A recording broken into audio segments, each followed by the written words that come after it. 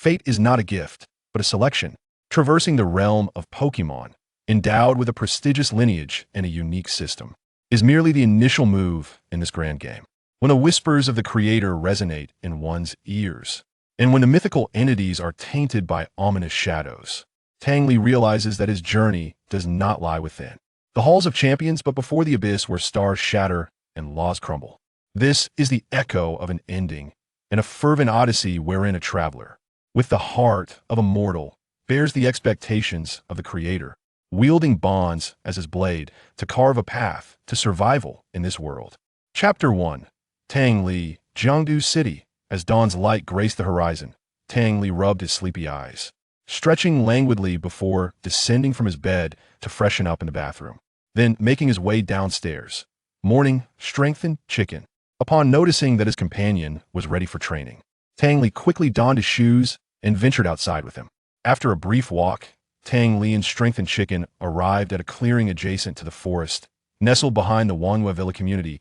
To facilitate his studies at Jiangdu University, Tang Li had deliberately purchased a residence in this neighborhood, a place with scarce foot traffic, ensuring that his training would remain undisturbed. Strengthened chicken. I shall commence my exercises. You continue to practice your flame attacks until you achieve perfect control, followed by honing the intensity of your consecutive kicks. Mama. Strengthened chicken responded enthusiastically, brimming with determination, and began his training in earnest. Listening to the fervent sounds of strengthened chicken's training, Tang Li settled cross-legged upon the ground in meditation. A vibrant green radiance emanated from him, continuously fortifying his physique, deepening to a level imperceptible to the naked eye.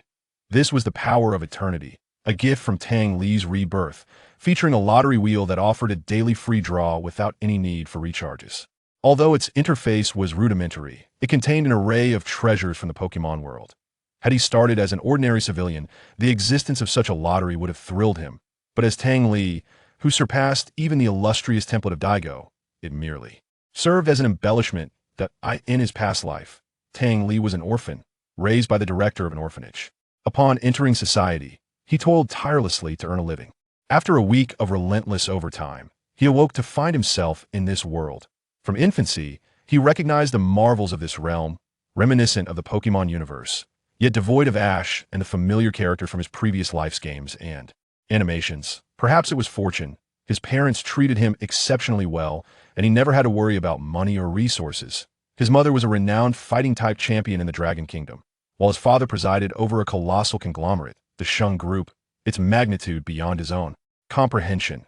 His grandmother was a distinguished breeder, and his grandfather stood as one of the four masters of the Dragon Kingdom, a strategic powerhouse in the nation.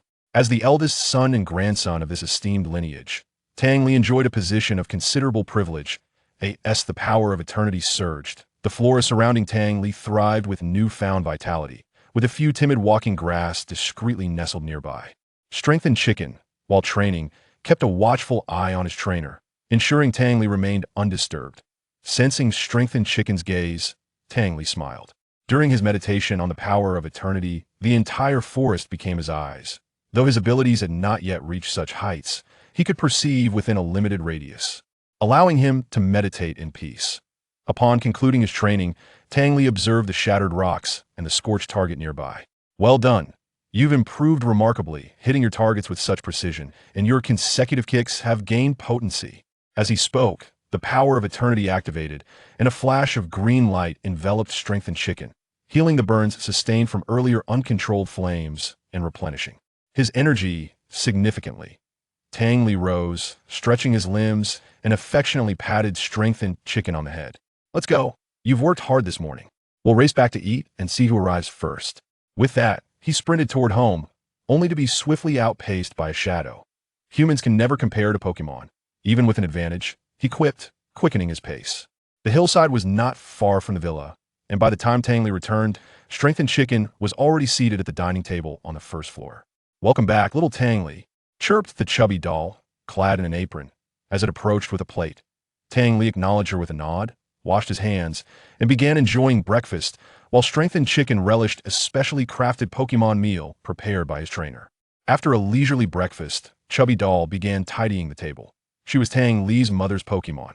Though her strength was only at the gym leader level, she possessed remarkable domestic skills. Concerned for her son's well-being, Tang Li's mother entrusted Chubby Doll to look after him. Strengthened Chicken was not idle either. He attentively watched the Pokémon battles on television, absorbing strategies and techniques. Tang Li beamed with pride at his companion's diligence. Indeed, his Pokémon was a source of comfort. Sitting on the sofa, Tang Li opened the lottery interface, initiating his daily draw. A large wheel emblazoned with the words Wishing Shrine at its top, and a central button awaited him. Skillfully, he activated the button with his mind, causing the wheel to emit a white light before vanishing. Skill Disc, Rock Spike. Fortune smiled upon him. The skill he drew was one that his Banjuru could learn, capable of inflicting significant damage on flying-type Pokémon. After storing the skill disc in his panel space, Tang Li opened his personal profile. Tang Li Gender male. Age 18. Occupation second year evolution major at Jiangsu University. Talent power of eternity plus. Fusion of innate psychic abilities and lottery talent. Pokemon owned *2. Skills intermediate breeder, advanced trainer. Chapter 2, World History. Pokemon, Blaziken male. Level, 36. Ability, Speed Boost, continually increases speed in battle until maximum. Talent, Champion level. Attributes, Fire, Fighting. Skills, Double Kick, Grab, Roar. Ember, Sand Attack, Peck, Flare Blitz, Quick Attack, Aerial Ace, Shadow Claw, Flamethrower. The skill pool is quite profound. After closing his panel, Tang Li assessed the training results of Blaziken. Mastering Flamethrower in just a few days is impressive, Blaziken. Your level is rising rapidly. Shall we evolve you into a Blaziken? Would you be equally formidable and handsome? Blaziken pointed at the television where the champion of the Gai City Gym, a Blaziken, was showcased. Surely, you would be even more handsome. I'm far more attractive than the gym leader. You would undoubtedly surpass him.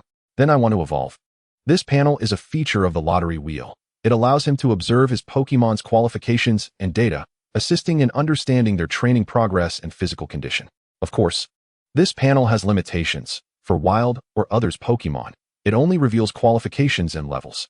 However, for Tang Li, this is more than sufficient. Do you want to see Old Class? Blaziken, engrossed in the show, nodded perfunctorily, showing little desire to engage with Tang Li. As Tang Li's initial Pokemon, Old Class has now reached quasi-champion level. He instructed his father to prepare a mine for Shakira's, and according to Dr. Fuan, the evolution process has been progressing smoothly. After a day or two of checks, it can be returned. In this world, the Pokemon levels are categorized as follows: 0 to 9, beginner, 10 to 19, intermediate, 20 to 29, advanced, 30 to 39, elite, 40 to 49, gym level, 50 to 59, quasi-champion level, 60 to 69, champion level, 70 to 79, master level, 80 to 89, legendary level, and 90 to 100, divine beast level, which typical legendaries and mythical Pokemon do not reach. Pokemon have existed for over 1,000 years in this world. The origins are unknown, and no one knows where they came from. It is only known that various Pokemon began to appear about 1,000 years ago. For the people of that time, it was akin to a dimensional strike. Their once prized cold weapons inflicted minimal damage on Pokemon.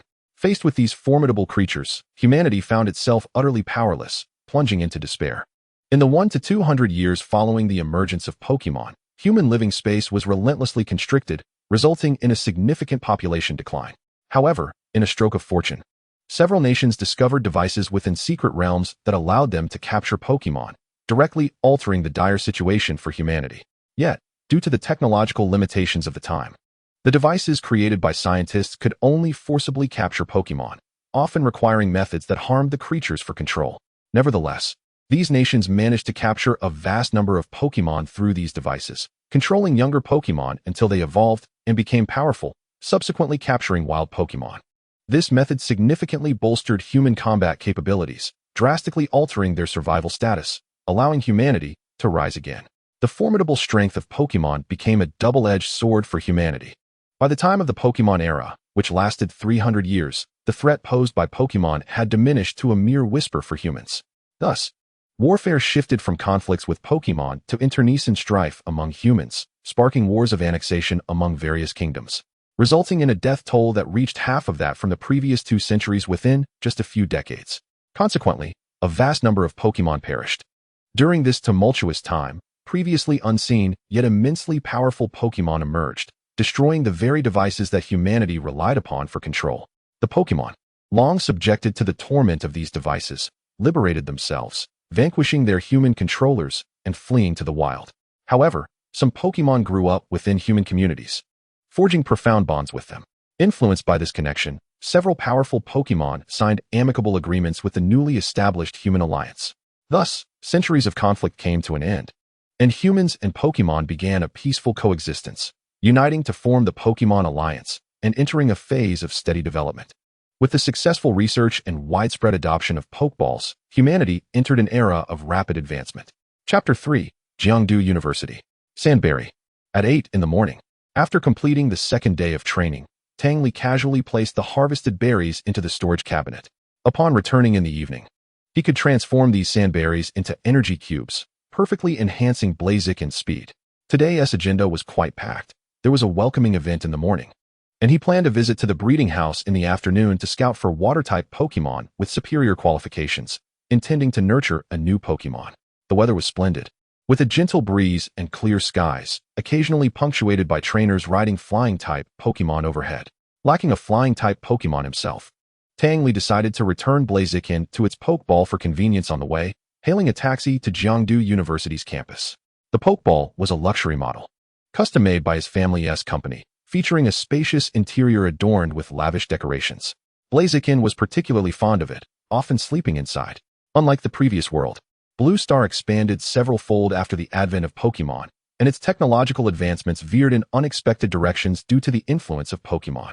The spatial devices are unparalleled, with Pokeballs as their hallmark, showcasing an astounding variety and comprehensive functionality. Capable of encapsulating living Pokémon of various sizes within a compact sphere while ensuring their health and well-being. One of the main businesses of Tang Li's father's company, Shinshin Group, is the sale of Pokeballs and space-folding backpacks. Breakthroughs in technology such as the Pokémon transmission system, communication systems, and highly efficient healing devices have propelled Pokémon battles into the forefront of popular trends, with nearly everyone aspiring to become a trainer.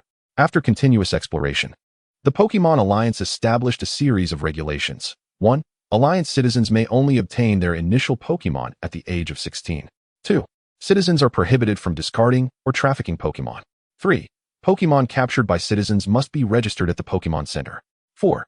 Trainers are assessed for their skill level and awarded corresponding titles, subsidies, and benefits.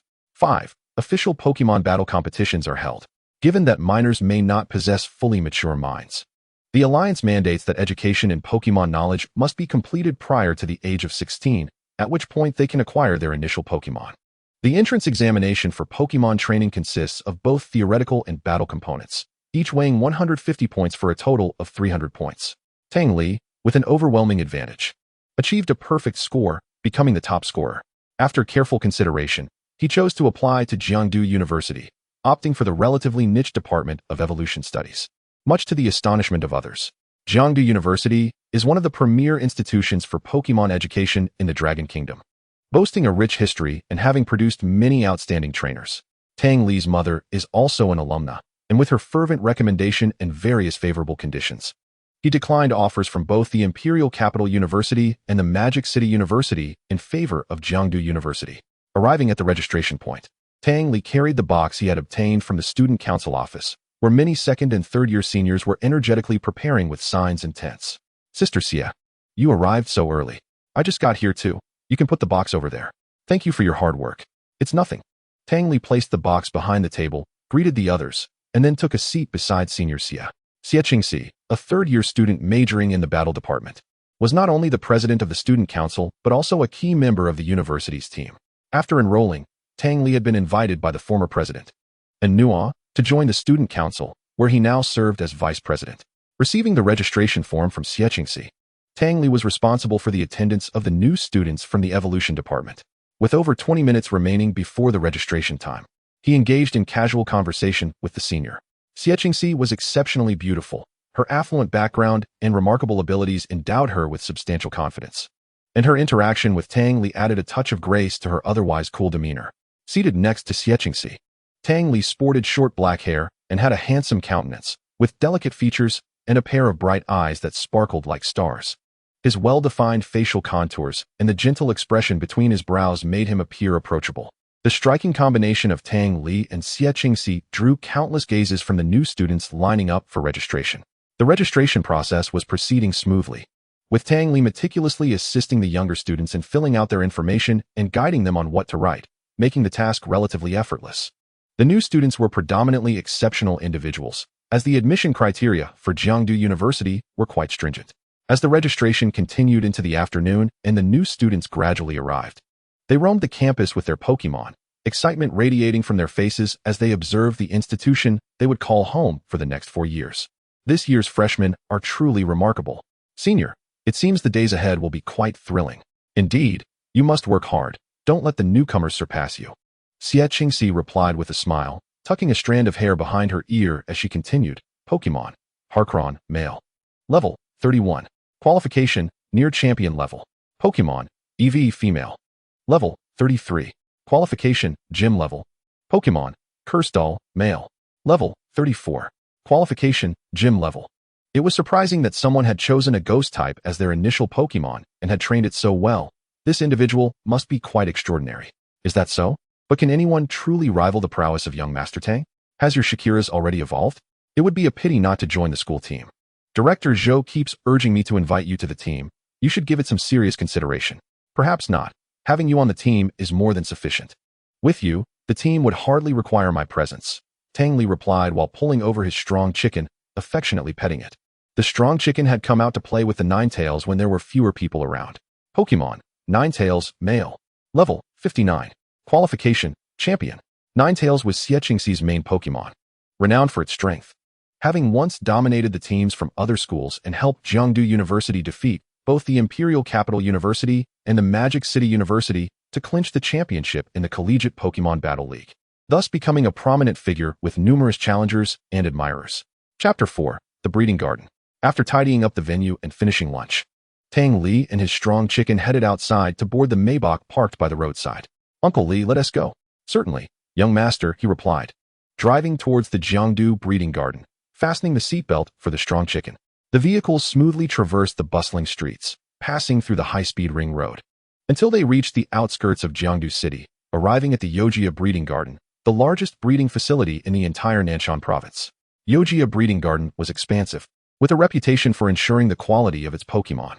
Tang Li planned to purchase a well-hatched Pokémon, and coming here was a wise choice. Speaking of Pokémon purchases, every individual, upon birth, could contribute a portion of money to the Alliance each year, allowing them to select one of the starter Pokémon from the Breeding Garden or Research Institute upon reaching the age of 16. The so-called starter Pokémon are those that undergo 2 stages of evolution, possess commendable strength, and are relatively docile. The Fire Chick's egg was obtained from Dr. Futon's Research Institute. Of course, those with affluent families could purchase their own, while those with less financial means could opt for relatively inexpensive Pokémon eggs or take the risk of capturing wild Pokémon, much like the bug catcher. Everyone had their own path to becoming a trainer, while a privileged upbringing could provide a head start. Battling involved numerous considerations, and many who seemed ordinary eventually faded into the crowd. Conversely, there were countless individuals from impoverished backgrounds who ascended to the ranks of champions and high-ranking Alliance officials. The Yojia Breeding Garden was vast, an official establishment of the Alliance, alongside 3 other breeding gardens in different locations. It supplied Pokémon eggs and young Pokémon to the various breeding houses distributed throughout Nanshan Province. While private breeding establishments were permitted, their approval process was complex, with stringent requirements for applicants. Most large-scale breeders possessed considerable strength, akin to gym leaders and champions, sharing the responsibility of maintaining city stability and ensuring public safety, thus forming an integral part of the Alliance. A flock of Pidgeys and Spearows chased each other in the sky, while a Bulbasaur and a Oddish frolicked by the path. In the distance, a Slowpoke dipped its tail into the water, gazing vacantly at its reflection. A young man and a middle-aged man observed a small Croconaw, suggesting he had already selected his Pokémon and was discussing it with his father. The Yojia Breeding Garden had created various ecological zones tailored to the different habitats of the Pokémon. After expressing his requirements, Tang Li followed the guidance of the attendant to the water-type ecological area. The area consisted of a shallow lake, where several hippopotas rested on the shore, and numerous Pokémon swam in the water. As he surveyed the surroundings, some Pokémon's panels appeared above them.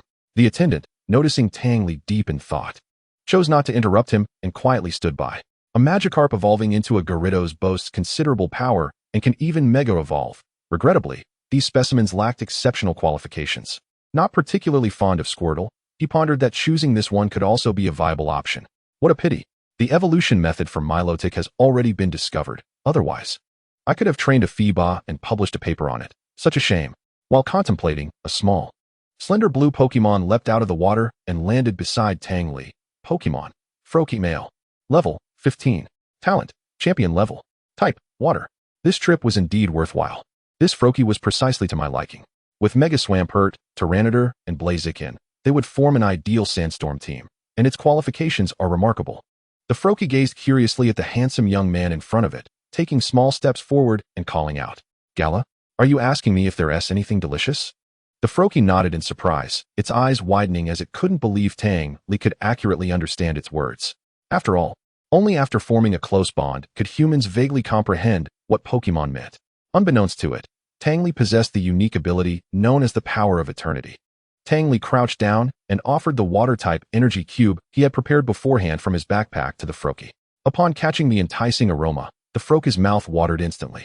Since learning how to craft energy cubes, both the strong chicken and Tyranitar had been enjoying Tang Li's specially made treats, coupled with the rare berries he had collected, which not only greatly enhanced the Pokémon's abilities but also tasted delightful. Tang Li had dedicated significant effort to this aspect. The Froakie embraced the energy cube and began to devour it eagerly. High-quality energy cubes were quite expensive. Typically, Pokémon would consume standard Pokémon food daily, and only during training would they require energy supplementation, prompting the purchase of energy cubes. Due to the abundance of sprites within the park, each one's share is rather limited, and the opportunities for the water jump fish to feed are not frequent. Beside him, the reception attendant began to introduce the water jump fish to Tang Li, noting its dominance within the park, claiming it to be unparalleled among the other small sprites. This mischievous creature often strayed into other parks to engage in battles, necessitating the intervention of the caretaker to bring it back.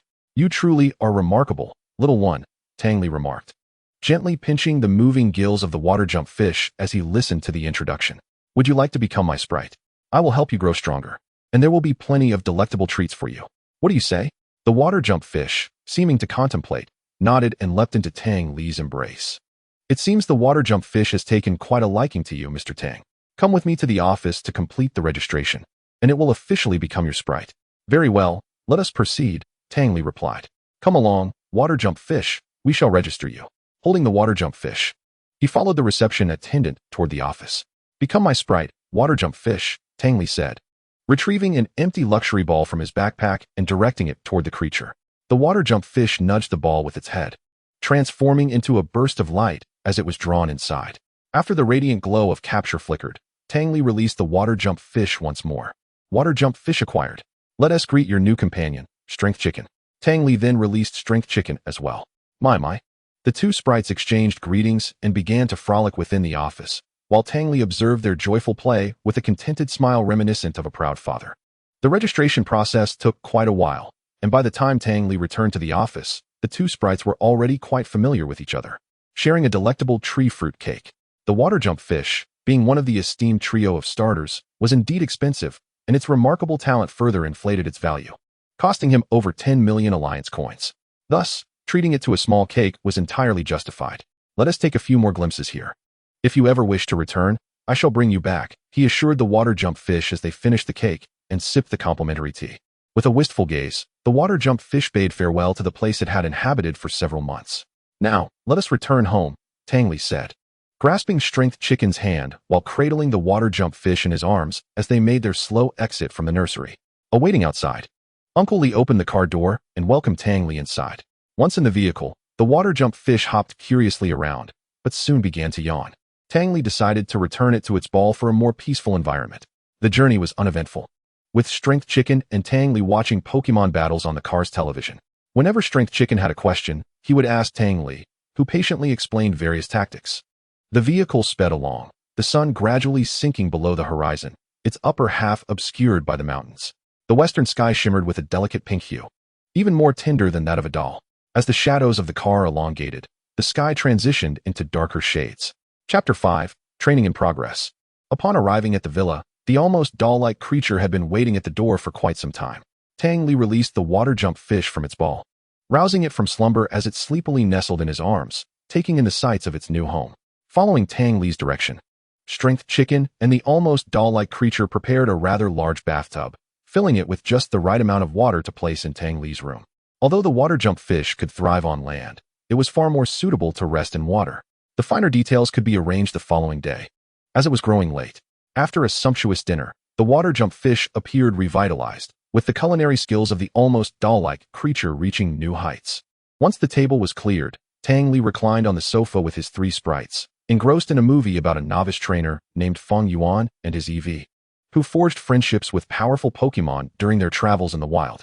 The storyline was quite engaging, and the 3 sprites alternated between laughter and tears. Tang Li, thoroughly entertained, seized the opportunity to snap a few photos of the water-jump fish to share in the family group chat. Photo: what do you think of my new companion? Quite dashing, isn't he? To his surprise, shortly after posting, a video call from his father came through. Upon answering, he immediately heard his mother's voice. Xiaoli, you've acquired a new sprite today. Show me, let me greet the water-jump fish.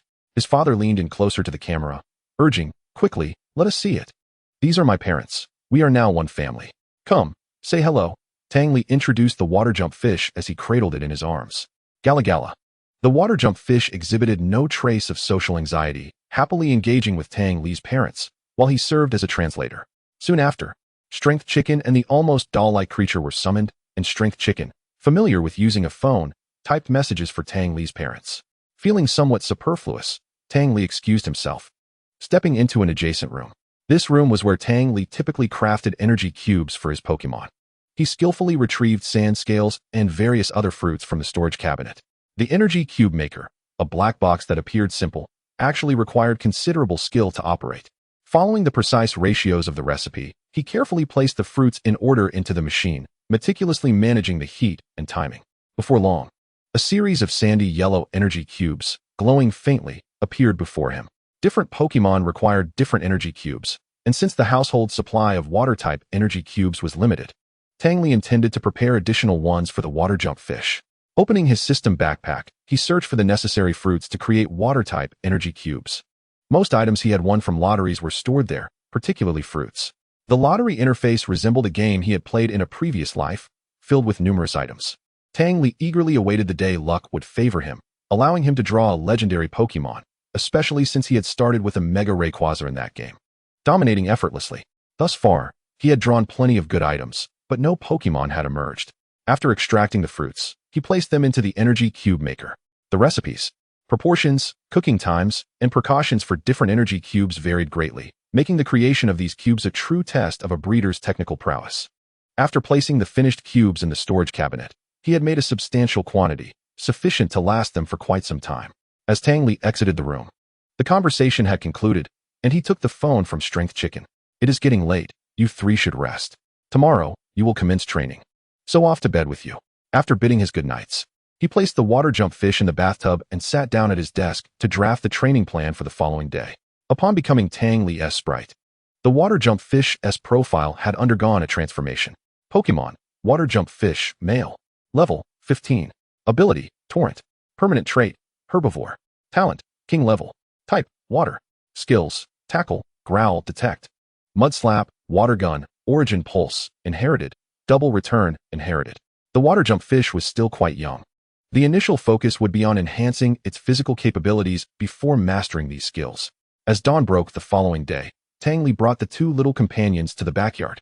His previous excursions to the mountains were aimed at enhancing his Tokiwa power, yet after his last meditation, he realized that his abilities had reached a plateau, rendering further training in that area unnecessary. The backyard was expansive, equipped with a plethora of training apparatuses, including a gravity chamber designed to bolster the resilience of Pokémon, machines for strength and balance training, as well as devices for enhancing evasion skills. There was even a move learning machine. Shuiyu, eager for training, scampered to Tang Li's side, eyes glimmering with anticipation, for no Pokémon shies away from the prospect of becoming stronger. First, head to the gravity chamber for some basic training and warm up. Let me assess your physical condition, Tang Li instructed, placing Shuiyu on the treadmill before stepping outside. Lishuanji, intrigued by how long Shuiyu could endure, approached to observe. As the treadmill accelerated, Shuiyu found himself running faster and faster. Although the pace felt brisk, he maintained his composure, proudly calling out to Tang Li. Be careful, Shuiyu. Lishuanji warned. glancing at Tang Li as he pressed the button marked 3, a knowing smile creeping across his face. Suddenly, Shui Yu felt as if a mountain had descended upon him. His legs faltered, and he was flung off the treadmill. Struggling to crawl out from behind the protective net, he trudged back toward the treadmill, having previously been curious about the purpose of the strange barrier, which he now fully understood. With a grimace directed at Tang Li, he clambered back onto the treadmill. Having witnessed the spectacle he longed for, Li Shuangji cheerfully resumed his own training. The treadmill had been reduced to its lowest speed. Yet Shui Yu could only manage to run for a minute or two. Sensing it was time to intervene, Tang Li halted the gravity and approached the treadmill, gently patting the exhausted Shui Yu who lay panting on the ground. He retrieved an energy cube to help rejuvenate Shui Yu and recorded the training data in his notebook. It appears that triple gravity is still too taxing for you. I shall adjust your training to double gravity henceforth. Your speed is commendable, though your endurance requires enhancement. After Shui Yu regained some strength, Tang Li guided him to a nearby device. Now, utilize your collision skills against this impact apparatus, he instructed, as Shui Yu propelled himself forward with determination, crashing into the device. The impact echoed with a resounding thud, and the adjacent display screen relayed the damage inflicted. Let us also experiment with water gun and origin pulse. Tang Li observed the newly generated damage data, meticulously noting it down. Such metrics allowed him to discern the progress of his Pokémon more transparently and objectively, facilitating their mastery of skills. After imparting some techniques for exerting force, he encouraged Shui Yu to practice independently. This device was particularly advantageous for evolving Pokémon, enabling them to gauge their proficiency based on the damage dealt. Conceived and designed by Tang Li at the age of 14, this product, now produced by the Shun Shun Group, was a hot seller. Albeit challenging to manufacture and in limited supply. Naturally, it was intended solely for Pokémon below the champion tier, as the damage output of higher-tier Pokémon would exceed the machine's limits. Tang Li set down a box of energy cubes nearby for Shui Yu's stamina replenishment and enlisted the help of the nearby Chibuzi to record progress before checking on Li Shuangji's development. Li Shuangji was practicing evasion using a machine akin to a tennis ball launcher, which fired balls at high speed and in various patterns. Watching Li Shuangji deftly evade the incoming tennis balls, each trajectory unique, Tang Li noted the difficulty of avoiding them all, and Li Shuangji had already taken several hits. The ball struck quickly, inflicting minor injuries, yet Li Shuangji persisted. Shui Yu gasped in astonishment, imagining that he would likely be rendered a fool if he were in Li Shuangji's position. As the barrage subsided, Li Shuangji bore visible wounds, prompting Tang Li to feel a pang of sympathy, deeply admiring Li Shuangji's tenacity and resolve. He observed the transition from significant injuries at the onset to fewer injuries despite the increasing speed and complexity of the balls, taking pride in Li Shuangji's gradual improvements. With a flick of his wrist, a green light enveloped Li Shuangji, who skillfully sensed the healing of his wounds and the alleviation of fatigue. Once he indicated his readiness, he resumed his evasion training. Tang Li turned his attention to Shui Yu, who appeared exhausted, and casually bestowed a healing light upon him. Shui Yu, bewildered, found himself suddenly revitalized. Get up and continue your practice. Otherwise, there will be no dinner for you today. Tang Li chided playfully. I'm serious about this training. Our trainer has many secrets. He can understand us and restore our energy. Could he be a Pokémon too? Stop mumbling to yourself and don't slack off. I'll be checking your progress shortly. Upon hearing the mention of a check, Shui Yu promptly scrambled to his feet and launched a water gun, diving back into his training. Tang Li observed Li Shuangji, who was now adept at dodging the more conventional fastballs, though the more erratic ones posed some challenges. Upon closer inspection, Tang Li noticed that Li Shuangji seemed to anticipate the trajectory of certain single shots before they were even launched, evading them with precision. Doubt crept in as he considered whether Li Shuangji had awakened a precognitive ability, yet a subsequent review of the panel revealed no such skill. Deciding to monitor the situation further, he made a note of it in his notebook and treated Li Shuangji once more. Watching the two Pokémon train methodically, Tang Li donned his training attire and began his own physical conditioning. Thanks to his innate abilities, his physical prowess exceeded that of an average person. Nevertheless, Tang Li remained diligent, training alongside his Pokémon, driven by his lofty ambition to reach the level of a super rookie, capable of enduring the divine powers of legendary Pokémon without faltering. The morning flew by in rigorous training, yielding fruitful results for Shui Yu. While Li Shuangji felt himself inching closer to evolution, Tang Li, mindful of balancing work with play, decided to conclude the session, allowing the two to frolic freely. Chapter 6. Banquilas. The Return. Li Shuangji, averse to water, evaded any attempts to bathe him, despite Tang Li's persistent coaxing. Ultimately, he resorted to forcibly submerging him in water. applying various grooming products to ensure that as Tang Li's Pokémon, he maintained a dapper appearance, free from dirt and disarray. Conversely, Shuiyu was delightfully mischievous, splashing around in the bathtub and intermittently spraying water at Tang Li, leaving him drenched. Tang Li found himself exasperated, feeling more fatigued than after his treadmill session that morning. After considerable effort, he finally managed to wash and dry both Pokémon, planning to take them and Chibuzi out for a meal. Tang Li sought a change from their usual home-cooked fare. After instructing the two to behave, he retreated to change clothes. By the time he emerged, all three Pokémon awaited him at the door. Grabbing a random car key from the cabinet beneath the sofa, he led them down to the underground garage. With the roar of the engine, a blue supercar sped down the road as Tang Li, donning sunglasses, drove with unwavering focus. While Chibuzi sat in the passenger seat and Lishuanji held on to Shuiyu in the back, it wasn't too long before they arrived at their destination, Yinjia Private Kitchen. As they approached the entrance, marked by 5 gilded characters, Tang Li parked the car and ushered the 3 Pokémon inside, where they were greeted by a charming waitress. With great enthusiasm, they ushered Tang Li and his companions into the private room. This establishment, owned by senior sister Xia's mother, is considered one of the finest dining venues in Jiangdu City. Ever since his first visit, Tang Li has developed a fondness for this place, often returning to indulge his cravings. In this world, ordinary animals do exist. However, their survival in the wild is severely challenged due to the presence of Pokémon. Most of them rely on extensive breeding by humans and the establishment of protected areas for their continued existence. The majority of people consume ordinary animals and crops. Nonetheless, the Union's Pokémon protection law permits the consumption of certain Pokémon parts by humans, such as the kingler, the tail of a Psyduck, the green onion of a Farfetch'd, the fruits from the neck of a Tropius, the eggs of a Happiny, and the milk from a Miltank, which is often regarded as an excellent choice for nourishing infants. Let us order the newly introduced dishes. I wish to sample Master Chang's culinary skills. You all should take a look at the menu and see if anything appeals to you, he said as he handed the menu to his companions. After a brief conversation with the 3 Pokémon, their orders began to arrive one after another. Tropius fruit salad, creamy pudding, claypot soup, special roasted duck, sugar-crusted egg tart, and hand-pulled lamb ribs. As Tang Li surveyed the table laden with delectable dishes, his appetite surged. He carefully draped napkins around the 3 Pokémon before they began to feast together. Tang Li ate swiftly yet elegantly, an attribute he owed to the upbringing instilled by his father and mother. As a scion of a prominent family, he attended numerous gatherings from a young age alongside his father or grandfather. While no one dared to voice discontent towards him, it was still prudent to avoid unnecessary trouble. Every visit to this restaurant left Tang Li immensely satisfied. The 3 Pokémon were relishing their meals, particularly the combination of the specially sauced roasted duck with the green onion pancakes, which left Tang Li utterly captivated. The Psyduck tail and the claypot soup melted in his mouth, the broth itself rich and hearty. Next time my father visits Jiangdu, I must bring him here once more. The flavors are quite delightful, aren't they, everyone? Master Chang emerged from the kitchen, addressing them. Indeed, it's splendid. If I were not already full, I would surely order another serving.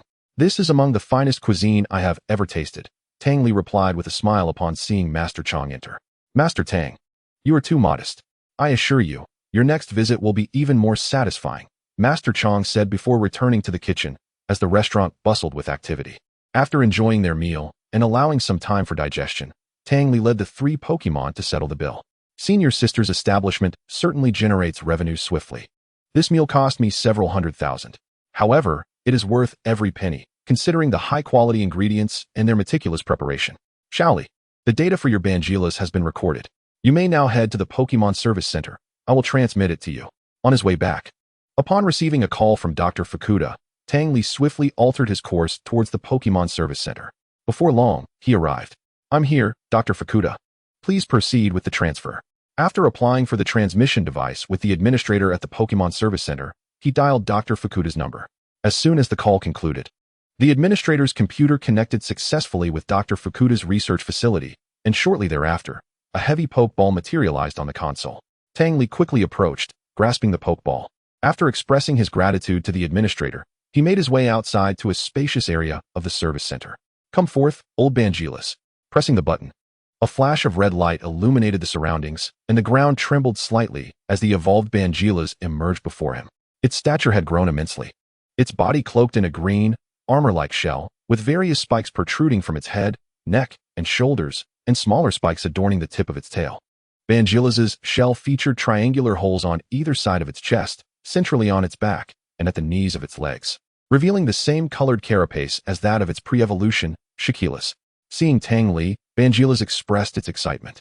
It had been sent to a mine in a neighboring city before its evolution and now returned in a commanding presence, proudly roaring at Tang Li, towering over him. Tang Li, who stood at approximately 1.8 meters, felt diminutive beside his Pokémon, stretching to touch its hard belly. "Welcome back, Bangilas," Tang Li exclaimed, embracing its abdomen. Bangilas lowered its gaze towards the diminutive Tang Li and instinctively reached out to pat his shoulder, recalling how Tang Li used to fondly stroke its head and shoulder when it was still a larvitar. So this is how it feels, quite delightful. Yet, upon feeling the immense force on his shoulder, Tang Li gasped, sensing that Bangilas might inadvertently harm him. He swiftly withdrew, grasping the hand that was about to stroke his head and fixed an intense gaze upon Bangilas. Bangilas offered a sheepish smile, retracting its hand. "What a pity. I should have patted his head first," it mused internally. After greeting the approaching Combuskin and the other Pokémon, Bangilas turned its attention to the Swablu, then glanced back at Tang Li. "This is Swablu, our new companion. I trust you will all get along splendidly." Unfazed, Swablu approached Bangilas' feet, and the two Pokémon exchanged pleasantries. "Let us head home now." Bangilas, being a rare sight, quickly attracted attention, and as more people gathered around, Tang Li addressed the Pokémon engaged in conversation. Retrieving Bangilas' Pokeball, it glanced at the sleek sports car nearby, and then at its current form, reluctantly entering the Pokeball. Subsequently, Tang Li gathered the remaining 3 Pokémon and returned to his car. Before long, they arrived back at the villa. The initial excitement of their reunion gradually faded, and in the courtyard, Tang Li released Bangilas and opened its panel to examine its details. Pokémon, Bangilas, male. Type, rock, dark. Ability, Sandstream, Intimidate, hidden ability. Level, 60. Talent, Divine Beast level. Skills, Thunder Fong, Bite, Glare, Sandstorm, Roar, Break, Rock Slide, Scary Face, Dark Pulse, Payback, Earthquake. Stone Edge, Hyper Beam, Crunch, Roar, Volt Tackle, Protect, Retaliate, Endure, Aura Sphere, Origin Pulse, Stealth Rock, Rock Tomb, Rampage, Fling, Fire Punch, Sunny Day. Bangilas' skill set was remarkably impressive, and its evolution had granted it several potent abilities. Its strength had reached the elite level. Originally, Bangilas' potential was that of a champion. After Tang Li utilized a reward for a life leap, it advanced to master level. Through meticulous cultivation over the years, Bangilas evolved into its complete form. Attaining divine beast level potential, Tang Li felt an overwhelming sense of ambition, contemplating that once Bangilas became even more formidable, he could potentially capture a few legendary Pokémon for amusement. "Bangilas, our goal is to triumph over the first-tier deities. Remain humble and composed, for we shall grow stronger." With a resounding roar amidst a flurry of sand and dust, the desert tyrant Bangilas responded affirmatively. Chapter 7. Embarking towards treasure. The distribution of rewards. After completing the day's rewards, Tang Li called forth Combuskin, Swablu, and Bangilas to the courtyard. "This is a premium water stone, Swablu. Take it when you rest on it. It will enhance your water-type energy. And this is a mysterious water drop, which can amplify the power of your water-type moves. Come, take it." Upon seeing these items that could enhance its abilities, Swablu eagerly accepted them. Turning to the robust fowl, he spoke. "This is a strength headband. It will enhance your power. This is a strength ankle guard, which you should wear during your training. Initially, it may feel somewhat uncomfortable, but it will gradually improve your speed. This is charcoal, which will augment the potency of your fire-type moves. Here is a black belt, designed to amplify the strength of your fighting-type moves. This is a premium firestone.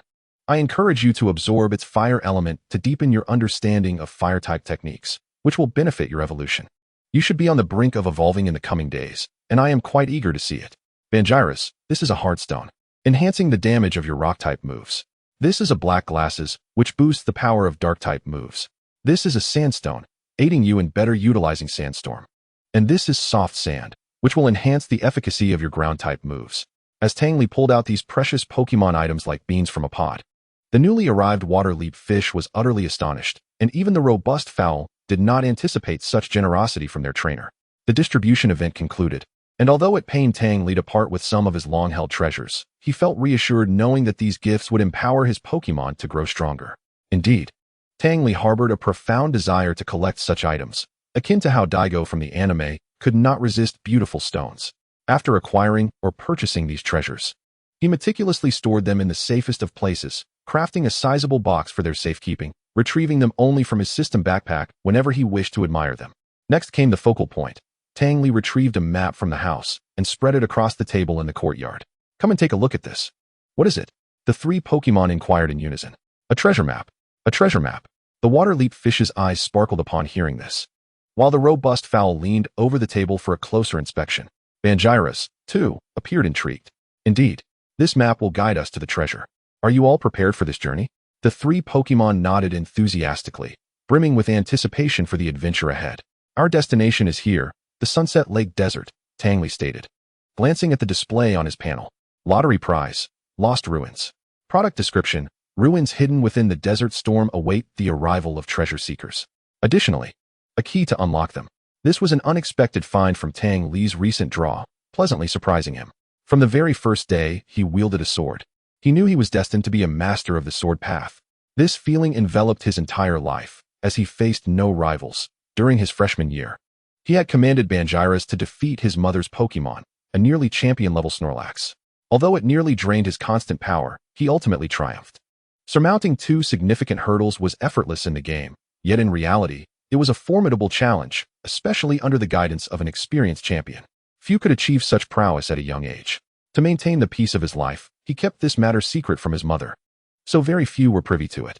Tang Li held little interest in Pokémon battles. Firstly, he found the rewards trivial, and unlike a certain game streamer surnamed Lu, he had no inclination to participate in baby cup competitions, finding the idea of defeating weaker opponents uninteresting.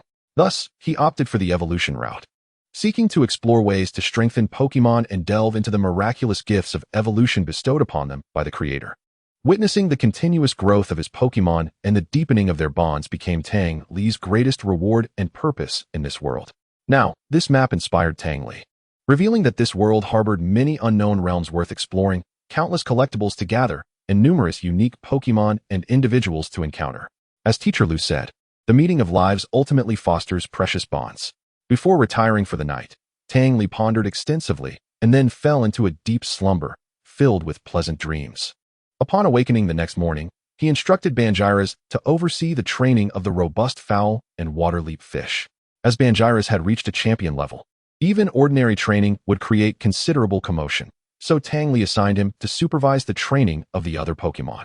He promptly headed to the department store to procure equipment for their treasure-seeking expedition, refusing to engage in an unprepared battle.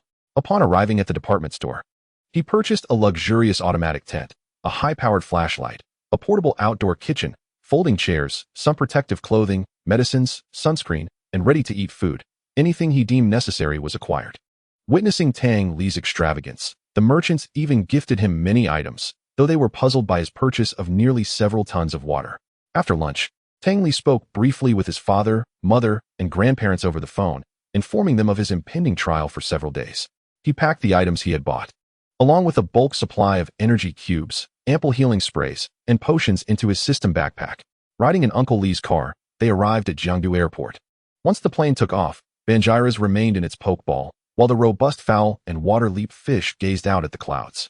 This was a covenant between humanity and the deities of order and neutrality, permitting human aircraft to traverse a certain altitude without fear of being attacked by Pokémon, unless one was particularly unfortunate to encounter the awakening of a deity of chaotic order or had a flying Pokémon accidentally collide with the aircraft. After enjoying the scenery and resting for a while, the plane landed. The Sunset Lake Desert lay on the outskirts of Changning City and in province. To reach the desert, one must pass through the Sunset Forest. Tang Li's first stop was the Sunset Forest. He planned to spend a few days in the forest, allowing the robust fowl to seek the thrill of battle to evolve into a Blaziken. The water-leap fish had yet to engage in combat, so arrangements needed to be made swiftly, and Banjira's also required several battles for satisfaction. Tang Li's efficiency was remarkable, reaching the edge of the Sunset Forest by the afternoon. Even with a well-prepared strategy, upon witnessing the vast expanse of the forest, Tang Li was taken aback. The forest stretched for miles, with towering trees that made Banjira's appear diminutive in comparison. A large sign hung at the forest's entrance, reading, "Do not enter, danger within." Chapter 8, Sunset Forest. Centuries ago, this area was barren desert. As the city on the edge of the Sunset Lake Desert, Changning City was often engulfed in yellow sands and frequent sandstorms throughout the year. A single storm could bury all the crops planted in the ground, causing immense suffering for the local populace. The governor, who grew up here, understood that only by planting windbreak forests to stop the sand could this predicament be resolved. He resolutely resigned from his position, leading the people and their Pokémon to take root in this land, embarking on a generational afforestation endeavor. They succeeded. The winds and sands were kept at bay by the protective forests, and the people of Chongning City enjoyed a happy and stable life, while Pokémon found refuge within the Sunset Forest. While reading the introduction to the Sunset Forest previously, Tang Li felt no particular stirrings. But witnessing this monumental achievement firsthand filled him with admiration for the governor's courage and determination. The spirit of humanity triumphing over nature and creating miracles is perpetually reflected in mankind, whether in his past life or in this Pokémon world. As Tang Li stood at the edge of the Sunset Forest, he felt warmly welcomed by the forest. To him, delicate green threads wafted from the towering trees, intertwining with his being. The long stagnant power of his constant energy began to ripple. The power of the evergreen is a blessing and gift bestowed upon the fated by the forest, as a divine favor from the woodland. Its bearer is imbued with a vast reservoir of life energy, capable of healing the injuries of Pokémon. Furthermore, as this life energy continues to nourish, it significantly enhances the innate qualities of the Pokémon. The bearer also possesses formidable natural affinity, enabling seamless communication with Pokémon and garnering a degree of favor from wild creatures. Even in states of frenzy, they can be soothed effectively. Ultimately, the bearer can momentarily imbue their will upon Pokémon, greatly augmenting their combat prowess, with the extent of enhancement depending on the bearer's mastery. Stepping upon the soft carpet of fallen leaves, I entered the Sunset Forest, enveloped in serene stillness. A Pidgey perched on a branch, gazing vacantly at a green caterpillar on the leaves. I surmised it must be satiated. A few caterpie dangled from silken threads, presenting a rather eerie sight. The trees bore an assortment of fruits, some ordinary, while many were peculiar berries. Beneath them lay numerous discarded seeds, remnants of Pokémon feasting, which, over time, would sprout into new fruit-bearing trees, thus maintaining the ecological balance. However, perilous Pokémon lurked in abundance. Upon encountering a tribe of Nidoqueens, I chose to avoid disturbing them and quietly circumnavigated their domain. Along the detour, I encountered an Arbok, which flicked its long tongue and hissed a warning. Assessing the situation, I noted our levels were comparable and declared, "Let us go, Mudkip. Enjoy your first battle." Retrieving the Pokeball from my waist, I released Mudkip. Confronted by the imposing purple figure of Arbok, with its gaping maw, Mudkip felt a flicker of trepidation. Yet, upon meeting my encouraging gaze, it steeled itself and advanced a few steps to face Arbok. "Well done, Mudkip. Use Water Gun," I commanded, though I initiated the attack.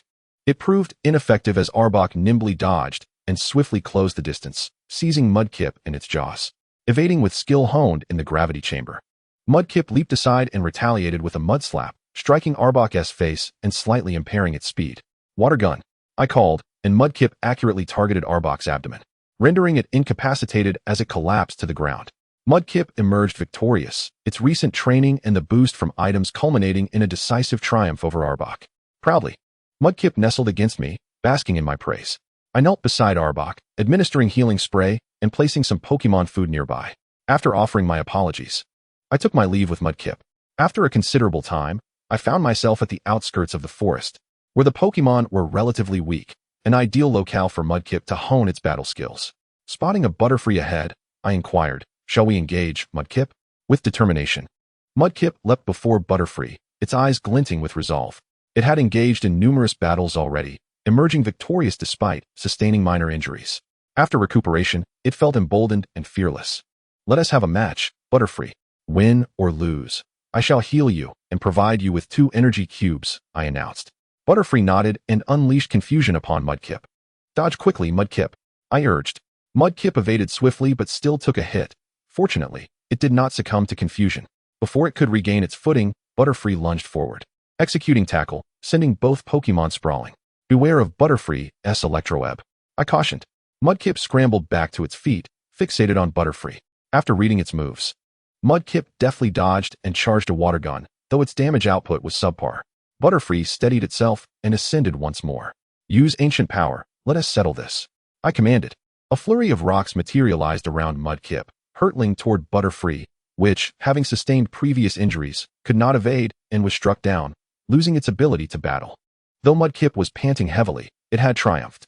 I instructed my watching Combuskin to retrieve healing supplies for Butterfree, while I channeled the power of the Evergreen to mend Mudkip's wounds and replenish its energy.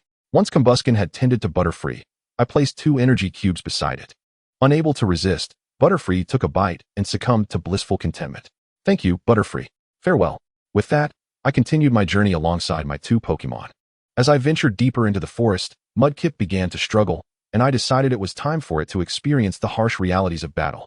Against a level 29 Tylo, it was swiftly defeated. Having reached the inner depths of the forest, Mudkip grew weary and returned to its Pokeball. Combuskin accompanied me, and thanks to the power of the Evergreen, no Pokemon dared to assault me, though Combuskin remained vigilant. As night fell, the dim light of the forest deepened. Heeding the advice of Belle, a seasoned survivor, I opted not to camp beside the water, instead setting up my tent several hundred meters away on a clear patch of ground. After securing the tent, I filled the bowls of my 3 Pokemon with ample energy cubes and food, while I indulged in my own provisions. After dining, I washed up at the pond and prepared for rest. I assigned Tyranitar to stand guard and settled down with my 2 Pokemon. Tyranitar occasionally emerged during the night, a formidable presence that deterred any potential chaos in the forest. It was the perfect guardian for the night watch. In the depths of the night, Combuskin awoke to relieve Tyranitar, maintaining the vigil. Occasionally, a few Pokemon seeking water wandered too close, but were promptly driven away by Combuskin. As dawn broke, the forest began to stir with life. Upon awakening, I unleashed a surge of life energy, treating Tyranitar and Combuskin to a rejuvenating spa experience, while Mudkip also enjoyed the pampering. After freshening up, I strolled about, attuned to the unusual energies around me. Last night, I sensed a powerful life force nearby, yet there were no traces to be found. After a thorough search yielded no results, I returned to camp. Combuskin, you say you're ready to evolve? I exclaimed in surprise. I had envisioned a classic scene reminiscent of the animated series, facing formidable foes to push Combuskin to its limits, leading to a dramatic evolution that would turn the tide of battle. However, the script had taken an unexpected turn, with Combuskin evolving smoothly instead. Nevertheless, I was delighted by this development. In a radiant burst of light, Combuskin underwent a remarkable transformation. Its form grew tall and imposing, white feathers billowing, and a victorious V-shaped comb soaring high. Its sharp claws and powerful legs showcased its strength, while its blue eyes stood out, exuding an extraordinary aura amidst its vibrant coloration. Pokemon, Blaziken Male. Level, 42. Nature, Stubborn. Ability, Speed Boost. Increases speed continuously during battle until it reaches its maximum. Talent, Champion Level. Attributes, Fire, Fighting. Skills, Flame Punch, Claw Howl. Charge, Spark, Double Kick, Flame Kick, Sand Attack, Flame Vortex, Flamethrower, Will-O-Wisp, Split, Peck, Sand Splash, Quick Attack, Wing Attack, Shadow Claw, Protect, Awakening Power, Energy Flame Rush. The evolved Blaziken is remarkably impressive, having mastered several formidable skills. Initially, it was intended for the muscular Combuskin to learn Protect and Flame Punch from Tyranitar. But to our surprise, it acquired these skills upon evolution, thus saving us considerable time. Moreover, it possesses gym-level strength, with its potential reaching championship caliber. Congratulations, Blaziken. You have grown to match my height. I recently encountered a cunning Sceptile of commendable strength. Let us engage in battle to acclimate to Blaziken's newly acquired powers. With 4 energy cubes as a condition, I invited Sceptile to face off against Blaziken. Once consent was granted, I turned to Blaziken and said, "Enjoy the match, Blaziken." Pokemon, Sceptile. Attributes, Grass, Dark. Level, 45. Talent, Near Champion Level. Sceptile is adorned with long, fluffy white mane that obscures much of its face, resembling a web. It boasts elongated ears, a long and pointed snout, and a large mouth, with murky yellow eyes featuring black scare and pupils, while its hands are comprised of 3 broad leaves. Despite its commendable talent and strength, I had no intention of capturing it, as Sceptile did not align with my aesthetic preferences and exhibited numerous weaknesses. Sceptile initiated the assault by unleashing Sunny Day. Utilize Will-O-Wisp against Sceptile, I commanded. A flurry of purple ghostly flames encircled Blaziken and surged toward Sceptile. After evading the attack, Sceptile charged forward with Quick Attack. Blaziken retaliated with Flame Kick, sending Sceptile hurtling through the air. Just in time, Sceptile employed Protect, narrowly avoiding an instant defeat at the hands of Blaziken. Seizing the opportunity while the dust lingered, Sceptile unleashed Leaf Storm. Dodge and use Flamethrower. Blaziken effortlessly evaded the Leaf Storm and fired a powerful flamethrower directly at Sceptile. This time, Sceptile could not withstand the onslaught, collapsing severely injured onto the ground. I activated the power of Tokiwa to heal its wounds and presented 4 energy cubes, which Sceptile cautiously accepted before retreating. The battle concluded swiftly, Although Sceptile's level surpassed that of Blaziken, the latter's superior speed and train evasion skills made a significant difference. Had the Leaf Storm enhanced by Sunny Day connected with Blaziken, the outcome would have been altered. I confirmed that Blaziken had indeed learned Future Sight, albeit faintly, as it did not appear on the panel. When the Leaf Storm approached, Blaziken deftly sidestepped to the left, evading Sceptile's powerful move unscathed. I pondered how I might facilitate Blaziken's proactive mastery of Future Sight, a skill with considerable utility that would allow it to preemptively avoid high-damage attacks, especially given its fragility. A direct hit could easily lead to its downfall. Chapter 9. The Forgotten Ancient Kingdom of Galar. The sun gradually disappeared, and the sunset forest once again succumbed to silence. After wandering the forest for a day, I returned to the campsite with 3 Pokémon. Blaziken and Swampert had battled numerous times today, exhausting considerable energy. And after a swift meal, they promptly retired for the night. Once I observed them asleep, I cautiously stepped outside. Outside, Tyranitar was on night watch. Approaching its side, I settled down and gently patted its body, saying, "Thank you for your hard work. Let us converse for a while. I too wish to battle. I feel as though I might burst." Tyranitar lamented, casting a forlorn glance at me. I shot Tyranitar a knowing look, replying, "I understand your eagerness to fight after your evolution, but are you not aware of your current strength? Not only are there none in this forest who match your prowess, but even if there were, you must understand the importance of this forest to them. Should you engage, the destruction would be considerable." I implored earnestly. "What if Blaziken progresses too rapidly and catches up to me?" Tyranitar fretted. "Ha ha ha. You actually worry about that? The stalwart leader of our team, Tyranitar, doubts its own strength?" I chuckled. "Is there even a need for such concerns? Future legendary Pokémon? Pokémon. Tyranitar, male. Attributes: Rock, Dark. Ability: Sandstream, Intimidate, Hidden ability. Level: 62. Talent: Legendary level. Skills: Thunder Fong, Bite, Glare, Sandstorm, Roar, Breakthrough, Rock Slide, Scary Face, Rampage, Dark Pulse, Bite Back, Earthquake, Stone Edge, Hyper Beam, Crunch, Roar, Protect, Revenge, Endure, Aura Sphere. Ancient Power: Stealth Rock, Rock Lock, Rampage, Throw, Flame Punch, Sunny Day.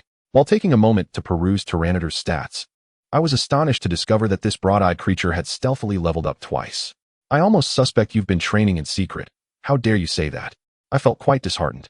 What am I to do when my Pokémon possess such exceptional talent and level up so swiftly? There is little sense of involvement.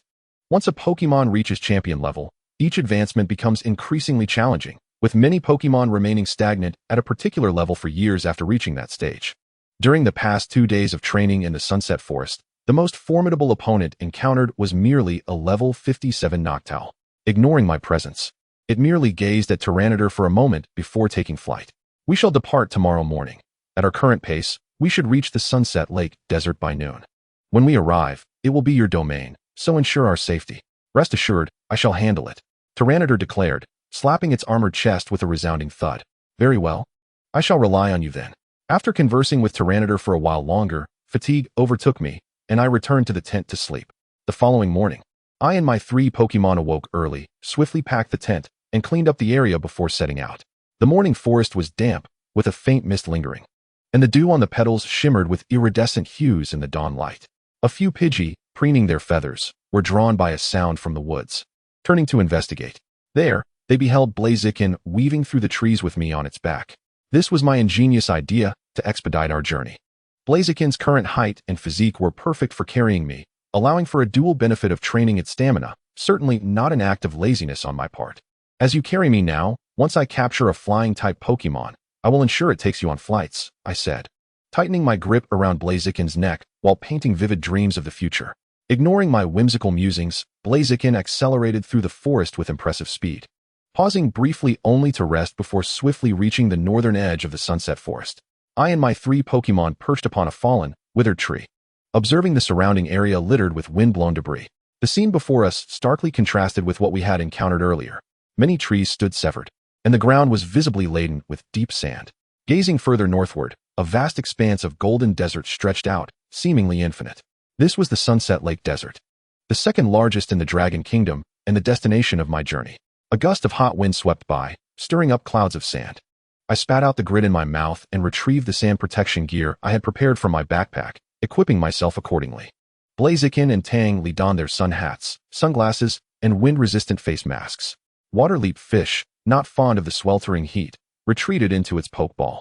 Rampardos, however, expressed no need for such precautions and eagerly strode into the desert. Blaziken, let us hasten after him. With each step deeper into the arid expanse, Tang Li's vision was dominated by endless golden sands, devoid of any signs of life. After traversing several dunes, each step felt overwhelmingly burdensome for Tang Li, while Rampardos and Blaziken appeared unperturbed. Initially, it was assumed that Rampardos would lag behind due to its speed disadvantage, yet surprisingly, it navigated the desert with remarkable ease. Suddenly, an idea struck Tang Li. Rampardos, wait a moment. He produced a sled and handed the harness to Rampardos. Infuriated, Rampardos bellowed in protest, feeling as though it had been mistaken for a speedy Pokémon. Who promised to protect me? I could use your assistance now. You wouldn't break your word, would you? Left speechless by its trainer's audacity, Rampardos begrudgingly pulled Tang Li through the desert. Rampardos' speed was astonishing, and its stamina seemed boundless, allowing Tang Li to comfortably stand while enjoying the breeze. Blaziken returned to its Pokeball, claiming it was to lighten the load for its trainer. However, Tang Li soon found himself unable to smile as he called for Rampardos to halt, seeking refuge in the shadow of a dune to release his two Pokemon. We seem to have lost our way, he confessed. The Pokemon stared at him in disbelief. Tang Li set down a map and compass, only to find the compass malfunctioning, leaving him uncertain of their location. Waterleap Fish anxiously inquired, "What should we do? Am I destined to become fish jerky?" Blaziken attempted to shake the compass, but upon seeing no effect, relinquished it. "Let us rest for a moment. I will observe our surroundings and devise a plan," Tang Li said, feeling at a loss. After consuming some food and water, he still found no viable ideas. From a higher vantage point, we may gain insight. Let us ascend that dune over there. With Rampardos' assistance, they swiftly reached the highest point in the vicinity. Producing several binoculars, they began scanning their surroundings. As they observed, they cross-referenced the map and made notes. And their diligence bore fruit as they finally pinpointed their location. Relying on his exceptional memory, Tang Li memorized the approximate route and stowed the map. "I have found the way, let us descend." He was puzzled to see Blaziken return Rampardos and Waterleap Fish to their Pokeballs and then hand them to him. "Hold on tight," Blaziken stated expressionlessly. Without waiting for Tang Li's response, Blaziken lifted him and leapt from the dune. The dune stood nearly 200 meters tall, and as Blaziken twisted midair, it executed a fire kick upon landing, crashing into the sand like a meteor. Tang Li emerged from the sand, unscathed yet utterly fatigued, lying on the ground to steady his racing heart, thoroughly shaken by the experience. That mischievous Blaziken must be exacting revenge for my remark about its inability to fly. I shall remember this slight, he thought. After releasing Rampardos and Waterleap Fish, he noted Rampardos' triumphant expression, realizing it had played a role in this escapade. Let us move swiftly. Much ground remains to be covered. Nightfall arrived as expected, with the stars shining resplendently. Tang Li reclined outside the tent, gazing at the celestial tapestry alongside his Pokémon while recounting the history of the desert. The ancient nation of Guga, a modest city-state over 800 years ago, thrived upon the bountiful fish harvests of Sunset Lake, situated on an oasis. A fisherman, while casting his net, discovered a radiant azure pearl within the lake. Its brilliance captivated a wealthy merchant who purchased it at a high price to present it to Queen Swan of Guga. The queen, enamored with the pearl, wore it constantly. One fateful day, while out on an excursion, she was unexpectedly attacked by a Pokémon. In the midst of peril, the pearl emitted a blue pulse, repelling the assailant and saving her life. Grateful for the pearl's protection, the queen enshrined it within the grand temple. Little did anyone suspect that soon after, a colossal crimson figure would descend upon Guga, heralding devastation. Awakened from its slumber deep within molten rock by a familiar yet loathed pulse, Groudon surged toward its source, the Azure Pearl, a vital artifact for Kyogre's primal return. Mistaking the presence of Kyogre as a provocation, Groudon approached with wrathful intent. As one of the deities of chaotic order, it held no compassion for humanity. Upon arriving in Guga and finding no trace of Kyogre, it obliterated the city and seized the Azure Pearl. Powerless to defend themselves, the people could only watch in horror as their city crumbled, the ground collapsed, and their lives extinguished. By the time Groudon departed, the waters of Sunset Lake had evaporated, with the land now seething with molten lava, devoid of any signs of life. Over time, the once thriving Guga faded into history, its territory transformed into the barren expanse of the Sunset Lake Desert. The incident, occurring so abruptly, was scarcely documented by the Alliance. Yet, drawing from his previous life's knowledge, Tang Li pieced together the fragmented tale. He had often jested about Groudon's alleged inability to fly, yet in this world, it could effortlessly annihilate a nation. The tragic fate of Guga left Tang Li and his 3 Pokémon profoundly moved. Strength. It is of utmost importance. We must become stronger to safeguard our current, beautiful existence. Let us strive together, my companions. As they returned to the tent, Tang Li's fervent declarations echoed faintly among the dunes. Chapter 10. The Descent to the Underground Palace. 800 years ago, in the kingdom of Guga, within the royal city of Notice. Little Tichy, the flowers here are all cultivated with great care by your father. Are they not beautiful? The king proclaimed proudly. The weather was splendid, and having concluded his state affairs, the king took his daughter, Princess Tichy, to the royal garden to admire the blossoms. Where's mother? Why isn't she here with Tichy? Your mother has gone to the grand temple to pray. She was startled a few days ago. Is it not enough that your father is here to play with you? Always clinging to your mother. The king affectionately ruffled his daughter's hair. Father, you are annoying. I'm going to play. Oh, little Tichy, do not pick those. The king exclaimed in dismay as he watched Tichy meddle with the flowers. After much effort, he managed to catch her, saying, if you pick so many, they will wither quickly. Those dreadful Pokémon frighten my mother. I shall weave a flower crown for her, so she will not be afraid. Father, please teach me. I am not very skilled at it. Very well, your father will help you. Your mother will surely be delighted to receive the crown you make. Thus, the father and daughter settled in a pavilion, taking turns to weave the flower crown. Your Majesty, the ancestors have summoned you for an urgent matter, a guard suddenly reported. Father, you must go. Great-grandfather surely has something important to discuss. I can manage on my own. Little Tichy, you are so understanding. I shall see what it is. I will return shortly. After instructing a few guards to tend to her, he followed the guard away. The ancestor was the founding emperor of Guga, the Pokémon of the current king's grandfather, a master-level Ho-Oh. Upon arriving at the ancestral spirit side, I inquired, what is the matter that you summoned me with such urgency? Our ancient Guja kingdom is on the brink of calamity, came the grave response. What transpired? Is there an impending attack upon us? The king, filled with trepidation, pressed on. I have only glimpsed our homeland reduced to ruins. The king was momentarily struck dumb by this revelation. What shall we do? Do you know who is responsible? I cannot see. The king stared incredulously at the ancestral spirit, troubled by their demeanor. The Guja kingdom had faced perilous circumstances before, yet he had always managed to navigate them successfully upon his return. He was, undoubtedly, the cornerstone of the Guja kingdom. Ancestral spirit, might you employ your supernatural abilities to discern the truth? There is no way. Truly no way? No, the spirit replied. After a brief silence, the king quickly regained his composure, striding purposefully to the door. He instructed his attendants, you there, summon the ministers for an emergency council, and you, fetch the princess. The ministers, upon receiving the summons, gathered swiftly in the court. The king wasted no time, directly conveying the ancestral spirit's ominous words. Heaven seeks to annihilate us. Several ministers cried, tears streaming down their cheeks. Now is not the time for lamentation. We must first ensure the safety of our citizens. They must flee at once. You must escape as well. Once they departed, the king sought out his daughter, who was waiting outside the hall. Why the haste in summoning me? I have yet to finish weaving my garland, she said. The king, filled with concern, embraced her gently. We must seek your mother at once. With that, he rose, holding his daughter close as they made their way towards the ancestral temple. Father, has something occurred? Young Tichy asked, noticing the hurried movements of the guards and ministers. Yes, we shall find your mother first, he replied. All right, Tichy murmured, burying her face in her father's chest, feeling a flutter of anxiety. Upon reaching the ancestral temple, Queen Suin rushed forward, enveloping them both in a tight embrace, tears cascading down her cheeks. Mother, do not weep. Here, this garland is for you. Isn't it beautiful? I made it myself, Tichy said, wiping her mother's tears with her tiny hands. The couple exchanged a glance, then addressed the hidden guards beside them. From this day forth, you shall accompany Princess Tichy and ensure her safety. Take her through the secret passage and away from here. I will not go. I want to stay with you. Tichy began to wail. Listen, Tichy, our kingdom is on the brink of great disaster. Your father and I must protect our homeland. You must follow the guards and leave for now. We will find you once the situation is resolved, all right? This is our royal heirloom. Take good care of it. The king said, handing a large box to the guard, who took it respectfully and positioned himself behind Princess Tichy. My princess is truly beautiful. You must take care of yourself.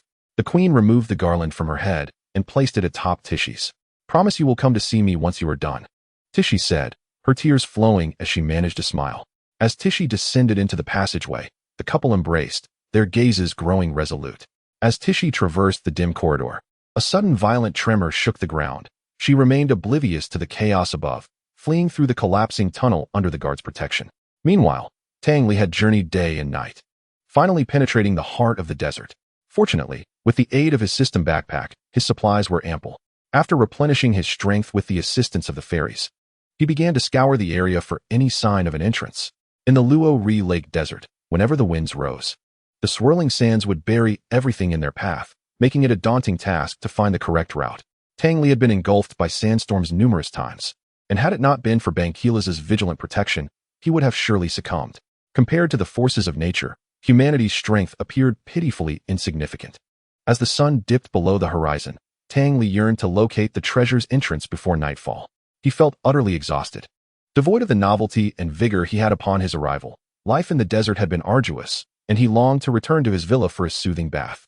After meticulously comparing his map, he finally pinpointed a probable location. "We have found it. At last, we have discovered it," Tang Li exclaimed joyfully to the three fairies. Following the direction of his pointing finger, they beheld a towering cliff, nearly 200 meters high. The map indicated that they must descend from here to reach the canyon, where the entrance awaited. Without further ado, they raced towards the cliff's edge. The descent was steep and treacherous, but with the aid of the fiery chick, Tang Li successfully navigated down to the canyon below. Indeed, this was a land of fortune. Not only was there ample shade, but Tang Li also spotted a small stream of water seeping through the rocks. Additionally, lush green plants flourished, and several tiny scorpions drank from the creek. They regarded Tang Li with caution, retreating into the crevices upon spotting him. Ignoring them, Tang Li replenished his water supply and filled a basin, giving the lethargic water leap fish a refreshing bath, as it had suffered the most from the desert's harshness. After surveying the area for a while, Tang Li's gaze landed on a particular rock face. "Banquilas, sense which part of that wall is not solid. Use your impact lightly, do not cause a collapse." Banquilas gently struck the designated area, and with a thunderous roar, an opening appeared before Tang Li. After adjusting his gear and allowing the air to circulate, he switched on his flashlight and ventured inside. The passage was narrow and difficult to traverse. Tang Li and the fiery chick struggled onward, recognizing that this tunnel had been hewn by the hands of the Guja people. As they pressed forward, they reached the depths of the earth. Before them lay a wide, dark river, long dried up, its bed now exposed. The number of fairies here was considerable, all resting in the shadows. The bright beam of the flashlight startled them, prompting a few irritable royal mud dragons to charge at Tang Li. Before he could react, the fiery chicks swiftly dispatched them, sending them crashing against the rocks. As more wild fairies approached with hostile intent, Tang Li threw out a pokeball, declaring, "Banquilas, it's your turn. Use Dark Pulse." The moment Banquilas emerged, an oppressive aura enveloped the surroundings. The encroaching wild fairies cowered, prostrating themselves in submission. Observing a quasi-king-level happy river elf in the shadows, Tang Li allowed Banquilas to ease the intimidation as they continued onward. At the end of the river lay a stone door adorned with ancient runes. This must be the entrance to the treasure. Tang Li noticed several armored corpses sprawled on the steps, with a pile of fairy bones nearby. These fairies must have come here to await death in quietude. After Tang Li and the three fairies buried the guard's remains, their focus returned to the stone door. There was a notch on the door. Upon closer inspection, Tang Li realized it matched the shape of the key he possessed. He retrieved the key from his backpack and inserted it.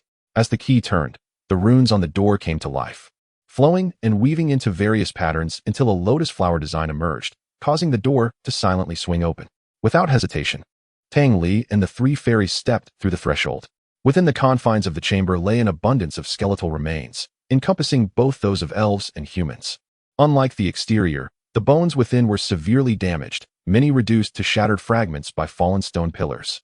The structure resembled a crypt, and the three elves gazed curiously at the multitude of remains scattered across the ground. While the sight of a mere 20 corpses might evoke terror, the presence of 1,000 or 2,000 bones merely sparked their intrigue. This place was truly extraordinary. Logically, with so many bodies, one would expect the presence of ghostly entities. Yet, despite Tang Li's thorough search, no anomalies were detected.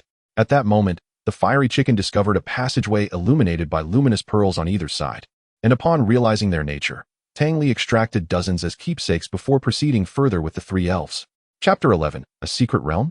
Upon traversing the radiant passageway, Tang Li activated his light source, revealing a series of steps leading to a door situated above the final step. Perplexed by this peculiar architecture, he pondered who might have constructed a tomb in such a manner.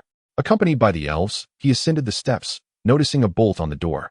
With a tug downward, the decrepit door creaked open, revealing a sight that left Tang Li utterly astonished. The moon, in a subterranean expanse over 50 meters deep, His mind struggled to comprehend the impossibility.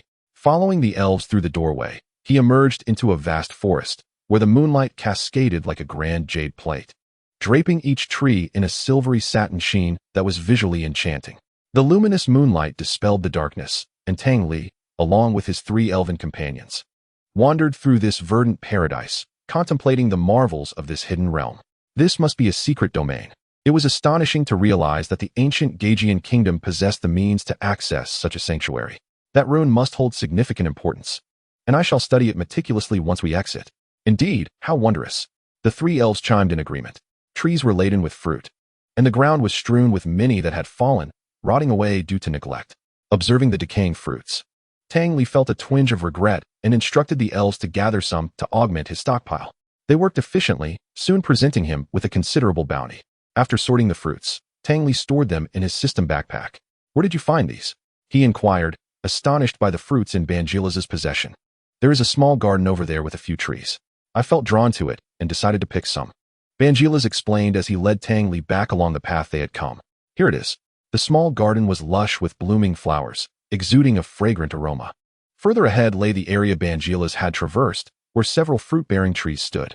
Tang Li harvested every fruit, including musi fruit, ganxiang fruit, luzi fruit, fujing fruit, luome fruit, and lianpu fruit, along with a few trees whose fruits he could not identify, likely extinct or yet undiscovered by others. He resolved to research these upon his return. The musi fruit could alleviate abnormal and chaotic states in targets, while the others could enhance resistances to specific attributes. Not only had Tang Li acquired these valuable fruits, but he also obtained the trees themselves, ensuring a continual harvest of new fruits. Once the elves had plucked the fruits, Tang Li carefully organized them for storage. Unsatisfied with their efforts, he took out his tools and began to excavate the fruit trees, meticulously expanding the digging area to avoid damaging the roots. Before long, he had uprooted several trees, and fearing they might struggle to adapt once removed, he also gathered ample soil from the area. This journey was indeed worthwhile. The bounty secured was already a significant return. Tang Li eagerly anticipated further discoveries. Observing his industriousness, the 3 elves exchanged glances, their expressions betraying a hint of exasperation. "Let us proceed," Tang Li declared after gathering the trees and soil. Fortunately, his storage backpack was sufficiently spacious. Had others ventured here, their haul would likely have been minimal. The secret realm was not vast, and when Tang Li reached a stone house at the forest's edge, he realized he had arrived at the culmination of this treasure-seeking expedition. Along the way, he had encountered several burial mounds, likely the resting places of ancient Gaejian people. Pushing open the door, he was met with a scene of desolation. The passage of time evident in every corner of the room. This was the parlor, where once sumptuous carpets had turned to blackened shreds, and chairs, severely corroded, lay strewn upon the floor. Navigating past the parlor into the inner chamber, he discovered the skeletal remains of a woman reclined upon a bed. A skin scroll of unknown material lying beside her. "I mean no disturbance. Please forgive my intrusion," Tang Li uttered softly to the remains before retrieving the scroll. Upon opening it, he found it densely inscribed with writing. Unable to decipher the characters, he retrieved the Gaejian dictionary he had prepared prior to his departure. Painstakingly correlating each word, Tang Li believed in the principle of preparedness. Upon learning that the treasure belonged to the Gaejian kingdom, he sought this dictionary to avoid missing any valuable insights. As the 3 elves attentively listened to Tang Li's instructions, they carefully wrapped the remains and transported them outside to the nearby burial mounds, digging a grave before laying her to rest, mimicking the earthen mounds nearby. Tang Li surmised that she was likely the last of her kind, left to await death alone in her bed, ultimately finding eternal repose here. He permitted the elves to honor her with a proper burial. Upon their return, Tang Li had nearly completed his translation. Prompted by their curiosity, he began to recount the contents of the scroll. "I am the sole child of the Gaejian king, named Tissi. Everyone calls me Princess Tissi. My mother has been quite joyful these past few days, having acquired a precious blue pearl, as beautiful as the lake of the setting sun. I long for one of my own, and my father promised to find me one. I can hardly wait. I have not seen my mother in these last 2 days. My father said she was attacked by elves and, frightened, went to the Grand Temple to recuperate. I am so worried about her. I wish to accompany my father to see her. I could weave a flower crown for her, and she would surely adore it. My father and mother have deceived me. They promised to visit Tissi, those great liars." The initial portion of the scroll's text bore a childlike innocence, likely penned during her youth, while the latter portion appeared to have been written in her maturity. "My kingdom has fallen. According to Grandfather Hoodie, It was a red giant beast that caused our demise. It must be a divine beast. I do not know its name, but it struck down our people with a mere glance. This place is a hidden realm discovered by the ancestors of the Gagian kingdom, accessible only through the power of runes, but once entered, one can never escape. We did not wish to enter. However, all our people perished. Had it not been for me and my shadow guards venturing in here, we too would have met our end. Grandfather Hoodie succumbed to his injuries shortly thereafter. Before he passed, he entrusted me with a pearl, the very one I had always coveted, my mother's treasure. He told me the giant beast had come for this pearl. I buried Grandfather Hoodie in the crypt, allowing him to rest alongside the remains of our ancestors. This hidden realm can shield against disturbances. The beast failed to locate the pearl, venting its wrath before departing. Alas, my kingdom, the Gagian kingdom, has become a wasteland. I harbor such hatred for it. This bead is truly a treasure. When placed in water, an endless stream flows forth, providing us with an inexhaustible supply of water. How delightful. Yet, they have all perished, leaving me utterly alone. I find no desire to continue living, for existence brings me only anguish. Father, mother, I shall join you soon. As Tang Li gazed upon the contents recorded within, a tumult of emotions stirred within him, feeling deeply pained by the plight of Princess Tishy.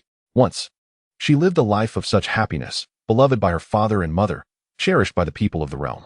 In the end, she is condemned to solitude in this forsaken place. It seems the azure gem was not taken by Groudon. According to her account, it resides at a source of water. After deciphering the scroll's content, Tang Li resumed his search with the fairies within the chamber. Venturing into the desolate back hall, Tang Li instinctively felt there must be a hidden chamber. Sure enough, upon rotating a candelabrum, a stone door began to shift slowly. Chapter 12. The Fortune of the Water-Leaping Fish. After a brief exchange of air with the three fairies, Tang Li stepped through the stone door. Inside was a secret chamber that exceeded his expectations. Perhaps due to its sealed nature, the wooden furnishings showed no signs of decay, retaining their once vibrant colors. He found the design of the chairs and table quite appealing, dusted them off, and took a seat. The three fairies urged him on. Hurry, open the box. You're dusting the table and sitting down. Do you plan to take it with you? This table and chair are quite nice. I shall take them when we leave, he replied, picking up the box resting atop the table. It was rather large, and Tang Li felt a surge of curiosity about its contents. The box required no key or switch. A gentle tug was all it took to reveal its secrets. The three fairies craned their necks to peer inside, discovering a book atop the contents, similarly bound in leather. Uninterested in translating it at that moment, Tang Li set it aside. Beneath it lay three exquisite glass orbs. One was a megastone for Manafi, alongside two keystone stones. The keystones may prove useful, while the Manafi megastone could be a gift for grandfather, who would find it quite fitting. Several quality water stones also caught his eye, an excellent addition to his collection. Additionally, there was a dragon scale, capable of aiding them in mastering dragon-type moves. The three fairies looked upon the Mega Evolution Stone with expressions of regret. They too could Mega Evolve, yet it was not suited for them. Tang Li, feeling helpless, reassured them. I have prepared these for you. Do not envy me. I would never shortchange you. Inside the box remained a solitary black crystal, the nature of which eluded him, but he instinctively sensed an immense reservoir of psychic power within. What a remarkable trove of treasures, Tang Li declared, returning the items to the box. He stored the box along with the table and chair, a glimmer of excitement dancing in his eyes as he proclaimed, let us proceed. We are on the brink of uncovering the crux of our journey. Princess Tishy mentioned the source of water. I shall seek it now. Upon reaching the exterior of the stone house, Tang Li summoned the full might of his eternal power, allowing the verdant energy to emanate from him, enveloping the surrounding forest. Instantly, all within the forest materialized in his mind. Found you, he exclaimed, retracting his ability and setting forth with Banjira's, Blaziken, and the water-leaping fish towards their determined destination. This patch of woodland was modest, and soon they stumbled upon a vast, crystal-clear pond. Water-leaping fish. Dive in and see if anything seems amiss. With a splash, the water-leaping fish plunged into the pond, while Tang Li, Blaziken, and Banjira's anxiously awaited on the shore. Suddenly, the water-leaping fish leapt back to land, calling out to Tang Li. Are you saying you've discovered a cave at the bottom of the pond? Where exactly? He inquired, as the water-leaping fish pointed towards the northwestern edge of the pond's depths. With Blaziken and Banjira's return to their pokeballs, Tang Li removed his shoes and socks, following the water-leaping fish into the icy waters of the pond. The depth was considerable, likely accumulated over centuries. Unprepared for the need to dive in a desert environment, Tang Li had no diving apparatus. As he descended, he struggled to hold his breath, nearly succumbing to the pressure. But thankfully the water-leaping fish propelled him swiftly through the cave's entrance. Gasping for air, Tang Li felt as though his lungs were about to burst, finding respite on the ground until he gradually regained his composure. I hadn't anticipated such depth. Thank you, water-leaping fish. The water-leaping fish looked on, concerned by Tang Li's previous distress. I'm fine. You know my resilience, he reassured, patting the water-leaping fish's head before releasing Blaziken and Bangiris. Illuminating the surroundings with a lantern, Tang Li discovered a cavern adorned with stalactites of various shapes, with droplets of water cascading from them, pooling on the floor before flowing outward. As he scanned the area, Tang Li finally spotted a stalactite at the far end, upon which a bead was affixed. He and the three fairies hastened to the base of the stalactite, where a shallow puddle shimmered with a blue luminescence. Before Tang Li could utter a word, the water-leaping fish leaped into the puddle. Like boiling water entering hot oil, a mist rose around the water-leaping fish upon entry. It writhed in agony, and Tang Li, hesitant yet frantic upon hearing its cries, hurriedly opened his panel to assess the situation.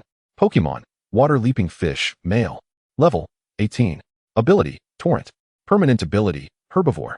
Nature, stubborn. Talent, unknown. Type, water. Skills, tackle, growl, detect, mudslap, water gun, primordial force, inherited. Double edge, inherited. Takedown, quick attack. Status, currently undergoing transformation by mysterious forces. Its base cannot withstand the strain. Understanding the water-leaping fish's plight, Tang Li recognized that his eternal power could aid it in persevering. He immediately connected a vast reservoir of this power to the water-leaping fish. Under the healing influence of the eternal power, the water-leaping fish appeared to improve. Though it still cried out in distress, the surrounding mist continued to pull and reshape its form while the eternal power sought to mend it. Amidst the tug-of-war between these two forces, a brilliant white light enveloped the water-leaping fish. Within the radiance, its silhouette shifted, growing taller and longer. Moments later, the light dissipated, revealing a remarkably robust, yet subtly hued swampert amidst the mist. As the water in the puddle diminished, the mist thickened, lifting the swampert into the air. Simultaneously, the bead atop the stalactite emanated a blue light, illuminating the swampert. The creature let out a deeper cry, a low growl of discomfort. In response, Tang Li hastened to amplify the flow of his eternal power. With the azure bead's intervention, the swampert became enveloped in a blue luminescence. Tang Li could visibly witness the transformation, its body refined, the skin shifting from a pale blue to a deep azure, its muscles growing increasingly robust. As time passed, Swampert's cries gradually morphed into soothing murmurs of comfort. At this moment, Tang Li concluded the supply of the power of Evergreen and sat upon the ground to regain his strength, having expended considerable energy. Bangilas and Blaziken gazed enviously at the fortuitous transformation of Swampert, acutely sensing the remarkable change bestowed upon him by the divine beast. As the azure radiance and white mist gradually merged into Swampert's being, he slowly opened his eyes, taking a moment to survey his newfound form. Subsequently, he leaped beside Tang Li, only to realize that his current size could not comfortably fit in Tang Li's embrace. In gratitude for Tang Li's assistance, he affectionately nudged his neck with his head. After sharing a brief hug and gently stroking Swampert's head, Tang Li felt compelled to ascertain the specifics of Swampert's transformation and proceeded to inspect his status panel. Pokémon, Swampert, male. Level, 22. Ability, Torrent, Rain Dish, Herbivore. Potential, Champion level. Types, Water, Ground. Moves, Tackle, Growl, Detect, Mudslap, Water Gun, Origin Pulse, Inherited. Double Edge, Inherited. Takedown, Quick Attack, Rain Dance, Hydro Pump, Blizzard, Origin Wave. Status, Mysterious power yet to be fully absorbed within. Swampert had ascended 3 levels recently, and with the recent infusion of mysterious energy, he had gained an additional 4 levels. Notably, he had acquired the Rain Dance ability, a plethora of new moves, and most astonishingly, the exclusive move of Kyogre, Origin Pulse. Now, Swampert alone could rival a Rain team, a transformation that surprised Tang Li. The prowess of the divine beast was indeed remarkable. It seemed prudent to cultivate a relationship with it moving forward, especially Kyogre, with the blue orb in hand. Whether Kyogre could revert to its primal form would hinge solely on his fortune. Chapter 13, The Blessing of Shalebi. No wonder the character named Hoenn in the movie soared to great heights after gaining the friendship of a divine beast, Tang Li mused. His gaze fixated on the blue orb atop the stone pillar. Should he leave this object here or take it with him? Leaving it would not only obscure its aura, preventing the clumsy giant from discovering it and wreaking havoc, but it would also continuously generate the precious blue water. However, given that it took centuries to form this small pit, he doubted he would wait that long. With his system backpack, which he believed served a similar purpose to this secret realm, he could contain its aura. Moreover, it would be uncharacteristic of him to neglect such a splendid collectible. Resolving his thoughts, he addressed Blaziken, retrieved the orb. With a powerful leap, Blaziken secured the orb in his possession. After examining it briefly, he handed it over to Tang Li. Bangilas and Swampert quickly gathered around, intrigued by the magnificent treasure. Bangilas, with a tinge of melancholy, remarked to Tang Li, "Kyogre possesses a blue orb. Does that mean Groudon has one too? Could you procure one for me?" Tang Li was left astounded by this request. With an exasperated tone, he retorted, "Why not just let me perish for your whims? If you possess the capability, defeat him and claim it from Groudon yourself." So, that was what it was called, the Red Orb. The knowledge of a trainer is indeed profound. Bangilas' words vexed Tang Li, revealing how much he had failed to absorb. "Let us proceed," he finally declared, securing the blue orb in his system backpack. Ignoring Bangilas' incessant chatter, he reflected on the stories he had shared in the desert. Realizing he shouldn't have recounted the tale of the battle between the blimp fish and the clumsy giant, Bangilas was fixated on Groudon, while Blaziken favored the story of the two helplessly outmatched legendary Pokémon. With Blaziken and Bangilas returned to their Pokeballs, he turned to Swampert and said, "I rely on you. Take me straight up." Having suffered a significant setback in the deep waters, Tang Li decisively sought Swampert's aid. Compared to the diminutive water gun he had once been, Swampert now possessed powerful limbs and could stand upright on his hind legs, effectively liberating his forelimbs. Swampert grasped Tang Li and leaped from the bottom of the pool. Tang Li scarcely had time to react before he was propelled above the water's surface. Following this, Tang Li instructed Swampert to toss him into the air, where he elegantly released his Pokeballs, exclaiming, "Come forth, Blaziken and Bangilas." This adventure had yielded abundant rewards, and Tang Li was in high spirits, striking a dashing pose upon landing. After tidying himself, he donned his shoes by the pond's edge. Once presentable, Tang Li approached the grave of Princess Tish, intending to pay his respects before departing.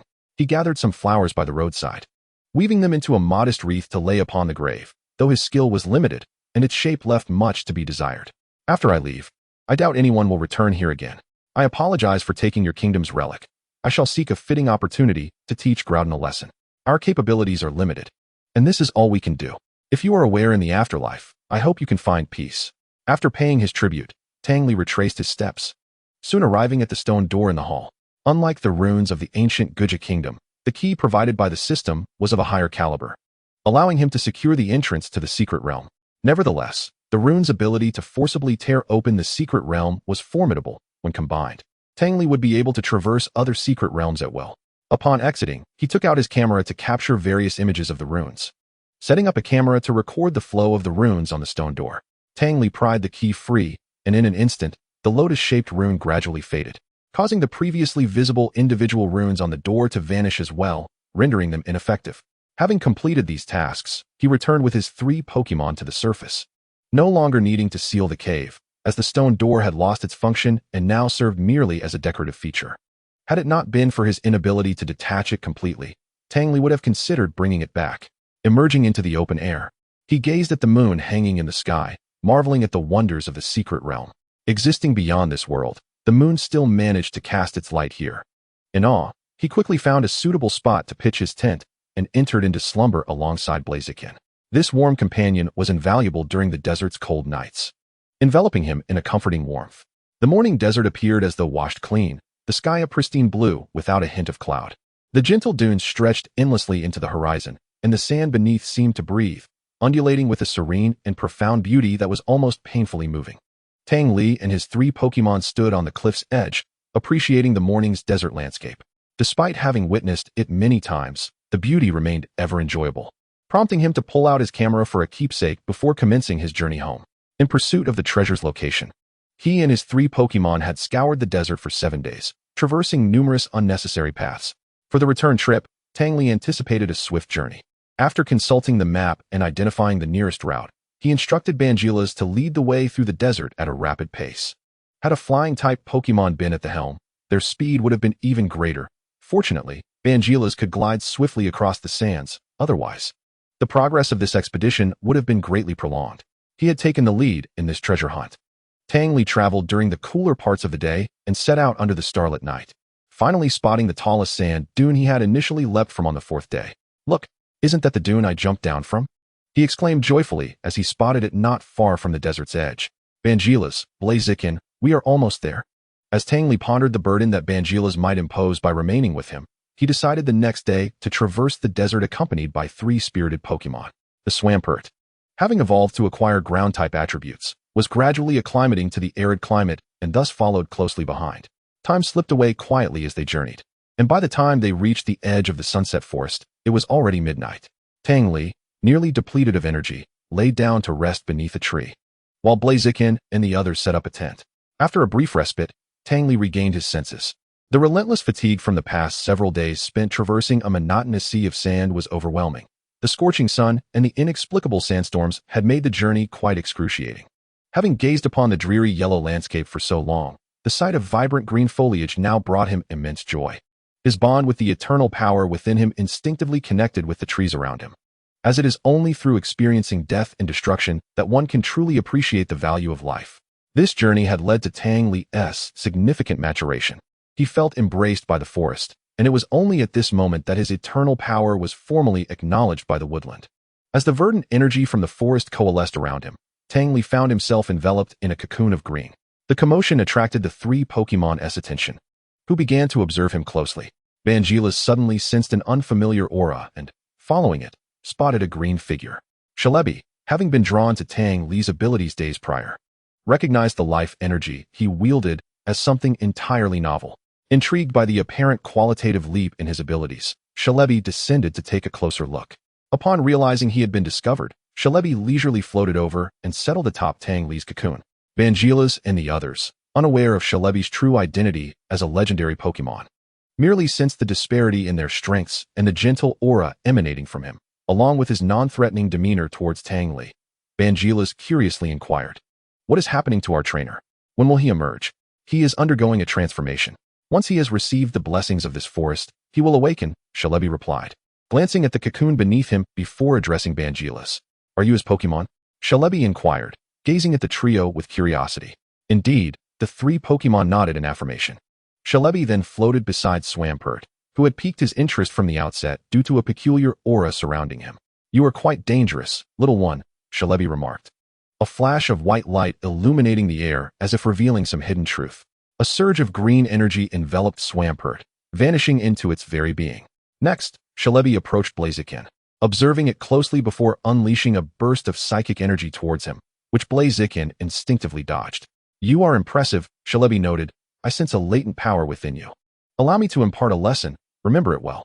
A surge of psychic energy flowed into Blaziken, intertwining with his own nascent abilities before ceasing shortly thereafter. "Grateful." Blaziken emitted a sound of appreciation, to which Shalebi nodded. Turning once more towards Tang Li, Bangila's could no longer contain himself, calling out to Shalebi, "What about me? Have you forgotten about me, esteemed one?" Shalebi turned to observe Bangila's, noting the divinity in his presence and recognizing his considerable strength. After a moment's contemplation, he produced a glowing green herb and offered it to Bangila's, stating, "You may find use for this." Sensing its extraordinary nature, Bangila's accepted it with care. Shalebi then returned his focus to Tang Li, pondering the peculiar individual who possessed a different kind of life energy, one whose future he could not foresee. "I hope you can bring happiness to this world, the new child of life," Shalebi remarked, gently touching Tang Li's cocoon with a finger before transforming into a beam of white light and vanishing before the eyes of the 3 Pokémon. Chapter 14, Returned Shalebi. Embodying nature and time travel, is a gentle, green creature that seldom engages in conflict. It traverses the past, present, and future with ease. It is said that when Shalebi appears in a forest, it flourishes abundantly, and thus it is revered as the guardian spirit of woodlands, with temples dedicated to its worship found in many locales. Within the cocoon, Tang Li underwent his metamorphosis, sinking into a deep slumber. His breaths were shallow yet steady, his broad chest rising and falling rhythmically, while a serene smile graced his handsome profile. His hair, tousled and wild, bore the marks of days spent in the sun and sand, adding to his rugged charm. Unbeknownst to him, the events unfolding outside remained a mystery, as did his encounter with Shalebi. The 3 Pokémon, observing the cocoon's color gradually fading, understood that Tang Li was nearing the end of his transformation and waited patiently outside. Indeed, moments later, Tang Li stirred. "How did I fall asleep? Yet this slumber feels delightful," he murmured, stretching and yawning. He had not anticipated the profound gains he had made during his unconsciousness. His eternal power had finally gained acknowledgement from the forest, expanding his sensory range to encompass half of its expanse. The eternal power bestowed upon him by the system was fundamentally the same, yet it had remained unrecognized. This validation from the world around him marked the most significant reward from his transformation. You mentioned a green Pokémon visited us and gifted you an herb? Bangilas inquired. Show it to me. Tang Li retrieved the herb, feeling its immense life force pulsing within. Could this be a revival herb? Who could have such generosity? He exclaimed in astonishment. You both receive benefits as well? Tang Li asked, directing his gaze towards Blaziken and Swampert. He patted himself down, Confirming he had not acquired anything additional before checking their status panels. Swampert showed no changes elsewhere, but a new line appeared in the notes. A mysterious power remains within, yet to be fully absorbed, a blessing from the forest god Shalebi, obscured by the blessing's energy. So it was Shalebi. My luck is remarkable, merely by sleeping. I attracted Shalebi's attention. Swampert's fortune is truly extraordinary, having caught the eye of both Kyogre and Shalebi, enjoying such great fortune alongside me. I suppose I should have been more cautious. I never imagined that the mysterious energy within Swampert would draw the attention of Groudon. Fortunately, Shalebi noticed first, otherwise we would have been in grave peril. Tang Li reflected on his recklessness. On Blaziken's panel, the word's ability to predict the future appeared, filling Tang Li with satisfaction as he exclaimed, Shalebi is indeed generous, bestowing upon you such remarkable gifts. I must express my gratitude upon our next encounter. Well, the night is deepening. Tomorrow we shall return home. Let us rest now. I yearn for the comfort of a hot bath and a soft bed. Far removed from the hardships we have endured out here, he remarked as he led the 3 Pokémon toward their tent. The next morning, after calling his parents to assure them of his safety, Tang Li used his phone to summon a Pidgeot from a rental Pokémon service in Chongqing. Feeling quite reluctant to exert himself any further at the rental company, by depositing a certain amount of collateral, one could rent a flying-type Pokémon or a mount. The prices vary greatly. If one is willing to pay a substantial sum, it is even possible to rent a Charizard. However, the Pokémon obtained through rental are generally of inferior strength, and their use in battles is strictly prohibited. Tang Li rented a Fearow, and after more than 2 hours, they reached the outskirts of the Sunset Forest, soaring through the skies. After feeding Fearow a bit and allowing it a moment to rest, Tang Li mounted its back and set off towards the airport. Fearow boasts a remarkable flying speed of up to Mach 2, with a wingspan of 3 meters, making it the fastest known avian Pokémon. In no time, Fearow carried Tang Li out of the Sunset Forest and to the airport. Farewell, Chongqing City, Tang Li said, standing beneath the private jet of the Shunshin group, gazing into the distance alongside his 3 Pokémon. The sun rose ever higher, casting a golden radiance, as an airplane traced a beautiful arc across the sky, while savoring the delicious food prepared by the almost doll-like creature. Tang Li felt a wave of emotion wash over him, nearly brought to tears after days of subsisting on fast food and berries that left him utterly unenthused. Following a hearty meal, he took a refreshing shower to wash away the journey's dust. After soaking, feeling rejuvenated, Tang Li donned loose clothing and reclined on the sofa. The almost doll-like creature, Bankilas, Blaziken, and Swampert frolicked in the backyard, with Swampert animatedly sharing their recent adventures with the almost doll-like creature. Tang Li couldn't help but chuckle as he scrolled through his phone. He had been out of touch for quite some time, and many had sent him messages which he replied to one by one. Upon seeing Tang Li online, someone immediately called him. Seeing the name Gu flash on his screen, Tang Li answered the call. Do you have time tomorrow? A clear voice resonated through the receiver. Yes. Why do you ask? Tang Li was intrigued by his close friend's inquiry. I'm coming to Jiangdu tomorrow. Oh, really? What time is your flight? 9 o'clock. All right. I'll pick you up. You can stay at my place while you're in Jiangdu, and we can have a good chat. Sounds good. It was evident that their relationship was exceptionally close. Gu did not hesitate to agree. See you tomorrow. After chatting for a while longer, they hung up. Tang Li then scrolled through his messages and noticed a pinned notification from the class group chat. School starts in 3 days. How fast time flies. He sighed, feeling a twinge of reluctance as the blissful summer vacation drew to a close. Ascending to a fairly tidy room on the 2nd floor, he retrieved bedding from the wardrobe and made the necessary arrangements. Afterward, he ordered a few clothing items from the online shop, knowing that he had toiletries at home, ensuring everything would be in order once the clothes arrived. Satisfied that he lacked nothing, he exited the room. For the past few days, Tang Li had not assigned any training tasks to his 3 Pokémon, allowing them to rest for a few days, planning to resume training after school commenced. On the expressway to Jiangdu Airport in the Dragon Kingdom, a blue sports car sped towards its destination. At 8:30, Tang Li arrived at the airport. Inside, a plane from Magic City descended, followed by a steady stream of passengers emerging with their luggage. The summer morning sunlight poured into the airport hall through the floor-to-ceiling windows. A strikingly handsome young man, clad in white attire and possessing vibrant green hair, sauntered out from the gate, pulling a suitcase behind him. Upon raising his gaze, he spotted Tang Li waiting nearby, a smile gracing his lips as he approached. "Long time no see, Tang Li," Ji Yu said warmly. "Welcome to Jiangdu, let us go." Tang Li replied with a smile. Ji Yu acknowledged, trailing behind Tang Li with his suitcase in tow. Inside the car, a brisk breeze flowed through the partially open window, causing Ji Yu's green locks to dance in the wind. With his striking features and impeccable attire, Tang Li held a firm belief that Ji Yu was indeed second only to him in terms of handsomeness. Ji Yu was a friend Tang Li had known since childhood.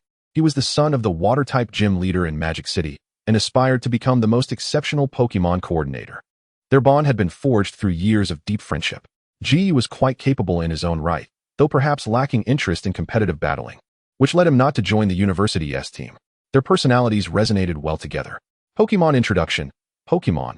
Bankilas, Male. Type. Rock. Dark Ability. Sandstream. Intimidate. Hidden Ability. Level. 62 Potential.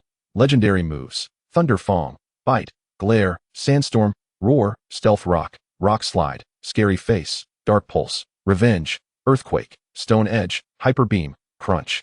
Roar of Time. Protect. Frustration. Giga Impact. Ancient Power. Rock Polish. Phantom Force. Fire Punch. Sunny Day. Pokémon. Blaziken. Male. Level. 42 Nature. Adamant Ability. Speed Boost. Speed increases continuously in battle until it reaches its limit. Potential. Champion Type. Fire. Fighting Moves. Fire Punch. Scratch. Howl. Focus Energy. Ember. Double Kick. Flame Kick. Sand Attack. Fire Spin. Flamethrower. Will-O-Wisp. Cut. Peck. Mud Slap. Quick Attack. Sucker Punch. Protect. Awakening Power. Flame Charge. Future Sight. Pokémon. Swampert. Male. Level. 22 Ability. Torrent. Overgrow. Rain Dish Potential. Champion Type. Water. Ground Moves. Tackle. Growl. Detect. Mud Slap. Water Gun. Origin Pulse. Inherited. Payback. Inherited. Tackle. Quick Attack. Rain Dance. Water Pulse. Blizzard. Wave Crash.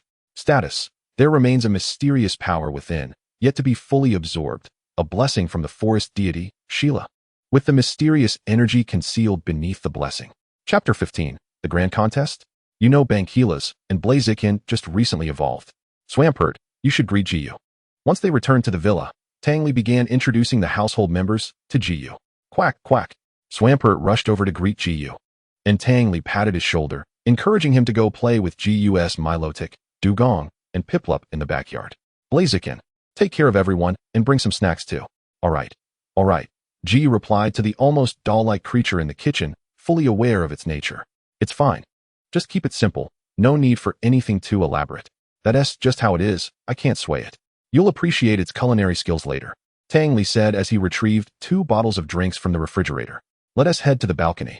Seated on the outdoor balcony, Tang Li and Ji Yu watched the 6 Pokémon at play in the backyard, exchanging casual remarks now and then.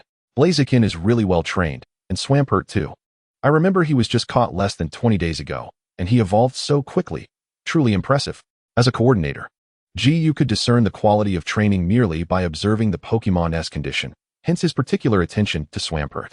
We recently conducted specialized training in the Sunset Forest, and they made significant breakthroughs. Your Milotic is on the verge of becoming a champion. Perhaps my Bankilas will soon find itself outmatched by your Milotic. Tang Li offered Ji Yu a drink, saying, shall we indulge tonight with a few drinks? Let us skip that. I have a competition the day after tomorrow. Ji Yu replied, reclining comfortably in his chair with his drink. What competition? Why wasn't I informed? Tang Li inquired, puzzled. The grand finale of the glamorous competition is being held at the Era Art Museum in Jiangdu, where I participate as a contestant. How disappointing it is to realize that you are not here solely to see me. Such news is disheartening. As I spoke, I picked up my phone to search for the event schedule of the glamorous competition. Upon glancing at the championship favorites ranking, I was taken aback to find this person in the top position. It appears you are destined for national fame, esteemed Star Ji.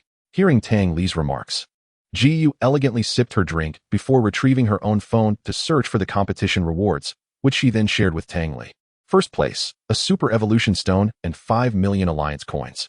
Second place, a Pokemon Egg and 3 million Alliance coins. Third place, 2 million Alliance coins.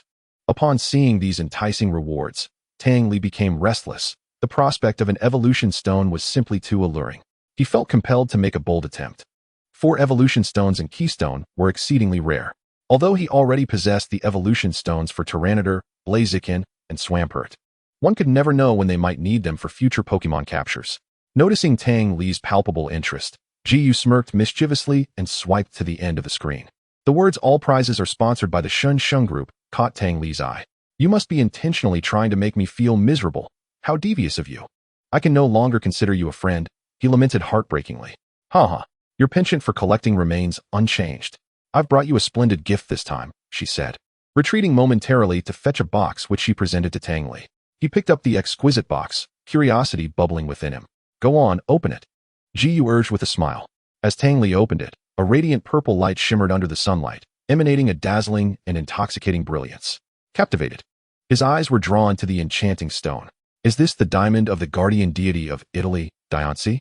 I thought she was unable to harness her true power to create real pink diamonds. How did you acquire this?" Tang Li asked incredulously. "Indeed, she cannot master it. But Italy is home to more than one Diancie, including several from past generations," Jiyu explained. "How did I not think of that? Pray tell how you obtained it." "My father and I recently visited Italy and assisted an elderly nobleman with a dilemma. In gratitude, he allowed me to choose one item from his collection. And upon seeing this, I thought of you. I treat you well, don't I?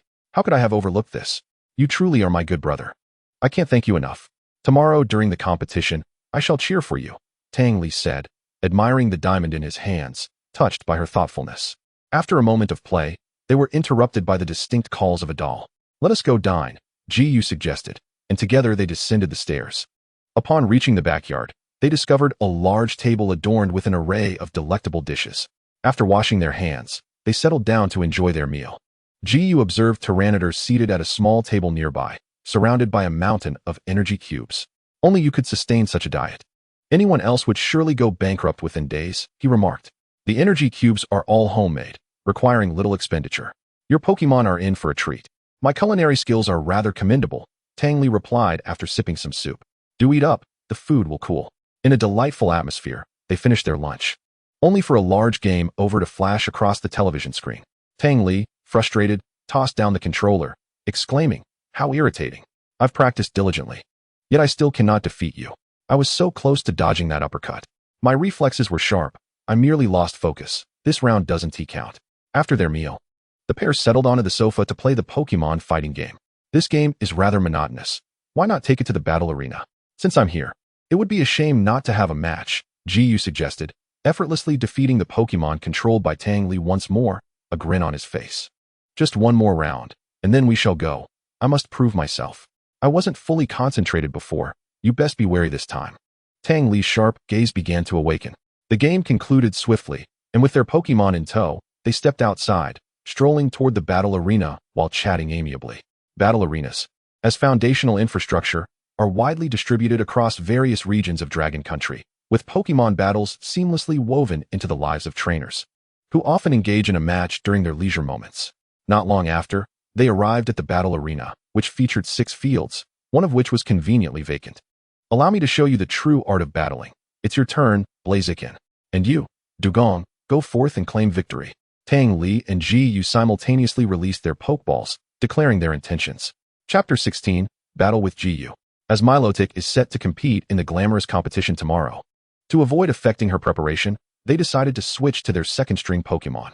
In battles between Pokémon of differing types, elemental advantages play a crucial role. For instance, a water-type Pokémon inflicts double damage on a fire-type, while the reverse results in half damage. However, these statistics merely serve as a guideline. Reality is far more complex than the simplicity of games. After all, trainers and their Pokémon are capable of creating miracles, and even with an elemental advantage. Tang Li remained vigilant. Blaziken, level 42. Dugong, level 41. Dugong, use Ice Ball. Dugong rapidly condensed an ice sphere in front of its mouth, which swiftly soared through the air, emitting a sharp whistle as it hurtled toward Blaziken. Blaziken narrowly dodged the first ice ball. However, the second and third approached in quick succession. Tang Li had intended to close the distance with Blaziken's speed to execute a double kick, but he soon realized that Jiyu's Dugong was far too swift, forcing him into a defensive stance. With a fiery punch, Blaziken struck down the incoming ice balls. Blaziken, with flames intensifying around its fists, shattered the projectiles, fixing its sharp gaze upon Dugong. "Dugong, hail!" Jiyu commanded. "Blaziken, quickly use Sunny Day," Tang Li exclaimed upon noticing Dugong's intent to summon hail, prompting him to seize control of the weather. Both Pokémon unleashed their weather-altering moves simultaneously. The outcome would depend on who could execute their technique more adeptly. Blaziken did not disappoint Tang Li. The sun blazed fiercely across the battlefield, diminishing the effectiveness of Dugong's water-type moves and preventing the hail from manifesting. "Dugong, Ice Beam," Jiyu called, realizing the weather control was lost, and issuing a new command. "Blaziken, Flamethrower," Tang Li retorted, not allowing Dugong a moment's respite. A thick beam of icy light shot forth from Dugong, while a torrent of flames coalesced in Blaziken's mouth before being unleashed in a brilliant pillar of fire. Flamethrower and Ice Beam collided, holding their ground for a moment before erupting in a resounding explosion, drawing the attention of bystanders. "Isn't that the champion of the Southeast Division of the glamorous competition? Jiyu? Who is he battling against? How handsome!" A devoted fan, having come to witness Jiyu's participation in the finals, exclaimed, prompting a gathering of intrigued onlookers. The aftershocks of the explosion knocked both Blaziken and Dugong to the ground, leaving both Pokémon injured. In a flash of lightning, Blaziken approached Dugong and unleashed a powerful move. Brick Break. With astonishing speed, Blaziken lunged at Dugong, delivering a fierce hand strike. "How will you respond to this?"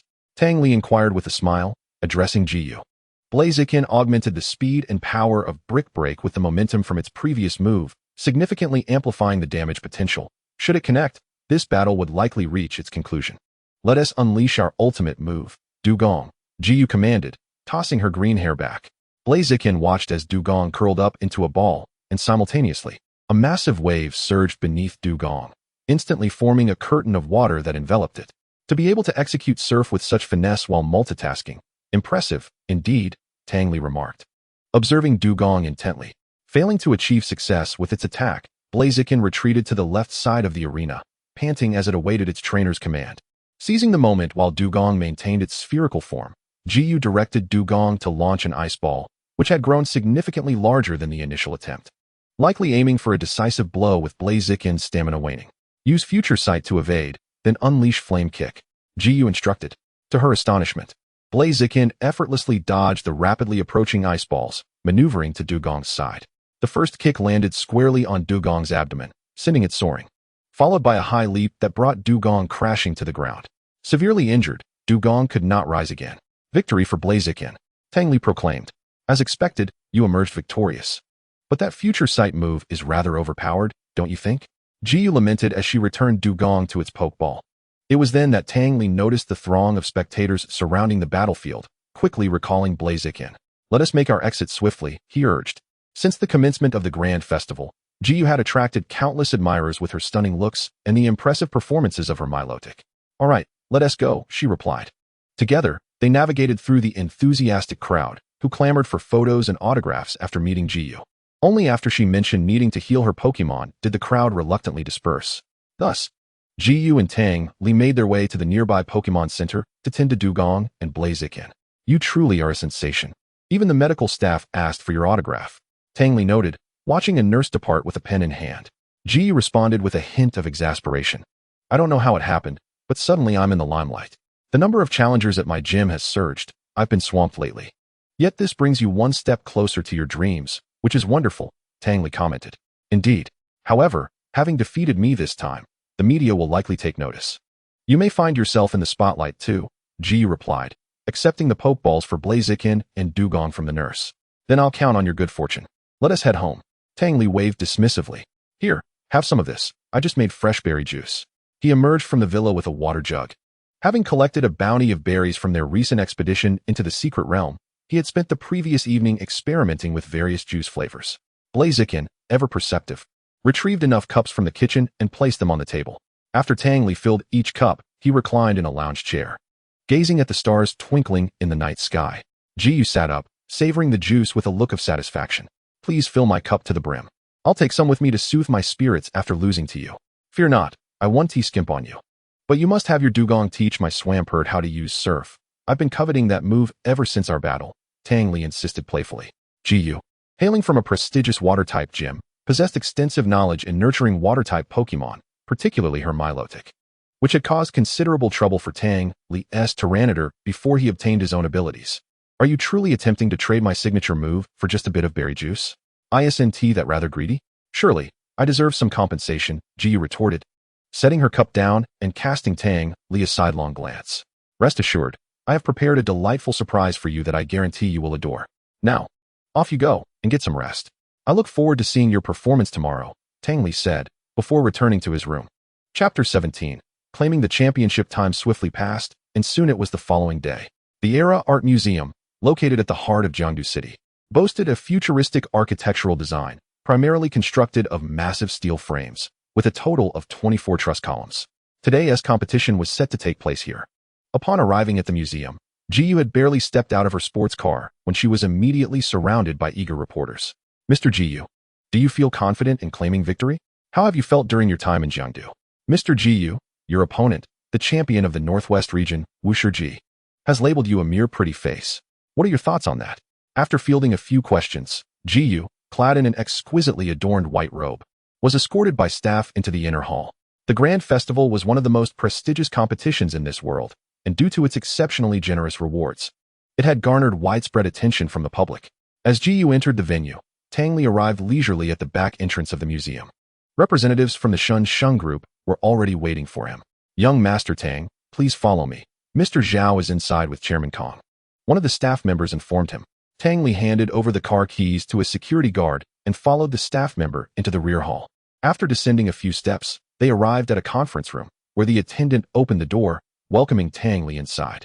The room housed 5 individuals, with a dignified older gentleman occupying the center seat, exuding an aura of authority. To his left sat a middle-aged man with a somewhat simple demeanor. His eyes nearly closed into slits.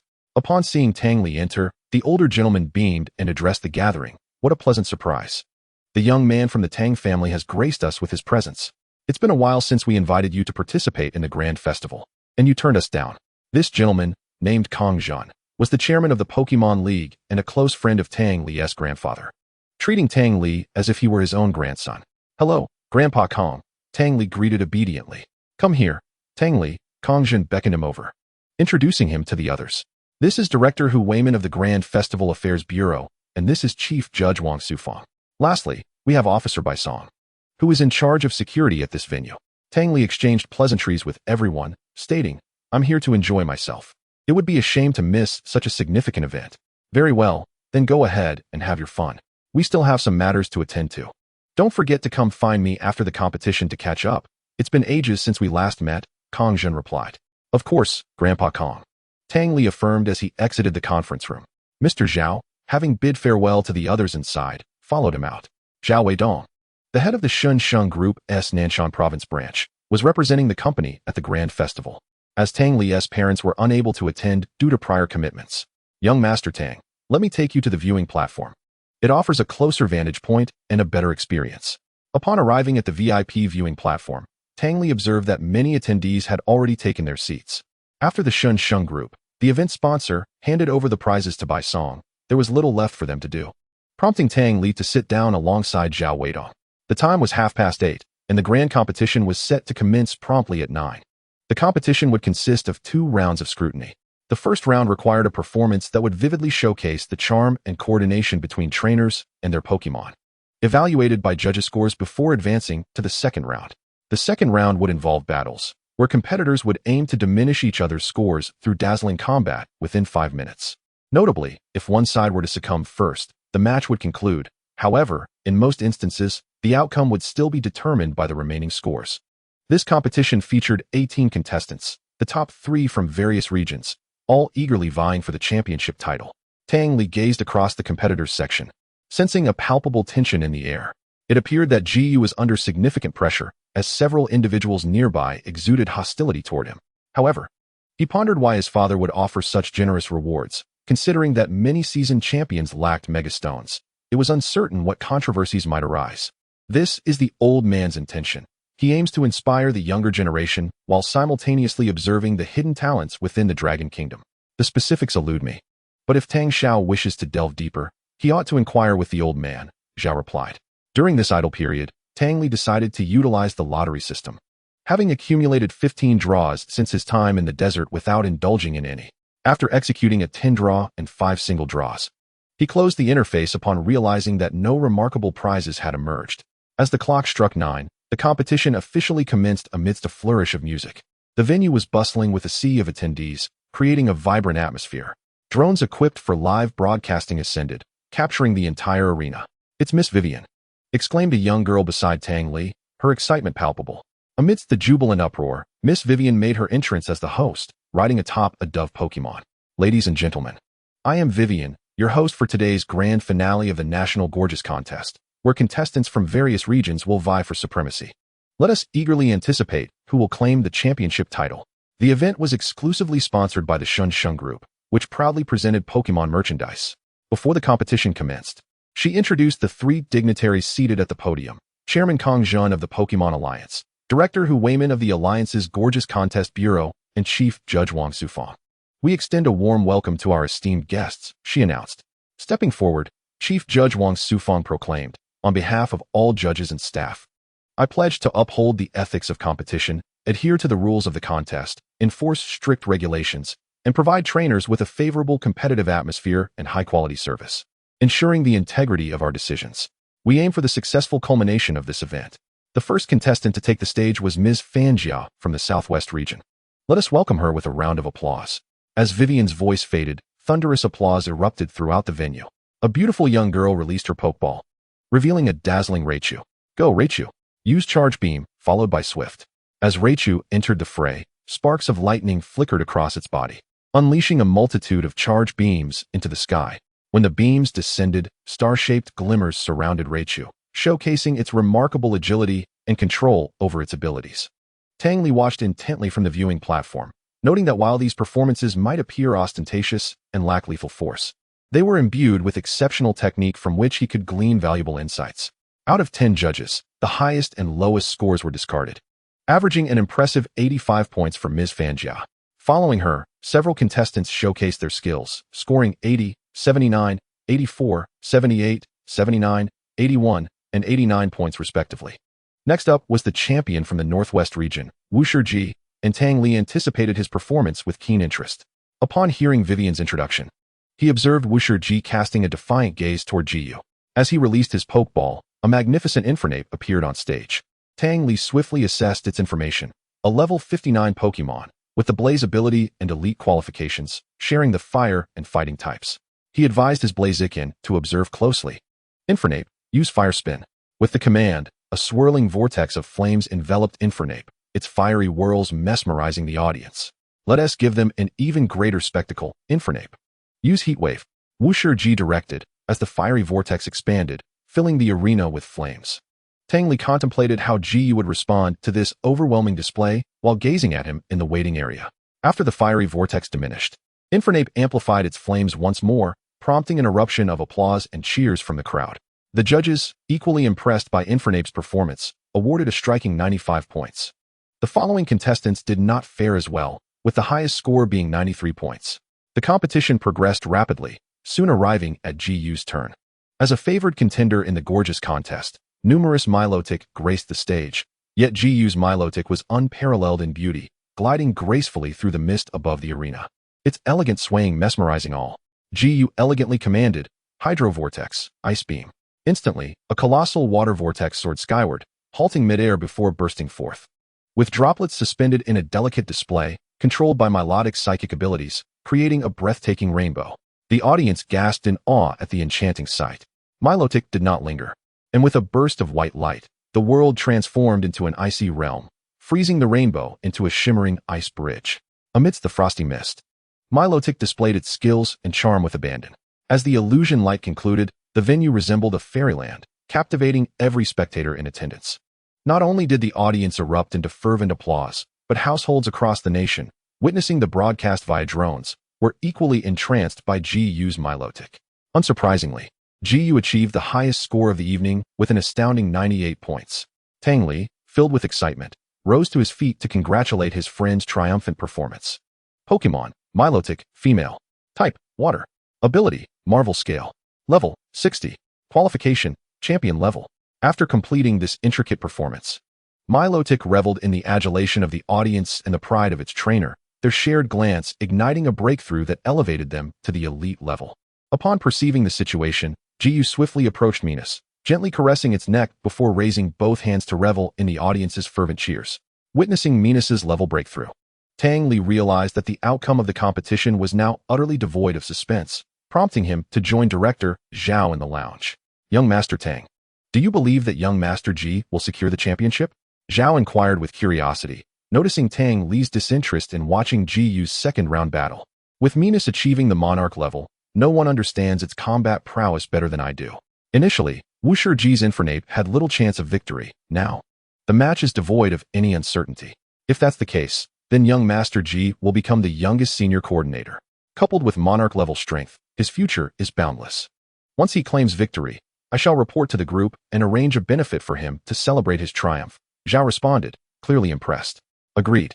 But let's keep my name out of it. Everything should proceed according to the group's protocols, ensuring he receives the finest treatment. Tang Li reflected. Understood. I will make the arrangements immediately. Please hold on, Zhao said before departing. As a veteran of the group, Zhao recognized the long-standing friendship between Tang Li and Jiyu. Cultivating a connection with a renowned star coordinator would undoubtedly yield numerous advantages for the group, potentially paving the way for endorsement discussions. Congratulations on your victory, Tang Li exclaimed as he approached the podium, addressing Jiyu.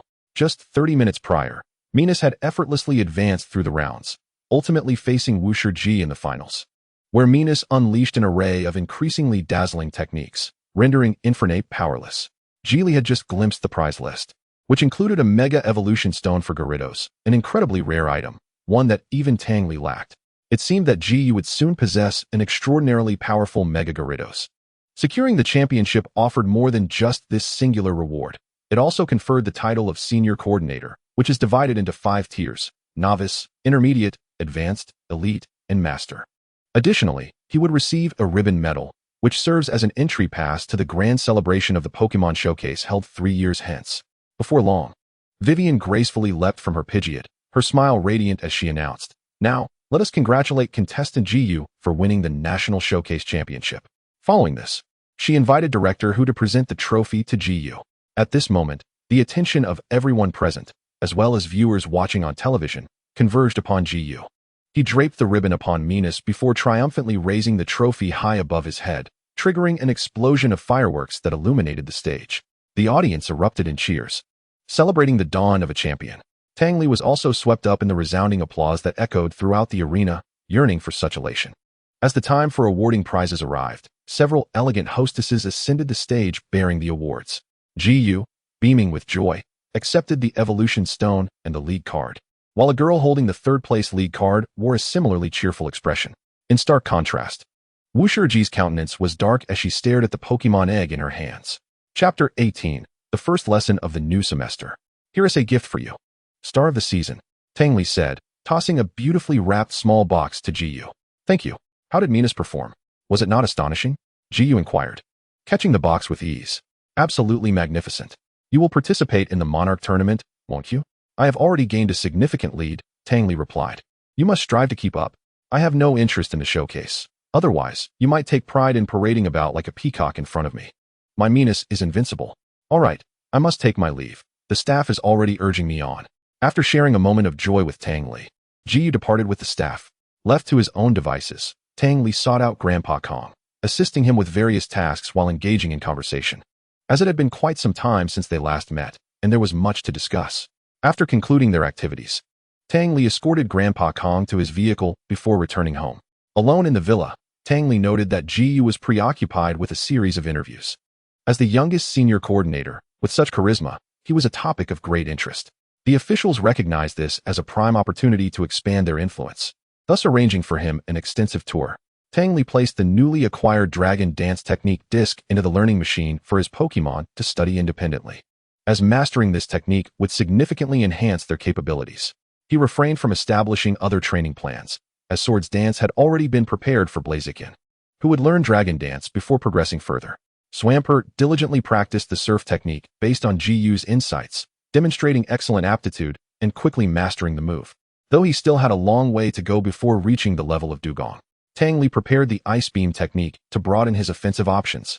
Your generosity is overwhelming. I cannot thank you enough, Tang Li said as he received a video call from Jiyu just before bedtime. After finishing his obligations for the day, Jiyu returned to the hotel and unwrapped Tang Li's gift, initially dismissing it as something of little value. Jiyu soon found himself wanting to scold Tang Li for his thoughtless generosity. The Mega Evolution, having only been discovered in recent years, made both the Mega Evolution Stone and the Keystone exceedingly rare for trainers. While the Mega Evolution Stone is only effective for the first Pokémon it is used on, the Keystone, though able to connect with all Pokémon, is only beneficial to the first trainer who employs it. This uniqueness only amplified the scarcity of these precious items. I just happen to have an extra. Besides, you only have the Gyarados Evolution Stone. Without a Keystone, it would be futile. How considerate of me. Ji retorted. Well, I shall not be modest then. In the future, if I require your assistance, do not hesitate. Given our relationship, showing gratitude feels somewhat distant. Tang Li said before drifting off to sleep. The final day of the holiday passed swiftly, and before Tang Li knew it, it was time to return to school. After a 2-month summer break, he recalled his 3 Pokémon into their Pokeballs and made his way back to campus. The school was bustling with students walking alongside their Pokémon. As a handsome and academically accomplished student, Tang Li drew considerable attention upon entering the campus. After politely declining several advances from admirers, he proceeded to the teaching building. Lu Yi, what a coincidence. Are you waiting for the elevator too? Tang Li greeted a classmate who was also waiting. As university students, they believed that not rushing through the classroom door was a sign of true passion for learning. The thrill of sprinting to class was a delightful rush. Tang Li casually slipped into the classroom through the back entrance, unafraid as a favored pupil of the teacher, yet aware that respecting the teaching process was a virtue. The class focused on Pokémon history, with the bespectacled professor animatedly lecturing at the front. Tang Li settled into the last row of the lecture hall. Tang Li, here is the textbook for this class, came a soft voice from the front. Tang Li lifted his head to receive the book handed to him. Thank you, Yu. I appreciate it. The book was not particularly thick, and finding it rather dull, Tang Li began to leaf through its pages. Professor Chung, an esteemed figure in historical studies, possessed extensive knowledge of ancient Pokémon languages. Last semester, he had also taught a course on evolutionary Pokémon linguistics, and some of Tang Li's responses had astonished the professor, leading to Tang Li becoming his favorite student. As the early morning class drew to a close, just as Tang Li was on the verge of slumber, the bell rang, prompting Professor Chung to pause momentarily before gathering his books and departing. With only one class today, Tang Li instantly transformed from drowsiness to vitality. Just as he stretched, a message pinged on his phone. Beside him, Lu Yi tidied up the desk and turned to Tang Li, inquiring, "Shall we go for a meal together?" "I won't be joining you. I have some matters to attend to with the tennis club," Tang Li replied, shaking his head. During the break, he received a message from the president of the club. He had signed up for this organization last year and chose to remain as a department head. The president of the tennis club, Wang Dong, was a robust man with thick eyebrows and bright eyes, and he possessed commendable tennis skills. After exiting the academic building and traversing half the campus, Tang Li finally arrived at the tennis court. The court was expansive, yet he spotted Wang Dong's figure almost immediately. There stood a strikingly imposing man, tall and muscular, with powerful arms and a steady gait, resembling a wall of strength. His closely cropped hair stood erect like steel needles, accentuating a resolute jawline that radiated vigor. "Tang Li, you've arrived. Let us have a match. It's been ages since we last played," Wang Dong exclaimed as Tang Li approached, halting Wang Dong's warm-up. Just as he finished speaking, someone went to the adjacent equipment room and retrieved Tang Li's racket. Accepting the racket, Tang Li remarked with a hint of exasperation, "But I haven't warmed up yet. We'll take it slow. I'll give you time to warm up. Come on, I've been itching to play," Wang Dong replied enthusiastically. Upon stepping onto the court, Tang Li's demeanor sharpened. He gripped the racket tightly, focusing intently on Wang Dong's serve. Wang Dong tossed the tennis ball high into the air and struck it with tremendous force, sending it hurtling towards Tang Li's left side like a bullet. With a swift exclamation, Tang Li darted to the spot and effortlessly returned the ball. "I thought you were going to use a special move. Is that all you've got?" Wang Dong casually returned the ball with ease. In his early encounters with tennis, Tang Li had believed that he could replicate the signature moves from Prince of Tennis with his superior physical prowess. However, he soon realized the naivete of that assumption, discovering that those were merely conceptual techniques, impractical in reality. "You don't understand. This tactic makes me appear more formidable. Behold my move, the Waltz of Annihilation." Tang Li's agile form danced across the court, showcasing a perfect blend of power and finesse, his physique rivaling that of any seasoned player. The match was evenly contested, with both players hailed as the two Tigers of Nanshan. Although Tang Li was not fond of this moniker, it nonetheless acknowledged their prowess. Wang Dong's playing style was aggressive and commanding, every shot packed with force. Each serve struck the court with the impact of a comet colliding with Earth. In contrast, Tang Li exhibited agility and adaptability. Despite Wang Dong's formidable strength, he posed little threat to Tang Li, who effortlessly countered each of his attacks. "If this is all your strength, victory will be mine," Tang Li declared, and as the tennis ball touched the ground, he swung his racket with force, sending the ball soaring out of bounds before Wang Dong could even see where it landed. "What an exhilarating match. You've improved, Tang Li," Wang Dong remarked, handing his racket to someone nearby before joining Tang Li at the sidelines. It was then that Tang Li noticed Lu Zhou, another member of the tennis club and a good friend, capturing the moment with a camera. Seeing Tang Li's confusion, Wang Dong explained, "We have new recruits joining the campus, and I thought it would be a good idea to expand our tennis club. So I wanted to film a promotional video with you." Tang Li sighed in exasperation. "Why didn't you inform me beforehand? This feels like an unsolicited recording. Had I known, I would have prepared myself." "No need for that. Your flamboyant playing style will surely shine in the edit. I thought keeping it a surprise would allow you to be more natural," Wang Dong chuckled. "You seem quite experienced in this regard. Just to let you know, filming me here is fine, but doing so elsewhere might lead to legal issues," Tang Li cautioned sternly. "Understood. We'll let you see the final cut before it's released," Wang Dong promised with a sheepish grin, recognizing his oversight. "Alas, how the times have changed. I never expected such robust individuals to engage in such antics," Tang Li mused, feeling weary. A glance at Lu Zhou revealed a shared understanding as Lu Zhou lowered his gaze in response. Chapter 19. The Conception of New Techniques. After discussing the specifics of the recruitment plan with Wang Dong and Lu Zhou, Tang Li hopped into a sports car parked outside the campus and returned home. After 2 days of training, bolstered by the scales of the dragon, Bangilas had nearly mastered the dragon dance, while the Swampert was able to employ the ice beam with basic proficiency. Upon arriving at the backyard, Tang Li noticed Swampert running in the gravity chamber. Unlike when he first began, he could now endure the 3rd level of gravity for extended periods, all the while casting challenging glances at Tang Li. Blaziken sat deep in thought. He had initially intended to teach Swampert the absorb punch, but after a lengthy examination of the technique machine, he found himself at a loss. Thus, Tang Li had to settle for teaching him Thunder Punch instead. This move would effectively challenge the formidable flying-type Pokémon and inflict substantial damage on water types, making it a suitable choice for Blaziken. Noticing Bangilas dashing about the backyard, Tang Li approached and asked curiously, "What are you up to, running back and forth?" "I've discovered that I can merge Dragon Breath with Dark Pulse," Bangilas replied excitedly, "and it seems quite powerful." Tang Li led Bangilas to an open area and instructed, "Show me what you can do. Step back to a safe distance." After all, Bangilas had only just mastered this skill, and given his small stature, a miscalculation could lead to undesirable consequences. With a mighty roar, Bangilas emitted a dazzling interplay of golden and black light, exuding an eerie beauty that conveyed a sense of oppression and weight. The radiance surged outward from him in a 180-degree arc. In an instant, the area where the black golden light passed through lay in ruins, the ground shattered, and surrounding vegetation reduced to mere dust. Tang Li broke out in a cold sweat upon witnessing this destruction, grateful for maintaining a safe distance. Otherwise, he might not have fared well. He felt a pang of guilt for the state of the backyard, which had once been adorned with flourishing flowers and plants, now reduced to a desolate scene. Kneeling down to touch the ground, Tang Li suddenly had an epiphany. He turned to Bangilas, saying, while executing that combo, simultaneously unleash an earthquake. Given that earthquake is your specialty, it should come as second nature to you. Just remember to control the range. I wouldn't want my backyard to be utterly obliterated." Bangilas nodded in agreement, and once again, the same radiant glow enveloped him. Following a resounding rumble, the ground succumbed to further devastation.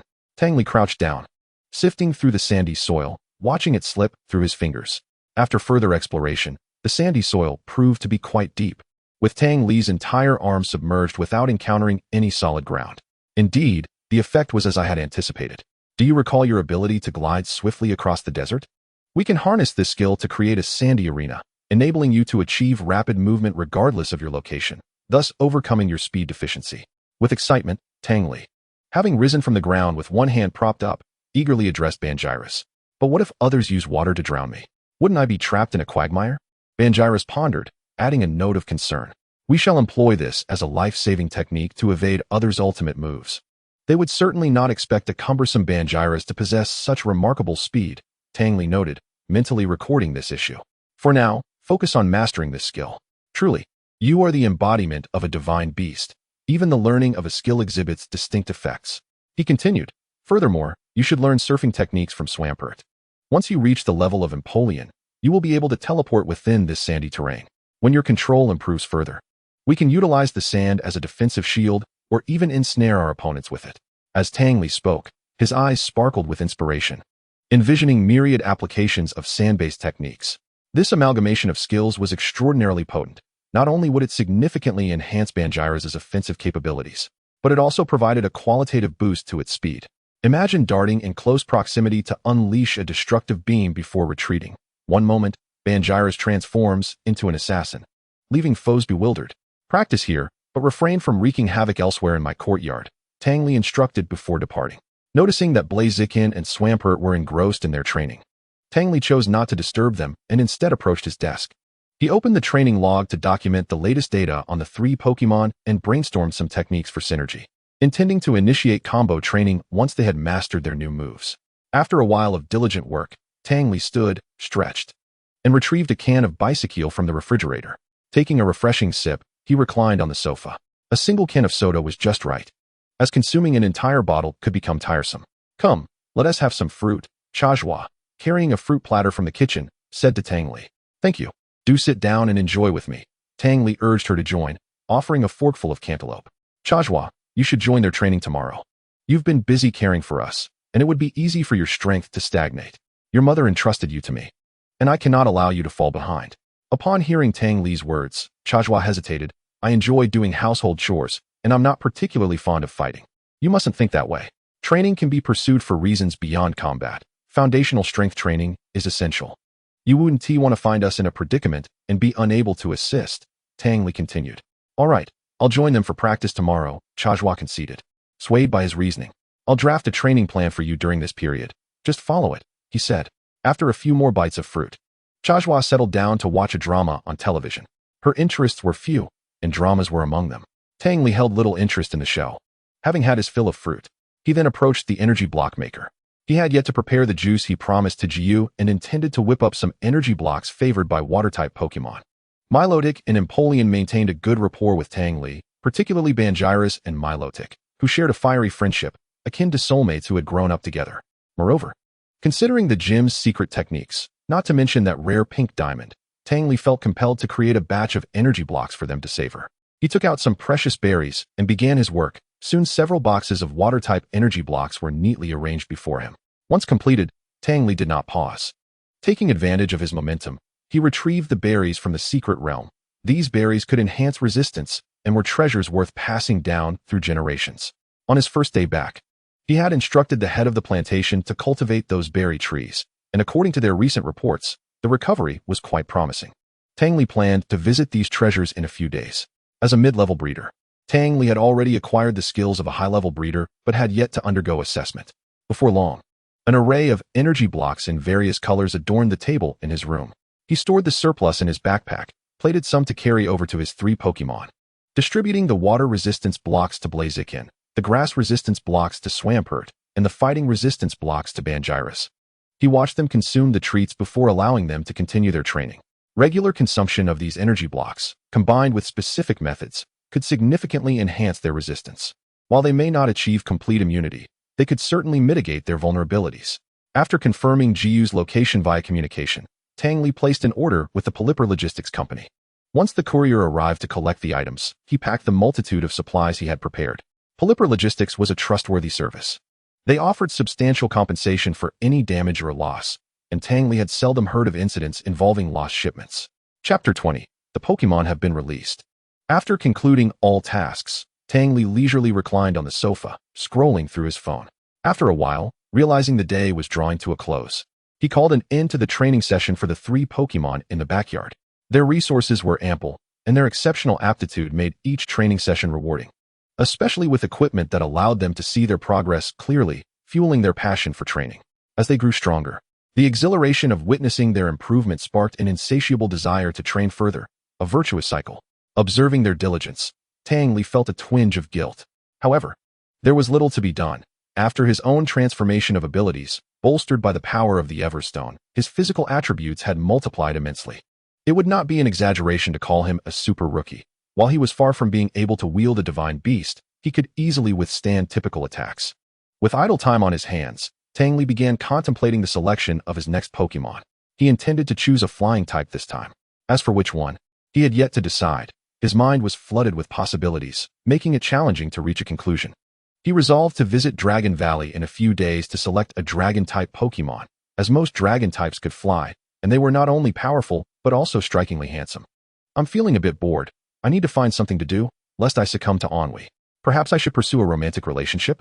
No. How could I entertain such thoughts? I mustn't let myself fall into such decadence, Tang Li mused, reclining on the sofa after having eaten and drunk his fill. He had yet to determine whether he would accept a partner in his life, and finding one would not be an easy task. Should he inquire with his parents about any potential fiancés? That would simplify matters greatly, allowing him to avoid the mental gymnastics of pursuing a relationship. Setting aside these frivolous thoughts, Tang Li opened the lottery interface, preparing to utilize the lottery opportunities he had accumulated over the past few days, hopeful for a favorable outcome. As he gazed at the virtual screen, he clicked the central lottery button, and the pointer on the wheel began to spin, soon coming to a halt. Congratulations. You have obtained the calming bell. The Pokémon bearing the soothing bell has the ability to enhance the bond with its trainer, making it a rather splendid item. Fortune smiled upon Tang Li this time, as he contentedly stowed it away. Next came the second draw. The pointer continued to spin, and the roulette contained neither draw again nor thank you for participating. In principle, as long as one participates in the lottery, there will be a prize, albeit with varying degrees of rarity. Initially, Tang Li was somewhat indifferent, but as he noticed the pointer gradually approaching the area of the Pokémon voucher on the roulette, he instantly sprang up from the sofa. Over the past 3 years, there had been numerous occasions when the pointer reached this zone, and even a few times it appeared to have stopped there, only to ultimately glide past. Could it be that this time, he would actually win? The red pointer slowly approached the Pokémon voucher area, and Tang Li found his palms sweating, his breath becoming cautious, fearful that any movement might affect the pointer's rotation. Remarkably, he had finally secured a win. Once the pointer came to a halt, Tang Li exclaimed in excitement upon seeing the item he had drawn. He then exhaled deeply, the dust settling, as today's lottery did not betray his expectations. A radiant red voucher materialized on the screen. Item description: this voucher allows you to access the Pokémon roulette, where you may draw a legendary or rare Pokémon. The strength of the drawn Pokémon varies, entirely dependent on luck. Tang Li scrutinized the description, the thought of potentially acquiring a legendary Pokémon overwhelming him, and he could hardly contain himself as he promptly clicked the use button. Upon doing so, the lottery interface transformed. The previously simple and rudimentary panel was suddenly resplendent, adorned in golden brilliance. The overall design shifted from a circular form to a grid layout, with each square displaying images of various rare Pokémon. At the center of the grid was also a button for drawing, indicating one opportunity to draw. To ensure good fortune, Tang Li took a shower in the bathroom and washed his hands with various scented soaps, savoring the fragrant aroma before reopening the panel to commence the draw. As the light swept past Lugia, Rayquaza, and Latios, Tang Li's heart sank further. Oh, my legendary Pokémon, he lamented internally. Watching the light glide past the mythical and extraordinary Pokémon zones, he began to pray for a strong, ordinary Pokémon to manifest. Finally, the light came to a stop, and the image of a shiny Metagross filled the entire screen. Ecstatic to have drawn this, Tang Li leaped off the sofa. This Pokémon, under the command of Steven, could contend with Kyogre. He had been deeply captivated by this creature while watching the anime. However, the challenge of raising it was formidable. In his childhood, he had considered training a Metagross, yet the rarity of shiny Beldum meant that he would need 4 to evolve it. A feat he had not been fortunate enough to achieve, having only found one shiny Beldum, and thus had to relinquish that dream. Was this the fulfillment of his aspirations? How splendid it was. Exiting the interface, a luxury ball appeared in Tang Li's hand, and he swiftly summoned 4 Pokémon to the backyard. Come forth, Metagross, he declared, tossing the ball high into the air amidst the astonishment of the 4 Pokémon. As the ball opened midair, a colossal white figure emerged before them. The shiny Metagross, resplendent in silver, had a disc-shaped body, its stout legs resembling dumbbells extending from all 4 sides, with a golden X crossing its face. Its red eyes peered out from the gaps in its metallic armor, and its entire form floated gracefully. Upon witnessing this imposing Metagross, the surrounding Pokémon instinctively assumed defensive stances. particularly Tyranitar, who scrutinized it with heightened caution, acutely aware that this creature was significantly stronger than himself. Noticing the tense atmosphere, Tang Li quickly interjected. "This is our new partner, not an enemy. Everyone, relax." He then guided the 4 Pokémon beneath Metagross. The majestic creature lowered itself cautiously, presenting a non-threatening demeanor. The 4 Pokémon, sensing no danger, gathered around Metagross, curiously inspecting it. Pokémon are inherently simple beings, and their friendships are equally uncomplicated. Before long, the 5 Pokémon were engaged in lively conversation and laughter. Tyranitar, in particular, was overjoyed, finally having a companion of similar stature. Previously, Torchic, Swampert, and the like could frolic within the confines of a house, igniting his envy. Now, he had a new friend to play with outdoors and share conversations at night. Observing their harmonious interaction filled Tang Li with immense satisfaction. Each new addition to the team and the camaraderie among Pokémon was a matter of great concern for him. And fortunately, they seemed to have a favorable impression of Metagross. Reaching out to touch Metagross's cool, metallic exterior, Tang Li felt a sense of delight as the creature recognized its trainer's affection and descended from the air, allowing for better observation. Chapter 21. The Mighty Metagross. Tang Li, witnessing the obedient nature of the Pokémon he had drawn, felt an unprecedented sense of fulfillment as he gently petted Metagross, surrounded by the other curious Pokémon. The creatures he had cherished in the anime and utilized countless times in the games were now his companions, embarking on new adventures together. What a beautiful reality. "Let us be partners, Metagross," Tang Li whispered. With a nod, Metagross joyfully responded, "Goo." Shiny Metagross has joined the team. After declaring this, Tang Li stepped aside, observing as the Pokémon played. The others were exceedingly curious about Metagross, surrounding it and exploring its form, while Tyranitar, with a heavy hand, playfully tapped on its body. Metagross remained unperturbed, graciously showcasing itself. Not wanting to interrupt, Tang Li settled down, watching them interact. Logically, Beldum must reach level 45 to evolve into Metagross, implying that this one was at least at the elite level. Curious, Tang Li opened Metagross's panel. Pokémon, Shiny Metagross. Level, 75. Type, Steel Psychic. Nature, Jolly. Ability, Clear Body. Under normal circumstances, stat reductions from opposing moves and abilities are negated. Hidden ability, Light Metal. In battle, its weight is halved. Potential, Champion level. Friendship, 80. Maximum is 100. Skills, Hammer Arm, Psychic, Metal Claw, Bullet Punch, Tackle, Zen Headbutt, Magnet Rise, Hyper Beam, Heavy Slam, Psychic Fangs, Scary Face, Comet Punch, Iron Defense. Substitute, Agility, Light Screen, Sleep Talk, Rock Slide, Heavy Slam, Rain Dance, Sunny Day, Psychic Blade, Mud Bomb, Stealth Rock, Terrain Swap, Grass Knot. Upon viewing the panel, Tang Li gasped in astonishment. Metagross was indeed level 75, champion level. He could hardly believe his eyes, closing the panel and reopening it, fearful he had misread the information. After several checks, he confirmed he was not mistaken. Could the drawn Pokémon be this formidable? Tang Li still found it hard to believe he had swiftly acquired a champion-level Pokémon. Although Tyranitar, bolstered by Tang Li's strength, might temporarily withstand the assaults of a champion-level Pokémon, there remained a considerable gap to bridge. This was a genuine champion Pokémon.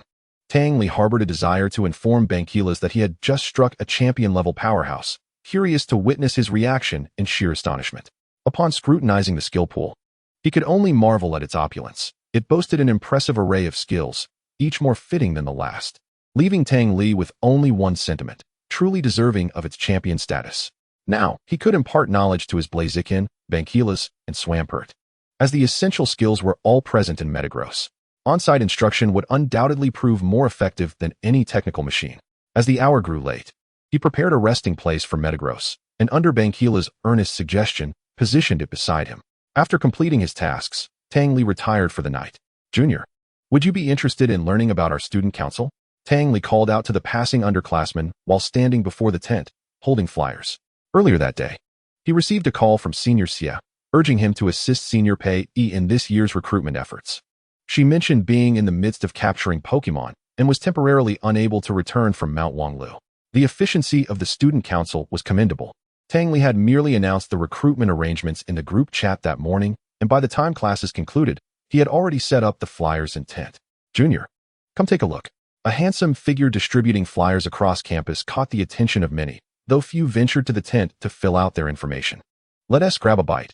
I'm feeling a bit hungry." Pei beckoned Tang Li over to the tent. As a direct senior, She shared a good rapport with him, especially given the wealth of talent within the evolution division of the student council. All right, he replied, handing a flyer to an incoming student council member. Thank you for holding down the fort. We'll be off for now. The tennis club's promotional video had already been sent to Tang Li. His exhilarating match against Wang Dong was well edited, showcasing the sport's allure. Thanks to the impressive filming techniques from Liu Zhou, he gave it a thumbs up and encouraged continued planning. Having no other assignments due to his portrait rights, he found the cafeteria's fare quite palatable. After a brief chat with his senior over lunch, Tang Li departed from the school. With no pressing matters for the day and no classes the following day, he yearned to unleash the full potential of his newly acquired metagross. Yet found himself at a loss for what to do, ultimately deciding to head straight to his company. After parking at the base of the Shunsheng Group's Jiangdu branch, he took the elevator to the 28th floor, where the general manager's office was located. Young Master Tang, President Zhao is in a meeting. Please wait in the lounge while I prepare you some tea, the secretary greeted him promptly. Skip the tea. I prefer a cola, Tang Li replied as he settled into a chair. Before long, President Zhao emerged from the conference room, wearing a cordial smile. I apologize for the wait, young Master Tang. What brings you here today? President Zhao, has the group encountered any troubles, such as cargo transport being hijacked or incursions by wild Pokémon on our orchards? Tang Li inquired. President Zhao, momentarily perplexed, responded, fortunately, our group has not faced any issues recently. Should there be any, we would have already resolved them. Our group remains quite robust. He handed Tang Li a file folder. Upon opening it, Tang Li examined the contents, which detailed unexpected incidents the group had faced along with their resolutions and timelines. This was a wasted trip. I was hoping for some action, he sighed, returning the folder to President Zhao. Realizing Tang Li's frustration stemmed from a desire to train with his recently enhanced Pokémon, President Zhao resolved to alleviate his concerns. Suddenly, a thought struck him. Young Master Tang, I believe I have something that may pique your interest. Oh, please elaborate. Tang Li leaned forward eagerly. Have you heard about the mysterious drying up of Weiming Lake not long ago? Yes, I'm aware. It was reported on the news as a routine geological occurrence. Is there more to the story? Tang Li asked, growing increasingly curious.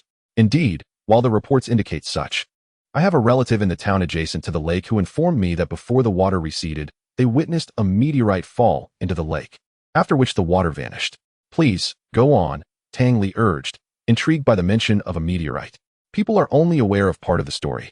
The meteorite's impact did indeed dry up the lake, but it also triggered significant unrest among the Pokémon. Many have gone berserk and begun attacking the townsfolk. The damage has been considerable, President Zhao elaborated. Have there been any casualties among the residents? Tang Li inquired, concern etching his features. I cannot say for certain. President Zhao shook his head. I must go there at once to assist the townspeople.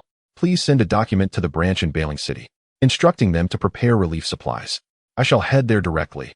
Our Shunsheng group must contribute to the relief efforts, Tang Li commanded decisively. Acknowledging Tang Li's orders, President Zhao hurried to contact the Bailing City branch. Without delay, Tang Li descended the stairs, and upon reaching his car, he revved the engine and sped towards the outskirts of the city, mindful that riding Pokémon was prohibited within the city center. After more than an hour of rapid travel, he arrived at the northern gate of Jiangdu City, parking his vehicle. Metagross, I entrust you with this task, Tang Li said as he released Metagross from its pokeball outside the city. Leaping onto its back, he instructed, fly northward, I will guide you from above. Metagross soared through the air like a jet, and as Tang Li felt the exhilarating rush of wind, he marveled at its speed. To ensure Tang Li remained secure, Metagross enveloped him in a protective psychic barrier. The flight was so swift that Tang Li could scarcely discern the landscape below, prompting him to ask Metagross to reduce its speed momentarily. Once reassured of their correct trajectory, they accelerated once more. Given that several days had passed since President Zhao's account, he pondered the police's progress in addressing the Pokémon chaos. If the situation had been resolved, the supplies he had prepared could aid in post-disaster recovery. After several hours of rapid flight, Tang Li finally beheld a vast expanse of desiccated riverbed nestled within the plains. This must be our destination. Metagross, let us descend. The sight that greeted him was one of devastation, a scene that surely reflected the town described by President Zhao. He released Banquila's, Blaziken, and Swampert to remain vigilant by his side, aware of the potential dangers lurking in the wild, as he could not fully trust his own power in this chaotic environment. As he traversed the town streets, Tang Li observed the ruinous state of the buildings, charred remnants of walls crumbling to the ground, and trees severed in half, all devoid of human activity. Just as he lamented the loss of this once beautiful home, several Monferno spotted his presence and charged at him. Metagross, use psychic to subdue them, Tang Li commanded. As soon as Tang Li's voice fell, a formidable psychic energy emanated from the giant golden creature, hurtling towards the fiery monkeys. Struck by this psychic force, the fiery monkeys were sent flying, landing painfully on the ground and wailing in distress. The giant golden creature continued to exert its power, rendering the monkeys immobile, their limbs suspended in midair. Tang Li approached the fiery monkeys, flanked by Bangiris, Blaziken, and Swampert, who formed a protective circle around them. What transpired here earlier? Tang Li inquired sternly. Yet, the fiery monkeys offered no response, their only utterances being anguished cries and furious roars directed at Tang Li. Anger surged within Tang Li, and he turned to the giant golden creature, commanding, render them unconscious and cast them aside. Sensing that no valuable information could be gleaned from these wild Pokémon, Tang Li's curiosity about the events that had unfolded in this area intensified. Blaziken, scout the vicinity for any police encampments. We must ascertain the situation and collaborate with the authorities for safety measures. Our unrestrained arrival may not be prudent, Tang Li instructed Blaziken. Nodding in agreement, Blaziken leaped onto a nearby ruined rooftop, darting through the town before vanishing from Tang Li's sight. He retrieved an energy cube and handed it to the giant golden creature, saying, "You should replenish your strength. We may be facing a tough battle ahead."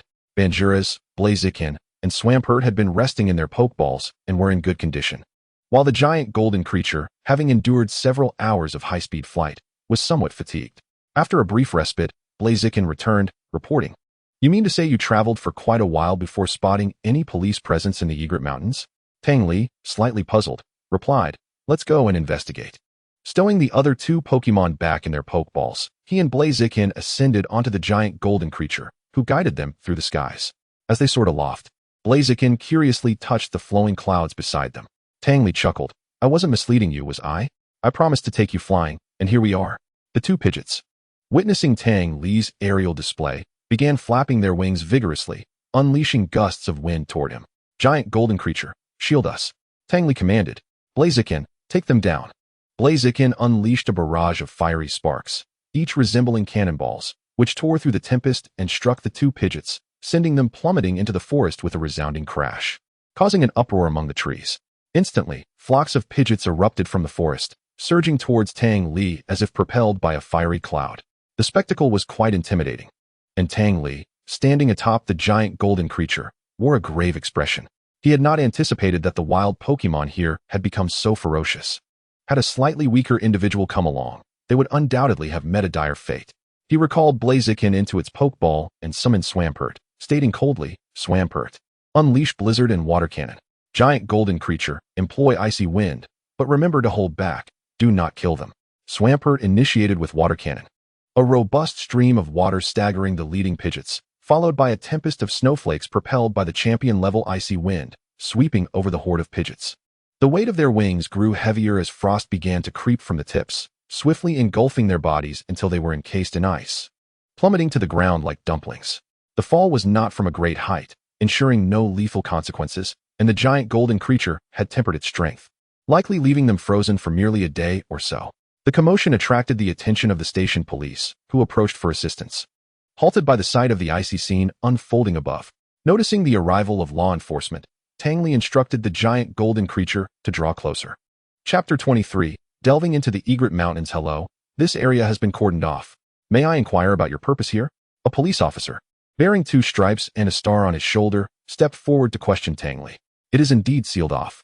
I came upon word of the situation and have come to assist," Tang Li replied as he produced his identification. League investigator.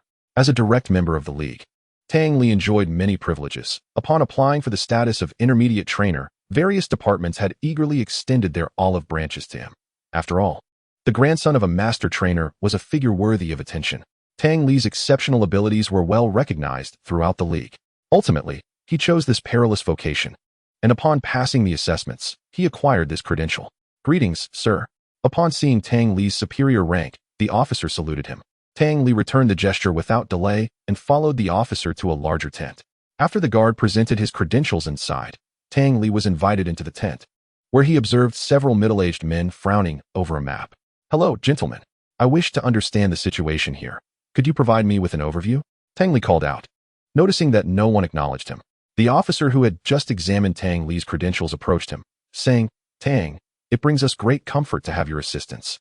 But the danger here exceeds your imagination. You should consider leaving. I have encountered numerous frenzied Pokémon on my journey. My prowess is not as simplistic as my credentials suggest." "Sir," Tang Li asserted. The officer, recognizing the sharpness in Tang Li's gaze, contemplated for a moment before responding, "Then come with me. Chief Consultant Pan, please brief him on our strategic deployment." Spreading the map across the table, Chief Consultant Pan began to explain, "Through our investigations, we have determined that the Pokémon riot has spread throughout the Egret Mountains. Our police, military, and several trainers from Egret City have been engaged in arduous battles, managing to confine the rampaging Pokémon within the mountain range.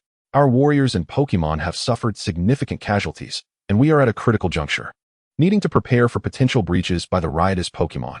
There are several leader Pokémon affected by an unknown influence, exhibiting signs of unrest. I fear we cannot hold out much longer. Should they break through and reach Egret City, the losses would be catastrophic," added Li Ji, a seated commander. "Have you reported this to the military?" Tang Li inquired. "Yes, 3 commanders set out not long ago, expected to arrive before nightfall." "Then why the grim expressions?" Tang Li pressed further. "We have identified that the source inciting this riot lies within the mountains, but due to the chaotic magnetic fields, our drones are unable to penetrate deeply, and we are selecting personnel to enter," the officer explained. Understanding the gravity of the situation, Tang Li realized the personnel chosen for this incursion were likely to face dire consequences. He declared, "Allow me to go. I guarantee the completion of the mission." "You cannot. If something happens to you, how will I explain it to your grandfather?" the officer blurted out. "And what of the fallen warriors? How will you explain it to their families?" Tang Li retorted, his words resonating with the other officers present. "I possess sufficient capability to resolve this matter. Rest assured, sir. I do not jest with my life," he continued with determination. After a moment of silence, the officers exchanged glances before issuing their orders. "Lieutenant Tang Li, this mission is of utmost seriousness. Please carry out the reconnaissance task while ensuring your safety." "Rest assured, I will accomplish the mission," Tang Li affirmed. Tang Li saluted sharply and then responded loudly, "Bangila's, rock lockdown." Enormous boulders rose from the ground, fortifying the barricade along the blockade line. The imposing figure of Bangila's drew the attention of many soldiers. With the Celestial Kings yet to arrive, he needed to wait until they had established a solid defense before proceeding. Only then could many spirits be lured to the fringes, thereby increasing the likelihood of mission success.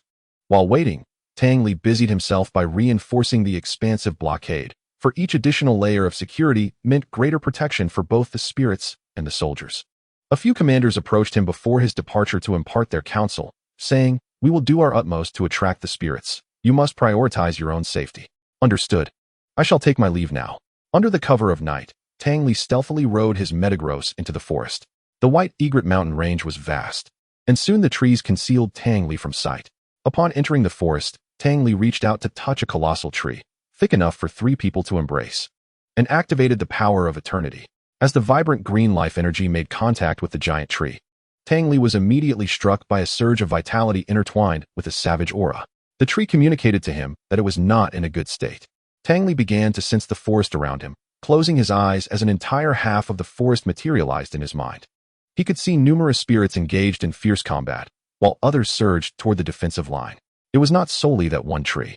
The entire forest was accumulating a tumultuous energy that permeated the air throughout the mountain range. After discerning the direction in which the savage aura was most potent, Tang Li cautiously guided the spirits toward that area. As Tang Li advanced rapidly, he came to a halt before a battle between a group of Abomasnow and Nidoking that obstructed his path. He was compelled to issue a command, "Bangila's, keep it discreet." A flash of light emanated from beneath Bangila's feet, instantly turning the ground of the battlefield into sand, ensnaring the Abomasnow and Nidoking within its grasp. As they noticed an attack, they turned their heads to observe Tang Li and his entourage. Before they could utter a sound, Bangila's manipulated the sand to fill their mouths, leaving only their heads encased in sand, immobilized on the ground. In silence, the confrontation was resolved, and Bangila's returned to Tang Li's side. While Bangila's possessed the ability to crush them with sand, he deemed it unnecessary, recognizing that they were likely victims themselves and that annihilation was unwarranted. "Let us proceed." Seizing the moment while the chaos went unnoticed, Tang Li continued onward with the spirits. Blaziken darted through the branches, swiftly taking down any straggling foes, avoiding those in greater numbers, and burying the unavoidable ones with Bangila's. Eventually, upon exiting the forest, they were intercepted in the valley by two colossal onyxes. The savage aura emanating from the onyxes was intense, and their king-level strength appeared unstable, as if they had only recently achieved a breakthrough.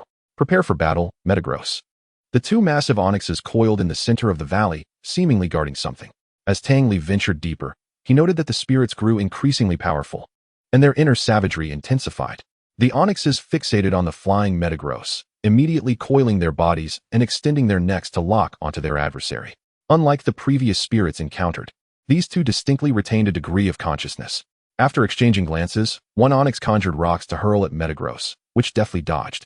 In that instant, the other onyx charged directly at Tang Li. In a flash, Blaziken delivered a fiery kick to the chin of the attacking onyx, sending it hurtling away. How dare you resort to underhanded tactics? Everyone, attack together, Tang Li exclaimed, taken aback by the ambush. Bangilas unleashed the destructive beam. Bangilas fired a powerful black beam, striking the onyx and eliciting a painful howl as it contorted in agony. Upon witnessing its sibling's plight, the first onyx roared in fury toward Tang Li. However, as Metagross closed in, it delivered a comet punch that drove the onyx deep into the rock wall, rendering it immovable. The disparity in strength was overwhelming. Both onyxes were swiftly vanquished. Tang Li retrieved two ordinary pokeballs from his backpack, capturing the unconscious spirits within, intending to hand them over to the military for processing upon his return, as he held little regard for them. The commotion had drawn the attention of spirits deeper within the forest, yet Tang Li was unperturbed. Their arrival would facilitate a comprehensive capture.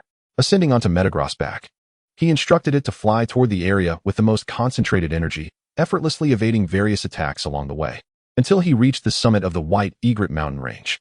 At the peak, Tang Li was met with an eerie silence.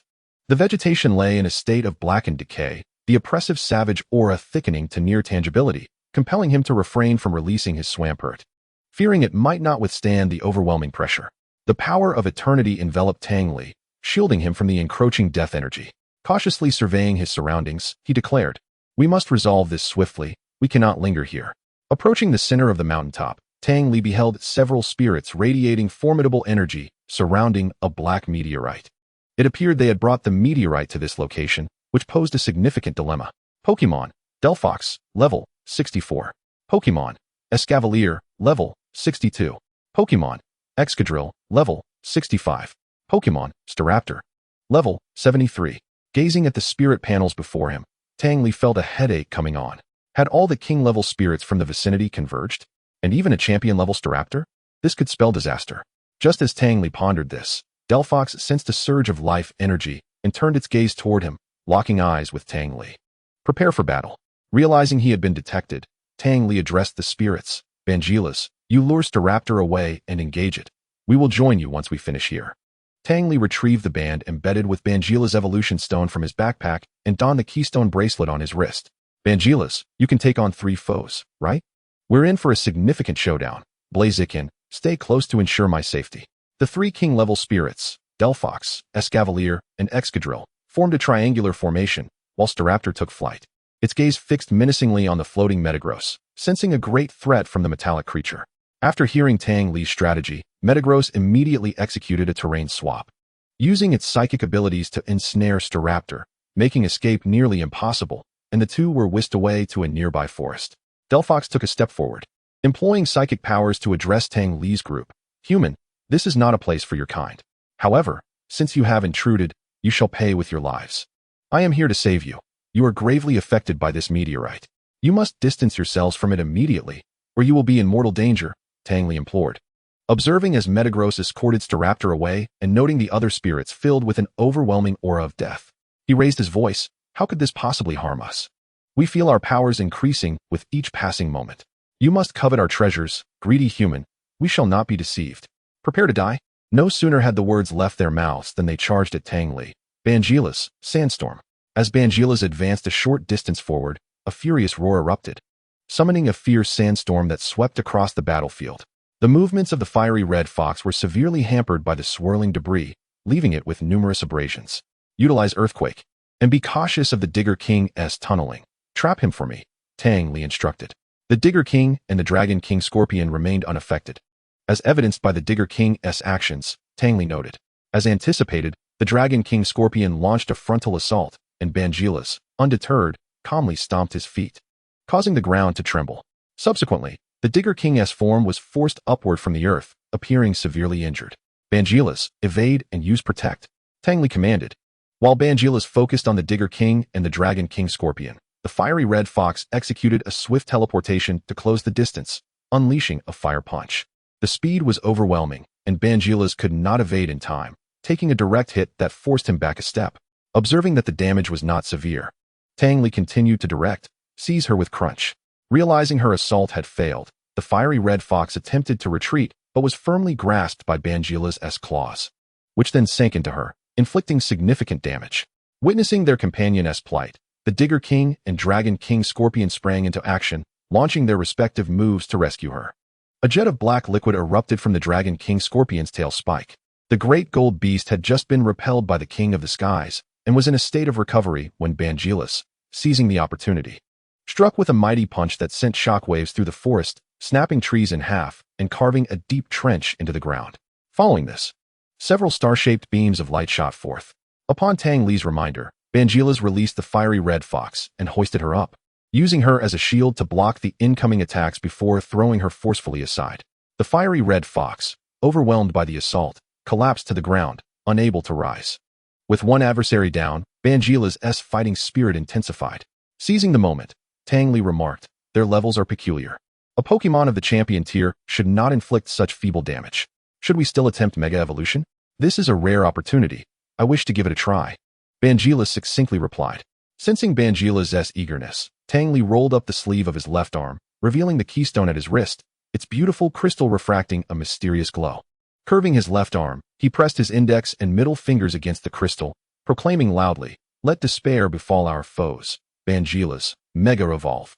In response to his thunderous roar, both crystals emitted a dazzling light that intertwined, enveloping Bangilas in a surge of immense power as his form began to transform. The back of Mega Bangilas split open due to the energy of the Mega Evolution, sprouting 6 irregular spikes on either side. The horn atop his head elongated into a sharp, upright spike, while the spikes at the back of his neck shortened. The spikes on either side of his head extended along his brow, and his knees bulged with new spikes. His tail lengthened, with 4 sharp protrusions growing outward at its tip. Mega Bangilas' shell bore more openings than his standard form, with 5 new holes situated on either side of his neck and beneath his throat, while the 4 chest openings expanded, with a small red protrusion emerging from the upper 2. As the light of evolution faded, Mega Bangilas let out a thunderous roar, exhilarated by his newfound strength, intensifying the sandstorm atop the mountain. Meanwhile, the 3 opposing Pokémon were not idle. They rushed to aid the fiery red fox during Bangilas' evolution, aware that they could not prevail with just the 2 of them. "Finish this quickly. The great gold beast requires our assistance," Tang Li urged Bangilas, casting a glance at the tumultuous battle between the great gold beast and the King of the Skies nearby. The trio of adversaries gazed upon the newly evolved Bangilas with trepidation, a hint of retreat flickering within their resolve. "Dragon Dance, spiked attack," they called out, attempting to flee. A barrage of sharp, massive rocks rained down from the sky, striking the Dragon King Scorpion directly in its vital area, causing it to spew forth black blood before collapsing. The Digger King attempted to burrow away from the assault zone, but was abruptly thrust into the air by a rising pillar of stone, pinned midair and rendered unconscious. The agile fiery red fox, exhausting all her strength, narrowly dodged the rock onslaught. Realizing escape was futile, she gathered her energies and unleashed a powerful flamethrower. Observing her defiance, Bangilas retaliated with his own flamethrower, effortlessly dismantling her attack and striking her with overwhelming force, sending her careening backward. The fiery red fox sought to flee, using Protect to land beside a meteorite. The fire chicken foresaw the impending scenario and cautioned Bangilas. Just as the fiery red fox prepared to escape, she found her feet ensnared, and an increasing amount of sand engulfed her. In an instant, the sand compressed tightly around her, and as Tang Li approached, it dispersed, revealing the fiery red fox, blood streaming from her orifices, unconscious on the ground. After capturing the 3 Pokémon in Pokeballs, Tang Li turned his gaze toward the distant King of the Skies. The great gold beast and the King of the Skies were locked in an evenly matched struggle, with the former clearly gaining the upper hand. Yet, Tang Li did not underestimate the King of the Skies. After all, no champion-level Pokémon was to be taken lightly, and this particular King of the Skies was clearly the greatest beneficiary of the meteorite's power. "Bangilas, assist," he commanded, though Bangilas had yet to revert from his Mega Evolution. Tang Li's extraordinary resilience allowed him to maintain the form for an extended duration. No sooner had he spoken than steam erupted from the openings on Bangila's body, propelling him toward the King of the Skies like a rocket engine.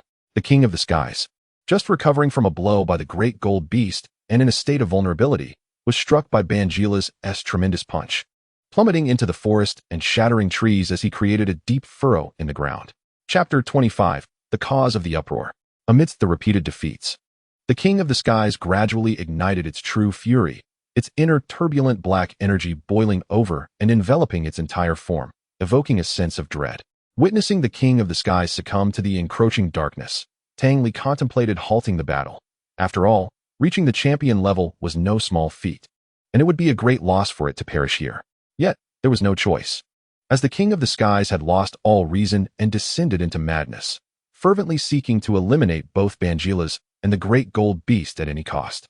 In a frenzied exchange of blows, heedless of its own injuries, the King of the Skies attacked with reckless abandon. Observing the situation escalate, Tang Li cast aside his pity and joined the fray. The King of the Skies fixed its cold gaze upon the two airborne Pokémon, launching a brave bird assault with blinding speed towards Bangila's.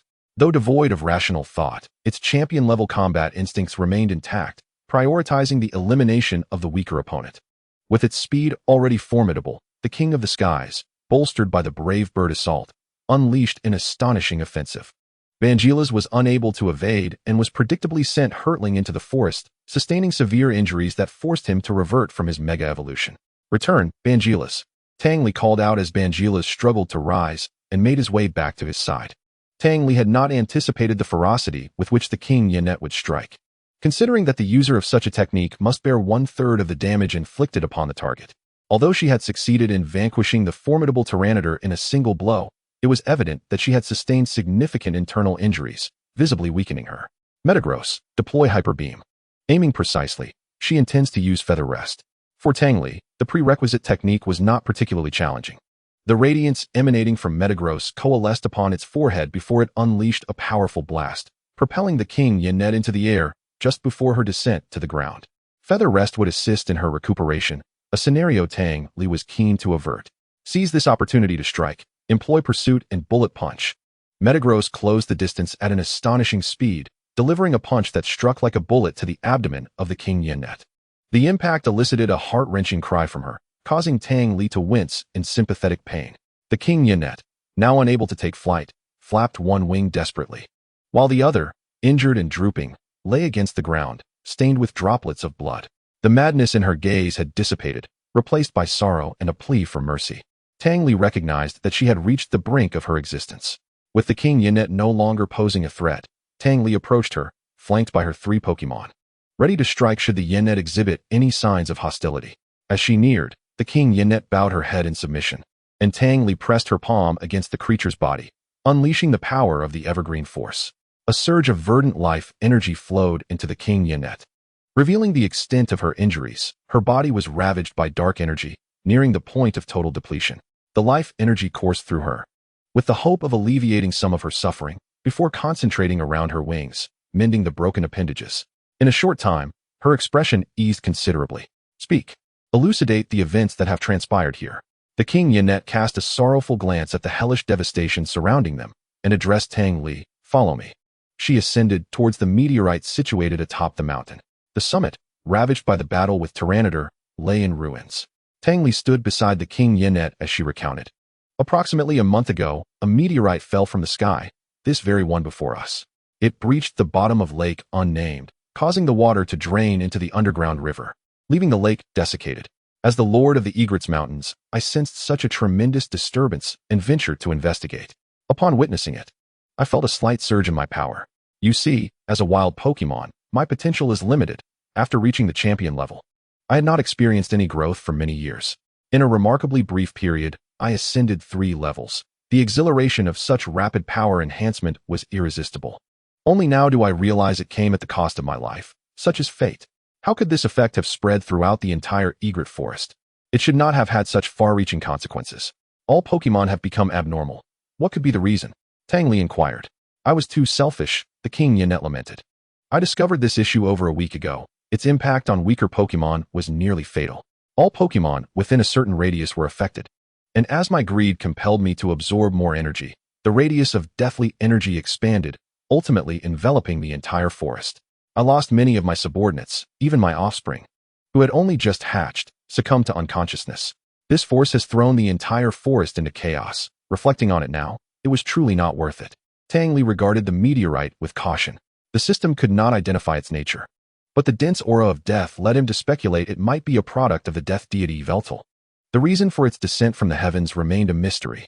Recognizing that numerous Pokémon were assaulting the blockade within the mountain, he turned to the King Yenet. Can you quell their frenzy? I cannot be certain, but I shall try, she replied. Ascending into the sky, she emitted a resonant and distant call that reverberated throughout the mountains. However, there was no response. It seemed ineffective. The King Yenet surveyed the chaos at the mountain's edge and the desolation above, her eyes moistening as she spoke to Tang Li. These calamities are my fault. However, may I implore you for one final favor? Please assist my offspring. I can sense the abundant life energy within you, as well as the presence of that esteemed individual. I beseech you. I can only promise to do my utmost. Upon hearing Tang Li's response, the King Yenet took flight once more, channeling the dark energy within her, unleashing all her strength in a single cry that showcased her champion-level might, causing the entire mountain to resonate with her sonic wave. How could there be a champion-level Pokémon within the mountains? Is that boy from the Tang family in peril? The commanders at the front lines felt the overwhelming pressure and exchanged worried glances. Should we dispatch someone to provide assistance? One suggested. These Pokémon are fighting with reckless abandon. The pressure on our defenses is immense, and we cannot spare personnel, interjected the chief of staff. As the leaders sensed the oppressive presence, their burdens multiplied. Though they were powerful, they faced an overwhelming number of Pokémon, many of whom were formidable wild creatures breaching the front lines and causing significant casualties. Excelgar, Flare Blitz. Commander Rinjun directed his flagship Excelgar to ram into a gym-level Hippowdon, then warned his troops, stay alert. A formidable enemy may be upon us. The wild Pokémon, feeling the leader's pressure, began to awaken from their frenzy, cautiously retreating towards the summit. Commander, we have reports from the 3 defensive lines. The Pokémon have all retreated and are requesting the next course of action, a communications officer hurriedly relayed. Upon witnessing the retreat of the Pokémon, the 3 leaders convened in the command center, overhearing conversations within. This is dire. The boy from the Tang family is still inside. What will become of him now that the Pokémon have withdrawn? Which boy from the Tang family? How did he end up in the mountains? Duke Wei, Lord of the Skies, lifted the curtain and entered the command room alongside the others. The boy in question is Tang Li, the grandson of the venerable Tang Qing. He voluntarily undertook a mission to investigate the depths of the mountains and has yet to return, the commander responded, his brow furrowed in concern. I thought he was still in school. How did he come to be here? The only female commander, Cheng Man, expressed her astonishment. She was a disciple of Tang Li's mother, vacationing nearby when she received an urgent summons from the League and hastened to assist. He arrived just yesterday, claiming to have heard of the turmoil among the Pokémon and came to help. However, there is no need for excessive worry. He possesses a highly capable Metagross. He should be fine, the commander assured Cheng Man. Upon hearing this, Cheng Man could no longer remain passive. I shall go find him. I cannot bear the thought of him alone in there. With that, she burst through the door, summoning her Charizard to soar towards the mountains. We shall accompany you for support. Commander, please remain here. We will retrieve them both. The others summoned their flying Pokémon and swiftly followed in Charizard's wake. Chapter 26, The Enduring Ant. Metagross, catch her with telekinesis. Tang Li had been closely monitoring the King Yanet's condition. When he observed her fatigue causing her to plummet from the sky, he promptly instructed Metagross to catch her, gently placing her on the ground. With the last vestiges of her strength, the majestic Kingfisher addressed Tang Li, saying, My children are in the cave over there. I entrust them to you. Please, the forest spirits, rescue them for me. There are also some of my treasures in the compartment of that cave. Consider them a reward for your assistance. I beg of you. After uttering these words, she closed her eyes and ceased to breathe. A wave of sorrow washed over Tang Li. He had endured much in recent days, from the tragedy of Princess Tish's mother acquiring the Azure Jewel, which led to the nation's ruin and the demise of its people, to the Kingfisher's acquisition of the meteorite, which incited chaos among the nearby spirits, culminating in her own tragic end. He realized that one cannot covet what is not meant for them, a lesson learned, yet Tang Li questioned whether he could truly embody this wisdom, as he had been an ordinary man in his past life and remained merely a wealthy, ordinary man in this one. Gazing upon the lifeless body of the Kingfisher, Tang Li found it difficult to regain his composure. It was his first encounter with the process of life ebbing away, revealing the fragility of existence. After a brief moment, he dismissed the tumult of thoughts from his mind. He was not one to wallow in melancholy, and he quickly adjusted his mindset, believing in the principle of seizing the day. Vangelis, let me tend to your wounds first. It's the first time I've seen you so gravely injured. It must hurt, he said, tenderly stroking Vangelis's back, channeling life energy into him as if it were free. Tang Li contemplated naming this technique Palm of the Immortal, yet its capabilities extended beyond mere healing, leaving him at a loss for an appropriate title. A champion-level attack infused with rage was no trifling matter. Had it not been for Vangelis's robust vitality, the fate of another spirit could have been dire, perhaps resulting in two lifeless bodies lying here instead. The Steelix observed the soothing green aura enveloping Vangelis, then turned its gaze toward Tang Li. Noticing the Steelix's curiosity, Tang Li raised his other hand and directed a healing wave toward it, bringing immediate relief to the creature. Having sustained minor injuries during the battle, Tang Li deemed it prudent to allow the Steelix to receive treatment as well. Once assured that Vangelis was no longer in grave danger, Tang Li withdrew his healing energy and addressed the three spirits. Let us seek out her children. We have a responsibility to fulfill. And I am also quite intrigued by the treasures of champion-level spirits. As for the body of the Kingfisher and the meteorite before him, Tang Li felt no particular interest. He would later deliver these items to the Alliance for their investigation, as they were of no consequence to him. He trusted they would not dare to withhold his rightful rewards, yet he found himself troubled by the challenge of concealing his true strength.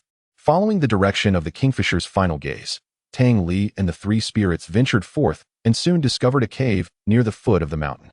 This location was sufficiently distant from the meteorite's influence, likely chosen by the Kingfisher to safeguard her offspring. The cave was spacious enough to accommodate their group, and upon entering, they beheld a frail Swablu lying on a straw-covered stone bed. Upon noticing the strangers, the Swablu recoiled in fear, retreating into the straw, appearing too weak to muster much movement, only managing to gasp for breath and exhaustion. Seeing the small Swablu so frightened, Tang Li swiftly released the power of the evergreen, connecting it to her. The young Swablu experienced a wave of comfort akin to returning to her egg, as the deathly aura surrounding her began to dissipate. It was the most soothing moment she had experienced in a long time. She recalled how her mother had not played with her for quite some time, and how, days ago, she had sneaked away to find her. But as she approached, a wisp of dark energy had invaded her body, causing her to endure excruciating pain ever since. Once the green light faded, the pain returned, and the young Swablu opened her eyes to gaze at Tang Li, her eyes brimming with a yearning for life. She understood that this human before her possessed the ability to heal her. At that moment, a panel displaying her information appeared in Tang Li's mind.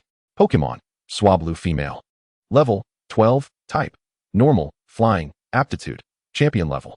Tang Li was taken aback to discover that the Kingfisher's offspring was a Swablu, indicating that her father must have been a formidable Altaria, as such a high aptitude would not be bestowed upon an ordinary creature. Yet, despite the Swablu's impressive potential, Tang Li harbored no intention of capturing her. He felt a sense of guilt towards the little one, knowing her mother had ultimately perished by his hand. Little one, your mother sent me to heal you and to take you away. I will find you a trainer who will care for you well, Tang Li assured the Swablu, gently stroking her feathers. But what about my mother? I remember she was injured too. Can you help her as well?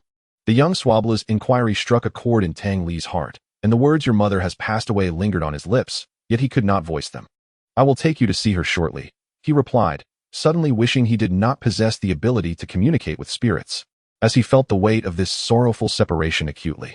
Upon entering the compartment, Tang Li observed the cave filled to the brim with items. Yet he did not linger to examine them, instead gathering everything together. Cradling the young Swablu, he led the three spirits outside, returning to the lifeless body of the Kingfisher.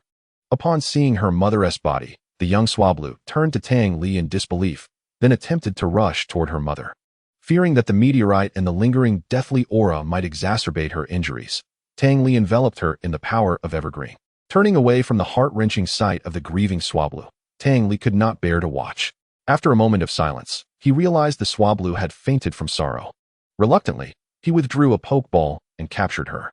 Suddenly, the Steelix sensed three powerful presences approaching and quickly entered a state of alert, fixating on three distant silhouettes flying toward them. Tang Li restrained the Steelix's movements, recognizing the familiar figure riding at the forefront of the Charizard. It was his aunt. Aunt, what brings you here? Before Tang Li could finish his sentence, Chung Monru leapt from the Charizard's back and rushed to his side, enveloping him in a tight embrace. Inspecting him for injuries. Are you all right, Li? You mustn't be so reckless. This place is perilous. I'm relieved you're unharmed. Otherwise, I wouldn't know how to explain it to your mother. Despite Tang Li's struggles, his aunt held him firmly, showering him with a torrent of concern. I'm fine. I didn't expect you to be here as well. I had no idea.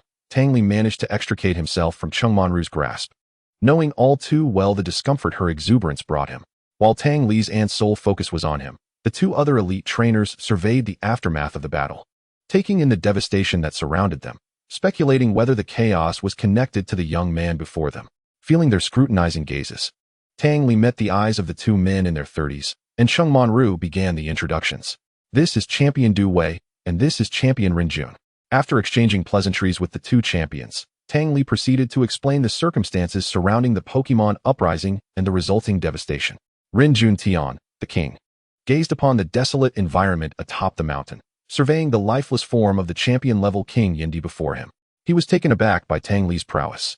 The latter had already been a distinguished genius within the league, yet it appeared that his capabilities had been severely underestimated. To have withstood a champion-level Pokémon after vanquishing several king-level ones was no small feat, although the champion-level King Yindi had regained consciousness in her final moments.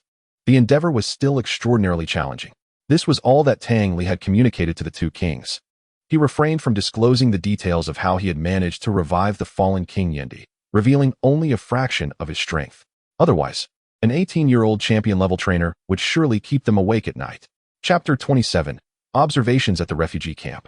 This place was not suitable for prolonged stay. After Tang Li and the three kings secured the body of King Yindi and the meteorite into their backpacks, they mounted their flying Pokémon and soared towards the command camp. The backpacks were a product of advanced technology from this Pokémon world, equipped with spatial compartments. However, their capacity was limited, far inferior to Tang Li's system backpack, which he often used to obscure its existence. Upon the trio's descent at the camp, several officials emerged from the command room. Spotting Tang Li, one of them exclaimed, "Ah, young Tang Li, you have finally returned." Tang Li, upon seeing the officials, replied, "Sir, I have fulfilled your expectations. I have completed the mission." He then presented several Pokeballs to the officials. "These are the king-level Pokémon I captured. They were also tainted by the deathly aura, though not severely. Once they recover, we can harness their strength to bolster the League's power. This here is the body of the champion-level King Yindi, the principal instigator of the Pokémon riot. Ultimately, it was she who sacrificed her life to quell the chaos, serving as a form of atonement." He handed over the bag containing the body to the official. "And this is the source of the turmoil, the meteorite that fell from the heavens, containing energy that can enhance Pokémon strength. However, absorption comes with severe side effects. It was this very meteorite that led to King Yindi's demise. It appears to have no adverse effects on humans. So I hope you will entrust it to the League for thorough research." Amidst the officials' astonishment, Tang Li continued, "My task is complete. King Yindi's final command was that all Pokémon are forbidden from leaving the Bailu mountain range. I am uncertain how long this order will hold. If any Pokémon discover that King Yindi has vanished, they may issue new commands. We must strategize promptly." The official regarded the items before him, then turned to Tang Li, marveling, "What an extraordinary young man you are. We had merely hoped for a bit of information, yet you have managed to halt this riot. Truly remarkable. I shall report to the League to commend you. Sir, the soldiers on the front lines and the kings also played significant roles. They deserve ample recognition as well. I cannot claim undue credit." Tang Li promptly interjected. "Ha ha ha. Everyone has contributed," the official chuckled, taken aback by Tang Li's humility. "You truly are a fine young man from the Tang family. The more I see you, the more I admire you. Were it not for the absence of a daughter, I would almost wish to marry her off to you. Please, continue with your plans. I shall take my leave." After bidding farewell to the official, Tang Li approached the Bailu mountain range to observe. As dawn broke, the sun rose like a radiant coral sphere, and in an instant, the world fell silent. As if everything were entranced by the birth of light, the sun ascended as usual, its splendid dawn heralding the commencement of a new day, with warm, brilliant rays cascading over the earth like a waterfall. The meteorite had been retrieved, and the deathly aura surrounding Bailu Mountain resembled a source of lifeless water. Coupled with the forest's potent vitality, Tang Li believed it would not be long before this place flourished once more. "Li, why are you running so fast?" Upon hearing someone call his name, Tang Li turned to see his aunt had followed him out. "Shouldn't you be arranging further plans? Why have you come as well?" Tang Li inquired, puzzled. "I am but a frail woman. What can I do in battles? Besides, my dear nephew has ventured out, so I must hasten to follow. Chung Monru replied, not revealing that she felt quite uncomfortable in the presence of the stern officials. As they walked and conversed, they made their way towards the refugee camp in Bailu City. The camp primarily housed residents from Xianshui Town, who would likely remain there for an extended period. The repercussions of the riot would linger until it was fully resolved, and their homes lay in ruins. Returning to their former prosperity seemed implausible. There was little Tang Li could do. He could only assist them in improving their living conditions at the camp, while the League would ultimately determine their resettlement. Upon arriving at the camp, Tang Li noticed trucks from his family's corporation arriving in succession. He had arrived just in time to witness the delivery. As the head of the local branch, he had dispatched a batch of supplies as soon as the camp was established, albeit his authority was limited, and he could only send a modest amount. After receiving a directive from Director Zhao the previous day, he promptly mobilized relief supplies. Xinxin Group was a socially responsible enterprise, and local branches were annually allocated a specific quota for aid, supervised by designated departments. The head of Bailu City's Xinxin Group, Bao Sun, spotted Tang Li at once and rushed over. Young Tang, you have arrived, he said gratefully. His eyes filled with appreciation for the air of his company. As a native of Bailu City, though his home was not in Xianshui Town, he felt a deep sense of empathy witnessing the tragic scenes that unfolded. The camp comprised simple tents, with entire families crammed into a single one. A sight that lacked dignity in the eyes of the Xianshui Town residents. The atmosphere was thick with despair. Upon seeing Bao Sun approach, the leaders of Bailu City gathered around, expressing their gratitude. Manager Bao, on behalf of the residents of Xianshui Town, I thank you once again. You have already delivered supplies once. Now you bring even more. This time, you have misattributed your thanks. You should express your gratitude to young Tang beside me, for he arranged all of this. Bao Sun moved to Tang Li's side, introducing him to the officials. And this young man is? The mayor of Bailu City inquired curiously. Hello, Mayor, I am Tang Li.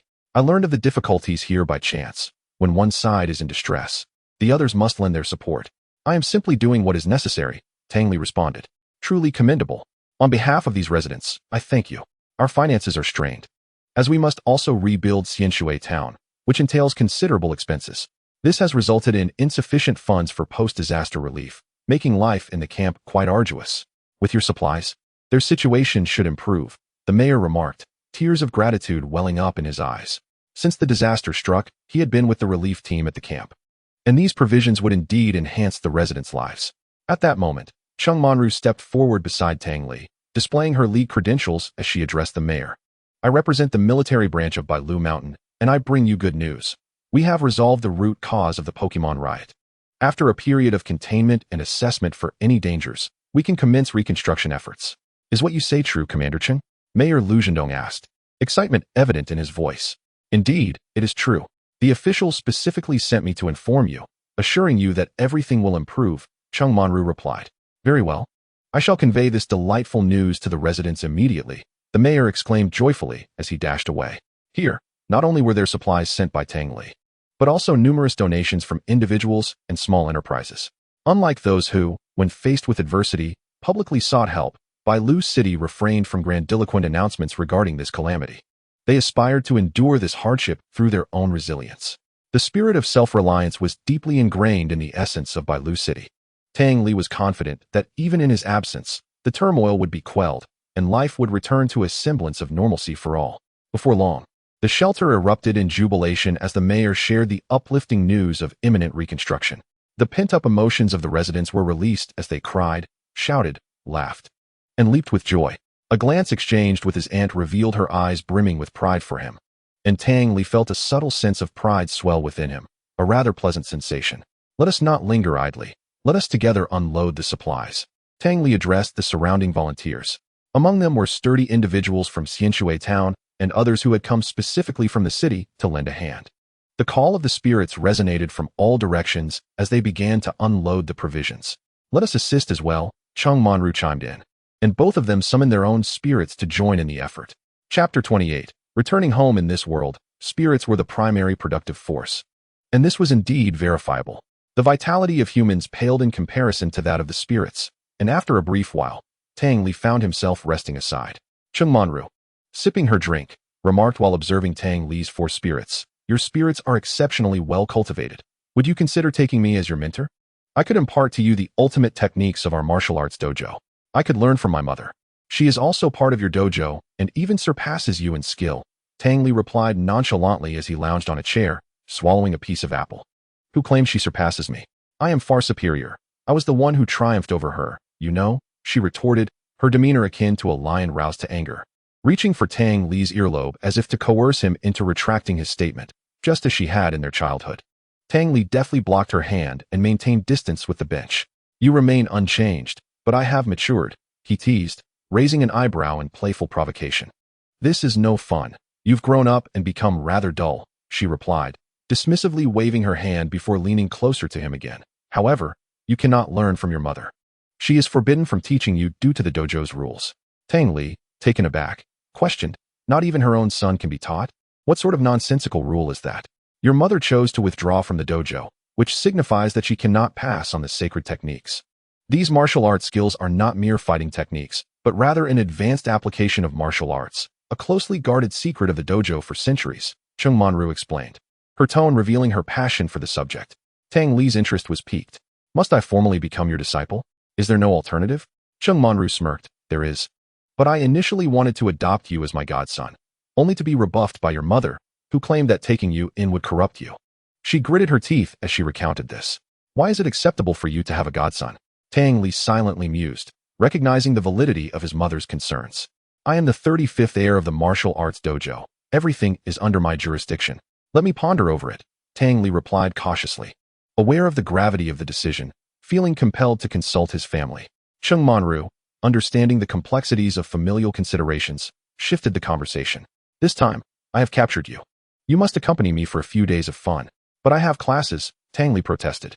I am unperturbed. I am aware of your presence here. I rushed in to rescue you, you ungrateful soul. And as for taking a leave of absence, that should pose no challenge for the esteemed young Master Tang, she declared. Rendered speechless, Tang Li resorted to his phone, calling his year's supervisor to request a leave. Are you satisfied now? He inquired after hanging up, thanking the supervisor. For the next few days, accompanying his aunt to various attractions in nearby cities exhausted Tang Li. Just yesterday, he had spent the entire day at a mall under her guidance, his legs feeling as though they might give way. It was truly perplexing how, even in her 30s, she possessed such boundless energy. Weren't we supposed to explore around by Lu City for a few days? Why are we heading to the airport? Tang Li queried as Chung Manru dragged him into the car bound for the airport. Overwhelmed with fatigue from daytime excursions and the demands of using his powers to heal the Qingyan bird at night, Tang Li found it increasingly difficult to refuse her entreaties. Your mother saw me having fun with you and insisted that I must bring you back. She missed you since you haven't returned the entire summer. Besides, the recent events have spread like wildfire in the Alliance, and she would not know how to explain your absence. As the airplane ascended into the sky, Tang Li realized he had been so preoccupied with leisure that he had neglected to inquire about the rewards from the Alliance. Contemplating this, he soon drifted into slumber. Chung Manru covered him with a blanket and picked up a magazine to read. Awakening to Chung Manru's gentle nudging before the plane landed, Tang Li found himself seated in a car headed towards the estate. Upon arriving, he alighted first and opened the door for his aunt, saying, "Please disembark, aunt." Chung Manru shot him a look of annoyance. You sulked while we were in by Lu City, and now you wish to play the gentleman? I shall not speak kindly of you later. Navigating around the grand fountain in front of the villa, Tang Li cautiously opened the door, peering inside before entering alongside his aunt. Mother, why are you sitting here? He inquired. Must I step outside to formally welcome the esteemed young Master Tang? A soft yet slightly frosty voice reached his ears. Tang Li hastily positioned himself behind his mother. Mother, please calm down. I frequently video call you and father. I intended to return during this period. I missed you as well. His persistent coaxing finally softened her tone. As the matriarch of the Tang family, Tang Li's mother had a notoriously fiery temperament before his birth, though it had gradually mellowed over time. Yet, when angered, she remained a formidable presence. Mother, I am hungry. Very well, let us go, she responded, leading him to the dining room.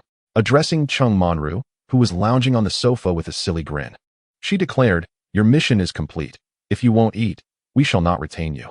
As her words concluded, Chung Manru sprang up, exclaiming, you are truly heartless. I traveled a great distance to bring your son back, and not only do I demand a meal, but I shall also be staying the night. With that, she slipped into the dining room and took a seat. Once inside, Aunt Lin had prepared a sumptuous meal, and after exchanging pleasantries with her, Tang Li settled down. After a hearty breakfast, the group ventured onto the lawn to bask in the sun. They released 5 spirits. allowing the fire chicken and bangilas to lead some of the spirits to play with Tang Li's mother's spirits, while also paying their respects to the mountain and acknowledging the leader. You have become increasingly accomplished, discreetly accomplishing a significant feat. Tang's mother reclined in her rocking chair and addressed Tang Li. You are well aware of my capabilities, dear. The situation you described hardly qualifies as perilous. I would merely consider it a practice opportunity. In the presence of his mother, Tang Li felt no need for concealment and recounted the true events that transpired in the Bailu mountain range. Upon hearing his story, Tang's mother remained unfazed. She had long accepted her son's strength, having witnessed his ability to best her Snorlax a year prior. Given Tang Li's prodigious talent, it was hardly surprising that he could now tame a champion-level Pokémon. She refrained from inquiring how he had acquired his Metagross. Her son had matured, and there were fewer concerns to occupy her mind. Chungmonru, meanwhile, lounged in the living room, engrossed in her television program, choosing not to interrupt the mother-son conversation. Observing the warmth of the scene, she felt a sudden pang of longing for her own son, yearning for the comfort of a strong shoulder massage. Tang Li soon entered the living room, retrieved his secret fruit juice concoction, and left a generous portion for his aunt on the table before stepping outside. Chungmonru took a sip of the juice left by her nephew and was immediately enchanted by its exquisite flavor, quickly downing it in a couple of gulps. She then ventured out onto the lawn. Upon seeing her emerge, Tang Li chuckled. Aunt, you arrived much earlier than I anticipated. He placed an empty cup before her. Chungmonru said nothing but pulled out a chair and sat down. This flavor is delightful. Did you prepare it yourself? She inquired. What do you think? Who else possesses such remarkable skill but me? He replied, refilling both his mother and aunt's cups. This is all made from very precious fruits, boasting beautifying properties. So do indulge. As Tang Li finished speaking, he felt the weight of two gazes upon him. I've prepared plenty for you both. I'll fetch more shortly. Women of a certain age invariably take an interest in their appearance, and such a splendid treat should not be overlooked.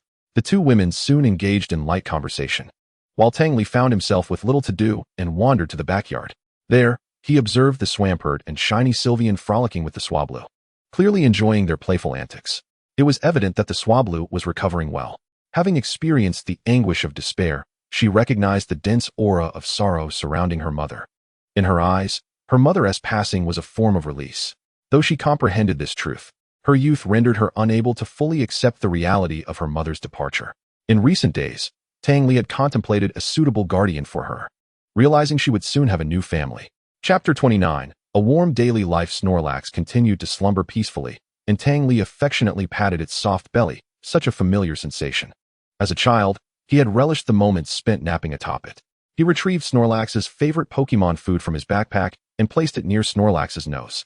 The delectable aroma wafted through Snorlax's dreams, causing its lips to curl into a contented smile.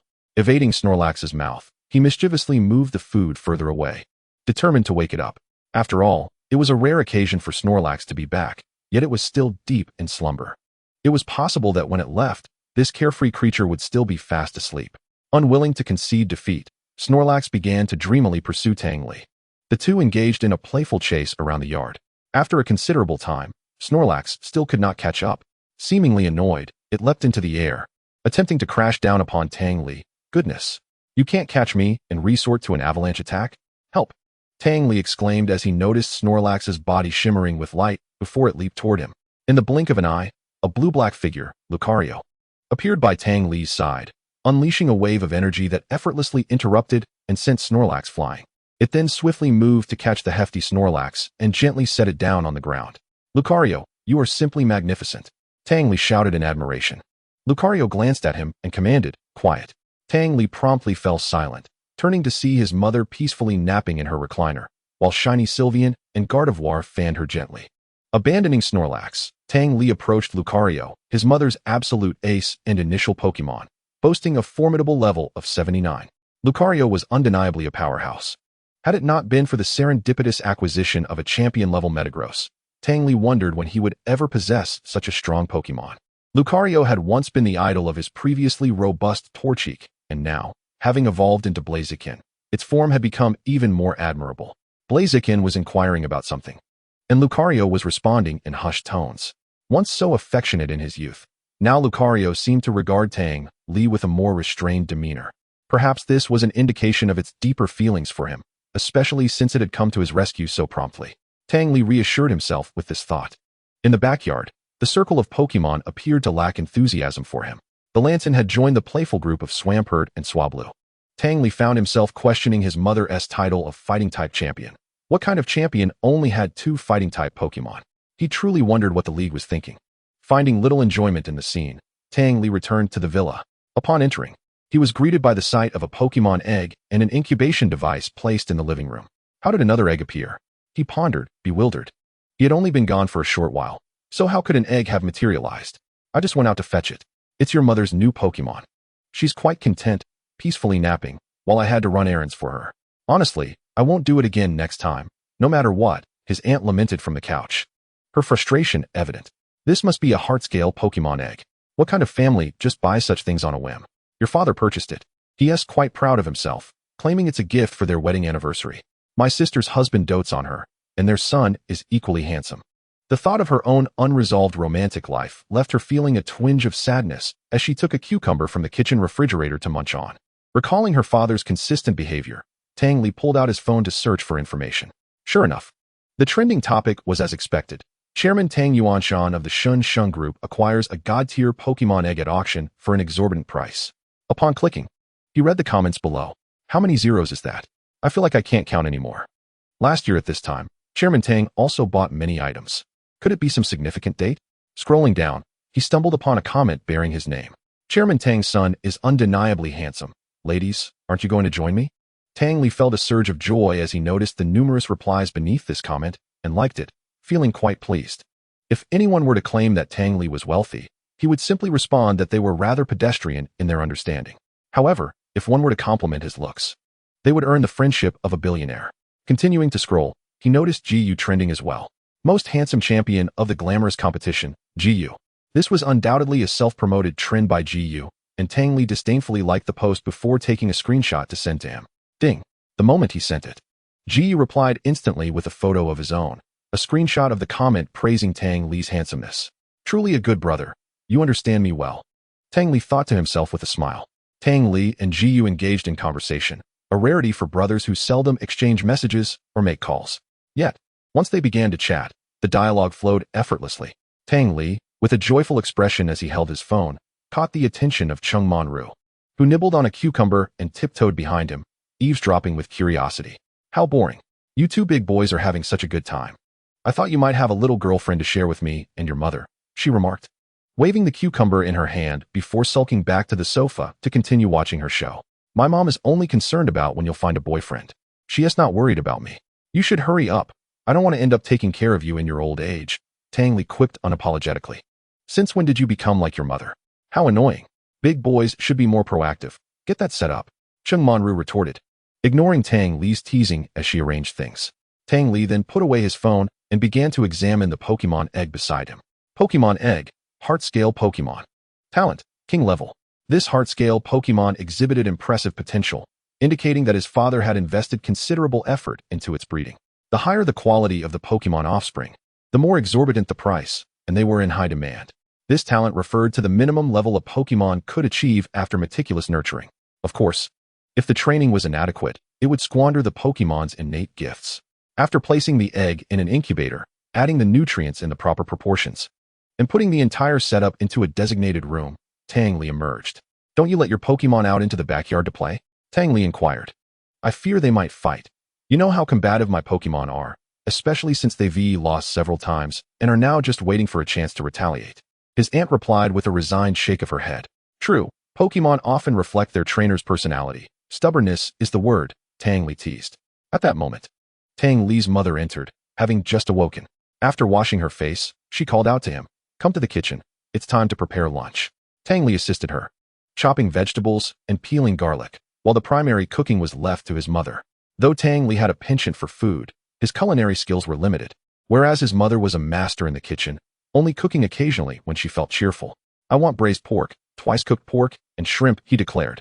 After learning that his mother was cooking, Chung Monru, also a foodie, flitted in and out of the kitchen, making a fuss over her meal choices, her discerning palate evident. Eventually, she was banished from the kitchen by Tang Li's mother due to her antics. After a flurry of activity, Tang Li's mother announced that the last dish, fish, was ready. Go call your aunt to help serve the food, she instructed. Tang Li first placed a dish on the table. then summoned his aunt to assist with the rest. Soon, the table was laden with a sumptuous feast, featuring nearly all of his aunt's selections along with several of Tang Li's favorites. Although Tang Li's mother often appeared stern with his aunt, she was, in fact, the one who spoiled her the most. This meat is simply divine. This soup is incredibly fresh. I feel truly fortunate to be able to enjoy such delicious cuisine. Chung Monru exclaimed, her praises echoing throughout the living room, disregarding the customary rule of silence while eating. Tang Li's mother beamed with pride, delighted to receive compliments for her cooking. She then turned to Tang Li, who was engrossed in his meal, and asked, "How long will you be staying?"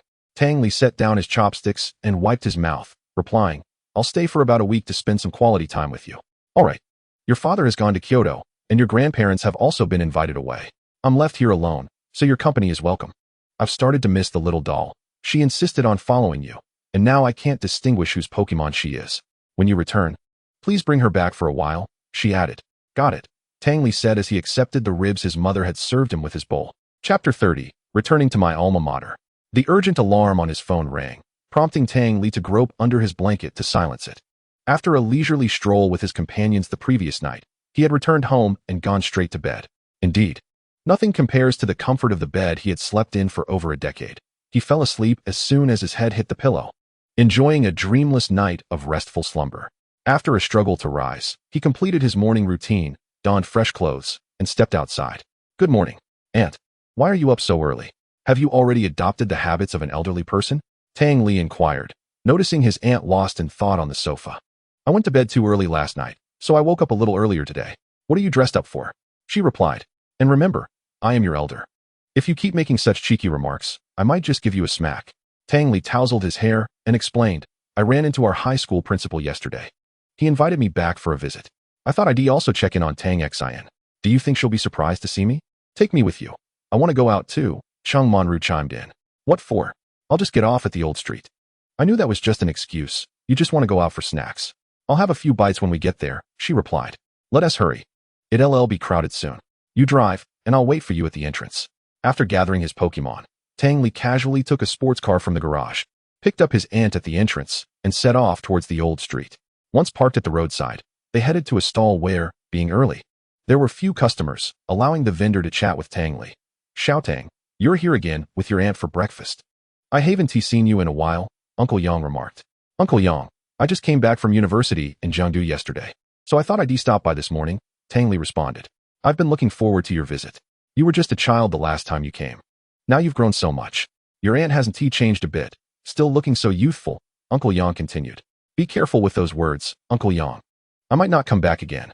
Tang Li laughed, while Chung Monru slammed her chopsticks on the table and exclaimed, "I'll leave you to enjoy your meal. I have other customers to attend to. Here is a small dish for you, on the house," Uncle Yang said, placing a bowl of side dishes on Tang Li's table with a smile. "That's more like it." "Thank you, Uncle Yang. You go on and busy yourself," Tang Li replied. The side dish, a secret recipe of the stall, was delectable and only served free of charge, a tradition upheld for over 20 years. The morning is the best time of the day, and the breakfast stall by the roadside was filled with the warming scent of cooking. The steam from the hot food wafted enticingly into the air. Tang Li took a bite of the layered meat pie, savoring the burst of flavors that delighted his palate, the familiar taste bringing him immense joy. No matter how far he traveled, his heart remained anchored in these simple bowls of warmth. The bustling market is perhaps the heart of a city, housing the essentials of life: rice, oil, salt, sauce, vinegar, tea, and an array of meats and vegetables, embodying the hopes of ordinary people. The warmth of humanity is what comforts the soul, and these elements of society are precious and worth cherishing. Although Longcheng is a large city, having grown up here, Tang Li never felt the coldness often associated with big cities. The local customs are sincere and imbued with a rich sense of community, instilling a strong sense of belonging in Tang Li. The only drawback was that the city lacked a university, otherwise he would not have had to venture to Jiangdu in the first place. After finishing his meal and wiping his mouth, ensuring no grease had stained his clothes, he turned to his aunt and said, "Please pack a portion for my mother. She should be awake by now. Can you take it back for her later?" After registering with the gatekeeper, Tang Li was ushered through the school gates. This was Longqing No. 1 High School, where he had spent 3 years, the most prestigious high school in all of Longqing. His cousin, Tang Xin, was also a senior at this institution. Upon entering the school grounds, Tang Li did not immediately head to the principal's office. Instead, he meandered through the campus. It was rather embarrassing to admit that after graduating elementary school, he had never returned to his former primary school. The same applied after middle school, and even after high school graduation. Had it not been for the principal's warm invitation the day prior, he would not have returned today, perhaps only to fetch his cousin from the school gate. As he strolled through the campus, memories of his past life there surfaced in his mind at every turn. It seemed that there was no one left who recognized him. After his graduation, the school had seen another batch of seniors depart, leaving him entirely devoid of familiar faces. Thus, for this campus, Tang Li felt both a sense of familiarity and estrangement. The predominant presence here appeared to be the wintergreen trees, and as he brushed his hand across the tops of these trees, he felt a ticklish sensation in his palm. Tang Li had few friends. Those he had known during his senior year had drifted apart after entering university. After reminiscing about his high school years, he rapped on the principal's office door and stepped inside. "Tang Li, how nice to see you so early. Please, take a seat," exclaimed Principal Pang, surprised at Tang Li's early arrival. He continued, "Today marks the centenary celebration of Longqing No. 1 High School. As one of our finest alumni, your absence would indeed render the occasion rather dull. Fortunately, you happen to be in Longqing today. Please sit for a moment. We shall head over together shortly." "Very well. I shall heed your arrangements, Principal." With that, Tang Li settled onto the sofa and began scrolling through videos. As Longqing's premier high school, the centennial celebration was a significant event for the city, drawing the attention of municipal leaders and the head of the Education Bureau, who had arrived early to partake in the festivities. Meanwhile, Tang Li found himself alone in the principal's office, entertaining himself. In the student building, teachers were busy preparing for the celebration, leaving no time for classes, thus assigning self-study instead. However, being high school students, who could rein in their exuberance in the absence of teachers, the campus was filled with laughter and cheer. First and second-year students with performances were diligently rehearsing, while others frolicked in the classrooms. Although the third-year students were quieter, whispers still floated through the air. For instance, Tang Li's sister, Tang Xin, was in a group enjoying snacks. In an effort to rein in the exuberant new seniors who had indulged during the summer, the homeroom teacher had been exceedingly strict in recent days. Now, with a chance to unwind and have some fun, the third-year students felt as though the skies had cleared. "Did you know, this morning when I went to the history teacher's office to submit my assignment, I saw a super handsome guy? He's not much older than us, and he's got such charisma." He went straight into the principal's office, shared a boy with chestnut hair parted down the middle. Really? Could he be the principal's son? No way. The principal could never have a son so charming, the boy confidently refuted. "Rin Shui, did you manage to take a picture?" inquired a bespectacled girl curiously. "I didn't bring my camera at the time. What a pity." Rin Shui lamented. "I didn't capture the handsome guy, but my little Charmander has hatched. Would you like to see?" he exclaimed, holding up his pokeball with delight. "What's so special about your Charmander? My Rockruff is far cuter. Your Rockruff isn't cute at all. My Cottonee is the most adorable in the world." The conversation among the youth shifted effortlessly from handsome boys to showcasing their Pokémon. They had received their starter Pokémon from the cultivation room the day before school began, and they were still riding the excitement of having just obtained their companions. Only Tang Xin remained glum, having yet to receive her own starter Pokémon. Her deskmate, Luing, remarked upon seeing her downcast expression, "Xiao Xin, hasn't your dad taken you to get your starter Pokémon yet?" "Yes. My dad says he wants to find me one with better qualifications, and he has been putting it off until now. Just the other day, my grandfather called him and scolded him for dawdling. He did find one for me, but my grandfather insists there's an even better one. So I have to wait a few more days. Why not just get both? If I had as much money as your family, I'd take care of them all. Here, pet my Mareep to lighten your mood." The whims of young hearts shift like the rains of June. Tang Xin, who had just been sulking, was instantly captivated by Lu Ying's Mareep, and they began to play together. Chapter 31, Sibling Reunion. Tang Xin's father, Tang Wanping, is a somewhat renowned painter. Initially, Tang's grandfather was not in favor of this career choice, which led to considerable discord between them. It was only after Tang Xin's mother gave birth to her that the old man softened his stance, as he cherished his granddaughter. Her mother is also a well-known entrepreneur in Longqing. Although her wealth pales in comparison to that of the Shenzhen group, she is still quite affluent. The bond between the brothers remains strong. Aside from the somewhat strained relationship between Tang Wanping and their grandfather, the rest of the family enjoys harmonious relations, devoid of the rivalry that often plagues other clans. Tang Xin frequently follows her brother Tang Li around, and their sibling relationship is quite amicable. As the time for the celebration approached, Tang Li accompanied the principal and various dignitaries to the venue. amidst the gathering of adults. His striking looks and presence rendered him a standout, immediately capturing the attention of everyone rehearsing on stage.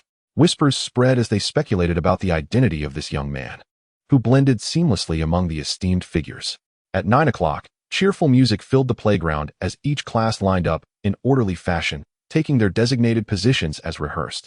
Once everything was in place, drones soared into the sky, and cannons fired, officially commencing the centennial celebration. Two hosts took to the stage, delivering the customary greetings. Esteemed guests, honorable leaders, all alumni of launching number 1 high school, and friends watching the live broadcast, greetings to you all. We thank you for taking the time to join us for this momentous centenary celebration. Several leaders had initially intended for Tang Li to sit in the center, but feeling it would draw too much attention, he opted to sit beside a few of them instead. Tang Li watched the performances on stage with great interest. The school had prepared extensively for this celebration, and the rehearsed acts were executed with care, especially since it was being broadcast live. Any misstep would be an embarrassment. Xiao Tang, our program is quite impressive, isn't it? Principal Pang asked with a broad smile. Tang Li turned his head to reply, indeed. Especially the coordination between the stage and the Pokémon in that last performance. It was simply splendid. This was directed by our newly hired beautiful mentor. She is quite visionary. The principal said proudly. Tang Li felt a pang of jealousy. What a world it was that, while he attended school, there were no beautiful mentors. Yet now there were so many. The students of number 1 high school, despite having seen numerous rehearsals, were still captivated by the dazzling lights, sound design, and various effects. With cheers and applause resonating throughout the playground, creating a lively atmosphere. Tang Xian's seating arrangement in class was relatively forward, and she sat alongside her desk mate, Tang Li, both engrossed in the program. Suddenly, they were captivated by a picture circulating in their group chat. Tang Li's dashing photo. I'm not lying. I truly saw it this morning. He was sitting at the podium. Does anyone recognize him? He is so handsome. I've never seen anyone this striking. Ren Shuai's message was quickly followed by several others. How could my brother be here? Tang Xian magnified the photo multiple times for confirmation, then stood up, exclaiming towards the podium. Luing observed her desk mate's fervor and hurried over to advise. Xiao Xian, just because someone is good-looking, you can't just claim them as your brother. After all these years, I never realized you were such a love-struck girl. This is truly my brother, the blood-related kind. He didn't even inform me he was coming. She then opened Tang Li's message interface and began bombarding him with messages. Noticing his phone vibrating incessantly, Tang Li guessed that his cousin had discovered his presence. Upon opening the message interface, he was indeed bombarded with a barrage of furious emojis and replied, "Watch the program first. I'll see you later," before turning off his phone, as there was a live broadcast directed at the podium, and it wouldn't be appropriate to be on his phone. Upon looking up, he noticed Principal Pang glancing over.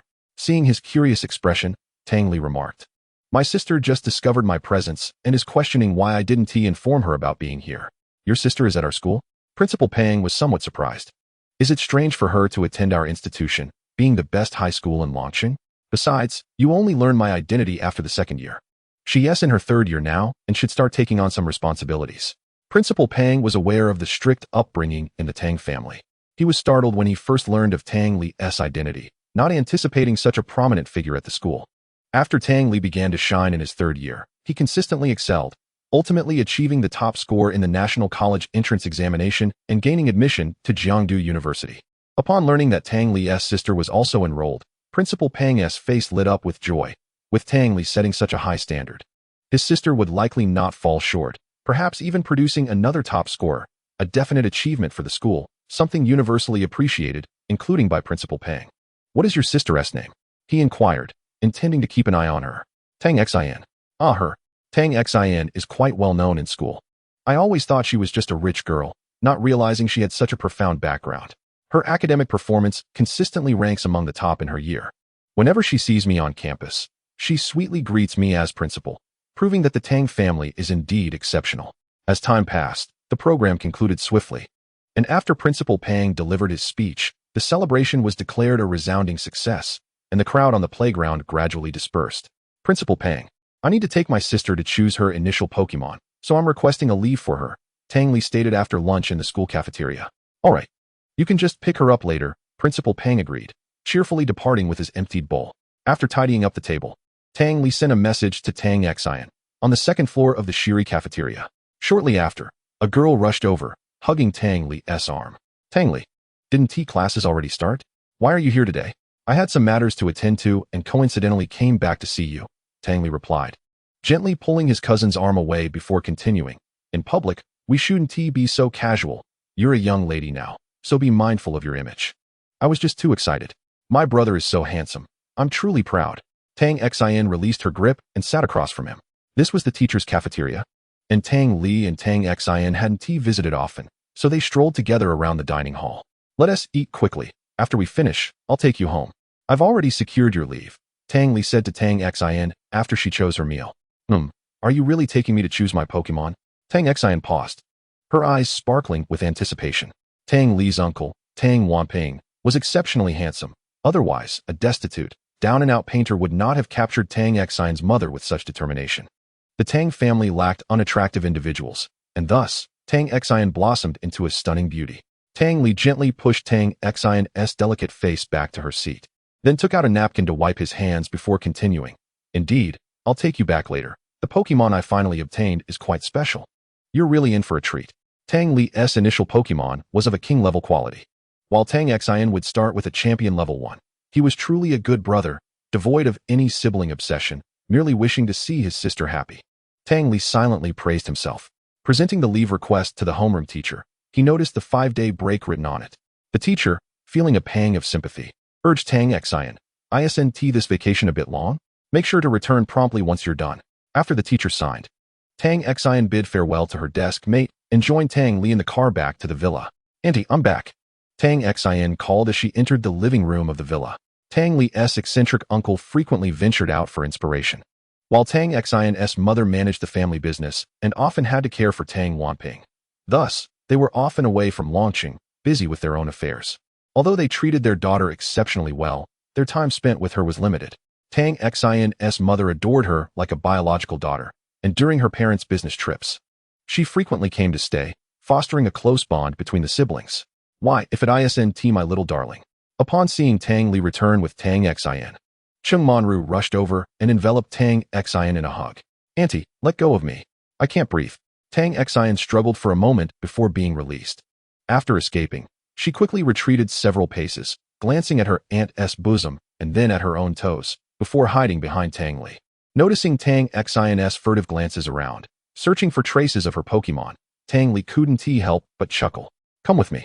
I've prepared your initial Pokémon in the backyard." Chapter 32, Alliance Rewards.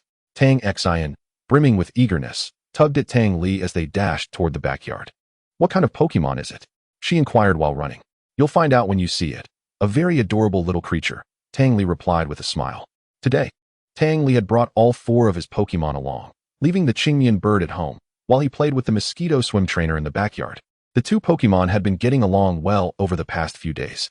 The mosquito swim trainer had muscular arms and legs, exuding an intimidating presence. He attentively considered the feelings of the Qingyan bird, playing a game of toss with her, and laughter filled the backyard. The mosquito swim trainer would toss the Qingyan bird into the air, and she wouldn't spread her wings, falling straight down, only for him to catch her securely. It was a game of trust that they both enjoyed immensely. Once in the backyard, Tang Li called out, "Qingyan bird, come here." Tweet. Upon hearing Tang Li's voice, the Qingyan bird flapped her wings vigorously at the moment she was tossed, creating a gust of wind as she soared upward, then suddenly halted and gently descended in front of Tang Li and Tang Xin. The Qingyan bird's body was a sky blue hue, with fluffy wings that contained air, and her 2 long blue feathers atop her head and the blue color of her tail made her an enchanting sight. She has just showcased her exceptional flying skills, and with her striking beauty as an enhancement, this flight is indeed a feast for the eyes. As a darling of the grand competition alongside Minas, she has garnered the admiration of both judges and spectators alike. While Tang Xin gazes at her, the Swablu curiously observes this beautiful girl before her, recognizing from the glimmer in her eyes that her recent aerial performance has left a profound impression. It is evident that the girl is captivated by her as well. In recent days, Swablu has been nurtured by Tang Li using the power of the ancient oak, and the dark energy within her has dissipated, restoring her to her former state. She is also aware that Tang Li is selecting a trainer for her, and Swablu eagerly anticipates the moment she will once again have a family. Chirp, chirp, Swablu flutters her cloud-like wings, greeting Tang Xin. "Hello there." Upon seeing Swablu's greeting, Tang Xin responds joyfully. Swablu holds a deep trust in Tang Li. The trainer he chooses must be well suited for her. especially since she has taken a liking to Tang Xin from their very first encounter. High beauty is indeed a considerable advantage, and when coupled with a good temperament, it easily wins the favor of others. This holds true for both humans and Pokémon. Why don't you two play together for a while? Tang Li observes the scene with great satisfaction, as both parties appear content. Unlike Pokémon that hatch directly from their eggs and possess a certain fondness for their trainers, Pokémon who have passed their infancy possess their own judgment, and the degree of harmony and understanding between them will significantly influence their future interactions. Seeing Tang Xin gently stroking Swablu's wings, Tang Li feels completely reassured. Swablu is particularly particular about her wings, being a clean Pokémon who would never neglect the meticulous care of her cotton-like wings. If they were to get dirty, she would wash them in the river, cleansing them with crystal-clear spring water. The fact that she has entrusted her wings to Tang Xin signifies her acceptance of her. Tang Li refrains from interrupting their intimate moment and steps back to stand beside his mother, who gazes at the harmonious scene of Tang Xin and Swablu with a look of contentment. Previously, Tang Xin had struggled for a long time to find a suitable Pokémon, which had caused her mother considerable worry. She had called Tang Xin multiple times, offering her help in the search, but a quality Pokémon is not easy to find. Although Tang Li's panel could display the quality of Pokémon eggs, he was unreachable during his expedition in the desert's secret realm, and thus remained unaware of this matter until he learned of it while explaining to his grandfather after resolving the Pokémon riot in the White Egret Mountains. As fate would have it, he had just obtained a Swablu with champion-level potential who had recently passed her infancy, coinciding perfectly with Tang Xion's need for a starter Pokémon. Such serendipitous timing made Tang Li feel as though she were the protagonist of this story. A champion-level offspring is exceedingly rare, even for Tang Li's grandfather. When he heard that Tang Li intended to give this Pokémon to his sister, Tang Li's grandfather was utterly astonished. For in a world where Pokémon reign supreme and trainers are paramount, it is a rare occurrence for someone to voluntarily relinquish a Pokémon capable of reaching champion level. In times when the League lacked significant authority, conflicts over quality Pokémon were commonplace, and even now, clandestine battles occasionally arise. However, Tang Li does not concern himself with such matters. Moreover, he had already promised the King Yin to take good care of her child, and it is imperative for him to find a good trainer for Swablu. After all, it is better to keep the valuable resources within the family. Especially when his sister is so exceptional, it is only right to keep it among kin. I have some good news to share with you. Tang's mother's voice reached Tang Li's ears. What is it? What good news? Tang Li inquired, puzzled. You have received your reward for resolving the Pokémon riot in the White Egret Mountains. The higher-ups from the League just called me. Upon hearing about the reward, Tang Li's excitement surged. What reward? He asked his mother eagerly. Tang's mother retrieved her phone, opened her email, and displayed the commendation letter issued by the League to Tang Li. He was only interested in the rewards. Glancing over the flattering introductory remarks and quickly focusing on the actual rewards listed at the end. 1. In light of this incident, the League has reassessed your strength and has officially upgraded your trainer rank to that of a champion. Please proceed to the League Center to re-register your identity information. 2. After review by the League's military, you are awarded a Xiaohua medal. 3. You have saved the League from significant losses through your valiant actions. After discussion, the League has granted you a ticket to the Dragon Valley Secret Realm, which allows you to capture a Dragon-type Pokémon. Tang Li found these rewards quite appealing. Although the first one might seem insignificant, it would be immensely convenient for him. After all, he is currently just a senior trainer, and to reach the champion level, he would need to pass assessments of elite trainers and gyms first, making this a considerable time saver. The second reward is even more notable. The Xiaohua medal is awarded by the League to individuals with outstanding contributions and is not easily bestowed. Few possess this honor, and its holders enjoy numerous benefits. It is not merely a mark of honor, but a recognition of one's own merit, which Tang Li greatly appreciates. As for the Dragon Valley Secret Realm, he has long desired a Dragon-type Pokémon.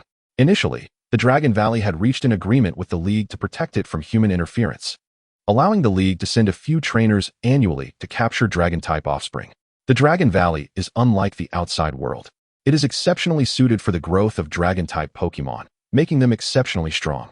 Many covet this opportunity, and the League likely arranged this reward considering Tang Li's lack of Pokémon. Chapter 33, The Beloved. Perhaps due to Tang Li's defeat and submission of 5 champion-level Pokémon, the League has rated his strength at the champion level. At just 18 years of age, Tang Li stands as a unique presence within the entire League. After returning the phone to his mother, he slowly remarked, I am getting closer to my dream. This year, I will participate in the Champion Cup. Then your path may change. Previously, you could compete in the youth division, but now you will likely face those vying for the champion candidacy. They are no trivial opponents.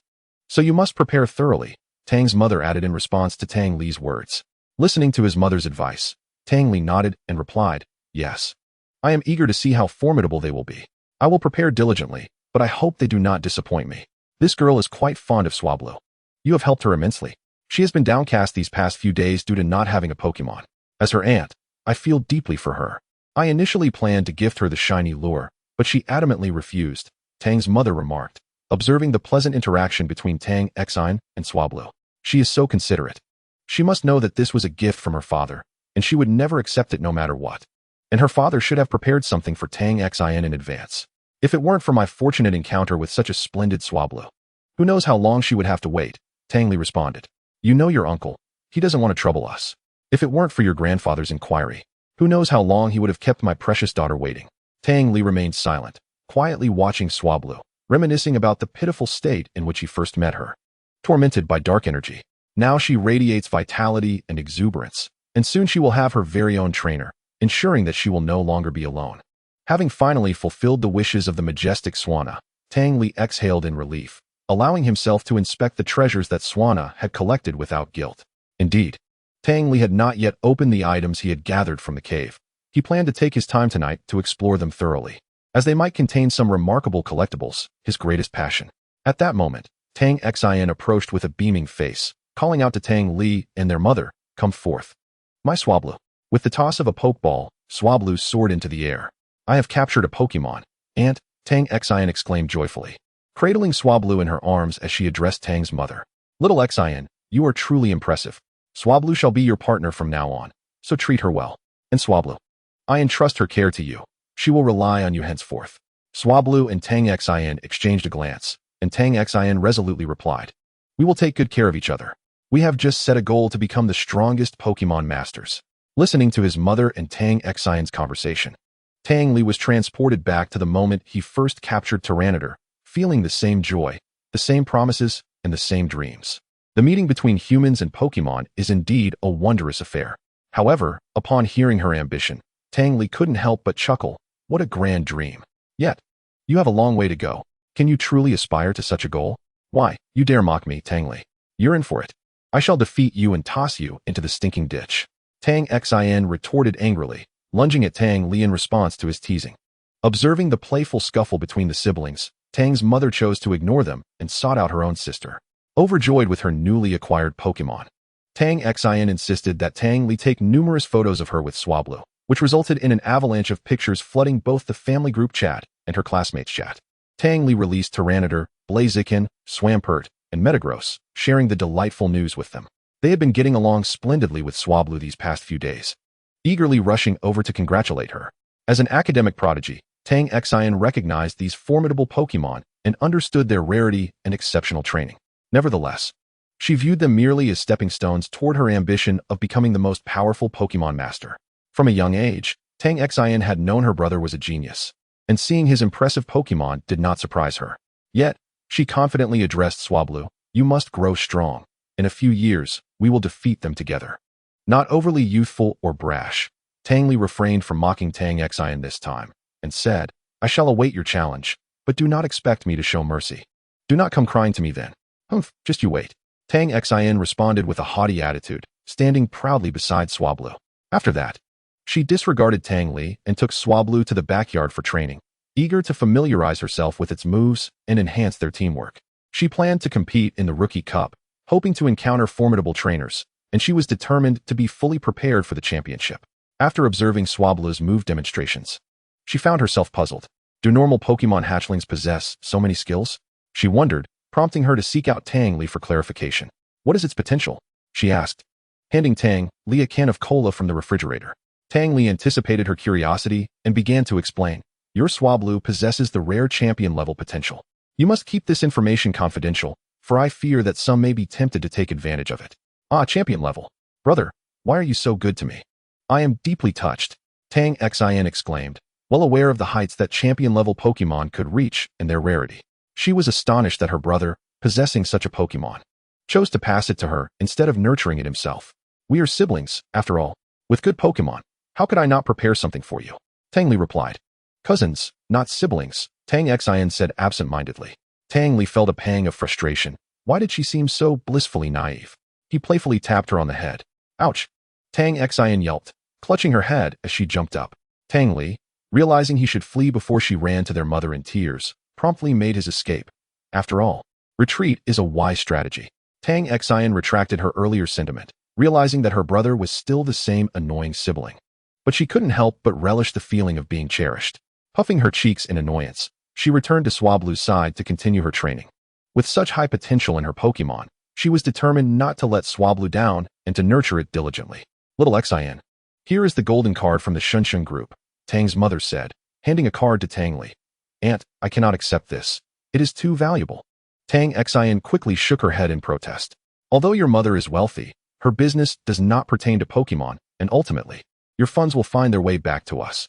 Furthermore, certain Pokémon equipment cannot be purchased with money. It will be more convenient for you to have this card. Tang's mother continued. Seeing the futility of her protests, Tang Li pressed the card into Tang Xian's hands, saying, just take it. All the family assets of the Tang household will belong to us in the future. No need to be polite. Having no choice but to accept, Tang Xian took the card. The golden card from the Shunshun group is a rarity. Its holder can enjoy a 70% discount on all products, pre-order Pokémon training equipment, and receive monthly benefits, making it quite valuable. However, Tang Li had no need for this card. He could simply use his face for free access. Originally, Tang's parents intended to grant Tang Xian and Tang Li equal treatment, but due to disagreements with Tang Xian's parents, they had to resort to this compromise. If you ever desire something, remember to tell your brother. You two should maintain a good relationship. Do not hesitate to ask. Just speak up directly, Tang's mother said gently. Embracing Tang Xian. Chapter 34, The Secret Realm of Dragon Valley. Today marks the nth day of Tang Li's leave of absence. Because the duration of his leave was sufficiently extended, the school teachers had not called to inquire. Previously, Tang Li's exploits had spread widely among the higher-ups of the Alliance, and even the president of Jiangdu University was aware of his circumstances. Upon learning that he intended to visit the secret realm of Dragon Valley, the president graciously extended his leave further. Tang Li also received a message from senior sister Xia, informing him that she had returned and assuring him that he need not worry about the student council's recruitment process. To be honest, Tang Li felt a tad embarrassed. Having promised senior sister Xia to assist her, but ultimately leaving after just one day, leaving a mountain of tasks for senior sister Yu. He resolved to treat her to a proper meal upon his return to express his apologies. Sporting sunglasses, Tang Li leisurely sat outside the Alliance Center in Yuwang City. Having just updated his identity verification, he took out the recently acquired champion credentials and examined them closely, admiring the exquisite materials and craftsmanship that perfectly suited his tastes. After fiddling with them for a while, he returned them to his backpack.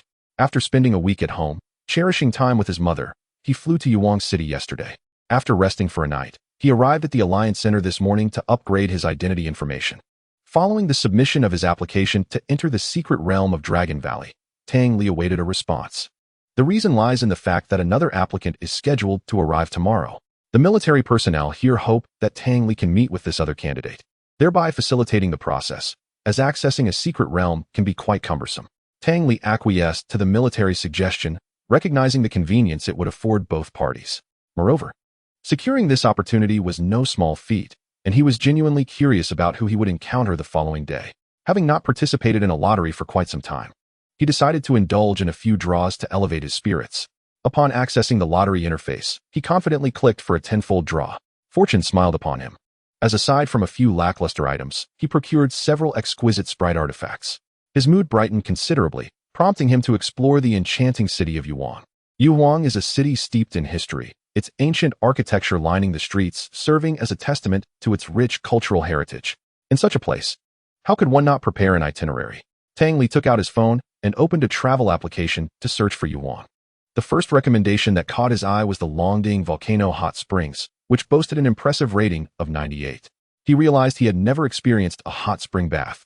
And since the location was on the outskirts of Yuwang, conveniently close to where he would be heading tomorrow, he decisively opted for this option.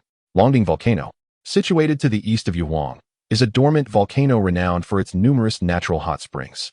Many years ago, a local tourism company acquired the area and established a hot spring resort halfway up the mountain, making it one of Yuwang's distinctive attractions. riding his giant gold monster. Tang Li arrived at his destination, ascending the steps flanked by lush greenery, with a gentle breeze providing a refreshing respite. According to the travel guide Tang Li consulted, visitors during the rainy season might be treated to the sight of the Yunyan waterfall. Regrettably, he would not be so fortunate at this time, and he felt a twinge of disappointment. As he followed the winding wooden walkway, he finally beheld a massive structure designed in traditional Chinese style at the mountainside. The words Longding Hot Spring Resort were elegantly inscribed above.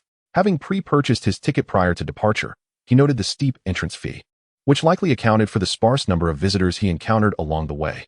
Upon arriving at the resort's entrance, he was warmly greeted by two ladies in kipeos, their enthusiasm bordering on overwhelming, leading him to momentarily question the propriety of the establishment. They guided him into a private chamber, the antique Chinese decor leaving a favorable impression on Tang Li. "Sir, please take a shower and change," one of the women in black stockings said, adjusting the water temperature in the bathing area and presenting him with a bathrobe. Tang Li dared not gaze too low, as the cut of the attendant's chi-pao was rather daring. He quickly averted his eyes after a fleeting glance.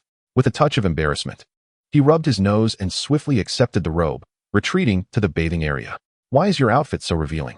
Another newly arrived attendant inquired curiously. "Look at his attire and accessories. He's undoubtedly from a wealthy family. If we serve him well, generous tips are assured.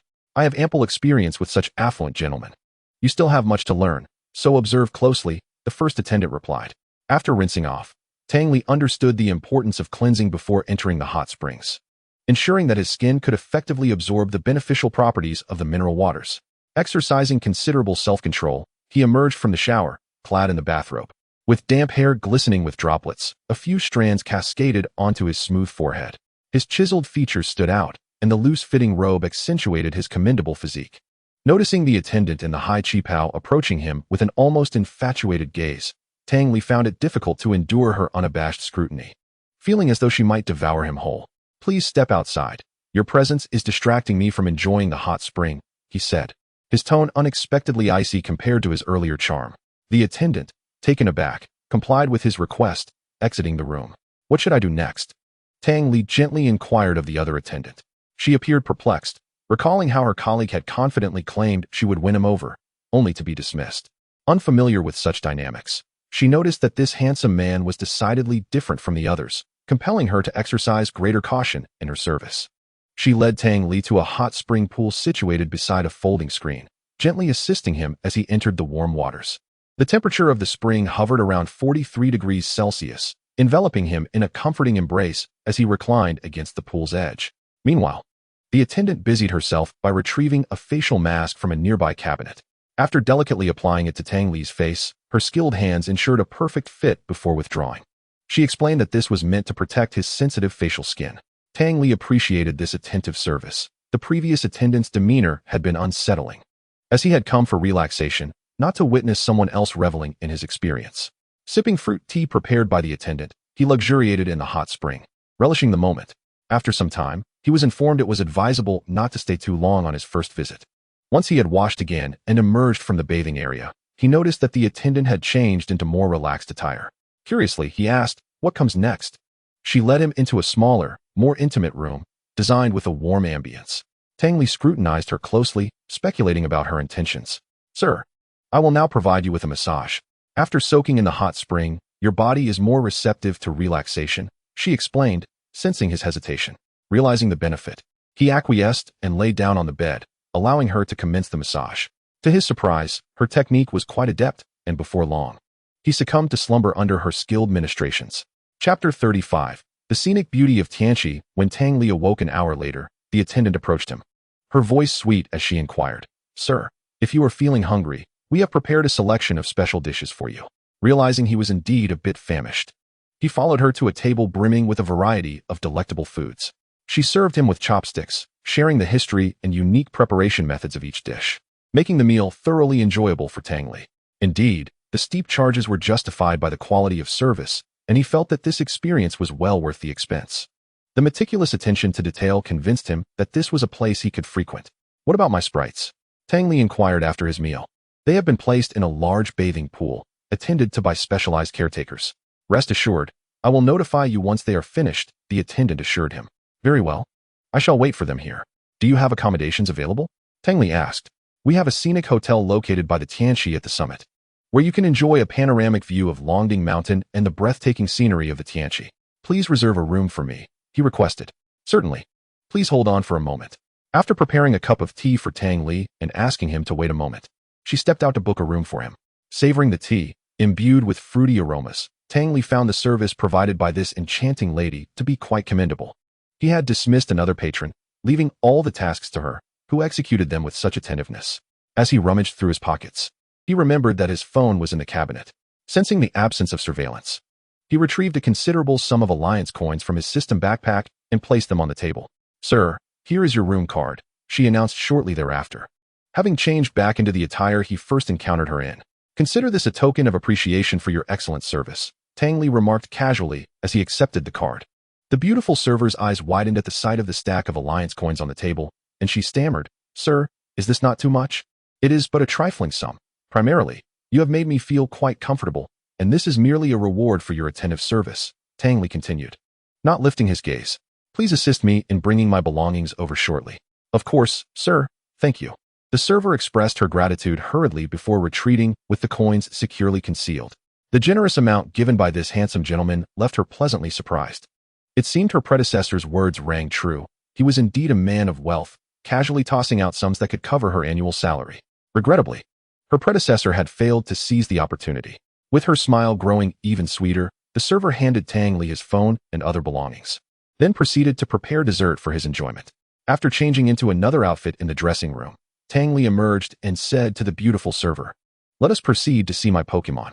Under her guidance, Tang Li entered a spacious courtyard where he immediately spotted his Pokémon, Bangelas, Blaziken, Swampert, and Metagross, comfortably lounging on their designated beds.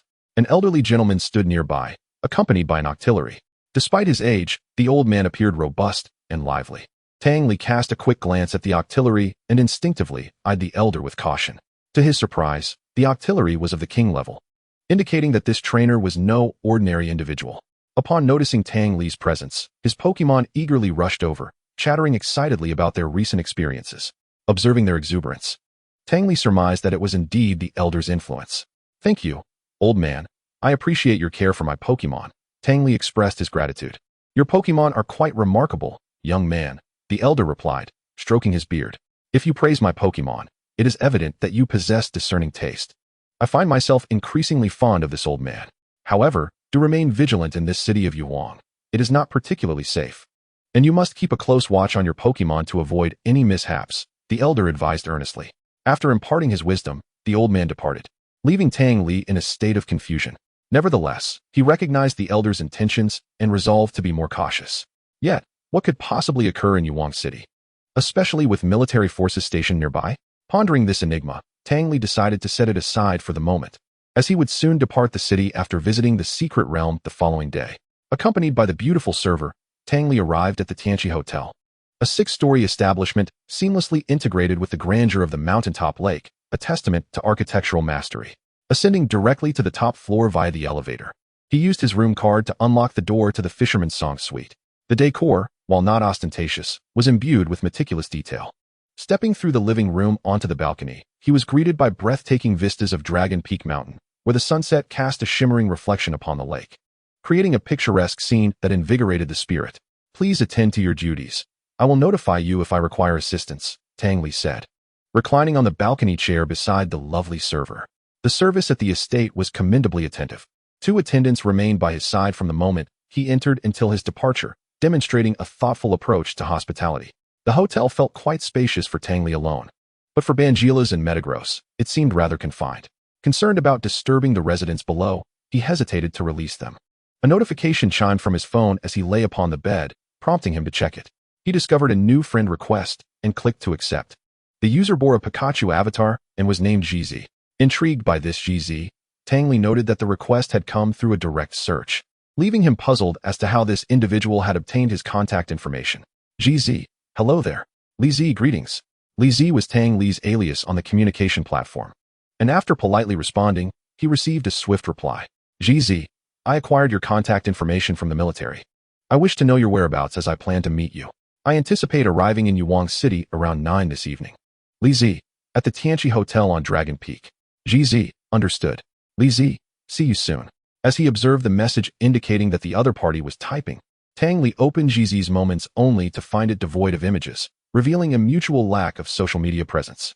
Zizi, may I ask if you are male? After much deliberation, this was the message sent. Tang Li chuckled and quickly replied, Li Zi indeed. Noticing the prolonged silence from the other side, Tang Li tossed his phone aside and retrieved his camera to capture the stunning scenery atop Dragon Peak. Meanwhile, aboard a plane, a poised young woman was conversing via the messaging app. It was her first time requesting someone else's contact information, and discovering that the individual was male left her at a loss for how to continue the conversation. Hesitating, she finally pressed the power button to turn off her phone. A shadowy Jengar emerged from her silhouette, curiously observing its trainer's unusual demeanor. Chapter 36. The summer solstice has arrived. Tang Li adjusted his camera lens, focusing on the rolling meadows at the foot of the mountain, realizing that the area seemed ideal for Pokémon activities. It struck him that he had not spent quality time playing with them in quite a while. Seizing the moment, he glanced at his phone, noting the lack of activity from Zizi, and decided to release Metagross outside onto the balcony. With a powerful leap, he stood atop Metagross, soaring from the 6th floor directly down to the foothills. Metagross, catch me, he exclaimed, then leapt off, plummeting from an altitude of over 1,000 meters. As he extended his body to increase his air resistance, the exhilarating rush of descending filled him with euphoria. The surge of dopamine was far more thrilling than any bungee jump. The wind whipped fiercely, making it difficult for Tang Li to open his eyes.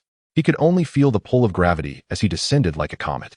When he was still about 100 meters from the ground, he felt a psychic force envelop him, and upon opening his eyes, he found himself suspended in the air, held aloft by Metagross. With no impact felt, he gently descended onto the grassy expanse. After tidying his wind-blown hair with a comb, he straightened his clothes and released his Pokémon from their Pokeballs, intending to allow Blaziken and Swampert some well-deserved relaxation. Previously, when confronted by the rampaging King-level Pokémon and the formidable Swellow in the Bailu mountain range, his Pokémon had felt too weak to contend, relegated to mere spectators. Particularly, Swampert had been unable to emerge from its Pokeball for an extended time. This significant setback had driven them to train relentlessly after leaving Bailu Mountain. Despite Tang Li's efforts to reassure them, it was to little avail. He understood that their pride was considerable, and their desire to grow stronger had become an unwavering obsession. Tang Li reluctantly devised a meticulous training regimen to assist them. Each of them possessed extraordinary talents, and during this period, their progress was indeed remarkable. As Tang Li observed the elves encircling him, an unprecedented sense of fulfillment washed over him. They had shared numerous experiences together. Noticing a few wildflowers blooming vibrantly nearby, he plucked them, distributing one to each elf. He then retrieved his phone, switched to selfie mode, and captured a group photo with the elves. Tang Li intended to print the picture upon his return, placing it on his bedside table, envisioning future snapshots with new companions. Upon reviewing the album, he found the scenery in the photos breathtaking. The setting sun, crimson clouds, the expansive flat prairie, his formidable companions, and his own handsome visage. However, the marshleap fish had amusingly decided to munch on one of the wildflowers during the photo. Truly a little fool. Should I let him know I've arrived? A tall, aloof beauty with long black hair pondered aloud to her shadowy companion, Gung Gui, seated on a bench beside the airport. It's one thing to lack friends in reality, but must you also fear communication online? Gung Gui remarked from the shadows. It's not fear, but rather uncertainty in how to engage. You know I have only a handful of friends. Hearing her trainer's words, Gung Gui fell silent, contemplating some unpleasant thoughts, and quietly gazed at her, wishing to offer encouragement. Some Pokémon easily befriend humans, while others are more challenging to interact with. Ghost-type Pokémon often fall into the latter category. Typically, ghost types possess rather malevolent dispositions, delighting in mischief and feeding on human negativity. Whether it be Gongxi, Meng Yao, Mian IQ, Zhuguo Ling, or Yuaning Wawa, they all pose significant dangers to humans. Some ghost types can even drain human life force, which is why novice trainers typically refrain from choosing ghost types as their initial Pokémon. Thus, the choice of Gongxi as her starter Pokémon marked Xiaji as an outlier. Perhaps her past excellence had incited jealousy among her peers, leading to fabricated rumors and panic that caused her to be shunned at school. She had explained that her Pokémon were cultivated through family secrets and posed no threat to anyone's life, yet they remained unconvinced, urging her to keep her distance. Many of her initial friends had also abandoned her. She felt immense sorrow. Despite having done nothing wrong, she was regarded as an outcast. Yet, she refused to succumb to despair. With no one willing to befriend her, she decided she no longer needed friends. If others feared her, she would demonstrate true terror on the battlefield. From that moment on, she and Geng Si dominated the arena, ultimately earning direct admission to Kyoto University. Subsequently, she chose Piao Piao Chio as her second Pokémon and Yeshuan Ling as her third. She vowed to become the first Ghost-type champion, striving to improve the standing of Ghost-type trainers and promote acceptance of Ghost Pokémon. Send him a message, letting him know you're almost there, and ask him to book a room for you. Otherwise, we might have to spend the night outdoors, Geng Gui suggested. Flipping through notifications from Longding Shan Tianchi Hotel, discovering that the establishment did not support online reservations. The hotel was exclusively available to members of the hot spring resort. To facilitate his future visits, Tang Li had invested significantly, attaining top-tier membership, which enabled him to secure a room on the 6th floor. Allow me to assist. It is my duty to alleviate my trainer's burdens, Geng Gui declared, taking the phone from Xiaji's hands and messaging Tang Li. Jizi, I have arrived. Geng Gui and Xiaji stared at the screen, anxiously awaiting Tang Li's response. After what felt like an eternity, Tang Li finally emerged from the bathroom, towel drying his hair. It was all the fault of the marsh-leap fish. What began as a delightful frolic had devolved into a grass-throwing war when it tossed a handful of grass into Banjira's face. Had he foreseen the chaos, he would have refrained from intervening, as he quickly became the target, especially from Banjira's, who, unlike the others who merely hurled grass or formed clumps with telekinesis, included sand in his throws, inflicting significant force. Had Tang Li not been adept at evasion, he might have been severely injured. Picking up his charging phone, he noticed a message from Jizi and promptly replied, Li Zi, I was busy and didn't see your message. I'll book a room shortly. Where are you now? Upon seeing his response, Xiaji sighed in relief, realizing she cared more for this online friend than she had anticipated. Taking the phone from Geng Gui, she began typing. Jizi, the plane has just landed. We're outside the airport. Li Zi, do you need me to pick you up? Tang Li, noticing that darkness had enveloped the sky, expressed concern. Jizi, no need. I've already called a car. Li Zi, that's good. I'll wait for you here. Please be safe. Xiaji, unaware of the subtle smile that appeared on her lips at the words please be safe, continued. Hello, please book another room for me. Tang Li instructed the beautiful attendant accompanying him over the phone. Certainly, Mr. Tang. Do you have any other arrangements? Please prepare some feminine items in the room for her arrival, and have someone greet her when she arrives. Of course, Mr. Tang. May I ask for the lady's name? The question caught Tang Li off guard, leading him to switch to his chat with Jizi. Li Zi, may I ask your name for the check-in process? Xiaji, pondering the message from Jizi, fell into silence, but recognized that keeping him waiting too long would be impolite. She replied, Jizi, Xiaji, Jizi, the gardenia blooms, and the summer solstice has arrived. Xiaji slowly typed this phrase and sent it.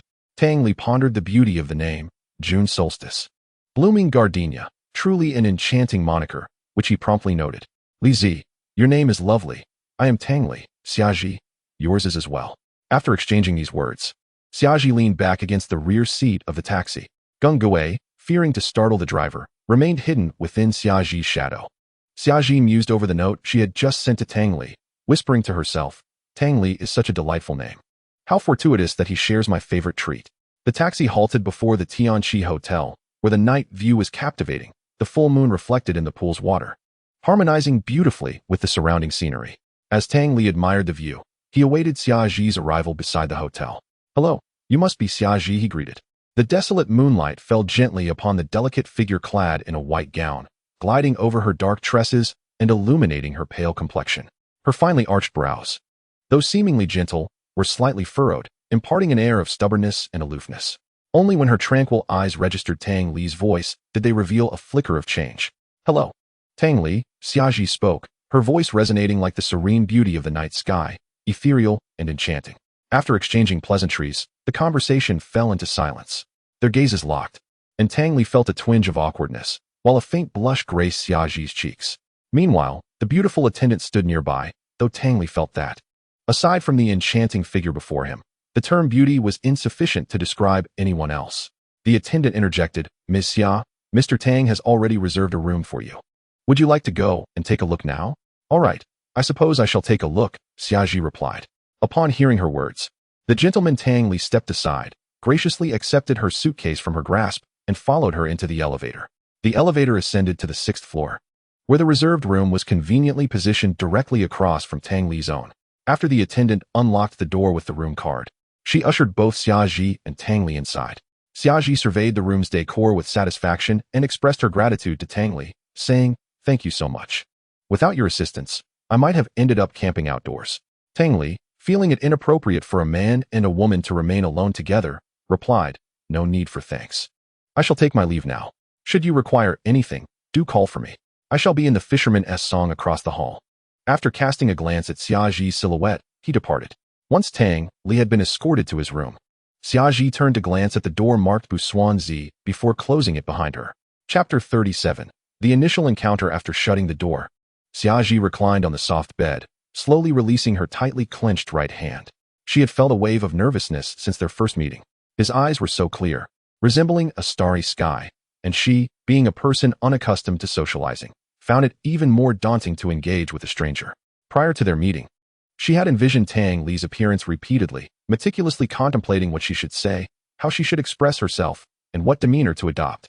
Yet now, none of her imagined scenarios had come to fruition. At that moment, a gung gue emerged from Xiaji's shadow, retrieving the wind ball and the wandering night spirit's pokeball from her waist. Upon pressing the button, a balloon-shaped ghost of vibrant purple and a one-eyed ghost swathed in gray bandages materialized in the room. "You two should stretch your legs a bit, but remember, do not venture into anyone else's room. Especially you, wandering night spirit. Do not consume everything in sight. You cannot afford to pay for what you might break here," Gung Gue admonished, hands on its hips. The wandering night spirit nodded and tugged at one end of the yellow ribbon attached to the wind ball, scampering off to a corner. Observing her trainer lying on the bed, her head covered with the blanket, Gung Gue shook its head in exasperation. It then floated over to the sofa, took a bite of an apple, and remarked, "Xiaji, is this really necessary? This is not an online romance, turning into reality. Why be so shy? I am merely nervous. And I have noticed you are quite talkative today," Xiaji replied, pulling back the blanket, fixing her slightly disheveled hair, and sitting up in front of the sofa. Ding dong. The doorbell rang. Xiaji peered through the peephole and saw the attendant from earlier. "Ms. Xia, this is your supper. Shall I bring it in?" The attendant pushed a card into the room, approaching the square coffee table in front of the sofa. Upon noticing the blue creature seated on the sofa, she twitched her lips and said, "Ms. Xia, your Pokémon is truly adorable." As the attendant lowered her head to place the dishes on the table, Xiaji noticed there was still a layer of food on the card and inquired, "What are these for?" "These are meant for Mr. Tang," the attendant replied upon hearing Xiaji's question. "Oh, I see." Just then, the wandering night spirit and the wind ball emerged from inside. Upon seeing the frightful Pokémon, the attendant's hair stood on end, and she hurriedly fled. "Ms. Xia, run. It's terrifying inside," the attendant whispered, leaning against the wall outside the door. "These are all my Pokémon," Xiaji said with a resigned expression, rubbing her forehead. "Oh, could you please deliver these meals to Mr. Tang? You know him. I feel a bit scared and need to use the restroom to compose myself." The attendant glanced at the card and then peered into the room again. Without waiting for Xiaji's response, she ran off. Xiaji, accustomed to such reactions, watched her leave without a hint of surprise. Approaching the coffee table, she sighed at the meals meant for Tang Li. "Gung Gue, what should I do? Must I really deliver this to him? I am quite apprehensive. Are you still afraid of that attendant? Look how fast she ran. Hurry and deliver it. I'm getting hungry," Gung Gue said, its long tongue lolling out in amusement. "What if we invite him here for dinner?" Xiaji proposed. At her suggestion, Gung Gue was taken aback, retracting its tongue. "Are you certain?" it asked, glancing between itself and the wandering night spirit and wind ball playing in the living room. "Yes. It would be nice for him to meet you today. Tomorrow we will venture into the Dragon Valley together, and he will surely meet you then. If he faints from fright, I shall simply carry him back," she added, her confidence surprising even herself. "I thought you were hesitant to engage with him. I underestimated you," Gung Gue remarked seriously, leaning back on the sofa. "I have my own plans. What do you know, you mere Pokémon?" she retorted, heading to the restroom to freshen up. Once satisfied with her appearance, she approached the wandering night spirit and asked, "Do I look presentable?" "Ah." The wandering night spirit emitted a peculiar, eerie sound. "Excellent taste. I shall take my leave," Xiaji said, gently patting the wandering night spirit's head before making her way to Tang Li's door. Knock, knock, knock.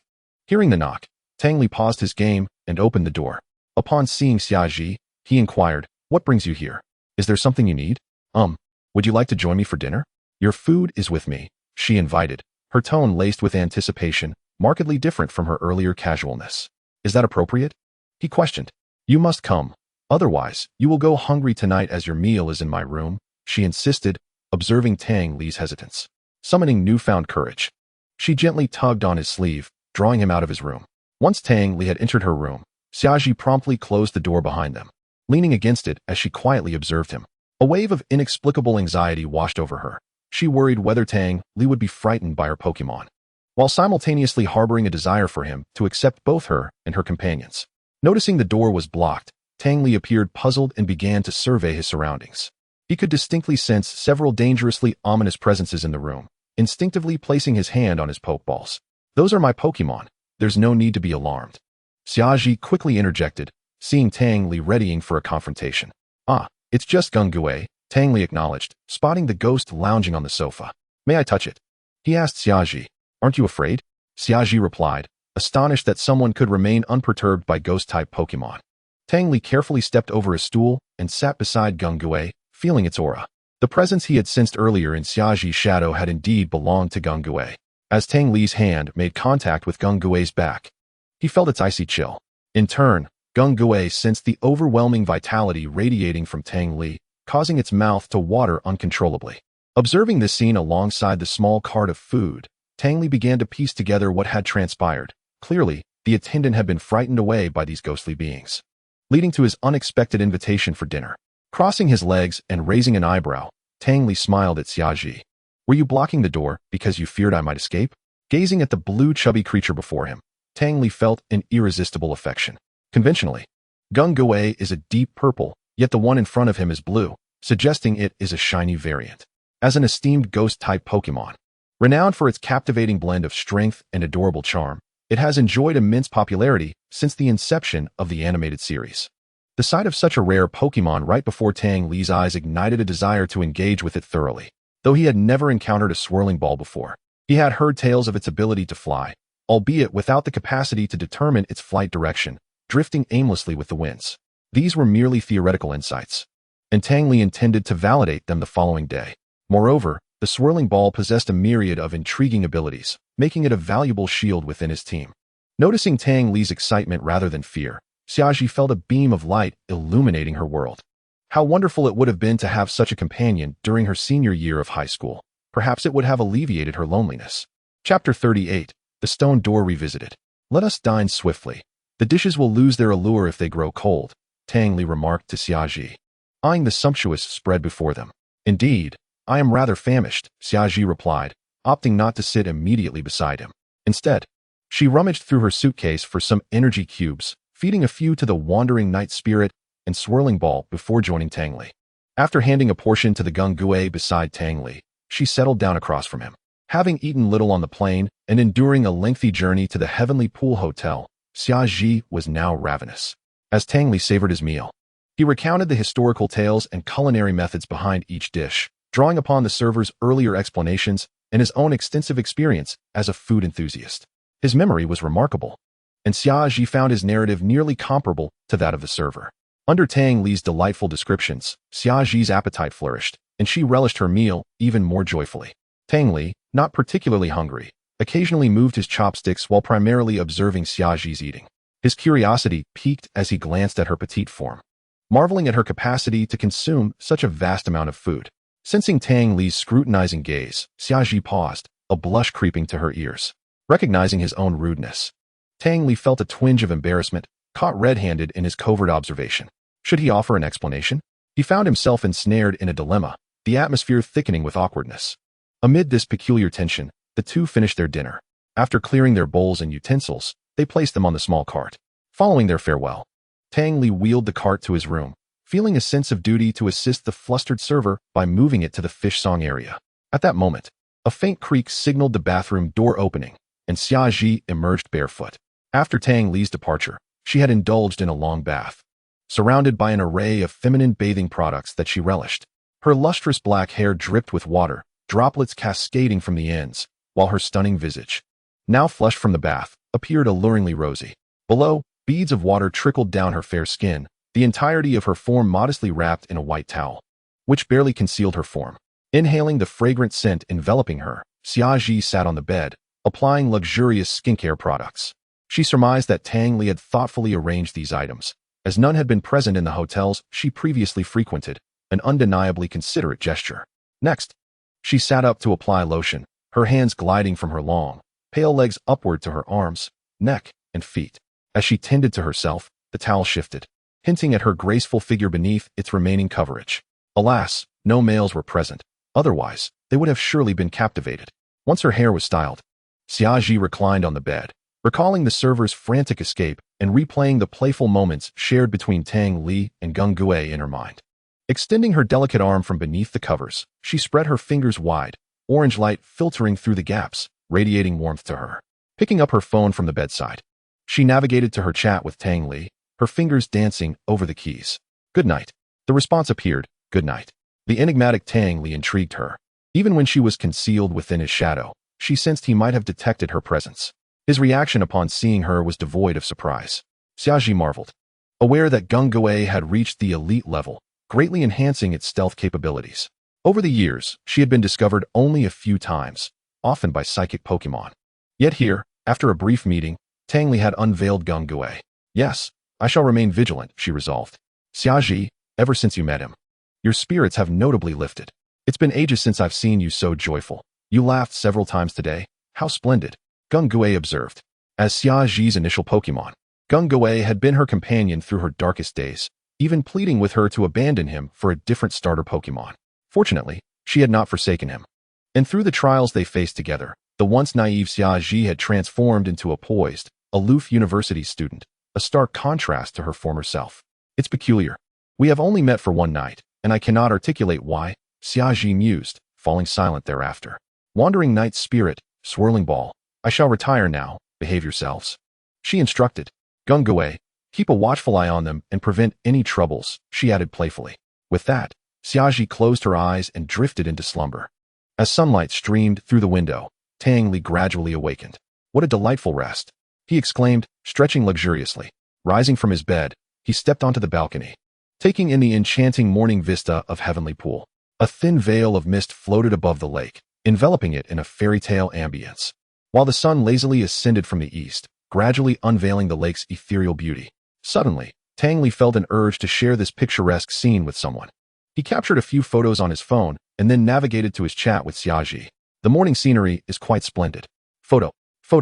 How fortuitous, Xiaoji replied. Her response swift, though Tang Li pondered the meaning of how fortuitous. Shortly after, he received a photo from Xiaoji, her selfie. Dressed in a black sweatshirt and standing on her balcony, she was framed against the breathtaking backdrop of Heavenly Pool. It seems there's no sun on your side. Would you care to come over here? He typed, almost instinctively saving her image. No need. Your photos suffice for me, she replied. After descending together, Tang Li and Xiaoji enjoyed breakfast at the hotel's dining area before boarding the designated vehicle for their departure. As the vehicle traversed increasingly desolate terrain, several checkpoints halted their progress. After verifying their identities, they were transferred to a military vehicle, which then returned them to the hotel. The security level in this area remained high, given the numerous domestic and foreign factions eyeing the Dragon Valley secret realm, necessitating vigilance. Ultimately, the military vehicle came to a stop within the camp, and as Tang Li stepped out, he extended a hand to assist Xiaoji. They had engaged in considerable conversation during the ride, growing more familiar with one another, although most of the dialogue had been led by Tang Li, with Xiaoji listening intently. Feeling the warmth of Tang Li's hand, Xiaoji experienced a delightful shiver, her heart racing uncontrollably. After taking a few steps, she gradually regained her composure. Tang Li, where shall we go now? As summer solstice surveyed the surroundings, she noted the heightened vigilance within the military camp, with flying scouts flitting through the air and 2 sentinels standing guard at the entrance alongside their spirits. The eyes of the spirits here brimmed with an imposing aura, and the entire camp was suffused with a palpable sense of foreboding. This way, follow me, Tang Li said, glancing at the panel before leading summer solstice toward the vicinity of the highest-ranking spirit. The two arrived beside a barack and addressed the sentinel on duty. Hello? We are looking for your commander, Fan. Are you Tang Li and Summer Solstice? The sentinel inquired without responding. Yes, Summer Solstice replied. Please allow me to see your credentials. The sentinel continued. After Tang Li and Summer Solstice presented their documents, the sentinel meticulously verified them before saying, You may follow me. Commander Fan is waiting for you at the entrance of the secret realm. After securing their credentials, Tang Li and Summer Solstice trailed behind the sentinel. Soon, under his guidance, they reached their destination. A burly man in military attire, sporting a beard, approached them as they arrived at a stone gate. Hello, Commander Fan, the two greeted in unison. Greetings to you as well. You have arrived just in time. We are ready here. Prepare yourselves to enter, Commander Fan replied. Upon seeing the gate, Tang Li realized that the Alliance also possessed this technology and had upgraded it. The ancient Kuga Kingdom's version allowed only one-way entry, whereas this one appeared to facilitate unimpeded passage. Summer Solstice gazed curiously at the colossal stone gate nestled between the valleys, where black runes danced across its surface. Turning to Tang Li, she asked, "Do you know what the inscriptions say?" The inscriptions are in the ancient divine script, a form of writing replicated by humans from the Arceus Temple. They possess the ability to confine space and stabilize temporal balance. However, due to the mere fact that we humans have transcribed it, its efficacy is somewhat diminished. It can only stabilize a specific area with the aid of the boundary stone. Tang Li explained slowly, imparting what knowledge he had to Summer Solstice. So this stone gate is crafted from the boundary stone? Indeed. I was also surprised to discover such a large piece of boundary stone here. After returning from the secret realm of the Kuga Kingdom, Tang Li had dedicated his free time to studying various knowledge related to this field. Realizing that his key was the core of the boundary stone and feeling a pang of regret for not having pried the gate away at the time. You seem quite knowledgeable. How do you know all this? Summer Solstice was increasingly convinced that Tang Li had an impressive background, possessing knowledge she had never encountered. Yet he explained it with such clarity and authority. All from books. I have a penchant for reading, Tang Li chuckled in response. The commander, who had been walking ahead, twitched his mouth at this answer. Books, you say? Is that where you glean this information? Summer Solstice laughed softly upon hearing this. The secrets surrounding Tang Li were truly numerous, only deepening her curiosity about him. Are you both ready? The secret realm you are entering is Dragon Island. Upon your entry, you may select a young dragon spirit to bring back, but remember, only a juvenile. Furthermore, do not engage in any actions that might endanger the dragon spirits. If you provoke the powerful spirits within, we will be unable to rescue you, Commander Fan cautioned the two. Understood. Tang Li and Summer Solstice exchanged glances before responding to Commander Fan.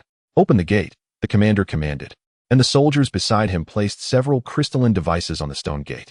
The runes above began to shimmer, assembling into various patterns until a dragon-shaped emblem emerged, transforming the gate into a swirling vortex of light.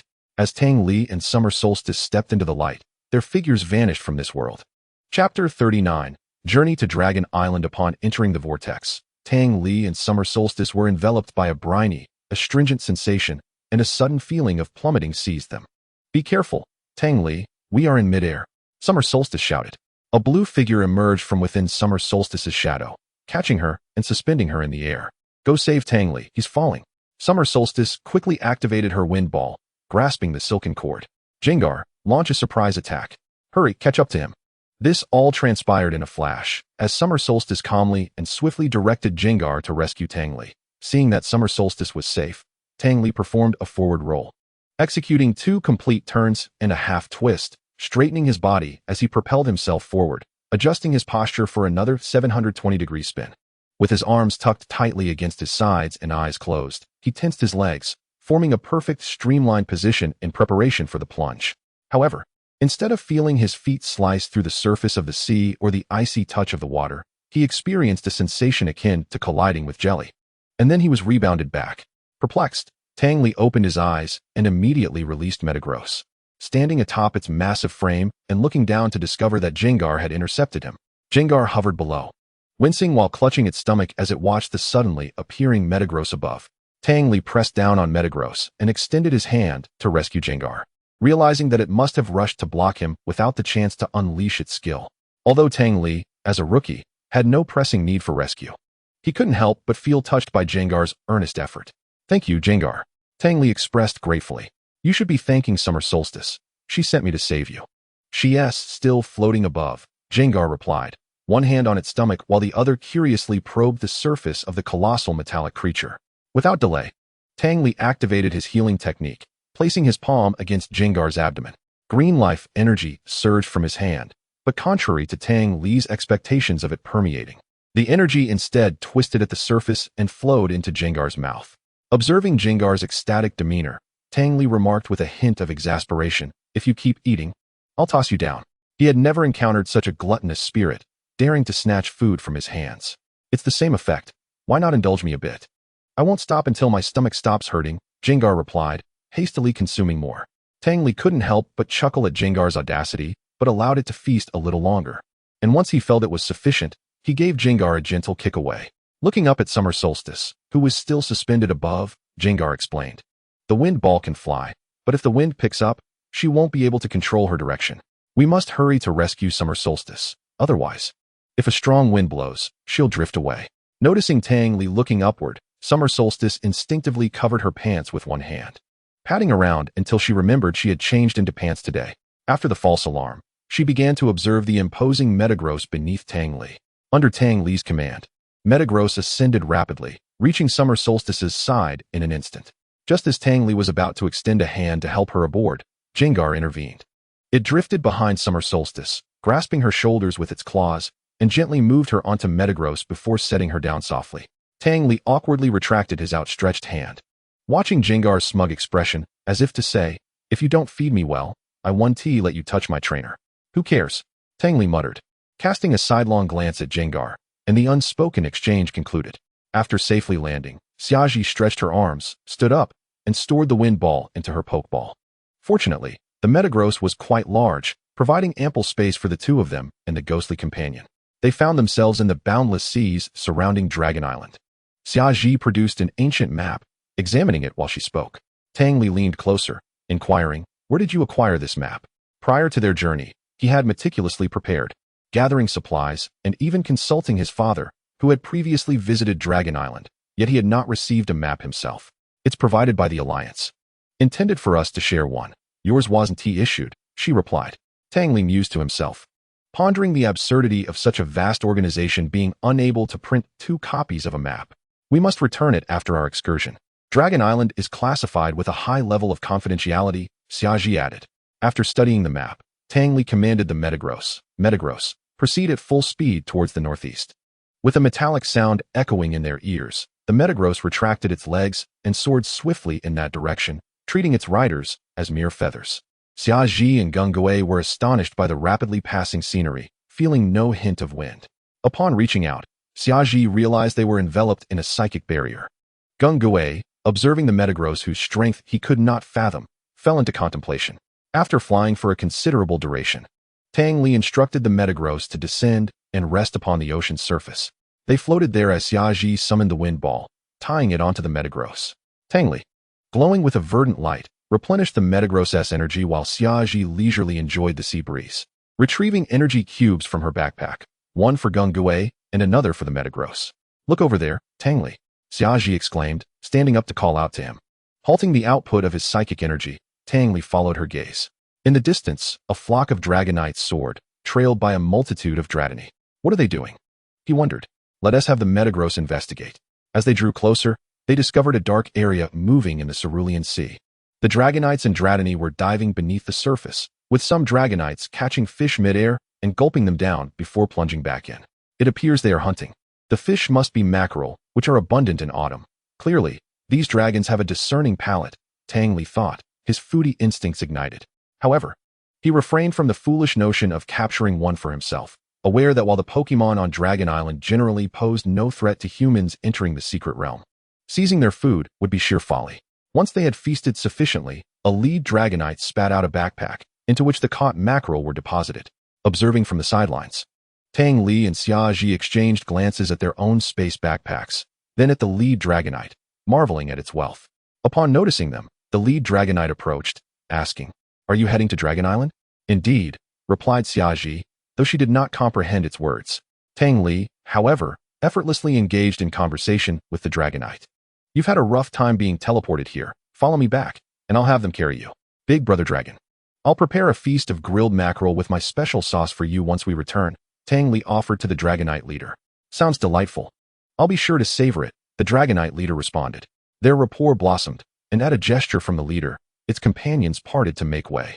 "Metagross, use psychic to retrieve a few fish for us." The Metagross emitted waves of psychic energy that materialized into forceful strikes against the mackerel shoal, stunning several larger specimens, which it then lifted to Tang Li. He waved his hand, placing the fish into his space backpack. The lead Dragonite summoned 2 larger Dragonites, instructing them to carry Tang Li and Xiaji, leading the entire group towards Dragon Island.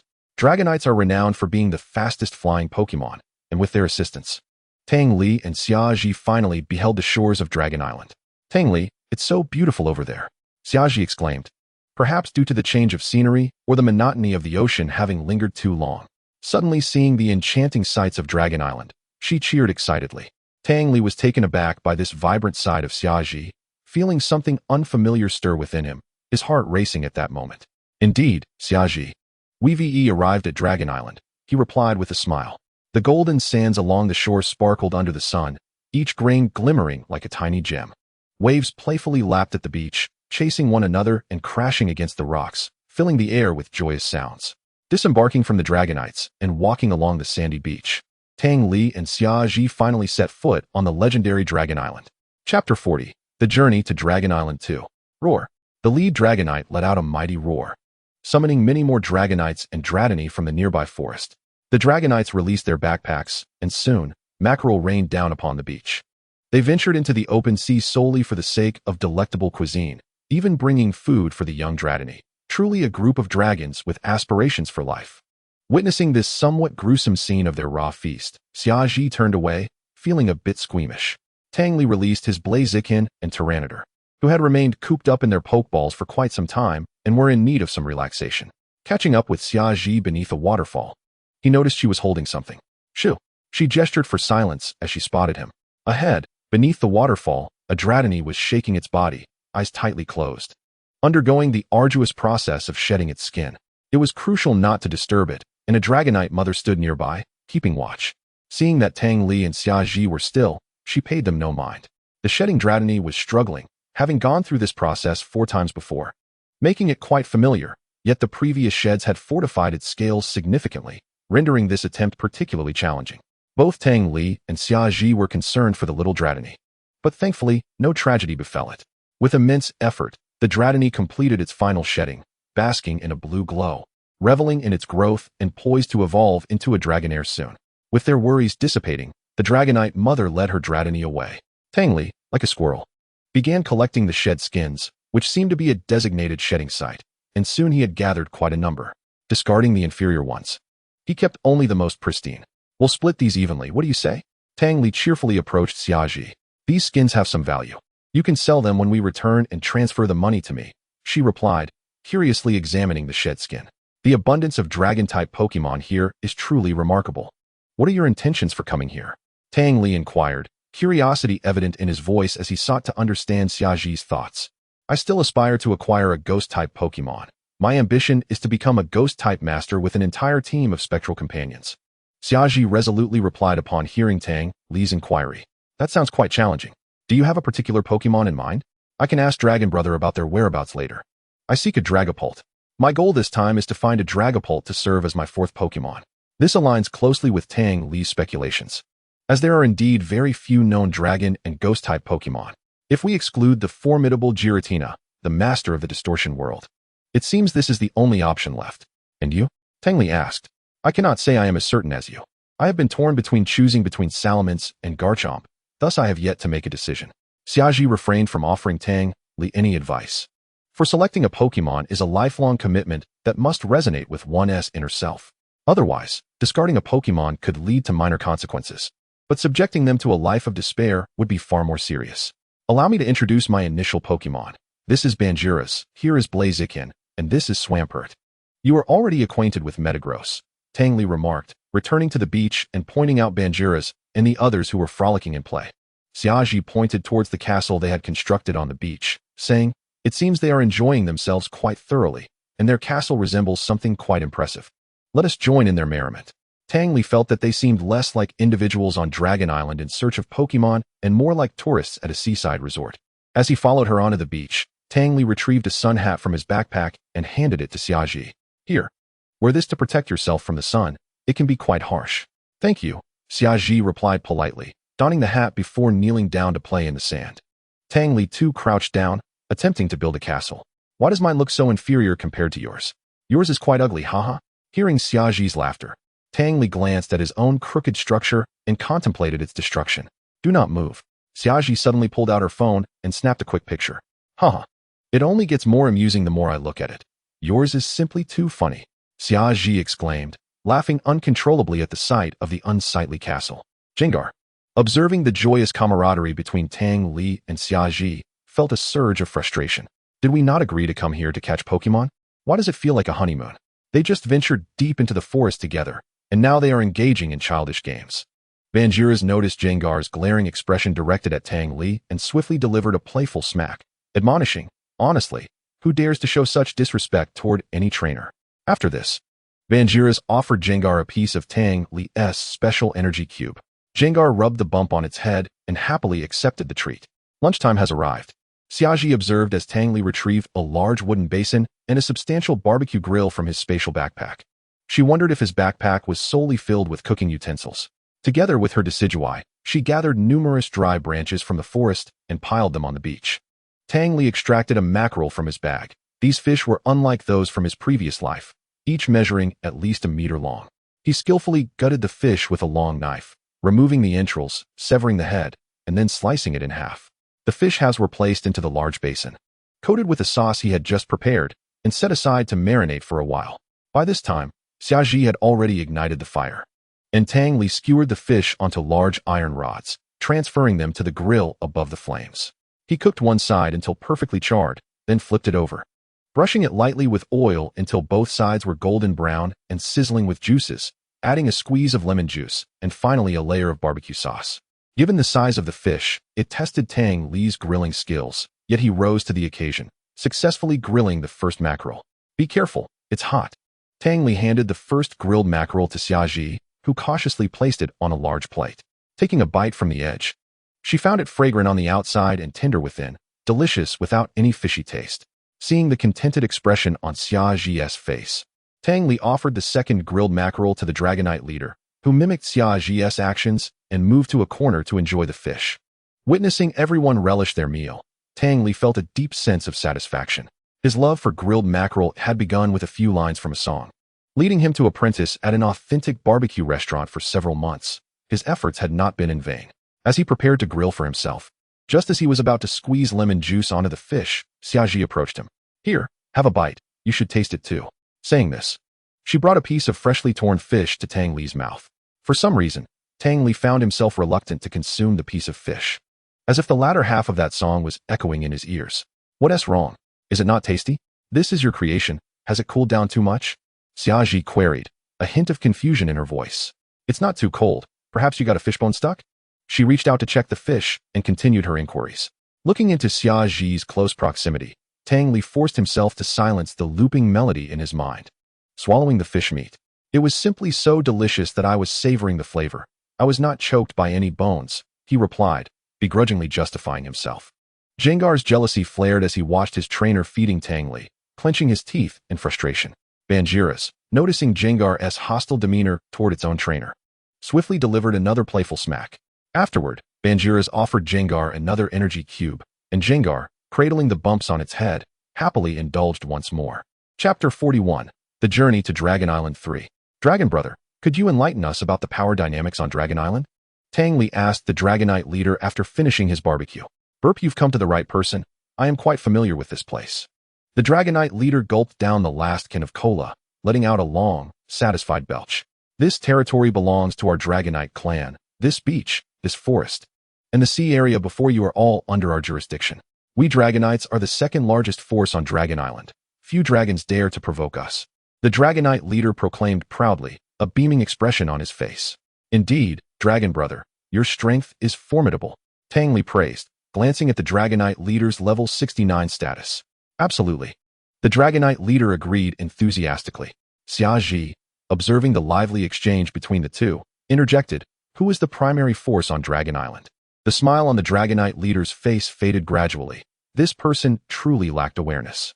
Just moments ago, he had been enjoying the praise from Tang Li, and now this question had dampened his spirits. The primary force is the three-headed dragon residing in the northern mountainous region. While they may not have as many dragons as we do, they are exceedingly ferocious. We have suffered significant losses against them in the past. I would not recommend you venture there. They are like lunatics, attacking any dragon they encounter. I should have sought out Elder Dragon long ago to drive them away. Who is Elder Dragon? Tang Li inquired, puzzled. Elder Dragon is a Garchomp, the strongest being on Dragon Island, the current island master, and also my father. The Dragonite leader declared, puffing up with pride. Tang Li was somewhat taken aback, having just arrived on Dragon Island. He had forged a friendship with the son of the island's ruler. His fortune felt remarkably serendipitous. So, does this mean I can roam freely across this island? Tang Li and the Dragonite leader walked arm in arm. It is noteworthy that the Dragonite leader had already reached level 69, and Tang Li was curious about what level his father, the strongest being on this island, would attain. Indeed, I hold considerable prestige on Dragon Island, the Dragonite leader proclaimed, patting his chest. Here, he was not merely a second-generation islander. The overall strength of their Dragonite clan was formidable, coupled with his peak champion-level prowess. As long as he did not provoke the more seasoned Pokémon, he could expect a modicum of respect. We are here to capture Pokémon, not to dominate Dragon Island. Please, calm down, Tang Li. Observing Tang Li's excitement, she found it difficult to comprehend the boy's train of thought. Oh, right. We are here to capture Pokémon offspring. Tang Li managed to regain some composure. I have a question for the dragon leader. Why do we find ourselves in midair upon entering through the stone door? What is the nature of this teleportation? Xiaji inquired of the Dragonite leader, then turned to Tang Li. Tang Li translated, saying, concerning that, I have heard my father mention that it is all due to the laws of space and time. The spatial density in our Dragon Island secret realm is more lenient compared to your main world, which is why you experienced some displacement upon entry. I see. Then we are fortunate to have encountered the dragon leader, who brought us to Dragon Island. Thank you so much. Both Tang Li and Xiaji expressed their gratitude to the Dragonite leader. No need for thanks. It is but a trifling matter, the Dragonite leader replied, waving his hands modestly. Aren't you here to select Pokémon offspring? Why not take a look at our Dratini? The Dragonite leader soared into the air and called out, children, come forth. No sooner had he spoken than a throng of Dratini emerged from all directions. Dratini, a serpentine Pokémon, wore a delicate blue hue across its scales. With a bright white underbelly, its violet eyes shone, and a white protrusion adorned its forehead, flanked by white fins on either side of its head, complemented by a large round white nose. Tang Li and Xiaji gazed at the beach teeming with Dratini, utterly astonished. Indeed, this was Dragon Island. In the outside world, a single Dratini is a rare commodity, yet here, they appeared in droves on the beach. As Tang Li surveyed the scene, he noted that their overall qualifications were quite impressive, with a few Dratini possessing such high potential that they stirred his desire. However, Tang Li felt somewhat embarrassed as he addressed the dragon leader. Dragon leader, in truth, we had not planned to capture any Dratini. It is certainly not a matter of underestimating your clan. We had made our decision prior to our arrival. The Dragonite leader acted with such swiftness that Tang Li was taken aback. He had already summoned the Dratini before Tang Li could intervene. Seeing that neither of them intended to capture any Dratini, the Dragonite leader felt a twinge of disappointment. He had observed their Pokémon, all exceptionally nurtured, particularly Tang Li's team, which he could tell would undoubtedly become remarkable in the future. The Dragonite leader was no fool. He had cultivated a good rapport with Tang Li during their meal and had his own plans. If Tang Li had chosen a Dratini, it would have significantly bolstered the strength of the Dragonite clan. With his hopes dashed, the Dragonite leader sighed inwardly, realizing that this opportunity would likely fall to other clans. Though they shared the same island, he felt a hint of sadness. Regaining his composure, the Dragonite leader gently addressed the Dratini. Children, we just played a little game. And now the game is over. You may depart. After watching the Dratini leave, the Dragonite leader turned to Tang Li and Xiaji. Since you have other arrangements, I shall not press you. However, I will guide you shortly, as I am quite familiar with the terrain here. Once you have captured your Pokémon, you can enjoy a few more days on Dragon Island. That would be much appreciated, Dragon Leader. Tang Li and Xiaji did not hesitate to accept the Dragonite leader's kindness. Let us first visit the territory of the Dragonair, Dragon Leader. Subsequently, Tang Li and Xiaji mounted one of the Dragonite's backs. Flying on a Metagross would be rather inconvenient, and Tang Li had no desire to be knocked down mid-flight. Two Dragonites followed closely behind the leading Dragonite as they soared toward a picturesque valley in the eastern part of Dragon Island. This valley was a sight to behold, surrounded by mountains on three sides and water on one, with the vibrant hues of autumn leaves reflecting upon the lake's surface, while a flurry of fallen leaves danced in the shimmering waters. In the air, Tang Li spotted several Dragonairs racing above the valley, with their triangular heads and horn-like protrusions. The Dragonairs exhibited a graceful aerial ballet. Their tails gradually became translucent, resembling ethereal specters gliding through the skies. They chased each other in a thrilling pursuit, the sound of sonic booms echoing all around. Roar! The Dragonite leader bellowed, announcing his arrival. Upon hearing the Dragonite leader's roar, the racing Dragonairs halted their chase and gathered before him. A distinguished guest has arrived. Come out and greet them, the Dragonite leader proclaimed in the valley. Some Dragonair nestled among the leaves on the surface of Reverse Scale Lake curiously observed the scene above. The Dragonair's size was considerably larger compared to the Dragonair from earlier, resembling a helipad atop their heads. However, they were woefully inept at hiding, and Tang Li easily spotted their heads peeking out. A few Dragonairs even had a Dragonite perched atop them. To Tang Li's surprise, they were already taking on the responsibility of caring for young ones. A smaller yet remarkably well-proportioned Dragonair approached, addressing Tang Li and his companions who had just landed beside Reverse Scale Lake. I thought it was someone special. It turns out to be the esteemed Dragonite leader. Although he spoke to the Dragonite leader, his gaze remained fixed on Tang Li and Xiaji. This Dragonair was the leader of the Dragonair clan. As a Pokémon with an extended growth period, Dragonair possesses little combat prowess during its earlier stage as a Dragonair. Their clan is notably small, leading them to align themselves with the Dual-Axe Dragonite's authority. This valley and Reverse Scale Lake also belong to the domain of the Dual-Axe Dragonite. These two have come to Dragon Island to capture Pokémon offspring, expressing a desire for a Dragonair, so I brought them to see. The Dragonite leader provided a brief explanation. I see. The Dragonair leader turned to Tang Li and Xiaji with a friendly demeanor. So, which of you two wishes to capture our young ones? That would be me. Xiaji stepped forward. In that case, follow me, and she led her to the edge of Reverse Scale Lake. Choose as you wish. Our children are all exceptionally talented.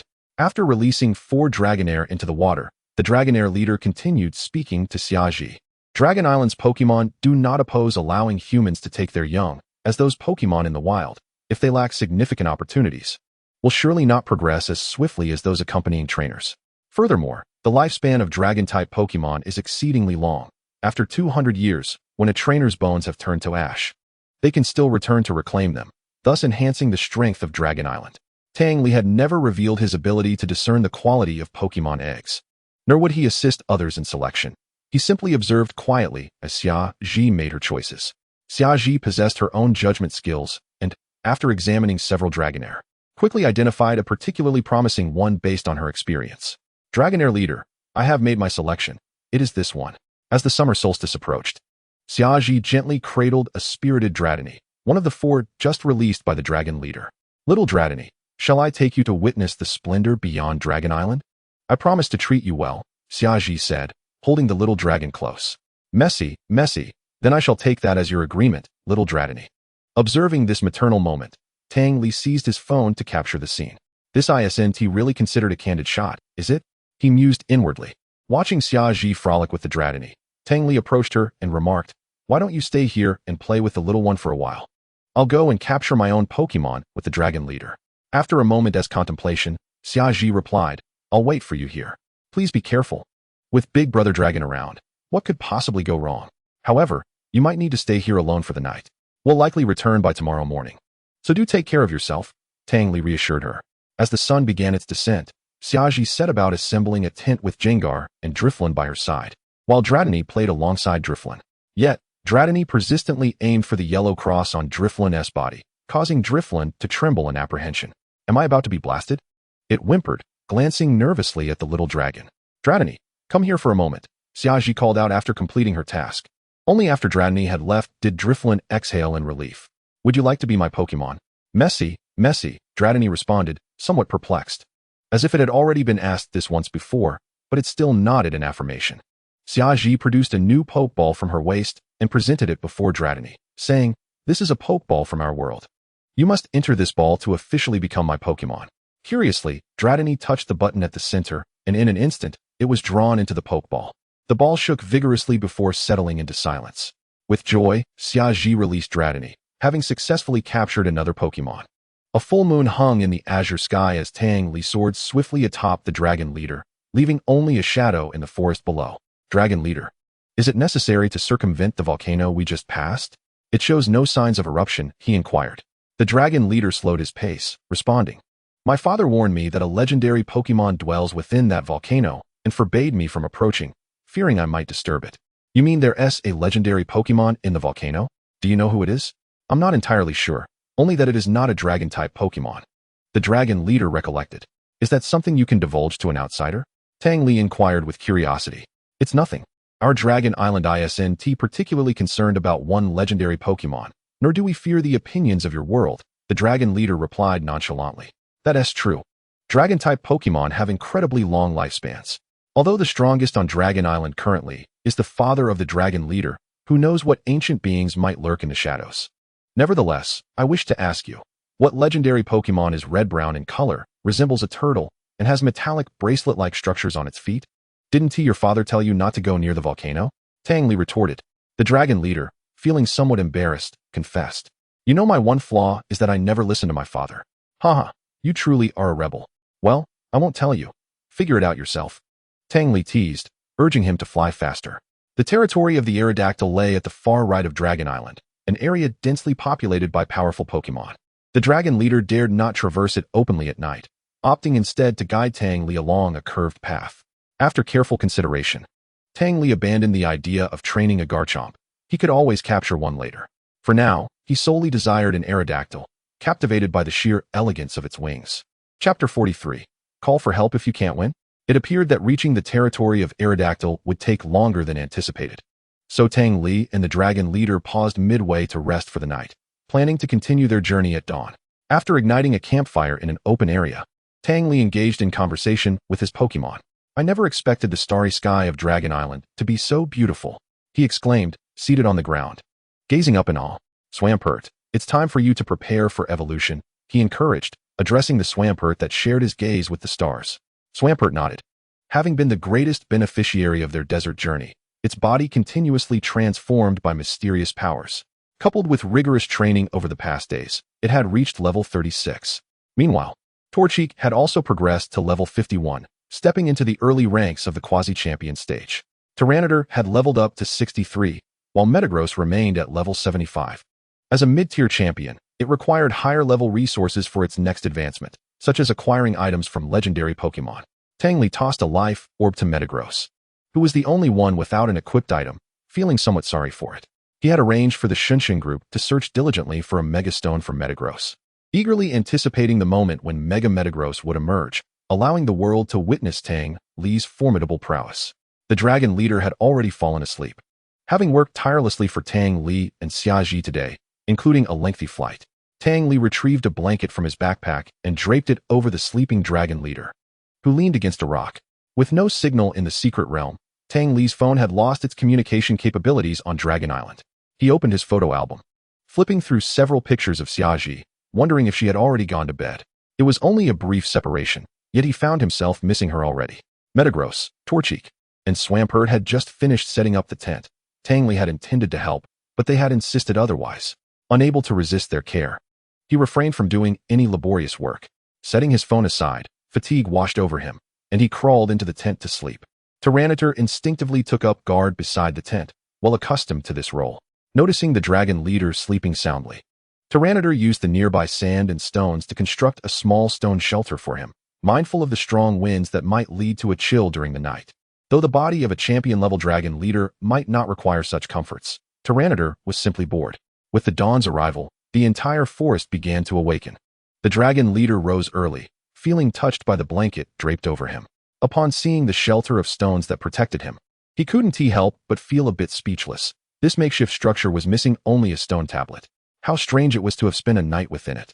At that moment, Tang Li also awoke, stepping out of the tent to see a mound nearby, clearly the handiwork of Tyranitar. Unsure how to comfort the dragon leader, he proceeded with his morning routine. Time is of the essence. Let us eat quickly, Tang Li announced after washing up, organizing breakfast for his 5 Pokémon. He certainly wouldn't play favorites, preparing a hearty meal and energy cubes for the dragon leader as well. Seeing the dragon leader's eyes light up with delight as he ate, Tang Li sensed a longing within him to abandon the entire Dragon Island and follow Tang Li instead. Avoiding the dragon leader's intense gaze, he urged him to hurry and set off. Tang Li, we have arrived. Ahead lies the territory of Aerodactyl, the dragon leader announced, quietly descending. Yesterday, you were not quite like this over in Duolong. You were so imposing then. Why the sudden quietness now? It hardly aligns with your leader's demeanor. Tang Li, observing his cautious demeanor, couldn't help but jest with the Dragonite leader. The temperament of the Dragonite is hardly commendable. When I passed by here the other day, I was nearly struck down by several columns of fire. What is more, they do not fear us Dragonites as the Flying Dragon clan does. After finishing his statement, the Dragonite leader continued, furthermore, as the leader of the Dragonites, my presence here may be considered inappropriate. They might perceive it as a provocation, which could lead to unnecessary conflict. Henceforth, you will have to navigate this path alone. Very well, then wait for me here. I shan't be long. Having already entered the territory of the Dragonites, Tang Li spared the Dragonite leader any discomfort and readily agreed. The Dragonite is a quadrupedal Pokémon, characterized by its elongated, slender tail. Its body is predominantly blue, with a gray underjaw, and its underside is adorned with robust scales. The throat and the underside of the tail are red, with red stripes also marking the inner surfaces of its legs. Each of the Dragonite's short legs bears 3 claws, a result of its evolutionary yearning for wings, which led to a sudden mutation in its cellular structure, culminating in the formation of massive red wings. As anticipated, the moment Tang Li set foot in the territory of the Dragonites, a crimson figure lunged toward him. Metagross, Tyranitar, stay alert and prevent any other Dragonites from ambushing us, Tang Li commanded as he swiftly released several Pokémon. A level 50 Dragonite dares to attack me? Blaziken, teach it a lesson. It may not have been the wisest decision to pit Blaziken against a Dragonite, yet considering Blaziken had not battled in quite some time, and it wasn't an impossible task, Tang Li decided to give it a try. Regrettably, he did not possess any Ice-type Pokémon. Otherwise, facing a Dragonite would have been akin to battling a mere infant. Blaziken, use Rock Slide, Tang Li commanded. Enormous boulders materialized around Blaziken, hurtling toward the advancing Dragonite. The rocks came too swiftly for the Dragonite to evade, and it was knocked to the ground. Is that it? Blaziken gazed quizzically at the fallen Dragonite. Sensing Blaziken's disdain, the Dragonite let out a furious roar and unleashed a dragon breath toward Blaziken. As a signature move of Dragon-type Pokémon, the power exhibited by the Dragonite was formidable. Show me the fruits of your training these past few days, Dragon Pulse. Blaziken nodded, energy coalescing within as a shockwave erupted from its mouth. The Dragonite's formidable dragon breath shattered upon encountering the shockwave, sending it crashing into the cavern behind. Like disturbing a hornet's nest, the cavern erupted with the furious roars of the Dragonites. Soon, dozens of Dragonites emerged from several caves, glaring menacingly at Tang Li. Outnumbered, Tang Li decisively opted to retreat. Calling out to the throng of Dragonites, let us discuss this. Can we not resolve this without conflict? Discuss? Brothers, charge. Let us finish him. The previously struck Dragonite bellowed from the front. You, a worthless creature felled by 2 moves. How dare you roar so defiantly? Were it not for your pack behind you, I would be tempted to slap that sneer off your face, Tang Li thought bitterly, seeing several Dragonites preparing their fire blasts under the instigation of this creature. He quickly interjected, esteemed Dragonite brethren, grant me a chance. I come to capture Pokémon, not to engage in battle. We are friends. Evidently, Tang Li's words fell on deaf ears as the Dragonites surged toward him. With no time to waste, Tang Li released his Swampert, declaring, prepare for a team battle. We shall not be bullied. The Dragonites advanced in coordinated fury, their anger not impairing their tactical acumen.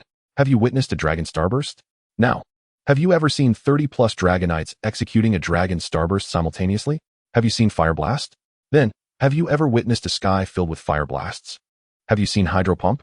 Or witnessed dozens of torrents, as thick as barrels, simultaneously aimed at you? Have you seen Dragon Pulse? I initially believed Blaziken's recent display of Dragon Pulse to be impressive, having sent that Dragonite flying. Now, I bear witness to the true might of Dragon Pulse. Each Dragonite's Dragon Pulse attracted and amplified one another, creating a force of extraordinary magnitude. At that moment, Tang Li finally comprehended why the Dragonite leader feared the Dragonite horde. The sight was utterly terrifying, sending shivers down his spine, even from a distance. Recognizing the gravity of the situation, Tang Li commanded Tyranitar to raise sand to obscure their vision, recalled several Pokémon, and retrieved his life-size doll from his backpack, instructing Tyranitar to burrow underground and flee. As the saying goes, a gentleman does not stand beneath a perilous wall. Tang Li positioned himself atop a towering tree more than 1,000 meters away from the battlefield, observing the chaos unfolding below through binoculars. Goodness, that's a devastating blow, Tang Li remarked as he watched his substitute doll being obliterated by the Dragonite's relentless assault. Indeed, we were fortunate to flee swiftly. Otherwise, we might have been struck down without recognition. Tyranitar, perched upon Metagross, agreed, surveying the ravaged terrain that lay ahead. Most of the Dragonites numbered above level 50, with several being elite tier. Such a formidable assembly is explosive wherever they go, and their synergy is undoubtedly orchestrated by a master. Tang Li was curious to uncover the identity of this strategist. The audacity of the seemingly weak Dragonite that incited the attack was particularly irksome, a grievance Tang Li vowed to remember. As the Dragonite horde retreated to their caves, Tang Li turned to Tyranitar, saying, "Are you not aware of your own weight? Do you truly need Metagross to fly you around? That seems a bit excessive. I feel a bit scared. I don't want to be left alone." Tyranitar rolled over on Metagross, murmuring, "Apologies, but your words hold no sway," Tang Li replied, promptly recalling the 2-ton entity into its Pokeball. He then addressed Metagross.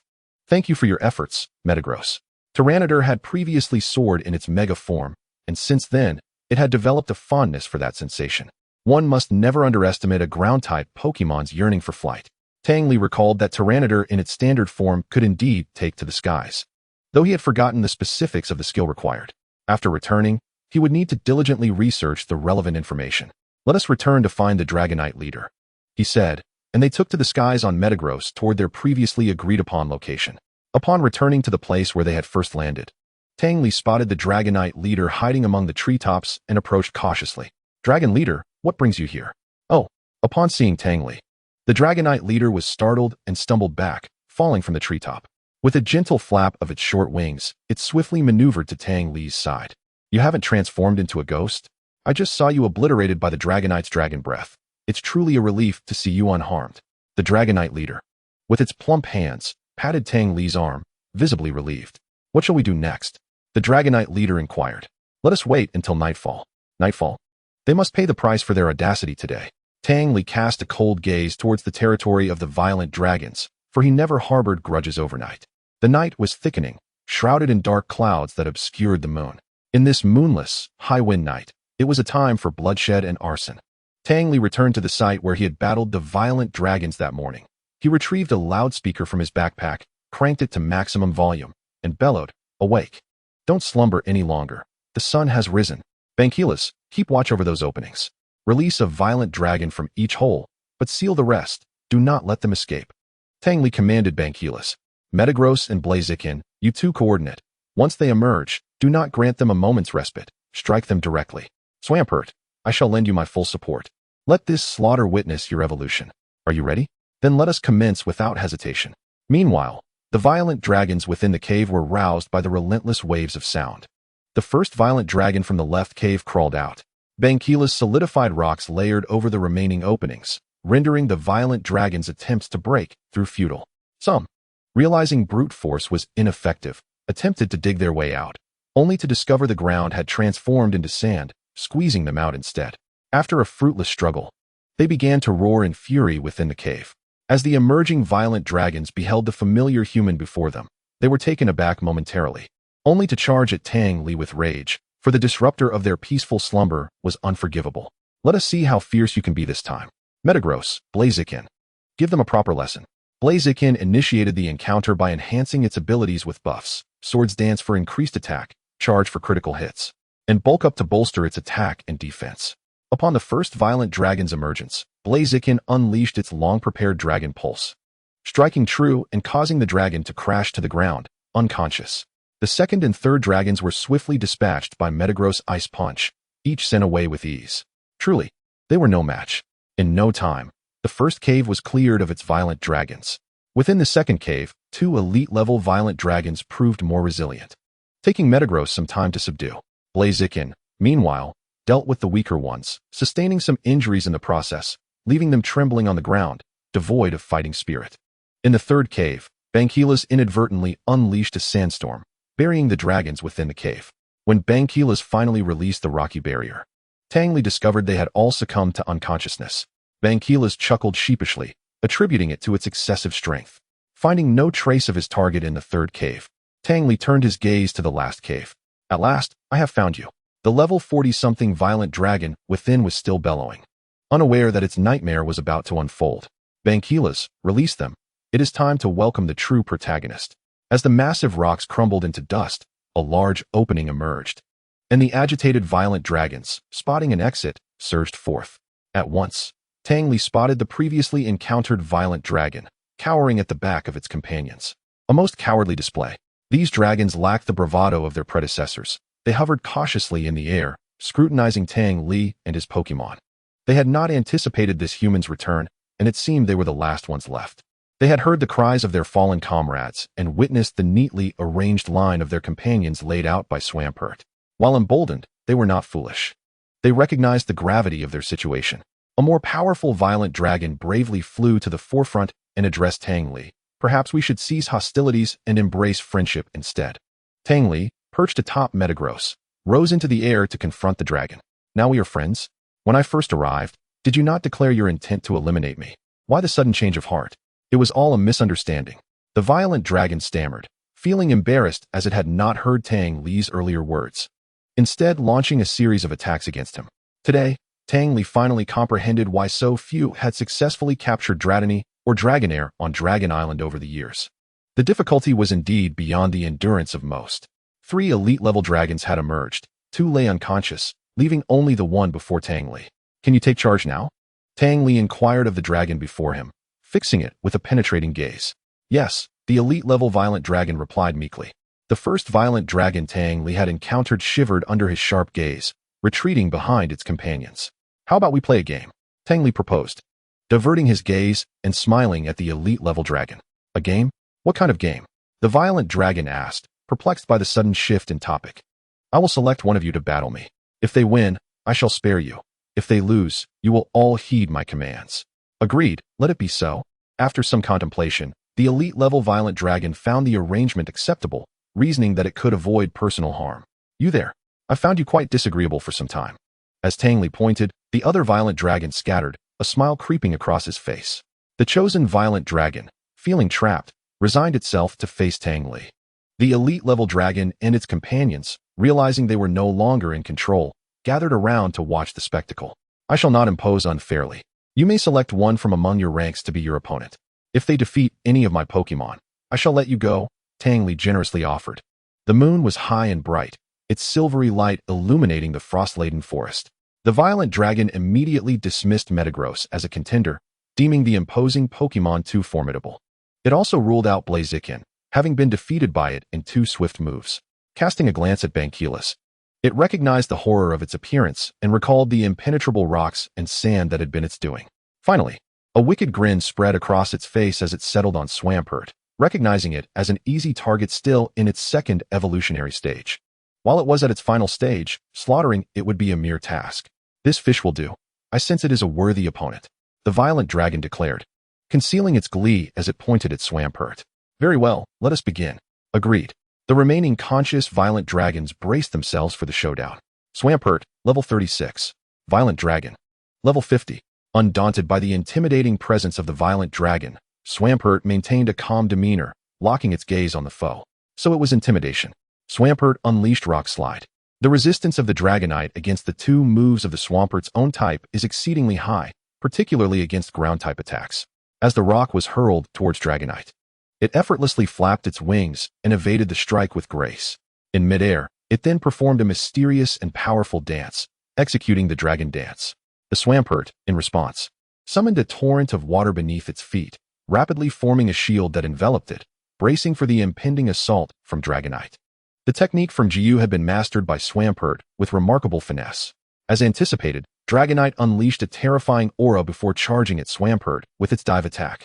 Dragonite's body collided with the water shield, effortlessly tearing through Swampert's defense and sending it hurtling away. This left Tang Li astonished. He had not expected such formidable damage. It seemed the previous defeat at the hands of Blaziken was due to Dragonite's underestimation, sparking Tang Li's interest in the creature. Swampert used Surfbind followed by Ice Beam. Swampert knew that Dragonite's agility in the air made it difficult for a direct Ice Beam to connect. The water shield absorbed most of the damage, leaving Swampert with only minor injuries as it was pushed back a few steps. As soon as it landed, it found its legs ensnared by the flowing water. Just as Dragonite prepared to unfurl its wings, the water swiftly slithered up its body, binding its wings together at the base. Swampert's command over water was now exquisite, allowing it to swiftly approach using Surf, and upon closing the distance, it unleashed an ice beam from its mouth. Dragonite was transformed into a frozen statue. Riding the crest of the wave, Swampert slid back to its original position, curiously observing Dragonite. The Dragonites in the sky were left dumbfounded. Had they just witnessed another swift defeat? How embarrassing! Hearing the derisive laughter from above, the frozen Dragonite seethed with rage, unable to fathom such humiliation as a prodigy of its lineage. Flames within it began to coalesce, intensifying its body temperature until the ice melted away. With a fierce glare directed at Swampert, it realized that this little creature posed a similar threat to the earlier Blaziken. Now that's more like it. Put up a good fight. I still hope you evolve, Swampert, Tang Li mused, nodding in satisfaction at Dragonite's response. Dragonite, aware of the precariousness of its situation, flapped its wings and ascended into the sky. Do you think I cannot reach you up there? Swampert retorted, gathering its strength for a primal assault. Raising its head, Swampert expelled a colossal silver-gray energy sphere, which it deftly hurled towards the airborne Dragonite. The primal force, imbued with the essence of nature and camaraderie, struck Dragonite with devastating accuracy. Already heavily wounded, Dragonite plummeted, unconscious. As Swampert released the energy sphere, it was enveloped in a radiant white light, heralding its evolution. At last, Swampert was on the cusp of its next evolution. As the light faded, the imposing figure of Mega Swampert materialized before Tang Li. Pokémon. Mega Swampert, male. Level 40. Abilities: Torrent, Overgrow, Rain Dish. Potential: Champion class. Types: Water, Ground. Moves: Tackle, Roar, Detect, Mudslap, Water Gun, Primal Force, Inherited, Return, Inherited. Takedown, Quick Attack, Rain Dance, Hydro Pump. Blizzard, Origin Pulse, Ice Beam, Mudshot, Protect, Surf, Tackle, Headbutt, Earthquake, Rock Slide, Grudge, Stone Edge, Waterfall. Status: the mysterious power within has been fully expended. This field will not appear thereafter. Chapter 46. The Understanding Dragonite. The newly evolved Mega Swampert bore a predominantly blue hue, with fins akin to those of its pre-evolution being black, a white underbelly replacing the previous orange patterns, which now adorned its arms and legs.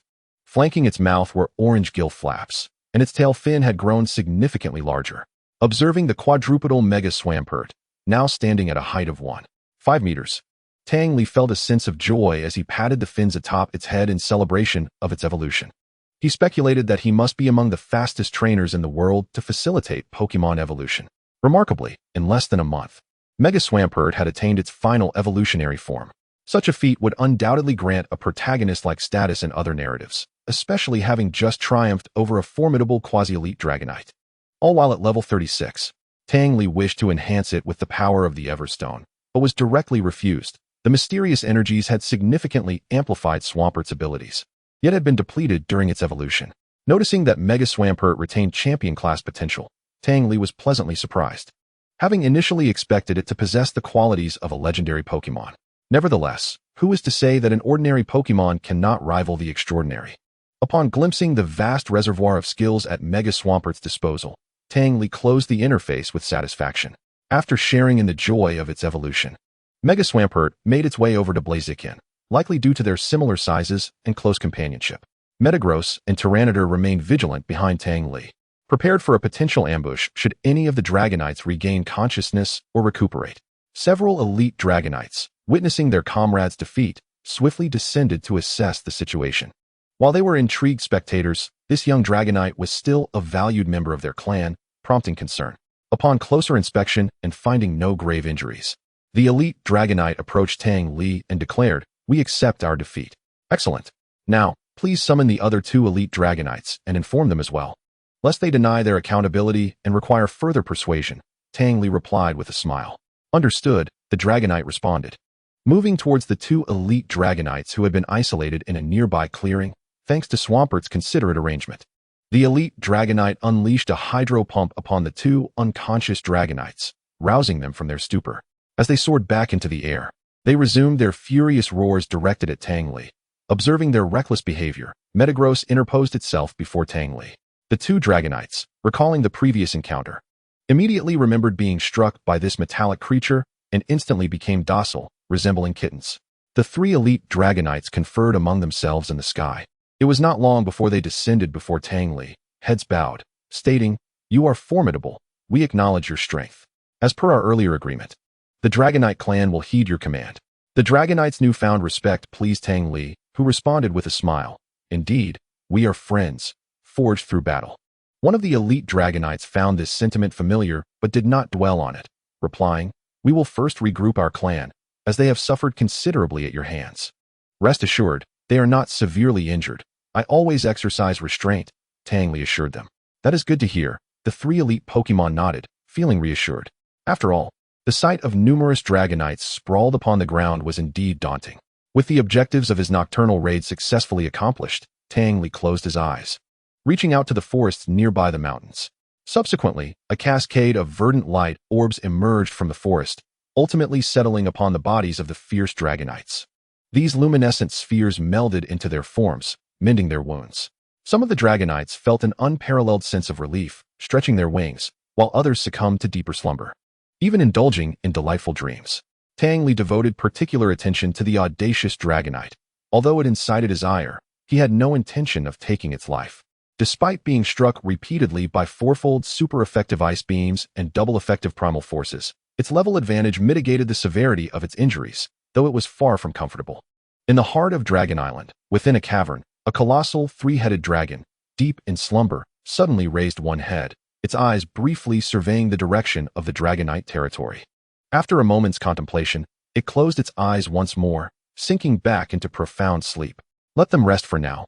I shall return tomorrow, should any further disturbances arise. Do not expect my forbearance, Tang Li remarked, noting that the hour was growing late and deciding to lead a few sprites back for a respite.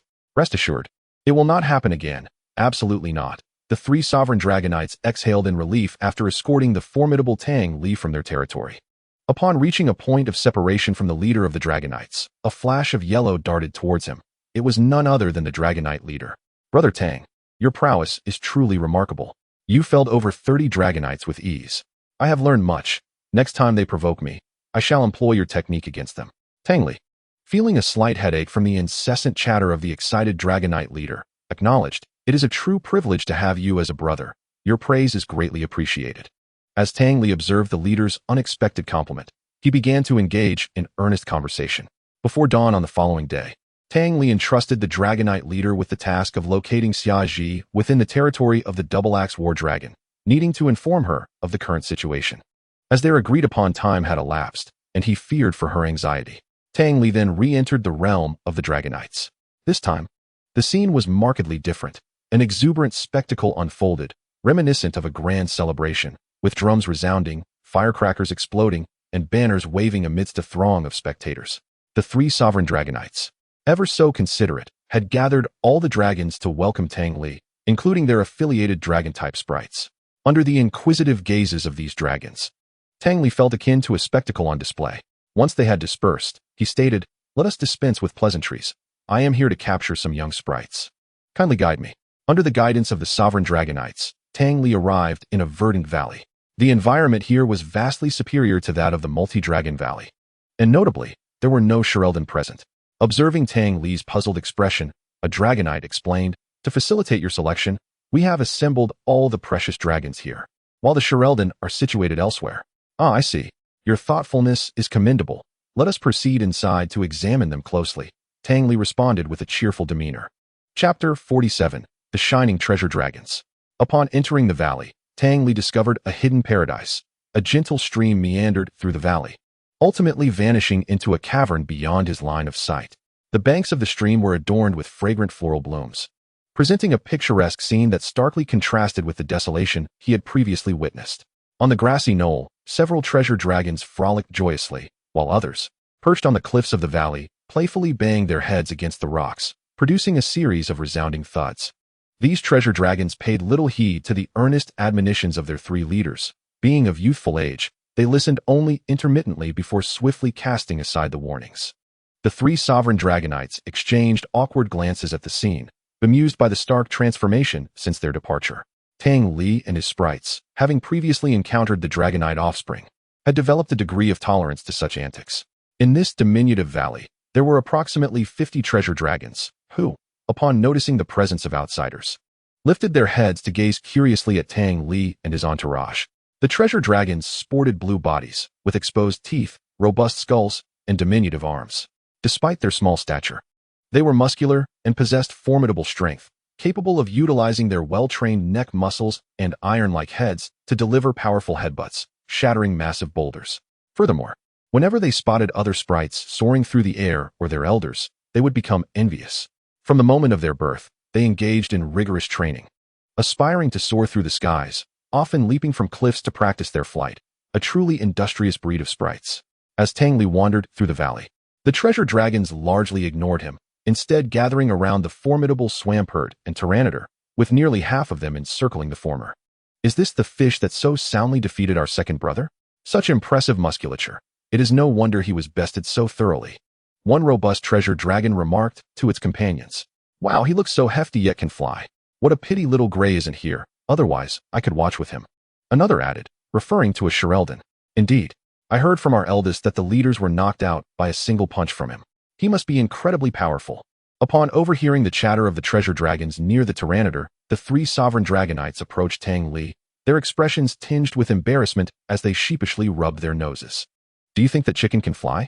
I don't see any wings. It probably cannot, one remarked, as the coloration on the fire chicken's head deepened ominously. Tyranitar restrained the eager fire chicken, who wished to take action. Children speak without restraint, Tang Li mused, observing the interaction between the sprites and the treasure dragons while attentively surveying the valley. What is the story with that treasure dragon?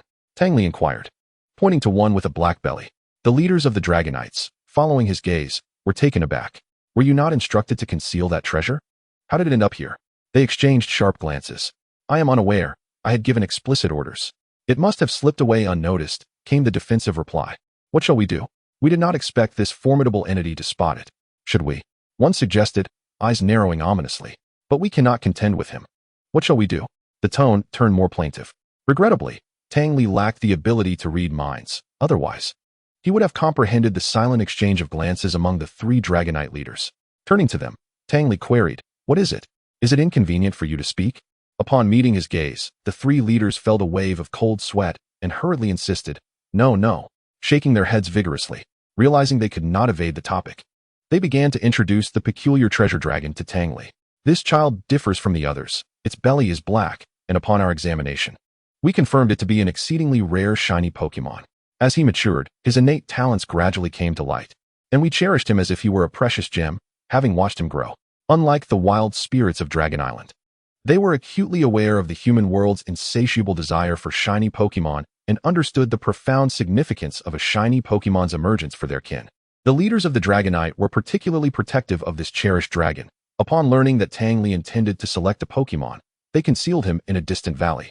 Yet he still managed to escape and come forth. The three Dragonite leaders resembled monkeys from the tails, yearning to seize the Rui Jingu Bang, yet hesitant to refuse. Their faces etched with concern. Reluctantly, they followed Tang Li to the vicinity of the shiny Dragonite. Dragonite, do you wish to become as formidable as him? Tang Li inquired, crouching down and gesturing towards the Metagross and the shiny Dragonite. I do, the shiny Dragonite replied resolutely. Having aspired to surpass the leaders of the Dragonite since his infancy, the little black-bellied Dragonite was dismayed to discover that his idol had been soundly defeated by an outsider.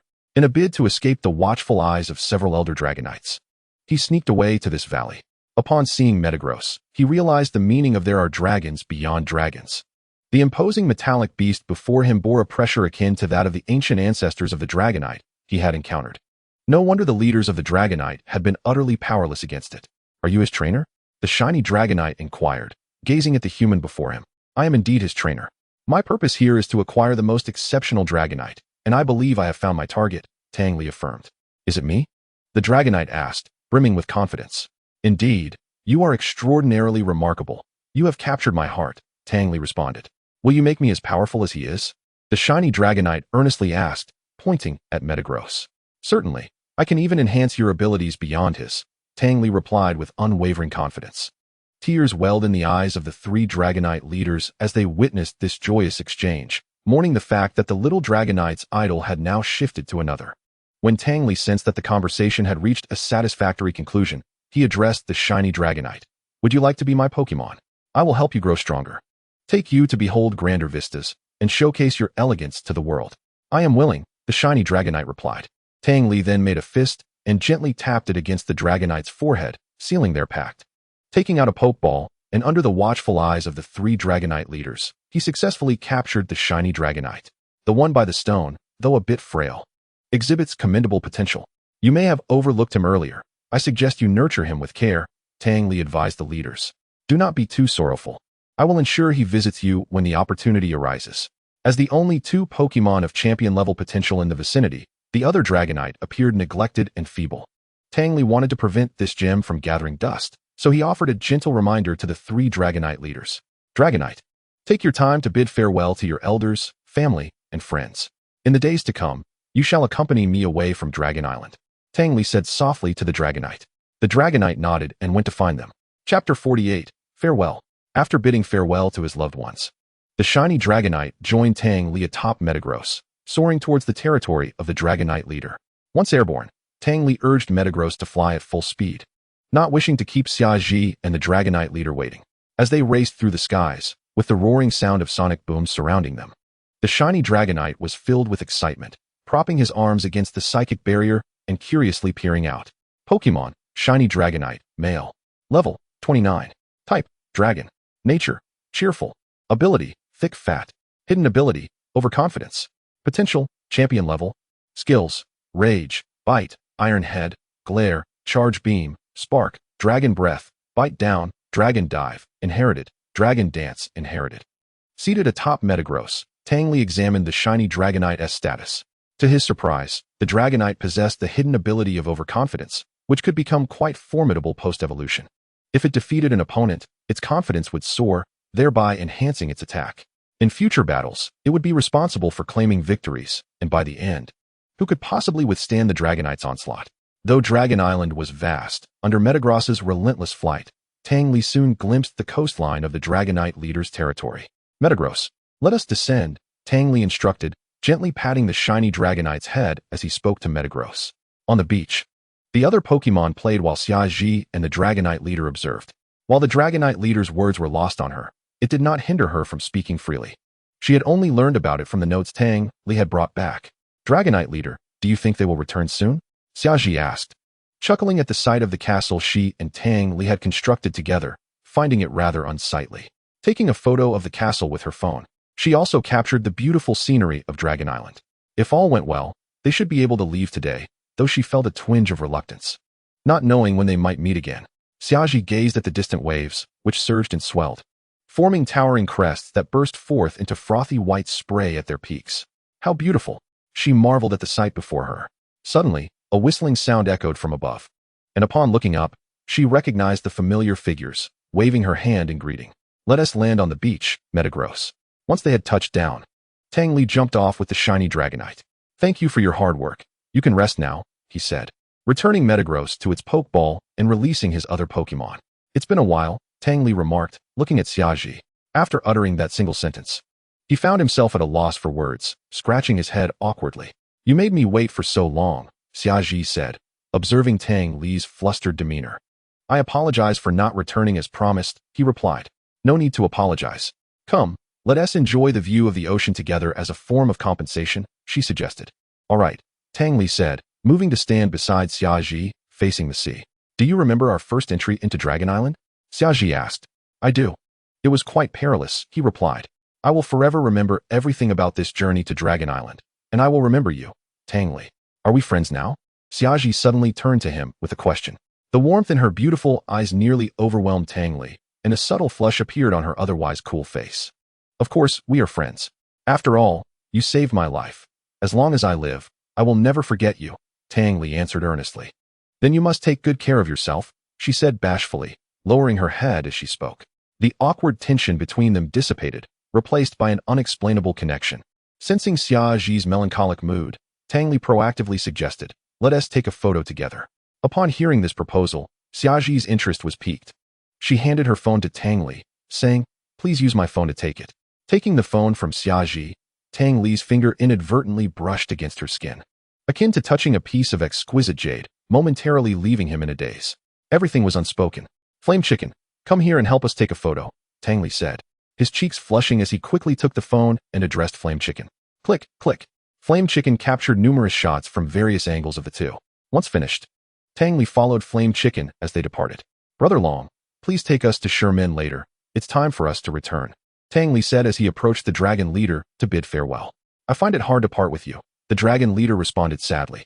There are no feasts that do not end. By the next time we meet, you might very well be an elder of the entire Dragon Island. And I could freely enter and exit, wouldn't you agree? Hearing you say that makes me a bit hungry, the dragon leader replied with a chuckle. Haha, you glutton. Let me roast a few fish for you now. Upon hearing that Tang Li would roast meat before leaving, The dragon leader hurriedly began to prepare food. Under Tang Li's careful preparation, they enjoyed a delightful meal. "This is the Sherman where you'll return," the dragon leader called out to Tang Li and Xiaji, who were standing on the back of the giant golden monster. An old dragon lay in front of the Sherman. He was a greenish-blue dragon, with white fur on his head, chin, abdomen, and tail, resembling an elderly man. As Tang Li and his companions approached, the old dragon opened his pink eyes to look at them. "Little fast dragon, I didn't expect you to come to the inner circle as well. Stay tonight and chat with this old man." "All right, but I have important matters to attend to. These two are here to capture spirits on our dragon island, and I've come to guide them," the fast dragon respectfully replied to the old dragon. "You two, release the spirits you've captured so I can inspect them." The old dragon's kind voice reached Tang Li and Xiaji's ears. "Dalam Messiah, come out. Treasure dragon, emerge." The old dragon stretched his neck to examine the two initial form spirits and cautioned Tang Li and Xiaji, "Our dragon island children will not disappoint you. But do treat them kindly. Do not let our children suffer any grievances, or else we, the old folks of Dragon Island, will not stand idly by." The old dragon's gentle tone gradually turned sharp. "Rest assured, now that we have captured them, they have become our family, and we will take good care of them." Tang Li replied earnestly to the old dragon. Xiaji also nodded solemnly in agreement. Upon hearing Tang Li's words, the old dragon contentedly retracted his neck. His tail curled around a stone and placed it into an empty slot in the Sherman. As the stone was inserted, the runes on the Sherman began to rotate, generating a swirling light. "Goodbye, Dragon Elder." After Tang Li and Xiaji waved farewell to the fast dragon leader, they stepped into the light. The fast dragon leader watched quietly until the light from the Sherman dissipated. "Little fast dragon, are you crying?" The old dragon's face suddenly came close to the fast dragon leader's, grinning. "I am not. I just find it hard to part with them. With Tang Li's roasted meat, it feels as if these past few days have been a dream, and now that I'm awake," the fast dragon leader said stubbornly, gazing at the sky. "Alas, humans are truly cruel beings. They always leave the beauty to us and quietly depart, leaving us in sorrow, hard to forget." The old dragon lamented to the fast dragon leader. In his youth, the old dragon was chosen by humans to leave Dragon Island. It was only after the trainer's death that he returned to Dragon Island, taking on the role of a guide, having witnessed too many farewells. "My poor child," the old dragon said tenderly upon seeing the despondence in the fast dragon leader's eyes. He knew how wonderful it was to interact with humans and understood that the fast dragon leader had touched the world beyond Dragon Island. Unsure how to endure the monotonous days that lay ahead, gazing at the Sherman before him, the fast dragon leader recalled Tang Li's parting words and resolved within himself. Chapter 49, The Dark Organization. As they entered the light, Tang Li placed his hand on the giant golden monster's pokeball, wary of a repeat of the previous incident. Fortunately, everything proceeded smoothly, and both Tang Li and Xiaji set foot firmly back in the valley from which they had departed. Looking back at the enormous Sherman, they felt as if they had crossed into another realm. The soldiers stationed before the Sherman, upon seeing their arrival, immediately contacted the regiment headquarters, reporting to the commander. "They have returned from Dragon Island. Please advise. Immediately bring them to the headquarters." A bold voice resonated through the intercom, reaching the ears of everyone present. "Yes, Commander." Tang Li and Xiaji voluntarily approached the soldier and followed him to the office. Upon entering the room, Commander Fan handed 2 forms to Tang Li and Xiaji, saying, "You need to sign these. We must report to the Alliance." After signing, Tang Li took the forms from Xiaji and handed them to Commander Fan. With a cheerful smile, Commander Fan continued, "I will send someone to take you directly to the airport. There have been some issues in Yuang City recently, and we must ensure your safety." Suddenly, Tang Li recalled the warning from the elder breeder at the hot spring resort and said to Commander Fan, "I remember someone advised me to be cautious with my spirits. Does this relate to that?"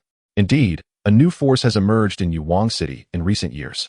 They attack local trainers and seize their spirits, Commander Fan explained, sitting down. "Are they spirit hunters?" Xiaji inquired. "Not exactly.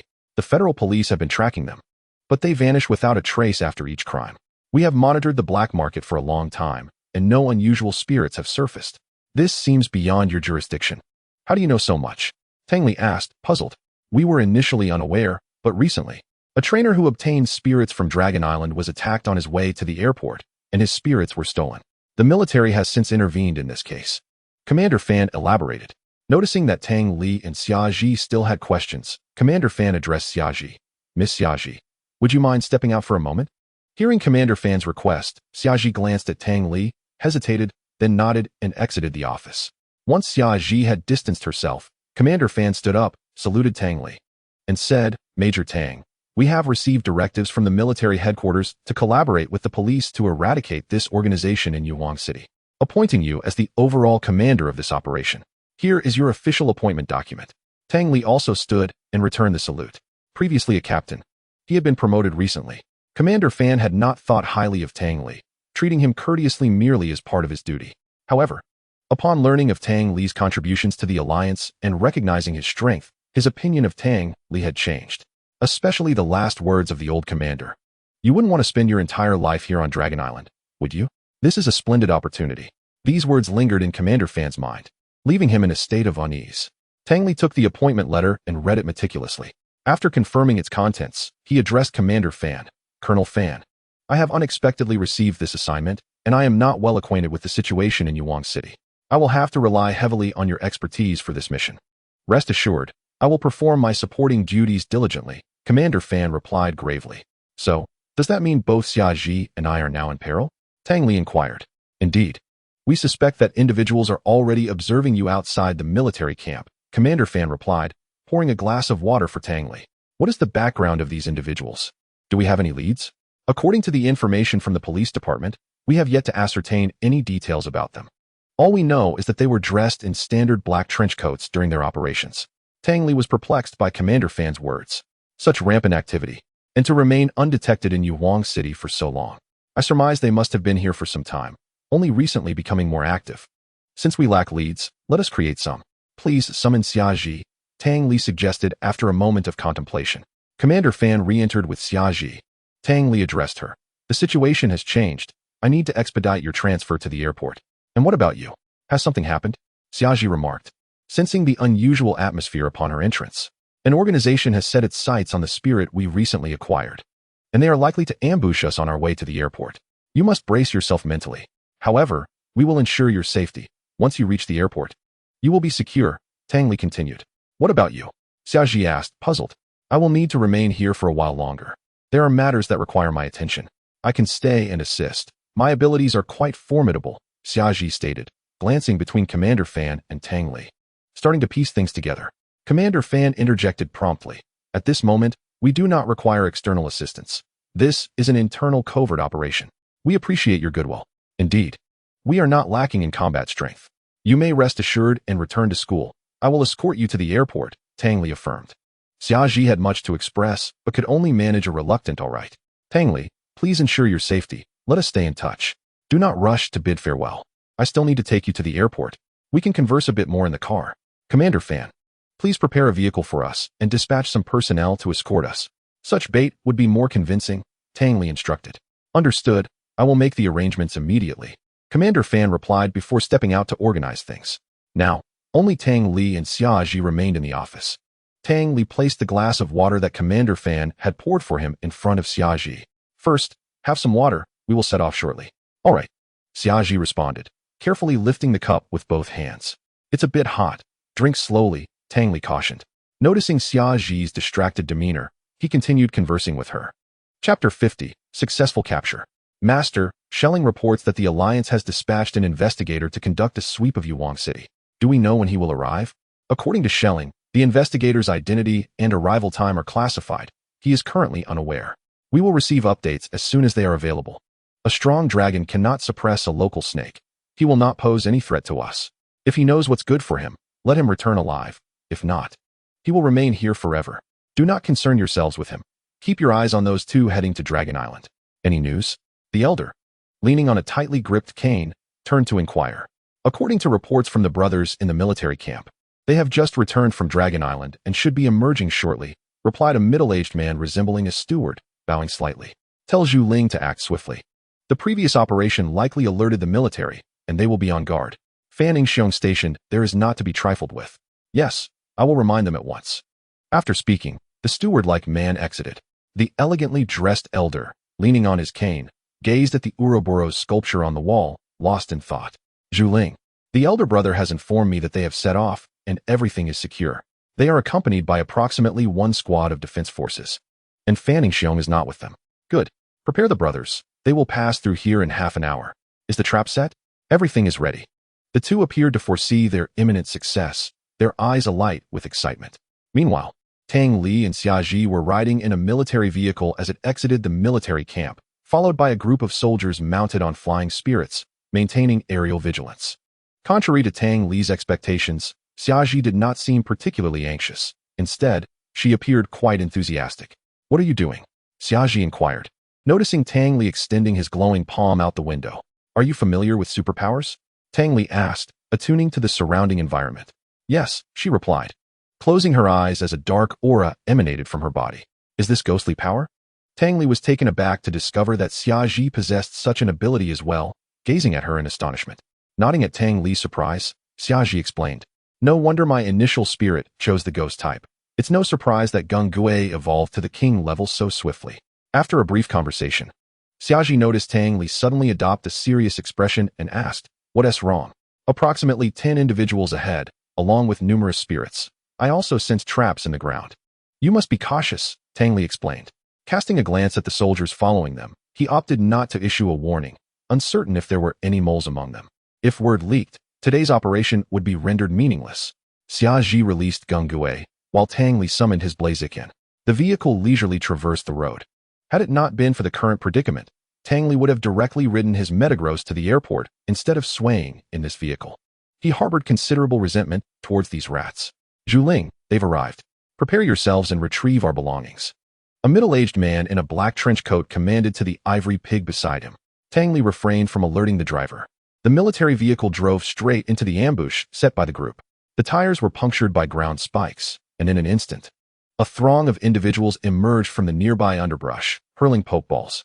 The spirits materialized rapidly, segregating the vehicle from the accompanying defense squad. At that moment, Diglett, Gyarados, Pidgeot, Charizard, and Pikachu emerged before the military vehicle. A middle-aged man in a black trench coat materialized before Tang Li. He and Xiaji swiftly summoned Tyranitar and Swampert to the front of the vehicle. After Xiaji checked the driver and confirmed he was merely unconscious, she approached Tang Li with several spirits in tow. "Are you the organization that has recently appeared in Yuwang City, abducting spirits? Cut the chatter.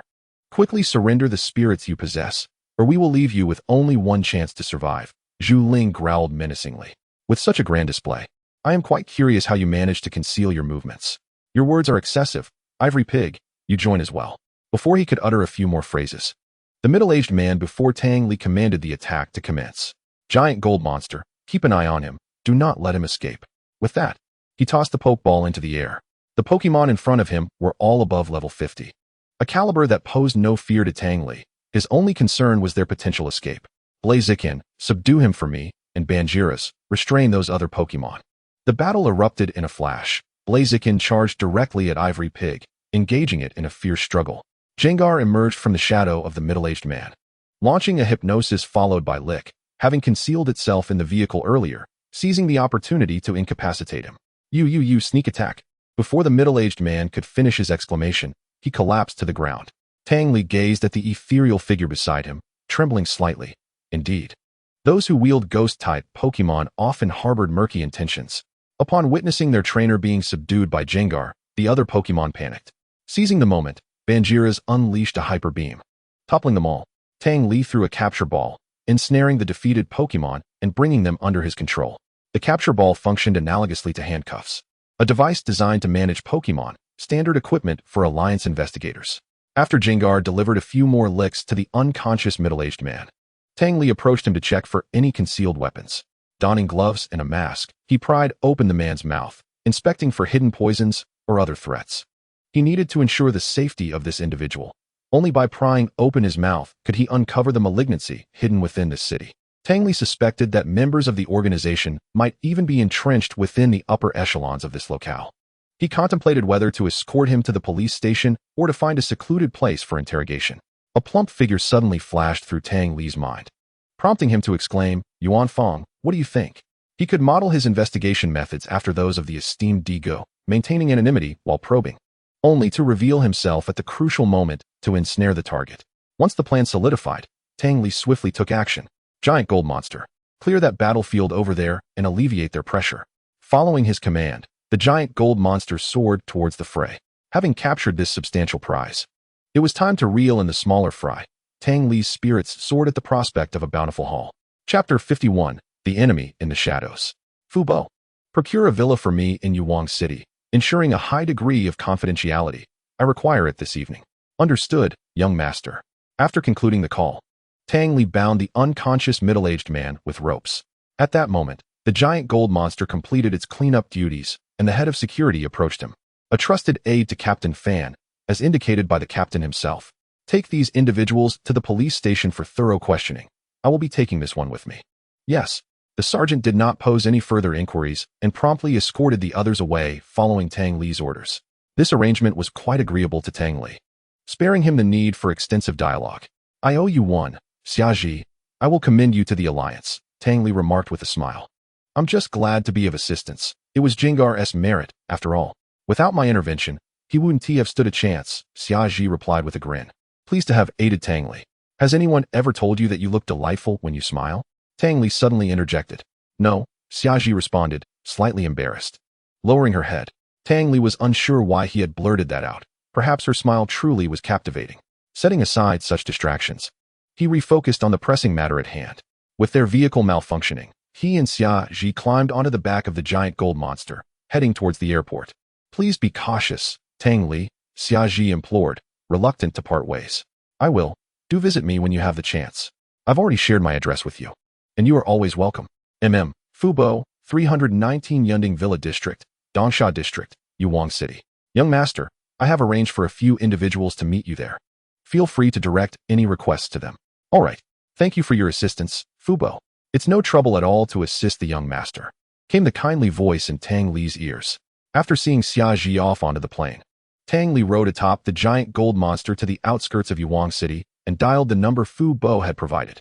You are to meet me at the eastern gate of Yuwang City. Remember to keep it discreet. Upon receiving Tang Li's instructions, the voice on the other end promptly set out in a vehicle. Tang Li glanced at the middle-aged man he had placed on the ground, feeling a twinge of unease. Fearing he might awaken halfway through, he retrieved several vials from his backpack, each labeled with names such as half-crazed laughter, sorrowful breeze, 10 fragrant softening powder, 3 corpses brain spirit pill, and crane's head red. Hee powder? No, that won't do, Tang Li muttered, returning that vial to his backpack. After administering the concoctions to the middle-aged man, he observed his complexion darkening before finally feeling reassured. Shortly thereafter, a vehicle pulled up beside him. Young Master Tang, please get in. 2 individuals respectfully opened the car door, welcoming Tang Li aboard. You two, throw him in the back, Tang Li instructed once seated and secured his seatbelt. Without hesitation, the 2 subordinates hoisted the middle-aged man into the car and placed him in the rear. The vehicle was a limousine, so space was not a concern. Tang Li released Blaziken, instructing it to keep watch over the middle-aged man. As the car smoothly glided into Yuwang City, Tang Li leaned back in his seat, contemplating his forthcoming plans of action. The Alliance had suddenly assigned him to oversee this cleansing operation, clarifying the true objectives of the organization lurking within Yuwang City, culminating in their eradication. To achieve this, meticulous planning was essential. Now, with Tang Li in the shadows and them also concealed, he could only rely on the man behind him to unveil the situation. He hoped to avoid disappointment. The vehicle descended into the underground garage of 319 Yunding Villa, located in Dongsha District, a selection made well by Fu Bo, aligning perfectly with his requirements. It was a standalone villa, complete with a basement, fitting the needs of affluent collectors. Thus Tang Li decided to utilize it immediately. Master, it's bad. The pig spirit has fallen into a trap and has been taken to the police station by the military. Useless fools. A bunch of inept imbeciles. Was it that Fanning Xiong who intervened? The elder slammed his hand on the table in fury. According to Lao Lu, Fanning Xiong has been stationed in the military camp and has not come out. He merely dispatched his security detail. That is indeed peculiar. Given the pig spirit's strength, even against a champion, it should have been able to hold its ground for several exchanges. Even if it couldn't win, escaping should have been a simple matter. How could it have fallen here? Rubbing his sore left hand, the elder took a seat on the Wangwali chair, speaking coolly. Do you think it could have been the work of that special envoy from the Alliance? That possibility cannot be ruled out. Go inform Dog Spirit to rescue Pig Spirit. Eliminate the remaining individuals to prevent further complications. Understood. As the night deepened, a lithe woman clad in dark attire arrived at the police station's entrance. As a crucial breakthrough in this joint operation, the police were taking it very seriously. The assailants had been confined to the most secure room, guarded by police officers and Pokémon alike. The discussions within the conference hall of the Alliance government were incessant. The high-ranking officials expressed their discontent with our previous series of cleansing operations, demanding our cooperation with the newly appointed commander-in-chief to conduct another thorough purge of this malevolent force, ensuring a safe environment for the trainers of Yuhuang City. However, Governor Gao, we are unaware of when the commander-in-chief will arrive, nor do we know his identity. Do you possess any information about him?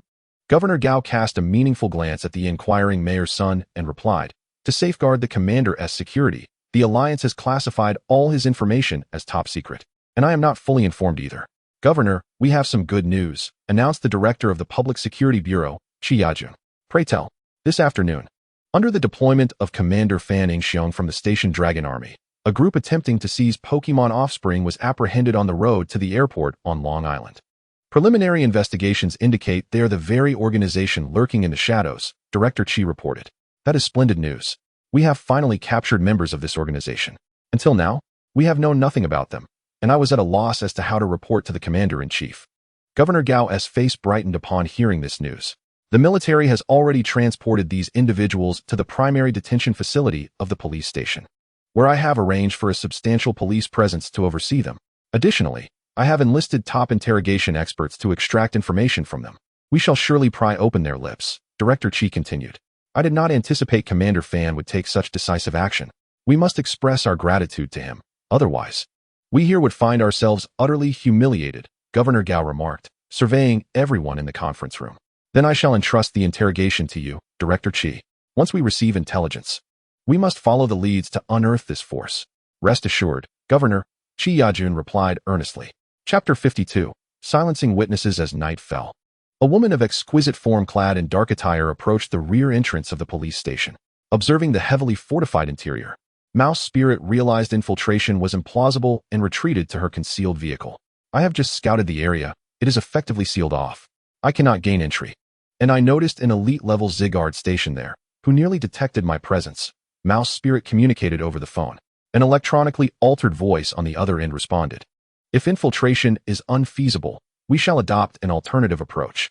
I have received word that the interrogation expert summoned by Qi Yajun is en route.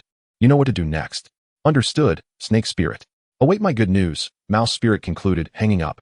She drove to a location along the expert's route, waiting patiently at a junction until she spotted the vehicle approaching, then pursued it. With a sudden acceleration, Mouse Spirit rammed her vehicle into the white car ahead. The other driver exited in a huff. How on earth were you driving?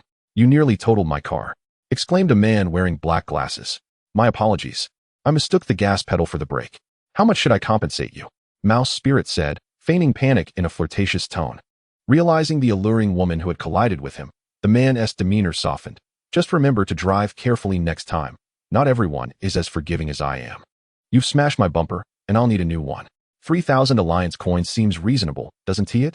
Gazing at his watch, he decided to engage the lady in conversation. Miss, I don't have cash on hand. May I have your contact information to pay you online? Of course.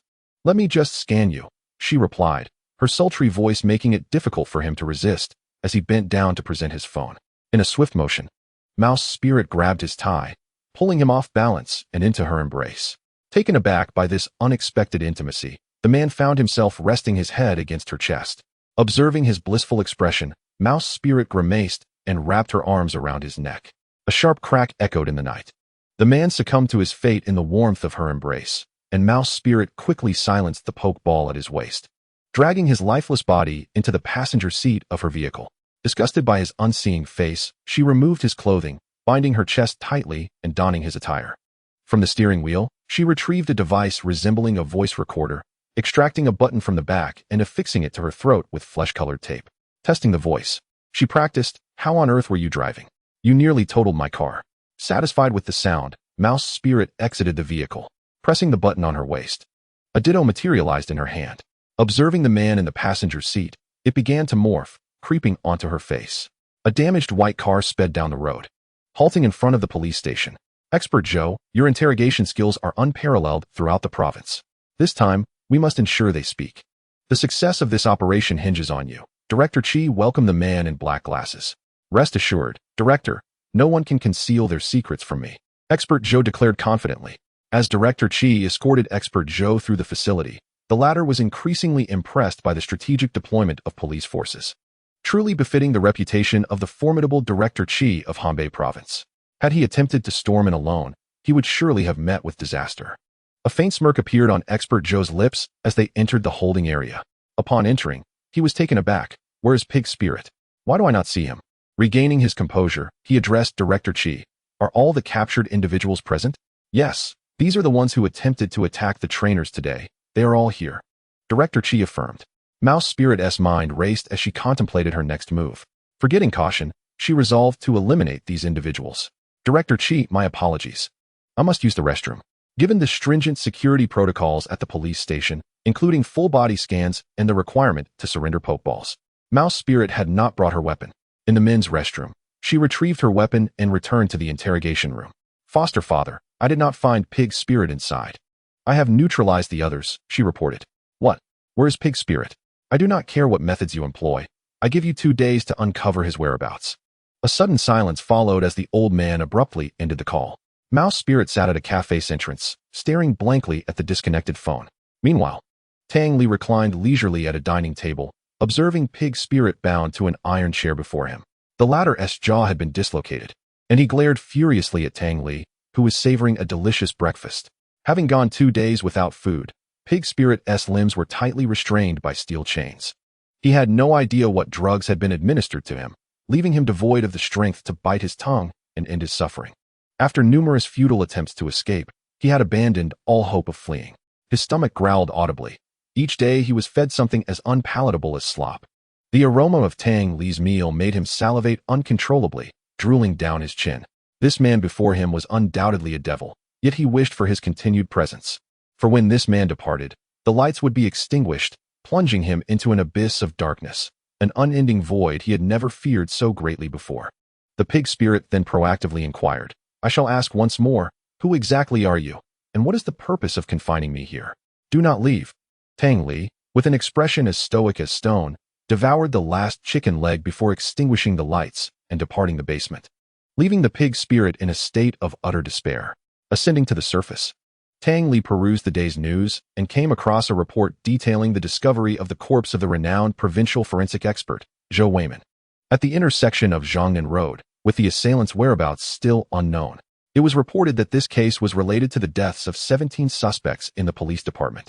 The director of public security, Chi Yajun, stated that they were conducting a joint investigation and would surely solve the case promptly. Indeed, they had already taken action. Yet this organization was far more ruthless than he had anticipated. 17 individuals were dispatched without hesitation. However, they had yet to locate the most crucial individual. What could their next move be? It was time for him to initiate his next steps. How would they respond now?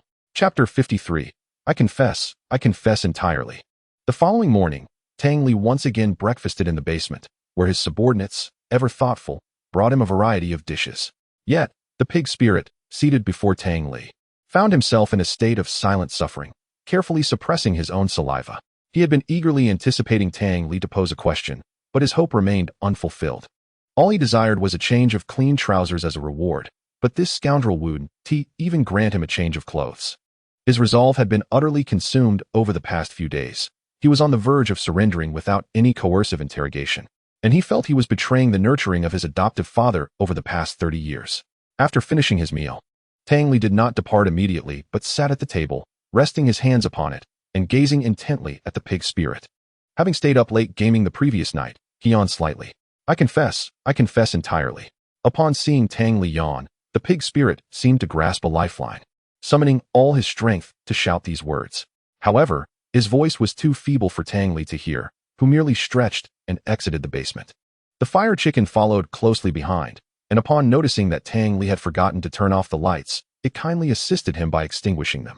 When the Pig Spirit observed that Tang Li had disregarded him, tears streamed uncontrollably into his mouth, his face ashen. The unexpected joy of seeing the lights still on felt akin to discovering an oasis after a prolonged drought in the desert. Damn that fire chicken, I loathe you. The Pig Spirit again succumbed to despair. Unbeknownst to Tang Li, it was not he who was anxious, but rather the dark organization. One of his most trusted confidants had gone missing, and to this day, there had been no trace of them. Moreover, the deranged Director Chi was eager to unearth their whereabouts. Most critically, the elusive commander, who had yet to reveal himself, rendered them all speechless. Mouse spirit. It has been 3 days, and you still have not located the pig spirit? The entirety of Yuhuang City is not that vast. How can you not find a single person? Useless. An enraged elder berated mouse spirit in a grand hall. Adoptive father. We have dispatched individuals to conduct a covert sweep of the entire city. This will require time. Increasing manpower would draw Qi Yajun's attention, which would be detrimental to us. Mouse spirit replied, what do you know? Stop with your alarmism. How could the most loyal member of the 10 Perfection Society, the pig spirit, possibly betray us? Enough of your words, go find him quickly. If we can identify that special envoy, it would be even better. But, adoptive father, mouse spirit began, unwilling to relent. Leave. I have my own plans. The elder interrupted, dismissing her before she could finish. After sitting down, the elder turned to the steward who had been waiting below and inquired, how is the ritual preparation coming along? The sacrificial ceremony is ready. We are merely awaiting the complete assembly of offerings to commence, the steward reported. Ha ha ha. Once the ritual is completed, we shall fear no one. What foolish commander, what pathetic alliance, they shall all become our subordinates. Your wisdom is unparalleled, master, the steward flattered. Feeling that he had sufficiently exerted psychological pressure on this organization, Tang Li made his way back to the basement. Upon entering, he discovered that the middle-aged man was on the brink of madness, incessantly murmuring, I confess entirely. Realizing that his interrogation had borne fruit, he pinched his nose and approached the pig spirit, stating, tell me everything you know.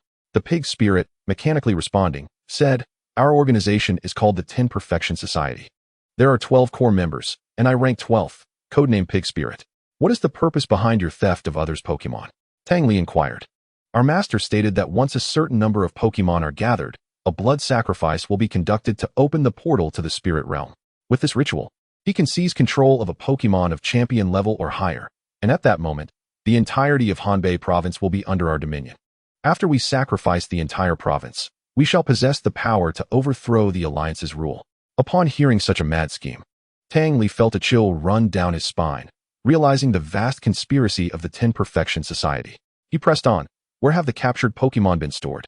The transfer of Pokémon is the responsibility of the sheep spirit. I only know a portion of their whereabouts. Speak. At the Tianqi water prison next to the Tianqi Hotel. To his astonishment, it was right here. Evidently, the Tianqi Hotel served as one of their strongholds. No wonder they were aware of his and Xia Zhi's identities. He had unwittingly spent a night in a den of thieves, and they had even sent him to the military camp. Reflecting on it now, he felt rather foolish. Write down the detailed identities of your 12 members, the locations of your bases, and the address of your headquarters, Tang Li commanded, producing paper and pen, which he extended before him. He instructed the fire chicken to unlock the steel chains on the pig spirit's right hand. The pig spirit, trembling, wrote an entire page filled with information. He penned all that he knew, casting a pleading glance at Tang Li. After receiving the paper, Tang Li had the fire chicken keep watch and hurriedly exited the basement. Once Tang Li had departed, a wave of terror surged through the pig spirit's mind, and with a frenzied scream, he plunged the pen deep into his throat, struggling momentarily before gasping his last in a state of release. The fire chicken, observing the lifeless body of the pig spirit, had foreseen this outcome during its earlier glimpse into the future. Yet it could not comprehend why he would resort to such an act. As it pondered, the pig spirit breathed his last. Tang Li consolidated the gathered information and sent it all to Kong Jun, the chairman of the Pokémon Alliance. He then dialed Qi Yajun's number. Director Qi, I am Tang Li, the overall commander of this cleansing operation. I shall send you an encrypted fax. You must immediately conduct a comprehensive sweep of the addresses contained within and apprehend any suspicious individuals. Initially perplexed upon receiving the call, Qi Yajun's demeanor grew increasingly solemn as the conversation progressed. This was a highly classified encrypted call, confirming the caller's genuine identity. To his astonishment, the elusive commander had amassed so much information after hiding for so long. Without hesitation, he responded, Commander, I will dispatch police forces for immediate arrangements. After issuing his directives, Tang Li hung up, and shortly thereafter, an encrypted fax emerged from the police department's fax machine. Qi Yajun glanced at the first line, which read to capture and detain alliance members Hu Weidong and Yang Jian. The second line detailed the secretary of the police chief, followed by the mayor of Sunlian City, along with numerous residential and commercial addresses. A red capture order, issued by the alliance's police chief, slowly emerged from the fax machine. Initially feeling a sense of unease, Qi Yajun found solace upon glimpsing the arrest warrant. Previously, The names on the list were of individuals holding esteemed positions, and he felt somewhat lacking in confidence to apprehend them. Now, however, he could confidently assert that he possessed a veritable sword of state in his hand. Chapter 54. Stirring the grass to startle the serpent. Commander Fan, you must immediately detain your 2nd Battalion commander. We have sufficient evidence to prove he is an undercover agent for the 10 Full Assembly. Moreover, with adequate military strength guaranteed within the barracks, swiftly deploy forces to seize control of the Tianchi Hotel and the Hot Spring Villa. Beneath Tianchi lies a water prison. Seek out its location, as most of the stolen sprites are likely held there. Understood. I will ensure the mission is accomplished. Following Commander Tang Li's orders, Commander Fan swiftly made his way to the regiment headquarters. Blast it, that treacherous scoundrel. How could I have placed such trust in him? Commander Fan fumed, addressing his fiery monkey sprite. As the captain of the 1st Regiment stationed on Long Island, Fan Ingxiong's principal sprite was a king-level fiery monkey, who, upon hearing his command, vanished from sight in an instant. Moments later, the fiery monkey returned, dragging a disheveled and battered individual, binding him before unceremoniously throwing him to the ground. Let Major Yang remain here. I will quickly account for a portion of the personnel and head to Longding Volcano. Tang Li, he is dead. The fiery chicken approached Tang Li, informing him of the situation after noticing he had ceased making calls. How did he die? Tang Li inquired, astonishment evident in his voice. After you left, he screamed frantically and then stabbed his throat with a pen. Ah, I see. Had this occurred earlier, Tang Li might have felt a twinge of guilt. However, now fully aware of the 10 Full Assembly's objectives and their cruelty, he calmly remarked, I will call the police shortly to have his body removed. The fiery chicken, having overheard all the details from the pig sprite, shared no psychological burden, especially since it was a case of suicide. We now have an urgent matter at hand. Since we have discovered the location of the 10 Full Assembly's headquarters, it is time we pay a visit to this organization's leader, Tang Li stated to the fiery chicken. With that, Tang Li reported to the Air Defense Office in Yuang City about his giant golden monster and, accompanied by several sprites, took flight directly from the Villa District towards the headquarters of the 10 Full Assembly. Following the address provided by the pig sprite, Tang Li found himself before an ancient castle. A bolt of lightning flashed ominously above the castle, accompanied by the deafening roar of thunder that enveloped the sky as though it had been cleaved in two. The sound grew increasingly thunderous, while rain began to pour down with intensified ferocity, swallowing the formerly azure sky in a blanket of ominous clouds, plunging the earth into darkness. As Tang Li approached the castle, the unexpected flash of lightning startled him, prompting him to instruct the giant golden monster to land and seek shelter from the rain. Though the giant golden monster possessed a psychic barrier capable of shielding against the rain, Tang Li was hesitant to gamble on its ability to withstand nature's electric wrath. A miscalculation could prove fatal. Disaster loomed. Gazing upon the ancient and imposing castle, Tang Li refrained from rash actions. Despite knowing from the pig sprite that the organization's highest combat strength resided in the leader's champion-level Scorpion King, it was reasonable to suspect that a leader might harbor hidden capabilities. If only I possessed the Mega Evolution Stone for the giant golden monster. Upon my return, I must insist that Shun Sheng Group expedite my request. My luck appears to have run dry since drawing the giant golden monster, despite having acquired several potent items. Yet, the Mega Evolution Stone remains elusive. If I had it, I could storm in and subdue them all without a second thought. Thinking is not my forte. The castle perched atop a mountain. Tang Li took refuge in a cave halfway up the slope to escape the rain. As for why he did not infiltrate the castle, Tang Li deemed it unnecessary. His purpose here was to ascertain the location of the blood sacrifice. Earlier that morning, he had deliberately informed both Director Qi Yajun and Commander Fan Ingxiong at staggered intervals. He aimed to ensure that the leader of the 10 Full Assembly perceived their exposure. Aware that their long-planned conspiracy was on the verge of collapse, they would undoubtedly fight desperately to avoid defeat. Once they received the news, they would hastily rush to the site of the blood sacrifice, allowing Tang Li to follow discreetly and uncover the location. After all, the blood sacrifice was his greatest concern. Should they succeed, or if he failed to dismantle the method entirely, remnants of their power might resurface, leading to future troubles. Tang Li preferred to resolve matters decisively. In the cave, Tang Li took pleasure in observing the torrential rain outside, which intensified, creating a curtain of water. Peering out, he saw a world enveloped in mist. Those within the castle, however, were far from comfortable. Master, trouble is brewing. The rat sprite dashed into the castle, drenched by the downpour. Calm yourself. What has transpired? The elder, perturbed, regarded the rat sprite with impatience, accustomed to her bringing ill tidings. The pig sprite has defected. He divulged all our secrets to the Alliance. And the military has cordoned off the Longding mountain range. They must have located the water prison. I tried reaching out to the snake sprite, but to no avail. I suspect he has been captured. Additionally, some of our escaped subordinates informed me that all our secret bases have been exposed. The rat sprite continued in a flustered manner. What did you say? The elder, upon hearing this news, nearly lost his breath, collapsing into his seat.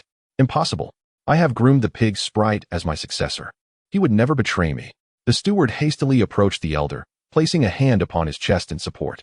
Master, our forces have been nearly apprehended by Chiyajun. The Alliance may already be on their way. What shall we do? The rat sprite anxiously inquired. Humph. If the Alliance aims to eradicate us, we shall not yield easily. Gather your brothers. We will head to Wangshan Terrace and open the portal to the spirit realm, plunging the entirety of Hanbei province into desolation. With that, the elder summoned a desert dragonfly and, accompanied by an entourage, departed the castle. The giant swamp monster, observing the scene, promptly informed Tang Li. Let us follow them. Chapter 55, Sacrifice Foiled? Tang Li trailed the group ahead, the thunderstorm serving as a cloak that shielded him from detection, to avoid being struck by lightning. The giant golden monster flew low to the ground, thus encountering no unforeseen incidents along the way. Ultimately, the group halted at an ancient and dilapidated watchtower. Upon closer inspection, Tang Li noted the grand inscription above the gate, Zhunbei Guan. Realizing he had located the final destination, he retrieved his phone and sent his coordinates to Fanning Xiong and Chiyajun. After dispatching his location, Tang Li released all his sprites except for the treasure dragon. For there was no time to waste. Riding atop the giant golden monster, he proclaimed from the walls of Zhunbei Guan, remnants of the 10 full assembly. You are surrounded. Surrender at once. A person beside the elder, upon hearing Tang Li's words, instantly erupted in fury. Who are you calling remnants? Our leader is right here. How can you dare to label us as such? The steward nearby, witnessing the foolishness of his subordinate, scolded, You imbecile, silence yourself. The chastised underling, realizing his blunder, retreated to the back of the crowd. At that moment, a long, black poisonous stinger pierced through the chest of the subordinate. Unleashed by the elder known as the leader of their faction, the Dragon King Scorpion. Tang Li fixed his gaze upon this sinister elder, evidently. He was the leader of the 10 Completeness Society and the mastermind behind this conspiracy. Young man, considering your tender age, it would be a pity for you to perish so soon. Why not join our holy sect? Once our grand scheme succeeds, I could bestow upon you a position of authority, the sinister elder proposed. Oh, really? I detest being regarded as a fool. You just executed your own subordinate before my very eyes. How can I trust you? Furthermore, as long as I am here, your grand scheme shall not come to fruition. What shall I call someone like you? Scum seems quite fitting. To think you would dare to sacrifice the entirety of Hanbei province to fulfill your ludicrous ambitions. Today, I shall ensure you witness your own demise, Tang Li retorted. Upon hearing Tang Li's words, the elder's companions could no longer contain themselves. They released their Pokémon and commanded them to attack Tang Li. Upon seeing the opposition summon a Venusaur and a Gyarados, Tang Li directed, Swampert, unleash Hydro Pump. Under their commands, Leaf Blade and Leaf Storm struck Swampert. To their astonishment, this young man was a reckless fool, attempting to use water attacks against a grass type. Did he genuinely believe himself a master of type advantages? Moreover, the clumsy Swampert stood motionless at the front, prompting laughter from the subordinates. As the Leaf Storm and Leaf Blade struck Swampert without inflicting any damage, the two men were left dumbfounded. Just then, a 2-meter-wide Hydro Pump blasted their Pokémon away. The two creatures were hurled against the wall, spinning wildly, as the Hydro Pump's force created a large hole in the 1-meter-wide wall, rendering them unconscious. Today's rainy weather favored Swampert, and under the enhancement of the rain and swift currents, one mighty Hydro Pump was sufficient to defeat them. You are quite remarkable. I have not encountered anyone like you in Yuang City. You must be the special commander dispatched by the League, and you captured the pig spirit, didn't you? What have you done with him? The elder's gaze turned sharp as he inquired. Indeed, I am the commander for this operation, and your downfall is a result of my efforts. As for the pig spirit, once you are captured, I shall send you to meet him. He too shall face execution. Tang Li responded, his words holding no falsehood. Do you truly believe a single person can thwart our grand enterprise? Have you any idea why we have been conversing for so long? Our blood sacrifice is already prepared. And the reason I have spared your life is to allow you to witness what true despair looks like, the elder declared, dismissing the others as he approached Tang Li. Upon realizing Tang Li's presence, he promptly instructed his subordinates to hasten the preparations for the sacrificial ceremony beneath the North Town Gate. Once his subordinates reported that everything was in readiness, the elder ceased pretending and laid all his cards on the table with Tang Li. Is that so? Then allow me to ask you, can your blood sacrifice proceed without offerings? Tang Li chuckled at them. Approaching the North Town Gate, he sensed a plethora of life forces beneath the ground, surmising that these Pokémon were the intended sacrifices. He ordered Bangilas to infiltrate the underground with Blaziken, aiming to rescue as many Pokémon as possible. When his subordinates emerged, they too witnessed Blaziken's signal, the large characters spelling out Flame Burst, which had been the prearranged signal for a successful rescue. You may commence and see for yourselves, Tang Li proclaimed, arms outstretched, defiantly challenging the elder before him. Seeing Tang Li's provocative expression, even after decades of cultivating composure, the elder could not suppress his rage, shouting, "Initiate the blood sacrifice ceremony." The ritual commenced, and black grooves rose from the depths, forming a hexagram pattern. The North Town Gate stood at the center of the hexagram, and the elder, noting the absence of the anticipated soaring black light, approached the wall, peering down at the grooves with confusion. "It's you who's behind this. Where are my offerings?" The elder bellowed in fury at Tang Li. He saw that the black grooves of the hexagram contained no blood. This formation was the culmination of his life's work. Once the grooves rose, the imprisoned Pokémon would be drained of their blood, funneled into the grooves.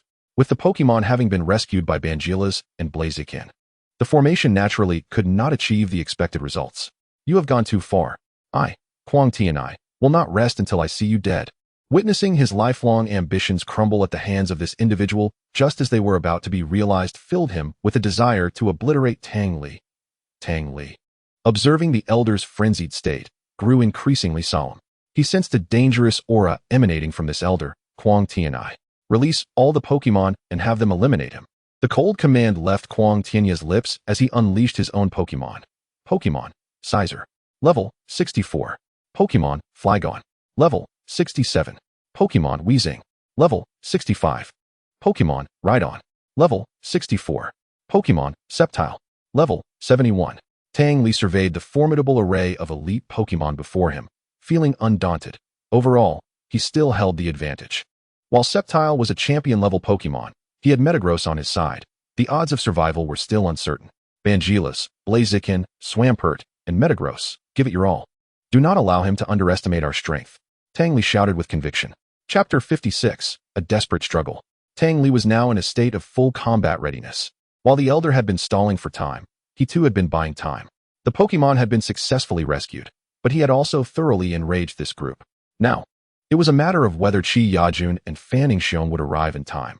Otherwise, he would only be left to collect his own remains. Prior to his arrival, Tang Li had reported to the League.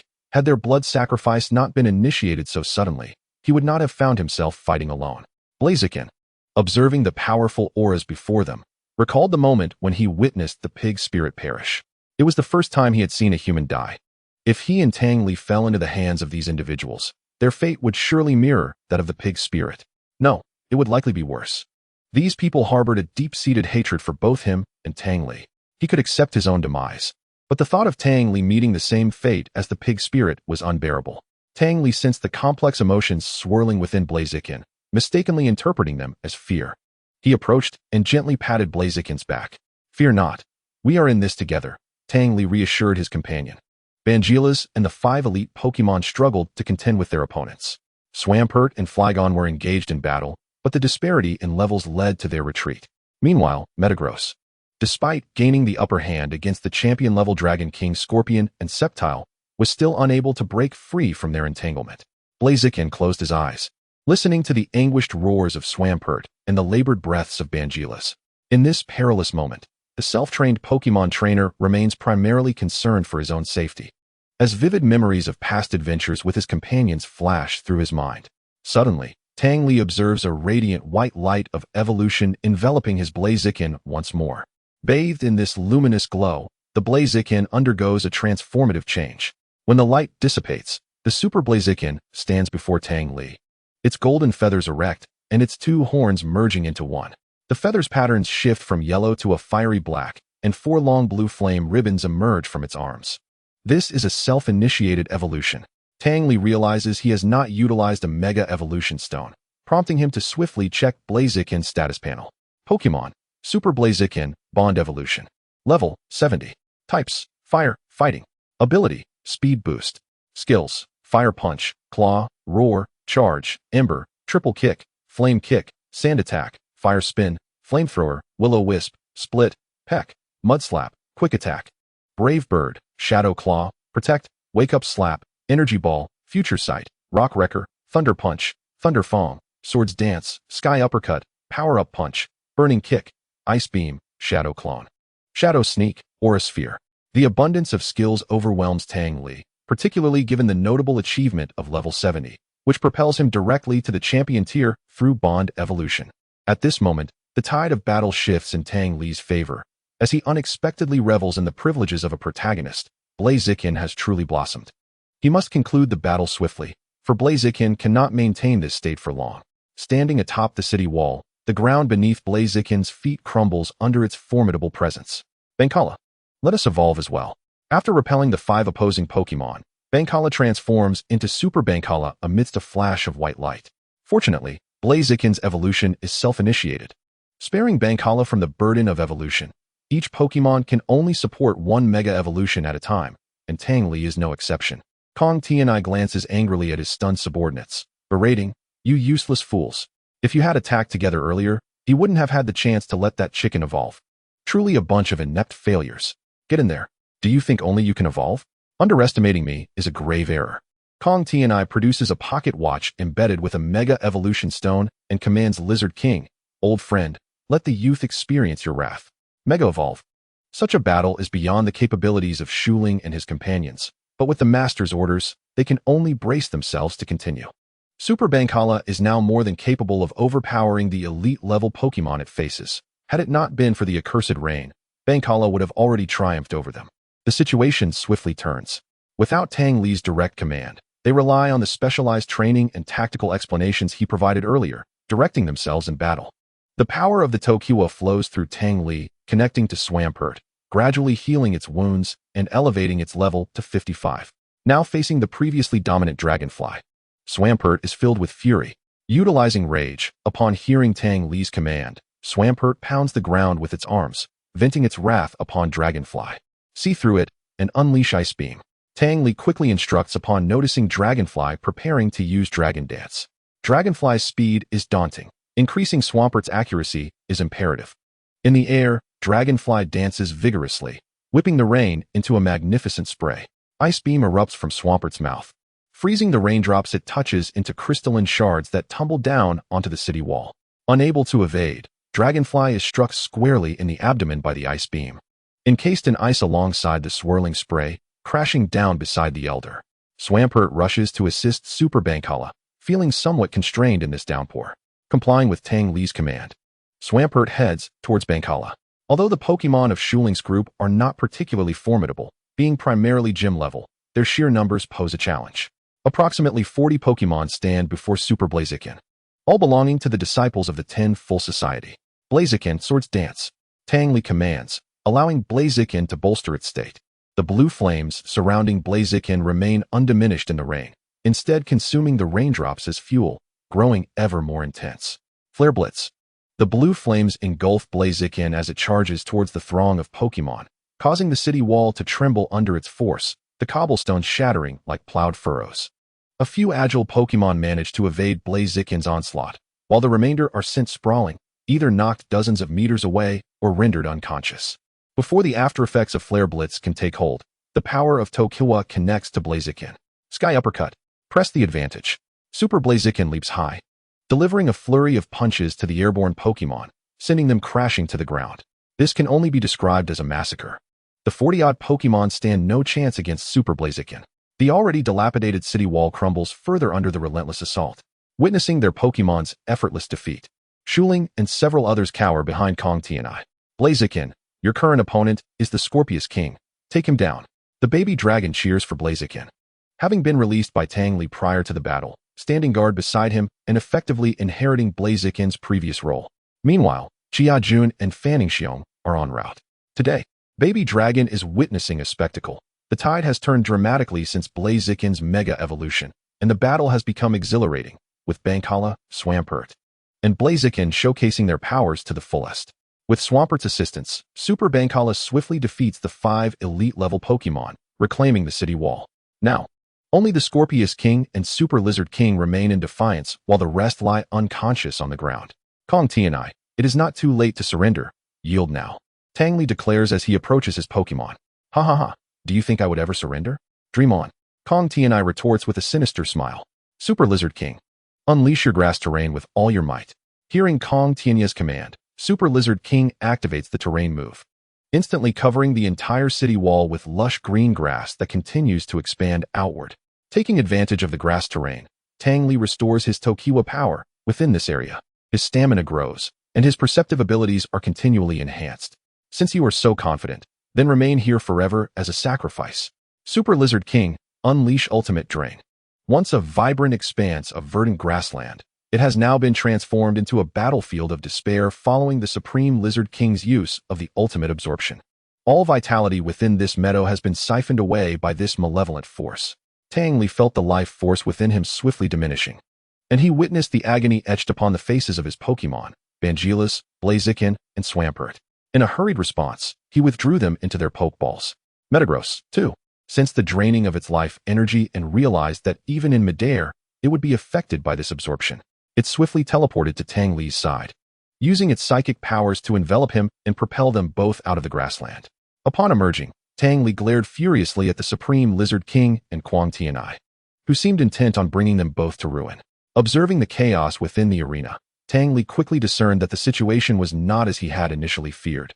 He urgently addressed Bangelis. This is dire. He continues with the blood sacrifice. Bangelis, use Earthquake to stop him. Under Kong Tianai's command, the Supreme Lizard King exerted itself to the fullest, employing the ultimate absorption. The life force within the meadow was being viciously severed, akin to a steel saw, as it gnawed at the Pokémon on the ground, leaving them bloodied and barely clinging to life. This wretched creature was utilizing the blood of its own Pokémon for the blood ritual, showing no mercy even to its subordinates. The Rattata and its companions met a similarly gruesome fate, their bodies torn and lifeless, blood pooling around them. Kong Tianai had succumbed to madness, cackling as he reveled in the bloodshed of his own followers and Pokémon. Even the Dragon King Scorpion, despite its champion-level prowess, could not withstand the increasingly potent life drain. Collapsing in agony, it yearned for escape but found itself ensnared by the very essence that was draining its life. The Supreme Lizard King, glancing at its longtime companions, felt a pang of sorrow directed toward Kong Tianai.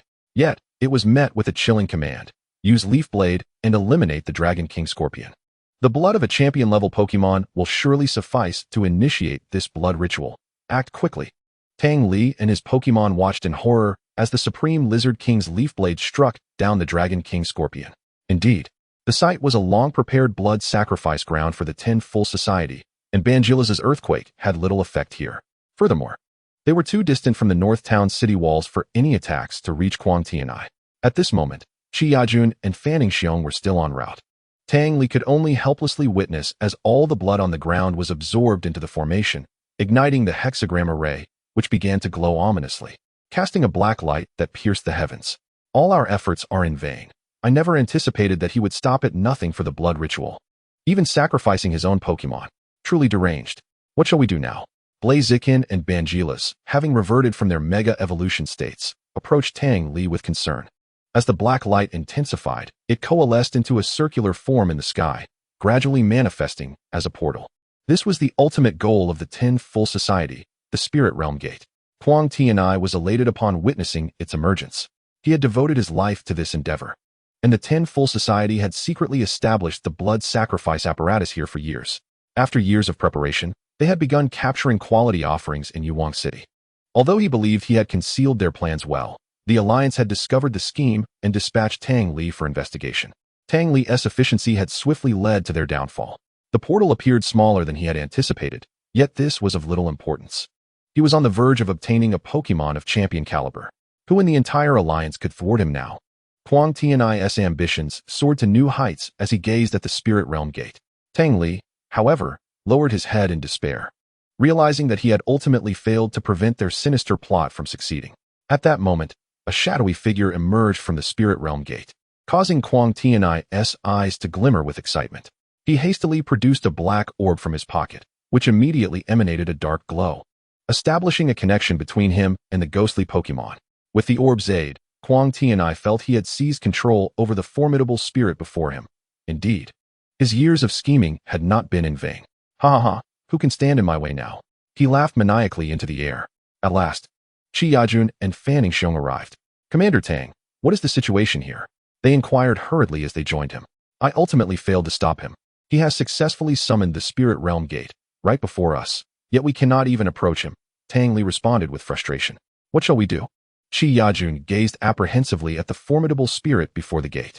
There is no choice left. We must confront him. He will not spare us now, so prepare for battle. Tang Li stated, his heart heavy with the realization of their dire circumstances. Pokémon, Dream Demon. Level 82. Having witnessed Pokémon of this caliber within his grandfather's collection, Tang Li understood well the strength that accompanied a Pokémon surpassing level 80. Upon breaking through to level 80, Pokémon undergo a life transition, freeing themselves from the shackles of ordinary creatures, acquiring a fragment of divinity that, when nurtured, can evolve into a true deity. We must buy some time. I have already alerted the Alliance regarding the events unfolding here. They will send a master to our aid. Behind us stands the entire populace of Hanbei Province. If he is allowed to utilize this divine-level Dream Demon to complete a large-scale blood ritual, there will be no turning back. Tang Li rallied those arriving for reinforcements. The Dream Demon regarded the elderly figure before her with astonishment. Had she not been sleeping at home just moments ago? How had she suddenly ended up here? Moreover, this ugly old man had employed an orb to seize control over her. She was taken aback. Was such control truly possible? Having lived for several centuries, she found it utterly absurd to be dominated in such a manner. She could sense a peculiar link forming with Quang Tianai, and thus eyed the orb in his hand with caution. Dream Demon, you belong to me now. Starting from Yuang City, let the people of this city perish in their dreams, Quang Tianai declared, emboldened by the presence of the master-level Dream Demon. The Dream Demon's eyes grew increasingly frigid. Under Quang Tianai's command, she remained unresponsive. Her power ranked among the best in the spirit realm, yet here she was, being ordered about by a mere insect. A master cannot be insulted. She yearned to eliminate him, but each time she harbored murderous intent, an unseen force would immobilize her body. This orb was indeed peculiar. Seeing the Dream Demon's futile struggles, Quang Tianai finally relaxed. As the ghost orb passed down through generations of the Tenfold Society, it could directly control a ghost-type Pokémon under the auspices of this blood ritual. According to the previous leader, his father, it could command any Pokémon, regardless of their level, even those of divine caliber. As this realization dawned upon him, Quang Tianai's animosity towards Tang Li deepened. Had it not been for Tang Li rescuing the numerous high-quality Pokémon sacrifices he had painstakingly collected over the years, he would now be in control of a legendary beast. Quang Tianai's gaze fixated on the distant figure of Tang Li as he commanded his Super Lizard King, withdraw the Super Absorb and the grassy terrain. Flowers blossomed upon the verdant field only to wither and vanish, returning the ground to its muddy state. The rain continued to fall in a gentle drizzle, leaving Tang Li drenched like a drowned rat, his wet clothes and hair clinging to his body. Yet, he had no time to dwell on these discomforts. He was focused on Quang Tianai's next move. Dream Demon, let us head towards them. I wish to witness the fear etched upon their faces. Ha ha. It shall be quite amusing. The Dream Demon complied with Quang Tianai's command, teleporting him and the Lizard King before Tang Li and his companions. Kneel and beg for mercy, and I shall spare you, Quang Tianai proclaimed with an air of certainty, surveying the group like ants from above. If I were you, I would hasten to kill me rather than prattle on here. Tang Li ascended upon his Metagross, soaring to the same height as Quang Tianai. Metagross, we must rely on you now. You have yet to experience the full might of my Tokiwa power, and this time, let us showcase your true strength. As he spoke, the Tokiwa power surged forth from Tang Li, drawing upon the lingering vitality of the grassy terrain, which had not yet faded, creating a vortex that swept towards Metagross. The creature was enveloped in a radiant green light, its power steadily escalating until it reached level 78. Advancing beyond the champion level is an arduous endeavor, and Tang Li had pushed Metagross to its limits, increasing its level by 3.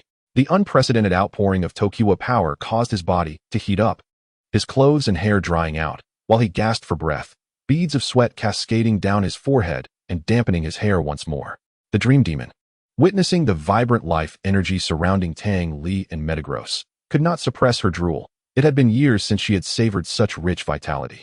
Suddenly, She found this outing quite worthwhile. She could seize the opportunity to taste human essence, beginning with the delectable specimen before her. Unbeknownst to Quang Tianai, the dream demon harbored ulterior motives, swiftly executing his command to attack Tang Li. The Lizard King, having just slain a longtime companion, was engulfed in sorrow. The earlier combination of grassy terrain and super absorb had depleted his strength, leaving him with no choice but to serve as a mount for Quang Tianai.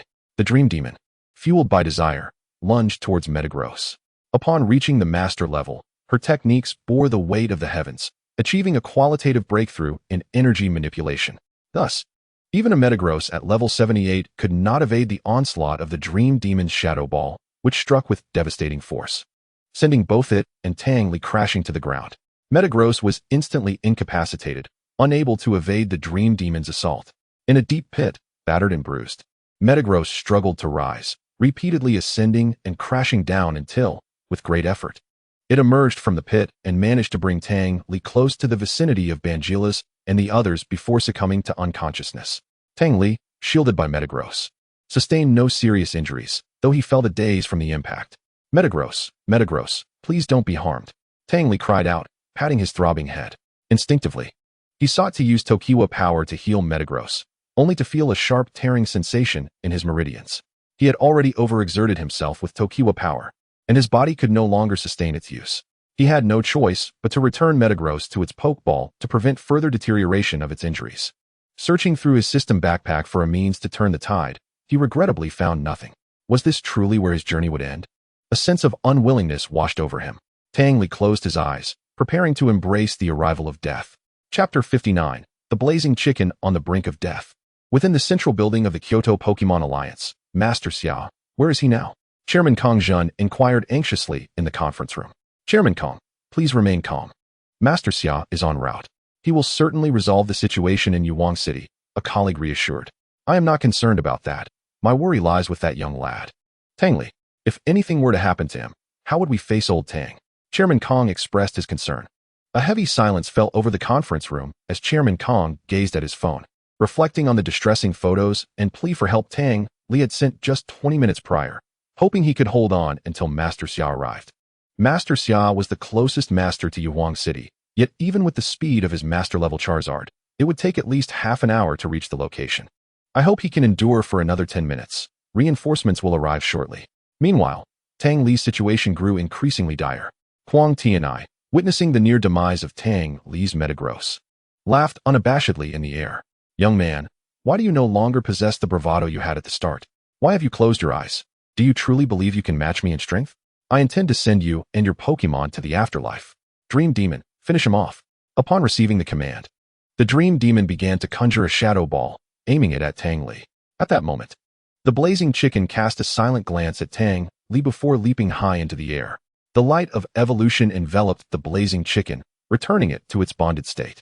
Blue flames rapidly engulfed its body as it charged towards Quang Tianai and the Lizard King with a fiery tackle. Blazing Chicken. At that moment, Tang Li comprehended the Blazing Chicken's intent to sacrifice itself alongside Quang Tianai. No, he shouted in despair. The Super Blazing Chicken, undeterred by any pleas, raced forward with unwavering resolve. The sound of its explosive attack echoed across the battlefield. Tang Li, farewell, you must live well, the Blazing Chicken silently vowed. The sudden assault by the Super Blazing Chicken threw Quang Tianai into disarray. He realized that the Lizard King was at its limits and lacked the strength to withstand the charge of a champion-level Blazing Chicken.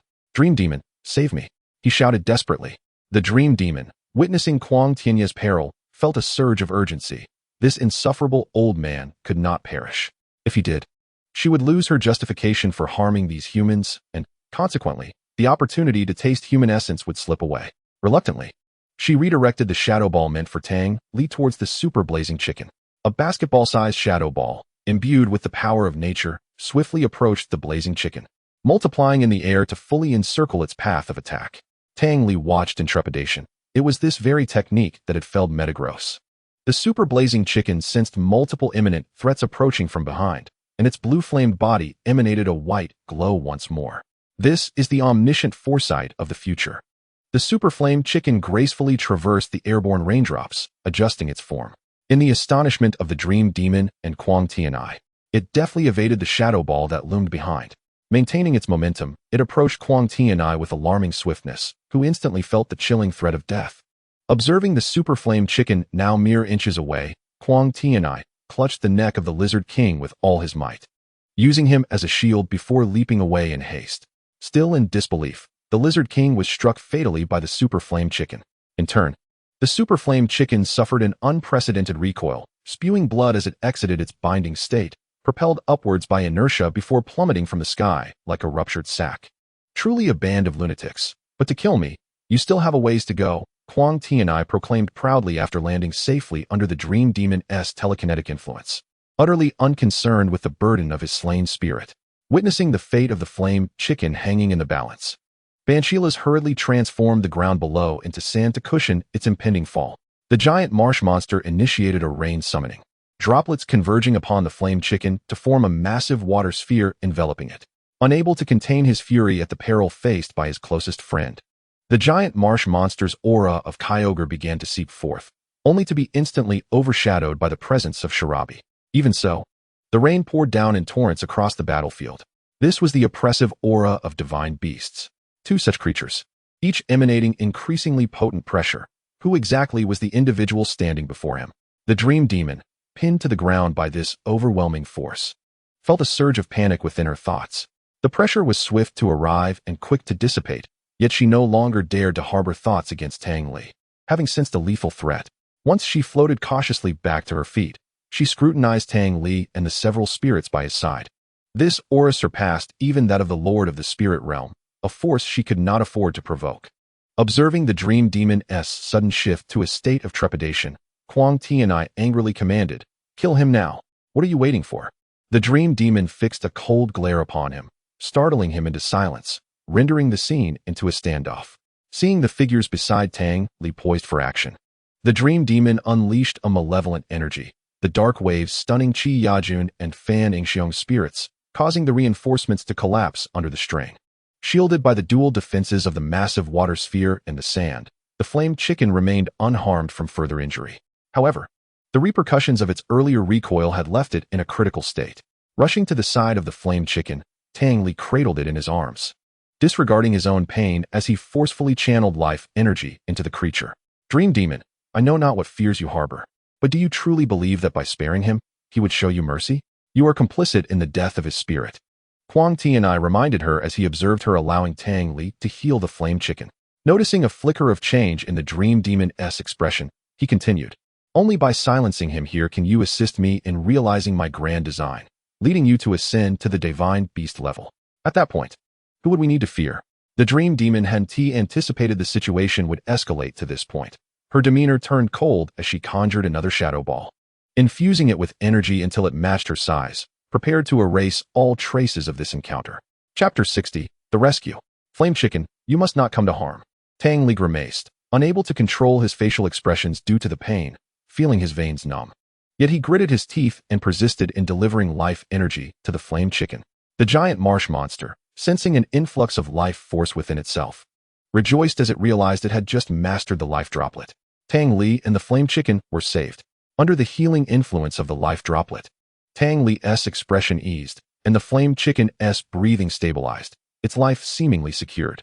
Seeing the improvement in Tang Li and the flame chicken, Bansheelas turned with relief, casting a fierce glare at the Dream Demon who was channeling her shadow ball. Observing his companions gradually catching up to him, yet now witnessing them all gravely injured, Bansheelas felt a profound ache in his heart. The Metagross had fallen, the flame chicken's fate hung in the balance, and the giant marsh monster was tending to their wounds, leaving him, the elder brother, to shield them from harm. As the colossal shadow ball began to take form in the Dream Demon's grasp, Bansheelas understood that he must defend against this attack. Their survival depended on it. He recalled Tang Li's earlier words, "Once your control over the sand is stronger, we can use it to construct a defensive shield or ensnare our opponents." He remembered Tang Li referred to this technique as the fivefold Rashomon. "I am Bansheelas, the tyrant of the desert, a being of divine potential. Do not underestimate me." Bansheelas bellowed. Boom, boom, boom, boom, boom, boom. 5 massive stone gates erupted from the ground, obstructing the path of the approaching shadow ball. "No, this level of defense is insufficient." Bansheelas mused, shaking his head as he assessed the formidable gates before him. "I can unleash Ice Beam to reinforce them." As the ice beam shot forth, the gates transformed, adorned in a crystalline sheen, no longer rough and dark, but now imbued with added hardness. All of this transpired in the blink of an eye. At that moment, the shadow ball surged forward, accompanied by a thunderous roar. As Bansheelas anticipated, the initial 4 stone gates were effortlessly obliterated by the shadow ball. I knew it would not hold, he thought, feeling a surge of golden and black light intertwining around him, a mesmerizing glow radiating outward. Sand Dragon of the Earth. Within 100 meters, the terrain rapidly transformed into sand, all under Bansheelas' command. He was now the sovereign of this domain. This was the most potent technique he had developed by merging his dark wave with the dragon wave. Just as Tang Li had foretold, his adversary would never expect him to evade their ultimate technique. Manipulating the sands, Bansheelas enveloped Tang Li and the 3 spirits beside him, swiftly relocating them to the opposite side of the battlefield as the shadow ball breached the 5th stone gate. A tremendous explosion resounded as the colossal shadow ball crashed into the spot where Bansheelas and Tang Li had just stood, enveloping the battlefield in a cloud of dust that washed clean under the downpour. Bansheelas, the sand beheading technique, Tang Li exclaimed. Upon hearing Tang Li's voice, Bansheelas felt a surge of joy. It indicated that the giant marsh monster's healing had been successful. The purpose of Bansheelas' stone gates was not merely defensive. They were designed to obstruct the Dream Demon's line of sight, creating an opportunity for his next maneuver. If one believed Bansheelas to be docile, they were in for a grave surprise. Just as Quang Tianai turned to ascertain whether Tang Li and his companions had been vanquished, the ground beneath him transformed into sand, ensnaring his legs within a quicksand trap. The sands tightened under Bansheelas' control, and Quang Tianai's screams echoed across the battlefield. Upon witnessing Quang Tianai being ambushed, the Dream Demon hastily employed its telekinetic abilities to extricate him from the sand pit. It became evident that Quang Tianai's feet were gruesomely mangled, his tibiae and metatarsals crushed, nearly rendering him unconscious from the excruciating pain. Knock me out quickly. The agony is unbearable. Quang Tianai's visage contorted in agony, beads of sweat the size of pearls mingling with the rain cascading down his face, as he incessantly repeated his desperate plea. With no other recourse, the Dream Demon was compelled to render him unconscious. Subsequently, the Dream Demon cast a glance at Tang Li, feeling deeply embarrassed for having inadvertently harmed Quang Tianai multiple times. Anger simmered within her. She resolved to personally strangle Tang Li to convey the indignity of disrespecting a master. Just as the Dream Demon soared towards Tang Li, a cerulean figure intervened. What is this? Observing the panel before him, Tang Li joyously exclaimed to his Pokémon, "We are saved." Pokémon, Mega Sharpedo, male. Level, 89. Yet, Tang Li recalled that Master Xiaobo did not possess a Mega Sharpedo. Could it be a new acquisition? Regardless, the realization of his salvation allowed Tang Li to exhale in relief. It had been a tumultuous experience, gazing at the ravaged terrain, the injured and near-death Blaziken, recently snatched from the precipice of death, and the unconscious Metagross within its pokeball. Tang Li recognized that his survival hinged entirely on the selfless protection of his companions.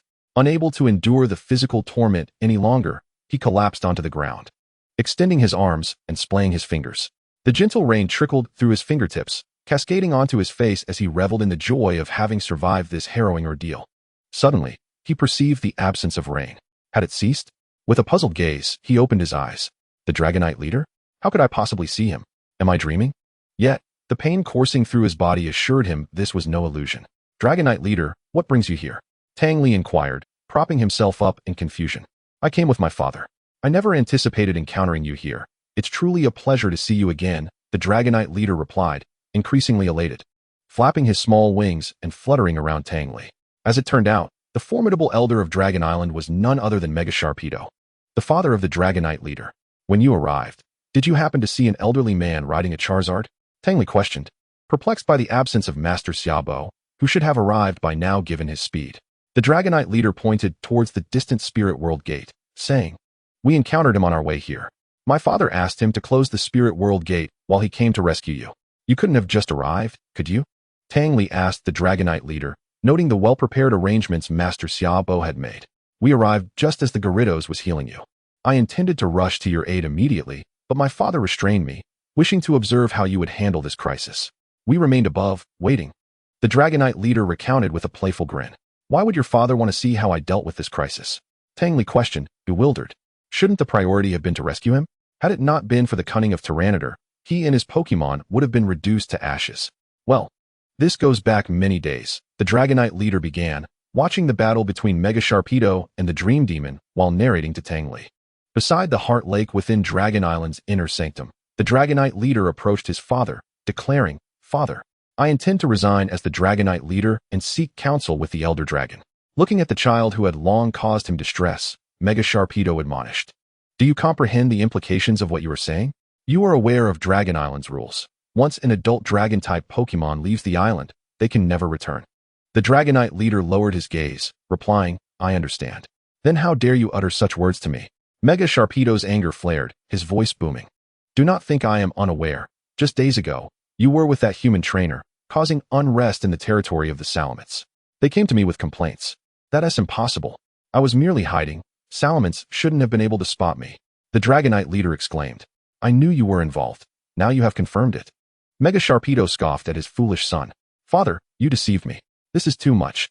Realizing he had been tricked, the Dragonite leader protested. "Regardless, I am resolute. You cannot stop me. I must venture into the human world to find Tang Li," the Dragonite leader continued. Mega Sharpedo, taken aback by his son's determination, pondered that if the boy had this level of resolve in training, he would undoubtedly have reached champion level by now, rather than languishing at the peak of the elite level. "Are you truly willing to forsake your Dragonite brethren? What will become of them when they are tormented by Salamence and the three-headed dragon?" Mega Sharpedo's tone softened as he endeavored to persuade his son. He could not fathom what extraordinary qualities this Tang Li possessed that would compel his son to abandon family. Finding the Dragonite leader unyielding, Mega Sharpedo's frustration escalated. "I will return and hand over the leadership to Damo. Though he may not match my strength, he is more than capable of leading the Dragonite clan. Even if you neglect them, there is still my mother," the Dragonite leader asserted. "How dare you invoke your mother? Are you not aware of the rule prohibiting interference with external Pokémon?" Mega Sharpedo was seething, wishing he could deliver a sharp reprimand. "Begone. I do not wish to see you now. I fear I might lose my temper," Mega Sharpedo, the current elder of Dragon Island, declared with a formidable presence. His patience wearing thin. Seeing no resolution from his father, the Dragonite leader flew to his mother. The Dragonite matriarch, a level 76 champion, was delighted to see her son and offered him food and berries. Having seen off the Dragonite leader, Mega Sharpedo took flight towards the volcano, where 3 Pokémon awaited him. Within the volcano resided the level 84 three-headed dragon god, the level 85 dual-headed dragon god, and the level 85 Salamence god. Tang Li had previously miscalculated. Mega Sharpedo, indeed, was the most powerful being on Dragon Island. Even after millennia of history, no dragon-type Pokémon had managed to transcend the threshold of level 90. Levels 90 to 95 pertain to secondary deity status, while levels 95 to 100 are classified as primary deities. As for Arceus, the creator deity, its complete form likely falls outside this classification. Levels 80 to 90 are also considered divine beasts, but belong to the third tier of deities. Mega Sharpedo and his ilk inhabit this echelon, with Dragon Island possessing a maximum of 4 such divine beasts. Upon Mega Sharpedo's arrival within the volcano, the 3 dragon gods gathered to greet him. Despite their older age, they held a great deal of respect for Mega Sharpedo, the rising star of Dragon Island. The 4 strongest beings of Dragon Island had converged upon this volcano for a singular purpose. Entering the volcanic crater, the magma within was extraordinarily scorching. With temperatures that were almost unfathomable, even the fierce Tyrantrum found it somewhat unbearable. At the heart of the magma region resided the legendary volcanic spirit, Citolin. Citolin's form was adorned with a melons of brown and orange spots, and its legs bore structures reminiscent of metallic bracelets. Each foot possessed 4 claws, arranged in a cross-like distribution. The darker side of Citolin's body exhibited a gray hue, shrouded in a protective gray structure, while its eyes glowed a fiery orange-red. It dwelled within the caverns of the volcano, with molten-like blood coursing through its veins. Despite its formidable steel-like physique, it was gradually succumbing to its own generated heat, melting away bit by bit. "Citolin, have you summoned us for a specific purpose?" Tyrantrum queried, hovering near Citolin with a hint of perplexity. "My powers are insufficient," Citolin lamented. "I can clearly sense that this volcano is awakening, and I can no longer contain it. I had expended a vast amount of my primordial energy to suppress the eruption of the Dragon Cauldron volcano in Yuang City, leaving me powerless in the face of this volcano." Upon hearing Citolin's disheartening words, the dragon gods fell into a profound silence. After grasping the dire situation of the Dragon Island volcano, the 4 dragon gods retreated to the inner sanctum of the island to deliberate on countermeasures. According to Citolin, The volcano was poised to erupt in mere decades, threatening to bring devastation upon the entire Dragon Island. Even if the spirits of Dragon Island could evacuate in time, the island would never return to its former state. Moreover, the endless sea was interconnected with the volcano, separated only by thick rock walls. However, once the volcano erupted, the waters of the endless sea would surge into the volcano, not extinguishing it, but rather increasing the risk of an explosion. Just as gases in a boiler expand dramatically when exposed to intense heat, the volcanic interior reached temperatures of several thousand degrees. The influx of seawater would transform into steam, creating an explosive force that no barrier could contain. At that point, not only would Dragon Island be obliterated, but this entire realm might also be destroyed. The divine beasts of Dragon Island were incapable of halting such a calamity, and the powers of secondary deities were inadequate as well. Only the intervention of a few primary deities could save Dragon Island and preserve this sanctuary. Yet, where might one find a primary deity? The dragon gods once again fell into silence, having beseeched Citylin for aid due to its proximity to the sanctuary. As for the primary deities, their whereabouts were erratic and their temperaments capricious. It was uncertain whether they could even be persuaded to assist.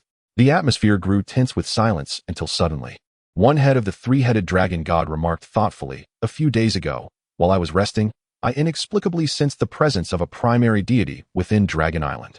At this statement, the eyes of the dragon gods lit up. The dual-axe battle dragon god hastily inquired, "Where exactly did you sense it?"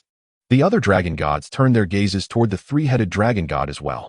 After a moment of contemplation, the three-headed dragon god responded, "It was likely in the territory of the violent flying dragon. I detected a rich aura of life energy there. I am quite sensitive to such energies, so I took note of it." Upon hearing this, Tyrantrum turned and called out, "Dragon Guard, summon the leader of the violent flying dragon." After a brief pause, he added, "And also fetch the leader of the swift dragon. She is with her mother." Moments later, the swift dragon leader, trembling with apprehension, swallowed the dragon scale fruit she had been enjoying while playing with her mother, only to be seized by her father's guard. Turning around, she glared angrily at the violent flying dragon leaders, astonished that these three had been so petty as to summon three dragon gods over such a trivial matter. She was also taken aback by her father's severity. She had not anticipated that this minor incident would escalate to such proportions, and she lowered her head in unease. The violent flying dragon god spoke first. "You three, I have heard from the three-headed dragon god that a potent life energy has manifested within your territory. Please elaborate." Upon hearing their ancestors' inquiry, the violent flying dragon leaders dared not withhold the truth. "Indeed, a few days ago, a young individual arrived in our territory, claiming to wish to tame our offspring. A misunderstanding ensued, and we ended up in a skirmish, during which we were all defeated. It appeared that he possessed extraordinary abilities, summoning a rich life energy from the forest to heal our clan." "Are you saying that all of you were defeated?" the dual-axe battle dragon exclaimed in astonishment. He was well aware of the prowess of the violent flying dragon clan, especially since the violent flying dragon god had previously trained them in tactics. It was inconceivable that they could lose. Even a champion-level opponent would struggle against them. Before the violent flying dragon leader could respond, the swift dragon leader recounted the events of that fateful night with vivid detail. The eyes of the violent flying dragon leaders nearly ignited with fury upon realizing that this outsider had been brought into their midst, subjecting their clan to ridicule. Moreover, the memory of the metallic creature's punch still stung. The dragon gods listened with rapt attention, occasionally exchanging knowing glances, before turning to Tyrantrum. Sensing the wrath of the violent flying dragons, the swift dragon leader felt a chill run down her spine, regretting having revealed such information in front of others. "It seems this young individual is indeed the Tang Li you mentioned. Do you still wish to become his spirit?" Tyrantrum's authoritative voice resonated in the swift dragon's ears. The playful expression on the swift dragon's face froze. This was yet another reprimand. Did her father bring three dragon gods to chastise her? "Yes. I wish to venture beyond Dragon Island to explore the world outside. I want to become Tang Li's spirit and grow stronger alongside him." The swift dragon asserted resolutely once more. "Very well. Once you have arranged matters on Dragon Island, I shall escort you to the human world to meet Tang Li." Expecting a stern reprimand, the swift dragon was taken aback by her father's response, tears welling in her eyes. She had not anticipated that her father would accompany her to the human world to facilitate her departure from the island. The decree forbidding adult dragon spirits from leaving Dragon Island was rooted in the commands of the dragon ancestor, and even the esteemed elders were not exempt. It was a testament to her father's profound love that he would relinquish such a grand legacy for her sake. The swift dragon leader had never felt such overwhelming paternal affection before, If she had known, she wouldn't have harbored such resentment towards her father in her youth. Observing his son's emotional outpouring, Tyrantrum secretly chuckled to himself, thinking, "My son, you are still rather naive." Thus, the decision was made. Go bid farewell to your mother and ensure your clan is well prepared. You are now free to depart. Understood. The violent flying dragon leader and the swift dragon followed the dragon guard as they exited. From now on, the affairs of the island will be entrusted to you three. I will take Swift Dragon with me. Rest assured, we shall manage everything here. You may leave without worry. We are here to support you. The three dragon gods replied in unison. With the fate of Dragon Island hanging in the balance, they refrained from disclosing the gravity of the situation. Speaking of it would only incite panic without offering any solutions. Particularly, if the human world were to learn of this, it might lead to nefarious intentions. Based on their previous discussions, they planned to take action on two fronts. On one hand, the Dragonite follows Tang Li in search of assistance from a first-level deity, as the presence of such divine energy indicates that he has either encountered a first-level deity or possesses clues leading to one. On the other hand, the powerful Mega Sharpedo seeks to negotiate with the Alliance for a new secret realm. The camaraderie of a divine beast is indeed a compelling force that the Alliance cannot easily resist. In Chapter 63, The Appeal of Mega Sharpedo, Tang Li gazes at the Dragonite leader with profound gratitude, moved by the unexpected loyalty shown by his companion, who has forsaken his home on Dragon Island to accompany him. Despite their brief acquaintance of merely 2 days, they have bonded as brothers, and Tang Li sincerely refers to him as Brother Dragon. Never anticipating that their fates would intertwine in such a manner, it is no wonder that his father, Mega Sharpedo, would test him. If your beloved daughter were to declare her intention to marry a man she had only met a couple of days prior and leave her homeland, how would you respond? Mega Sharpedo's fierce demeanor toward Dream Eater evokes a tumult of emotions within Tang Li, who, along with his Pokémon, has exhausted all means yet failed to inflict even a scratch on the formidable foe, whose level 89 prowess is indeed terrifying. He releases Metagross. Having previously stored it in its Pokeball due to the urgency of the situation, knowing that the Pokeball could stabilize its injuries and, in the case of a high-quality ball, gradually heal the wounded Pokémon, Tang Li retrieves an array of exquisite healing items from his backpack, each highly effective for treating Pokémon injuries, though none possess the miraculous ability to restore them to full health instantaneously. Metagross, being of a higher level and primarily suffering from external wounds, is in a far better state than Blaziken. After a thorough examination, Tang Li breathes a sigh of relief regarding Metagross's condition, his heart aching for the still unconscious Blaziken on the ground. Meanwhile, Swampert continues to administer life water drops to aid in its recovery. After applying the necessary medications to both Metagross and Blaziken, Tang Li produces an energy cube to replenish the energy of Swampert and Bandit, who are also fatigued. The Dragonite leader, with his short arms, holds an umbrella to shield Tang Li from the wind and rain. Upon their arrival, he witnessed Blaziken plummeting from the sky and felt a surge of anxiety when Dream Eater unleashed a massive shadow ball, especially knowing that it was a third-level deity. Bandit, of the same elite level, effortlessly assisted Tang Li in evading Dream Eater's full-force attack and executed a remarkable domain move that nearly turned the tide against Dream Eater's master. The battle prowess displayed was astounding, and witnessing his father's astonished expression filled him with pride for his discerning choice of trainer. The emergence of the Spirit Realm Gate significantly impacts the Dragon Island Secret Realm, as its proximity poses a threat. Should the villainous Tinya's scheme succeed, the gate will expand, ultimately merging a portion of the Spirit Realm with the human world.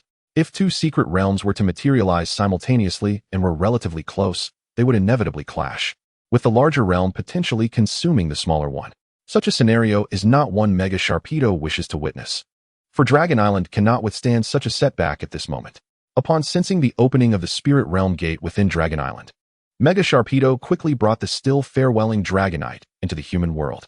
During their journey, they encountered Master Shaba and learned from him that Tang Li was desperately holding on and in need of support.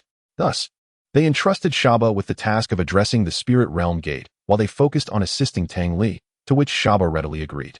This entire endeavor relied on Mega Sharpedo's formidable strength. Shaba believed that he could resolve Tang Li's predicament, as an 89-level third-level deity would be a formidable opponent even for him. After Tang Li tended to Blaziken and Metagross, Mega Sharpedo enveloped a mass of black mist and telekinesis and approached Tang Li. Mega Sharpedo scrutinized Tang Li before communicating telepathically. Use your human Pokeball to capture this creature. Understood, Tang Li replied, retrieving a Pokeball from his backpack and effortlessly capturing the shadowy figure within without any resistance. As the red light of capture glowed, the Pokeball did not even tremble in his grasp. Tang Li was somewhat surprised. Perhaps Dream Eater had been rendered incapable of maintaining its original form and now existed merely as a mass of black mist. He had used a high-grade ball to capture Dream Eater, for an ordinary capture ball could not withstand the struggles of a third-level deity. Should it escape midway, the situation would become exceedingly complicated, as Ghost-type Pokémon are elusive and difficult to capture. Tang Li felt immense gratitude for Dragon Island's life-saving grace. After securing the Pokeball at his waist, he addressed Mega Sharpedo. Upon leaving Dragon Island, I am no longer the island's master. According to Dragonite's standing, you may refer to me as Uncle. Mega Sharpedo responded, please, feel free to call me Mega Sharpedo. Is it possible for you to come over here for a moment? I have a few matters to discuss with you. As Tang Li and his father stepped aside to converse, Dragonite waited anxiously, filled with anticipation. May I address you as Tang Li? I have 2 requests to make of you. Uncle, please go ahead. If it's within my power, I will surely assist you. Tang Li replied earnestly. Mega Sharpedo glanced toward Dragonite before his aura expanded, creating an isolated space. Dragonite could no longer see Tang Li and his father, only a white aura sphere enveloping them. The first request is that my Dragonite wishes to become your Pokémon and is determined to do so. He has grown up on Dragon Island and, though a bit mischievous, possesses outstanding talent and character, which I believe you have sensed during your time together. Very well. I will treat Dragonite with the utmost care, for he is indeed my brother dragon. You need not worry, Tang Li assured Mega Sharpedo. He had longed to capture Dragonite while on Dragon Island, but the island's prohibitions had forced him to relinquish that desire. Now, knowing Dragonite had chosen to make such a decision, Tang Li was filled with joy and emotion. There is one more matter, and I am requesting this in my capacity as the island's master. Furthermore, you must keep this confidential. Can you do that? Mega Sharpedo stated with increased gravity. You may speak. I will keep your secret, Tang Li assured him. The volcano on our Dragon Island is expected to erupt in approximately 20 years, which would result in catastrophic destruction of our homeland. Isn't the volcano god, Cytolang, able to resolve this issue? That shouldn't be the case. Tang Li interjected with confusion. How do you know about this? It seems Dragonite has shared quite a bit with you. Indeed, Cytolang is present on our Dragon Island. However, he previously expended a significant amount of his primordial power to suppress the eruption of the volcano in Yuhuang City, and now he can only maintain a temporary suppression. He is currently unable to assist further. So what you mean to say is? Tang Li inquired, puzzled by Mega Sharpedo's implications. Realizing he had no means to address Dragon Island's crisis, Mega Sharpedo suddenly responded, Dragon Island requires the assistance of a first-level deity, and we see hope in finding one through you. How could you entertain such thoughts? I am merely a student. Dragon Island has existed for so long. Surely there must be a first-level deity present? Tang Li retorted, taken aback by Mega Sharpedo's assertion. In alignment with your sentiments, I initially harbored little expectation of you. My sole intention was to entrust my son to your care. A bird, aware of the vastness of the outside world, would never resign itself to a cage, let alone beings such as us dragons. However, upon encountering that colossal swamp creature, particularly under the weight of its 2 formidable pressures, I realized I had underestimated you. You are undoubtedly a benefactor capable of aiding Dragon Island in overcoming its calamities. The Sharpedo continued, Since you have spoken, Uncle, I shall dedicate myself wholeheartedly to assisting Dragon Island through this tribulation. As I am now a trainer of the Dragonite, I am indeed a part of Dragon Island, and I do not wish for my Dragonite to be left homeless in the future. Tang Li's heartfelt declaration elicited a surge of admiration from the Sharpedo. We have at least 20 years ahead of us, so there is no need for undue haste. Even if we ultimately fail to secure the aid of a level 1 deity, Dragon Island will still express its gratitude towards you. Very well, I shall do my utmost. Tang Li replied, acknowledging the matter, yet he understood the urgency was not to be rushed. At present, a mere level 3 deity had effortlessly decimated his entire army. The thought of confronting those far more powerful level 1 deities was daunting. Upon hearing Tang Li's agreement, the Sharpedo felt a sense of relief. The diminutive colossal swamp creature harbored the power of 2 level 1 deities, while the Bangilas even exhibited its own divinity. The Sharpedo couldn't shake the feeling that this young man before him was unfathomable. Forming an alliance with him would undoubtedly yield numerous benefits for both himself and Dragon Island. Contemplating this, he retrieved an object from his backpack and presented it to Tang Li, saying, This is an artifact collected by our ancestors of Dragon Island, imbued with potent rock energy. We do not know its name, but I believe it will greatly aid your Bangilas. I shall take the liberty of gifting it to you." Tang Li's pupils dilated in astonishment as he gazed upon the pale brown stone slab held by the Sharpedo. "This is the rock plate," he exclaimed, extending his hands in excitement to receive the slab, which, though resembling a basketball in size, felt as heavy as 1,000 pounds, nearly causing him to strain his back. "Is this truly a gift for me? Are you aware of its immense value? You could exchange this for the assistance of a level 1 deity. No rock-type Pokémon could refuse such an offering." After listening to Tang Li's words, the Sharpedo regarded him with renewed respect. This young man was not only well-informed, but also not a petty individual driven by greed for treasures. The Sharpedo was fully aware of the plate's significance and origin. And furthermore, Dragon Island possessed a dragon-type plate as well. His previous remarks had merely served to gauge Tang Li's character. Regardless of how Tang Li responded, he intended to gift the plate to him, and now, he held even greater trust in Tang Li's ability to extricate Dragon Island from peril. 20 years was a fleeting span. Even with the Sharpedo's prodigious talent, it remained uncertain whether he could ascend to a level 2 deity.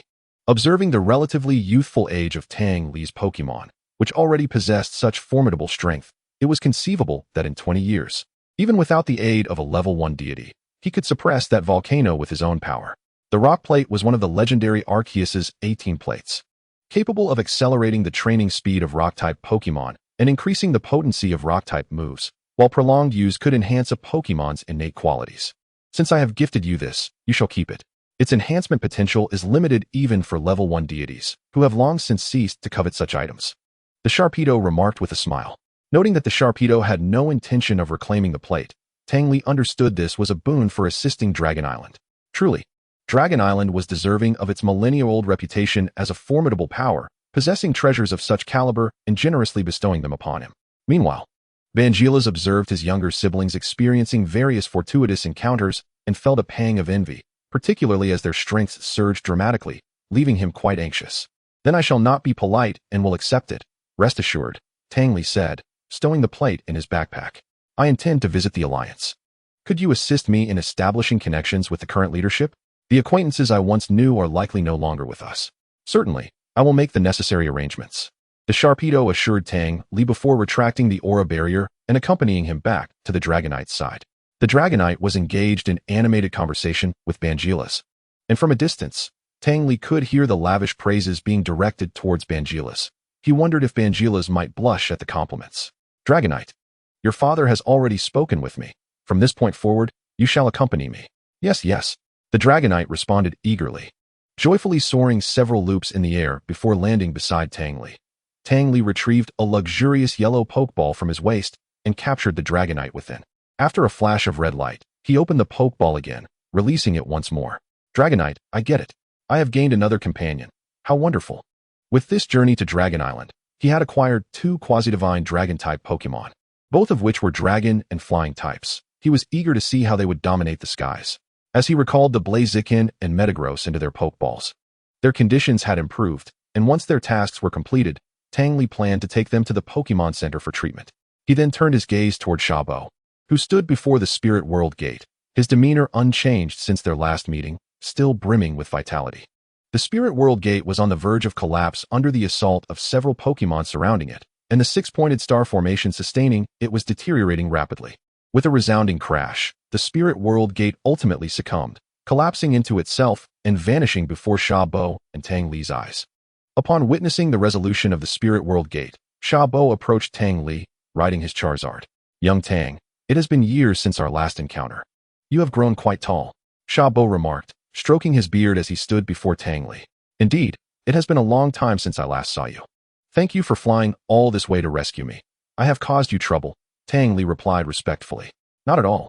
Had I not come, would not the master of Dragon Island have come to your aid? My old age renders my contribution rather insignificant," Xiaobo chuckled. "Grandfather Xia, you jest.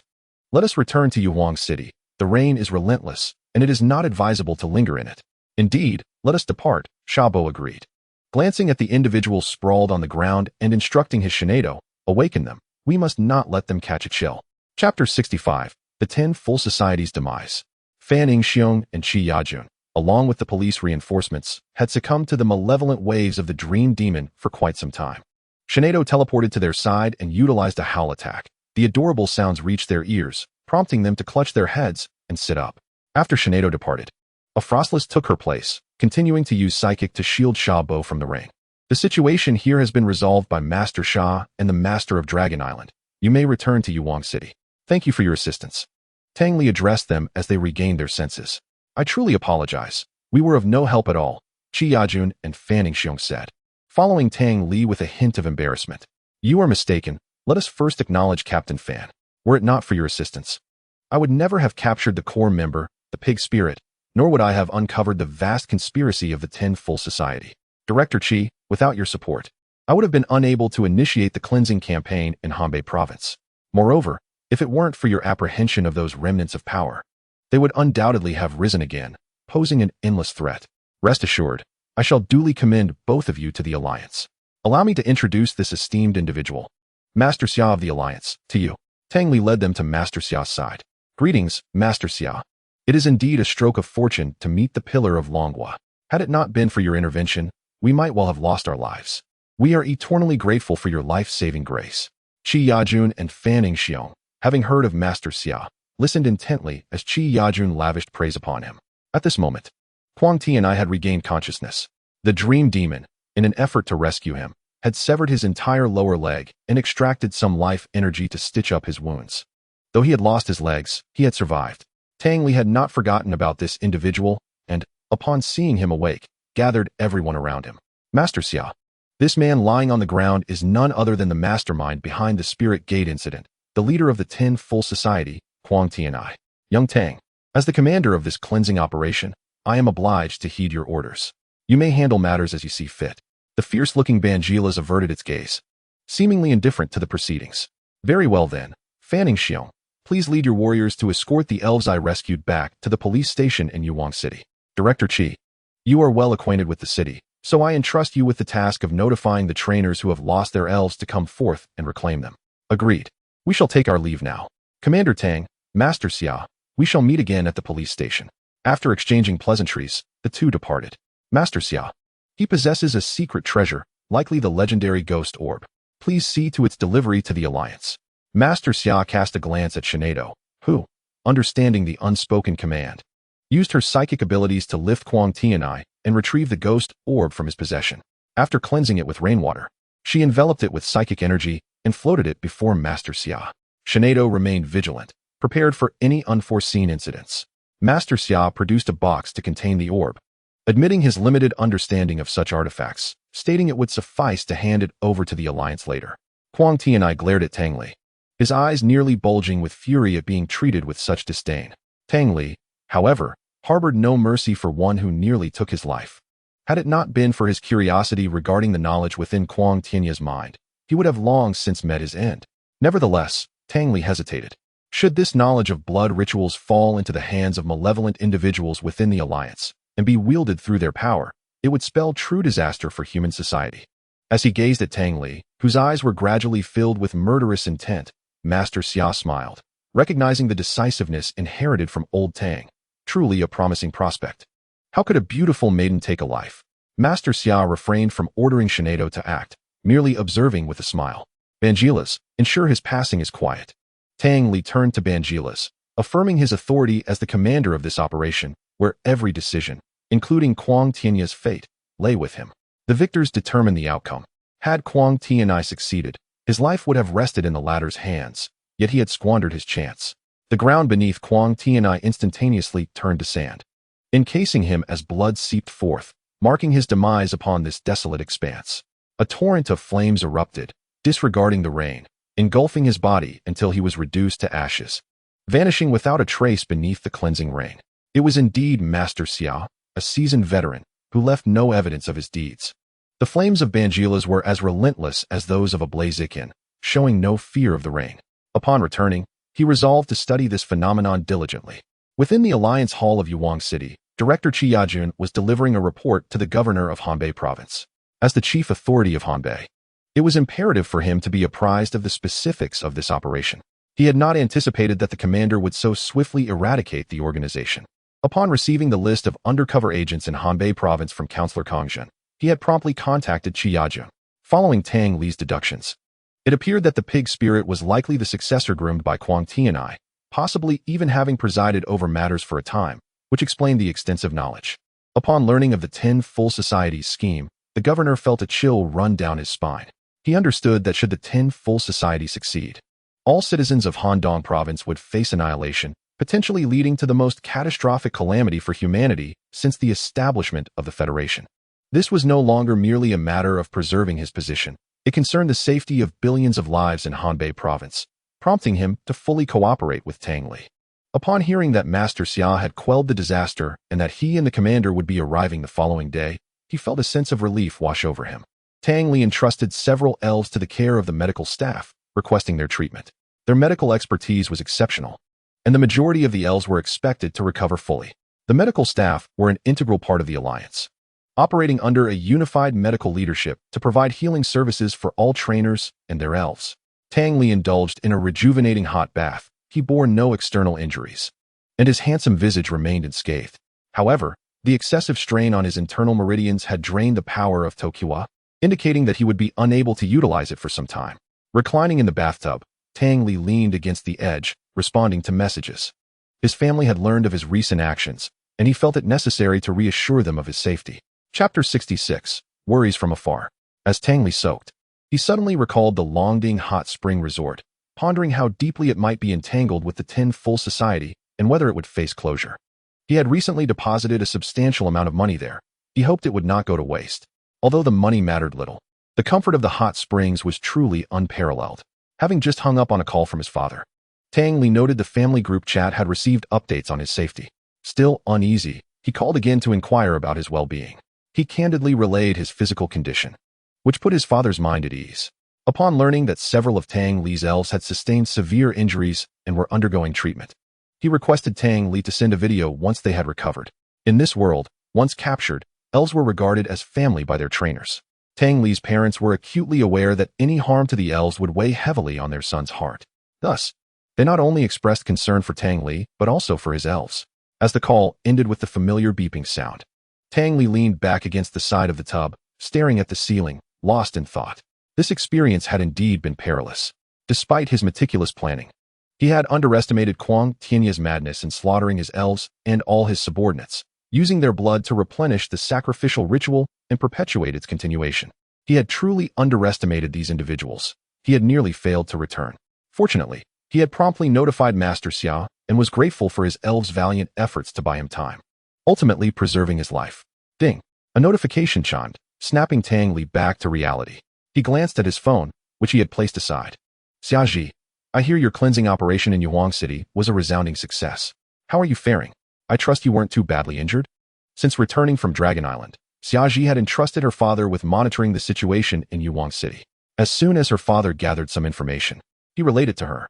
Tang Li picked up his phone, glancing at Xiaji's message, and instinctively replied, "Not too good, I've sustained some injuries." He felt a twinge of discomfort within, and realized he wasn't entirely lying. He indeed had been hurt. Xiaji, leisurely reclining in her pajamas, instantly sat up with her phone in hand. He was actually injured. She was uncertain of the severity or the location of his wounds. If it was his handsome face that bore a scar, how unfortunate that would be. The images of Tang Li's injuries flickered in her mind as she hesitated, typing and deleting words in her input method. The anxious expression on her face gradually became evident. Seeing the ongoing input on her screen, Tang Li imagined the beautiful girl on the other end, typing and retyping, her adorableness shining through. Finally, she sent the message. "Xiaji, could you send me a picture? I'm quite worried about where you are hurt." Tang Li couldn't help but chuckle upon reading her concern. She wanted to see where he was injured. After sending her message, Xiaji felt her cheeks flush. Wasn't this a bit too bold? How could she express such sentiments? Perhaps she truly had developed feelings for Tang Li. Xiaji found herself in a tangle of emotions. Since returning from Dragon Island, she had been reminiscing about the moments spent with Tang Li, an inexplicably strange sensation enveloping her. Their interactions had been minimal, yet she couldn't shake the vivid memory of their first meeting. The word stunning was not reserved solely for men gazing upon beautiful women. Her encounter with Tang Li had indeed felt like a glimpse of eternity. Perhaps it was his uniqueness, or the comfort she felt in his presence, or maybe the companionship and care shared during those hours adrift in the boundless sea, or perhaps the unforgettable taste of grilled mackerel, or the softness of his lips. Was it possible she had fallen for him? Having never experienced love before, Xiaoji was uncertain if she was indeed ensnared by romantic feelings. Tang Li, it might not be convenient right now. I'm taking a bath. Upon reading his reply, an image of Tang Li enveloped in steam within the bathroom flooded Xiaoji's mind, causing her to blush deeply. Noticing her prolonged silence, Tang Li feared he might have scared the young girl away and quickly responded. Tang Li, it's not a serious injury. I'm perfectly fine. Xiaoji, having shyly buried her head under the covers, moved abruptly, her graceful figure partially revealed. However, her beauty remained enshrined beneath the blanket, hidden from the outside world. Hearing the notification sound, she finally emerged from her cocoon, retrieving her phone. Xiaoji, that's a relief. My father mentioned that the situation in Yuhuang City has escalated quite a bit. Even Master Xiaobo is involved. Tang Li, your father is aware of this? He seems quite impressive. Xiaoji, what do you want to meet him for? Besides, he can't possibly compare to the illustrious Tang family heir. When Xiaoji returned, she had done some casual research on Tang Li, not an exhaustive investigation, just a quick search, and she uncovered his background. Initially taken aback, she gradually came to terms with it. Tang Li, I prefer to remain low-key. My family background is not my proudest attribute. Xiaoji, then what is? Tang Li, my handsomeness. After sending that message, he paid no heed to whether Xiaoji would respond or not, stepping out of the bathtub. This was his first experience with awkwardness, and he found himself slightly unaccustomed. After rinsing off, drying himself, and changing into fresh attire, he made his way to the sofa. It was only when a call from the medical staff informed him that his Pokémon had been treated and were ready for him to claim that Tang Li finally exited his room. Arriving at the first floor of the Pokémon Service Center, he spotted his Pokeballs neatly arranged on a tray. After verifying his identity, he secured a few Pokeballs to his waist. The Pokémon Service Center was equipped with numerous facilities, and Tang Li swiped his card to enter a training room. Vangelis, Blaziken, Swampert, Metagross, Dragonite, Bagon, come forth. With a graceful flick of his wrists, he released 3 Pokeballs from each hand, and 6 Pokémon materialized around him. Dragonite was unscathed, but as a newly captured Pokémon, he needed to be registered. The Sharpedo and Master Xiaobo were together, residing in Tang Li's villa. At this moment, Tang Li and Master Xiaobo's task was complete, and the subsequent cleanup would fall to the leaders of Hanbei Province. The Tenfold Association had lingered in Hanbei Province for so long without resolution, indicating a lapse on the part of their leaders, who were now devising ways to amend their oversight. Chapter 67, Contributions and Punishments. Blaziken, I truly appreciate your assistance this time. Upon Blaziken's emergence, Tang Li embraced him, conveying his gratitude. In the beginning, when Tang Li found himself at a disadvantage, Blaziken's bond evolution turned the tide of battle, forcing Kuang Tianai into retreat. When the Dream Demon aimed its Shadow Ball at Tang Li, Blaziken, with a determination to perish alongside Kuang Tianai, redirected the attack. Metagross also shielded Tang Li from a lethal blow at the cost of his own consciousness. Metagross was too large for Tang Li to embrace fully, so he settled for hugging one of its legs. Seeing Tang Li embrace Metagross and Blaziken, Vangelis and Swampert could no longer remain still, their eyes eagerly fixed on Tang Li. Naturally, he didn't show favoritism and embraced them as well. Dragonite, Bagon, welcome to the team, we are now comrades. Tang Li formally introduced Dragonite and Bagon to Metagross and Blaziken, who had previously known each other, but had been unconscious during Dragonite's joining. Now, Tang Li possessed 6 Pokémon, meeting the eligibility criteria for the Champion Cup. Everything was in place, save for the final push. With 3 months until the Champion Cup, Tang Li was confident that he could achieve significant breakthroughs in their strengths during this period. Just a month ago, Swampert had been a level 14 Feeba, and now he had evolved to level 40, showcasing Tang Li's exceptional training skills. Tang Li planned to find a suitable time to take the advanced breeder examination. Having lingered as an intermediate breeder for far too long, it was time for elevation. Observing his Pokémon at play, Tang Li leaned against the training room door and dialed Grandpa Kang's number. As the call connected, he switched to speaker mode. Good evening. Grandpa Kang, it's Tang Li. I knew it was you. I've been waiting for your call, Grandpa Kang complained. Grandpa, I apologize. I should have contacted you immediately after escaping danger. I'm sorry for causing you worry, Tang Li said, feeling sheepish. You young lad. I should have known better than to assign you that task. However, you executed it commendably, alleviating a significant threat to the League. According to Master Xiaobo, this Tenfold Association is no trifling matter. Indeed, they possess the ability to control divine beasts. Even with my interference, they still managed to summon a level 3 deity. Had they proceeded as planned, the consequences would have been unimaginable, Tang Li continued, picking up where Grandpa Kang left off. Therefore, Grandpa Kang, You must ensure that my reward for this accomplishment is substantial. Ah, you little rascal, rest assured, your reward shall not be lacking. However, I require you to compose a report detailing your actions during this operation. Chairman Kong jestingly chided. Very well, I am well aware of the procedures. I will write it up and send it to you shortly, Tang Li replied. By the way, Grandpa Kong, I have something to report to you. Tang Li recalled the matter entrusted to him by the Mega Garchomp and continued. Recently, the island master of Dragon Island approached me, expressing a desire for further collaboration with the Alliance. He requested that I facilitate an introduction to the higher-ups of the Alliance. Are you referring to that Mega Garchomp? Indeed. We just met, and I have also captured his son, Dragonite, as my Pokémon. Tang Li conveyed over the phone the circumstances under which Dragonite had opted to leave Dragon Island, with Mega Garchomp expressing concern over his son's departure. You truly are remarkable. I never anticipated you could entice a fully evolved Dragon-type Pokémon. What an impressive charm you possess. Chairman Kong expressed admiration for Tang Li's personal allure upon hearing this.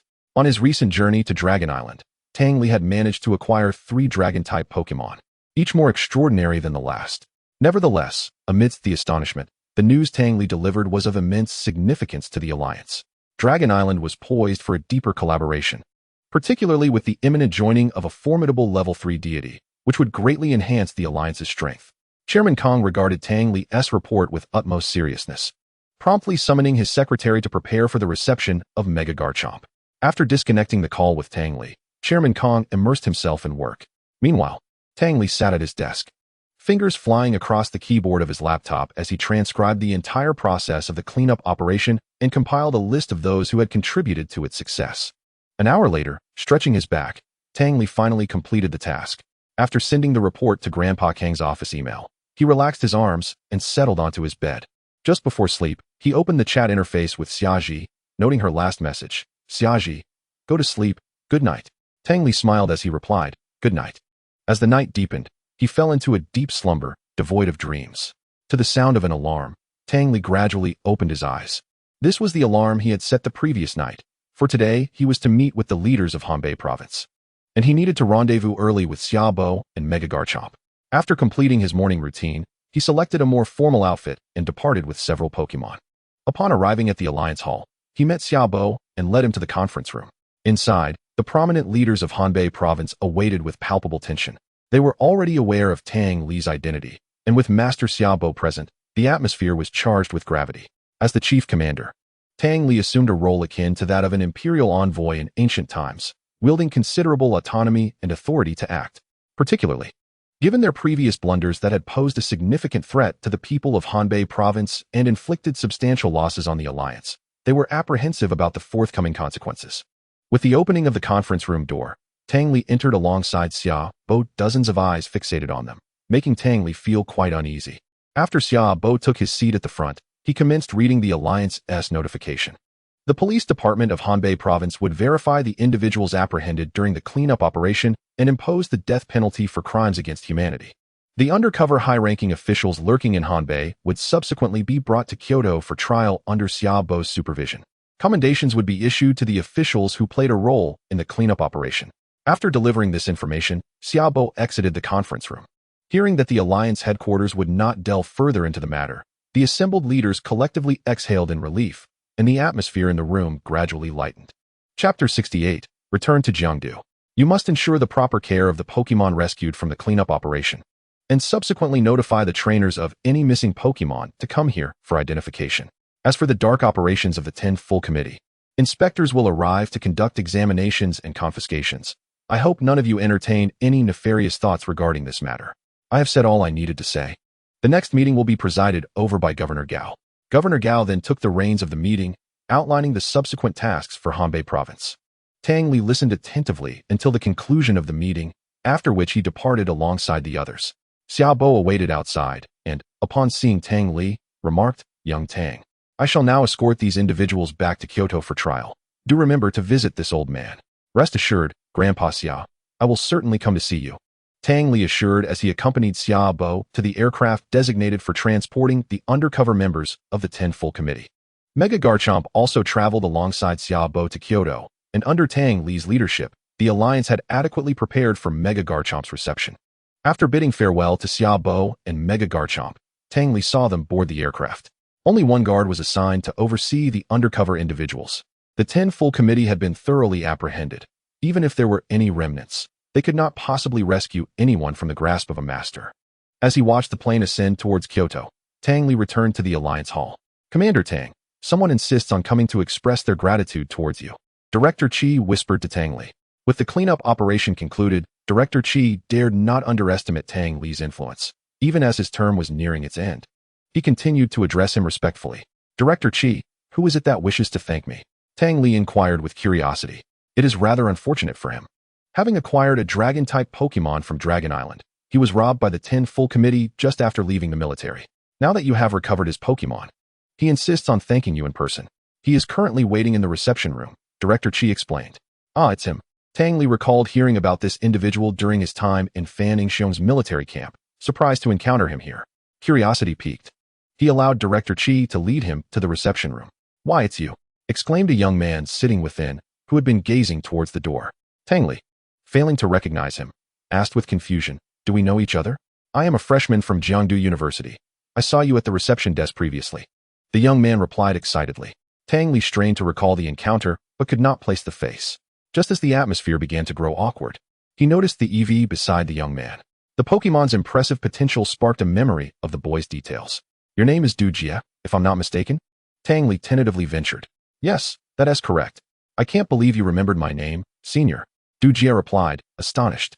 Having been prepared to introduce himself, Du Jie was taken aback that a figure as prominent as Tang Li, a celebrated champion of Jiangdu University, even knew of him, a mere freshman. Although he had won the Newcomer Cup, Tang Li was renowned for his overwhelming victories as the previous champion. Are you here to thank Commander Tang for the cleanup operation as well? Du Jie inquired as they moved to take their seats. Upon hearing his inquiry, Director Qi, standing at the entrance, introduced him. Du Jie, allow me to introduce you. This Senior Tang before you is precisely the individual you are seeking, and I have brought him to you. Ah, this cannot be true, Du Jie exclaimed, incredulously gazing at Tang Li, before expressing his astonishment. Is it really you? Indeed. It is I, Tang Li replied with a playful grin. The commander you speak of bears the surname Tang, and I am unequivocally the one you seek. How do you intend to express your gratitude? Seeing that the newcomer was his junior, Tang Li jested amiably. With Director Qi's assurance, Du Jie accepted Tang Li's identity. Though he remained somewhat taken aback, Du Jie stared blankly as his beloved EV was spirited away by others.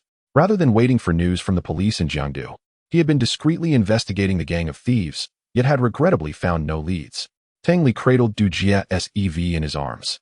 The adorable creature not only accepted his embrace, but also nuzzled against Tang Li's wrist affectionately. Its fluffy cuteness was utterly enchanting, and the sight of its sweet demeanor seemed to melt Tang Li's heart. He pondered whether he should capture an EV of his own, as all his current Pokémon were fierce in nature, with Gyarados being the only one that was somewhat charming in its youth. It seemed high time for him to acquire a soft and adorable Pokémon to satisfy his longing for a touch of whimsy.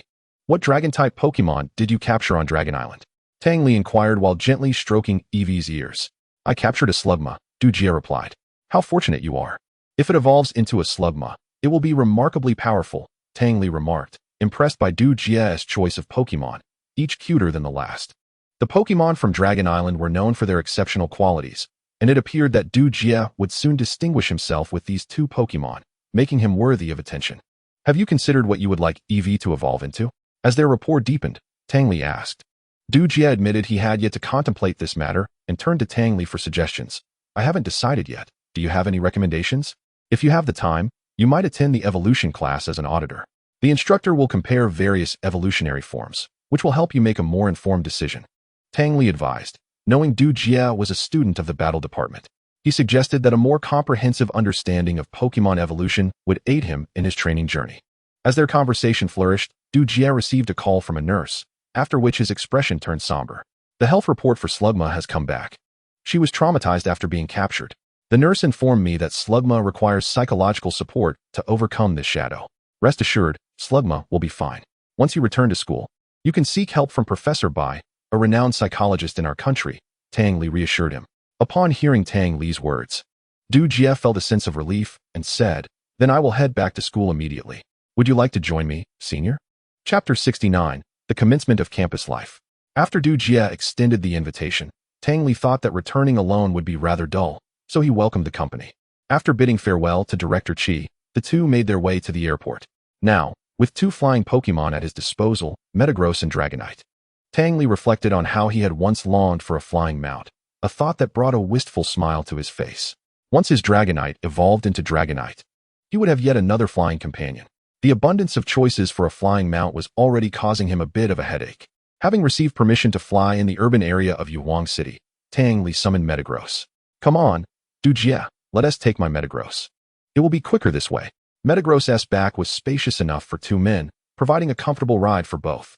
Thus, with Metagross carrying Tang Li and Dujie, they swiftly soared toward the airport on the outskirts of Yuhuang City. After a torrential downpour the previous night, the sky had cleared, revealing a canvas of endless blue. Gazing at the vast sky, Tang Li was suddenly reminded of the time he had flown over the sea with Xiaji upon their arrival at Dragon Island. He snapped a few pictures of the sky and sent them to Xiaji. Do you feel a sense of déjà vu? He texted, accompanied by a cheeky emoticon. After a while, noticing Xiaji had not replied, he tucked his phone away. Dujie, observing Tang Li's fluctuating emotions, curiously asked, Senior, are you chatting with Sister Xia? Tang Li, not quite grasping his words, inquired, Why do you think I am chatting with Sister Xia? Your expression clearly indicates you are messaging a girlfriend. Who else could it be but Sister Xia? Dujie insisted confidently. You claim Sister Xia is my girlfriend? Where did you hear that? I heard it from our school's forum. There are quite a few people rooting for you too. And you have a fair number of fans. Tang Li felt somewhat speechless upon hearing this. The forum was notorious for its rampant speculation, and he resolved to erase such misconceptions upon his return. Let us focus on our journey. You seem overly concerned with trivial matters, Tang Li remarked, feeling disinclined to engage further with Dujie. Although it was evident that he was not conversing with Sister Xia, Dujie's curiosity about the identity of the other person only intensified. However, his attention was soon captivated by the magnificent Metagross beneath them. Based on his knowledge, Dujie noted that Metagross was blue, suggesting that this one might be a rare shiny Metagross. At first glance, Eevee trembled slightly in its presence, indicating the formidable strength of Metagross. Yet, he pondered why such a powerful individual had not joined the school team and had kept such abilities hidden. Memories of the fearsome Garchomp surfaced in his mind, leading him to realize that his senior was indeed a mysterious figure, harboring many secrets. At Jiangdu Airport in Nanshan Province, Dujie followed Tang Li off the plane. Senior, are you returning to school with me? Yes, Tang Li replied, as he set foot in Jiangdu. A myriad of emotions washed over him. He had originally aimed to enjoy a leisurely adventure with his champion-level Metagross, yet that escapade had extended over 20 days.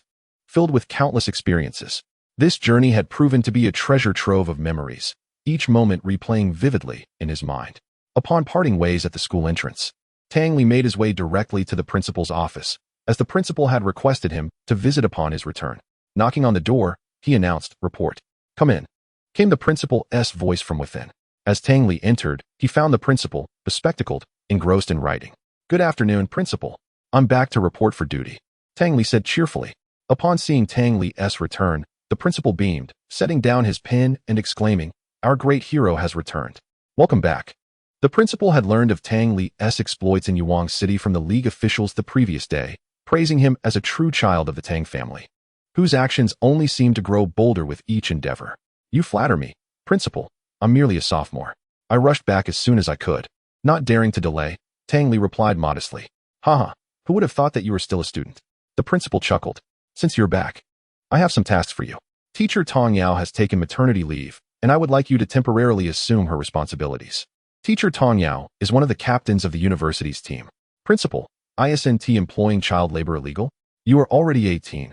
This hardly counts as unlawful. Besides, Teacher Tong Yao highly recommended you to take over her duties, and I have considered it as well.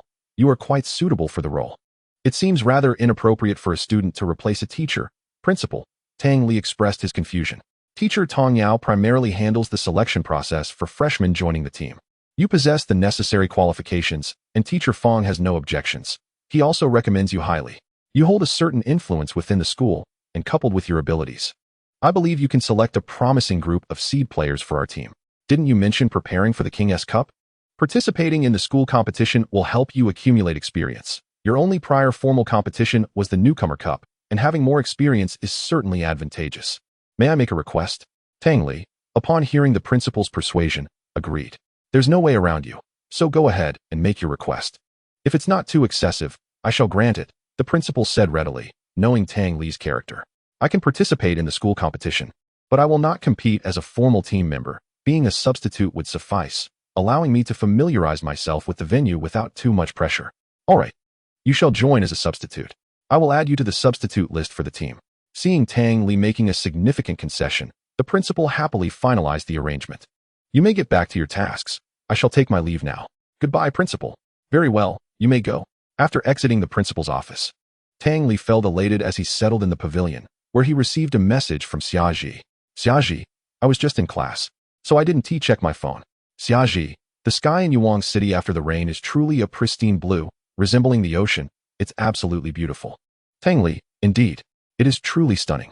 Tang Li, I have arrived at Jiangdu University. Xiaji, your efficiency is quite impressive. You were in Yuang City this morning and are already at school now. Chapter 70, the Gala region. This afternoon, there was a class, and Tang Li thought that since he was already here, he might as well arrive early.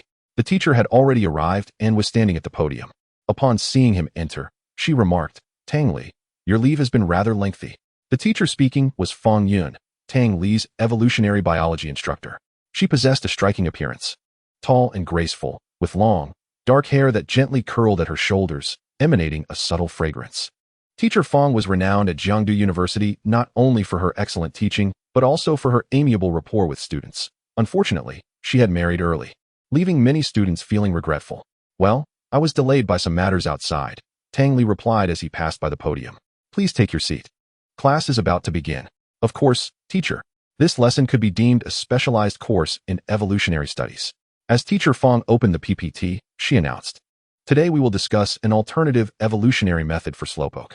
Can anyone tell us the two evolutionary forms of Slowpoke and how they evolve? Upon scanning the classroom and finding no hands raised, she was not particularly surprised. Encouraging college students to answer questions in class can be akin to climbing a mountain.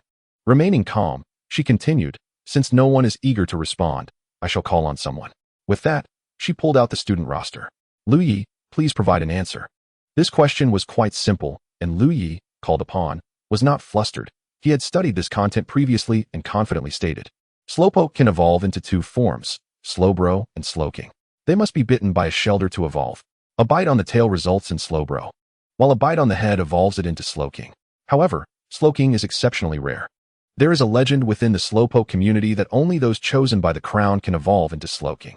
At the moment a Slowpoke dons the crown, a Shelder will leap up and bite its head, thereby successfully evolving into Slowking. The toxin from the Shelder stimulates its brain, rendering it extraordinarily intelligent. Hence referred to as the Sage of the Sea. Lu Yi stood and elaborated for quite some time. Excellent answer, Lu Yi. You may take your seat. These are all concepts we have previously covered. Today we shall discuss a unique Slowpoke. Teacher Feng said as she flipped to the next slide on the PPT. The official lesson commenced. The slide displayed a Shelder perched on the arm of a Slowbro. Observing the astonished expressions of the students below, Teacher Feng continued. This is a special Slowbro, recently discovered and published as a new form from the Galar region. Some Shelder from Galar have shifted their interest from Slowpoke's tail to its arms, thereby evolving into a different form. Teacher Feng switched to another slide containing related information about this Slowbro. Remarkably, its attributes had transformed into poison and psychic. A girl sitting in the front row couldn't contain her excitement and exclaimed loudly, due to this new form, their water and psychic attributes have also changed. Teacher, if there exists this form of Slowbro, will there be a corresponding form of Slowking? A languid, long-haired boy at the back of the room queried. Teacher Feng paused in her lecture, turning to address him, Zhang Chun, 5 points for class participation. Indeed, some research institutions in Galar are diligently studying this possibility. Although they have not yet succeeded, it cannot be ruled out, Teacher Feng elaborated. For those interested, feel free to conduct private research on this topic. All these materials are derived from the studies of Dr. Mika from Galar, and I hope everyone can engage in self-study through the Alliance's paper website. We can see that even established Pokémon can exhibit infinite possibilities under varying influences. I hope everyone can make new discoveries in the future. As Tang Li observed the increasingly lively classroom, he fell into contemplation, pondering the connection between this Galar region and the Galar region from the animated series of his previous life. He was well aware that when a Shelder bit Slowpoke's hand, using the Galar Bean ring would allow it to evolve into Slowbro, while using the Galar Bean crown during a bite on the head would lead to the evolution into Galar Slowking. However, what truly concerned him was not merely this. If it indeed were the Galar region, the 3 pillars and the 3 legendary birds should also reside there. Most importantly, his favorite, the sword god Zamazenta, should also be there. It seemed he would have to seize the opportunity to explore that place and see if there was a chance to capture it. Not to mention the abundance of quality Pokémon available there. In this world, all nations had united to establish the Human Pokémon Alliance, ensuring seamless interactions between countries. Even if some nations harbored ulterior motives, they would conceal their intentions, refraining from overtly violating the Alliance's regulations. Should he utilize this knowledge to write a paper? Tang Li felt somewhat conflicted, but ultimately, after much contemplation, he ultimately decided to relinquish his pursuit. The endeavor had already been undertaken by others, and results were expected to emerge quite soon. Furthermore, the paper he was currently drafting was merely a collection of thoughts, lacking substantial data to substantiate his claims, rendering it little more than a conjecture. The 2-hour evolution class passed swiftly, and as the bell rang, signaling the end of the lesson, Professor Fong Yun gathered her belongings and exited the classroom without delay. One of the greatest advantages of university instructors is their unfailing punctuality, a quality greatly cherished by students. This class marked the final session of the day, and following the professor's departure, students gradually filtered out, leaving only a few behind. He had been informed during the lesson that a team assignment had been arranged by the instructor, with Tang Li and Yuxue placed in the same group, necessitating a discussion of their respective tasks post-lecture. Despite having attended classes together for a year, they remained somewhat unfamiliar with one another, compounded by Tang Li's inherent reticence in social situations, which limited his recognition to merely being able to identify classmates by name. Tang Li, feeling rather listless, rested his head on the desk while fiddling with his phone, awaiting directives from the class representative, Yuxue. The group comprised 4 individuals: Tang Li, Yuxue, the student named Zhang Chun who had answered a question during class, and a seemingly shy girl named Li Ming. As the group leader, Yuxue took the initiative to speak. Our group has been assigned the task of investigating the migration patterns of the swallowtail butterfly. Chapter 71, the challenge of the team's mainstay. Of course, the season for the migration of the swallowtail butterfly has not yet arrived, so we will need to wait another month before conducting our investigation. Today, we primarily aim to gather as a group and strategize, given that Tang Li has returned. Yuxue continued. Let us create a group chat, Tang Li proposed as he sat up, pulling out his phone. How about we set it up face-to-face? With a password of 1234? Sounds good, came the agreement. With the group established, Tang Li added, I have a matter to attend to, so I might need to leave for a while. We can discuss anything in the chat. I'm really sorry, but I must take my leave now, he said hurriedly before exiting the classroom. This was not out of disrespect towards Yuxue, but rather due to an urgent matter. Director Zhou had just sent him a message requesting his prompt presence in his office to discuss important matters. On his way to Director Zhou's office, Tang Li checked the newly created group chat, opened Zhang Chen's profile, and sent a friend request. He then did the same for Li Ming. Although they had been classmates for a year, they still had not exchanged friend requests. While there was a class group chat, conversations were scarce. Those who lived on campus tended to develop closer relationships, whereas Tang Li, residing off campus, found himself somewhat distanced from his classmates. Meanwhile, after Tang Li's departure, the 3 remaining students exchanged puzzled glances. Is Tang Li really that aloof? Li Ming asked Yuxue, her curiosity piqued. Not at all. He might genuinely be busy. Yuxue explained.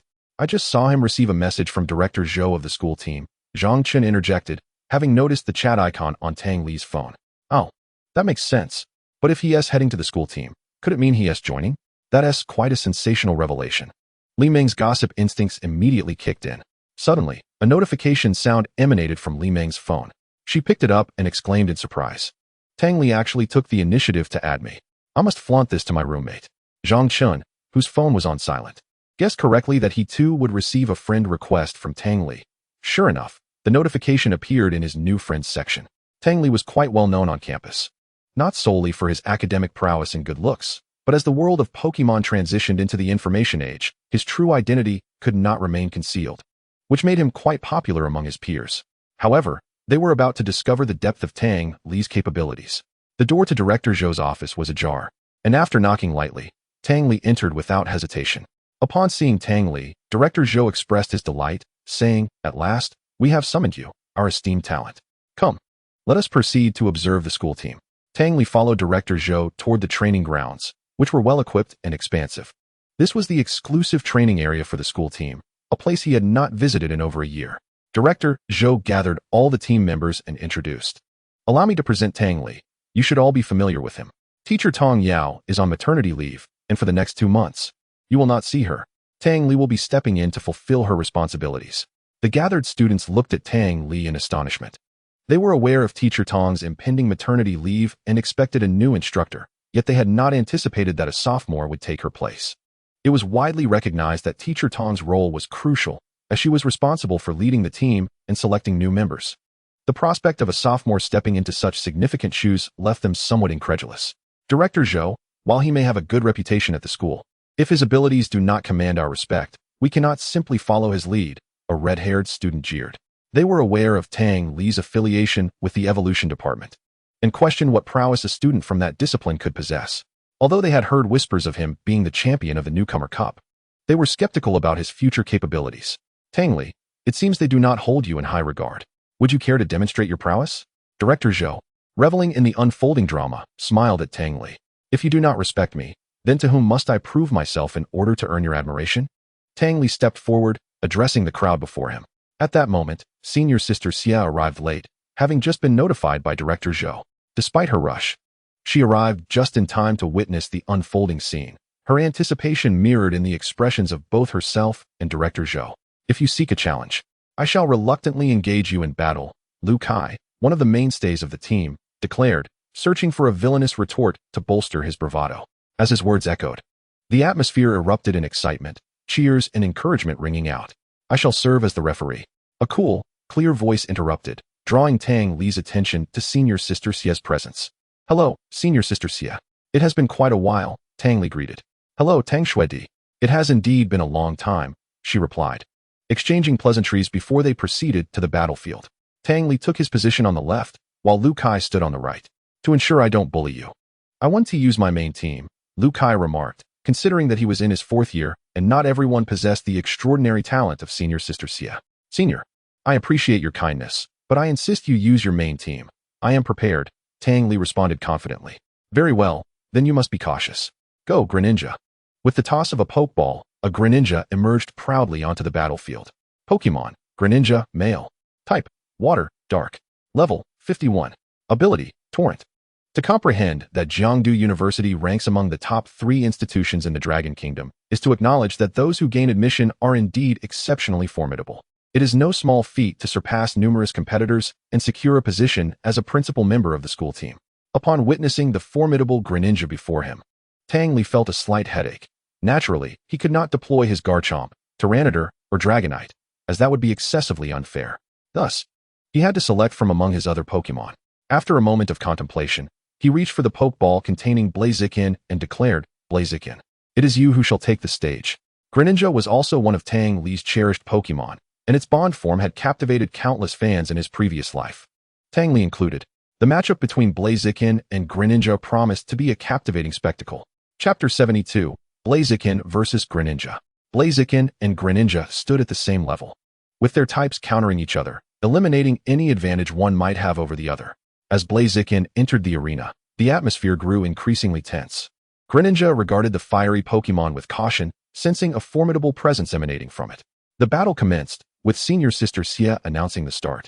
Upon seeing Blaziken, Lu Kai realized he had severely underestimated Tang Li and promptly adopted a serious demeanor. Senior sister Xia, arms crossed, observed Blaziken with a solemn expression. Astonished at the impressive development of Tang Li's second Pokémon, she pondered what level his Tyranitar must be at. Could it be at the champion level? Tang Li was only 18, yet his prowess was truly daunting. Unaware of senior sister Xia's thoughts, Tang Li mused about her reaction if she were to encounter his level 69 Dragonite or level 75 Garchomp. That would merely be the tip of the iceberg regarding his capabilities. Blaziken, give it your all, Tang Li urged internally. Blaziken nodded in understanding. Following its bond evolution, Tang Li discovered that Blaziken could connect with his thoughts during battle. Its battle strategies were instantly comprehended by Blaziken. A slight miscalculation could lead to significant consequences, and this ability would allow Tang Li's command skills to shine brilliantly on the battlefield. Before either could issue commands, both Pokémon tentatively exchanged a strike. With no significant impact, Greninja retreated to its side. Greninja, use smokescreen, Lu Kai commanded, swiftly deploying their established tactics. A dense cloud of white smoke enveloped the arena, obscuring Blaziken and Tang Li's vision. Blaziken, use double team, Tang Li instructed silently. If you wish to ambush me, I shall ensure you cannot discern my true form. After the smoke was released, Greninja entered a state of invisibility, lurking within the haze in search of an opportunity to strike. Eventually, Blaziken's copies could no longer maintain their form and vanished. Sensing the moment had arrived, Greninja unleashed a barrage of water shurikens crafted from sticky liquid. Blaziken effortlessly evaded the projectiles and swiftly pinpointed Greninja's location. Blaziken, use Aura Sphere. Tang Li commanded, now aware of Blaziken's certainty in its target. A golden energy sphere coalesced in Blaziken's mouth before being launched, striking Greninja with precision. Greninja was obliterated like a soap bubble, leaving only a doll behind on the battlefield. Not good, that's a substitute, Liu Kai exclaimed, realizing Greninja's true form was approaching from another direction. Greninja executed a critical strike. This move could exploit a fleeting opening to incapacitate its opponent, especially as it was aimed directly at Blaziken's vital points, promising severe repercussions should it connect. Liu Kai's smile widened, confident that his strategy was on the brink of success, a tactic he had devised after being defeated by Xiechingxi. Yet, Blaziken wore a knowing smile. It had mastered the power of aura. Following Greninja's smoke deployment, it began to utilize its aura to monitor every movement within the arena. If Greninja sought to strike from the shadows, Blaziken was merely luring it out. With a decisive step forward, the concentrated aura sphere struck Greninja squarely in the abdomen, propelling it away with significant force. Greninja, are you alright? Liu Kai called out, concern etched on his face. Greninja landed in front of Liu Kai in a parabolic arc, one hand clutching its abdomen while the other braced against the ground, gasping for breath. It realized that since the battle commenced, it had been thoroughly overwhelmed by Blaziken, feeling as though it had been toyed with throughout. Emerging from the smoke, Blaziken looked down at the disheveled Greninja and taunted, "Is this truly all the strength you possess?" Tang Li was momentarily taken aback by Blaziken's newfound bravado. The challenge ignited Greninja's fury, causing it to momentarily forget its pain as it glared fiercely at Blaziken. "Greninja, are you sure you want to continue? Is your injury severe?" Liu Kai inquired with concern. "Kakak." Greninja's resolute reply reached Liu Kai's ears, prompting him to relent. "Then let us press on. Blaziken, use Sunny Day," Tang Li commanded, knowing that Greninja possessed the torrent ability, even in its injured state. It was now Blaziken that found itself at a disadvantage. Under the bright sun, the power of fire-type moves surged while water-type moves were significantly weakened. Witnessing the invocation of Sunny Day, Liu Kai's spirits plummeted. "Use Swords Dance, Greninja," Liu Kai ordered, realizing they would need to unleash their trump card. "Greninja, use Mind's Eye. Then follow up with Psychic. Let us decide this once and for all." Tang Li, intrigued by witnessing a Pokémon employ Mind's Eye for the first time, wondered if Blaziken's precognition would allow it to evade the incoming attack. Absorbing the technique of foresight, Greninja elevated its ability to predict outcomes, leaving Tang Li eagerly anticipating the result. However, Blaziken remained motionless. As it stepped out of the smoke, it conveyed its desire to execute its own strategy to Tang Li, who readily consented, intrigued by Blaziken's forthcoming maneuvers. Under the bright sun, Greninja endured its discomfort but persevered, unleashing Psychic with all its might. Waves of white interspersed with gold cascaded around Blaziken, lifting it into the air. "Greninja, slam it down," Liu Kai yelled excitedly as he observed Blaziken's apparent helplessness. With renewed determination, Greninja intensified its efforts, hurling Blaziken into the air before bringing it crashing down onto the ground. Exhausted, it collapsed beside Liu Kai, exhilarated, and looked up at him. "We have triumphed. Liu Kai, you were magnificent. Greninja won." "Ha." The onlookers erupted into cheers for Liu Kai. Tang Li, now understanding Blaziken's intent, calmly inquired, "Did you truly win?" At his words, the training ground fell silent before erupting into a cacophony. "Tang, you can't possibly be a sore loser," the red-haired individual shouted angrily, perceiving Tang Li's reluctance to accept defeat. "Indeed, the evidence is right there. You cannot dispute it." Others chimed in. "Look, Blaziken has been defeated by Greninja and lies unconscious on the ground. You must take it for treatment." Amidst the bustling chatter of the crowd, Tang Li remained silent, gesturing towards the battlefield and declaring, "Observe closely." As the onlookers followed his zhushang, they beheld the once prostrate fire chicken transformed into a mere puppet. "We were all deceived. It was merely a decoy," Red-haired shouted amidst the throng. "When did he employ a substitute?" The members of the school team observing the battle engaged in animated discussion. Senior sister Xia, lost in thought, was subtly tugged at by the Ninetales beside her. directing her gaze toward the smoke screen previously laid by the Koga ninja frog to ambush the fire chicken. The smoke still lingered, and upon its sight, senior sister Xie comprehended the true menace of the fire chicken. The fire chicken that had leapt into the fray was, in fact, a mere illusion. It had outwitted everyone, including Tang Li himself. It was at the moment Tang Li had issued his bold proclamation that he grasped the audacity behind it.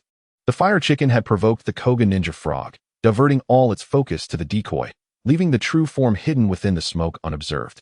Realizing that the entity he had engaged with full force was but a substitute, the Koga ninja frog collapsed, shutting its eyes in defeat, shocked by its tactical miscalculation.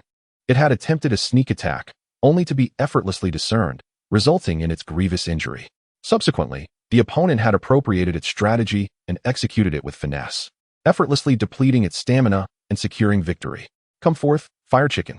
From within the smoke, the fire chicken executed sword's dance, causing the air currents on the battlefield to surge violently, clearing the haze. As the smoke dissipated, the dashing fire chicken stood triumphantly at the center of the arena.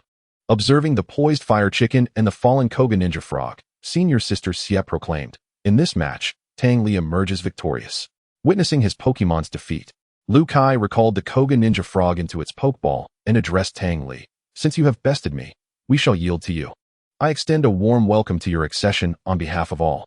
Liu Kai was not one to be sorely defeated, and the fire chicken's remarkable performance attested to Tang Li's exceptional training prowess.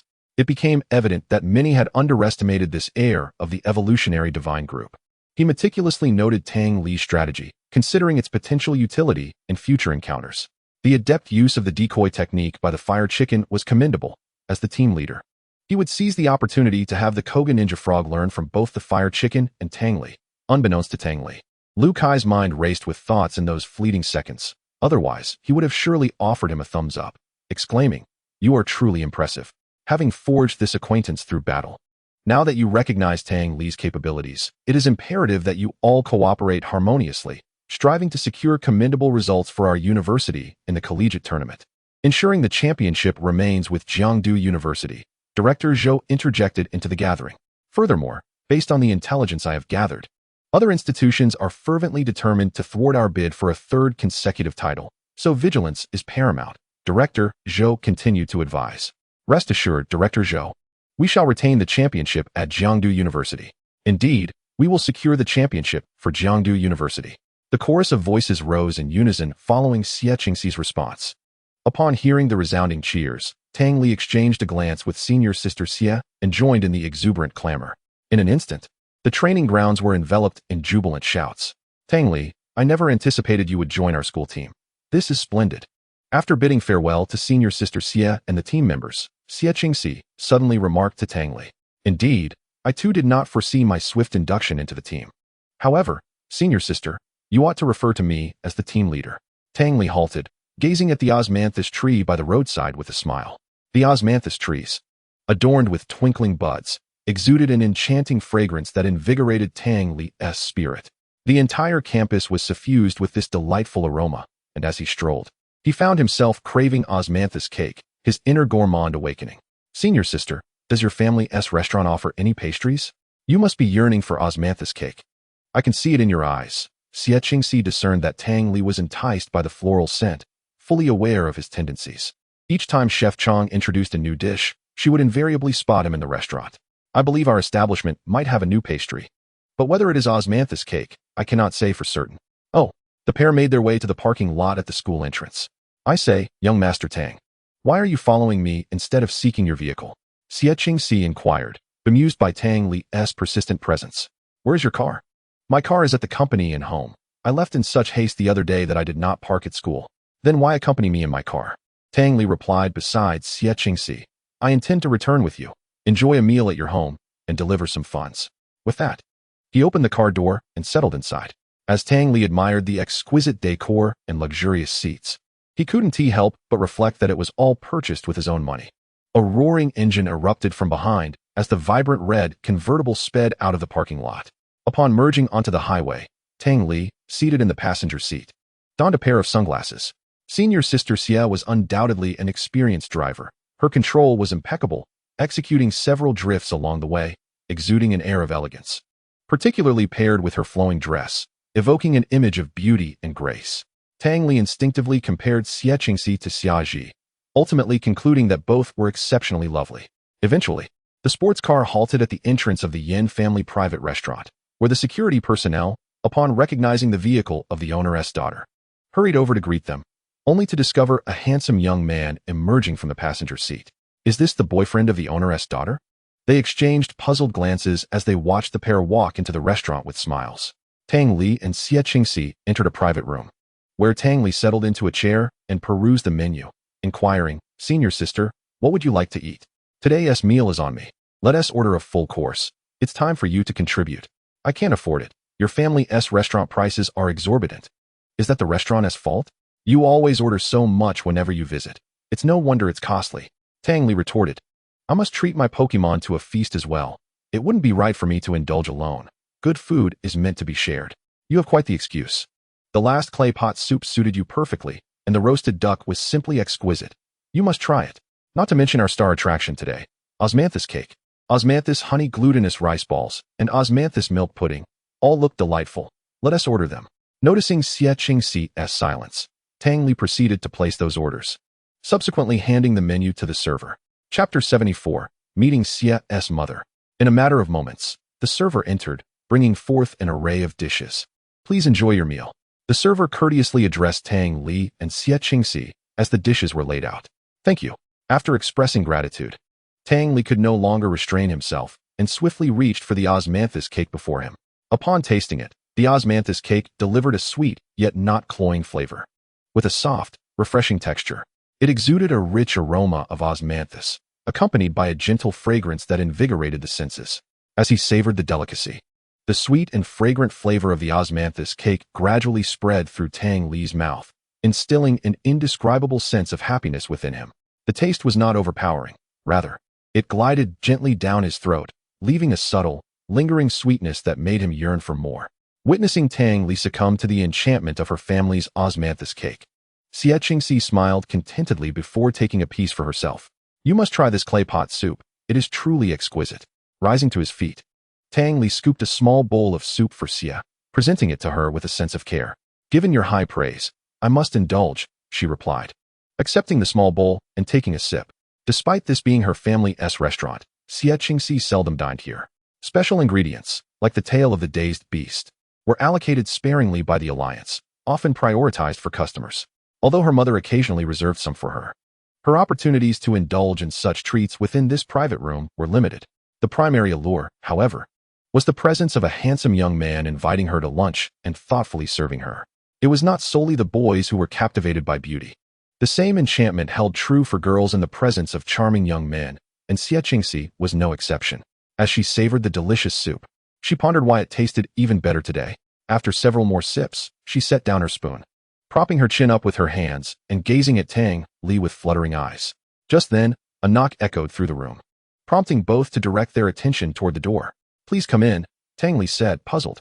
The door slowly creaked open, revealing a middle-aged woman standing outside. "Mom, what brings you here?" Xie Qingxi exclaimed joyfully, her hands dropping as she leaned forward. Tang Li regarded Xie Qingxi's mother with curiosity, initially thinking it was Chef Chong delivering warmth, as he was more familiar with him. Chef Chong often visited to check on him as he enjoyed receiving compliments from a food enthusiast like Tang Li. "Hello, Annie. I didn't expect to see you here. Please, have a seat," Tang Li greeted warmly, demonstrating his etiquette training. Xie Qingxi's mother looked remarkably youthful, appearing to be in her 30s, with a well-maintained figure and radiant skin. She wore no extravagant attire, yet her presence exuded an extraordinary grace. Having dined at the Yin family's private restaurant numerous times, Tang Li had only glimpsed Xie Qingxi's mother from afar once. Now, in close proximity, he understood why his senior was so striking. Yinyo observed her daughter and the handsome young man before her. "You two need not mind me. Please continue your meal. I merely came to accompany my daughter." Tang Li sensed an unusual atmosphere. He was merely there to dine, yet the proprietress had joined them at his side. "Little Li, may I call you that? I recall you are Qingxi's junior," she said, showing concern for her daughter, who she knew had few male classmates at school. Upon hearing about her daughter bringing a boy to lunch, she felt compelled to investigate, confirming her suspicions when she found them dining together. Yinyu was aware of her daughter's obliviousness towards romantic matters and had come to ensure that if the young man was to her liking, She could intervene before it was too late. Annie, you can call me Little Li. That's what my family calls me, Tang Li responded. Little Li. I must thank you for supporting my little establishment, she replied. The flavors of your family's dishes are unparalleled. I doubt any restaurant in Nanshan province can compare. Tang Li spoke sincerely. Otherwise, he would not have visited so frequently. Hearing Tang Li's heartfelt words, Xia's mother felt a swell of joy. This restaurant was her life's passion. Years ago, when she first took over, it was a modest establishment. Through her culinary skills, she had expanded it to its current stature, later passing some of her expertise to Chef Chong, allowing her to step back and focus on her family. She had 3 accomplishments she cherished: transforming her restaurant into a top-tier establishment, marrying Xie Qingxi's father, and raising such an exceptional daughter. You have a discerning palate. Chef Chong's clay pot soup is indeed a masterpiece, though it may still fall short of my standards, Xia's mother remarked, pointing to the soup on the table. Tang Li, incredulous, processed her claim that her soup was better than Chef Chong's. He instinctively took another sip of the soup, then turned to Xie Qingxi for confirmation. Seeing the questioning look on his face, she nodded. What could it possibly taste like if it's even better? Tang Li could not restrain himself and asked, Auntie, may I have the pleasure of tasting your version? On behalf of my daughter, I will grant you this request. Next time, you and Qingxi should come to my home for a meal, Xia's mother replied. Tang Li quickly expressed his gratitude. Thank you, Annie. I will certainly take you up on that offer. Satisfied with her purpose for coming, Xia's mother made a brief exit, exchanging a knowing glance with Xie Qingxi before leaving. Capturing a man often begins with capturing his heart through his stomach. After all, it was how Xie Qingxi's father had been won over. She wondered if her somewhat oblivious daughter would ever grasp the depth of her intentions. Chapter 75, A Turn of Events? Once Xie's mother departed, the atmosphere brightened considerably. Tang Li felt scrutinized, as if Xie Qingxi were contemplating whether he would make a suitable son-in-law. He mused to himself about whether or not he should accept the invitation to dine at her home. Declining would mean missing out on exquisite cuisine, while accepting could lead to unforeseen entanglements. Coffee, tea, or me? This was indeed a significant dilemma. Xie's mother was no fool, having deftly assessed his character. Xie Qingxi noticed Tang Li's dazed expression and, curious about his thoughts, prompted him. Tang Li, are you going to eat? All right. Coming back to reality. Tang Li set aside his ruminations and focused on his meal. Senior, do you know if there are any shortcomings in your family's restaurant? After finishing their dishes, he wiped his mouth and inquired. What do you mean? Xie Qingxi, feeling a bit full, rubbed her slightly protruding belly. The biggest drawback is that takeout and doggy bags are not allowed. I could eat this delicious food every day. I see. Unfortunately, that rule was established when my mother first opened the restaurant, and even I cannot bend it, she lamented. What a pity. Tang Li leaned back in his chair, digesting, while Xie Qingxi idly fiddled with her phone. A lull settled between them, creating an awkward silence. Senior, what kind of spirit did you capture previously? He suddenly recalled how she had been away for several days capturing a spirit and asked out of curiosity. A formidable Blastoise awaits to introduce itself to you on the battlefield another day. However, there is no necessity for a formal duel. An acquaintance in private would suffice. What did you say? I couldn't quite catch that.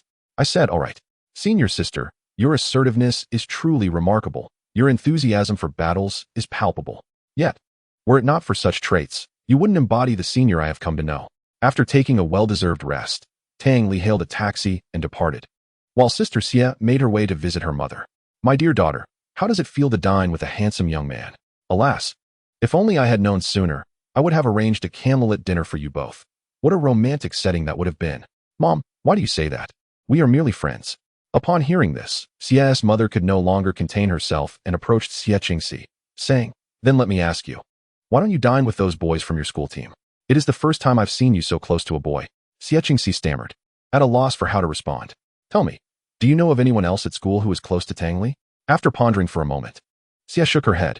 Satisfied, her mother nodded in approval. If you possessed even half my culinary skills, you wouldn't have to worry about winning over Tang Li. I find this young man quite appealing in every regard. Mom, what are you talking about? Xie protested. You must trust my judgment. I can tell at a glance that you two have a certain chemistry. I, your mother, have plenty of experience in this area. I knew your father was the one for me at first sight, and decades have proven my instincts to be correct. This is different. I am not like that with the junior. Xie Qingxi replied bashfully, her cheeks aflame.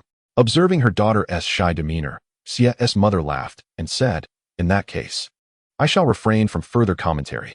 However, do seize your happiness. Others will not wait for you to come to a conclusion. With that, she busied herself, leaving Xie Qingxi deep in thought, questioning her own feelings towards the junior. Meanwhile, Tang Li had arrived home. The villa had been tidied by the property management, so it was not in disarray. After placing the Pokémon in the backyard, Tang Li reclined on the sofa. It had been quite some time since he last engaged in a lottery draw, and he opened the interface, nearly forgetting about this feature due to his previous inactivity.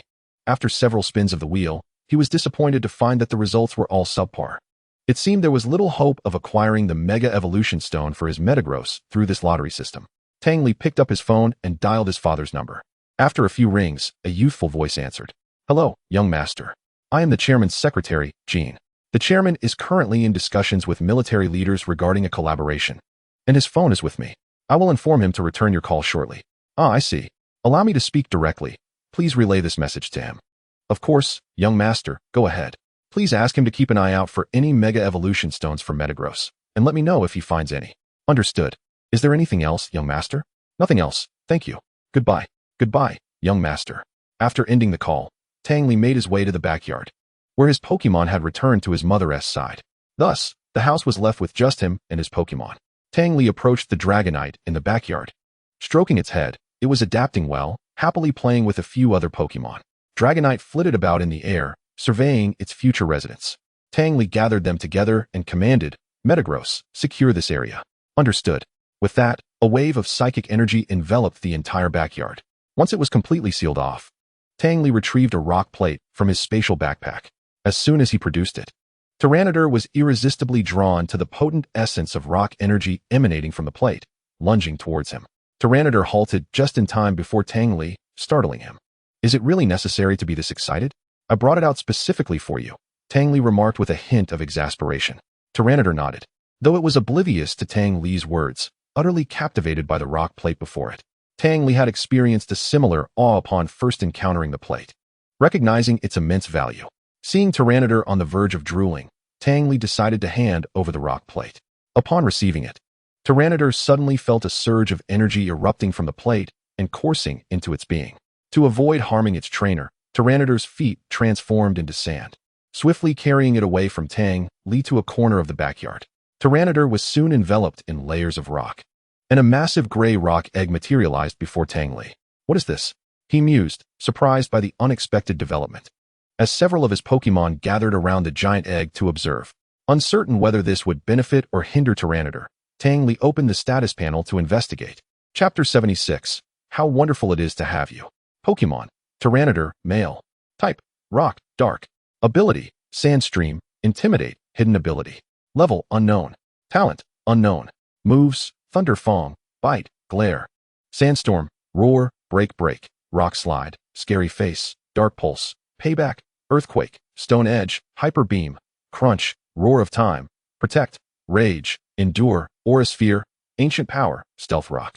Rock Tomb, Dragon Dance, Fire Punch, Sunny Day, Ice Fong, Flare Blitz, Surf, Taunt, Blizzard, Flamethrower, Dragon Tail, Dragon Pulse, Ancient Power, Fire Punch, Ice Punch, Dragon Dance. Status: currently undergoing transformation due to the essence of rock, which will result in significant enhancements post-transformation.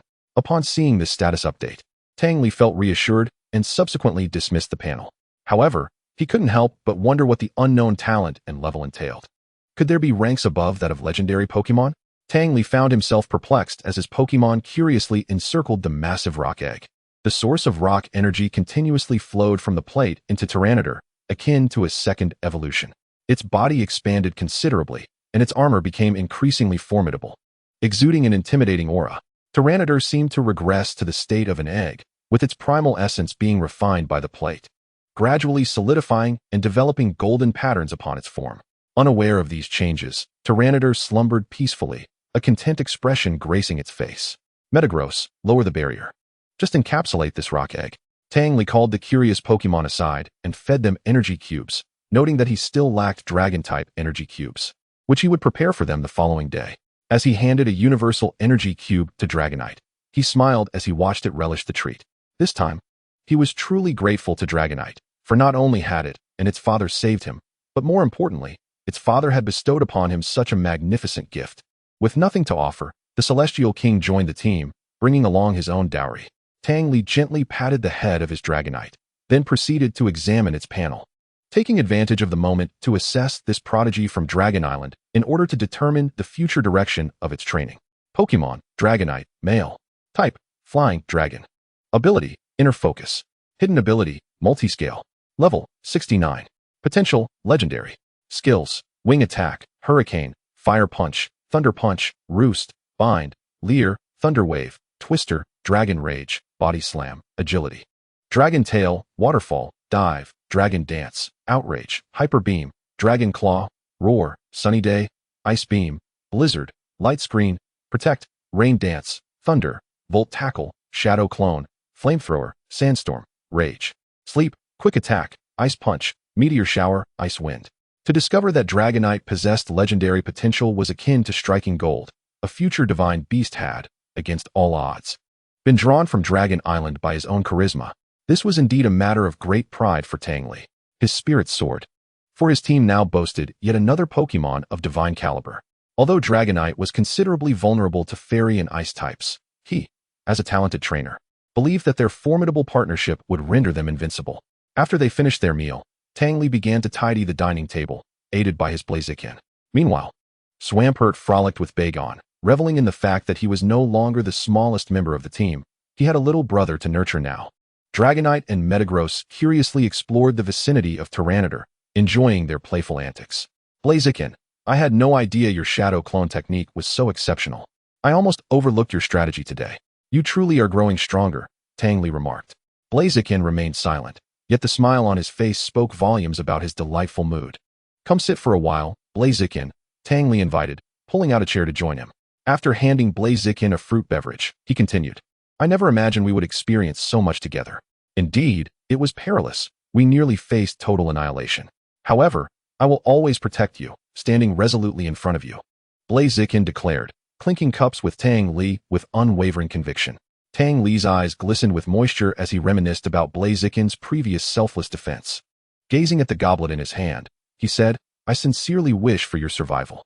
Should we encounter such danger again, you must flee quickly, and allow me to shield you.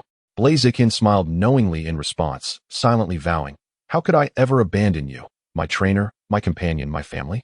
The bond between them was nearly palpable, a force almost solidified within Blaziken, though Tang Li remained oblivious to this depth of connection. Before long, the Pokémon gathered around, having exhausted their playtime. Observing the lively crowd, Tang Li felt it was time to consider a larger abode. His roster was expanding, and the current space was proving insufficient. I'll look into it tomorrow, he decided, noting the darkness that had fallen outside. It was late, and he prepared for a shower and rest. Weariness settling in after a day filled with events. He carried Bagon toward the guest room and placed him where Swampert used to reside. Now that Swampert had grown so large, he could no longer fit in the room, so Tang Li left him in the backyard. At that moment, he envied the comfort of the smaller Pokémon. Bagon's body was quite rigid, especially its head. My next Pokémon must be one that is comfortable to hold, he mused inwardly. You shall sleep here from now on, Bagon, he said, placing Bagon on a cozy bed. Bagon curiously inspected his new surroundings, poking the soft bedding with his claws before lying down. Good night, Bagon, Tang Li said, pleased with Bagon's adaptation, gently patting his head before dimming the lights and exiting.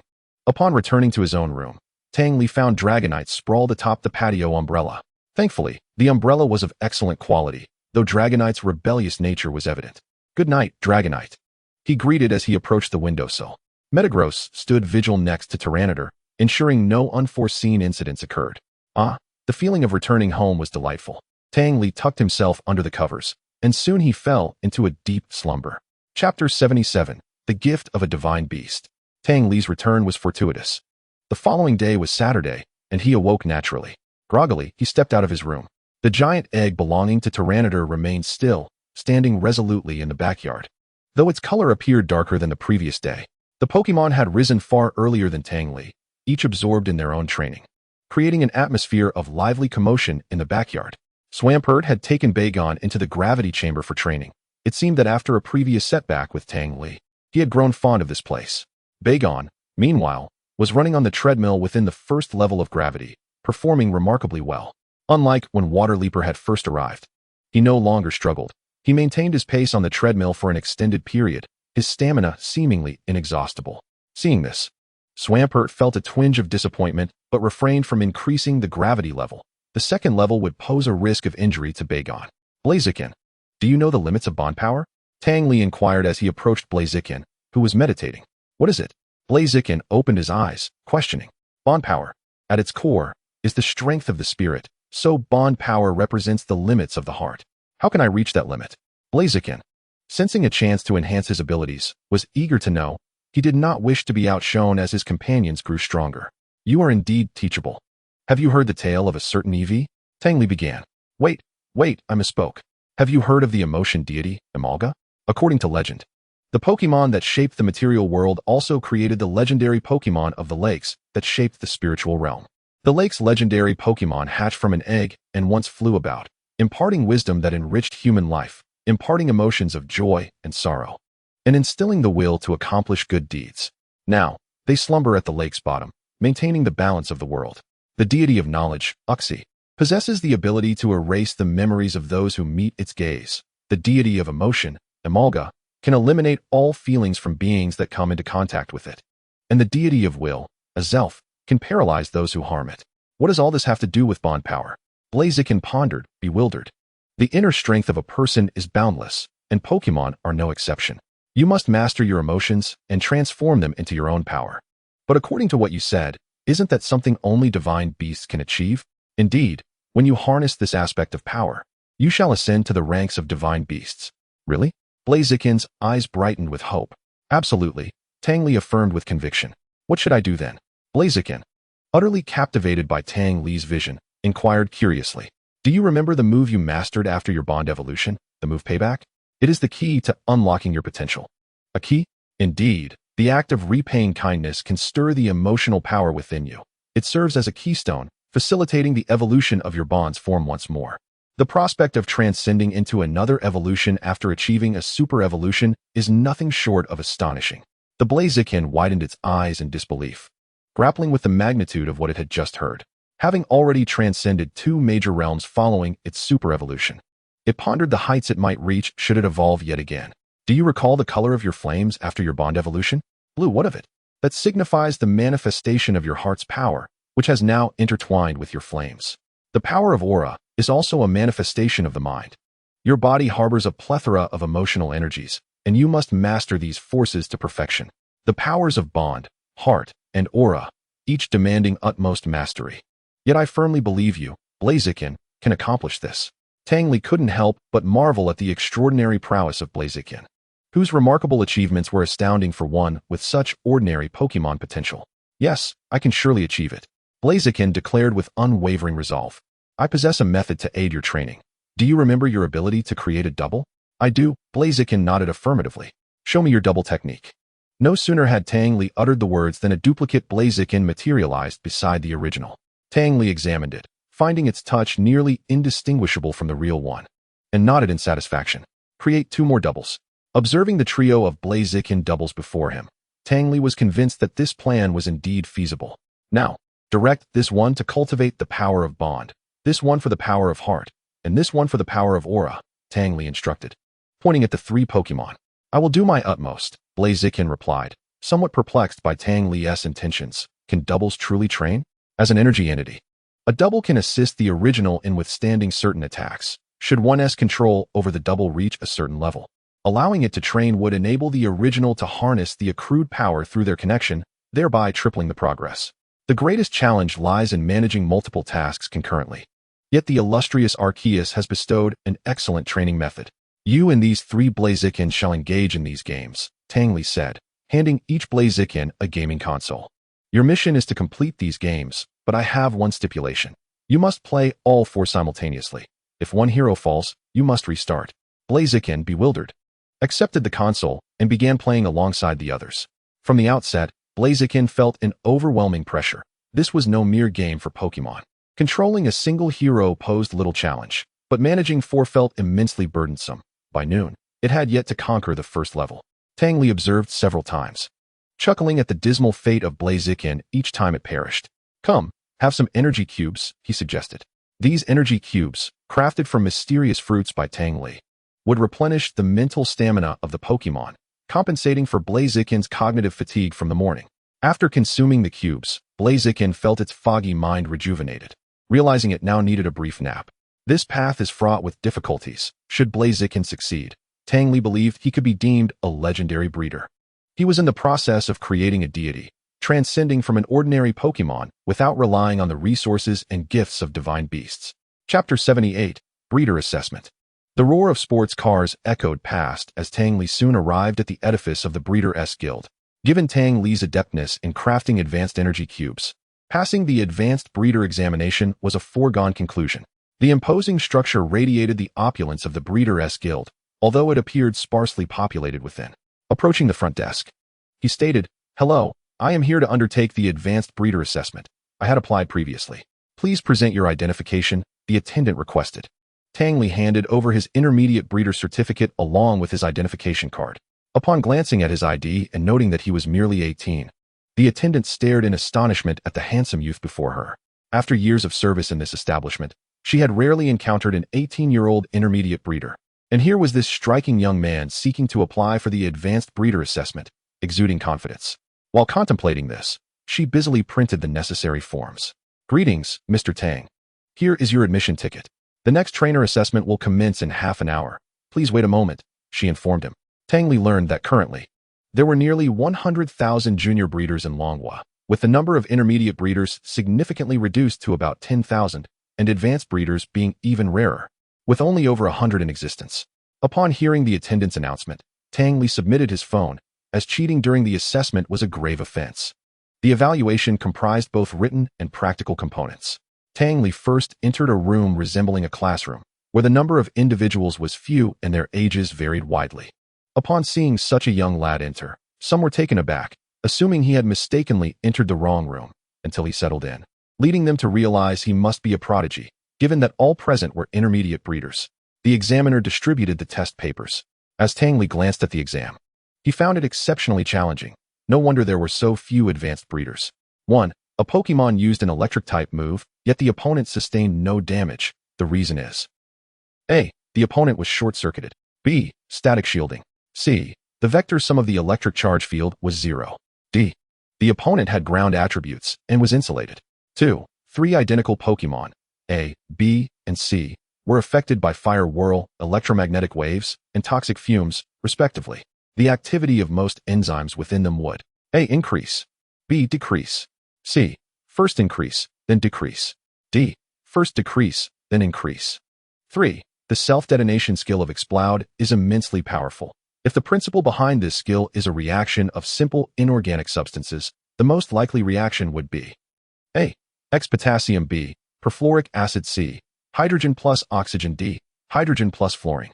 4. Regarding the relationship between the swallowtail butterfly and the poison moth, which statement is correct? A. They may be identical twins. B. If the swallowtail butterfly is female, then they are fraternal twins. C. They are not twins. D. They may be fraternal twins. 5. If a certain Pokémon uses Ice Beam on the opponent 4 times consecutively, the probability of the opponent being frozen would be: A. 10B, 81C, 342D, 658. 6. The Protect skill can create a light wall that causes any attack from the opponent to miss.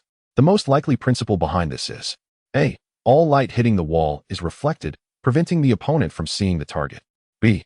All light hitting the wall is absorbed, preventing the opponent from seeing the target. C. The particles constituting the light wall are sufficiently small, smaller than the wavelength of violet light, causing diffraction of light through their gaps, preventing the opponent from seeing the target. D. Light near the wall is distorted, causing the outgoing light to align with the incoming light in the same direction. 7. A certain Pokémon employs the seed machine gun technique. Assuming the Pokémon's mass is 100-fold that of the seed bullets, the velocity of the bullets upon impact with the ground is denoted as V. Within bullets discharged per second, the coefficient of friction between the Pokémon and the ground is considered, disregarding the influence of the remaining mass of the seed bullets. And assuming the firing duration is negligible, with the Pokémon halting in a remarkably brief span. Consequently, the distance retreated by the Pokémon after T seconds is: A. VVNT 50G, B. A. VVNT 20,000 G, C. A. VV 100G, D0. 8. The Bayleaf utilizes the Mega Absorb ability to siphon the opponent's HP. Among the following statements, which is incorrect? A. If the opponent has blood type AB, Bayleaf can possess type A, B, or AB. B. If the opponent is type O, Bayleaf can be either type A or B. C. If the opponent is type O, Bayleaf can be of type O or AB. D. If the opponent has blood type A or B, Bayleaf can be of type AB. 9. When the antlers of the Budu are represented by 2 green leaves. Which of the following statements is erroneous? A. The solar altitude angle is maximal at noon in the Australian continent. B. Italy is in a dry season. C. The western coast of America is governed by subtropical high pressure. D. Antarctica experiences continuous darkness throughout the day. 10. Snorlax, when in slumber, can recover HP. During this process, the primary internal change occurring within Snorlax is accurately described by which statement? A. This is a process of absorbing surrounding substances and energy, synthesizing organic compounds, and storing energy. B. It involves the decomposition of organic matter, the release of energy, and the synthesis of ADP from the released energy. C. This is a process that decomposes organic material, releasing energy to lower body temperature and protect injured tissues from further deterioration. D. This process reduces metabolic rate while maintaining physiological functions within the body. 3. Calculation problems, 18 points. 1. Disregarding type advantages. Compute the expected damage and variance from repeatedly using Leaf Blade 4 times against an opponent. Given that the damage value of Leaf Blade is 55 with an accuracy of 95. 8. 2. A level 100 Reshiram without an item employs Flamethrower against an opponent's Ice Dragon. Given Reshiram's special attack is 180, physical attack is 160, and the opponent's Ice Dragon has a special defense of 140 and physical defense of 130. Calculate the damage inflicted by Reshiram's Flamethrower without considering critical hit rates and randomness, 10 points. 4. Subjective questions, 12 points. 1. It is known that Pokémon of type A possess 2 types of moves that can inflict super effective damage. Moves of type B and C are ineffective against type A Pokémon. Among the 2 types of moves that counter type A, one is countered by type C, while being super effective against type B. Type C Pokémon are countered by types D and E, with type F moves being ineffective against type D while countering type E. Types B, C, and E form a triangular chain of type advantages. 1e. Can moves of type F inflict super effective damage on type A Pokémon? Why or why not? 2. Among types A, B, C, D, and E, is there another triangular chain of type advantages? If so, what is it? 3. Identify 2 types among A, B, C, D, and E that constitute a dual-type Pokémon, which only takes super effective damage from one type of move. Even Tang Li felt a significant amount of pressure. Could these truly be the questions posed? After surveying the examination room, he noticed that everyone appeared to be at their wits' end, which somewhat alleviated his concerns. Chapter 79, A Joyful Distraction. The examiner's Pokémon, Gyarados, stood at the forefront, vigilantly ensuring that no one resorted to cheating with their Pokémon. Examination concluded. Please submit your papers and exit the examination hall promptly, announced the examiner. Upon hearing the examiner's words, Tang Li ceased writing, rose, and walked towards the exit. You may wait here or leave, but remember to reconvene in an hour. Scores will be released at that time. The examiner stated as he collected the papers and approached the door, addressing Tang Li and the others. How did you fare? Inquired a middle-aged man, familiarizing himself with Tang Li. This is my first encounter with such examination content. It proved to be more challenging than I anticipated, and I am not overly confident, replied Tang Li. You didn't go in unprepared, did you?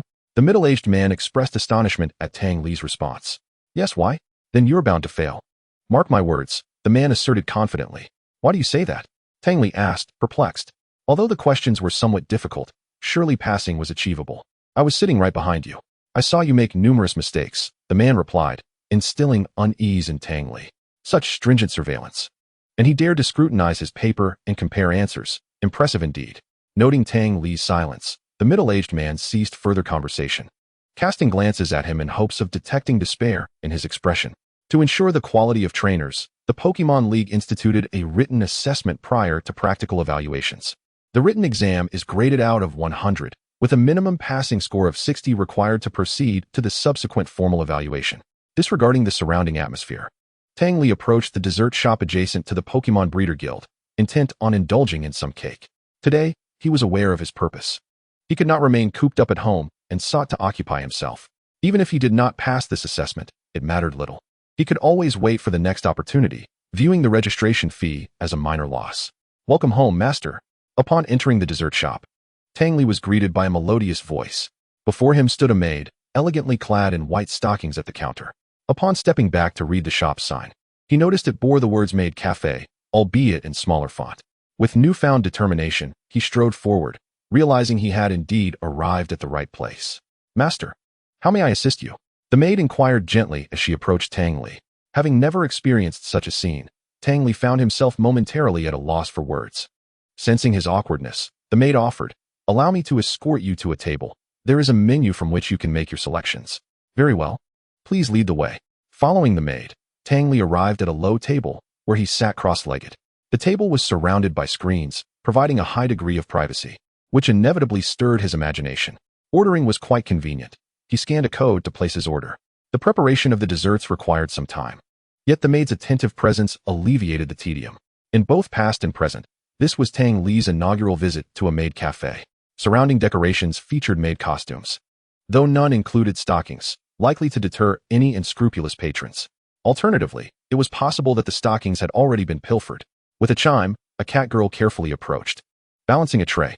To Tang Li's surprise, the cafe also employed cat girls, indeed catering to one's preferences flawlessly. The girl before him possessed long, sleek black hair, her slender, fair legs adorned with pristine white stockings, the top of which was distanced from her short skirt, sparking tantalizing thoughts. However, what captured Tang Li's attention most were the fluffy cat ears atop her head and the tail swaying behind her. Upon the arrival of the cat girl, the maid, after exchanging a few words with Tang Li, departed, leaving him entirely focused on the new arrival, oblivious to her presence. Men are indeed fickle, the maid thought to herself as she left. The cat girl, though not particularly striking in appearance, possessed an undeniable charm that made her endearing. After arranging an array of delectable desserts, she approached a delicate little basin to wash her hands.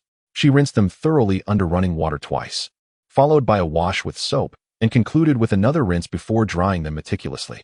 Tang Li felt a twinge of confusion. Was this not his meal? Why was she so diligently washing her hands? Next, she knelt beside Tang Li, and he could clearly sense that her demeanor lacked the authority of the previous maid. However, the way her large, sparkling eyes gazed at him was utterly disarming. The cat girl extended her slender, graceful hands, picked up a cream puff from the plate, and slightly elevated her body, offering it to Tang Li's mouth. It then dawned on him that he was indeed receiving the much-rumored feeding service, which explained her meticulous hand-washing. How antiquated, he mused, for he considered himself somewhat of a young master, having never been treated in such a manner since childhood. Yet, he felt a sense of reproach towards this behavior, realizing the cat girl must be fatigued from holding the puff for so long. Tang Li thought it would be unkind to leave her in that position, compromising his noble standards for once. He cautiously leaned forward to take a bite from the upper portion of the puff. Just as he did, an unexpected incident occurred. A surge of white cream erupted from the rear of the puff, splattering onto the cat girl's neck and sliding downwards. "I'm so sorry," Tang Li exclaimed, witnessing the cream land where it ought not to. He quickly grabbed a napkin from the table and offered it to the cat girl. As she processed the situation, her face flushed crimson, though she steadfastly continued her task of feeding him the remaining portion. After wiping the cream from her neck, she resumed her service. "There's still some cream on your collarbone. You didn't clean it properly. Is it the left or the right?" "The left," she replied, wiping again and then looking to Tang Li for confirmation. "It's all clean now," he responded with utmost seriousness. Tang Li's gaze involuntarily drifted downward, where he was captivated by the sight of the cat girl's tail, rendering him momentarily speechless. A keen learner by nature, he harbored an irresistible curiosity about the unknown. How was that tail affixed? Could it possibly be? He pondered. Suddenly, the cat girl's ears turned bright red as she caught sight of his gaze lingering, and she stammered, "It's not what you think, master." It ba," Tang Li thought, forcibly diverting his gaze from her posterior, reminding himself of his gentlemanly conduct. It was best to eat swiftly. Time was fleeting, and he risked missing the announcement of the results. Chapter 80, Assessment completed. After feeding Tang Li the last bite of cake, the blushing cat girl shyly covered her tail and scampered away. He wiped his mouth and scanned the bill. "Goodbye, master. And we hope to see you again," several maids chorused as he exited the dessert cafe. Tang Li left the establishment with a sense of satisfaction, though he acknowledged the steep prices that likely explained the sparse clientele. The quality of the desserts was mediocre at best, and after reflecting on the experience, he resolved never to return. It was beneath his refined standards. Upon reaching the Breeder Guild Hall, he found a crowd gathered before the announcement board, all eagerly awaiting the release of their scores. "Ah, there you are. I thought you had run off in despair," a teasing voice called out before he even approached. This middle-aged man was insufferably annoying, provoking Tang Li's ire. "Have you been bitten by a dog and forgotten your rabies vaccine? Why are you barking like one?" Even Tang Li's patience was wearing thin. "What does my failure have to do with you? You really have no business meddling here." The man recoiled, intimidated by Tang Li's demeanor, retreating into silence. His expression twisted with rage, his fists clenched tightly, memories of recent events flooding his mind. His daughter's grades had slipped, prompting him to hire a tutor, only to discover that the tutor had been involved with her. He regretted returning home early that day, having witnessed his wife kneeling before the tutor, an image that shattered his world. As he reached for the pokeball at his waist, he ultimately chose to leave quietly. Before heading out for the exam, he had caught the tutor assisting his daughter once again, left wondering about their current activities, haunted by the scenes replaying in his mind. Both his daughter and wife had sided with that wretched individual. Tang Li appeared to be of a similar age to the tutor, and upon seeing Tang Li, the man felt a surge of animosity, eager to unload his pent-up anger onto him. However, Tang Li remained unaffected by his rage, focused solely on completing the exam and returning home, where he hoped his Bangilas would finally hatch. Before long, the examiner approached with the results, posting the scores on the announcement board. "Those with scores of 60 or above should gather in room 202 in 10 minutes, he announced before departing. A throng of individuals surged forward. Jiangdu City was the capital of Nanshan Province, and all intermediate breeders from the province required assessment here, resulting in a significant turnout. The exam was challenging, yielding low scores. The top score was a mere 82. Upon finding his own score of 61, Tang Li nodded in satisfaction. He sought not high marks, merely adequacy. This was merely a stepping stone, with the practical assessment to follow being the true highlight. The middle-aged man lowered his head upon seeing his score. This was his fourth attempt, and it seemed his journey was destined to end here. With 3 consecutive scores below 50, he lamented the unfairness of fate. Once, he had a happy family, but now his wife had barred him from any contact, citing it as the master's task. He felt utterly humiliated. As he spotted Tang Li ascend the stairs, excitement surged within him. Although he did not know Tang Li's name, he was aware of his score. Sensing malice directed towards him, Tang Li turned to meet the middle-aged man's gaze, the murderous intent in his eyes sending shivers down the man's spine. He could not fathom why this man harbored such animosity towards him. After all, he had done nothing wrong. Perhaps his own life was fraught with difficulties, but that was no justification for his hatred. Tang Li contemplated whether he should eliminate this individual directly. As a mid-level nurturer, he possessed some connections and capabilities. If this person were to secretly trouble him in the future, although Tang Li was not particularly fearful, it would certainly be bothersome, wouldn't it? Arriving at room 202, he greeted several friendly mid-level nurturers before spotting Dr. Xin and beside the experimental platform. As part of the practical assessment, it was only natural to invite an authority figure to serve as the chief examiner. However, Tang Li was astonished to find that it was this particular individual. His papers and research results frequently appeared in university textbooks, and he had even delivered a lecture at Jiangdu University during Tang Li's freshman year. Once all the candidates who had met the examination standards entered, an examiner closed the door. "Please draw your examination topics. The materials you require are placed on the experimental platform. Based on the topic you draw, collect the corresponding materials.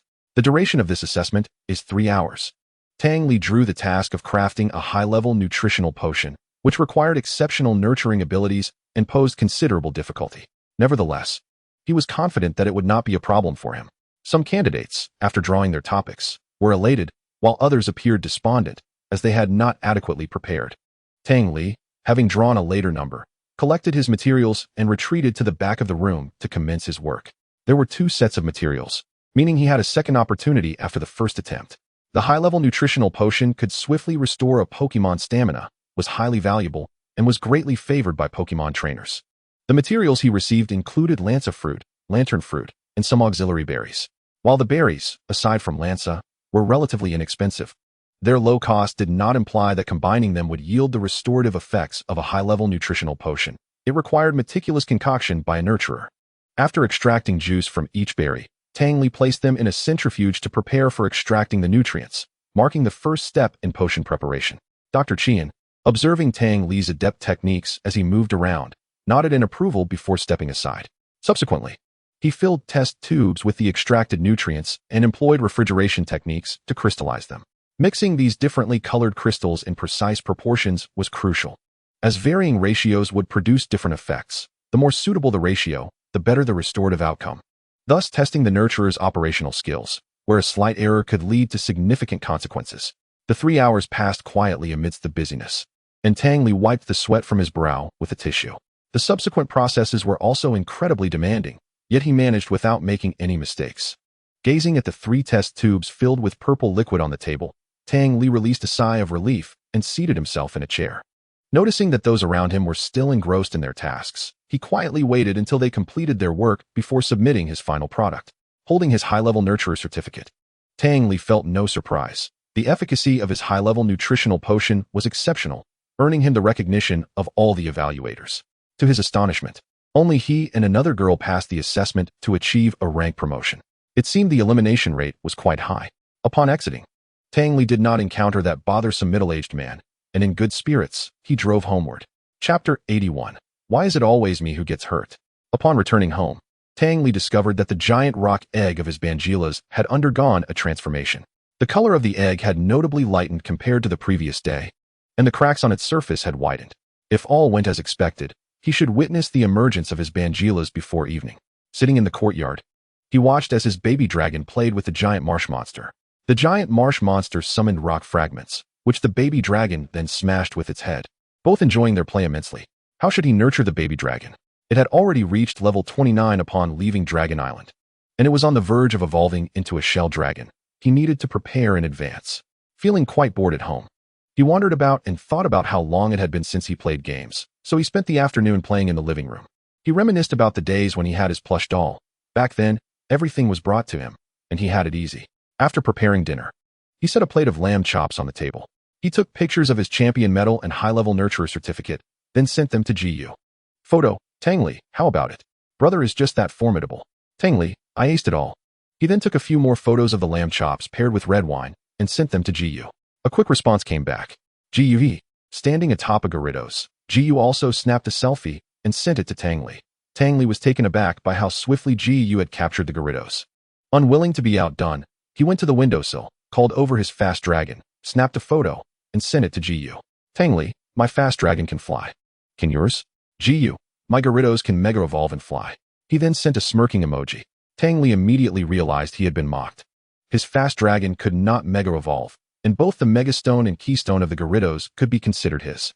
After Tang Li remained silent for a prolonged period, GU chuckled and put away his phone, evidently pleased that his taunting had found its mark. Tang Li was likely feeling quite distressed now. Just as Tang Li was gnawing on his lamb chop, Blaziken walked in. There's something happening with the Bangilas. All right, I'll go take a look. Tang Li set down his knife and fork and approached the giant rock egg. The giant rock egg had now fully cracked open, revealing the silhouette of Bangilas within. It appeared significantly larger than before, almost double its original size. Previously, Tang Li had been able to stand beside its abdomen, but now he found himself needing to look up at it. This presented a dilemma for Tang Li. What excuse could he possibly concoct for such a drastic change? He absolutely could not let the secret of this rock slab slip out, lest he find himself in continuous trouble, as some individuals thrived on chaos.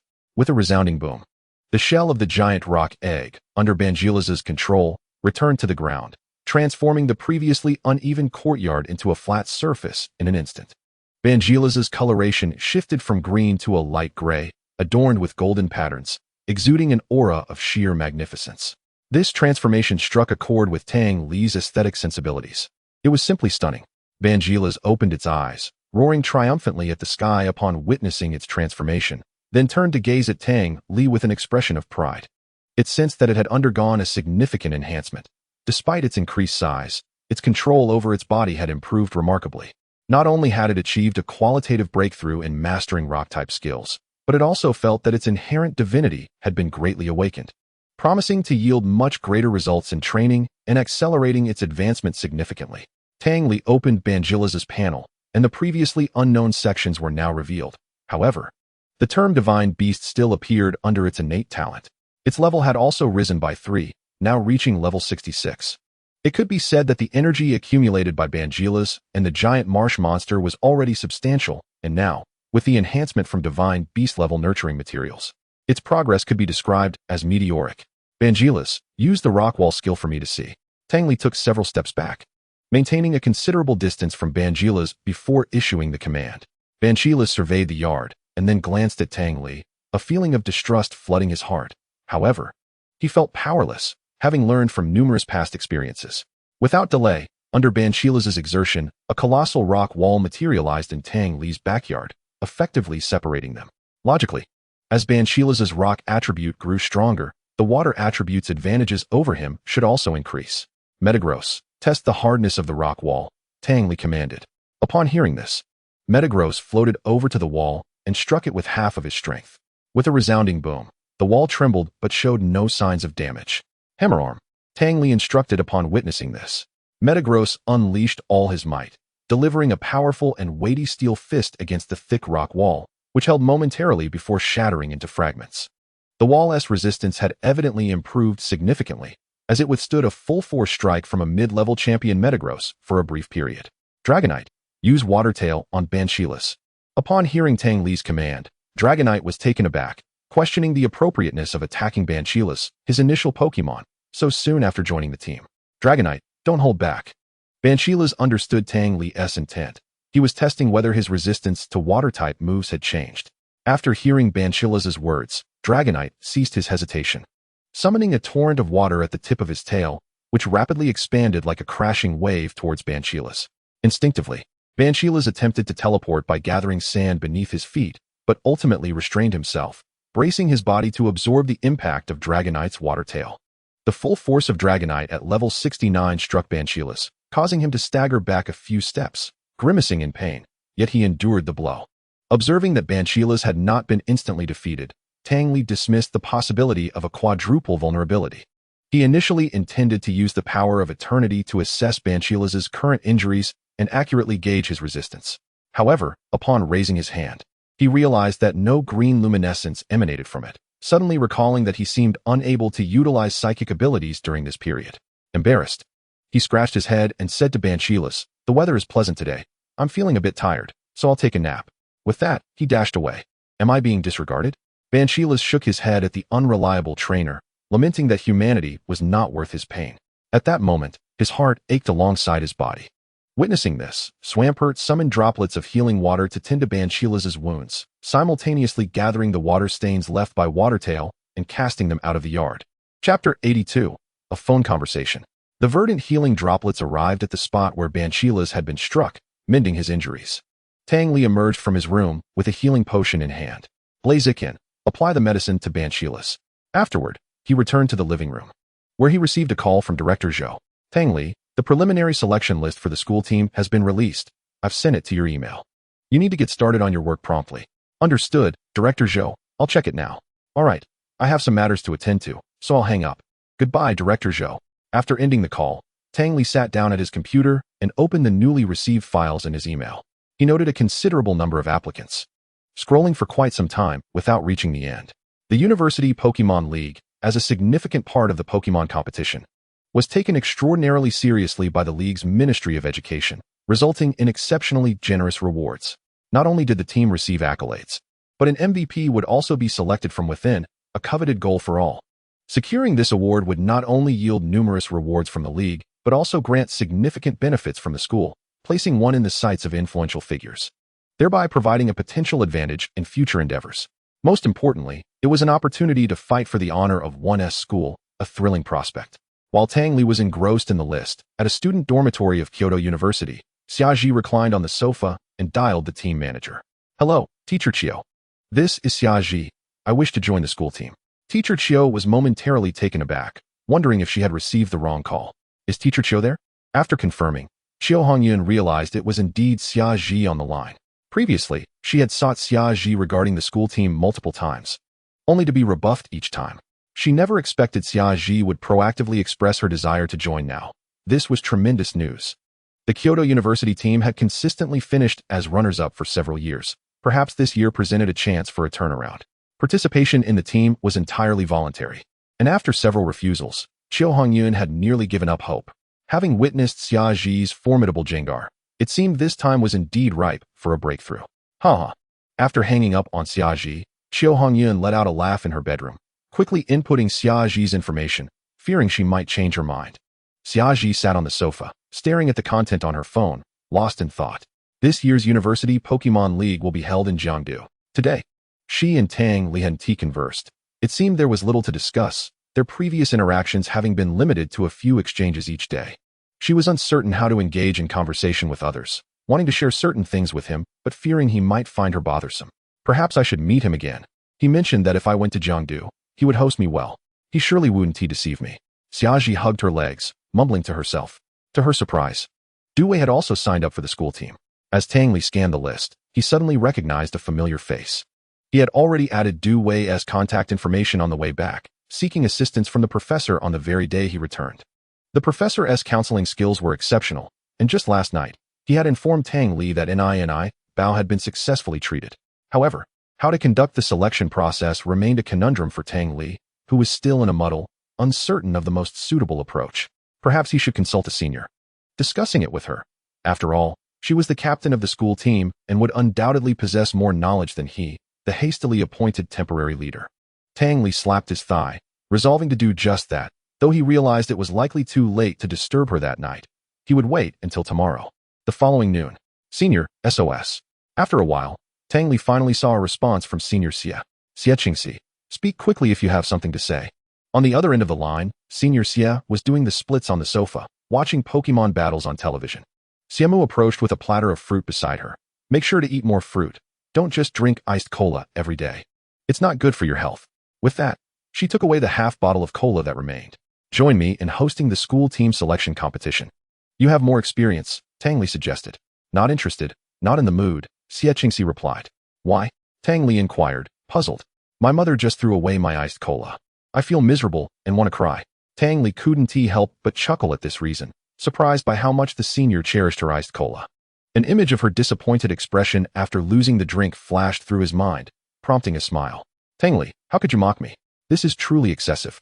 The senior sister, upon hearing Tang Li's laughter, expressed her irritation. Imagination can lead to misunderstandings. Tang Li frantically remedied the situation. I wasn't laughing. I merely sneezed, he stated, his face betraying neither embarrassment nor hesitation. That was quite a unique sneeze, the senior sister replied, clearly recognizing Tang Li's feeble excuse, yet she chose not to delve deeper, allowing the conversation to flow elsewhere. Since you've spoken up, I shall assist you, she ultimately agreed. However, you must promise me one thing. Tang Li, taken aback by the senior sister's stipulation, felt that he could not refuse, having received her help on several occasions. What is it? I would brave any challenge for you. He replied with a pained acceptance. This afternoon, I need to buy some clothes. Would you assist me with my bags? A vivid memory of shopping with his aunt in Bailu City flashed in his mind, sending a pang of discomfort through his legs. Nevertheless, recalling his earlier promise to the senior sister, he mustered the courage to respond. Very well, I shall pick you up this afternoon. Agreed, I shall hang up now. After hearing Tang Li's swift acceptance, Xie Qingxi ended the call. Are you satisfied now? She inquired of her mother, who had been eavesdropping nearby. Upon hearing Xie Qingxi's phone conversation with Tang Li, her mother had approached her, having suggested the clothing shopping outing. Unexpectedly, Xie Qingxi's senior sister had followed her mother's lead and proposed a small condition, which Tang Li surprisingly accepted. You may thank me later, Xie's mother declared triumphantly, spearing a piece of watermelon with her fork and feeding it to her daughter before discreetly exiting to bask in her success. Chapter 83. Shopping with the senior sister, let's get in the car. Tang Li had not waited long at the door when Xie Qingxi emerged from her room. She was adorned in a fitted black dress, its flared hem accentuating her graceful silhouette. Her makeup was subtly applied, with bright eyeshadow and delicate lips, and her hair was neatly styled. She walked elegantly, glancing at her attire with evident delight and anticipation. The dress clung to her figure impeccably, showcasing her curves. And against the black fabric, her skin appeared even more radiant, enhancing her overall elegance and nobility. Tang Li was momentarily taken aback by her appearance. Previously, she had dressed casually, though her natural beauty shone through. Now, the tasteful makeup and form-fitting black dress elevated her allure to a new level. Am I beautiful? Xie Qingxi twirled beside the car, inquiring of Tang Li. Absolutely stunning, he praised sincerely. In truth, among all the girls he had encountered, the current version of his senior sister ranked first in beauty. He was astonished by how a little effort could enhance her grace. As they drove, Xie Qingxi, feeling somewhat shy, gazed out the window. The makeup was done by her mother, as she was not particularly fond of cosmetics and typically preferred a natural look. The car roared toward the shopping center, trees blurring past them. Their private meetings were infrequent, mostly revolving around work. And Tang Li was still surprised by Xie Qingxi's invitation to shop. She sat absent-mindedly, occasionally glancing at him, then at her phone, mumbling to herself. She opened a search engine and slowly typed, "How to behave on a first shopping outing with a junior." After browsing through the results and finding nothing useful, she sighed. Just as she contemplated exiting the page, she noticed a trending recommendation. Things to consider for a first shopping outing with your boyfriend. An idea sparked in her mind, and a faint blush crept onto her cheeks. Tang Li, catching a glimpse of this, kindly asked, "Are you feeling a bit warm, senior sister?" Upon her nod, he closed the window and turned on the air conditioning. As Xie Qingxi opened a new page, she read the initial suggestions: makeup, graceful demeanor, attire. After casting a glance at her reflection, she smiled with satisfaction, feeling indeed lovely. Perhaps she should take lessons from her mother on makeup and outfit coordination. It seemed her junior was quite impressed today. The next tip read, "Ensure your safety." Watching Tang Li's handsome profile while he drove, she thought, he seems so well-behaved. Surely he won't bully me. The car parked in the underground garage, and Tang Li escorted Xie Qingxi to the elevator. The lift was crowded, and to shield her from any potential jostling, he positioned her securely in the corner.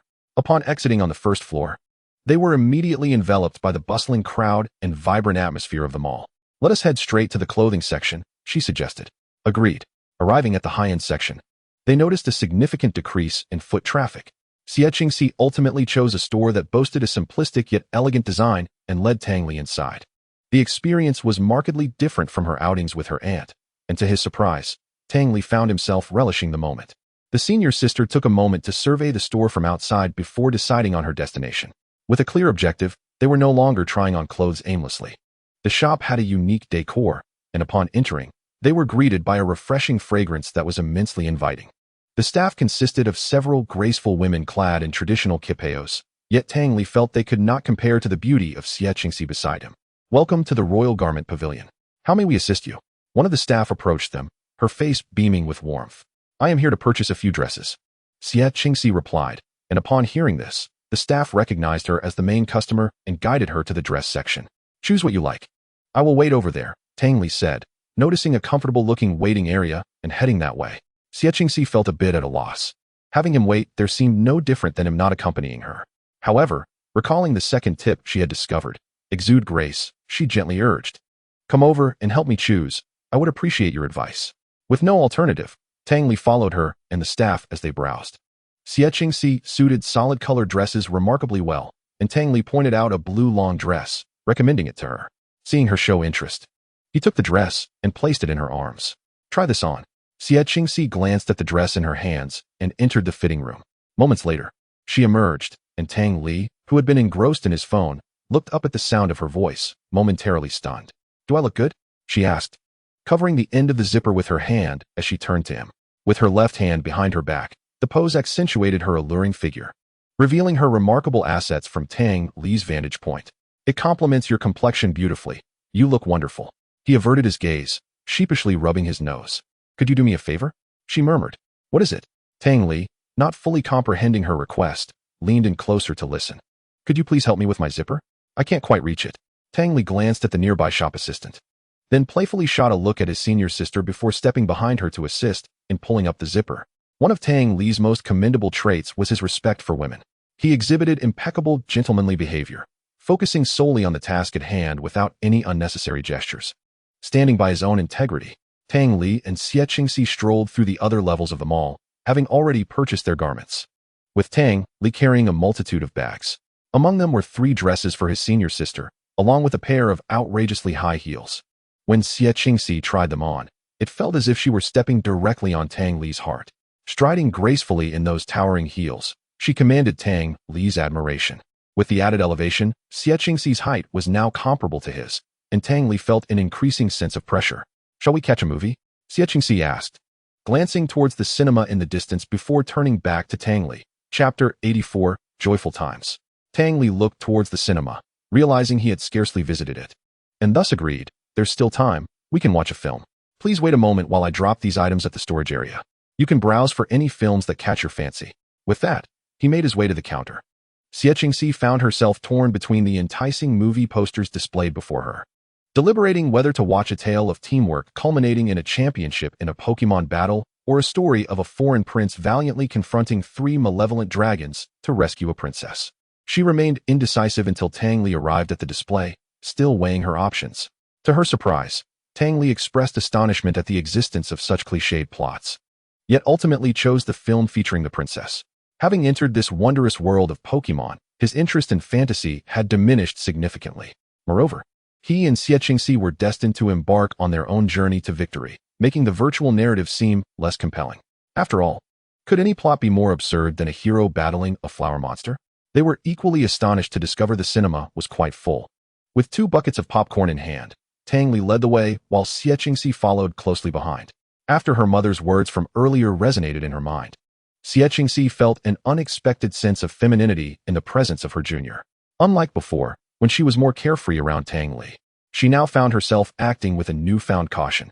Was her mother truly correct? Did she genuinely harbor feelings for her junior?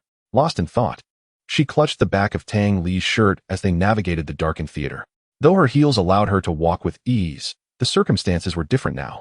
As they entered, the opening credits were already rolling, the lights dimmed, and the theater was shrouded in darkness with numerous steps.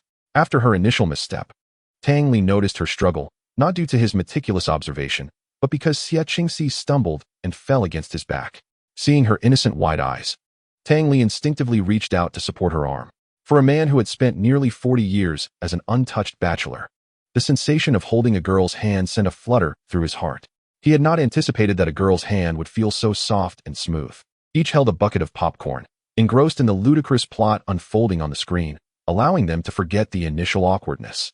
The beginning was rather mundane. Yet the princess was undeniably beautiful, which kept Tang Li from dozing off. However, the story took a dramatic turn when it was revealed that the returning prince was actually transformed from the 3 dragons. During the wedding celebration, he unexpectedly fell for the queen of the kingdom. On their wedding night, he poisoned the princess with a toxic apple and stealthily entered the palace to reach the queen's chamber. Ultimately, the prince, cast off a cliff by the dragons, received aid from a swift dragon and returned to find he was now married to the princess, shattering his heart. As he stood at the door, he heard not a whisper from the room, his heart sinking with despair. Was it too late? He burst inside only to discover the princess, pale and lifeless, asleep in bed. When he found she had no breath, in a fit of exaggerated gestures, he inexplicably kissed her, and to his astonishment, she awakened. Tang Li began to suspect that this film had been sponsored by the leader of the Swift Dragons. He was sure to appreciate it. The final twist was the most explosive revelation. The 3 dragons were alive, while the king was the one who had perished. The dragons had transformed into the king's likeness, leading a scandalous life alongside the queen. Was this what love entailed? After the film, both Tang Li and Xiechingxi were left profoundly shaken. As they exited the theater, the audience appeared dazed, wandering into the lobby. Was the intention behind that twist a hint at a sequel? Let us go, senior sister, Tang Li suggested. After escorting her home, he drove away, while Xiechingxi had initially thought to invite him in for a while. However, recalling her mother's presence, he decided it would be better to visit formally another time. Upon Xiechingxi's return, her mother eagerly approached her. What did you 2 do today? Nothing much, Xiechingxi instinctively replied, touching her left hand. Such a vague response could not escape the keen eyes of her experienced mother, who pressed on with excitement. Did you hold hands? No, we just accidentally brushed against each other. Xiechingxi's cheeks flushed instantly. What is it like to hold a boy's hand? Her mother teased. Oh, mother, you're insufferable. Unable to contain her embarrassment, Xiechingxi retorted before hastily retreating. Observing her daughter's unmistakable infatuation, Xia's mother pondered for a moment before calling Xiechingxi's father to investigate Tang Li. Initially, she had merely sensed her daughter's affection, but now it was time to learn more about this young man. Knowledge is power. To safeguard her daughter's happiness, she felt a surge of determination akin to the early days of her entrepreneurial journey. Having found a suitable son-in-law, she could not let him slip away, fearing that her daughter might one day bring home a less desirable match. After placing her newly bought dresses in the wardrobe, Xiechingxi lay on her bed, picking up her phone. Tang Li, I'm home. Xiechingxi, glad to hear it. Tang Li, I'll prepare myself and come over for dinner. Xiechingxi, why? Is my mother that intimidating? Tang Li, I have a feeling your mother might want me to be her son-in-law. He relaxed in the backyard recliner as he texted back. Xiechingxi clenched her fist, pondering if he didn't want to be her mother's son-in-law. Xiechingxi, that would depend on whether her daughter agrees. She sent the message in a huff. Tang Li chuckled, rapidly typing. No one can refuse my handsome face, not even myself. Xie Qingxi burst into laughter, finding his self-adoration amusing. She then got up from her bed and walked to the full-length mirror, speaking to herself. Mirror, mirror, who is the fairest of them all? Of course, it's your mother, a mysterious voice echoed in her ears, startling her nearly to the point of summoning her nine-tailed fox. Mom, how childish can you be? I find myself pondering the immaturity of some, with their whimsical musings about magic mirrors. I truly wonder what film you all watched today, as your chatter seems rather nonsensical. Dinner is almost upon us. Chapter 85, A Bountiful Reward. Today marks the day of the esteemed professor's class on the history of fairies. Tang Li, having taken a leave of absence, received a call inquiring about his well-being. It has been quite some time since he last saw this venerable instructor. Thus, Tang Li arrived at the classroom well in advance. As the bell rang, the old professor entered the classroom with a flourish, his gaze immediately falling upon Tang Li in the front row, to which he nodded in acknowledgement. History classes are invariably captivating, and this particular lesson unfolded in a delightful atmosphere. Tang, it has been ages. How have things been for you out there? The professor inquired with a smile. Quite well, thank you, Tang Li replied. I've heard whispers of your recent endeavors. Even this old man, idling at home, has caught wind of your exploits. The professor chuckled, well aware of the remarkable actions taken by his student, thanks to his numerous pupils who serve within the Alliance. Tang Li's influence within the Alliance has grown significantly. It is no longer merely his impeccable background that commands respect, but also his formidable prowess that has earned the trust of the Alliance. After accompanying the professor to the school gates and bidding him farewell, Tang Li finally boarded his vehicle. At this moment, anticipation surged within him, for the rewards from his last mission had finally been revealed. Earlier that morning, Chairman Kong had personally called to summon him to the Alliance building in Jiangdu to collect his prize. Upon arriving at the underground level of the Alliance building, he was greeted by a familiar face waiting at the entrance. White Song, I never expected to see you here in person, Tang Li exclaimed. White Song, an investigator for the Alliance, held a position akin to Tang Li's, albeit with differing responsibilities, primarily focusing on security matters. It was indeed a surprise that he was the one tasked with escorting the rewards. Nevertheless, Tang Li felt a swell of joy. The fact that White Song himself was present suggested that the rewards would be substantial. Following White Song into the Alliance building, even they underwent rigorous security checks before arriving at a highly secure room. White Song first handed Tang Li a letter, which detailed the Alliance's commendation for his exemplary execution of the recent cleanup operation, encouraging him to continue contributing to the Alliance. Tang Li beamed as he read the missive. He found the Alliance's words of praise quite endearing. After placing the letter on the table, he turned his expectant gaze toward White Song. In response, White Song retrieved 3 safes from the back of the room. Tang Li's eyes sparkled with excitement upon seeing the safes. Surely they contained something valuable. The security level of these safes is quite high. I will input the first half of the password. The latter half has already been encrypted and sent to you, White Song explained. Tang Li nodded in understanding. After entering the first half of the password and scanning his ID card at the sensor, Tang Li followed suit. Placing his card at the sensor and inputting the password he possessed, the locks of the safes clicked open, and they repeated this process 2 more times until all 3 safes were successfully unlocked. Once the safes were opened, White Song stepped back in adherence to the principles of confidentiality. Upon opening the first safe, Tang Li was instantly overcome with elation as he beheld its contents, an evolution stone from Metagross, precisely what he had been yearning for. The Alliance truly understands his needs. Despite his own difficulties in procuring such an item, it was clear that the Alliance's capability far surpassed his own, showcasing their regard for him through this reward. Tang Li contentedly tucked the evolution stone into his backpack and eagerly opened the second safe. What is this? He mused, as it bore a resemblance to the ghost orb that Quang Tianai once used to control a dream eater, but upon closer inspection, it was not the same. This was a device capable of controlling legendary Pokémon, yet it was evidently a lower-tier version of the ghost orb. Even without the restoration of his powers, Tang Li could sense the dense ghostly energy emanating from the orb, causing him discomfort, prompting him to quickly stow it away. As he had yet to capture a ghost-type Pokémon, he realized he must act swiftly to acquire one. Otherwise, this legendary resource would go to waste. Curiosity piqued. He wondered what the final safe would contain, especially after the wealth of treasures in the first 2. However, upon opening it, his heart sank. Only a piece of paper lay within. Is this merely filler? He pondered, perplexed by its purpose. Yet, the Alliance would not be so careless as to present him with something trivial. This paper must hold significance, though its mystery eluded him for the time being. He resolved to inquire about it with Grandfather Kong later. Noticing that Tang Li had gathered his rewards, White Song approached, producing a folder and pen, which he placed upon the table before Tang Li. "Since you have received your rewards, please sign here," he requested. After reviewing the document, Tang Li affixed his signature.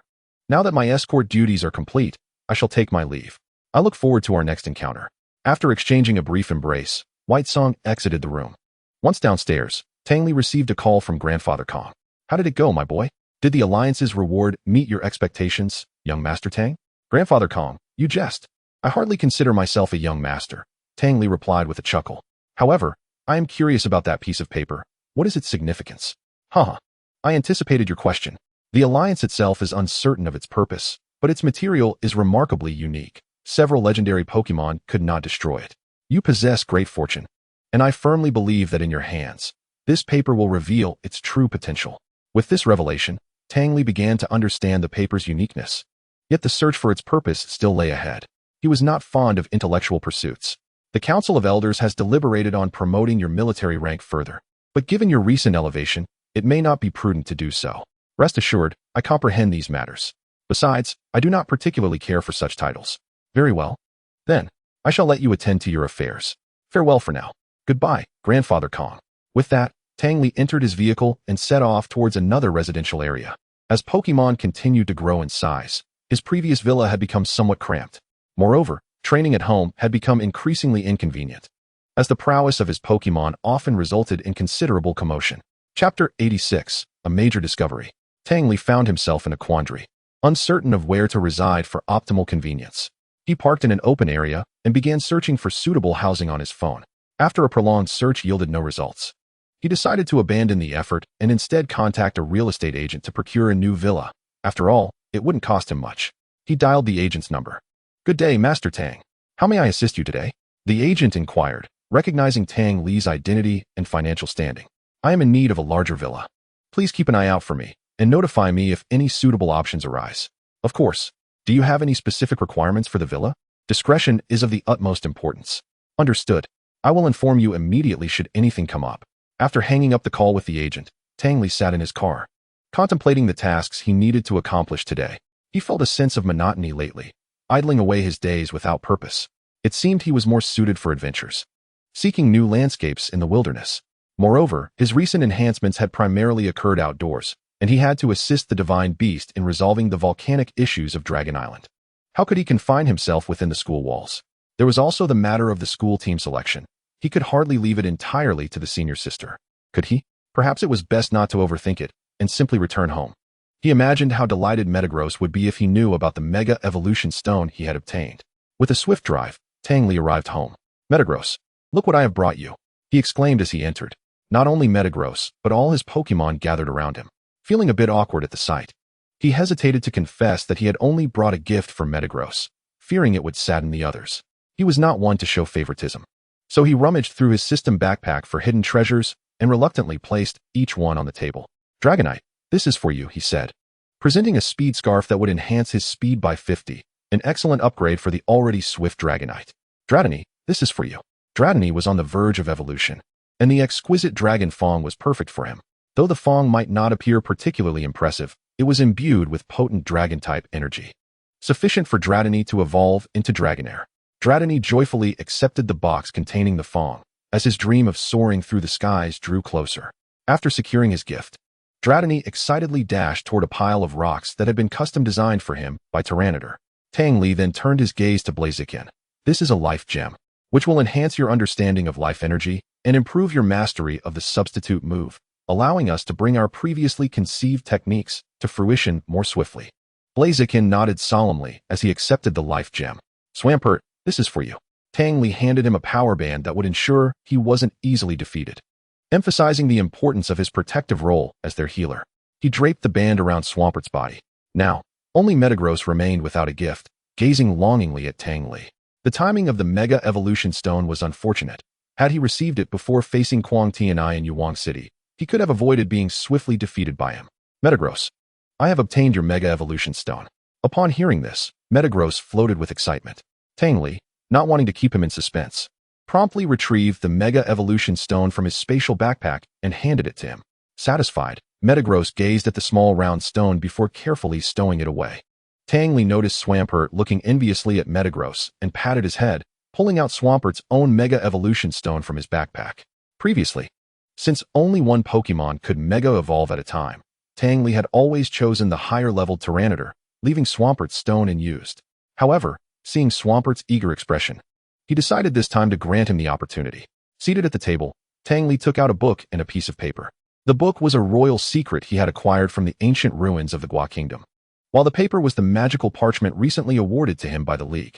Upon careful examination of the materials, Tang Li found no similarities, which dashed his hopes of a connection. Nonetheless, he pondered whether the techniques and martial arts within the secret could also be practiced by him. Previously, he had only instructed Blaziken to teach Tyranitar and Swampert, never considering his own training. His proficiency in psychic abilities stemmed from the techniques taught by his grandfather. If the secret could be applied to humans, then teaching it to his grandfather could lead to significant advancements in his strength. Resolute, Tang Li tucked the paper away and began to meditate according to the poses outlined in the secret. To ensure safety, he called upon Blaziken and Swampert for assistance. Blaziken guided him through the process, while Swampert was ready to intervene if anything went awry. With Blaziken's support, Tang Li made remarkable progress, soon feeling the suction within him intensify as the life energy in the air was drawn into his body. However, after a short while, a sharp pain struck his head, halting the suction. Upon stopping his practice, he realized his head throbbed painfully, a clear sign of excessive mental exhaustion. Yet, the effects of his training were evident. His meridians felt reinforced, and the efficiency of absorbing life energy had significantly improved. This discovery brought him joy, but he pondered how to address the issue of mental fatigue. As he benefited from Swampert's healing droplets, his mind cleared. Strengthening his meridians implied he could elevate his Pokémon's power to greater heights without the risk of exhausting himself as he had during his duel with Quang Tianai. The increasing efficiency of absorption would allow him to draw life energy from the atmosphere, while simultaneously channeling it into his Pokémon during battles. If he could achieve a balance between input and output, he would be able to provide limitless energy without depletion, securing an invincible position. Chapter 87, Supreme Breathing Technique. Yet still, the problem of mental exhaustion lingered in Tang Li's thoughts. Do you remember the black crystal we discovered in that box? Blaziken prompted, having overheard Tang Li's musings. Of course, Tang Li exclaimed, suddenly enlightened. Since this secret was a royal treasure of the Gua Kingdom, they would surely know how to utilize it. Having already experienced its demand for substantial mental energy, Tang Li deduced that the Gua Kingdom must possess solutions. He retrieved the black crystal from his system backpack and instructed Swampert to summon water to cleanse it. This black crystal had likely passed through many generations and countless hands. Tang Li planned to carry it closely, ensuring it was thoroughly cleaned beforehand. After Blaziken diligently washed and dried it, he handed it back to Tang Li, who cradled it in his arms and resumed practicing the breathing technique. At that moment, Tang Li felt an abundance of mental energy flooding his mind, limitless and inexhaustible. As he continued to practice the technique, it accelerated within him. In the backyard of the villa, a vortex began to form, drawing in the life energy that permeated the air. The scene was astonishing, captivating all of Tang Li's Pokémon. Blaziken watched Tang Li with caution, concerned about whether his body could withstand such a surge of life energy. He informed Metagross of the situation, urging him to keep a close eye on Tang Li's condition. Fortunately, Tang Li soon ceased the practice of this breathing technique, allowing the surrounding green whirlpool to gradually dissipate. He approached his first attempt with a degree of caution, apprehensive about potential mishaps. Many practitioners had found themselves ensnared by the perils of their own training, and he had a promising future ahead that he wished to safeguard from unforeseen calamities. Just as he contemplated an internal examination of his body, he discovered his spirits encircling him, their gazes filled with concern. "I am fine. Everything is proceeding smoothly," Tang Li reassured them before making his way to the bathroom. He felt as though he had undergone a transformation akin to the washing of tendons and marrow, experiencing an extraordinary lightness in his body, albeit accompanied by a somewhat unpleasant odor emanating from the dark impurities within him. He had not anticipated such remarkable effects from his first endeavor with this breathing method. How had he not considered that it could also be utilized by humans? Nevertheless, it was not too late to discover it now. Upon exiting the bathroom, Tang Li cast his previous garments far away, repulsed by their foul stench. Activating his mastery of life energy, a green aura enveloped his hands, and to his astonishment, The previous damage to his meridians had been inadvertently healed by this serendipitous experience. In high spirits, he aimed a palm cannon at the resting dragonite, rousing it from slumber. Momentarily believing it had been awoken from a delightful dream, it merely smacked its lips and returned to its peaceful repose. Observing the adorable visage of the dragonite perched on the windowsill, Tang Li couldn't help but chuckle. Although his actions had been somewhat unethical, the joy he felt was undeniable. After enjoying a gentle evening breeze, he turned his attention to more pressing matters. Tang Li entered his study and translated the entirety of the manuscript into Alliance script, subsequently retrieving his camera to capture the contents. Following this, he dialed his grandfather's number. "Dear grandson, is there something on your mind?" An affable elder inquired while seated beneath a pavilion, relishing the cool air. "Grandfather, I've discovered something extraordinary." "What is this remarkable find? Speak freely, for I have no one else here to listen." He understood that it must be something significant, given the tone of his grandson's voice. "I have uncovered a top-tier breathing technique." "What?" The worldly wise grandfather Tang expressed his astonishment. "Are you certain of this?" "Absolutely. I have just tested it, and its efficiency surpasses the method you previously taught me by at least 20-fold. That indeed qualifies as a top-tier breathing technique." Grandfather Tang's breath quickened.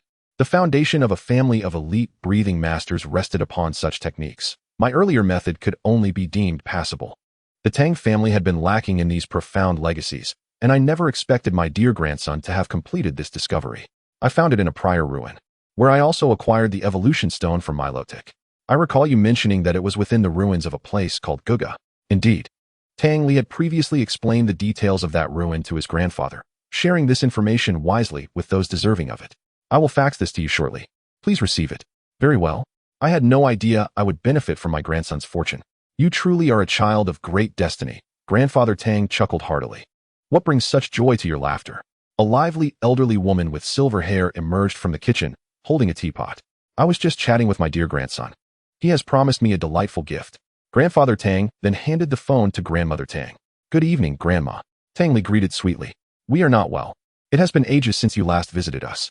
I have been busy. I did come home once, but regrettably, you were not there. Are you blaming us now?" "How could I? I shall make a point to spend time with you soon. By the way, the Milotic evolution stone I sent should be to your liking." The notion that Milotic could not undergo mega evolution had become a widely accepted consensus in the Pokémon world, yet Grandmother Tang, through her inquiries and research, had concluded otherwise. She had even speculated on the form of Milotic's mega evolution stone based on its genetics, which was why Tang Li immediately recognized it. Overjoyed, she relished in the satisfaction of having silenced those who had doubted her. The moment Milotic evolved, their astonishment was palpable. At this point, Grandmother Tang couldn't help but laugh along. After conversing with his grandparents for a while longer, Tang Li ended the call. After sending the photos via fax and outlining a few precautions, he stretched his limbs and drifted into slumber. On the following morning, Tang Li awoke promptly, as was his custom, and made his way to the edge of the forest to commence his training. The life energy here was significantly more abundant, yielding superior results. He discovered that the breathing technique only required the assistance of black crystals during the initial attempts, with its necessity diminishing thereafter. Once his grandfather had familiarized himself with the technique, he planned to send the black crystals to him, thus minimizing any risks involved. The importance of this breathing method was undeniable. This time, he was accompanied by not just a single Talonflame, but several Pokémon surrounding him. Chapter 88, The Youth Training Camp. The selection trials for the school team proceeded smoothly. As a highly regarded event for the students of Jiangdu University, the spectator stands in the battle hall were filled with classmates eager to join in the excitement. "What a lively atmosphere, senior," Tang Li remarked to his seniors standing beside him at the coach's bench.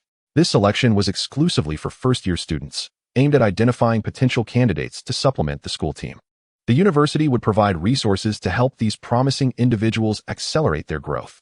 Similar to youth training in football, Jiangdu University, being among the top 3 universities in the Pokémon world, boasted ample resources, attracting many aspiring trainers.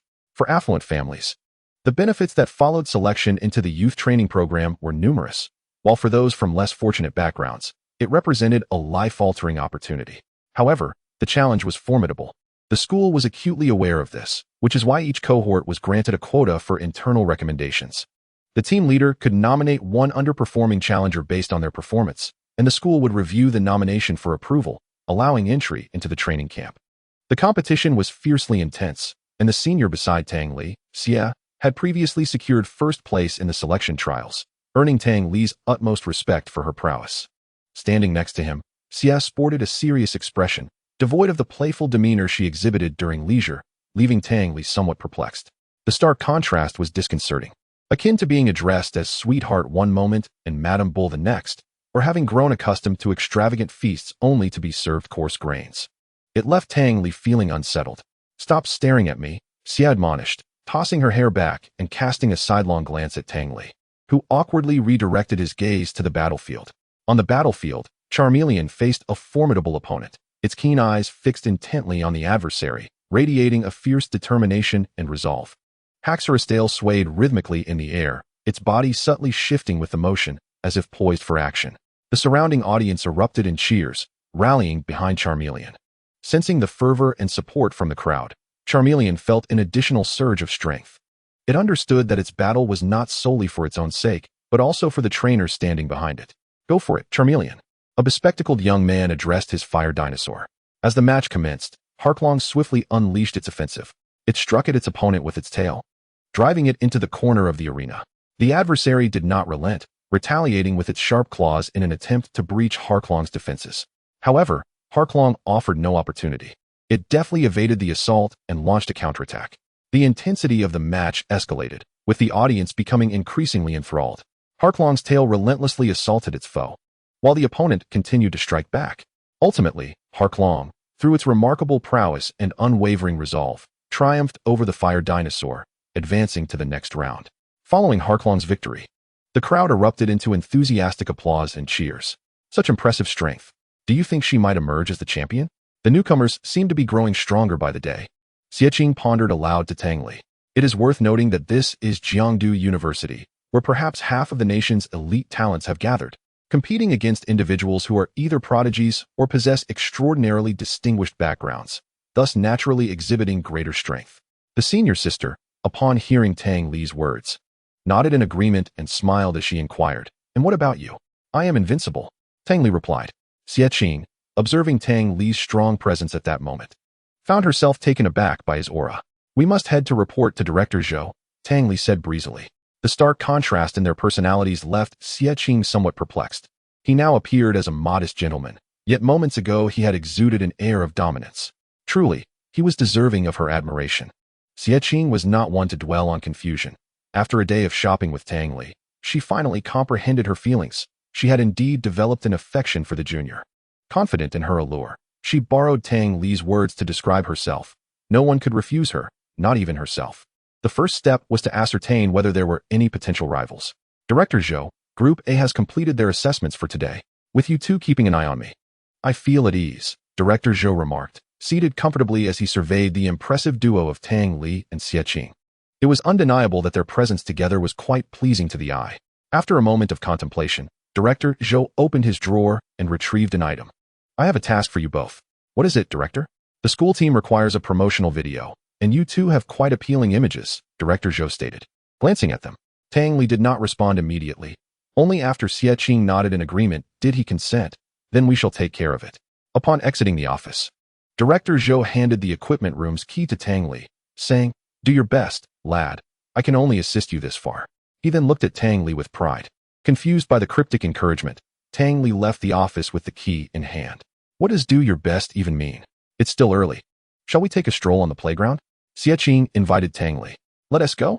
A gentle breeze caressed the air as the warm glow of the setting sun enveloped the earth, infusing the world with a comforting warmth. As Xiaqing and Tang Li walked along the track, they discussed the upcoming filming methods, for Director Zhou had only provided the equipment without stipulating the content. The playground was bustling with students, and upon seeing these two campus luminaries walking and conversing amiably, curiosity about their relationship ignited among the onlookers. Were they perhaps already a couple? The gossip mill churned, causing a stir on campus forums. "You better not be eliminated too soon." "Laughable, you know my abilities. My goal is to secure first place." "We'll see. I may very well be the one to eliminate you." "Cursed all, let us move." This was the first time he had heard such bold words. Watching the retreating figure of the girl who had just spoken, Du Wei felt a sense of bewilderment. He then picked up his EV and headed towards the student dormitory. Chapter 89, Training Camp. The assessments for Group A concluded yesterday, and today it was time for Group B. The participants in the selection competition had been divided into two groups. Prior to the grouping, Tang Li and Xie evaluated the abilities and levels of the applicants and distributed them evenly to avoid a disparity in strength between the groups, ensuring that neither group was overly strong nor weak.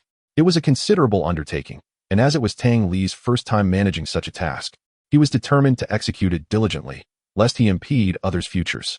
Today marked the final day of the selection competition, and the school placed significant importance on it.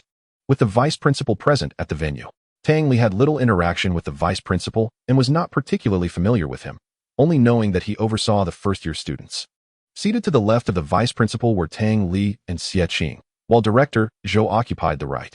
The gathered crowd speculated about Tang Li's identity, with Xie Qing, the captain of the Jiangdu University team, naturally deserving her position.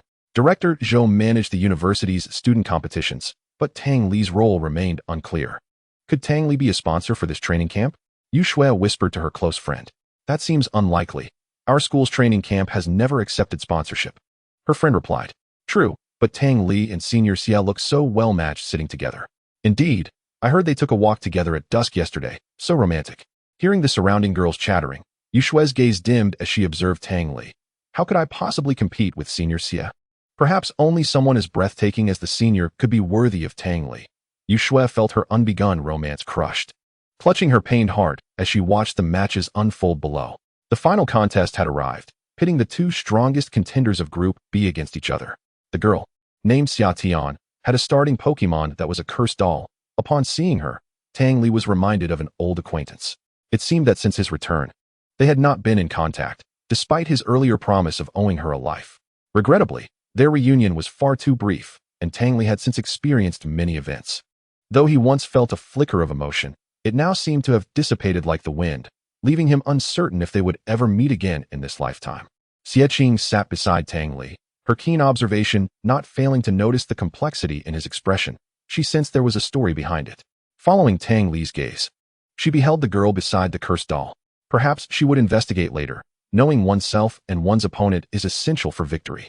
It was improbable for Tang Li to harbor feelings for anyone within the school, so it must have transpired during his time away. Xie Qing's mind raced. Contemplating all that could have occurred, she was determined to win over the junior. After all, she had come first, and she could not allow herself to be outdone. The cursed doll appeared both mysterious and fearsome, its dark form shimmering with ghostly white light, instilling an ominous premonition. Its eyes conveyed a chilling aura. As if capable of seeing through all, the cursed doll emanated a powerful dark energy that sent shivers down one's spine. In stark contrast, Evie was petite, its soft fur exuding cuteness. Its round eyes sparkled with wisdom and courage, as if it understood its irreplaceable role in the match. Evie radiated a refreshing aura, providing comfort and reassurance. As the match commenced, the cursed doll, under Xia Tian's command, initiated the attack. A ghastly howl erupted, as dark energy swiftly coalesced into a formidable wave of attack, lunging towards Evie. Reacting with remarkable swiftness, Evie unleashed a delicate mist, causing the assault to dissipate upon contact. Subsequently, Evie initiated a counterattack, nimbly evading the cursed doll's strikes, while seizing the opportunity to unleash several electric shocks and fireballs that compelled the cursed doll to retreat. Enraged, the cursed doll unleashed a tempest of dark energy, attempting to ensnare Evie. However, Evie deftly navigated the storm with charm and cunning, redirecting its fury and ultimately neutralizing the cursed doll's onslaught. The battle escalated in intensity, captivating the audience with every moment. The cursed doll relentlessly launched powerful assaults, while Evie deftly mitigated these threats, retaliating with precision. Ultimately, through its intellect and valor, Evie triumphed over the cursed doll. The victory belonged to Du Jie and his Evie. Although Summer's defeat did not hinder her admission to the training camp, losing to the boy she had confidently challenged the day before left her feeling somewhat disheartened. I shall not be defeated by you again, mark my words, she declared. Du Jie, observing the tenacious and competitive girl before him, replied with a smile. Welcome to challenge me, though your current prowess is insufficient. After witnessing several battles involving Du Jie's Evie, Tang Li discerned his exceptional coordination skills. It was evident that Evie's agility and ability to evade the cursed doll's attacks were no mere coincidence. There are no simple individuals here, Tang Li mused to himself. As all matches concluded, the audience gradually dispersed, and after escorting the vice principal away, The three entered the conference room to begin organizing the list of entrants for the training camp. This training camp would admit 15 participants, necessitating the elimination of 2 or 3, a brutal selection process. The top 7 from Group A and the top 7 from Group B would be selected, along with one wildcard entry from Tang Li. Tang Li, once you have chosen your candidate, please attach their battle video and send it to me. I shall take my leave, he said, taking the list of 14 individuals and exiting the room. At this moment, only Tang Li and Xie Qingxi remained in the conference room. Tang Li, have you decided who the wildcard entry will be? Xie Qingxi inquired with curiosity. Indeed. Tang Li nodded, presenting a video for them to watch together. Observe the commanding prowess of this student with his B-drill. Most trainers selecting bug-type Pokémon as their initial choice do so due to financial constraints, unable to afford superior starter Pokémon eggs. They often resort to foraging in the wild for insects. However, this student, Mu Liang, has pushed his command and training of B-drill to its limits, indicating that with continued resources, his B-drill could grow even more formidable under his tutelage. He skillfully utilizes the resources at his disposal. Furthermore, his record shows that he easily defeated his first opponent, only to face Du Wei's EV in the second round, a thrilling battle that ultimately resulted in his defeat, thus losing his chance to advance. Tang Li yearned to witness just how far a B-drill could ascend in this world, perhaps even reaching a level of prowess akin to a tenth of a god's. Thus, he resolved to select him. After thorough comparisons, Tang Li concluded that Mu Liang was an exemplary candidate. He drafted a justification for his selection on his computer, along with videos of Mu Liang's 2 battles, and sent them to Director Zhou's email. Everything was in order. Chapter 90. The storm approaches. I'm off. The work is done. Tang Li gathered his belongings and addressed Xie Qingxi, who was waiting for him. What work? We still have the promotional video to shoot. Let us keep at it. The senior said, dousing him with a bucket of cold water. I'm so tired. Tang Li lamented, stretching wearily. Principal, here is the list of our selected trainees for this training camp. After receiving Tang Li's email, Director Zhou quickly organized the information and proceeded to the principal's office to report. The principal carefully reviewed the personnel information handed to him, as this matter directly impacted the future of Jiangdu University and warranted utmost attention. It seems this year's recruits are stronger than those of last year. Excellent work, he remarked. Both Tang Li and Xie Qingxi have overseen this. I merely supervised. They've done well. What are they up to now? The principal inquired, curious about the duo. They are currently responsible for filming the Team S promotional video. Filming? The principal appeared somewhat perplexed. Director Zhou, sensing the principal's confusion, asked, is there anything inappropriate about this arrangement? According to intelligence, Kyoto University might dispatch top-tier players to challenge our 4 consecutive championships, along with Magic City University. And even Beiwang Military University is eager for this title. You should instruct them to focus on training. Let the top 2 from this selection handle the promotional work. It's a fitting arrangement. Upon hearing the principal's words, Director Zhou's expression turned serious.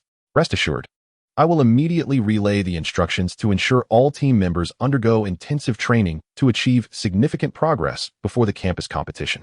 I trust you to handle this. Should you require anything, submit a report, and I shall approve it. With that, Director Zhou swiftly exited the principal's office. Meanwhile, Tang Li and the senior were discussing the details of the filming, how, when, and what to shoot, when Director Zhou hurried back into the conference room where Tang Li was. Director Zhou, is there something you need? The duo paused their work, looking at him with curiosity.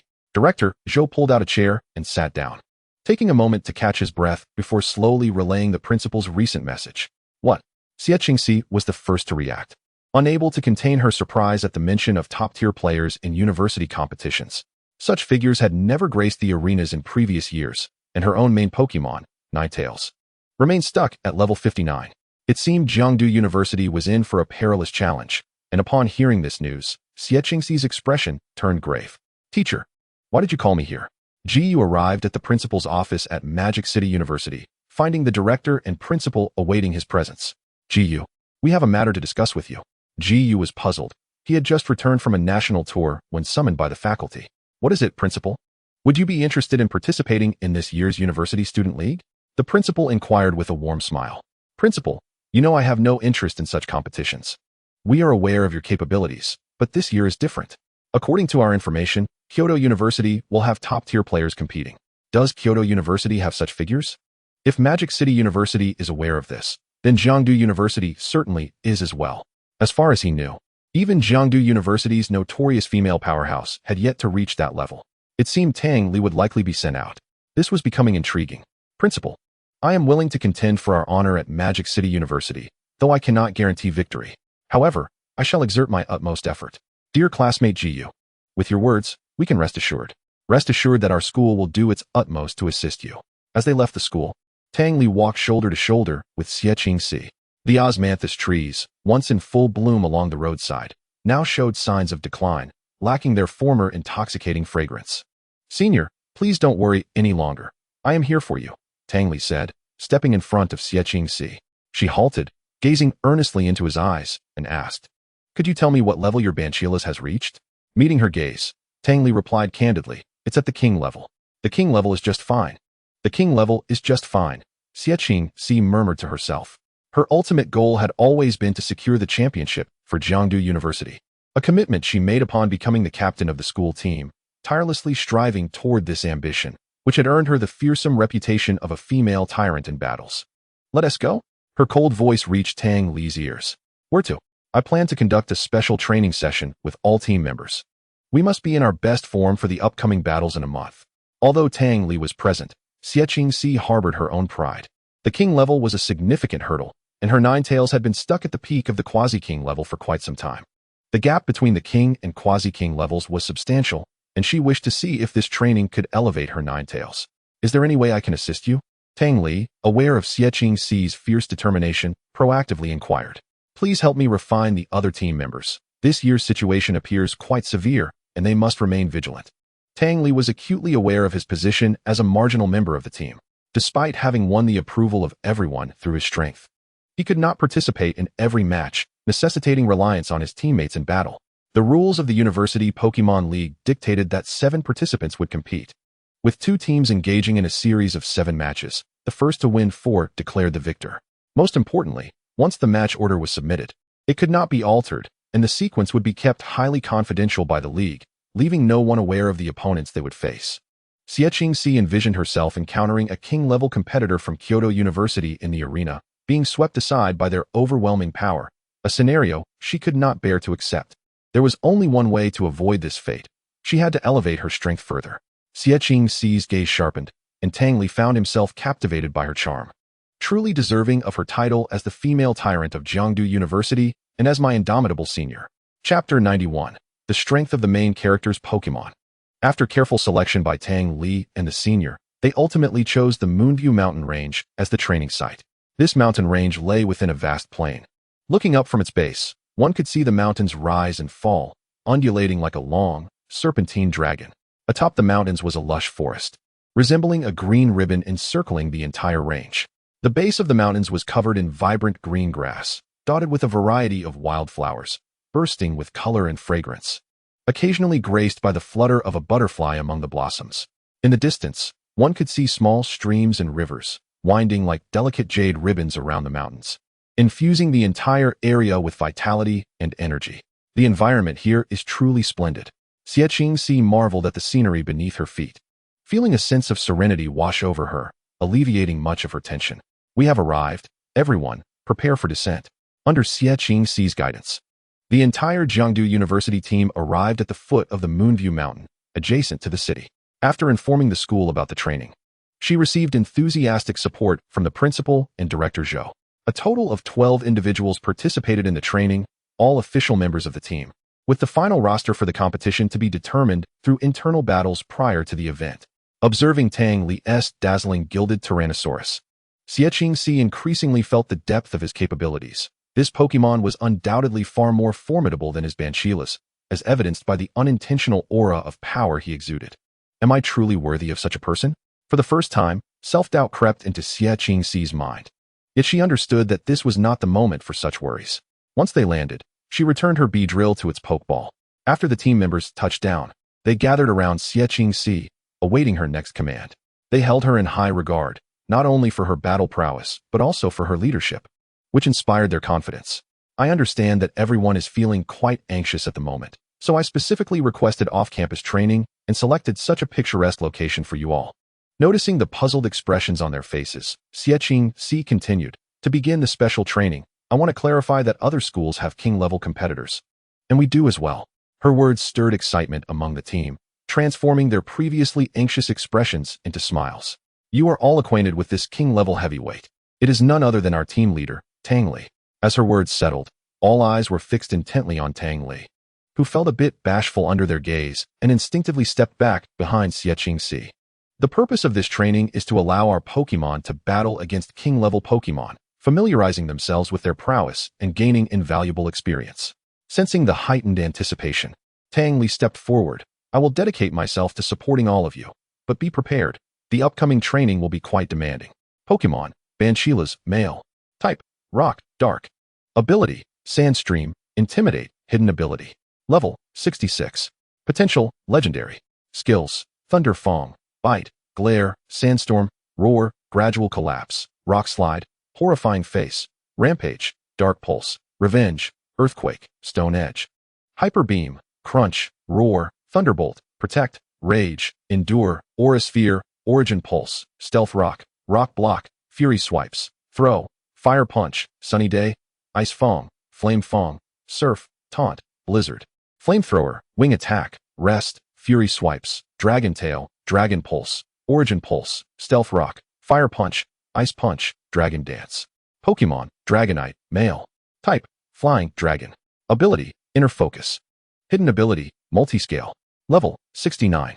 Potential, Legendary. Skills, Wing Attack, Hurricane, Fire Punch, Thunder Punch, Feather Dance, Bind, Glare, Thunder Wave, Twister, Dragon Rage, Body Slam. Agility, Dragon Tail, Waterfall. Draco Meteor, Protect, Dragon Dance, Outrage, Hyper Beam, Dragon Claw, Roar, Sunny Day, Ice Beam, Blizzard, Light Screen, Protect, Rain Dance, Thunder, Volt Tackle, Shadow Clone, Flamethrower, Sandstorm, Rage, Rest. Quick Attack, Fire Punch, Meteor Shower, Icy Wind. Pokémon, Blaziken. Level, 53.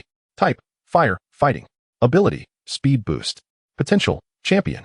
Skills, Flame Punch, Claw, Howl, Charge, Spark, Combo Kick.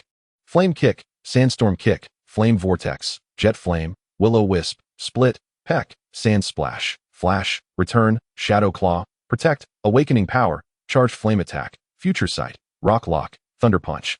Thunder Palm, Sword Dance, Sky Uppercut, Enhanced Punch, Burning Flash Kick, Ice Beam, Shadow Clone, Shadow Claw, Wave Missile.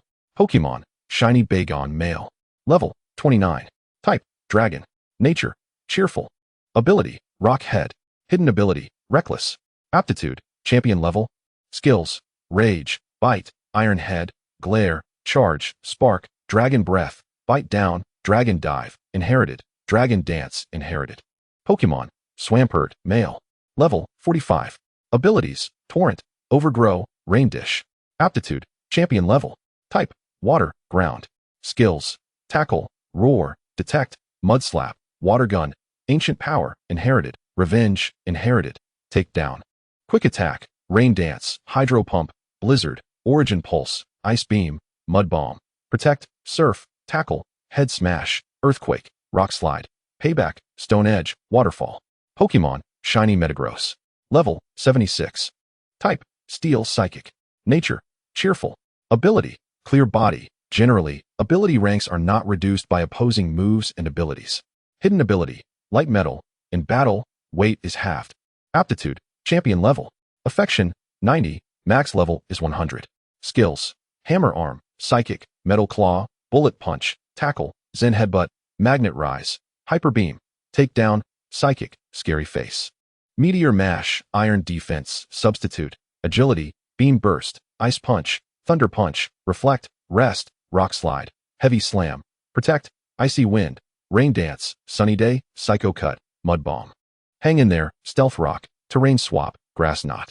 Chapter 92. Senior Sister, Be Gentle. Tyranitar stood majestically in the wilderness, gazing at the Pokémon before him. Tyranitar, take it easy, don't break them all, Tang Li said to the somewhat eager Tyranitar. It had been a while since he had engaged in battle since his elevation via the stone tablet, and now he was indeed itching for a fight. The onlookers stared in awe at the outlandish giant. In their understanding, while Tyranitar was large, he was not this colossal. Tyranitar resembled a small mountain, and the golden patterns on its body added an air of majesty. Its mere presence exuded an overwhelming pressure, causing their Pokémon to hesitate to approach. You can choose to battle one by one, or you can all come at once. We have plenty of time. This special training will last a long while. Xiaqingxi was equally astonished by Tang Li's Tyranitar. She had only seen the unevolved Larvitar before and was now witnessing its evolution for the first time. Just as she was about to release her Ninetales to battle Tyranitar, Tang Li said to her, "Senior sister, come with me." Confused, Xiaqingxi followed Tang Li to the side, unsure of what he was up to while she was also preparing for special training. "Senior sister, hasn't your Ninetales been stuck at level 59 for quite some time?" Tang Li took a few steps back and said, "Yes, why?" Xiaqingxi inquired, puzzled. "Let us have a battle with your Ninetales." Tang Li continued, "Is it only based on your Blaziken? Although you previously defeated Greninja, it's still far from matching my Ninetales." Xiaqingxi proclaimed confidently, as Ninetales was her absolute trump card. "Have you ever experienced true despair, Xiaqingxi?" Tang Li gently pressed the button on the Pokeball and tossed it into the air. With a thunderous roar echoing across the wilderness, a majestic Dragonite appeared, gazing indifferently at Xiaqingxi and her Ninetales. "Ninetales, do you wish to dance?" Tang Li entered battle mode, coolly addressing the opposing Ninetales. There's even a champion-level Pokémon. Xiaqingxi exchanged determined glances with Ninetales, a flicker of resolve in their eyes. "Don't think we fear champion level. We are here to battle champion level. Ninetales, don't let him be so arrogant. Bring him down." Despite the overwhelming pressure from Dragonite, Ninetales remained undaunted and launched a tentative attack. A massive column of fire erupted from its mouth, but the effect was minimal. Dragonite effortlessly dodged Ninetales' fiery breath. "Is this the extent of the infamous Overlord?" Tang Li teased, trying to unsettle Xiaqingxi's mindset.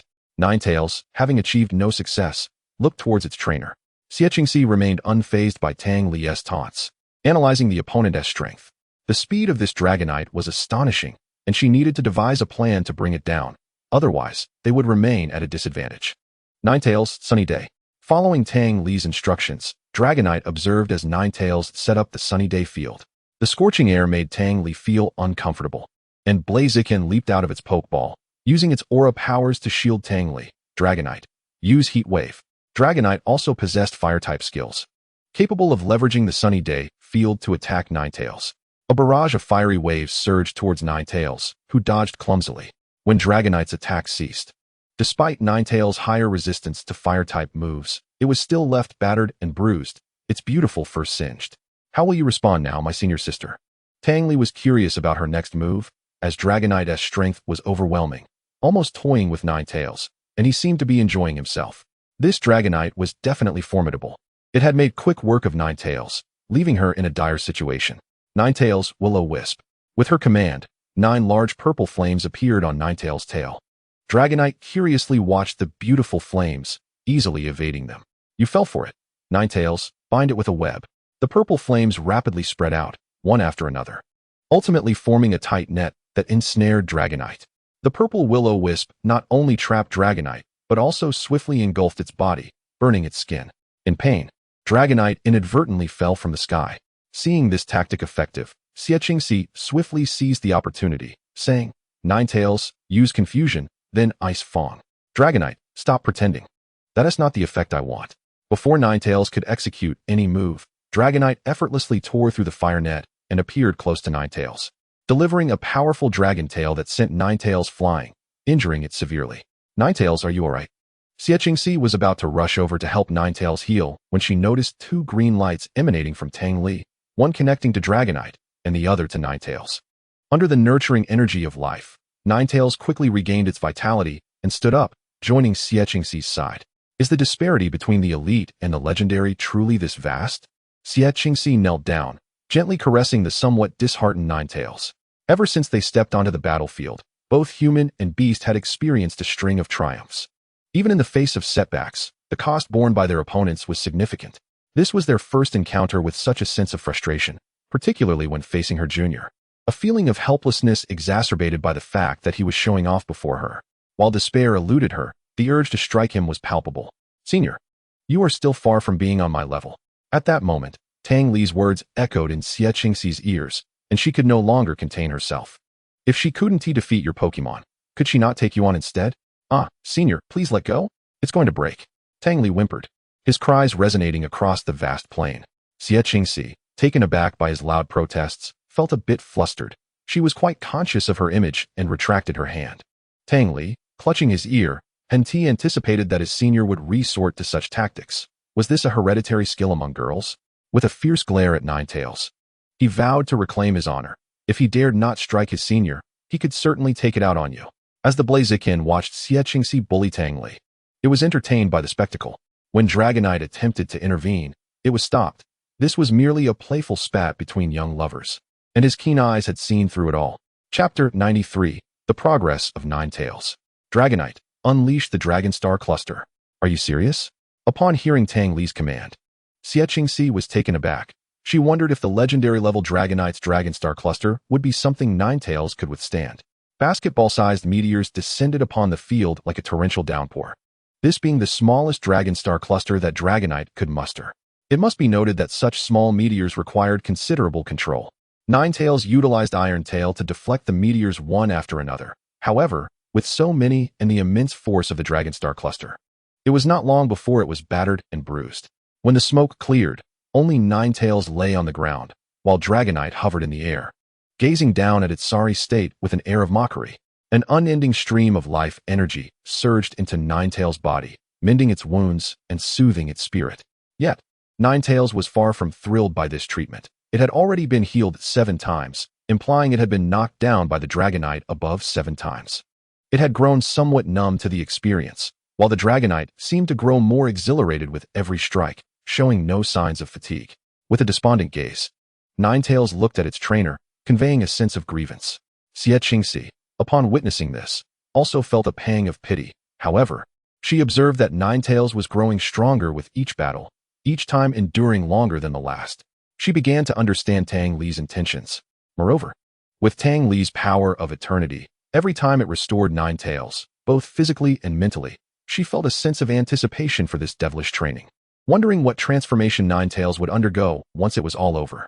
Yet, after such intense commands, she too felt some fatigue.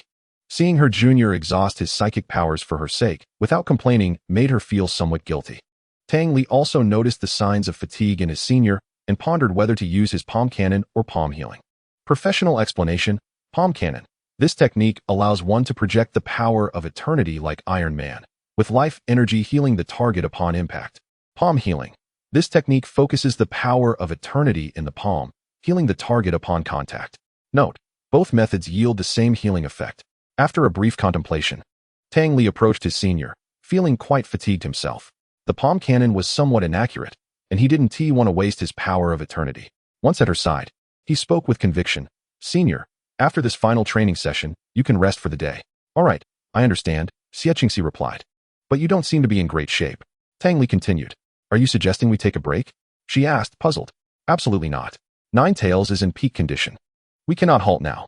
How about I help you heal, just as I do for Ninetales? Xie pondered for a moment, recognizing the validity of her junior's argument, and agreed, closing her eyes in anticipation of Tang Li's infusion of energy. After a short wait, she opened her eyes. Why does it feel like it's over already? She asked, her eyes wide with innocence. My energy is somewhat depleted. I can heal Pokémon from a distance. But for humans, proximity is necessary, Tang Li explained. Without overthinking it, Xie extended her hand. Tang Li grasped her hand once more, its softness and smoothness almost ethereal, and he instinctively squeezed it. Xie felt his touch and maintained a neutral expression, inwardly thinking, my junior is so diligent for me. Perhaps I should reward him a little. Tang Li, however, did not forget the task at hand. The power of eternity surged within his palm, flowing into Xie to alleviate her fatigue. Witnessing her expression of relief filled him with pride. The healing effect of eternity was indeed delightful. He often performed massages for his Pokémon, and the results were always remarkable. Tang Li contemplated further developing the potential of eternity. Currently, it merely leaned towards healing assistance. If he could wield eternity in such a way that it brought others to a state of blissful oblivion, while simultaneously allowing his Pokémon to unleash their ultimate moves, that would be the legendary blissful demise. The concept of a poisonous milk skill needed to be explored. Tang Li believed this method held great promise. How long do you intend to hold on?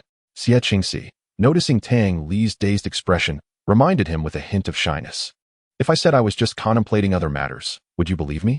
Tang Li replied earnestly, concerned for his own integrity. Xie shot him a glance.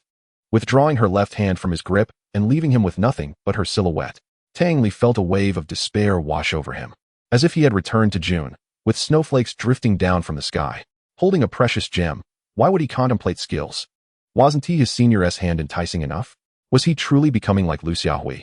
Nine Tails, use Protect. Let us make a stand with Fire Spin. We can't just keep taking hits. A blast of dragon breath from Dragonite struck Nine Tails, but it managed to withstand the attack due to Protect, allowing Fire Spin to snake up along the dragon breath like a serpent.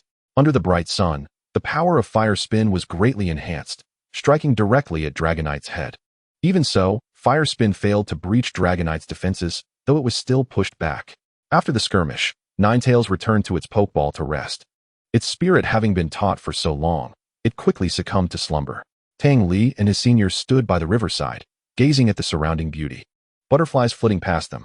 In a moment of whimsy, Tang Li let the power of eternity surge forth, drawing the butterflies to dance around them.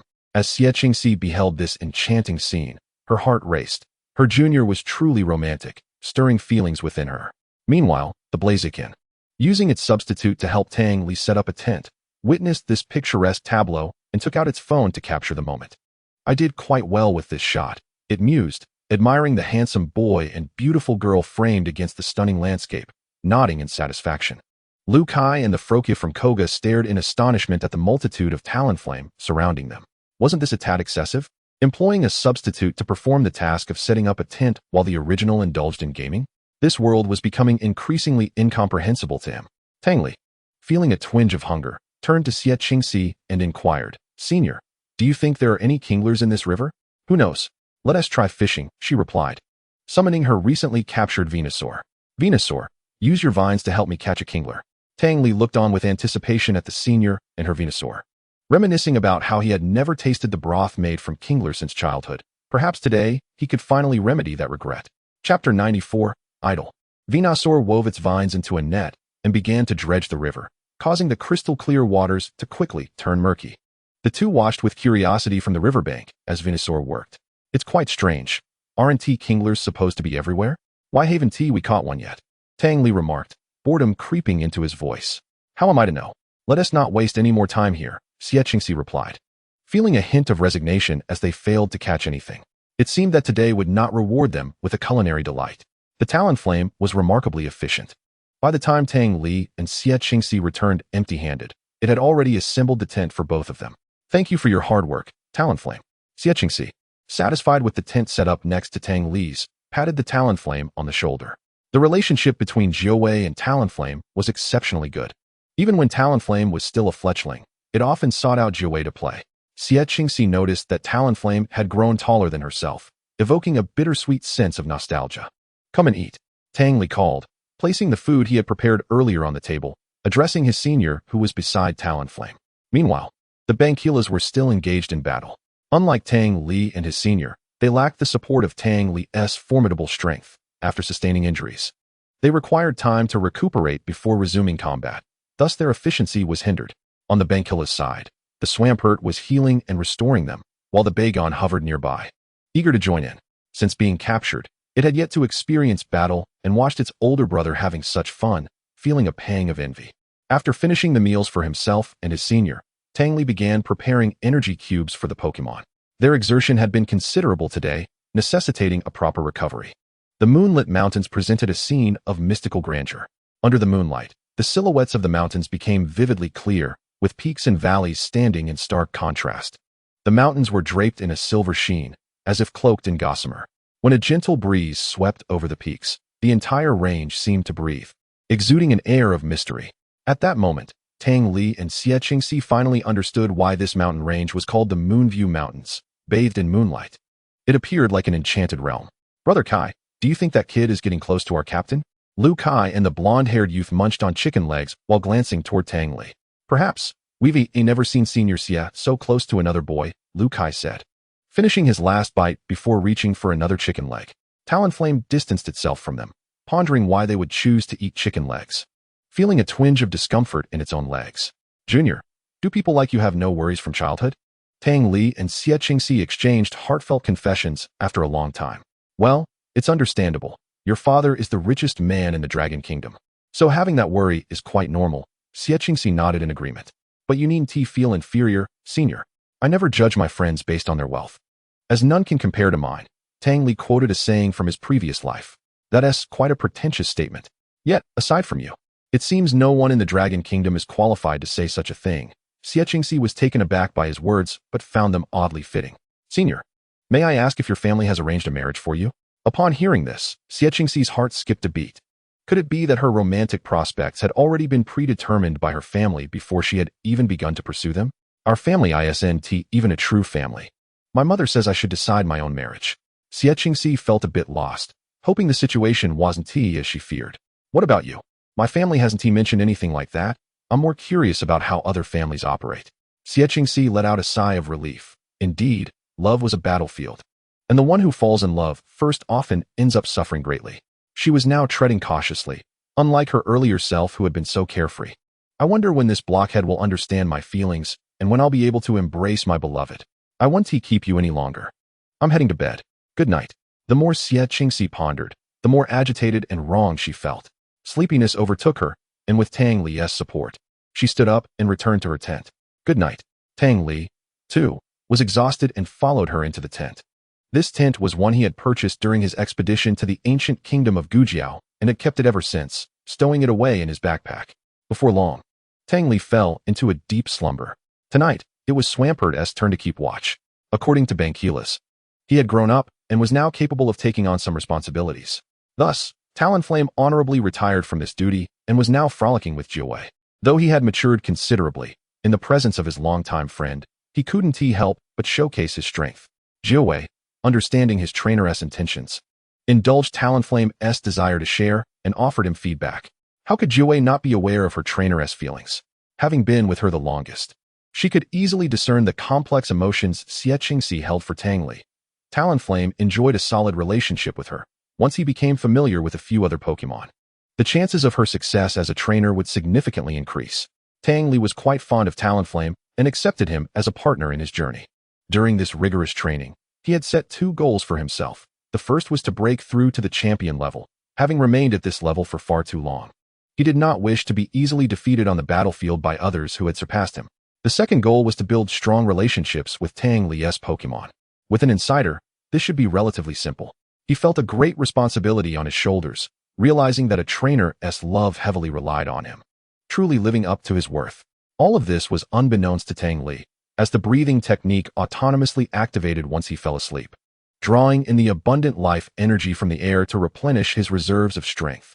Once enough energy was restored, the life energy within him began to flow more puristically, transforming into an even more refined essence, the green hue becoming increasingly pure. Invisible to the ordinary eye, waves of life energy continuously streamed into Tang Li's tent. Outside, Swampert observed this scene with curiosity, ensuring Tang Li was unharmed before he too began to absorb the vast life energy. Chapter 95, Complete Collapse. Xie Qingxi deployed all her Pokémon. Jiawei, adorned with golden fur and 9 long tails, exuded an air of nobility and grace. Venusaur stood proudly, its back blossoming with a massive red flower, 6 large petals speckled with white, the very one she had captured previously. Even Pidgeot radiated an imposing aura, its fierce gaze reflecting its immense power. Another Ball Sea Lion is a newly hatched Pokémon of hers, and Tang Li soon realized that his senior's Pokémon possessed quite a diverse array of attributes. After a moment's contemplation, Tang Li dispatched his own battle lineup. The Ball Sea Lion clung to her leg, cautiously observing the crowd. Being shy, she had remained hidden within her Pokeball the previous night, and it was anticipated that her disposition would improve significantly upon evolving into a dazzling sea lion. Yesterday had been dedicated to honing the single combat prowess of his 9 tails, while today they would engage in a team battle. Tang Li sent forth his Swampert, Blaziken, and Bagon.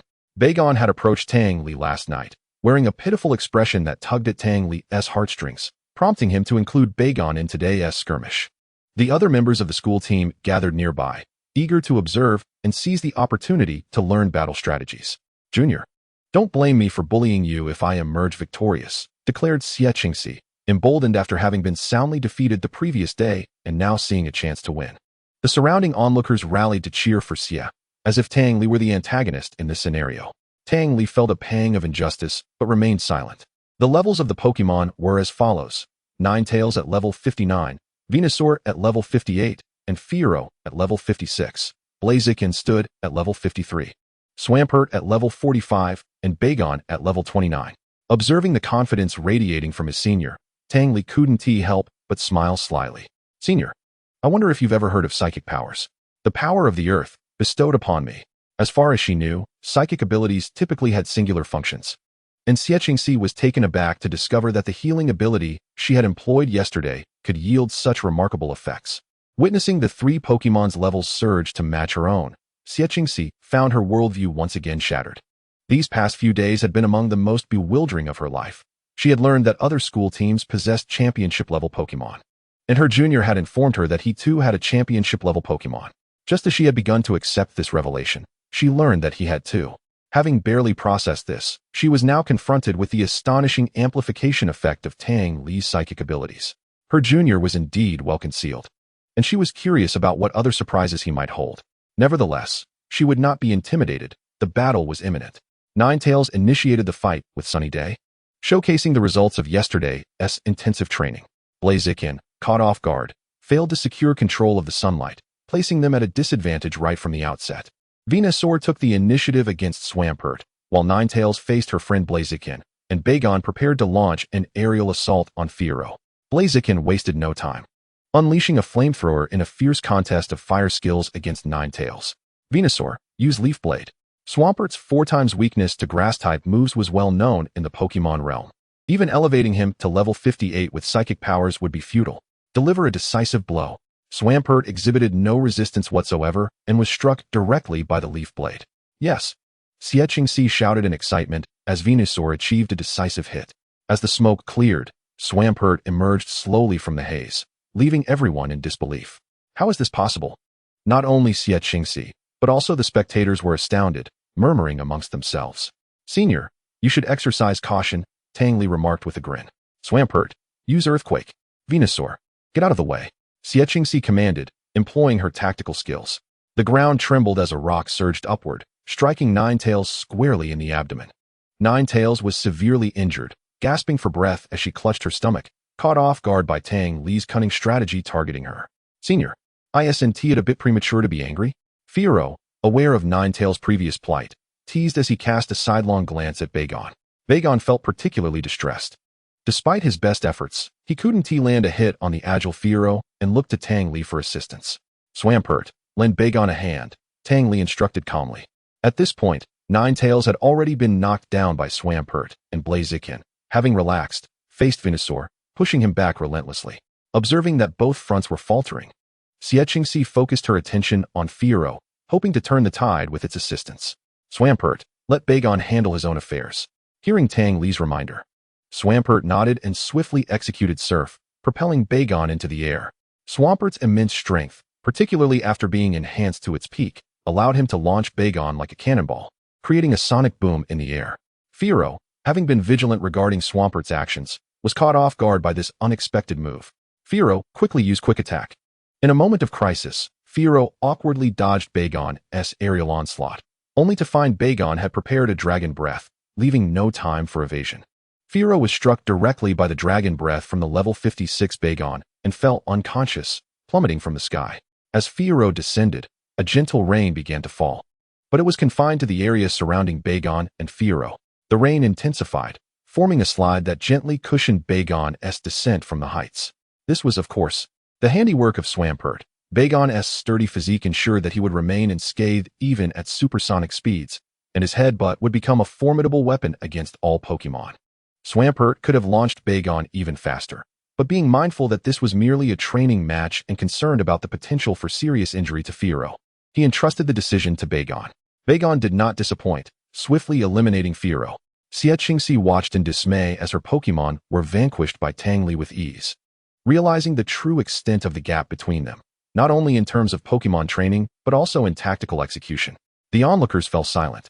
Witnessing how Tang Li had triumphed without employing any so-called strategies, merely utilizing some basic techniques to effortlessly defeat the formidable Xiaqingxi, all without even calling upon his championship-level Pokemon. Chapter 96, School Team Dinner. At this moment, only Venusaur remained in Xiaqingxi's camp, valiantly holding on. Venusaur, use Sleep Powder. Tang Li commanded. Surprised to hear her opponent issue commands to her, Venusaur instinctively glanced towards Xiaqingxi. Venusaur, use sleep powder, Xiaqingxi relented. Unsure of Tang Li's intentions, but complying nonetheless. You three, do not evade. The sleep powder enveloped the three Pokémon, creating a green aura above their heads that prevented the powder from taking effect. Xiaqingxi recalled Venusaur and approached Tang Li, curious about what was happening. It's nothing. I merely wish to test the new function of my psychic ability.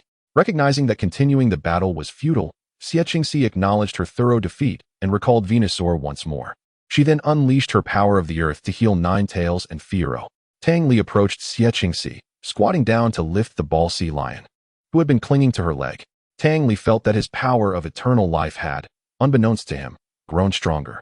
This morning, he discovered that the nearly depleted energy from yesterday had returned to a state of abundance, and it had become more refined, its hue appearing richer and more vibrant. Upon noticing these changes in his body, Tang Li was taken aback. However, all signs indicated that these transformations were beneficial, allowing him to relax. The increasingly pure energy of eternal life greatly enhanced Tang Li's healing abilities, and after a brief period, Bai Jiao and Zhou Wei were revitalized and full of vigor. Days later, Tang Li and his companions returned to school, weary from their journey. The once exuberant team members had become more reserved, yet their eyes conveyed a sense of formidable presence. After enduring several days of grueling training, their combat skills had improved dramatically, distinguishing them from their former selves. They felt confident they could easily defeat the versions of themselves that existed prior to the training. Even more thrilling was the news that Xiaqingxi's Zhou Wei had ascended to the king level. This meant their school team would now boast two competitors of such caliber, rendering the participant from Kyoto University no longer a threat. Upon hearing this news, the principal and the director were elated and promptly allocated funds from the team budget to treat the team to a grand feast. They opted for a restaurant known for its delectable home-style dishes, deciding to save a visit to a more upscale establishment for after they secured victory. Lu Kai cheerfully took charge in the private dining room, exclaiming, "Let's eat and drink well. Junior Tang, no, Team Leader Tang, I raise a toast to you. Previously, I failed to recognize your stature, and I owe you an apology," said Huang Mao, approaching Tang Li with a glass in hand. Without hesitation, he downed his drink in one gulp before pouring himself another.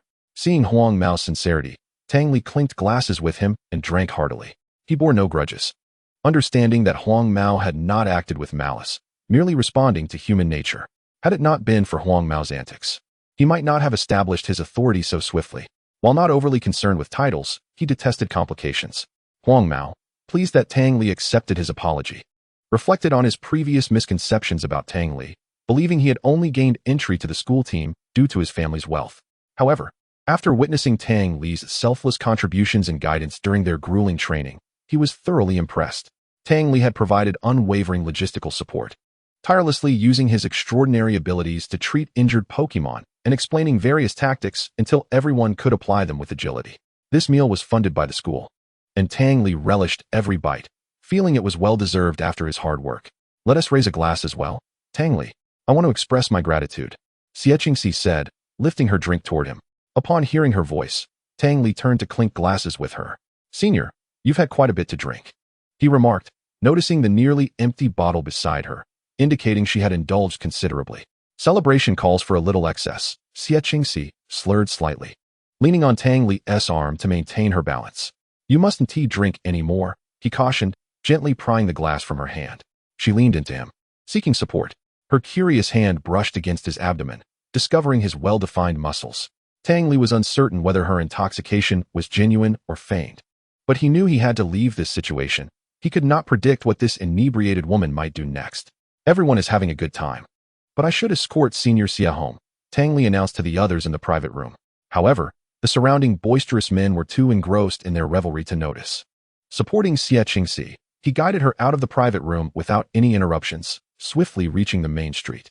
Though he had consumed some alcohol, he was not intoxicated to the point of being unable to drive. He adhered to the principle of never drinking and driving, valuing his bright future and not wishing to jeopardize it. "Hello, Auntie Xia, this is Tang Li," he said, using her phone to reach Xiaqingxi's mother for assistance. "What's the matter, little Li?" she inquired. "We had a team dinner, and Senior Xia has had a bit too much to drink. Could you come pick her up?" "Oh, I see. Please look after her for a moment. I'll be there shortly," Xia's mother replied. quickly changing into her night clothes before driving to the location of the gathering. Initially startled to hear a young man's voice, she relaxed upon realizing it was her future son-in-law.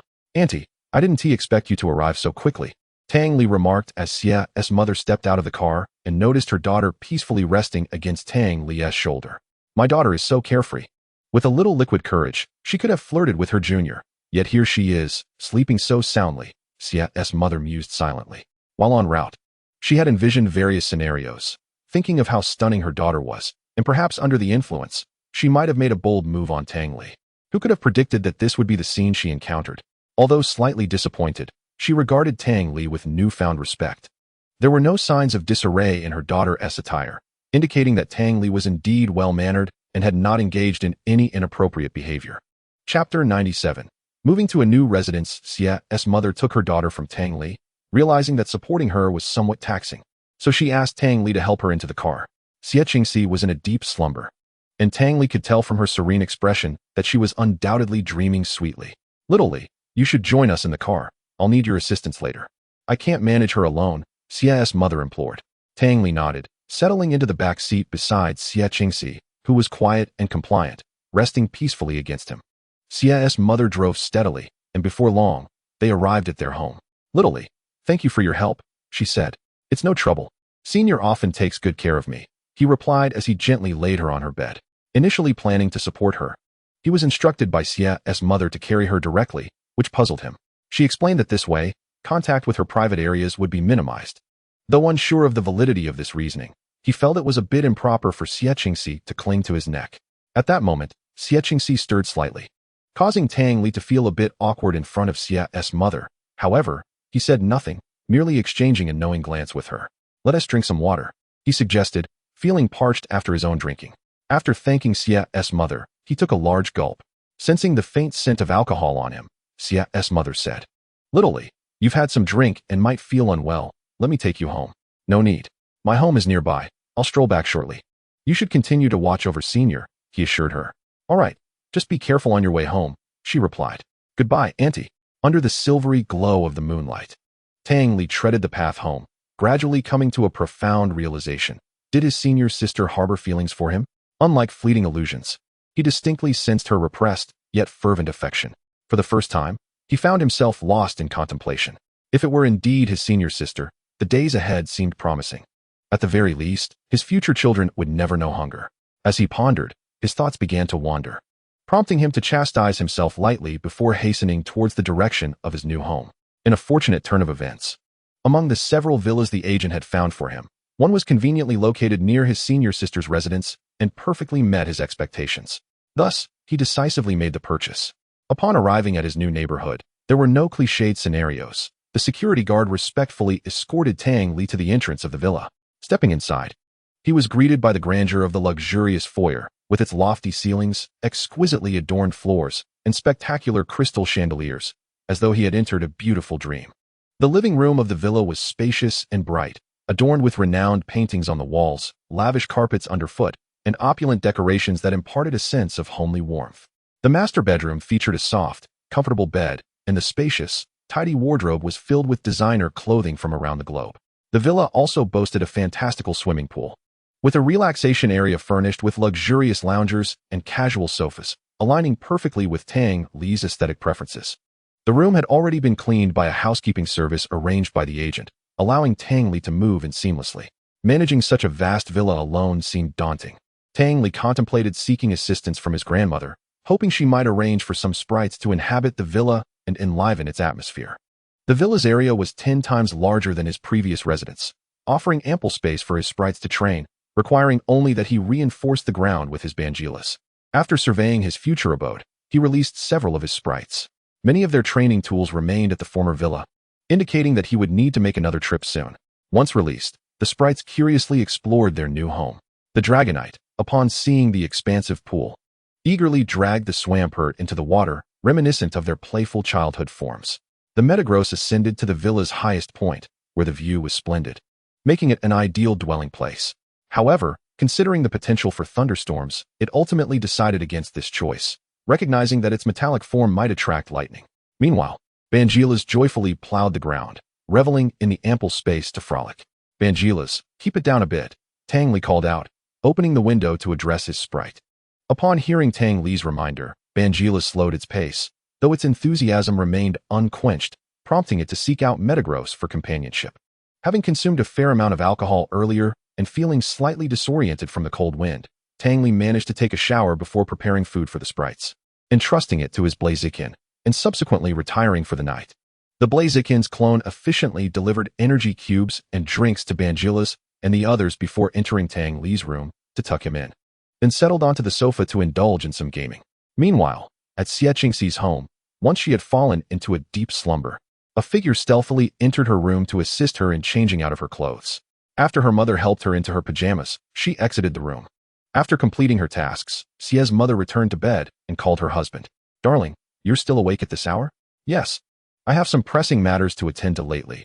It's been quite hectic," came the weary response from Xie's father. Instantly feeling a pang of concern, Xie's mother replied, "Once I finish my tasks tomorrow, I'll fly over to take good care of you." "All right, I miss you too," he responded, and their tender exchanges filled the room. Suddenly, Xie's mother inquired, "Have you found any information on that young man I asked you to look into a couple of days ago?" "You mean the one named Tang Li? I'm not quite sure why you're interested in him." Xie's father recalled the complications he faced during his inquiry.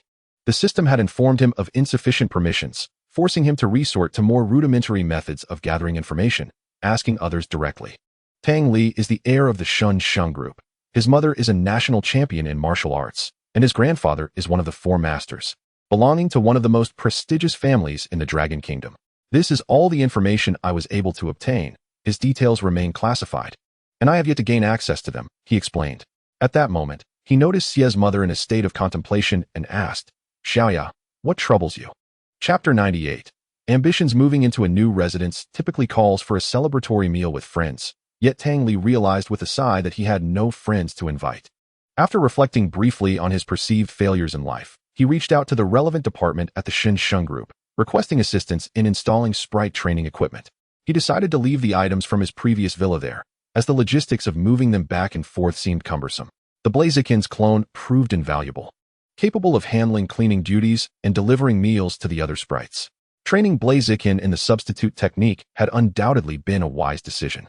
Tang Li joined his sprites in the backyard for a meal. He consumed human food while they feasted on energy cubes.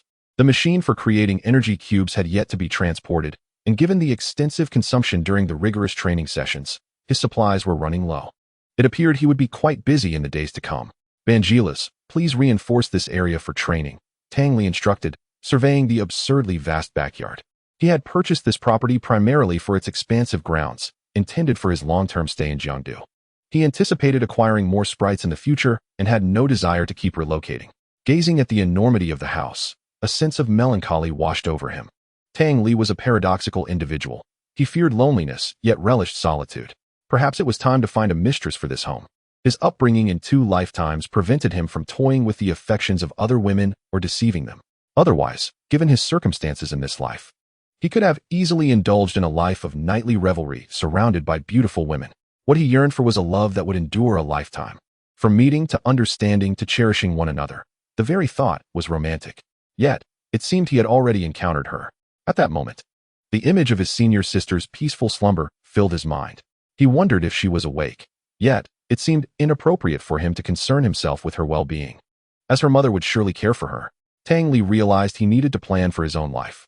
The University Student Sprite League was set to commence in less than a month. His senior sister's Ninetales had already reached the champion level, suggesting that his demands for this competition were not as pressing. He could afford to take it easy, and if all went smoothly, he might emerge victorious with little effort. The prospect was quite comforting, allowing him to focus entirely on the upcoming Champion Cup. In all honesty, his Blaziken, Swampert, and Dragonite were still too low in level. They primarily relied on his constant enhancement to be effective. Blaziken was alright, but its bond evolution had occurred too swiftly. If the opponent played defensively, it would falter. Although Swampert's capabilities were remarkable across the board, its growth period had been too brief, rendering it vulnerable against truly skilled opponents. Fortunately, there remained over 3 months until the King's Cup, granting me ample time for growth. Just 3 months ago, Tang Li was merely a formidable trainer with a Shakiras and a strong Laiwan, and now he has ascended to become a reigning champion in his own right. Evolve now. My dear dragon, Tang Li commanded the baby dragon, which was currently ramming into a rock. This was not an act of hastening growth, for the baby dragon had already reached level 30, and previously, Dragon Island had nurtured it as the leader of the Dragonite clan, providing a continuous supply of resources that laid a solid foundation for its evolution. Tang Li retrieved several dragon-type items from his possession, allowing the baby dragon to absorb the rich dragon energy. It grasped the exquisite dragon tooth that Tang Li had given it earlier. As the radiant light of evolution enveloped the baby dragon, it transformed into a Sheldra, its physique significantly enlarged, enveloped in gleaming white armor, revealing only its eyes and limbs. Resembling a colossal chrysalis, the shell was predominantly white, with protrusions resembling the original head patterns of the baby dragon, divided into 6 equal segments that cocooned the Sheldra completely. Tang Li then accessed the system panel. Pokémon, Shiny Sheldra, Male. Level, 31. Type, Dragon. Nature, Cheerful. Ability, Hard Head, sustains no damage even from moves that would typically inflict recoil. Hidden ability, Forceful. Secondary hidden ability, Dust Shield, immune to damage from sandstorms or hail, and unaffected by powder-type moves. Aptitude, Champion level. Skills, Rage, Bite, Iron Head, Glare, Charge, Spark, Dragon Breath, Bite, Dragon Dive, Inherited, Dragon Dance, Inherited, Protect, Spark, Dragon Claw. Mind Hammer, Sacrificial Charge, Endure. The shiny Sheldra had already reached the second stage of evolution. However, its skills were still limited, falling short when compared to its predecessors, necessitating diligent training in the future. The delightful news was that its aptitude had reached champion level, and at present, every Pokémon in Tang Li's team boasted at least a champion-level aptitude, a feat unattainable by ordinary trainers. Previously, their Pokémon evolved to the highest level before attaining king-level aptitude, implying that without superior nurturing resources in the future, they may remain at king level for a lifetime. Tang Li, however, was different. With his ability to discern Pokémon aptitude, coupled with his ample financial resources, he could select the most exceptional candidates from a plethora of options. While others strived tirelessly to reach Rome, Tang Li resided in Rome, reigning as its master. Living in the same era as Tang Li was suffocating, as he was destined to overshadow the talents of his time. Though his Pokémon's initial growth might be slower, their later development would astonish all. Yet, Tang Li's ambitions did not lie with them. Rather, he aimed for legendary beasts and the unexplored vistas of realms untouched by humanity. He yearned to unravel the mysteries of the unknown, a pursuit contingent upon his strength, yet he held unwavering confidence in his abilities. He gently tapped the head of his Sheldra, rubbing his hand in awe of its hardness. The Sheldra, brimming with excitement, had retained much of its original character, perhaps becoming even more combative. It was now playfully chasing after the Tyranitar, a testament to its newfound confidence. After tending to the Sheldra, Tang Li turned his attention to the Metagross. After spending so long together and the numerous times the Metagross had valiantly aided him, it was clear that without its companionship, he might have perished during his encounter with the Swellow, and none of his subsequent achievements would have transpired. Tang Li approached the Metagross and expressed, "Thank you for your unwavering protection over these past days. You are my anchor in this world, my most steadfast support." As Tang Li's words reached the Metagross, its eyes glistened with emotion, and their bond deepened significantly. This was not merely an attempt to enhance their rapport, it was a sincere expression of gratitude. For Tang Li, each of these Pokémon was akin to family.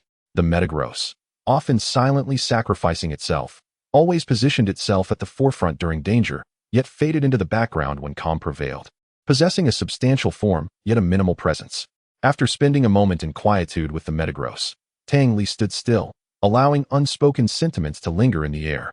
With the university's Pokémon Battle League approaching, all focus was directed towards it, and Tang Li's request for leave was met with understanding from his professors, particularly the esteemed elder, who recognized that as one's abilities grow, so too do their responsibilities. However, the tasks he had hoped to delegate might be delayed. He intended to pass them on after the next class, only to find himself engaged in specialized training instead. Consequently, he received a call from the professor. "Tang Li, I have a matter to discuss with you." Tang Li, somewhat puzzled, answered, "Professor, I'm here." "What is it?" "There have been significant discoveries at the Sanqing ruins. A large collection of ancient Pokémon fossils and numerous inscriptions have been uncovered. They have sought my assistance, and as you are quite adept with ancient scripts, I would like you to accompany me to examine them." Tang Li hesitated. "Professor, you know I must prepare for the league. This matter can wait until after your competition. They will be excavating and preserving the site this month, so we can depart in a month's time, which is perfectly timed." Do not be too hasty in your refusal. I discovered a phrase among the inscriptions that I believe will pique your interest, the professor continued. Shortly thereafter, the professor sent an image, revealing a line of text. This is where Tyranitar visited. Tang Li gazed at the phrase, finding it oddly familiar. Yet the stone tablet and its inscriptions appeared to have endured millennia, leaving him perplexed as to how it bore contemporary Alliance script. Do you share my confusion? How could a phrase from millennia ago bear such modern text? Surely it ignites your curiosity, the professor remarked, recalling his own bewilderment upon first receiving the photograph. Ultimately, he resolved to investigate the site before forming any conclusions. After all, one could not dismiss the possibility of trickery. So what do you say? Will you accompany this old man to witness it? Then I shall join you. To be honest, I find this matter quite intriguing. Excellent. Prepare well for your battle. Strive to bring glory to our school. Best of luck. Thank you, Professor. I will. After hanging up with the professor, Tang Li sat on the sofa, delving into the inscriptions. Beyond the few recognizable modern Alliance characters, the tablet bore many unfamiliar writings. With time to spare, he began to study these texts. Finding the phone too small for comfortable viewing, he transferred the image to his computer and returned to his study for a thorough examination. As he immersed himself in his research, the study door swung open, and Blaziken entered. Tang Li, may I borrow your phone for a moment? Mine has broken. Without glancing up, Tang Li replied, feel free to use it. Just remember to buy a few more phones. You know the password and everything. All right. Blaziken quietly exited the study, gently shutting the door behind it. Once on the sofa, it adeptly opened the shopping app and began purchasing several high-end smartphones. As the arrival of the new phone was still some time away, the fiery chicken decided to engage with Tang Li's device. This time, he refrained from succumbing to anger. Earlier, while playing, a mishap with a substitute had rendered their hour of effort utterly futile, leading him to inadvertently ruin the phone in a fit of rage. After flawlessly completing the game, the fiery chicken exited the gaming interface and, by a stroke of luck, accidentally tapped into the photo gallery, where he stumbled upon an image sent by the old professor to Tang Li. What is this? The fiery chicken was literate. Having learned a fair number of characters from Tang Li during their idle moments, and with his innate intelligence, he had become quite proficient in the language of the Alliance. Class Tyranitar was here. To his surprise, this Tyranitar could indeed write. It seemed that Pokémon were truly gifted beings, and the strokes were rather impressive, he mused. This slate appeared to be ancient. He couldn't fathom where Tang Li had acquired it. Although curiosity piqued him, he chose not to delve into Tang Li's chat software, maintaining his respect for Tang Li's privacy. However, if other Tyranitars could write, why should his not be able to? Believing his own Pokémon was no less capable, the fiery chicken felt he had stumbled upon something intriguing. Tang Li often spoke of that older brother possessing the potential of a divine beast, and he believed his own Tyranitar could achieve the same. In a flash, the fiery chicken teleported to the backyard, where he found Tyranitar languidly sprawled on the ground. Old buddy, come here for a moment. I have something exciting to show you. Tyranitar slowly rose and approached the fiery chicken with a puzzled expression. What is it? Is something the matter? Perched atop his substitute, the fiery chicken raised his phone towards Tyranitar, stating, I found this on Tang Li's phone. He was looking at the writing of other Tyranitars. I suspect he has developed a fondness for those who can write. Upon hearing this, Tyranitar gazed at him in disbelief. Could he be at risk of losing favor? Surely not. After all, he was Tang Li's initial Pokémon. But was it true? Why would a Tyranitar write so well? Was this the phenomenon of competition extending even to Pokémon? Being a Pokémon was indeed challenging. While Tyranitar recognized a few characters from the Alliance language, he was certain he could not write even a single one. I can only give you this hint. The rest is up to you, he remarked, casting a meaningful glance at the fiery chicken before being carried away by the substitute, as his delivery had arrived. After the fiery chicken departed, Tyranitar contemplated for a moment before resuming his position on the ground, manipulating the rock to turn into sand, which coalesced into the very line of text he had just seen. Had the fiery chicken been present, he would have realized that the formed line mirrored the text from the photo he had shown Tyranitar. The potential of divine beasts was indeed formidable. With a flourish of his forelimb, Tyranitar continued to inscribe that line in the sand, not merely to prove his worth, but rather to impress Tang Li when he showcased the writing, anticipating a hearty compliment. Chapter 100. Receiving GU time flew by, and Tang Li stood on the battleground of the school team, observing the spirited competitors of the main team. The team had completed the official selection process over the past 2 days, determining the participants and the order of battles for the upcoming league. We are set to participate in the preliminary rounds in 2 days. Does everyone feel confident? Tang Li rallied his teammates with a spirited pre-match address. Yes. Witnessing the burning desire for victory in their eyes, Tang Li nodded in satisfaction, determined to secure the championship for Jiangdu University. The collective roar of the team echoed throughout the battleground. Do you think Magic City University will be our formidable rival? Xie suddenly approached Tang Li, inquiring. I cannot say, but we must remain vigilant against anyone we face. Wouldn't you agree? Xie concurred with Tang Li, acknowledging that despite their self-assured strength, an unexpected dark horse from Kyoto University had emerged. Tang Li fell into contemplation. He had been unable to contact Jiyu lately and wondered what he was up to. An uneasy premonition stirred within him. Could it be that Jiyu was also joining the fray? Indeed, one should refrain from speaking of one's close friends. As if summoned by fate, Jiyu suddenly called him. What's up? I hadn't heard from you in so long. I thought something might have happened. Xie observed Tang Li's sudden engagement in a conversation, smiling as she speculated whether this individual could be a romantic interest. She cautiously inched closer to eavesdrop, aware that her actions were questionable, yet recognizing the urgency of the situation. Forgive this transgression. I vow to balance my culinary choices for the rest of my life to atone for my mistakes. Ha ha ha, have you been missing me? Missing you is out of the question. Don't say such things.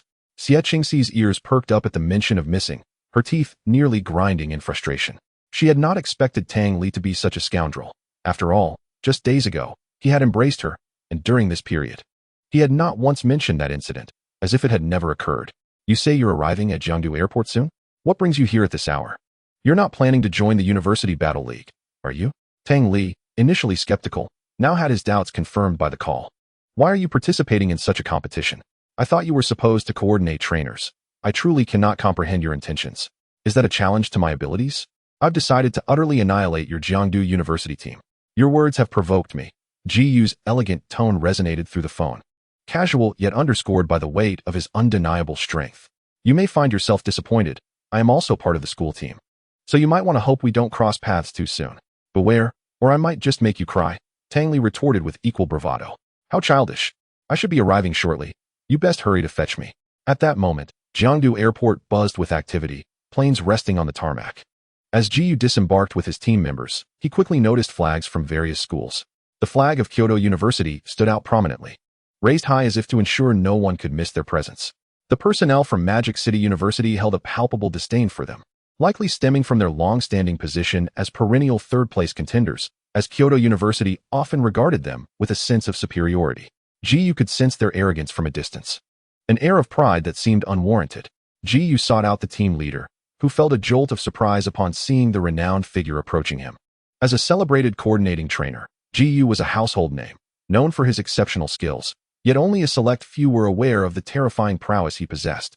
An alumnus from Magic City University had been invited to coach their team, yet even his top-tier Pokémon would fall victim to Jiyu's unmatched prowess. Ji, what brings you here? The leader asked. I have a friend coming to pick me up shortly. I'll be staying with him for a few days, so I won't be lodging with the rest of you. The team leader, with a look of concern, said, Ji, I believe it would be more convenient for you to accompany us. Moreover, this place is unfamiliar to you. What if something were to happen? Rest assured, team leader, I will not delay the competition. His home is quite close to the venue, and you need not worry about my safety. Firstly, Jiangdu has thoroughly cleansed the city of any nefarious elements in preparation for this event. Secondly, with my abilities, should I wish to leave, no one could possibly detain me.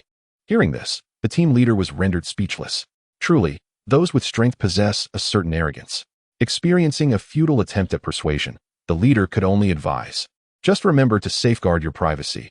Do not let others corner you, lest you find yourself unable to leave. Jiyu was well aware of his current public influence. Should citizens stop him for autographs, he would be unable to extricate himself. He solemnly nodded in acknowledgement. After bidding farewell to his teammates, Jiyu donned his hat and mask and proceeded to the airport entrance, the pre-arranged meeting spot with Tang Li. Understanding Jiyu's significant popularity, Tang Li refrained from arriving in his convertible sports car, opting instead for a sleek, dark vehicle. Though it was comfortable, it lacked the flair he typically favored. Upon seeing Tang Li's signal, Jiyu approached the passenger side, ready to enter, when he noticed a woman seated there. He was momentarily taken aback. He had not anticipated that his designated spot would be occupied by a woman. Had his dear friend found himself a partner during his brief absence? This was indeed distressing news that pierced his heart. He resolved to inform Tang's mother and disrupt their budding romance. Tang Li, observing Jiyu's hesitation from the driver's seat, opened the door and ushered him into the back seat. Are you not aware of your own status? If fans block the road, how shall we return? After ensuring Ji Yu was settled, he resumed his position and accelerated towards home. Chapter 101, Culinary Adventures. Leaning back in his seat, Ji Yu curiously observed the two individuals in front of him. Through his keen observation, he discerned that they were certainly not a couple and speculated about the nature of their relationship. He could hardly believe that his journey to Jiangdu would lead him to such intriguing circumstances. This trip was proving to be exceptionally worthwhile. Seated in the passenger seat, Xie Qingxi felt a twinge of embarrassment, realizing that the individual on the phone with Tang Li was male, which had caused her considerable jealousy. She recalled just an hour earlier when she approached Tang Li's car. "Tang Li, where are you off to?" "I'm picking up a friend from the airport. Would you mind taking me along? The journey to the airport is lengthy, and I could use the distraction to alleviate my boredom," Xie Qingxi boldly suggested. Tang Li glanced at her and shook his head. "When you asked me to take you to my family's restaurant, I readily agreed. To refuse me this time would be quite ungrateful. Who would have imagined that the illustrious heir of the Tang family would behave in such a manner?"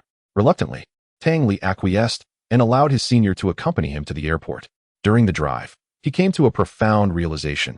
His senior was indeed a delightful sight.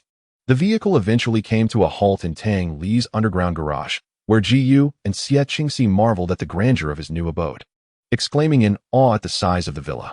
"Hello, Miss Xie. This must be our first meeting," Ji Yu greeted her first. Xie Qingxi was a focal point of interest for their school team, and he had seen her photographs. Previously, he had heard commendable things about her from Tang Li, perceiving her as an exceptionally talented individual. "Hello, Ji Yu. I have seen your battles on television. They were truly impressive," Xie Qingxi responded warmly. Ji Yu was eloquent and possessed an affable demeanor, and before long, the two were engrossed in lively conversation. As Flame Chicken entered with a platter of fruits and beverages, he greeted them cheerfully. Discovering that Ji Yu had yet to eat, Tang Li promptly made his way to the kitchen to prepare his favorite dish, sauerkraut fish. Hearing Ji Yu's arrival, Banji Laisai called out from the villa's entrance, "Manus, come out to play." He lamented his own large physique. Realizing he would likely never be able to frolic within the villa, a wave of discomfort washed over Banji Laisai. Why had he become so massive, so powerful? Upon hearing Banji Laisai's call, Ji Yu stood and ventured outside. "Banji Laisai, long time no see. Garridos, you too." Seeing the guests leave, Xie Qingxi approached Tang Li, believing that additional hands would be beneficial. Furthermore, her mother was a top-tier culinary master, although she herself was not particularly skilled. She had absorbed enough knowledge from her mother to possess a fair understanding of cooking. Ji Yu released Manus, Emperor Napu, Garridos, an imperial sea lion into the backyard. Flame Chicken introduced Tang Li's Pokémon to the new members, realizing he had to manage these affairs while Tang Li was preoccupied with playing with Manus. Showing little concern for the situation, Garridos, known for his temper, usually heeded only Manus and Ji Yu's commands. However, he remained quiet, devoid of any malicious intentions. As the sovereign of his aquatic domain, he was accustomed to being surrounded by an entourage or receiving flattery from others. His life of ease was shattered after encountering a dashing man, and now he feared only two beings: Manus, who would always deliver a thorough beating, and Ji Yu, who could instigate Manus's wrath. Upon entering the villa, he felt an immense pressure. When released from his Pokeball, he had intended to roar and wreak havoc to assert his dominance, yet now he found himself timidly hiding behind Ji Yu. Dragonite, accompanied by his subordinate, Scyther, approached Garridos, curiously inspecting the creature whose name contained dragon, yet bore no resemblance to dragon-type Pokemon. Ji Yu, enchanted by the sight of the adorably rotund creature, could not resist reaching out to pet Dragonite. Dragonite, in turn, made no attempt to resist, allowing Ji Yu to stroke him. Having been previously informed by Flame Chicken that this individual was his trainer's closest friend, "Stay back and witness the prowess of my knife skills," Xie Qingxi declared, rolling up her sleeves as she glanced at Tang Li. Tang Li, removing his apron, quickly tied it around Xie Qingxi's waist. As he encircled her, she inexplicably blushed. Realizing his impropriety, he withdrew his hands swiftly after securing the apron. The fish fillets were sliced so thinly they resembled gossamer, translucent and exquisitely crafted. The artistry rendered the fish slices almost akin to delicate pieces of art. "Your knife skills are remarkable. Please continue," Tang Li urged, having been captivated by Xie Qingxi's technique. He had not anticipated that a simple dish of fish could result in such a visual feast. Feeling embarrassed, Xie Qingxi set down her knife and ceded the kitchen to Tang Li. "I only know how to slice. The rest is up to you." "Are you implying that you have solely learned how to cut from your mother, but not how to cook?" Tang Li inquired, uncertain. Xie Qingxi awkwardly nodded in affirmation. Very well, I shall take over from here. Please prepare the rice. That should be within your capabilities. Xie Qingxi approached the rice cooker to prepare a meal. These simple tasks were still within her capabilities. Her sole interest in mastering knife skills stemmed from the belief that wielding a knife was quite impressive, while her passion for cooking was notably lacking. This disinterest left Xie's mother somewhat regretful that her daughter had not inherited her exceptional culinary talents. Come, do taste this, she urged. Ji Yu gazed at the delectable dishes laid out on the table, the enticing aroma making his mouth water. It had been ages since he savored the pickled fish prepared by Tang Li himself. Unable to contain his eagerness, he quickly picked up a piece of fish and placed it in his mouth, the long-missed flavor flooding his taste buds. Both Tang Li and Xie Qingxi leaned over the table, mirroring each other's posture as they eagerly awaited Ji Yu's feedback. Tang Li, this fish is even more delightful than what I had before, especially in terms of how it is prepared. It must be said that it is nothing short of masterful. Upon hearing this, Xie Qingxi beamed with satisfaction, knowing that even her mother had praised her knife skills, thus she could not disappoint. After Ji Yu's commendation, Tang Li placed a piece of fish into Xie Qingxi's bowl before sampling a generous portion himself. It is indeed quite excellent, though the credit belongs to Senior Xie, he expressed gratefully.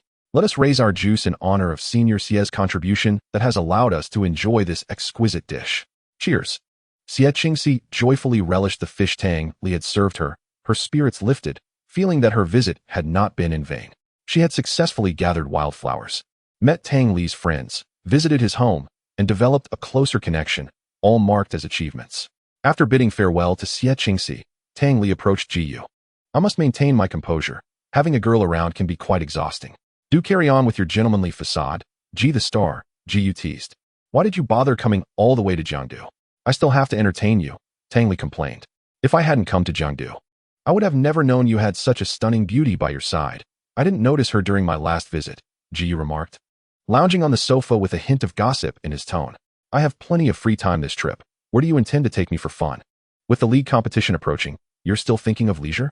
Our school's goal is modest. We merely need to dethrone Kyoto University from their second place, Tang Li replied, picking up his phone to search for entertainment options, ultimately expressing his exasperation. It seems there is not much to do in Jiangdu. Do you have any preferences? Perhaps I could visit your school for a tour. I have yet to do so, Ji Yu suggested. Better not. I fear you might get beaten up, Tang Li retorted. Are you worried I might steal your spotlight? You hardly exude the aura of a star, he added with a chuckle. After the competition, would you accompany me to the Magic City for some fun at the sea? Ji Yu proposed. That is a splendid suggestion. However, I might be unavailable for a while. I have to accompany a professor to the ancient town of Yunnan soon, where there are some new discoveries to be made. The name Yunnan ancient town sounds steeped in history. Should I accompany you? Ji Yu inquired curiously. Best you stay put. Prior approval is needed for that trip, Tang Li replied. Meanwhile, in a hotel room booked in Kyoto University, Xia Ji gazed at the chat interface with Tang Li, her last message lingering from 25 days prior. What am I to do? I have arrived in your city, yet I lack the courage to inform you, she murmured, standing on the balcony and feeling the breeze. Knock. Knock, knock. Who is it? Gung Gue, her shadow, emerged cautiously.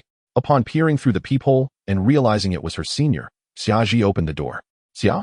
The team leader sent me to fetch you for the assembly, Li Jinxiu, captain of the Kyoto University team, said with a smile. All right, you go ahead. I will join you shortly, she replied before shutting the door. Can I go find the team leader to play? Gung Gue floated beside Xia Ji, inquiring. Sighing. Xia Ji remained silent, changed her clothes, and stepped out. Gung Gue could not fathom why her trainer was not elated. Upon arriving in Jiangdu, she ought to have sought out Tang Li for some exuberant fun. Had she not been longing for him? The perplexities of human emotions were lost on Gung Gue. Her dear friend, Gung Gue, had promised to treat her to a lavish meal upon arriving in Jiangdu, or rather, to indulge her until she was full. However, given her trainer's current demeanor, it seemed that such plans were thwarted, leaving Gung Gue feeling quite vexed. Upon arriving in the team leader's room, Xia Ji noticed it was already filled with many people. Xia, come sit here, Li Jinxiu beckoned, offering her a chair with a considerate smile. Thank you, she responded, taking a seat beside the team leader. I gathered you all to share some important news. The league's announcement has just been released, and the participant information from each school is now available. Today is primarily for you to review it, the leader explained, distributing the printed sheets to everyone. Xia Ji accepted the papers and began to peruse them. Although her primary purpose for coming to Jiangdu was not the league, She had promised the team leader and her school to achieve commendable results, so she diligently analyzed the information. Our primary targets this time are just two, the leader proclaimed, presenting the information on Tang Li and Ji before the group. Xia Ji, who had been intently studying the participants from military university, abruptly lifted her gaze in shock upon hearing the names she had longed for. She could hardly believe her ears. She only knew that Tang Li was a fellow student at Jiangdu University, unaware that he would be competing in the league. Will we encounter each other on the battlefield? How comical, she thought to herself. At that moment, the leader began to introduce the details about Tang Li and Ji, information recently sent from the school, emphasizing its significance to the administration. Tang Li, the heir of the Shun group, grandson of Master Tang, member and leader of the Jiangdu University team. According to intelligence, he possesses a king-tier Pokémon, Gungui, making him our greatest obstacle to victory. Ji, the water-type gym leader from the Magic City, champion of the National Coordinating Training Competition and a senior coordinator, boasts a king-tier Milotic. Li Jinxiu's gaze remained fixed on Xia Ji, and noticing her stunned expression, he reassured her, "Don't worry about them being a hindrance to our victory. They will be no match for us. We will undoubtedly claim the championship." Around them, others echoed the team leader's sentiments. "We have faith in your abilities, senior. You can certainly triumph over them, even if they possess king-tier Pokémon. I believe that under your full effort, they will not stand a chance," Li Jinxiu continued. Indeed. Hearing the praise from her peers made Xia Ji feel as though she were being cornered. Since joining the team, the captain had always been overly flattering, asserting her omnipotence. At that moment, the leader looked at her with eager anticipation. Without uttering a word, Xia Ji rose, taking the information sheet handed out by the team leader, and exited without hesitation. As she reached the door, she paused, stating, "I will prepare thoroughly for this competition, but do not let me down either," before walking out. In the room, only Li Jinxiu and the leader remained. "Leader, what else are you worried about?" Unbeknownst to many, this season's league is graced with an abundance of formidable champions, leading us to believe victory was assured. Yet, there is no cause for concern, for we have the illustrious Summer Junior to rely upon. Should calamity befall us, she shall bear the weight of our misfortunes. But what if she falters? If she should lose, we can shift all blame onto her shoulders. Yet if she triumphs, the accolades will undoubtedly reflect our astute guidance." Upon hearing Li Jinxiu's words, the captain's furrowed brow transformed into a smile. "I find your reasoning quite sound." Chapter 103, Pre-Match Arrangements. Marl Arena.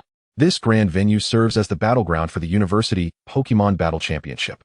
The Marl Arena, a colossal edifice constructed from stone and steel, stands as a magnificent spectacle.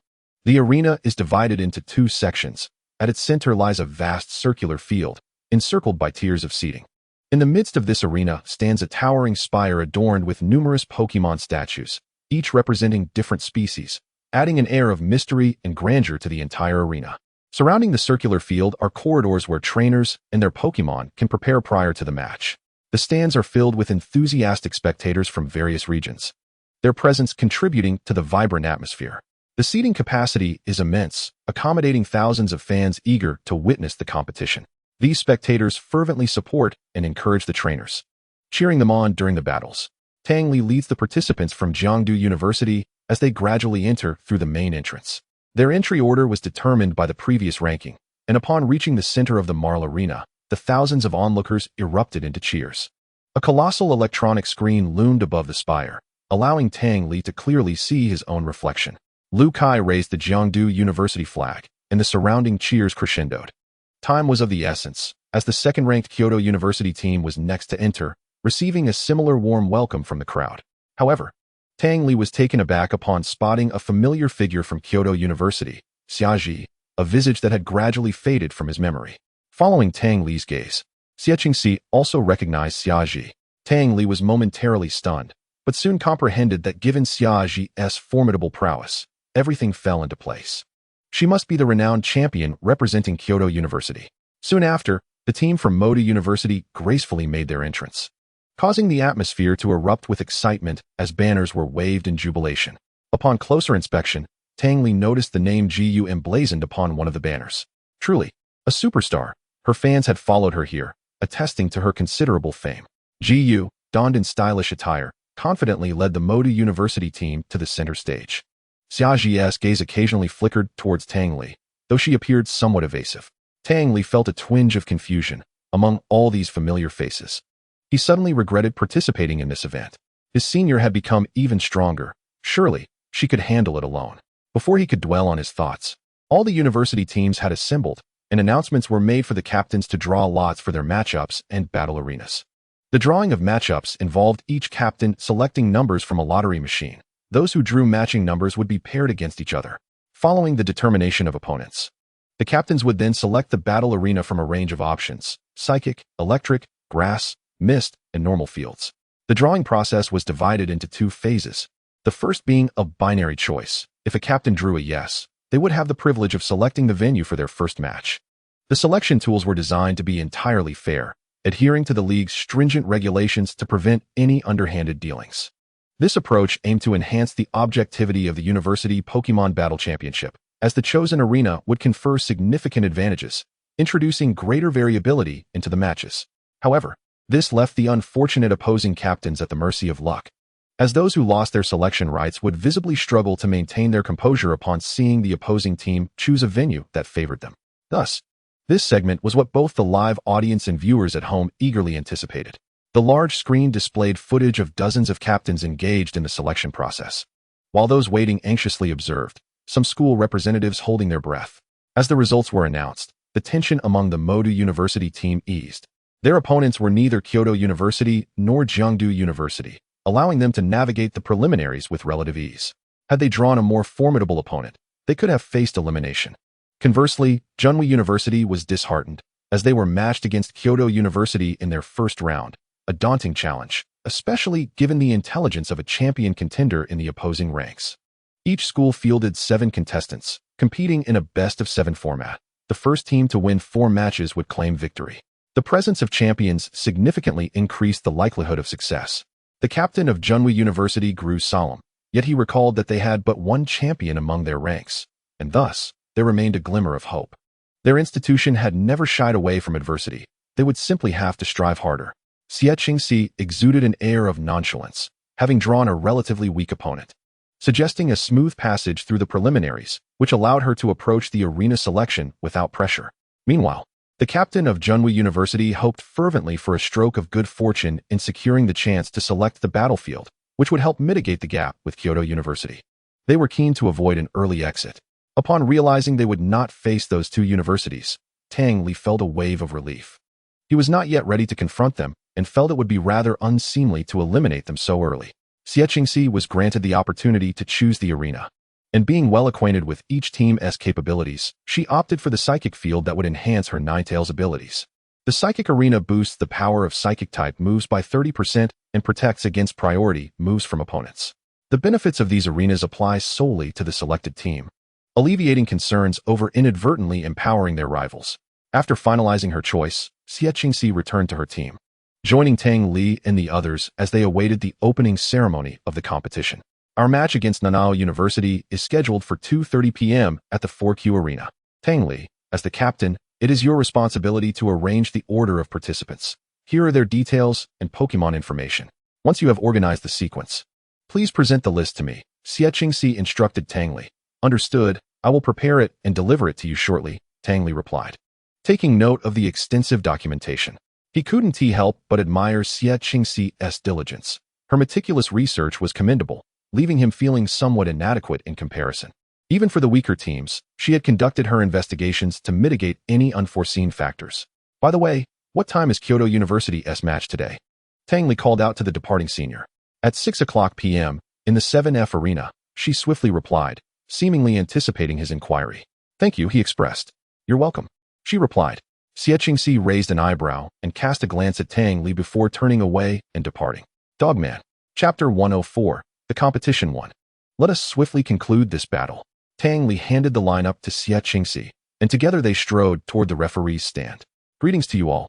On their way, they encountered players from Nanao University, who, despite their grim expressions, greeted Tang Li and Xie Qingxi amicably. Greetings to you as well. The art of strategizing is indeed profound. Tang Li did not disappoint his role as captain, nor did he overlook the intelligence provided by his senior. He surmised that they would position their main players toward the back, employing lower-tier Pokémon to face their elite. Thus, he decisively placed himself in the 4th position, with Xie Qingxi, Lu Kai, and Wang Qi taking the first 3 spots. All three possessed formidable strength, ensuring victory, leading to a potential 4 o'clock triumph in the match. This conclusion stemmed from Tang Li's psychological analysis of their opponents. The disparity in strength between the two schools was vast, rendering tactical maneuvers largely ineffective. What Tang Li could do was to expedite the battle, allowing everyone to prepare for the next day's contest. As Tang Li had anticipated, the opposing team was indeed arranged in such a manner. "It's almost time. Let us head to the battle area," Xie Qingxi announced to the group. Consequently, they followed her, arriving at the 4Q venue in grand procession. With both teams in position, the audience was poised to witness the exhilarating showdown. The referee, utilizing a flying device, commanded the commencement of the match. As the competition began, the crowd erupted in fervor, largely due to the home field advantage, with many from Jiangdu cheering for Tang Li and his team. The first round of competitors took to the field, Xie Qingxi versus Lu Rinjia. The match adopted a 3v3 format, with each trainer deploying one Pokémon to commence battle. In this 3-on-3 duel, trainers could have 3 Pokémon on the field. As one Pokémon lost stamina, the trainer would need to select another to continue the fight. A team would be deemed defeated when they no longer had any Pokémon capable of battle. Xie, the senior, deployed Ninetales, who single-handedly concluded the match. This was quite a frustrating experience. There was no precedence for who would strike first in this setting. Once the referee declared the start, any attacks could be launched at will. However, one rule was strictly enforced. Trainers were forbidden from attacking one another. During the match, the use of banned items was prohibited, as were certain detrimental tools for Pokémon, with exceptions for Megastones and Psychic powers. Additionally, if a Pokémon evolved during the battle, the opposing team was required to cease their attacks. The screen replayed the moment Ninetales swiftly dispatched the opponent's Blastoise, showcasing Xie Qingxi's impressive exit from the stage. Lu Kai then entered, while Lu Rinjia, dejected, exited. The disparity in strength was too great. His 3 Pokémon had failed to gain the upper hand and were swiftly taken down. After recalling his Pokémon, he hurried to the Pokémon Center for healing. Lu Kai, too, returned triumphantly after defeating Nanao University's Bylai. Wang Qi faced some difficulties, ultimately winning only after being forced to switch out his first Pokémon. "I was caught off guard by the same fate. I wasn't prepared," Wang Qi lamented upon returning. "Enough lamenting. Swiftly take your Pokémon for treatment and prepare for tomorrow's battle," Tang Li advised, patting his shoulder. "All right, I shall go at once." Though Wang Qi felt he had failed, Jiangdu University had already secured 3 victories, and once Tang Li won his match, they could immediately declare victory. "Go forth, Tyranitar." The massive Tyranitar's entrance astonished the audience. Although Tyranitar had appeared in previous competitions, its enormous size, adorned with golden accents, seemed rather excessive. Witnessing such a colossal creature, the opposing EV was left dumbfounded, gazing fearfully at the behemoth. Tyranitar used Stone Edge. The opposing EV attempted to evade with its agility, but unfortunately, it could not match Tyranitar's speed. The incoming Scyther was swiftly knocked down by a single dark pulse. Even Gyarados fell victim to Tyranitar's rock slide. Jiangdu University claimed victory without a doubt, and they did not linger on the field. While elated by the win, it was not a moment for pride. At 4:30 in the afternoon, Tang Li accompanied Xie Qingxi to the battle venue where Kyoto University faced Military University, regardless of which team emerged victorious. The benefits to them would be significant, as they would eliminate a formidable rival and gauge the strength of the opposing team. Thus, Tang Li was not surprised to encounter Gu and his captain here. They exchanged no greetings, as they were not on the same team. And maintaining a semblance of distance could prevent any implications of collusion. Though one need not fear shadows if one is upright, it is wise to avoid unnecessary troubles. The group quietly observed as tensions escalated on the field, resembling a powder keg about to explode. The captain of Magic City University was a charming young man nearing 30, quietly cheering for Military University beside Tang Li. The first competitor from Kyoto University was their captain, Li Jinxin, while Military University sent forth their ace, Jin Shi. Noticing Tang Li's confusion, the captain of Magic City University began to explain. Xie Qingxi shot Tang Li a glance, implying, "Look at how others' captains conduct themselves. You don't even know your own team." Tang Li responded with his eyes, "But I have you." Kyoto University had the choice of venue, and fortunately, they opted wisely. Had Military University selected an electric field, the already formidable electrode would have been further enhanced. "Snorlax, it is your turn." Li Jinxin tossed out a Pokeball. "Blastoise, take down the opponent without hesitation," Jin Shi declared, brimming with fighting spirit. The battle was set to ignite. Under command, Snorlax charged toward Blastoise with overwhelming force. aiming to execute body slam. The towering Snorlax leapt high, nearly eclipsing the sun, while Blastoise aimed two massive metal pipes towards Snorlax, unleashing a barrage of water cannons. Blastoise skillfully maneuvered its water gun, striking Snorlax in the abdomen and utilizing the recoil to evade the impending onslaught. Blastoise, rain dance followed by water cannon. As Snorlax and Li Jinxin fumed in frustration, Blastoise's attack landed once more on Snorlax. Useless. Li Jinxin shouted furiously upon witnessing Snorlax sustain such a trivial injury. Chapter 105, The Competition 2. Snorlax, use belly drum. Blastoise's defenses were formidable, particularly against Snorlax's physical attacks, which would inflict limited damage. After employing this skill, Snorlax's attack power surged to terrifying heights. Blastoise quickly evade. Jinxure commanded urgently. Snorlax's expression twisted into a grimace. Employing belly drum was both painful and exhilarating for him, and as the roar of his abdomen echoed, his breath grew increasingly potent. At that moment, torrential rain poured down upon the battlefield, a result of the recently invoked rain dance. Snorlax found the weather irksome, and his anger toward Blastoise intensified. Snorlax, unleash 100,000 horsepower. Li Jinxin disregarded the anguish of Snorlax and issued a command without hesitation. Blastoise, employ Ice Beam. The icy beam erupted from Blastoise's mouth, hurtling towards Snorlax. However, the massive form of Snorlax adeptly evaded the oncoming attack. Observing the situation, Jinxure quickly instructed, Blastoise, retreat into your shell and use Protect. He recognized that at this moment, Snorlax was a formidable opponent he could not contend with. Snorlax charged directly at Blastoise, causing a painful cry to resonate from within its shell. Snorlax, continue with body slam. Jinxure exclaimed, alarmed, you're attempting murder. He anxiously watched his Blastoise. Just as Snorlax was about to crash down on Blastoise, the referee above threw a pokeball, and a shiny Gardevoir appeared just in time to save Blastoise from harm. Li Jinxin, your Pokémon can no longer battle in its fainted state. TCH, utterly dull. Li Jinxin retorted with a cold smirk, if Blastoise is out of commission, quickly switch it out. Do not waste my time. Shortly thereafter, with two successive body slams, Li Jinxin defeated Jinxure's two Pokémon. After relishing in the audience's cheers, he exited the stage. The score between Kyoto University and Junhui University had escalated to 3-2, with Kyoto University leading 3 and Junhui University 2. Li Jinxin approached Xiaji with a gentle smile, saying, Junior, it rests upon you this time. If you win, we shall achieve total victory. Go for it. Xiaji found his smile increasingly awkward and ignored him as she stepped onto the stage. Observing her indifference, Li Jinxin's eyes brimmed with resentment, wondering where this audacious woman had found the gall to overshadow him in school, treating his goodwill with such disdain. Lost in thought, as he gazed at Xiaji's graceful silhouette, a mischievous grin crept upon his lips. Tang Li, who was attentively watching Xiaji, sensed the malice emanating from Li Jinxin and silently vowed to remember this individual. He must not be allowed to remain. Gengar, under Xiaji's command, floated slowly to the center of the battlefield. Are you rooting for that girl named Xiaji, or for Junhui University's Xikongshan? Xiechingxi turned around, smiling in inquiry.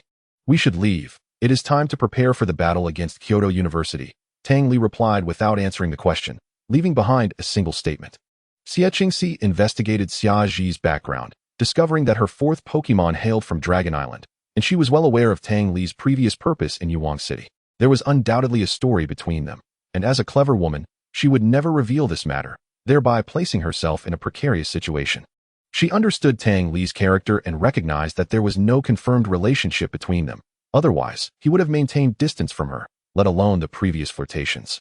Moreover, through her observations throughout the day, Xiechingxi noted a certain unfamiliarity between them, unsure if it was merely her illusion. Nevertheless, Xiaji was indeed a strikingly beautiful girl, one who made her heart flutter. Isn't it time to stop watching? Xiechingxi questioned in confusion. Tang Li paused his steps, approached her, and softly remarked, that Gengar is at the champion level. She is quite powerful. Be cautious in your upcoming battle. Understood, Xiechingxi replied with a smile upon hearing Tang Li's warning. Let everything else wait until after the match. My thoughts are somewhat tangled. The outcome was unmistakable. Despite Xikongshan's desperate struggles, he ultimately fell to Gengar. 1 against 3, Xikongshan was defeated.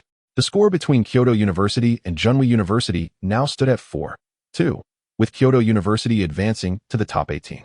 That night, beneath the full moon at the villa, Tang Li stood on the balcony gazing at the luminous orb.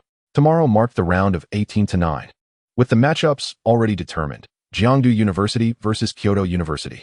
Perhaps the heavens were not favoring Kyoto University, having just faced the formidable Junhui University without Xiaoji's presence. They would surely have been eliminated. Now they were to confront Jiangdu University, and it was highly likely that he and Xiaoji would meet on the battlefield, where he would lead his team to prevent them from entering the top 9. Initially, Tang Li had been indifferent, akin to a prince wandering through the world, treating all matters at school as child's play, including this university competition. His initial agreement to participate was merely for amusement, a means to add some color to his monotonous academic life. How much experience could a small university tournament truly provide? It seemed nearly negligible. However, during training camp with the seniors, he observed their fervent desire for victory and their relentless efforts. Through this shared journey, Tang Li gradually shifted his perspective. Our formal farewell is unexpectedly on the battlefield. Life is indeed quite theatrical, he murmured to the moon. On the bed lay a disordered stack of materials, including a list placed upon the nightstand. The documents indicated that Li Jinxin was an exceedingly domineering and arrogant individual.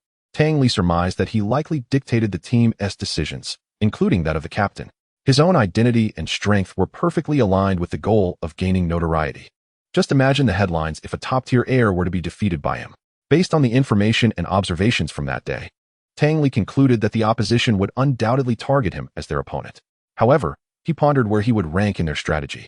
He intended to put his mettle to the test, curious about how formidable Li Jinxin's defenses might be. As for Xiaoji, he would leave that to Xiechingxi. He recalled that Xiaoji possessed super abilities. Though he was uncertain of their specific functions, he knew that those with such powers were never simple. Chapter 106, Match 3. My luck seems to be holding. I've drawn the choice of venue. What do you think we should select? Xiechingxi inquired of Tang Li. Let us opt for the psychic arena. This time, the pressure on you will be substantial. Following Tang Li's arrangement, it was likely that Xiechingxi would confront either the captain or Xiaoji. Tang Li had observed yesterday that Jengar remained at level 60. Although Ninetales had also reached this level, it had only just become a champion. Rest assured, I cannot possibly lose, Xiechingxi declared with determination, seemingly perceiving Tang Li's concern. The first match, Xiaoji versus Xiechingxi. The second match, Guo Wenjie versus Lan Xiao. The third match, Jing versus Lu Kai. The fourth match, Bai Ciji versus Wang Qi. The fifth match, Wei Wuji versus Cheng Jun. The sixth match, Li Jinxin versus Tang Li. The seventh match, Su He versus He Chu. After discerning Li Jinxin's psychological patterns, Tang Li orchestrated the layout accordingly, and the outcome was as anticipated. Leading all team members onto the battlefield, they encountered the already assembled members of Kyoto University. The audience was astonished to witness Kyoto University and Jiangdu University facing off so swiftly. It was indeed a shocking development. Kyoto University appeared to be enduring a streak of misfortune, having just battled Junhui University the day prior, and now they were up against Jiangdu University. Who knows? But we have a spectacle to behold. This confrontation is sure to be thrilling. Jiangdu University cannot be eliminated, can they? Ba ba ba. You truly possess the tongue of a crow.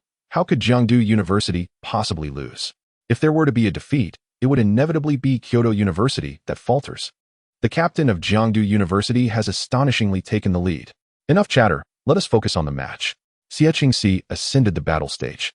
Fixing her gaze upon the opposing Xiaoji, Xiaoji initially sent forth a Swablu. In response, Xiechingxi deployed a Pidgeot. Upon its release, Swablu gracefully ascended into the air, its crimson eyes scanning the battlefield. Swablu initiated a gust of wind aimed at Pidgeot, which deftly evaded the attack. Swablu, utilize Growl and Substitute. Pidgeot, employ Tailwind. As a fierce whirlwind erupted on stage, Swablu began to wobble precariously. Tang Li watched from the sidelines, inwardly lamenting. Those who play with ghost types have hearts steeped in malice. Despite Pidgeot's remarkable speed, it found itself frustrated by Swablu's evasive maneuvers. Pidgeot, steady yourself and use Protect. Xiechingxi astutely observed that after several rounds of boosts, Swablu's velocity had reached an alarming level, nearly outpacing Pidgeot. Should the opponent launch an assault at this moment, Pidgeot would find itself in a precarious position. Swablu Shadow Ball. Several dark orbs manifested on Swablu's ribbons, hurtling towards Pidgeot. Unable to evade, Pidgeot was struck directly. Fortunately, the prior use of Protect prevented it from sustaining grave injuries. Pidgeot, Feather Dance. Swablu passed the baton. The Baton Pass, a move allowing the incoming Pokémon to inherit the previous one's stat changes. This technique disregards the effects of moves like shadow tag, magnet pull, or ingrain, permitting an exchange. Indeed, it is this move, Tang Li sighed, shaking his head. The insidious nature of Swablu lies here. While it cannot defeat others, neither can they vanquish it. Furthermore, it can transfer all previous enhancements to the next Pokémon that enters. Jengar, Shadow Claw. Finish her in one blow. Jengar emitted a peculiar sound, extending its long tongue, as dark, ghostly energy coalesced on its claws. In an instant, it appeared around Pidgeot. Naturally elusive, Jengar's speed surged remarkably due to Swablu's prior enhancements, landing a decisive blow to Pidgeot's abdomen. Pidgeot let out a piercing cry before collapsing, rendered incapable of battle. Xiechingxi, feeling a pang of frustration, pursed her lips but had no recourse but to recall Pidgeot and send forth her ace, Ninetales. Ninetales, it's all up to you. Sunny day? As Ninetales entered the fray, it immediately employed the field move, maintaining a safe distance from Jengar. Jengar retaliated with Sludge Bomb, conjuring a pool of purple sludge and launching it at Ninetales. Psychic. Ninetales erected a psychic barrier, blocking the attack. Shadow Ball Assault. Jengar conjured a massive Shadow Ball. Ninetales. Flamethrower. The colossal Shadow Ball collided with the fiery attack, engulfing the arena in a cloud of dust, obscuring the view of the ongoing battle. As the smoke dissipated, the battlefield lay marred with craters, and Ninetales bore scorch marks upon its fur. To counter waves is to inevitably lose against the left. Such wisdom has endured for a reason. Ninetales was still at a disadvantage, as the residual flames from Flamethrower had inadvertently singed it. Surprisingly, the captain of Jiangdu University's Ninetales has ascended to the elite level, Xiaji remarked slowly. Upon joining the school team, Xiaji found her life irrevocably altered. When she first entered the team, she had faced the formidable presence of her teammates.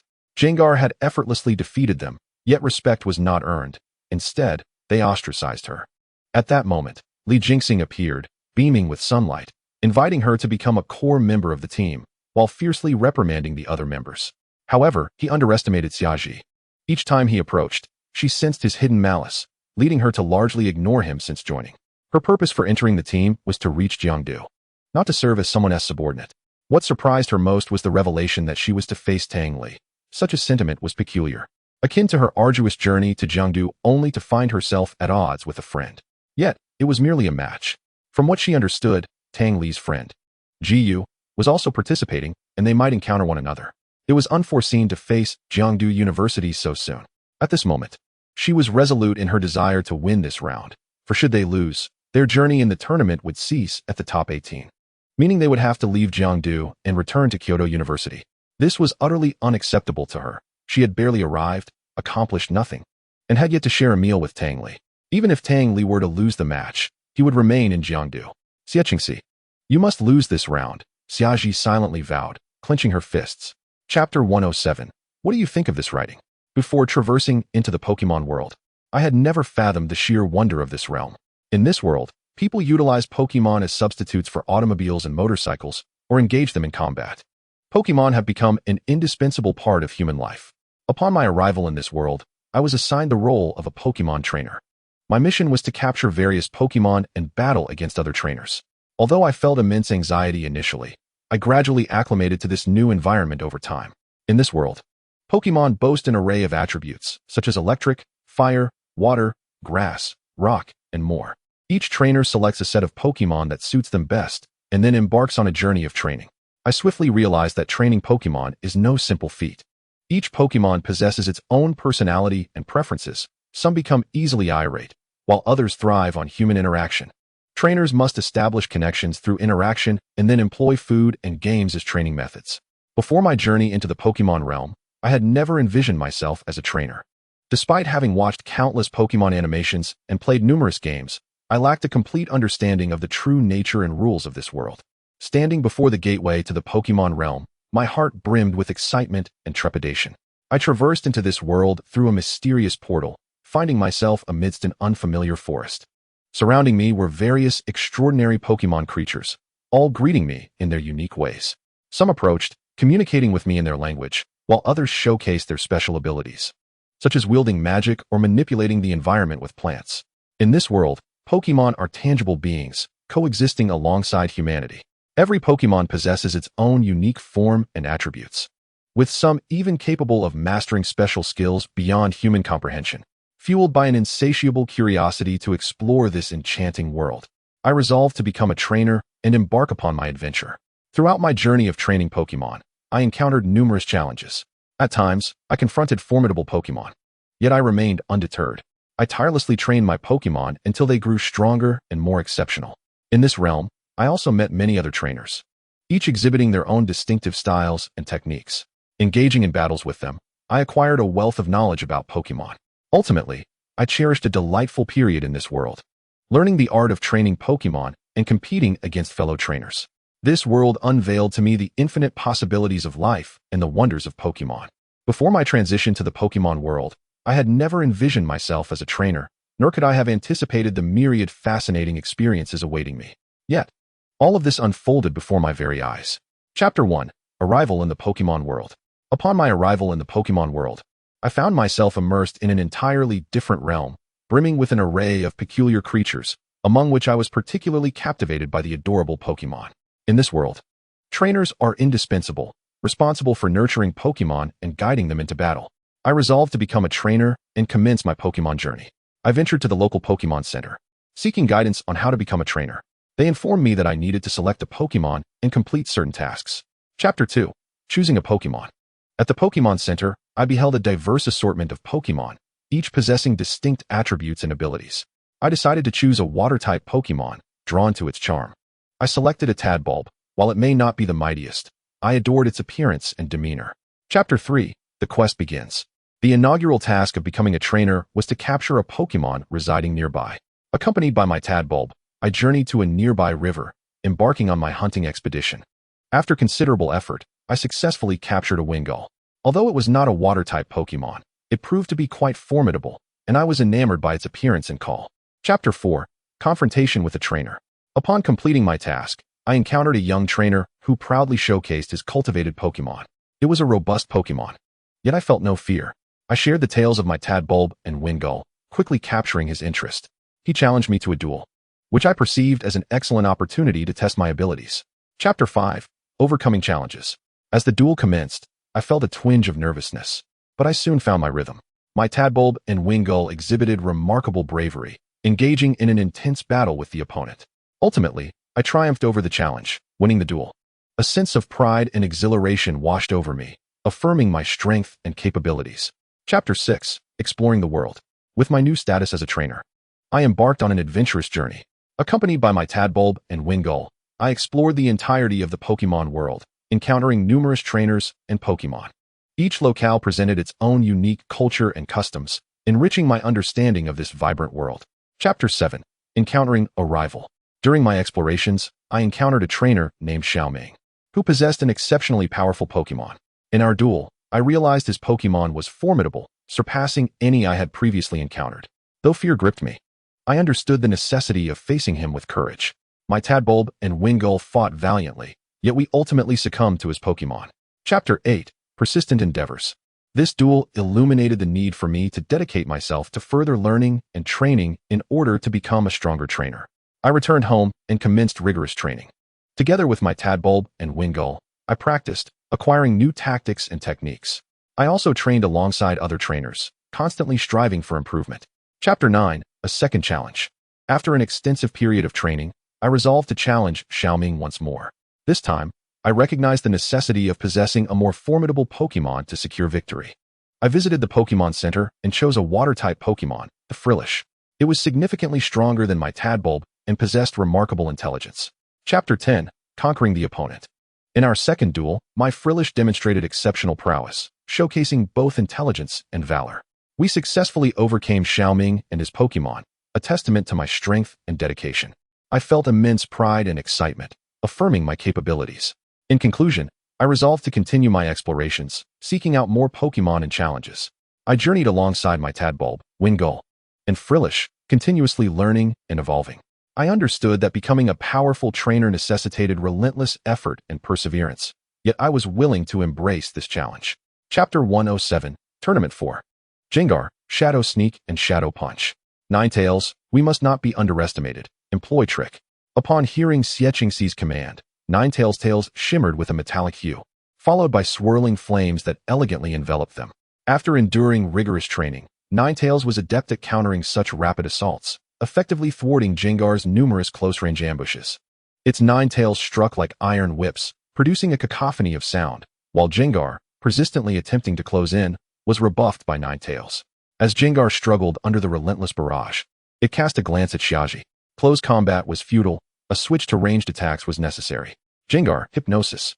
It was evident that Jengar was well-versed in this technique. Upon execution, Ninetales immediately succumbed to drowsiness, its once vibrant tails gradually descending to the ground. Ninetales awakened quickly.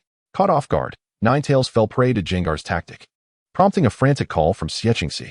The spectators and his teammates held their breath, anxiously watching the battlefield. Jengar unleashed the Shadow Ball. Xiaji observed Jengar, then shifted his gaze towards the sidelines at Tang Li. He doubted that the opponent lacked the capability to equip a sleep prevention item, thus positing that Ninetales' slumber was likely a ruse. Jengar soared into the air, conjuring a massive shadowy sphere and hurling it downwards towards Ninetales.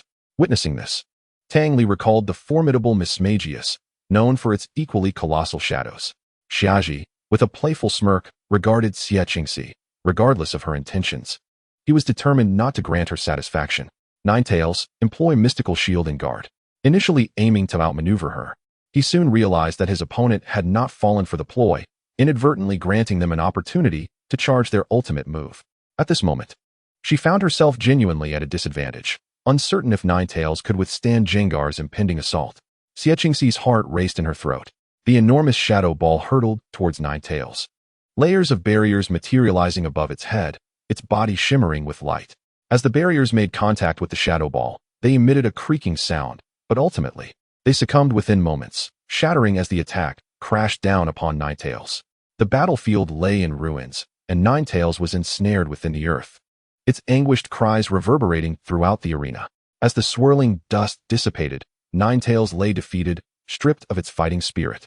Valplume has fallen. Xiechingxi has succumbed. Jiangdu University loses the first round. With a heavy heart, Xiechingxi descended from the stage, her disappointment palpable. "I'm sorry, I lost," she lamented to Tang Li. "It's all right, we still have each other," Tang Li and a few teammates consoled her. Xiechingxi glanced at the stage where Xiaji stood in radiant glory, basking in the audience's adulation. Xiaji had undoubtedly etched herself into the hearts of the crowd, her formidable Ninetales and masterful tactics delivering a riveting spectacle. Moreover, her stunning beauty drew inevitable comparisons to Xiechingxi, although many felt Xiaji's prowess overshadowed her charm.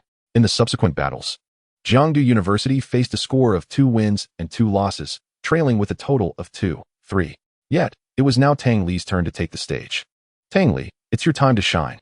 Upon hearing Xiechingxi's encouragement, Tang Li nodded resolutely before making his way to the battlefield. "Who is this representative from Jiangdu University?" murmured some spectators, unfamiliar with Tang Li, whose limited online presence had not garnered significant attention. However, the individuals at the judges' table perked up, eager to witness how the illustrious Tang Li would perform in the Collegiate Battle League, especially since his previous opponents had proven to be rather feeble, resulting in swift conclusions to those matches. Li Jinxin keenly sensed the focused gazes from the judges' table, his excitement mounting. "You must be feeling quite embarrassed after losing," he taunted with a gentle smile, though madness danced in his eyes. "You talk too much," Tang Li replied coldly. "Please, both sides, send forth your Pokémon." At the referee's command, Tang Li deployed Tyranitar, while Li Jinxin summoned his red-scaled dragon. The red-scaled dragon appeared in an imposing stance, adorned with numerous diamond-shaped structures and sharp protrusions, its red head boasting skin tougher than rock. Standing at 3 meters tall, it still seemed like a mere child next to the colossal Tyranitar. "Is this your alliance?" Tang Li exclaimed, examining the red-scaled dragon's stats. Pokémon, red-scaled dragon male. Level, 60. Ability, rough skin. It was surprising he had concealed such strength. Jiangdu University had not revealed any information regarding his advancements. "Even a champion-level red-scaled dragon holds no significance against me. Tyranitar, use Sandstorm. Let us see how long you can keep up your bravado. Red-scaled dragon, use Dragon Dance." Li Jinxin, incensed by Tang Li's nonchalant demeanor, lost his facade and roared at the red-scaled dragon. "Red-scaled dragon, unleash Hyper Beam." A dark beam erupted fiercely from the dragon's maw, empowered by the Dragon Dance, striking Tyranitar's abdomen with tremendous force. Why didn't Tyranitar evade that? It must be stunned by our captain's red-scaled dragon, the spectators speculated. Tyranitar used Dragon Pulse. With a deafening roar, Tyranitar retaliated, unleashing a shockwave that sent the red-scaled dragon crashing against the edge of the battlefield. This is impossible. Li Jinxin gasped in disbelief, as his red-scaled dragon, his trump card, had been defeated in a single strike. Can you hurry up? Don't keep me from celebrating, Tang Li mused, relishing the psychological advantage he had gained. Lucario, come forth. Li Jinxin proved to be a formidable opponent, and Tang Li resolved to delve deeper into his background. Since an inexplicable rivalry had already formed, he needed to be prepared. Knowledge of oneself and the enemy ensures victory in every battle. He would not engage without preparation, and he detested complications, seeking to extinguish any trouble before it could arise. As the battle progressed, Tyranitar found itself at a distinct disadvantage against Lucario, as the latter had a significant advantage over it. Lucario, Swords Dance followed by Aura Sphere. With a level of only 57, Lucario was Jiangdu University's sole champion-level Pokémon. The previous defeat of the red-scaled dragon left them reliant on Lucario's 4x damage output. I hope the outcome isn't too dire. Li Jinxin's expression darkened with concern. Lucario, use Force Palm. Seizing the moment while Tyranitar was still unable to utilize its field abilities, Li Jinxin commanded urgently. Lucario dashed forth, leaving a shimmering afterimage as it propelled itself toward Tyranitar, its glowing fist demonstrating its formidable strength. Just as Lucario approached, sharp rocks erupted from the ground, encircling him. Hidden power. Li Jinxin recognized the treachery of this move too late to warn Lucario. He collided directly with the sharp stone spikes. Although Lucario's resistance to rock-type moves minimized the damage, Tang Li couldn't help but relish its disheveled state, resembling a scruffy pup rather than its former majestic self. Tyranitar, clear skies. With Tyranitar's roar, the battlefield became suffused with an intense heat. Lucario glanced at Li Jinxin, waiting for his next command. Quick attack combined with Aura Sphere. Lucario surged toward Tyranitar in a flash, gathering energy and focusing intently before delivering a powerful blow. Tyranitar merely smiled, swiftly grabbing Lucario's leg and, to the latter's astonishment, hurled him toward the protective wall previously shattered by the red-scaled dragon. Tenring. Tyranitar beamed with pride at his precision, casting a triumphant glance at Tang Li. Tyranitar, unleash Flamethrower to finish this. Though Tyranitar was reluctant to end the fun, it obeyed Tang Li's command. A colossal column of fire erupted from Tyranitar's mouth, incinerating the grass below and leaving only charred remnants in its wake, engulfing Lucario in flames and rendering it unconscious. Each subsequent failure in the same spot felt like a slap to Li Jinxin's face, leaving him with an unbearable sense of humiliation. Tyranitar continued to consume energy blocks that enhanced its resistance to water and fighting moves, compounded by its recent evolution, making it exceedingly formidable against such attacks. This explained why it had emerged unscathed from Lucario's offensive. Snorlax, it's your turn. With two Pokémon vanquished by Tang Li's Tyranitar, Li Jinxin felt despair wash over him. Snorlax, confronted by this imposing titan nearly twice its size, instinctively took a few steps back in trepidation, recognizing Tyranitar's fierce demeanor as a means of intimidation. Snorlax, use Belly Drum. As soon as he took the stage, Li Jinxin employed his previous tactics. For only in this manner could the 57-level Snorlax possess the means to contend with a king-level opponent. Since he has so generously reduced his own health by half, let us swiftly send him back to his homeland. Meteor Swarm. The ground of the battlefield cracked and heaved, as stones suddenly erupted into the air. 1 stone, 2 stones, 10 stones. A multitude of boulders surged skyward in a frantic rush. Snorlax, evade. Snorlax wished to dodge, but found his lower half ensnared by the solid rock, rendering him immobile. At this juncture, Tyranitar's mastery over rock manipulation had reached its zenith. He could transform rock fragments into sand and manipulate it for various purposes, even resolidifying the sand. Moreover, the hardness of the rocks had attained an inconceivable level. This was Tyranitar at present, an undeniable powerhouse. Li Jinxin and the onlookers observed the ever-expanding boulder looming in the sky. Setting aside the damage it could inflict, its very presence was terrifying beyond measure. The crowd held its breath for Snorlax, and just as the referee was poised to intervene, Tang Li slowly spoke. Li Jinxin, do you not wish to surrender? Surrender? What nonsense are you spouting? How could I possibly yield? You are truly laughable. Do you not care for your Snorlax? Consider this, should such a massive meteorite descend, even a king-level Pokémon would meet its demise. Can you fathom the fate that awaits your Snorlax? Li Jinxin did not doubt Tang Li's words. He could sense the lethal aura of the enormous meteorite overhead, suffocating to behold. The referees would save Snorlax, for the Pokémon tournament prohibits the death of Pokémon, he reasoned. Oh, thank you for your reminder. Tyranitar, lower the meteorite's altitude to merely incapacitate him. Legiancy found himself momentarily speechless. It seems we hold no grudge. What have I done to provoke the illustrious young Master Tang? Regaining his composure, he spoke in a somber tone. Abandon your wicked thoughts, and do not provoke me. Otherwise, no one shall be able to save you. Remember, I said no one. Tyranitar, unleash Sandstorm. The rocks that had tightly bound Snorlax transformed into sand, which then compressed with great force, causing Snorlax to faint. The colossal meteorite in the sky began to fragment, with chunks of rock targeting Snorlax's form, encircling him like a master artist's outline. The referee entered the scene. Jiangdu University, victory to Tang Li. Tang Li stepped down from the battlefield, while Li Jinsi stood there, staring at the now shattered arena and the unconscious Snorlax, unable to regain his senses for a prolonged moment. A wave of helplessness washed over him. Was this the extent of his capabilities? The entire match had ended mockingly. When Tang Li descended from the stage, he finally smiled and said to Xiechingxi, I have won. His objective had been achieved. By showcasing his strength, he had managed to unsettle the remaining competitor from Kyoto University. These were all underhanded tactics. And it was precisely this that Tang Li had prepared as a safeguard.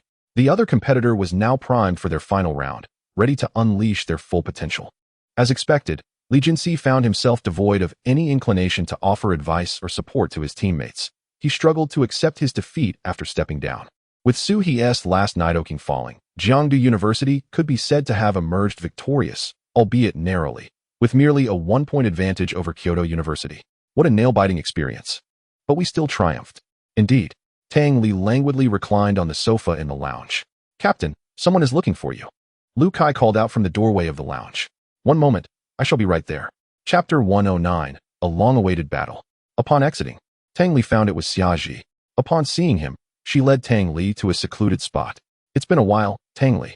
Indeed, it has, Xiaji. After exchanging those pleasantries, an awkward silence ensued. As they exchanged glances, the atmosphere growing increasingly uncomfortable. Finally, unable to endure the awkwardness, Tang Li broke the silence. Would you like to stay in Jiangdu a few more days? After the competition, I can show you around. Upon hearing Tang Li's words, Xiaji's eyes seemed to light up. That sounds great. I'll head off now to ask the captain for some time off. Since you've won against us, do continue to strive for excellence. I hope you can secure first place. Thank you. Once Xiaji departed, Wang Su returned to the lounge. Who was looking for you just now? Xiechingxi inquired without lifting her head from the sofa. Xiaji, Tang Li replied casually. Xiechingxi paused in contemplation but soon dismissed it, her focus elsewhere. Ever since her defeat at Xiaji's hands, her competitive spirit had been thoroughly ignited. The quarterfinals progressed to the semifinals, culminating in Jiangdu University facing Moda University in the grand finals. Jiyu expressed immense satisfaction. He had accomplished the task assigned to him, leading Moda University to triumph with unwavering momentum, aiming for the championship. Even if they were to lose, they would still emerge as the greatest winners. Thus, when they took the stage, all team members radiated smiles, devoid of any tension. Only Jiyu bore a fierce determination. This time, he intended to let Tang Li experience the fruits of his growth over the years. He had long awaited this day. Recalling their last encounter when he was still a mere Shakiras, the battle process proved to be quite enjoyable. Match 1, Suong vs. Xiechingxi. Match 2, Bai Yi vs. Lu Kai. Match 3, Su Qian vs. Jing. Match 4, He Shisuo vs. Cheng Jun. Match 5, Jiyu vs. Tang Li. Match 6, Lu Dihai vs. Wang Qi. Match 7, Zhao Ritian vs. He Chu. By the time Tang Li took the stage, the score was heavily skewed. This promised to be a match of high spectacle. In the preceding rounds, spectators had become well acquainted with Tang Li and the might of his Tyranitar. Moreover, Jiyu had garnered numerous fans from previous rounds, further enhancing his appeal.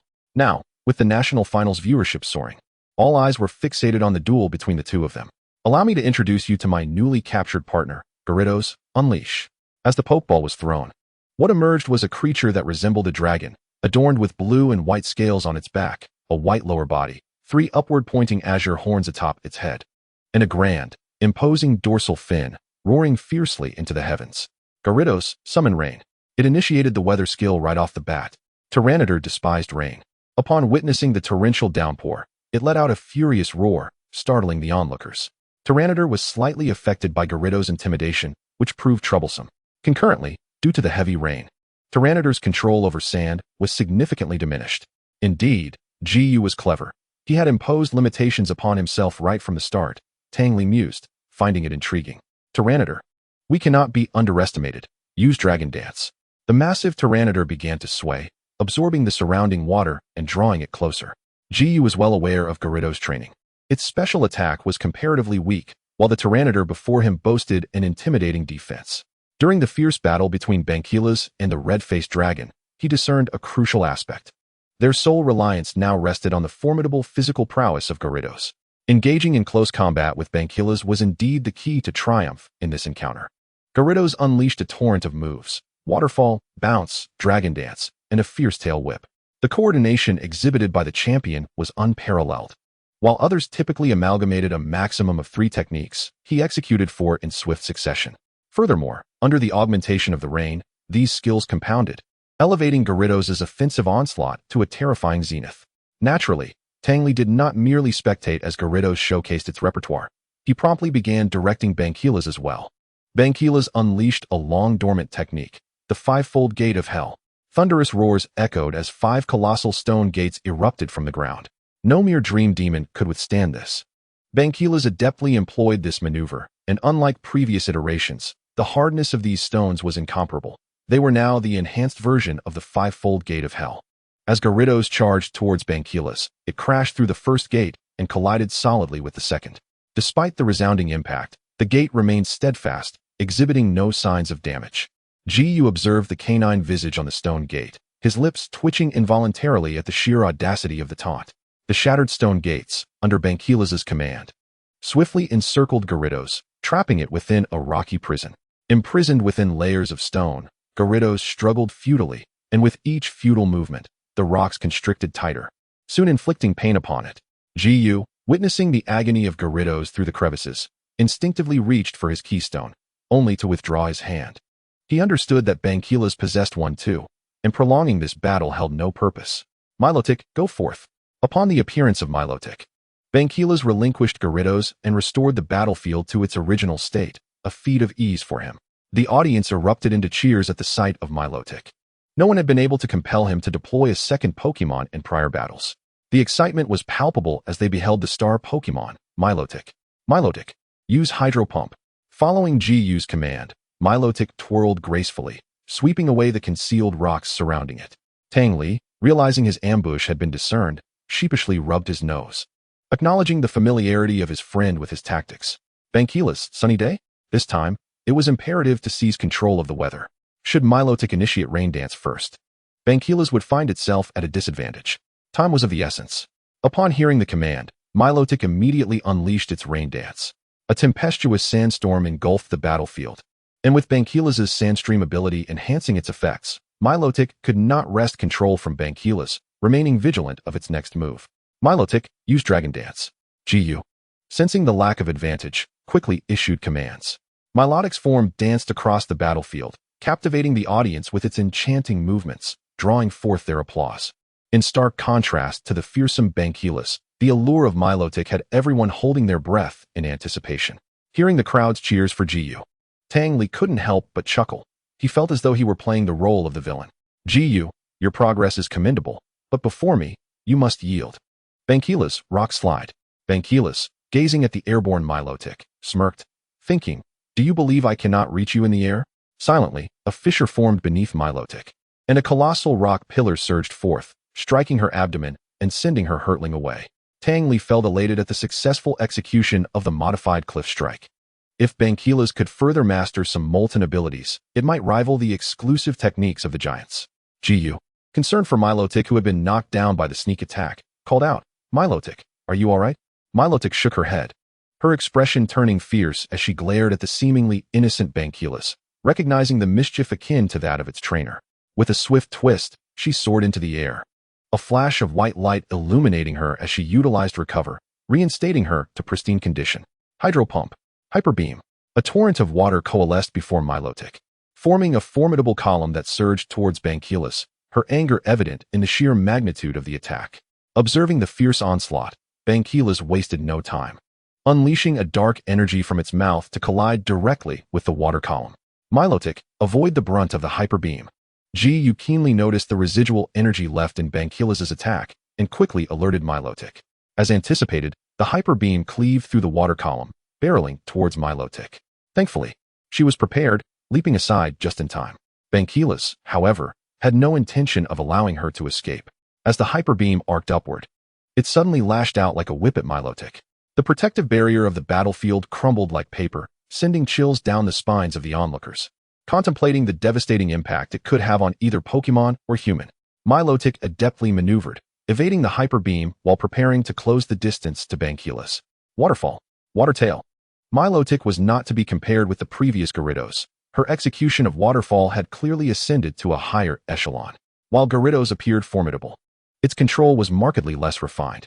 With each landing, waves propelled Milotic forward, mitigating the effects of the sandstorm.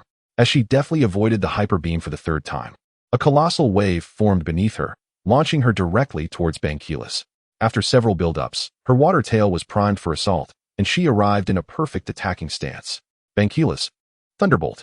Just as the water tail was about to strike Bankilas, it used the sand to teleport beside Milotic, evading the powerful water tail with remarkable agility. How could Bankilas move so swiftly? Is it using some kind of cheating item? The audience buzzed with disbelief, questioning Tang Li. Tang Li chuckled. Your surfing skills are not solely the domain of Swampert.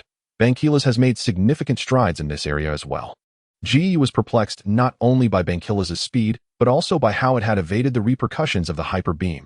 Ordinarily, there would be a delay in movement post-attack, a factor he had considered when commanding Milotic to press in for a close assault. That's a secret. Milotic aimed to unleash another water tail on Bankilas. But before she could react, Bankilas had closed the distance. With a piercing sonic boom, Bankilas's fist struck Minas with tremendous force, unleashing a tempest of destructive power coupled with relentless electricity. Minas exhibited no semblance of resistance, hurtling backward like a mere ragdoll, her beautiful scales charred by the electric onslaught. Even as she crashed to the ground, her body continued to convulse. Bankilas, undeterred by their acquaintance, showed no mercy. He believed that exerting his full strength was the greatest respect he could show to a friend. Minas, Jiu exclaimed, his elegant voice tinged with urgency upon witnessing Minas's grievous injuries. Minas cast a defiant glance at Jiu, resolutely nodding in acknowledgement. Minas, mirror coat. Just as Bankilas was reveling in his triumph over Tang Li, a sharp pain surged through his abdomen, accompanied by the emergence of golden currents coursing through his body. Before he could react, a plume of black smoke escaped his lips, and he promptly fainted. Is this mirror coat? Tang Li observed curiously, noting the alarming similarity in Bankilas's condition to that of Minas, albeit far more severe. I never expected you had such a hidden card up your sleeve, he remarked with a grin directed at Jiu. Indeed, do not underestimate me, Jiu replied confidently. Tang Li retrieved the unconscious Bankilas into his pokeball and sent out his Dragonite once more. Minas, recover. A radiant white light enveloped Minas, healing her injuries. Though some golden electricity still flickered across her form, Tang Li felt a sense of helplessness.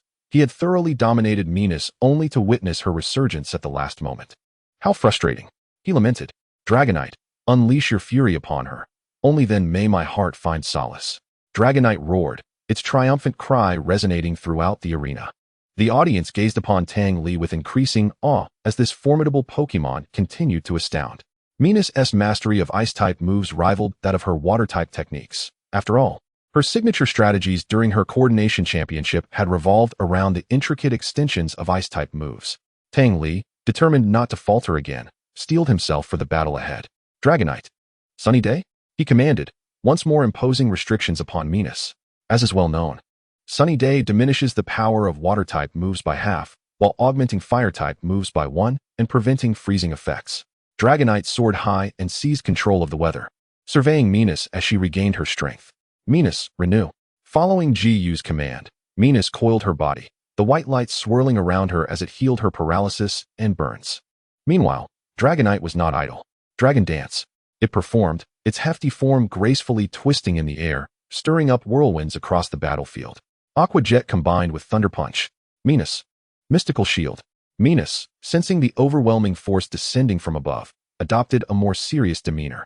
Let us see how you withstand this, Tang Li declared, observing as Dragonite prepared its ultimate strike. This time, I shall not grant you another opportunity to execute Mirror Coat. Dragonite's right fist shimmered with brilliant golden electricity, its thunder punch far more dazzling than the one Banquila's had previously unleashed. It resonated through the arena, echoing like the cries of 1,000 birds. This was evidently a more advanced application of Thunder Punch. Since returning from Dragon Island, Dragonite had been diligently training under Tang Li's guidance, honing its skills to a level of opulence and refinement. With the combination of extreme speed and a higher-tier Thunder Punch, the question remained, could this strike cleave through the very thunder of nature? The resplendent golden light traced an arc through the air, and with the enhancement of extreme speed, the Thunder Punch gained unprecedented penetrative power. Ji felt a bead of sweat form as he worried for Minas. The assault was too rapid for her to prepare adequately. Before Minas could fully bolster her defenses, Dragonite's Thunder Cut arrived at her side. Mystical Shield offered no resistance, and the Golden Thunder Punch crashed into Minas with devastating force. This time, Minas succumbed, losing consciousness instantly. Ji swiftly recalled her into her pokeball and indicated to the referee, "I concede this round. I must take Minas for treatment." After exchanging nods with Tang Li in farewell, he hurriedly departed, acutely aware that his Empoleon stood no chance against such a fearsome Dragonite. Wow, that Dragonite is incredibly strong, truly invincible, others exclaimed. Tang Li is dominating the entire arena. Jiangdu University had once again claimed the championship, a remarkable achievement indeed. The audience erupted into fervent applause, echoing throughout the Mar Arena. The members of the Jiangdu University team radiated joy, despite the previous competitions being fiercer. The presence of their captain and leader alleviated much of the pressure they faced. Standing atop the champions' podium, they basked in the accolades of the spectators. Their school's emblem firmly retained at the pinnacle of the collegiate league's battle stage. Tang Li and Xie Qingxi exchanged glances. "Thank you, Tang Li," she expressed. "This is a collective victory." "Indeed, it is the result of our joint efforts," Tang Li replied before striding toward the MVP position, where his performance had undoubtedly captivated all spectators and judges alike. Receiving his MVP trophy from the league president, Tang Li bowed in gratitude before raising it high, eliciting a thunderous ovation from the crowd. Ji, standing in the runner-up position, congratulated his teammates, having fulfilled the task entrusted to him by their principal. Though he did not secure the championship, he recognized the slim chances of overcoming Tang Li after learning of his participation in the competition. Yet, a sense of frustration lingered. It seemed he would never catch up to Tang Li. Competing in the same era as such a prodigy presented a challenge that would vex all talented individuals. The Kyoto University team, watching the jubilant expressions of the Modu University members from the sidelines, felt a profound sense of disappointment. They had failed to even reach the top 8, ensuring their names would be etched upon the pillar of shame for the coming year. Xiaji stood nearby, her expression devoid of emotion. Though swept along by the tide of events and having become an adversary of Tang Li, this experience felt oddly gratifying. Having triumphed over a woman seemingly close to him, her performance had been exceptional. The failure of Kyoto University to reach the top 8 could not be attributed to her, as the audience and viewers alike bore witness. At Jiangdu Airport, Li Jingxing inquired, "Where is Xiaji? Why hasn't she boarded the plane?" "She told me she plans to stay in Jiangdu for a few days. She is feeling down after her loss and wants to clear her mind," the team leader explained. "I still need to clear my mind as well." Li Jinshu crushed the beverage bottle in his hand, still uncertain about how he would explain his actions to the school and the team director upon his return. After all, he had previously made a solemn promise in their presence, and with the summer solstice, she had inexplicably been dubbed the Ice Goddess online, coupled with her formidable family background, which had far exceeded Li Jinshu's initial expectations. It was all Tang Li's fault. He was the one to blame. In that moment, Li Jinshu completely forgot the fear Tang Li had instilled in him earlier, his heart now brimming with resentment towards him. "Allow me to formally introduce myself. I am Xie Qingxi. Hello, I am Xiaji." The instant Tang Li witnessed the two enchanting ladies shaking hands, he felt an unexpected chill. Could this be what they referred to as a Shura field? He had only just bid farewell to his friend, Ji, who, along with his teammates, had dashed straight to the airport after the league concluded. The other members from Jiangdu University had also departed, leaving only the senior sister and Xiaji by Tang Li's side. "Since you, Sister Xia, have arrived in Jiangdu, I shall play the role of a gracious host. It is time for dinner. Allow me to take you both to my family's restaurant for a meal," Xie Qingxi said warmly. Xiaji turned to Tang Li, seemingly awaiting his response. "The flavors at my senior sister's restaurant are renowned throughout Jiangdu. Xiaji, let us go there today to indulge in its delights," Tang Li remarked earnestly. The roar of the engine echoed as a blue supercar sped down the road, with Tang Li, wearing sunglasses, driving absent-mindedly while occasionally glancing at the back seat through the rearview mirror. The two beautiful women sitting together were quite the sight. Yet Tang Li found himself perplexed by their continuous laughter. Just moments ago, they had been at odds, and now their camaraderie seemed to have flourished overnight. Soon, the car arrived at the Yin family's private dining establishment, and under Xie Qingxi's guidance, the trio entered a secluded private room. Before Tang Li could take a seat, he received a call from the old professor. "Sister, you and Xiaji go ahead and order. I need to take this call." "Go ahead," she replied. And after exchanging a brief word with Xiaji, Tang Li stepped out of the private room to a more secluded area. Upon answering the call, a hearty laugh emanated from the other end. "Li, congratulations on winning the University League Championship. I watched the entire match. Your performance was commendable. Professor, I hope I haven't disappointed you." "Not at all. Now that the league has concluded, there have been new discoveries at the three-star ruins. It seems someone has found traces of divine beasts there. What I mean is, we may need to advance our schedule by a few days. I am available to depart at any time. The league's higher-ups are placing great importance on our research expedition, so remember to keep this confidential. You understand the rules, right?" "Rest assured, Professor." "All right, we'll meet at the airport tomorrow at 6 in the afternoon." "Understood. Goodbye, Professor. I want to keep you further. Goodbye." Meanwhile, back in the private room, Xie Qingxi turned to Xiaji and asked, "Do you have feelings for Tang Li?" Taken aback by the senior sister's directness, Xiaji did not confirm nor deny, merely lowering her gaze to her skirt. "Many admire Tang Li, but I believe only the two of us share a unique bond with him. Let us compete fairly.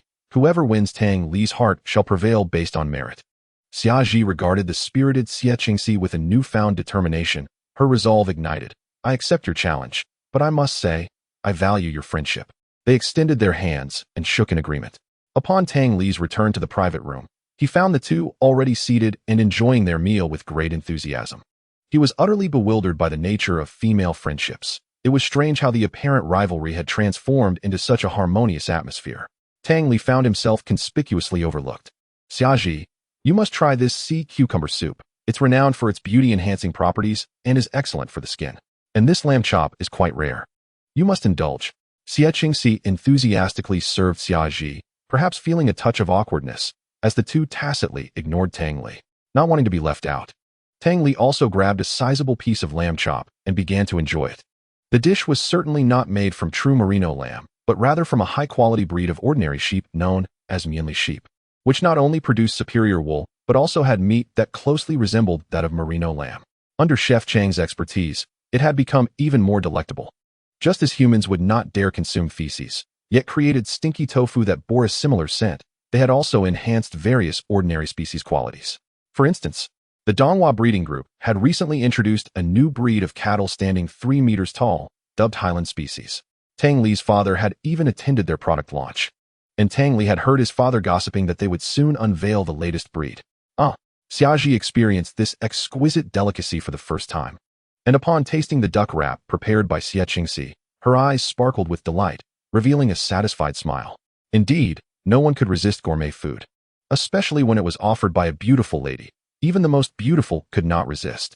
After a sumptuous meal, Xiaji leaned back in her seat, clutching her now full stomach, wishing to disappear into the earth, having savored her meal so thoroughly that she had forgotten to maintain her decorum. Observing Tang Li's swift yet graceful dining style made her feel somewhat self-conscious. Yet thankfully, his attention remained solely on the food, oblivious to her. "Xiaji, why don't you stay at my place tonight? I recall you mentioning that you had checked out of the hotel you booked earlier," Xie Qingxi suggested slowly. "Oh, that won't be necessary. I can stay at Tang Li's place tonight," Xiaji replied, wiping her hands with a wet tissue. "That's simply won't do. How could two young people, alone together, stay under the same roof?" Xie Qingxi exclaimed, casting a glance at Tang Li, to which Xiaji chuckled in response. "My Gung Gui misses his brother, Bangilas. He insists I must stay at Tang Li's house. I cannot deny my precious Pokemon's request, but it cannot be like this. Fear not, Senior Xie. Tang Li will look after me. Right, Tang Li?" Feeling the gentle tremor of Bangilas's pokeball at his waist, Tang Li could only smile and say, "My home is spacious enough. You are welcome to stay. Then I shall also accompany Xiaji to stay there. After all, your house has plenty of rooms," Xie Qingxi declared, determined not to let Xiaji have the opportunity to sneak away, as she was uncertain what actions the seemingly aloof girl might undertake. At Tang Li's residence, Gung Gui and Bangilas frolicked joyfully in the backyard, both Pokémon unusually excited after a long separation. Gung Gui had yearned to reunite with his leader since his first day in Jiangdu, but regrettably, Xiaoji had been busy with the school team, while Tang Li was captaining Jiangdu University's team. To avoid complications, she had restrained Gung Gui. As the three Pokémon played in the backyard, Tang Li busied himself preparing food for all the Pokémon. Exhausted, he could barely stand upright. And if it hadn't been for Xiaoji and Xie Qingxi assisting him, they might not have had a meal until late into the night. Most of the food consists of his own Pokémon, and Tang Li watched as the Bangilas devoured basket after basket, his mouth twitching involuntarily. He truly had a large troop of gluttons. He could only imagine how hectic things would become once he established a second team. It seemed imperative to assign them a dedicated nutritionist in the future. Chapter 113, Arrival in Guanghan City. As night fell, the starry sky sparkled like a painting, adorning the endless darkness. Above, countless stars twinkled, resembling diamonds scattered across the celestial canvas, glimmering and translucent. The profound night sky, akin to a vast black curtain, enveloped a few individuals, causing them to become lost amidst the boundless constellations. I might only be able to accompany you until tomorrow afternoon.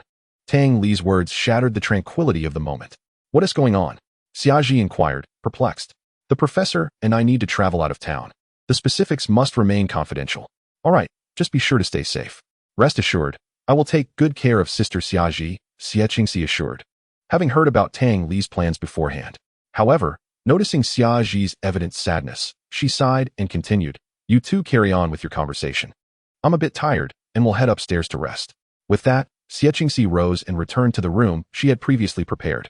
Xiaoji must have so much to discuss with Tang Li. Xie Qingxi pondered as she sat on the soft bed, contemplating the potential topics of their conversation. Ultimately, feeling uneasy, she cautiously approached the window to peer through the gap. Unfortunately, she did not understand lip reading, and after a brief observation, she returned to her bed to rest. Why are you leaving so soon? I had planned to show you around Jiangdu for a few days, Xie Qingxi remarked, watching Xiaoji pack her belongings. I want to be staying. After all, Tang Li is leaving today as well, and my presence here holds little significance. Xiaoji replied calmly without looking up. Such words wound my heart. Even in his absence, there is still me. I appreciate your kindness, but I think it's best to decline. Xiaoji's tone softened slightly, yet she still rejected Xie Qingxi's goodwill. Then let us exchange contact information. We can keep in touch in the future. Xiaoji did not refuse this suggestion. In the backyard, Gung Gui circled around Bangilas, bidding farewell. Not anticipating this gathering would be so fleeting, displaying a reluctant demeanor. Don't worry, Gung Gui, we will visit you in Kyoto, Tang Li said as he approached, gently patting Gung Gui's cool head. Promise me, you must protect Xiaoji. After 2 days of investigation, he had discovered that the captain of the Kyoto school team harbored ulterior motives regarding Xiaoji. He had previously warned him, yet he was uncertain whether his advice would be heeded. Vangelis produced a substantial number of energy cubes, placing them beneath Gung Gui. Take these delicious treats with you. Vangelis generously offered heaps of energy cubes, which Gung Gui eagerly devoured, emitting joyful sounds. Goodbyes are invariably tinged with melancholy. Tang Li gathered his belongings and approached Xiaoji and Xie Qingxi. It's time to depart. Xiaoji nodded and entered to retrieve her suitcase. Senior, don't be so downcast. Cheer up, I'm not leaving for good. True, I will await your return.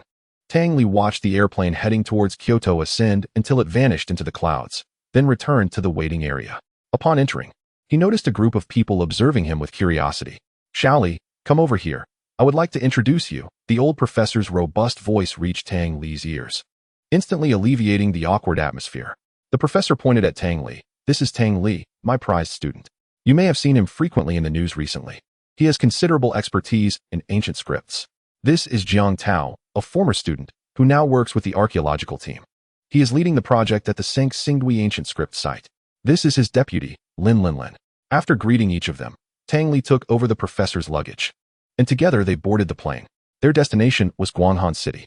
The Sanqing site had been discovered in this area, and Tang Li was eagerly curious about what findings would emerge from this research.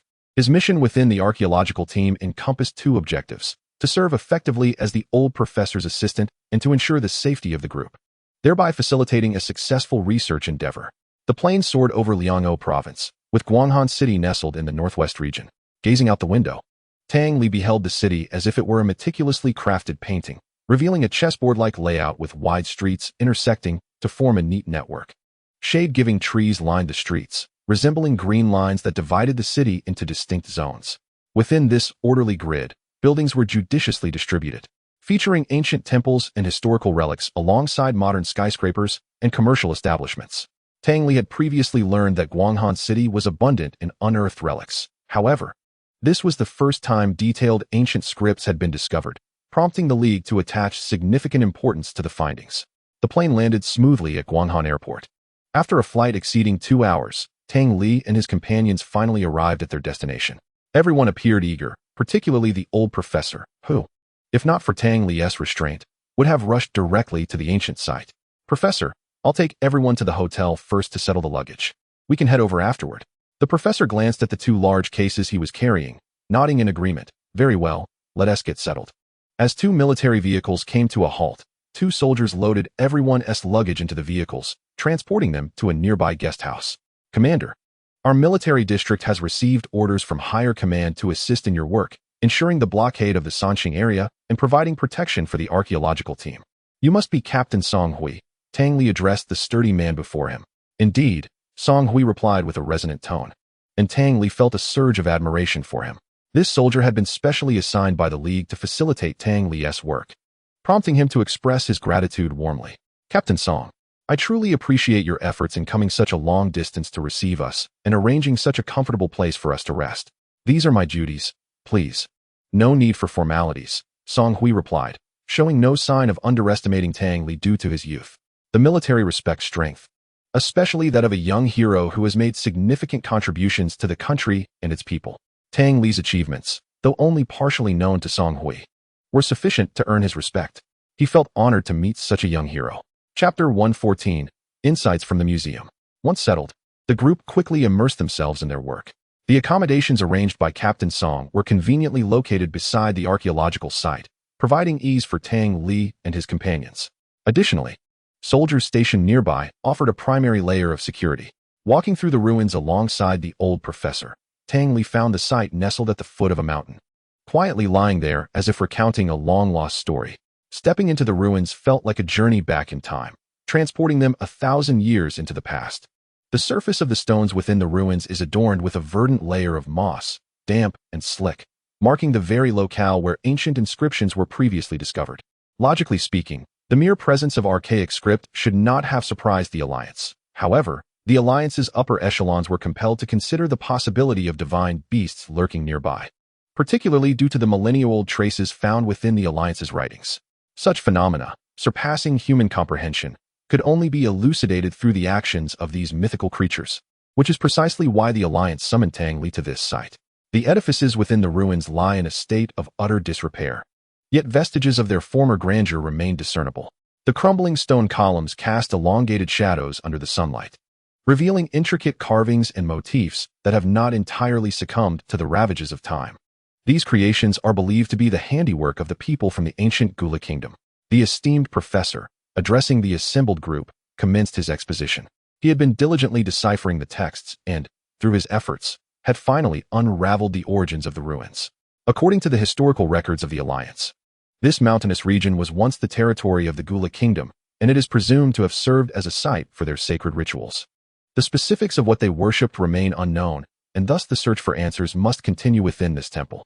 The professor gazed mournfully at the dilapidated structure before him, lamenting the fate of such a magnificent edifice, now reduced to mere ruins, with only a few indelible inscriptions symbolizing the former splendor of the Gula kingdom. The historical documentation left by the Gula kingdom is scant, consisting of only fragments of information, should the archaeological team succeed in uncovering sufficient data to fill this void. Their expedition would yield significant rewards. The deputy team leader, Lin, wielding a camera, meticulously captured images of the inscriptions and designs. Senior Jiang engaged in conversation with the professor, shortly summoning Commander Song Hui to their side. "Commander Song, may I inquire if our exploration is confined solely to this area?" The professor inquired gently. Despite the discoveries made here, they remained far from his expectations. Having eagerly prepared for so many days and having traveled such a distance, returning empty-handed was a disheartening prospect. "Professor, we are currently at the very heart of the ruins. Those who came before us only explored the periphery to prevent any damage to the inscriptions and designs, thereby facilitating your research," replied Tang Li, who had been listening intently to their dialogue. Suddenly, He interjected, Commander Song. I have a question for you. Where exactly was the ancient stone slab bearing the Alliance's script discovered? His intuition suggested that the events unfolding here were far from ordinary. With no leads to pursue, he resolved to follow the known clues, believing that the stone slab might be the key to unlocking the mystery. As soon as Tang Li posed his inquiry, the professor eagerly chimed in, Yes, indeed. Where is that slab located? He too recognized the significance of the artifact and cast a grateful glance at Tang Li. After we discovered the slab, we entrusted it to the curator of the Guanghan City Museum for safekeeping. As their facilities are more comprehensive, he explained. Without further ado, we are unfamiliar with this area, and we would greatly appreciate your assistance in contacting them, so we may proceed to examine it immediately. Of course, it is my duty to assist, Commander Song replied, dispatching a soldier to guide the group toward the vehicles while he took out his phone to contact the curator. Hu Qing, the curator of the Guanghan City Museum, was also an explorer of the ruins periphery, and it was under his oversight that the stone slab was uncovered. Eager to return, the group urged the driver to accelerate as they made their way to the museum. Upon arrival, they found the Guanghan City Museum nestled within a vast expanse of greenery, encircled by lush trees and serene lakes, imparting a sense of tranquility and elegance. The architectural style was distinctive, featuring elements reminiscent of bronze artifacts, such as curved forms and intricate patterns, imbuing the structure with a historical and cultural essence indicative of masterful design, instantly captivating the onlookers. As Tang Li's previously hurried demeanor began to mellow, he commenced exploring the museum's collections alongside his companions. The artifacts here likely dated back to the same era as the Gula Kingdom, suggesting the possibility of further discoveries. Indeed, they agreed, deepening their exploration. Professor, why are the bronze figures here so colossal? One inquired. My knowledge of the three-star kingdom is limited, but in ancient societies, it was common for people to anthropomorphize certain deities to facilitate worship and veneration.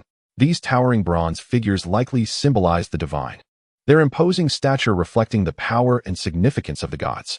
Tang Li astutely recognized the emphasis on divinity in this explanation. Professor Bai is correct. This provides us with a more profound understanding. A voice from behind the group interjected, Greetings, Professor Bai and young friend Tang Li. I am the curator of this museum. You may call me Curator Hu. His words carried a warmth and trustworthiness that naturally drew people closer. Since you have arrived, we would be grateful for your insights in guiding us through the ensuing explanations, as your expertise in this field far surpasses ours, Captain Zhang remarked, prompting Lin to retrieve her notebook and pen to document pertinent information. Curator Hu elaborated on the museum's design and the myriad details of its exhibits. For no one understood this place better than he. As time progressed, the group ventured to the museum's innermost sanctum, where an immense bronze tree stood majestically in the center of the hall. Having already been astounded by previous exhibits, they were now engulfed in a profound sense of awe, their spines tingling with disbelief. Is this truly a man-made creation? They collectively gasped, left with only this singular question. Chapter 115. At last, we awaited you. The bronze tree towered above the sacrificial pit, its trunk standing tall and straight, with exposed roots that evoked an ancient and enigmatic aura. The base of the tree was somewhat conical, adorned with cloud patterns, while the upper section featured 3 interconnected mountains, each also embellished with similar motifs. The trunk was cast at the pinnacle of the mountains, rising straight and revealing its roots. 3 tiers of branches extended from the trunk, each bearing 3 twigs, with fruits adorning the tips. 1 branch ascended, supporting a bird perched atop the fruit, while 2 branches sagged, swaying gently in the breeze. The entire tree was intricately carved, with every detail meticulously crafted, showcasing the exceptional bronze casting techniques of the ancient 3-star kingdom. Beneath the branches and fruit supports, fire wheels were cast. On one side of the tree, a dragon descended, its body braided, with a horse-like head and sword-shaped wings. Curator Hu, are you familiar with the ancient Gula kingdom that existed during the same period? Tang Li inquired slowly. As they traversed the museum's periphery, they noted that the artifacts on display predominantly belonged to the ancient 3-star kingdom, with scant mention of the Gula kingdom as previously indicated by the professor. A flicker of surprise crossed Curator Hu's eyes. Might the newly uncovered ruins have connections to this legendary nation? Instead of answering Tang Li's question, he turned to the professor and posed a query of his own. The professor surveyed the area, noting the absence of other visitors or idle onlookers, and proceeded to clarify. The ancient texts you previously sent me contain portions that I have deciphered, all of which point to a realm known as the Gula Kingdom. However, our current literature provides little insight into this civilization. Indeed, They all concurred. Director, who sighed deeply, seemingly lost in reminiscence, as if the existence of this nation were but a figment of imagination. However, since we now possess a lead, let us delve into this matter thoroughly.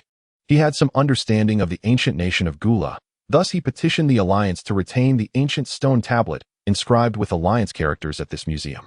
From Captain Song, he had also gathered the true intentions of the group, leading him to escort everyone into a highly secured chamber. After the military delivered this tablet, I cleared this secret room specifically for its placement, Director Hu remarked as he walked.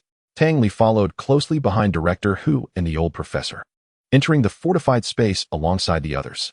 Upon crossing the threshold, they were greeted by the focal point of their expedition, an ancient stone tablet adorned with Alliance script. Its size far exceeding Tang Li's expectations.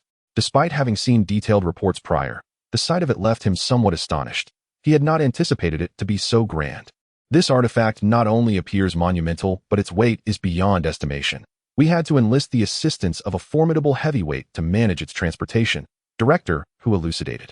The surface of the stone tablet was embellished with exquisite patterns, seemingly narrating an ancient tale or depicting a mysterious scene. The intricate and complex designs were presented in relief upon the stone's surface, showcasing archaic symbols and motifs, each detail imbued with a unique rhythm and cadence.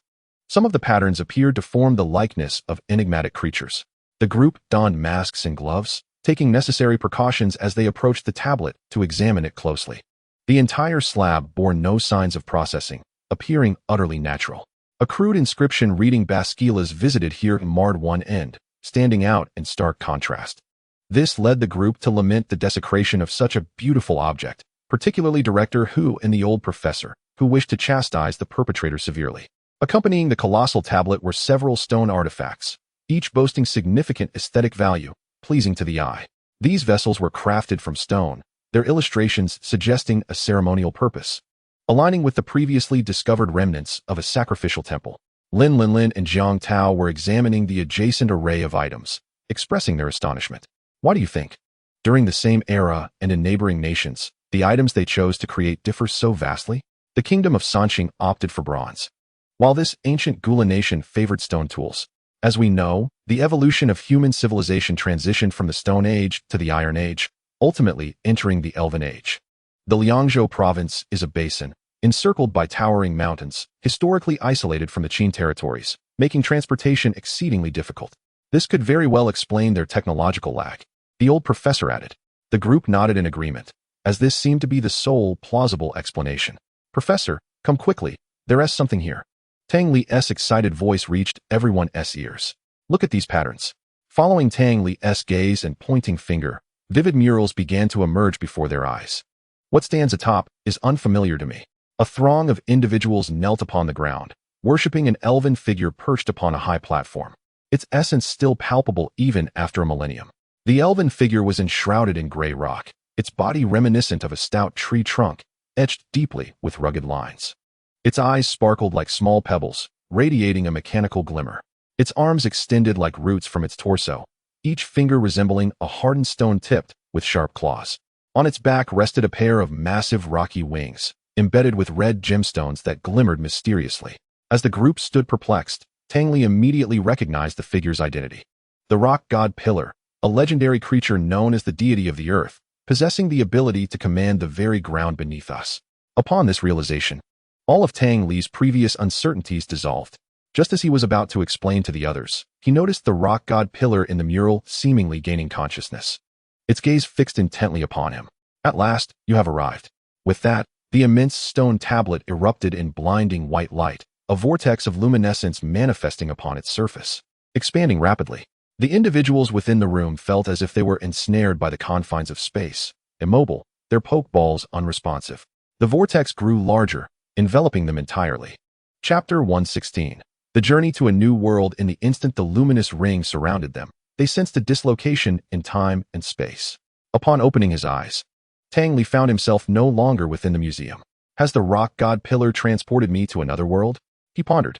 Flame Chicken had already emerged from its pokeball, positioning itself protectively beside Tang Li, warily surveying their surroundings. Dragonite, take to the skies and see if you can spot the professor and the others, he instructed. Releasing the Dragonite's pokeball, Tang Li was uncertain whether the vortex had brought him alone or if it had ensnared everyone, dispersing them in different locales, causing him to worry for their safety, especially since he was unfamiliar with this new world and its potential dangers. Surveying the vicinity, Tang Li discovered himself in a basin embraced by majestic mountains, the surrounding mist aglow in the sunlight, as if he had stepped into a realm of enchantment. No sign of the others was apparent. Soon, Dragonite returned, addressing Tang Li. Have you encountered the native inhabitants of this world? After a moment of contemplation, Dragonite nodded. Without delay, Tang Li summoned Flame Chicken and leapt onto Dragonite's back. Take me to the natives. The fresh and pleasant air did not bring him tranquility or relaxation. The whispers of the rock god pillar echoed incessantly in his mind, hinting that he had been drawn into a web of complications. I must ascertain the nature of this world first, he resolved. He observed a crystal-clear river flowing, nourishing the fertile land and attracting numerous Pokémon to drink and dwell. Following the river's course, Dragonite soon led him to a group of shepherds, and what unfolded next was astonishing. A few shepherds lay flat against the ground, intently watching a flock of sheep grazing leisurely, occasionally glancing skyward as if anticipating something. Jahan, are we all prepared? An elder spoke softly to a young man beside him. Chief, everything is arranged. We are merely waiting for the evil eagle to appear. The elder's eyes glinted with a hint of malice, as a massive bird of prey had inexplicably descended upon the Roar grassland, fixating on their tribe's livestock. Their tribe relied on herding for sustenance, dependent upon their sheep and cattle. Each summer, when the weather was warm and pleasant, they would graze their flocks on the summer pastures, which had given the predator ample opportunity to strike, resulting in substantial losses for the tribe. This time, he had gathered all the brave warriors from the tribe for an ambush, and had even spent a fortune to procure a device capable of controlling magical beasts from the nearby rock city. 50 years ago, Lord Karama unearthed a miraculous meteorite from a hidden realm. He brought this extraordinary artifact back to the Kingdom of Yu and dedicated the full might of the nation to its research, ultimately developing a device capable of controlling Pokémon. Consequently, the Kingdom of Yu emerged as the pivotal force in the anti-beast coalition. An elderly man, prostrate on the ground, gazed at the collar adorned with black crystals beside him, wincing at the thought of its cost, blaming the detestable beast for their predicament. They would never sell their clan's treasured heirloom. Nonetheless, the prospect of capturing a formidable flying beast eased his discomfort somewhat. A signal from his kin reached him, precisely as previously arranged. The elder refocused his thoughts, firmly gripping the bowstring in his hand, the glimmering arrowhead promising formidable damage. Tang Li followed their gaze and beheld a raptor soaring from the horizon, a creature vastly different from any he had known. Its size was substantially larger, with more pronounced feathers on its head and back, cloaked in a darker hue. Its eyes glowed a deep crimson, the pupils encased in an abyssal black. The claws had sharpened, now a shadowy color with scarlet tips, exuding an aura of lethal menace that evoked a sense of dread. The fiery chicken exchanged glances with Tang Li, both silently contemplating the odd transformation. Uncertain of the events unfolding, Tang Li had nonetheless discerned that they were in pursuit of this raptor. High above, the great raptor surveyed the sheep below, who were ensnared in panic. A smirk curling at the corner of its beak. It relished the sight of its prey engulfed in despair. Thus, it circled in the sky, refraining from an attack until the sheep, paralyzed by fear, collapsed to the ground. With a powerful beat of its wings, it propelled itself forward with the speed of a black lightning bolt. At the instant its metallic claws made contact with a sheep's spine, those lying in ambush sprang forth, launching their assault with remarkable precision. Their javelins struck with the force comparable to that of a mid-tier Pokémon's full-power blow. Tang Li watched in astonishment as the elite raptor reacted swiftly. A metallic sheen emerged on its wings, and with a deft maneuver, the javelins embedded themselves in its feathers, creating sparks that danced in the air with a clanging sound. It recognized its attackers as the upright creatures that had previously provided it with livestock. Suspended in the low sky, the raptor regarded them warily, incredulous at their audacity. It had not hunted them, but merely consumed a few of their cattle. Yet, it had not feasted on such delicacies in quite some time. The thought of human flesh made its mouth water, and with a fierce screech, it lunged toward the young man named Jahan. As the Dragonite prepared to intervene, the elder acted first. The raptor, fixated on its delectable target, only realized the imminent threat when the sound of the sonic boom reverberated in its ears. The arrow pierced its steel wing, entering its body, aimed precisely at its heart. Observing the damage wrought by his arrow, the elder swiftly hurled the collar toward it. In pain, the raptor turned to ascertain the source of its ambush, and the collar tightened around its neck. The sudden constriction rendered it unsteady, sending it crashing to the ground, while the onlookers refrained from approaching, encircling it instead. "We have succeeded, Chief," the elder exclaimed joyfully to his kin. "This vile raptor shall now belong to us." The raptor heard their words, struggling against the collar's grip, summoning its strength for a final attack. Destruction Beam. A pitch-black beam coalesced within its maw, imbued with terrifying power, hurtling toward the gathered crowd. Then, the beam abruptly ceased, the collar tightening to its utmost limit, forcibly interrupting its skill and rendering it unconscious. It turned out that the destruction beam had already been unleashed like a bullet. "Jahan, get away." All this transpired in a flash, and the others could only shout in vain as a white barrier appeared before Jahan, halting the lethal strike. It was the Dragonite's psychic shield. After a resounding roar, the onlookers beheld a colossal dragon soaring above them, with a striking young man upon its back, accompanied by an upright chicken. The crowd, filled with dread, quickly prostrated themselves on the ground, including Jahan. Chapter 117. The Bloody Chaos of the Era. Trembling, the crowd lay flat, their bodies quaking in fear. Tang Li stood atop Dragonite, clad in a sleek black battle suit, his gaze radiating confidence and authority, compelling others to avert their eyes. "Rise, or I shall slay you all," he jested from his lofty perch. His voice, though soft, resonated clearly in everyone's ears. Upon hearing this, the crowd sprang to their feet, and Tang Li leaped down, observing them with a curious and inquisitive demeanor. The fiery chicken followed closely behind, exuding a scorching aura, as if capable of igniting the entire plain. "Where's this place?" Tang Li inquired of the assembly. The chief, although still trembling, responded, "My lord, this is the rural grassland. We are herdsmen of the Axi tribe, and I am the chief of the Axi tribe." Tang Li, realizing that the language of this world was intelligible to him, smiled and asked, "What is your esteemed surname, chief?" "Just call me Jahua, my lord." The chief stammered in reply. "Jahua, I harbor no malice toward you. You may rest assured," Tang Li assured them, his voice soothing as water, allowing the group to relax somewhat. Though unfamiliar with Dragonite, they could still sense the terrifying pressure emanating from the mighty beast behind the young man. Observing their distracted demeanor, Tang Li gestured toward the unconscious raptor. "You should first capture that raptor." "Thank you, my lord." In the grasslands, respect is given to those of strength, and Chief Jahua surmised that the mysterious individual who had previously rescued his son must indeed be this very man. After expressing his gratitude, Chief Jahua hurriedly led his kin to the side of the unconscious raptor. Following the procedures taught by previous merchants, he awkwardly began the ritual. From his cloak, the chief produced another brown crystal, and with a series of enigmatic maneuvers, the collar began to expand and contract at his command, akin to a magical staff.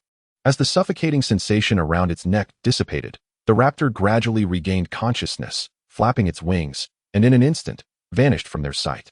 The chief grinned, and a shadow plummeted from the sky. Tang Li observed as the collar shrank, and within the raptor's gaze, a glimmer of supplication and goodwill emerged. The methods employed in this subjugation may be somewhat brutal, yet Tang Li chose not to interfere, deciding instead to inquire privately later. Thus, he followed the chieftain to their tribal encampment, where the tribe members regarded him with wary expressions. Puzzled, he inquired, "What is the matter, my lord?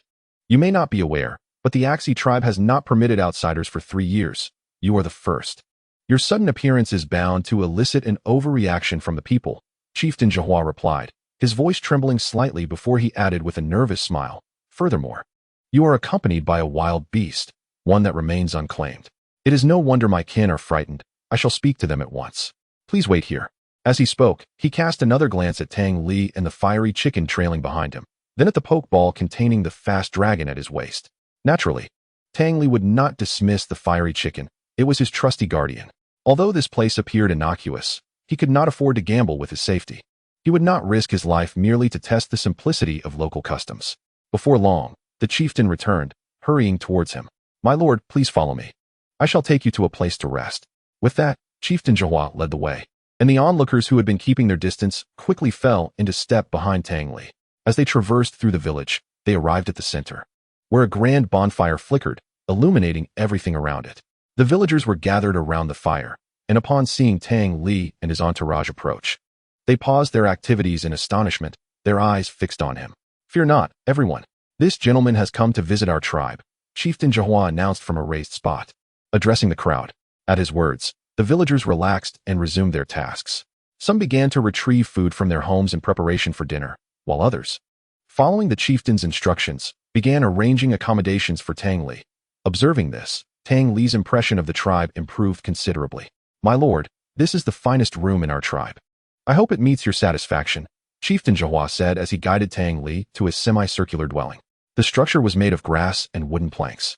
Though it appeared somewhat rudimentary, inside it was quite clean, featuring a bed, a table, and a chair. Tang Li nodded in approval. "Thank you for your efforts, Chieftain Zhihua." He then took out bedding from his spatial backpack and made the bed. On the walls of the room were engravings of unfamiliar script, not of the League's language, and beyond Tang Li's knowledge to translate. He captured images with his camera before stepping back outside. "Chieftain Zhihua, may I inquire what year it is now?" Tang Li's question was startling and left the chieftain momentarily dumbfounded. "My lord, you jest, do you not? I have yet to ask from whence you come and where you intend to go," he stammered. "Oh, I have descended from the heavens," Tang Li jested. "Descended from the heavens? My lord, are you a deity?" Chieftain Zhihua asked, astonishment etched on his face. "We reside in a highland basin here, and our interactions with the outside world are infrequent. I recall that several years ago, the ruler of the Great Yu nation referred to this time as the year 295 of the Elven Era. The year 295 of the Elven Era. Tang Li was taken aback, realizing he had unwittingly traveled back over 800 years. The device that Chieftain Zhihua used to tame the Biddo must have been the very contraption that forcibly subjugated elves. It was no wonder it employed methods that harmed them. Historically, the elven powers posed minimal threat to humanity, and what followed were decades of kingdom-conquering wars. Eventually, divine beasts would emerge in succession. A bloody and chaotic era was about to unfold, and Tang Li found himself deep in thought, pondering the true purpose of his arrival in this world. Having entered this world through the rock god pillar, they lacked the capability to traverse time and space. This implied the involvement of other divine beasts. "Chieftain, have you encountered anyone resembling me near the grasslands?" Tang Li continued his inquiry. The chieftain surveyed his tribesmen and ultimately offered Tang Li a negative response. Chapter 118, Journey to the Rock Capital. Tang Li was then led into a tent, immediately captivated by the rich aromas of dairy products and roasted meat. Inside, the tribespeople were singing and dancing to welcome the foreign guest. Chieftain Zhihua, having changed into a different outfit, re-entered the tent. "My lord, please take a seat of honor." Tang Li, without hesitation, made his way to the main seat. The robust young man from earlier joined Chieftain Zhihua at his side, his gaze fervently fixed on Tang Li and the fiery chicken behind him. "This is my son, Jahan. He is a courageous youth, having inherited my valor, excelling in hunting and combat, and is a source of pride for both me and our tribe. We must also thank you, my lord, for saving his life." After a few cups of Mare's milk wine, the chieftain introduced his son, his face alight with joy. It was but a trifling matter. Tang Li replied with a smile, clinking cups with the chieftain. Being wise with age, the chieftain discerned that Tang Li was not of a domineering disposition.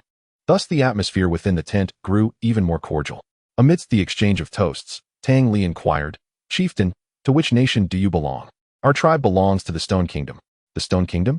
Tang Li recalled having some familiarity with this nation from his previous research on the Sanqing ruins. It was a country shrouded in the mists of history, with scant documentation available. "Could you elaborate on the history of the Stone Kingdom?" Having traversed time to over 800 years ago, he was exceedingly curious about this lost historical information. Not only would it fill the gaps in the League's history, but it could also yield material for several papers. More importantly, Tang Li sought to uncover the reasons behind his placement in this nation. Chieftain Zhihua, setting down his wine cup, began to recount, "Our Stone Kingdom, nestled within a basin and restricted by natural barriers, has been isolated from the outside world for a millennium." "A 1,000-year-old nation?" Tang Li inquired incredulously. "Indeed, a 1,000-year-old nation cannot exist in the Central Plains, but we have managed it here," he replied with pride. "Our Stone Kingdom was formerly known as the Divine Pillar Dynasty, a lineage with grand origins. It was a nation founded by magical beasts." "Founded by magical beasts?" Upon witnessing Tang Li's astonishment, the chieftain stroked his grizzled beard with satisfaction. Indeed, this basin was once desolate, with its inhabitants suffering from the turmoil of nearby volcanic eruptions. One day, a few extraordinarily powerful magical beasts appeared above the basin. They possessed the might to annihilate the world, yet they did not come to destroy humanity. As the elders of our tribe recount, the volcanoes at the basin's edge were transformed into towering peaks under their influence, magnificent in their grandeur. The once roiling lava is now sealed by mysterious forces, hidden deep within the mountains, no longer flowing. It was as if they were creators, our ancestors, grateful for their regenerative grace, revered them as totems passed down through generations, ultimately establishing the formidable divine pillar dynasty. And what relation does this have to the magical beasts founding a nation? Tang Li inquired. Tang Li continued to inquire, casually positioning the recording device closer. The formidable beast that once led the others fell into slumber after sealing the surrounding volcanoes, while the three beasts accompanying it remained active, ultimately revered by humanity as kings, thus establishing the Pillar Kingdom. The first monarch was named Regis Kairu, who guided our ancestors into the Bronze Age, elevating productivity far beyond that of the Central Plains tribes for centuries. Under his leadership, people crafted the astonishing Bronze Divine Tree. The Three-Star Kingdom? I didn't expect you to know of it. Indeed, that was the title bestowed upon us by those dynasties of the Central Plains. The second monarch was known as Regis Rock. Upon ascending to the throne, he confiscated all bronze artifacts, save for cooking utensils and weapons, favoring stone over bronze, thus leading our Pillar Kingdom into what we now refer to as the Stone Age, or the Stone Kingdom. Is there not a third monarch? Did he not ascend the throne? Tang Li inquired at the opportune moment.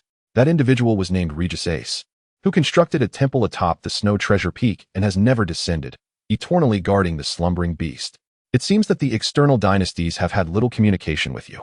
Indeed, previously, humans formed a coalition for defense against the beasts, and as we were a nation founded by beasts, our position was somewhat awkward, leading to a complete cessation of external communication. Much of this has been the closely guarded secrets of our Pillar Kingdom. I learned it from my late wife, who served as the temple priestess. Before speaking, the chieftain had already dismissed others, leaving only Tang Li and his son, Zhihua.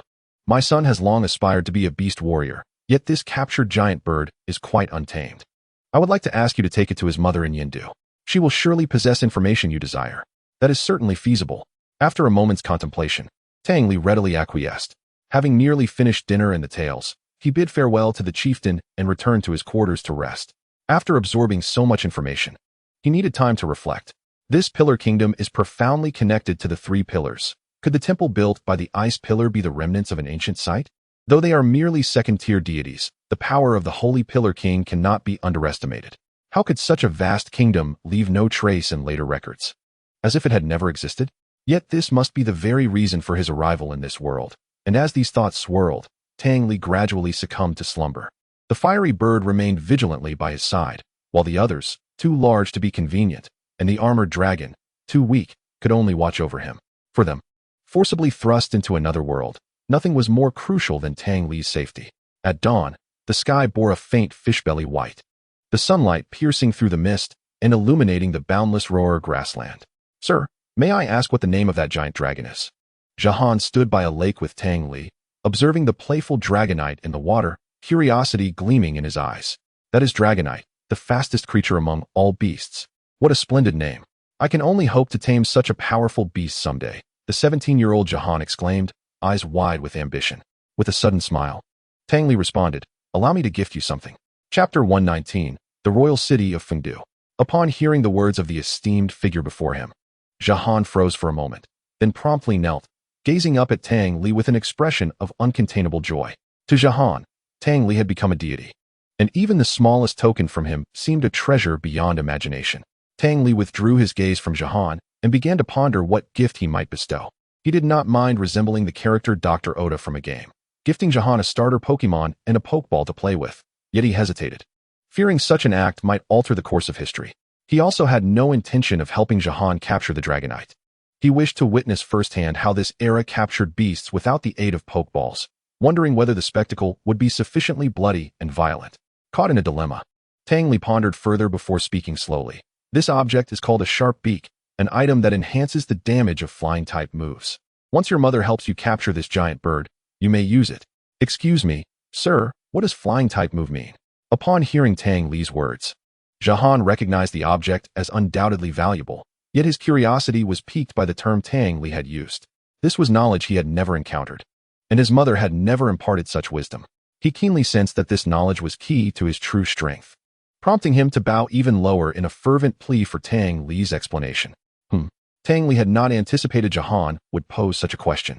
Knowledge serves as the ladder of human advancement, the foremost productive force, a culmination of several centuries of Pokémon knowledge since the establishment of the Alliance, representing a significant impact on this world.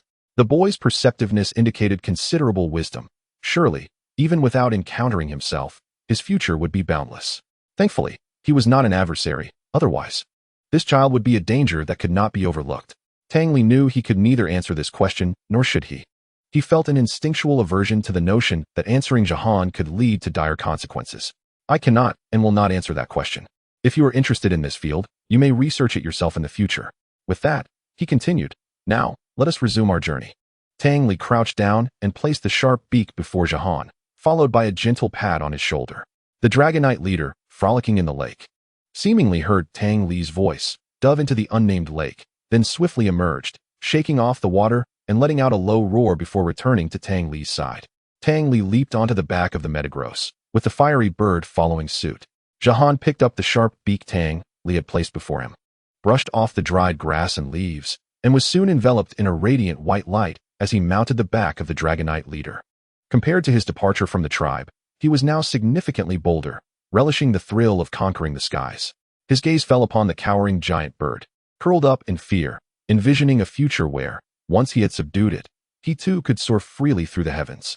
Only after Tang Li and his companions had departed for quite some time did the lake's surface settle, reflecting the soft morning light. A gentle breeze wafted in, carrying the freshness of the water and the fragrance of the flora to the shore, gradually reviving the beasts that had been crouched by the lake, preparing to drink. According to the map provided by Chief Jahua, the topography of the ancient Gula kingdom bore little difference from later times, with mountains to the north, plains in the center, more mountains to the east, and coastal lands to the south. The Dragonite and Metagross soared northward, their speed remarkable, and after a single hour, Tang Li beheld their destination, the royal city of Gula, Fengdu. Fengdu, the city of abundance, Jahan remarked, gazing at the grand city ahead, eager to share its splendor with Tang Li. Tang Li stood high above, gazing down upon the stone city that emanated an ineffable aura of mystery and enchantment. The entire metropolis seemed to be shrouded in a delicate veil of mist, neither the light fog of dawn nor the thick haze of dusk, but rather a mystical essence that harked back to ancient times. The city walls loomed tall and formidable, each stone meticulously interlocked, forming an impenetrable barrier. Under the sun's radiant glow, the contours of the walls were sharply defined, their solidity and weight imparting an indescribable sense of security. The arrow towers stood proud and steep, overlooking the entire city like vigilant guardians, exuding an air of majesty and reverence. Let us descend, Tang Li instructed, opting to command the giant gold monster and the fast dragon to land at a considerable distance from the royal city to avoid any unnecessary troubles. You all return for now. He summoned them back into their pokeballs. Even though this scene had unfolded multiple times before, Jahan could not help but exclaim in wonder, tightening the leash of the great bird, which immediately let out a painful cry, collapsing to the ground and taking a long while to recover. Living in such a tormenting manner day after day, it was no wonder the beast army ultimately rebelled. The inventor of the pokeball surely had immeasurable merit in their eyes, Tang Li mused inwardly. Just call me Big Brother, no need for my lord all the time. Now, let us proceed into the city. Under Jahan's guidance, Tang Li passed through the guards at the city gate with remarkable ease and entered Fengdu City. The architecture within was equally grand, each building meticulously carved from massive stones, exuding strength and solemnity. The streets were wide and tidy, flanked by shops adorned in elaborate and resplendent decor, showcasing a dazzling array of goods that left one awestruck. The bustling crowds paid little heed to the great bird being led by Jahan, but instead whispered and pointed at Tang Li's attire. Unperturbed by their gazes, he stood out distinctly in his black jacket and trousers among the sea of flowing robes. Big Brother Tang, let us go directly to my mother. After responding, Tang Li followed closely behind Jahan, making their way towards the heart of the city. In contrast to the layouts of ancient human capitals, Fengdu's core was not a royal palace, but a grand temple. This temple was immense, occupying nearly 1/8 of the city's area, and Tang Li sensed several perilous presences of Pokémon emanating from within. Tang Li was plunged into a state of perplexity. Logically, if the beasts established a nation, their status should be considerably elevated. Yet, throughout his journey, he had observed the beasts still bound in servitude. Shouldn't it be the other way around? With the beasts using these collars to bind humans and treating them as slaves? What were they truly after? It was indeed strange. Moreover, what was the purpose of his arrival in this world? It seemed that only by locating Regirock, the one who had brought him here, could these questions be resolved. As the side door of the temple slowly opened, Tang Li reined in his thoughts and stepped into the sanctuary. Chapter 120. The Plea of Priestess Lanying. This is Big Brother Tang. Had it not been for him, I would have perished in that beast's ambush. He is also the one who brought me to Fengdu. Jahan spoke to a woman standing at the forefront, who bore a resemblance to him. The woman appeared to be in her 40s, not conventionally beautiful. Adorned with an exquisite priestly hat of unique design, embedded with glimmering gems and draped with long tassels. She wore a deep blue robe intricately embroidered with complex patterns, grasping a gray scepter that faintly displayed swirling runes. After exchanging a glance with Jahan's mother, Tang Li's attention was drawn to the top of her scepter. His inherent power clearly indicated the presence of a Pokémon essence within the gray crystal atop it.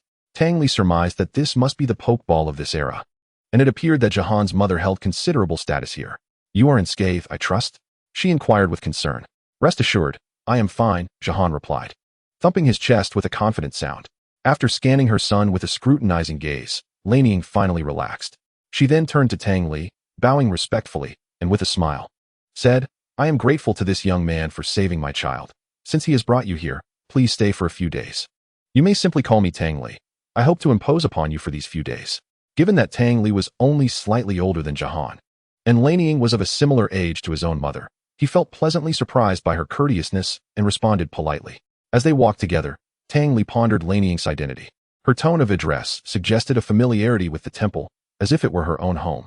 Yet, if she possessed such power, why did Chief Shahua live in such meager circumstances? May I inquire the name of this temple and the deity it venerates? Tang Li asked, hastening to join them and pose his question directly. You hail from beyond the mountains, do you not? Indeed. Then it is only natural you would be unaware.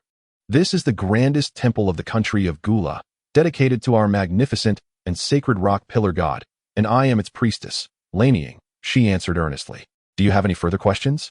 Oh, none at all. Tang Li refrained from rashly inquiring about an audience with the rock god, for fear others might misconstrue his intentions, which would not bode well for him. Surrounding them were palatial structures with upturned eaves that exuded an air of solemnity, while 24 white marble columns stood tall alongside the heavenly stairway, leading to the highest edifice in the royal capital, the Rock Temple.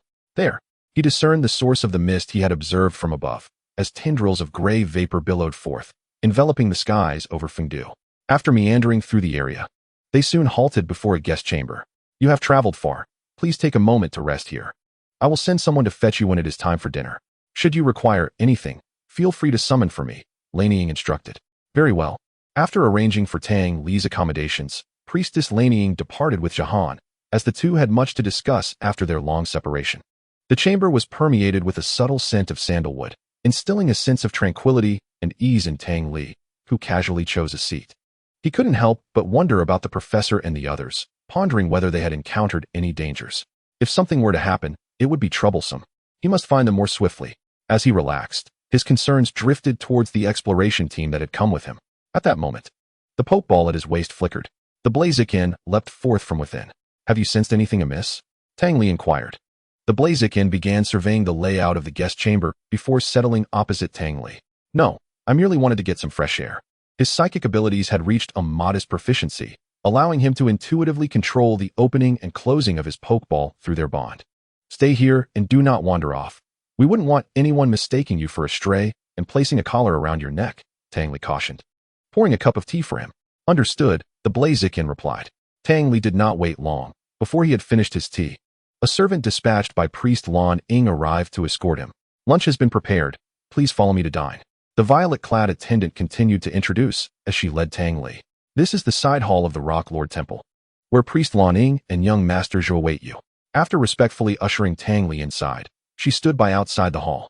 Once they had indulged in a hearty meal, Tang Li broached the matter at hand. I have a request to make of you.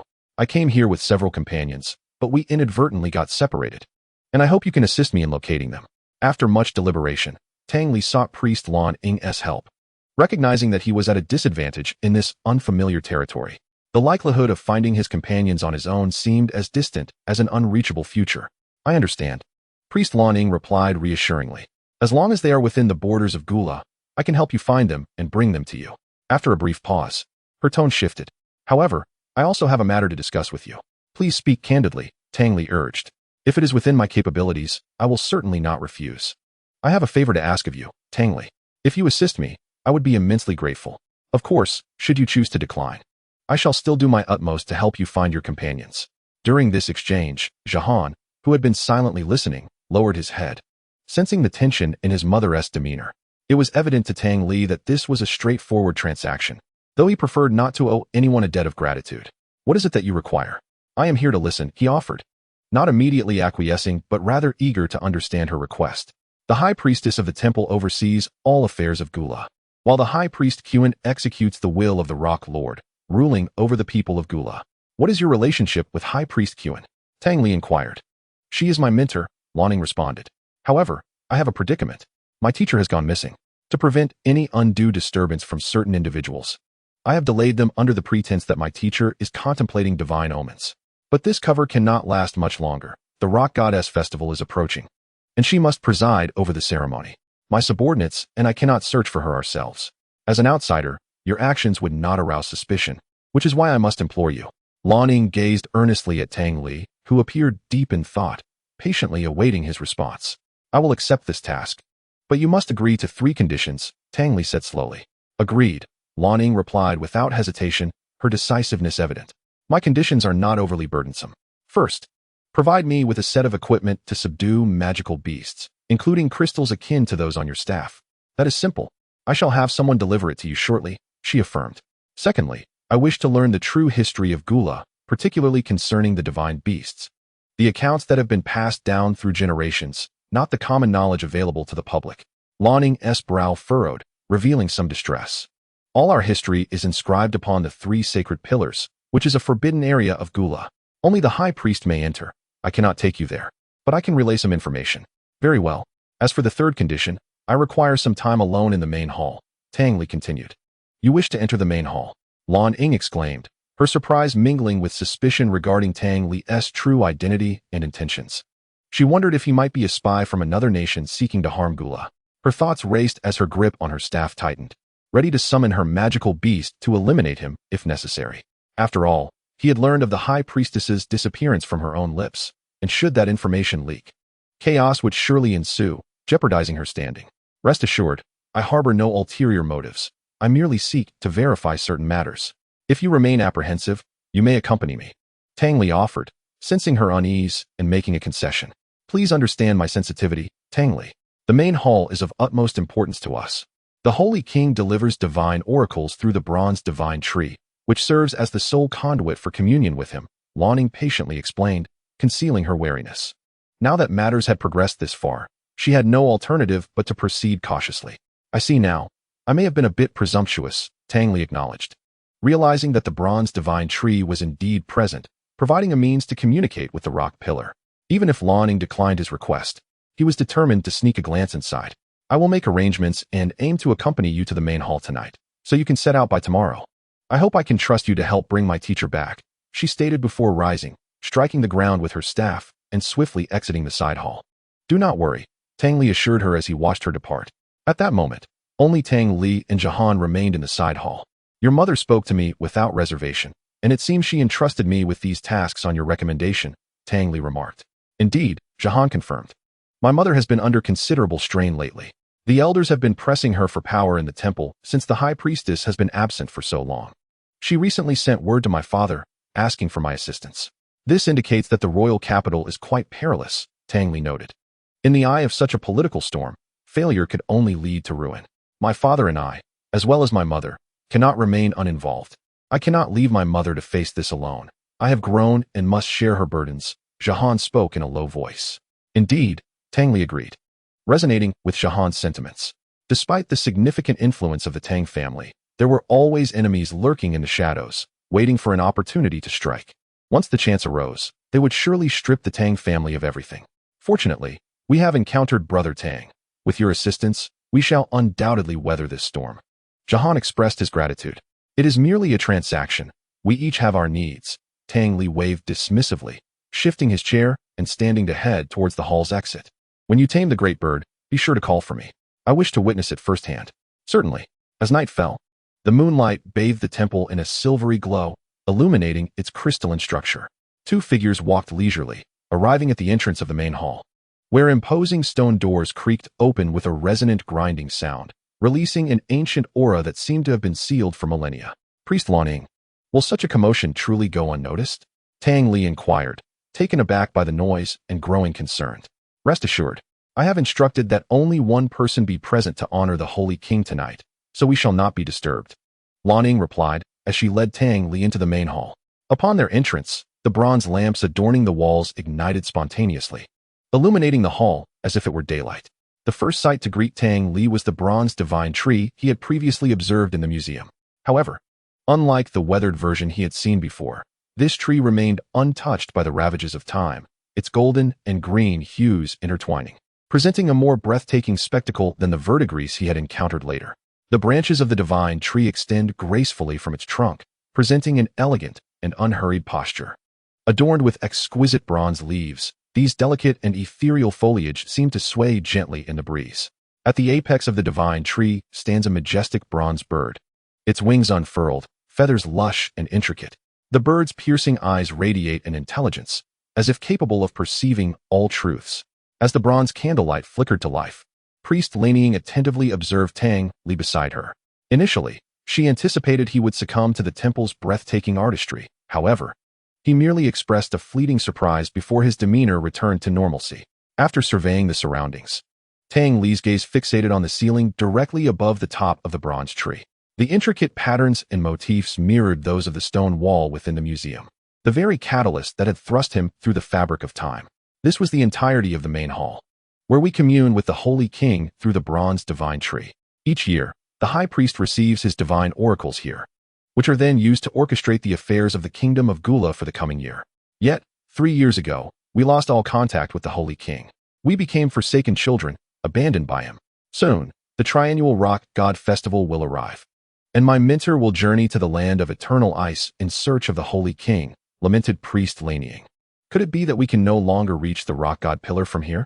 Tang Li had initially contemplated calling out to summon the rock god pillar directly, wishing to make a display of himself, especially since it was he who had been taken away.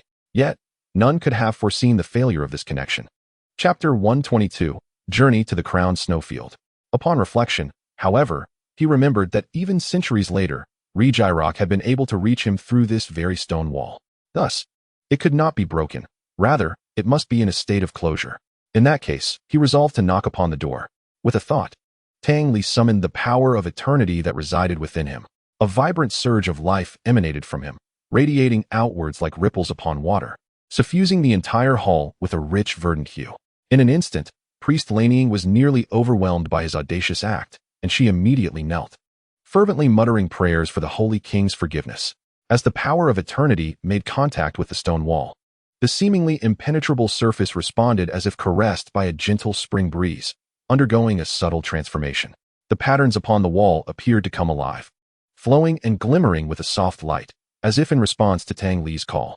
While Tang Li scrutinized the stone wall, he overlooked the several pairs of eyes lurking in the shadows, fixated upon him. With a voice loud enough for all to hear, he declared, "Regirock, I have arrived." Upon hearing this, Priest Laneying nearly suffered a heart attack, almost collapsing to the ground, for she knew well that Regirock was indeed the name of the Holy King. The concealed beasts, upon witnessing the change in the stone wall, seemed to sense something significant and reverently prostrated themselves towards the bronze divine tree, remaining utterly still. Even in the face of Tang Li's irreverent words, the bronze divine tree, seated at the heart of the temple, stirred without the aid of wind.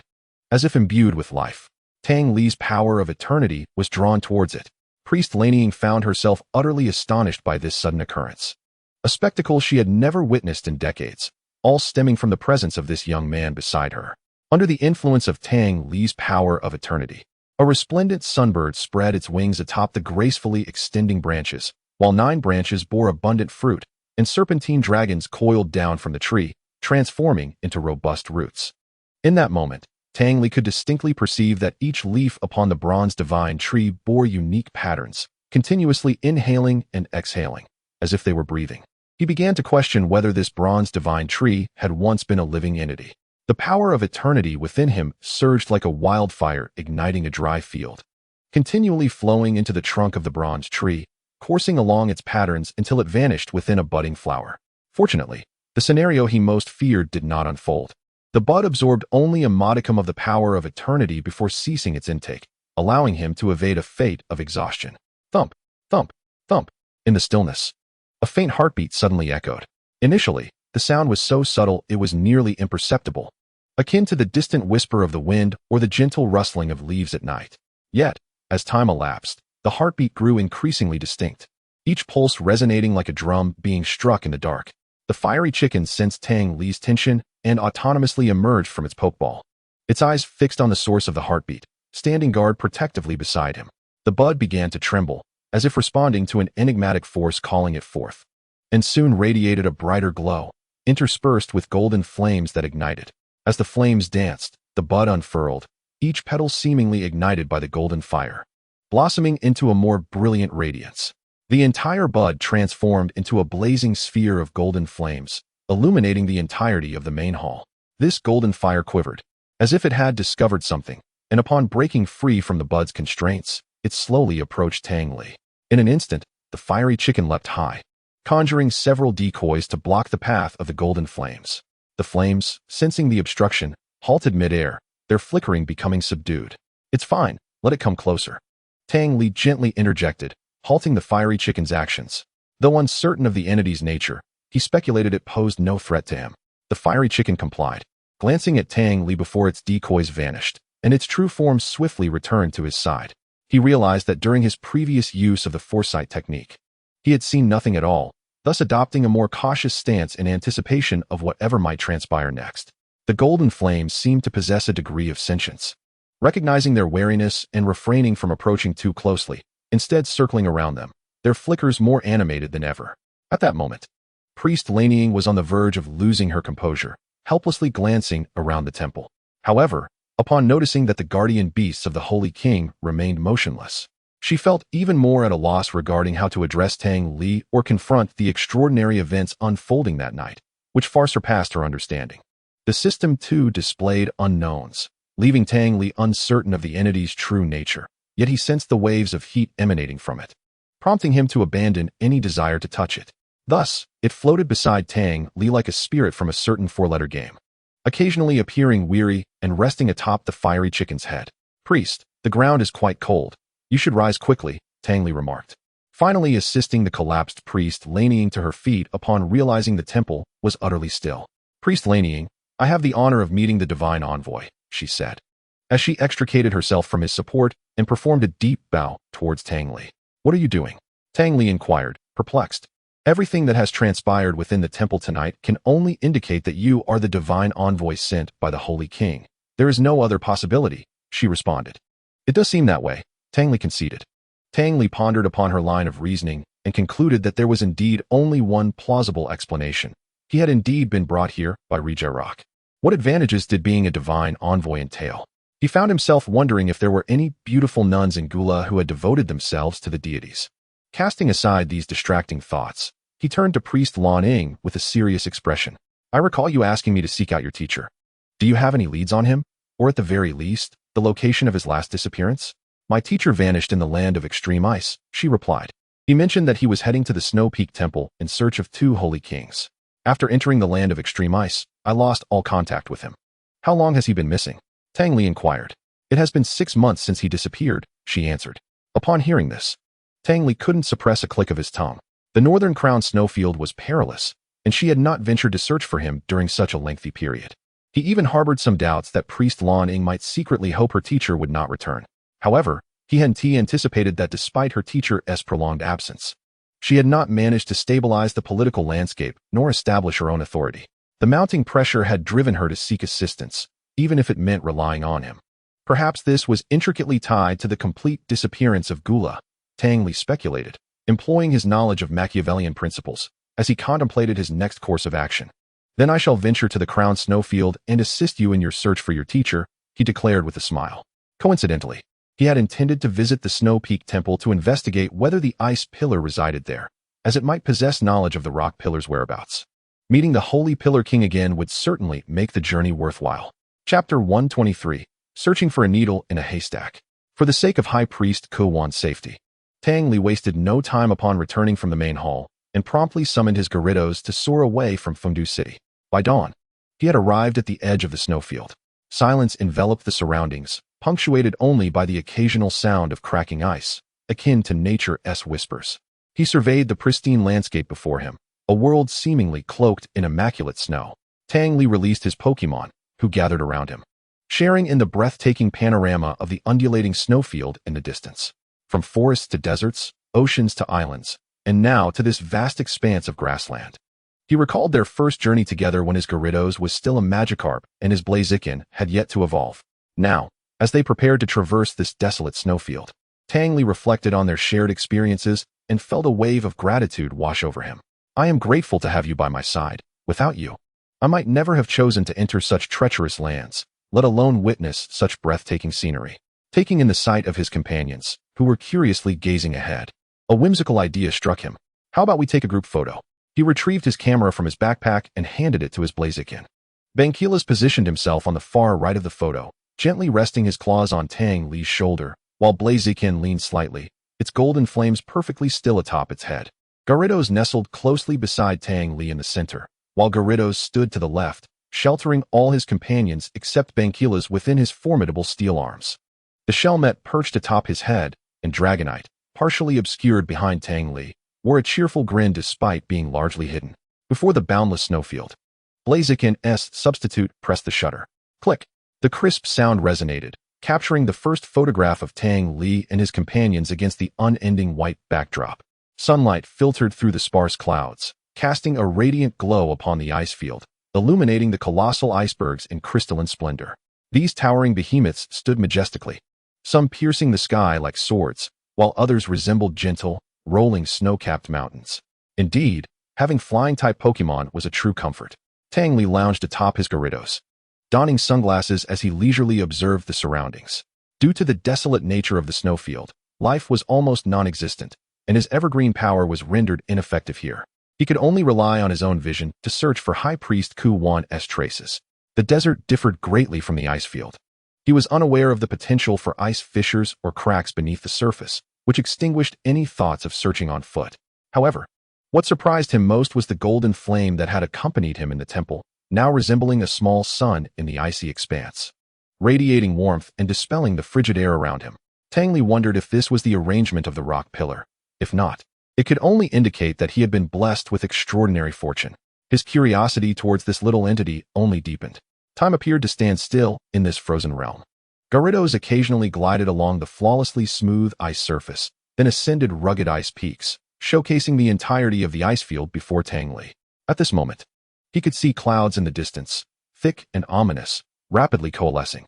Judging by the signs, a severe snowstorm was imminent. Tang Li felt no concern regarding the harsh weather. He took another glance up towards the heavens, as if struck by a thought, and suddenly shouted to Gyarados, "Gyarados, descend quickly, hurry." His urgent tones startled the several Pokémon perched upon Gyarados, and instinctively, Gyarados executed a teleportation move. The enormous figure of Gyarados soon materialized atop a mountain peak. Tang Li felt a wave of trepidation wash over him as his Pokémon stared at him, eager to understand the reason for their hasty departure. In our era, the League had already forged a pact with the divine beasts, granting us humans the right to traverse the stratosphere and beyond. However, this is not like the later generations. The madman residing in the heavens will utterly obliterate any being that dares to encroach upon his territory. We were flying too high just now. That must be the divine beast known as Rayquaza, Blaziken remarked, memories of the encounter vivid in its mind. Indeed, Tang Li confirmed. We've just witnessed the onset of a snowstorm. Let us find a cave to take refuge. It is ill-advised to travel in such weather. For locating a cave, there was no one better suited than Banquilas. Banquilas, could you scout for a place to hide? Tang Li tossed out Banquilas' pokeball, which arced gracefully through the air, bursting forth with brilliant light at its apex. Don't roar, he cautioned, stifling the instinctual reaction Banquilas had upon appearing. In this snow-capped mountain, a loud roar would be tantamount to inviting disaster. Yet, as Banquilas landed atop the summit, Tang Li could faintly hear the cracking of ice and the distant rumble of an avalanche. Banquilas, please help us find a suitable cave. If none exists, create one on the mountainside, Tang Li instructed. The snowstorm approached swiftly, with icy winds howling as they mingled with tiny snowflakes that pelted Tang Li's face, only to be deflected by Gyarados' psychic powers. The temperature plummeted drastically, as though an invisible force was compressing every inch of space. due to the golden flames. Tang Li required no extra warmth and was dressed rather lightly. Suddenly beset by a bone-chilling cold, he instinctively moved closer to Blaziken, who bore the golden flame atop its head. After Banquila's emerged, he diligently searched the surrounding caves as per Tang Li's instructions, sending forth waves of gray energy that radiated outward from his point of origin. This ability, which Banquila's obtained through the rock slabs, was akin to a fragment of divine authority, allowing him to connect with certain ley lines of the earth and gain the potential to reshape the landscape. Of course, given his current capabilities, altering the terrain was beyond his reach. However, the prospects for the future appeared promising. Under his manipulation, the mountain before Tang Li began to tremble, and an entire face of ancient glaciers cascaded down with a thunderous roar, revealing the bare rock beneath. Eventually, a section of rock halfway up the mountain melted away, transforming as though it were lime, and under Banquila's control, it surged forth, swiftly creating a cave. Let us proceed. After fashioning the cave, Banquila's discreetly returned to his pokeball, leaving Tang Li with an expression that conveyed the ease of the task. The cave was not particularly spacious, sufficient only to accommodate Tang Li and his few Pokémon.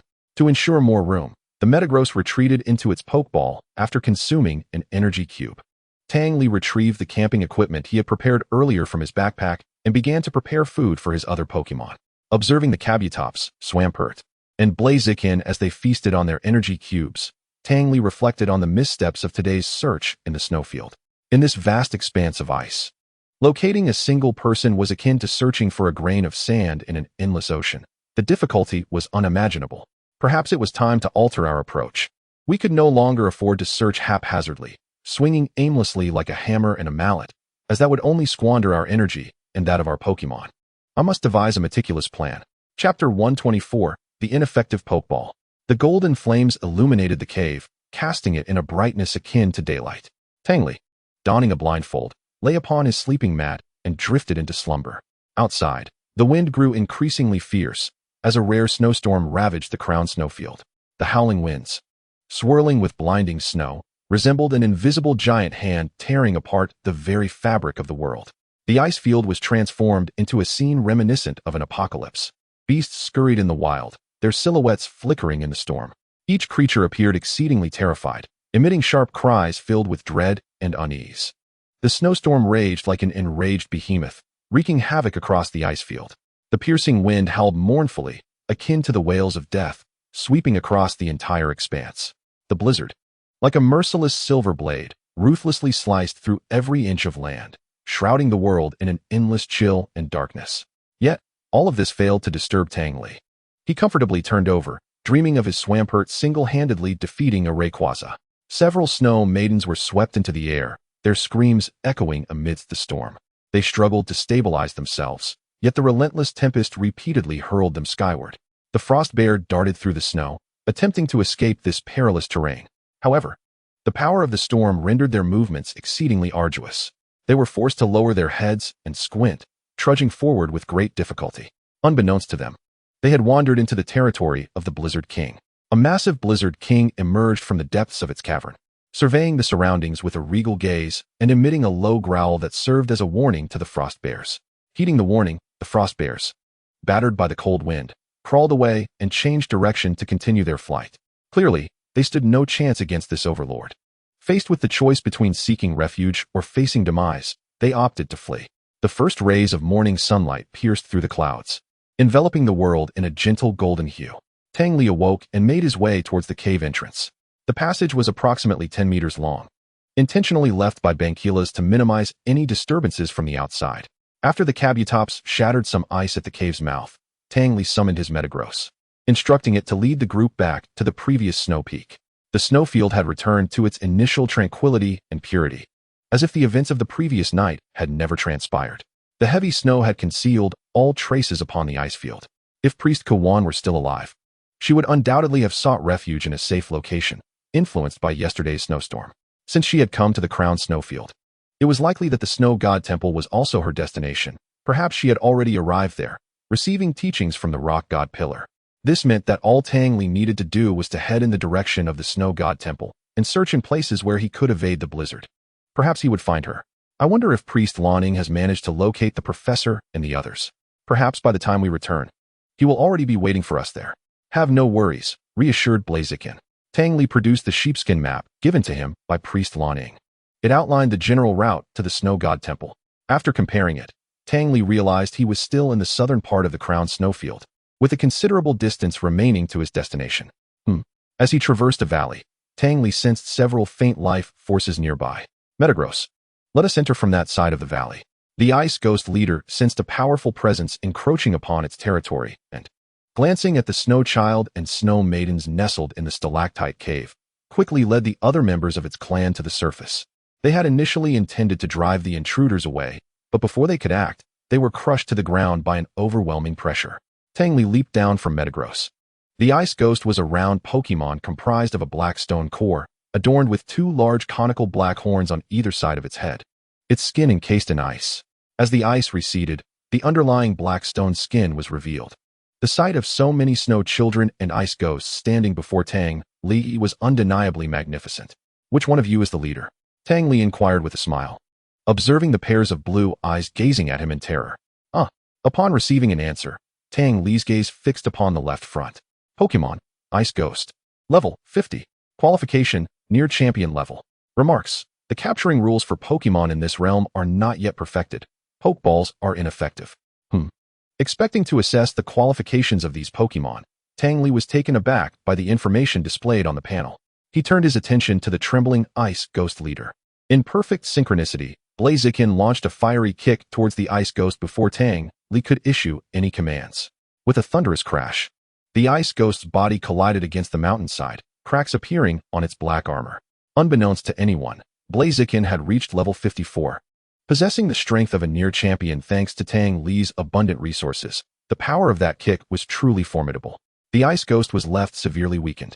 As everyone's attention focused on the Ice Ghost, a faint glow appeared above Blaziken's head, and the golden flames seemed to flare even higher. A high-grade Pokeball accurately struck it. This was indeed Tang Li's handiwork, as he sought to test the validity of what he had just observed. However, to his surprise, the Pokeball did not capture the Ice Ghost, nor did it illuminate with any subsequent effects. It appears that this is indeed the case. Tang Li felt a sense of disappointment, his enthusiasm waning as he retrieved the healing potion to administer it to the severely injured Ice Ghost Guard leader. Pouring it down the throat of the hulking creature, he refrained from using the power of the evergreen to aid in the healing. For there were no ample plants in the vicinity to replenish his resources. The efficacy of high-grade healing potions was commendable, and they were something Tang Li possessed in abundance. I ask you, have you seen this person? He brandished the image of the High Priestess Qin, casually approaching a level 45 Ice Ghost Guard to inquire. No, it stammered, its body trembling. What about you all? Upon hearing Tang Li's question directed at them, several snow children burst into tears from fright. Have you truly never seen him? Realizing the fear he had instilled in them, Tang Li retracted the image and laid down some healing potions on the ground before departing from the valley. Chapter 125, The Truth of the World? Emerging from the depths of the valley, Tang Li retrieved a mysterious device from his satchel, a beast-capturing tool bestowed upon him by the Priestess of Storms. This contraption was exquisitely designed, consisting of two components, a pitch-black storage crystal and an odd apparatus known as the contract nail. The storage crystal was so deep it seemed capable of swallowing all light. Within it, Tang Li sensed faint spatial fluctuations, as if an invisible cage held some form of power tightly bound. Inside the crystal lay another space, where the spatial disturbances were subtle yet dense. Reminiscent of a captive behemoth growling softly, the confined area suffused with an overwhelming sense of oppression. However, what troubled Tang Li the most was the contract nail. It appeared ordinary, yet it harbored boundless mysteries, its surface adorned with obscure runes. As a researcher of ancient runes, Tang Li was no stranger to these symbols. Yet, upon actually touching the contract nail, he truly comprehended its terrifying nature. According to the Priestess of Storms, once the contract nail was driven into a beast's body, it would instantly transform into countless rune chains that mercilessly tore at the creature's flesh, wielding endless pain to dominate the will of the beast. This torment was undoubtedly a fatal agony for the beast, yet for the beast warrior, it was the key to controlling the creature. What a brutal existence, Tang Li mused. Tang Li was not of a saintly disposition. After all, it was a product of its time, and the course of history had developed in this manner. Moreover, were it not for its emergence, humanity might have been eradicated by the beasts long ago. However, it possessed many shortcomings. such as the fact that each individual's mental strength could only sustain control over a single beast. Should the beast perish, the person would also suffer injury. For a long time, Tang Li had speculated about the origins of these ancient runes, previously believing they were created by Arceus and subsequently adapted by humanity. Yet, it seemed that was not the case. The phrase he had seen on the system panel earlier provided him with new perspectives. The creator god Arceus should not have been capable of producing such artifacts, and even if it could, it would not do so. After all, it was a member of the beasts. Thus, numerous bold conjectures arose regarding the origins of these runes. The rules of capturing spirits had yet to be perfected. Tang Li continuously pondered the information he had encountered earlier, his eyes growing increasingly bright, as if grasping at threads of insight. According to the animated series from his previous life, Arceus had emerged from the void egg before the universe even existed and had created the entire world. It crafted and dispatched Dialga, Palkia, and Giratina to govern time, space, and the distortion world, while also creating the 3 legendary Pokémon, Uxie, Mesprit, and Azelf, who later bestowed wisdom, emotion, and willpower upon humanity. After creating the world, Arceus also dedicated itself to its protection. In the film, centuries ago, Arceus had withstood meteors to shield the creatures of the earth and voluntarily scattered its 16 plates to prevent the surface from suffering the aftermath, resulting in Arceus losing its invincible power.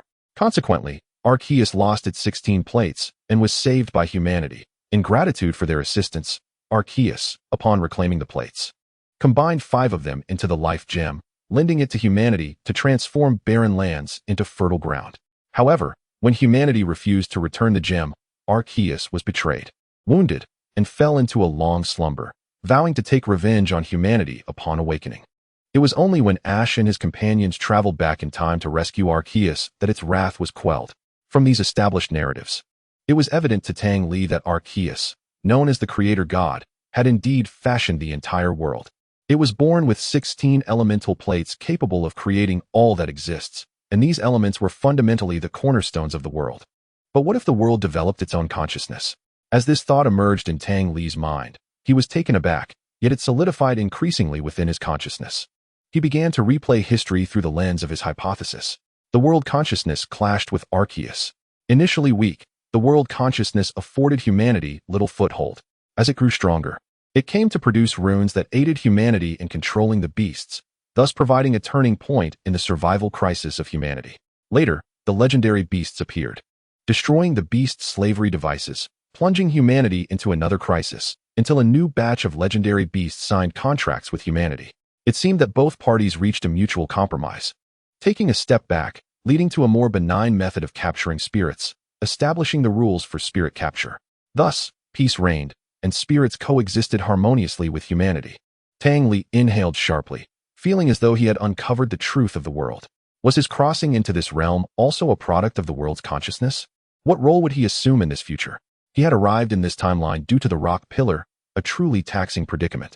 The more he contemplated, the more he sensed an enormous conspiracy encircling him. Strangely enough, he recalled the helplessness and disarray he had experienced when battling that Dream Eater. A mere level 3 deity had nearly led to his complete annihilation. The thought of possibly engaging with true legendary beasts next left him feeling quite perturbed.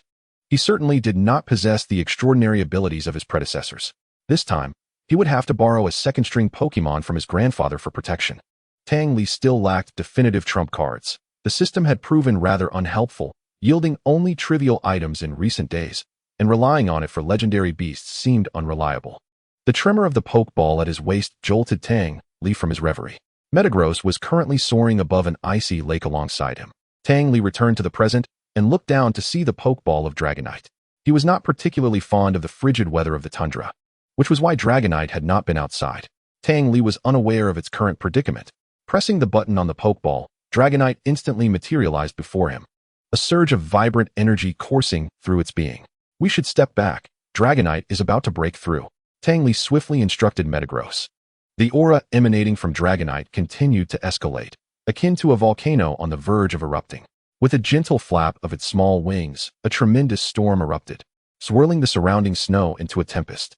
Chapter 126. The End. The Dragonite radiated a dazzling luminescence, its formidable aura surging once more. The very air surrounding it seemed to tremble restlessly under the weight of this newfound power. Tang Li tightened his fist in exhilaration. fully aware that Dragonite was on the verge of a transformative leap. With a mighty roar, Dragonite unleashed a wave of energy that pierced the heavens, instantly dispersing the clouds above. Its body quivered slightly, as if light itself flowed beneath its scales. Suddenly, it spread its wings wide, and a fresh, more magnificent power emanated from it, radiating outward in all directions. It has succeeded. Dragonite has surpassed the champion level, Tang Li exclaimed joyfully. At that moment, Dragonite's eyes sparkled with confidence and authority as it gazed towards the distant mountains, vanishing in an instant only to reappear atop a peak thousands of meters away. Metagross is on high alert, Tang Li observed, puzzled by Dragonite's sudden departure, uncertain of the implications.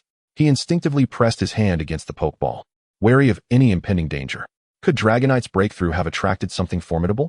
But Metagross had not sensed anything unusual. Before Tang Li could entertain further thoughts, a resounding roar echoed back, laced with excitement, as if urging him to hasten his approach. Metagross, let us investigate, he declared.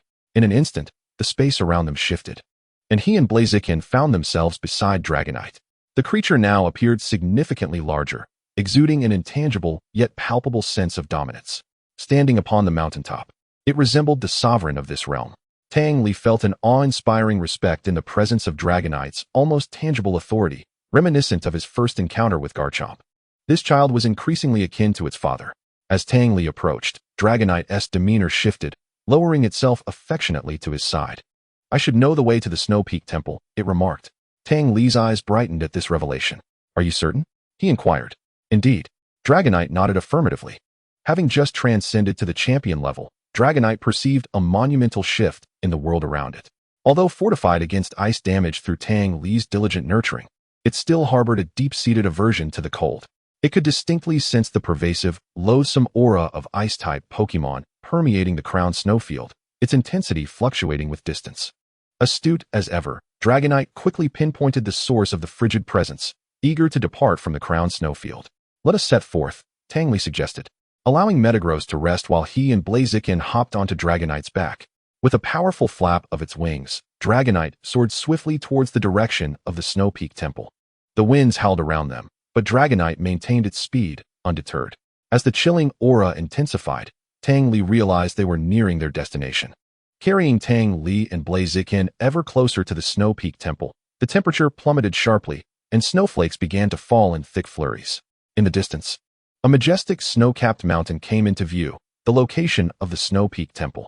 The peak rose steeply, its slopes nearly vertical, entirely shrouded in a thick layer of ice, resembling a colossal icicle piercing the sky.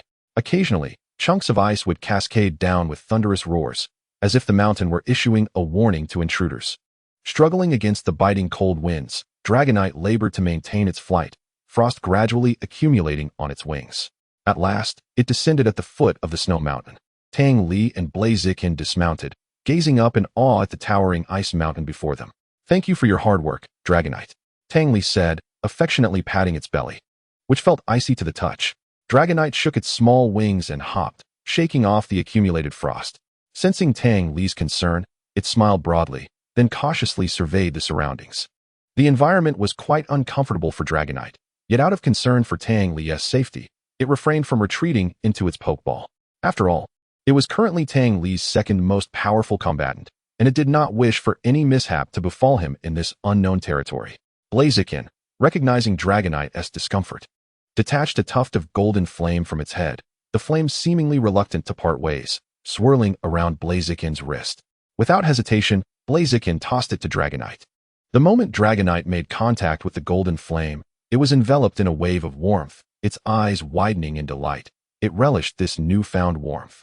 Surrounding the ice mountain, mist swirled, obscuring the temple's summit, while an endless cascade of snow enveloped them, rendering their figures minuscule against the vast expanse. As they ascended, the air grew increasingly thin, and the biting cold became intolerable. Fortunately, the golden flame offered them respite from the deadly chill, marking one of the most fortunate aspects of their journey thus far. Eventually, Metagross halted atop the snow mountain, the highest point of their ascent, revealing the entire landscape before them. The summit was characterized by a basin-like topography, reminiscent of a celestial lake. At the center of this basin stood a magnificent temple, its walls constructed from massive stone blocks, their surfaces rough and resilient, bearing the marks of time. A bronze door was set within, adorned with intricate carvings, while the temple's roof comprised crystalline ice, shimmering brilliantly in the sunlight.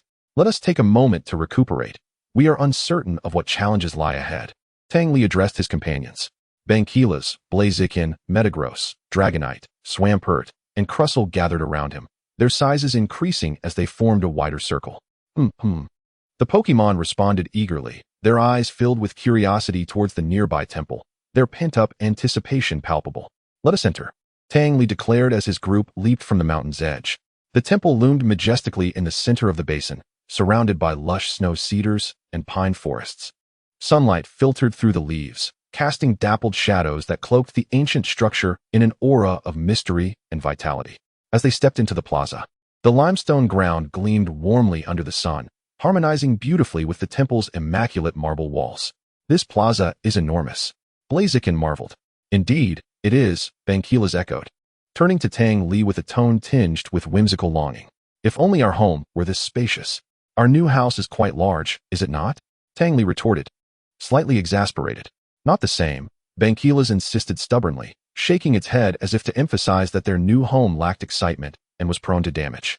Just as it finished speaking, it leaped up and landed heavily back on the ground. Oh, Tang Li gasped, startled. However, Banquilas landed firmly, the solid ground showing no signs of damage, as if its considerable weight were but an illusion. Truly, this is a temple. Tang Li suppressed the fleeting impulse to cause mischief, knowing that it would be absurd to wreak havoc upon their initial arrival. Could you not be more careful? How old are you now? He scolded, his pace unconsciously slowing as his gaze wandered among the ancient sculptures and intricately carved stone columns, seeking any potential clues. Are those corpses ahead? Dragonite suddenly warned from above. Tang Li raised his head at the sound, and in the distance, he beheld a higher platform on the second tier. He scarcely had time to examine the surrounding reliefs before hastening up the steps with the giant swamp monster and the others. This platform was slightly smaller than the previous square, yet it was breathtaking, densely strewn with the carcasses of beasts. Curiously, the air bore no foul stench of decay. The bodies appeared strikingly lifelike, as if ensconced in an eternal slumber. All the beasts maintained the same posture, reverently kneeling halfway, facing the temple, their expressions serene and solemn. Empowered by the strength of the eternal pine, Tang Li could distinctly sense the vast span of time since these creatures had perished. Notably, the ice bear at the forefront had been silent for over 3 centuries. They had all succumbed to natural causes. After a brief investigation, Tang Li elucidated that this place resembled a final resting ground for the beasts, a sanctuary where the mighty beings of the crowned snowfield would come to pay homage at the end of their lives. His sensitivity to the aura of death was remarkably acute. As for the reason behind the uncorrupted state of the corpses, it was closely linked to the pure, frigid energy permeating their bodies, or perhaps it was related to the power of the ice god pillar. Just then, Banquilas, belatedly realizing, interjected. Isn't it related to the rock god pillar, Regirock? I can sense a remarkably potent presence of rock elements there. That seems plausible. Tang Li nodded. Let us proceed. Indeed, the main entrance of the temple faced east, basking in the morning sun.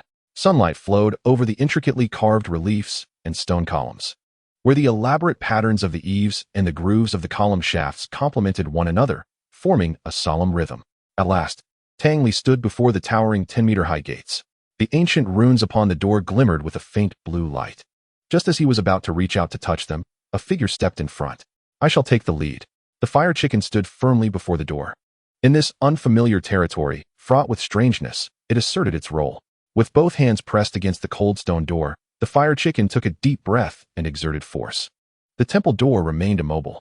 However, in the next moment, a deep rumble shattered the silence as the immense door slowly creaked open inward. A gentle yet intense white light cascaded from within, causing the onlookers to instinctively squint. Once their eyes adjusted, they beheld a woman clad in a black robe standing inside. Her beauty was unparalleled, yet her demeanor was as frigid as snow, her silvery hair cascading like a waterfall to her waist. At last, we await your arrival. The distant guest, the prophesied savior, her voice was ethereal and melodious, as though it emerged from the annals of time. Tang Li furrowed his brow and stepped forward. Prophecy? Savior? What do you mean? The prophecy is enigmatic. The high priestess Kemeru slightly inclined her body. Yet it implied that a distant visitor endowed with extraordinary power would rescue this land from peril. Am I really that formidable? A savior, no less? Tang Li's tone held a hint of amusement, his gaze sharp as it fell upon her. She was precisely the figure he had pursued, High Priestess Kemeru. At the behest of your disciple, Lanying, I have traversed treacherous snow-capped mountains and delved into dark caves, enduring countless hardships to reach this place. Who would have thought that you, the High Priestess, reside so comfortably within this grand temple? The words of the divine are weighty. Kemeru maintained her composure. All is guided by the divine. Speak. Then, Tang Li dispensed with pleasantries, stepping into the grand hall, his gaze swiftly surveying the interior. Tell me all that you know. The sacrificial hall was dimly lit, a thin mist swirling, steeped in the essence of time and the unknown. The High Priestess, adorned in an elaborate black robe embroidered with ancient runes that flickered like whispers of long-buried secrets in the gloom, stood tall and austere, her eyes profound, exuding an undeniable authority and nearly frozen piety. Beside her stood a nine-tailed fox, enveloped in a soft blue aura. The glow was cool and gentle, reminiscent of condensed moonlight. Its 9 bushy tails stirred gracefully, each tip seemingly sparkling with minuscule points of spiritual energy. Its fur was as smooth as water, flowing with a dreamlike sheen. The fox's emerald eyes resembled deep pools, glimmering with wisdom that pierced the fabric of existence, untouched by the mundane. It lifted its chin slightly, directing its gaze alongside the High Priestess toward the silent altar deep within the hall. Chapter 128, The Transformation. The interior of the temple was far more magnificent than its exterior. The vaulted ceiling soared into the clouds, with countless ice crystals suspended in midair, refracting a spectrum of colors. The echoes of Tang Li's footsteps reverberated through the hall, each step igniting faint runes upon the ground. These runes. Tang Li crouched down, lightly touching the floor. They bear a striking resemblance to the ancient script I've encountered. High Priestess Kemeru's silver hair flowed like water in the dim light as she silently glided to Tang Li's side. This is the script left by the ancient Pillar clan, chronicling the origins and end of the world. Bangila's anxiously swept its tail across the ground, emitting a low growl. The fire chicken maintained a combat-ready stance, vigilantly surveying its surroundings. You say I am the savior? Tang Li rose, locking eyes with the saintly figure, yet I know not what transpires here. The saintly figure raised her pallid hand, pointing toward the altar at the center of the hall. There floated a massive ice crystal, within which a humanoid silhouette was faintly discernible. 300 years ago, the crowned snowfield was enveloped in an eternal blizzard. Beasts perished one after another, and human villages vanished in succession. The prophecy reveals that only an envoy infused with the strength of the eternal pine can awaken the slumbering ice god Pillar and end this calamity. The power of the eternal pine within Tang Li stirred suddenly, as if summoned. He found himself irresistibly drawn toward the altar. Yet just 3 steps away from the ice crystal, an invisible force halted him. Be careful. The fire chicken suddenly dashed forward, grabbing Tang Li's shoulder and pulling him back. Almost simultaneously, an ice spike jutted from the ground, striking the very spot where Tang Li had just stood. Bangila's let out a furious roar, gathering destructive energy in its mouth, but was intercepted by the fire chicken. Do not act rashly. Something is amiss. The saintly figure's expression suddenly contorted, her beautiful visage splitting like a mask, revealing a swirling darkness beneath. Such clever beasts, but alas, it is too late. Her voice morphed into a jarring cacophony. For 300 years, I have awaited the perfect vessel. The entire temple began to tremble, the runes on the walls flickering out one by one. The suspended ice crystal erupted with blinding blue light, and the figure within became clearer, a being identical to the saintly figure, yet cloaked in frost, eyes tightly shut. You are not High Priestess Kemeru. Tang Li swiftly retreated, forming a defensive stance back-to-back with his companions. Who are you? I am the sovereign of this land. The shadow detached completely from the saintly figure, coalescing into a vast, misty monstrosity in midair. That foolish woman believed she served a deity, unaware that she was merely my medium for resurrection. The ground began to freeze, a chilling aura spreading with visible rapidity. Tang Li witnessed the once lifelike corpses of beasts around them suddenly open their eyes, all turning toward them, their gazes ablaze with ghostly blue flames. Bangila's rock collapse, fire chicken, flame kick, fast dragon, storm. Tang Li, sensing the encroaching cold, swiftly commanded, giant swamp monster, shield everyone from the chill. The battle erupted instantaneously. Bangila's rocks rained down upon the shadow, the fire chicken's flames scorching the ice crystal, while the whirlwind conjured by the fast dragon scattered the advancing beast corpses. Yet the attacks seemed to have little effect on the shadow, which merely emitted a shrill laugh as it drew closer to Tang Li. What a sweet power the eternal pine is. The shadow extended a hand formed from mist. "Give it to me, and I can ensure your companions leave alive." Tang Li felt an immense force tugging at his insides, causing him to painfully kneel upon the ground. Just as the shadow was about to make contact, a golden barrier erupted from within him, repelling the dark figure. "What?" The shadow emitted an enraged roar, disbelief etched across its essence. Tang Li, astonished, gazed at his own hands, feeling the power of the eternal oak pulsating with unprecedented vigor. A sudden thought flashed through his mind. Those beasts were not here to pay homage. They had been drained of their life energy. "Everyone, listen to me." Tang Li gritted his teeth and stood up. "These runes are not mere decorations. They form a colossal energy conversion array. The shadow is utilizing the temple to siphon the life force from the beasts, attempting to resurrect whatever lies within the ice crystal." The shadow's roar morphed into maniacal laughter. "Clever boy. Alas, you have discovered this too late. The body of Kerwin is already prepared. All that remains is your eternal oak power as the final key." Suddenly, the runes throughout the temple ignited, forming a vast three-dimensional magical array. Tang Li felt his energy being forcibly extracted as his companions writhed in agony upon the ground. "No, this cannot end like this." Tang Li struggled to gaze at the altar, where Kerwin within the ice crystal had opened its eyes, devoid of pupils, revealing only an abyss of darkness. In that moment of despair, Tang Li noticed a small recess beneath the altar, resembling something from his backpack.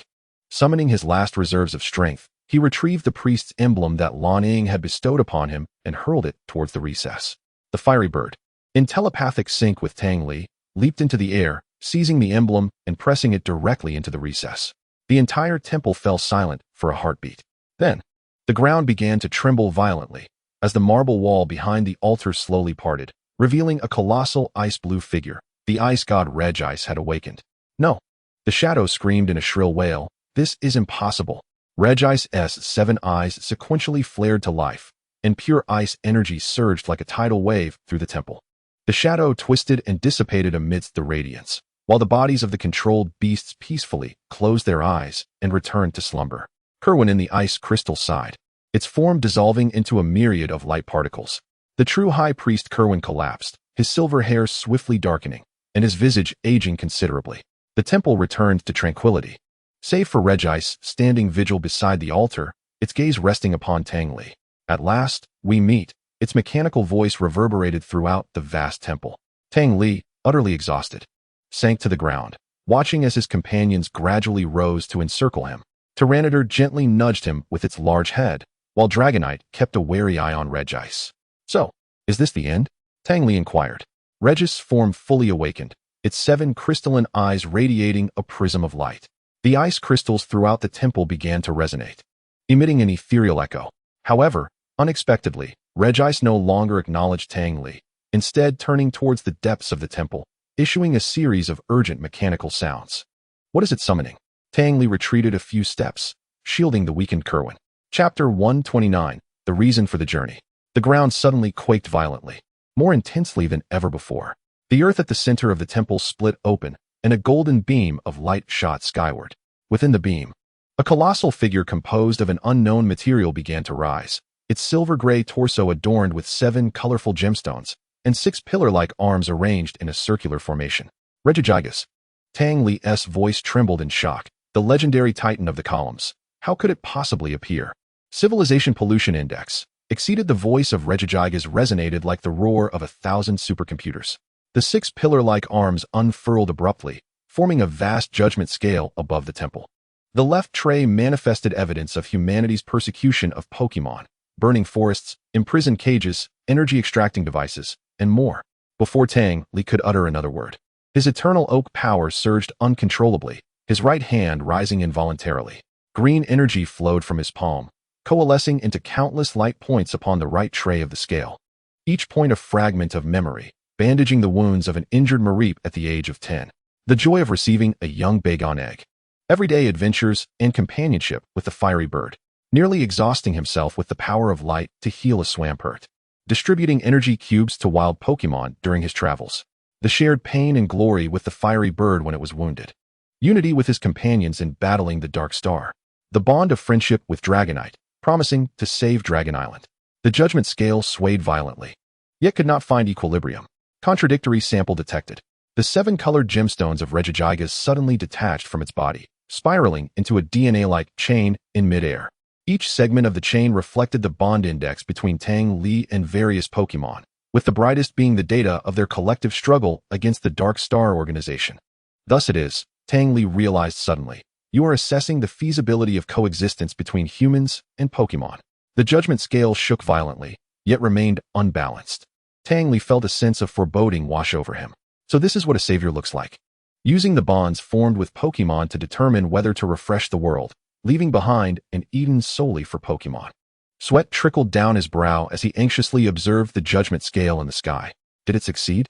Tang Li raised his gaze, watching the green light points accumulate increasingly on the scale, which began to stabilize. Just then, an unexpected disturbance arose.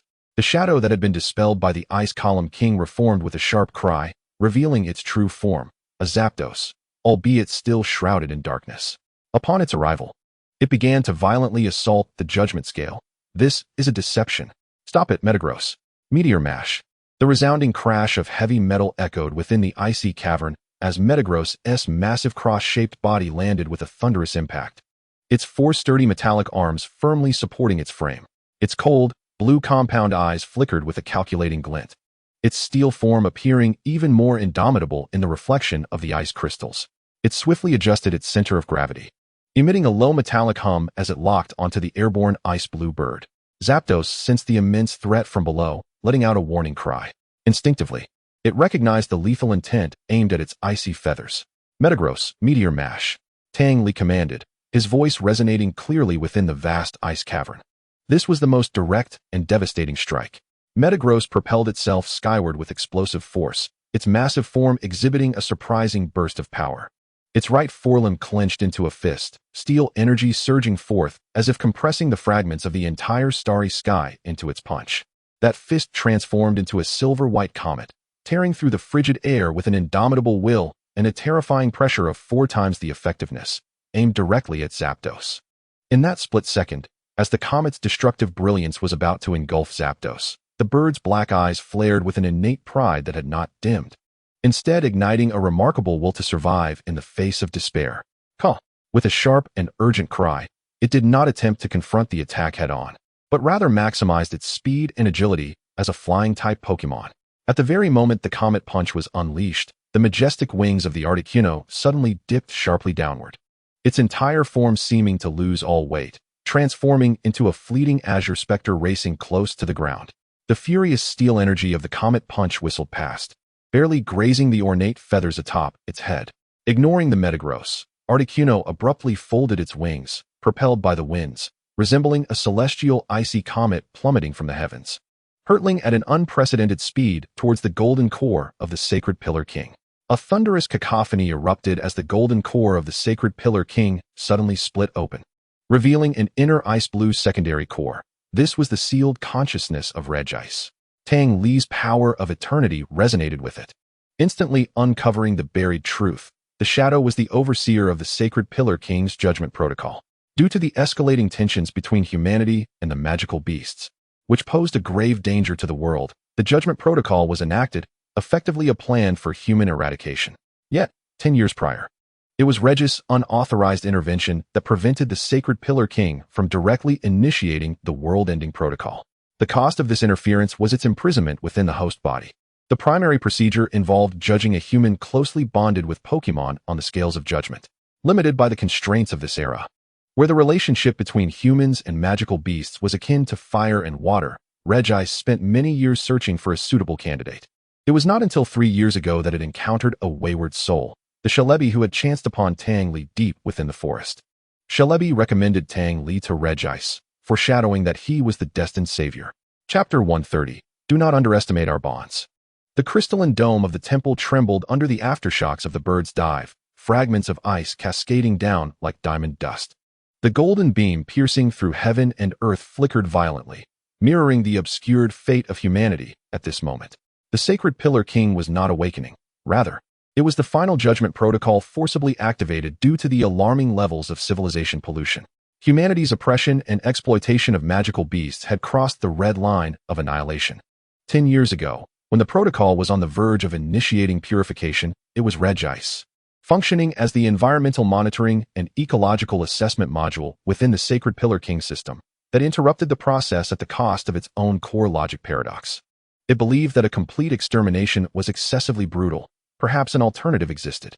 Regis' gamble was to find a variable, a human individual capable of proving a profound, pure bond between humanity and Pokémon, one capable of tipping the scales. The shadowy Articuno was the physical manifestation of the Judgment Protocol's Overseer module. Its duty was to ensure the judgment remained unimpeded and entirely impartial. However, in the prolonged wait, especially after Regis' betrayal, its logic gradually became paranoid, convinced that any bond was merely a ruse concocted by humanity for survival. It firmly believed that total purification was the sole answer. At this moment, it furiously attacked Regis' secondary core, attempting to obliterate this error and restart the world-ending protocol. Tang Li's spirit trembled, instantly comprehending the weight he bore. He was not a mere passive pawn awaiting judgment. He was the singular spark, for which Regis had wagered freedom and existence against the cold laws of the universe. Metagross. Protect Regis' consciousness core. Bind Articuno with your mental might. Quickly, Tang Li's voice, raw and strained, surged towards Metagross with unyielding determination. Metagross's cold, multifaceted eyes instantly locked onto the target. Its massive form erupted with astonishing speed, not charging towards Articuno, but positioning itself directly in front of the split golden core of the Sacred Pillar King. Simultaneously, its four colossal arms flung open, unleashing a formidable psychic force akin to an invisible net, ensnaring the chilling will and fiercely enveloping Articuno, which was poised to dive once more towards the core. Screech. Articuno found itself bound by invisible psychic power, its movements abruptly stalling as it emitted a cry of fury and anguish. The shadow enveloping its form writhed violently, like boiling ink, frantically eroding Metagross's psychic field. Pure malevolence intertwined with cold procedural logic, forming a powerful mental shock that rebounded against Metagross. The immense body of Metagross quaked violently, its metallic shell producing a grating hum under the strain, its blue eyes flickering erratically, yet it refused to yield. Blaziken. Tang Li's voice nearly synchronized with his thoughts. At the moment Metagross shielded against Articuno's psychic assault, a searing blaze erupted from behind Tang Li, like a sword cleaving through the darkness. Blaziken. The figure of Blaziken transformed into a streak of blazing gold at unparalleled speed. It did not directly attack Articuno. Instead, under the precise guidance of Tang Li's power of eternity, it aimed straight for the judgment scales of the Sacred Pillar King. At this moment, the scales had tilted towards the left. Do not underestimate our bonds. Blaziken, bond evolution. A dazzling spectrum of colors erupted from Blaziken, instantly engulfing its form. Amidst the radiance, its shape ascended once more at the pinnacle of evolutionary power. Its feathers grew more resplendent and fiery, its claws entwined with tangible flames, and the fiery emblem upon its brow resembled a blazing sun. This was the power that transcended limits, ignited by the life and death connection between Tang Li and Blaziken. A miraculous flame of shared spirit. With our hearts, awaken it. Blaziken, sacred flame. The evolved Blaziken clasped its claws together, conjuring a pure white flame that encapsulated all bonds, will, and the fire of life within its palms. This flame was no longer merely a physical heat. It embodied warmth, hope, guardianship, and an indomitable belief. Like the sacred fire cradled by the most devout of believers, Blaziken, with every ounce of its strength, gently yet resolutely delivered it into the golden right side of the scales. The instant the sacred flame touched the golden scales, there was no explosion, no thunderous roar. Time seemed to freeze. That pure white flame, akin to the first dew of dawn cast into a mirror lake, gently spread across the cold judgment scales. It did not burn. It was more like a permeation. The fervent emotions contained within the flame, the trust between Tang Li and Blaziken, the unwavering resolve of Metagross standing firm against divine might, and the faint hope that Regis, risking existence, dared to believe in, poured into this cold creation of the universe's laws like the warmest lifeblood. Buzz, the right side of the scales, representing the potential of bonds, suddenly erupted with an unprecedented, soft yet resolute spectrum of colors, instantly overpowering the left side, which symbolized the necessity of extermination, filled with an aura of destruction. The entire crystalline dome ceased to tremble. Illuminated by this radiance, it resonated ethereally, and what fell was no longer icy shards, but a warm, glowing snow of light, shimmering with hues of the rainbow. No, The shadowy Articuno emitted a heart-wrenching shriek. This was no longer a cold procedural command, but a cry filled with incredulous panic and rage. Deception. This is despicable deceit. It is a virus. It must be purified. The shadows surrounding it roiled like a boiling ink sea, erupting with a horrifying malevolence that far surpassed before, desperately assaulting Metagross's mental barriers. Metagross's massive form stood like a rock amidst a storm, its alloy shell emitting a piercing wail under the onslaught of malevolence, even developing fine cracks. Its blue eyes flashing wildly as data streams surged, battling against the soul-crushing impact with its extraordinary computational power and will. Yet, it did not retreat an inch. Casting a glance at Tang Li, it floated in midair like the most loyal guardian, steadfastly protecting the golden core behind it, which was being gently enveloped by the radiant hues. Chapter 131, Human Erasure 30. The infusion of the sacred flame ignited a warm heart amidst the frigid logic of the cosmos. This kaleidoscopic radiance was not born of violence, but rather of assimilation, resonance, a gentle erosion of absolute laws by the wavelengths of life. It coursed through the golden veins of the judgment scale, instantaneously surging into the vast, cold, and silent core of the Pillar King. Buzz. This time, the hum was no longer a mere alarm or flickering light.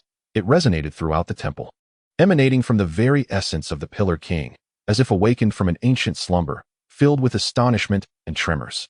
The golden beam of light that pierced the heavens and earth suddenly softened and became complex. No longer a solitary beam of judgmental gold. It transformed into an exquisite interplay of multicolored rays and pure white light, akin to cold gold infused with a boiling stream of life. The most immediate transformation occurred upon the judgment scale.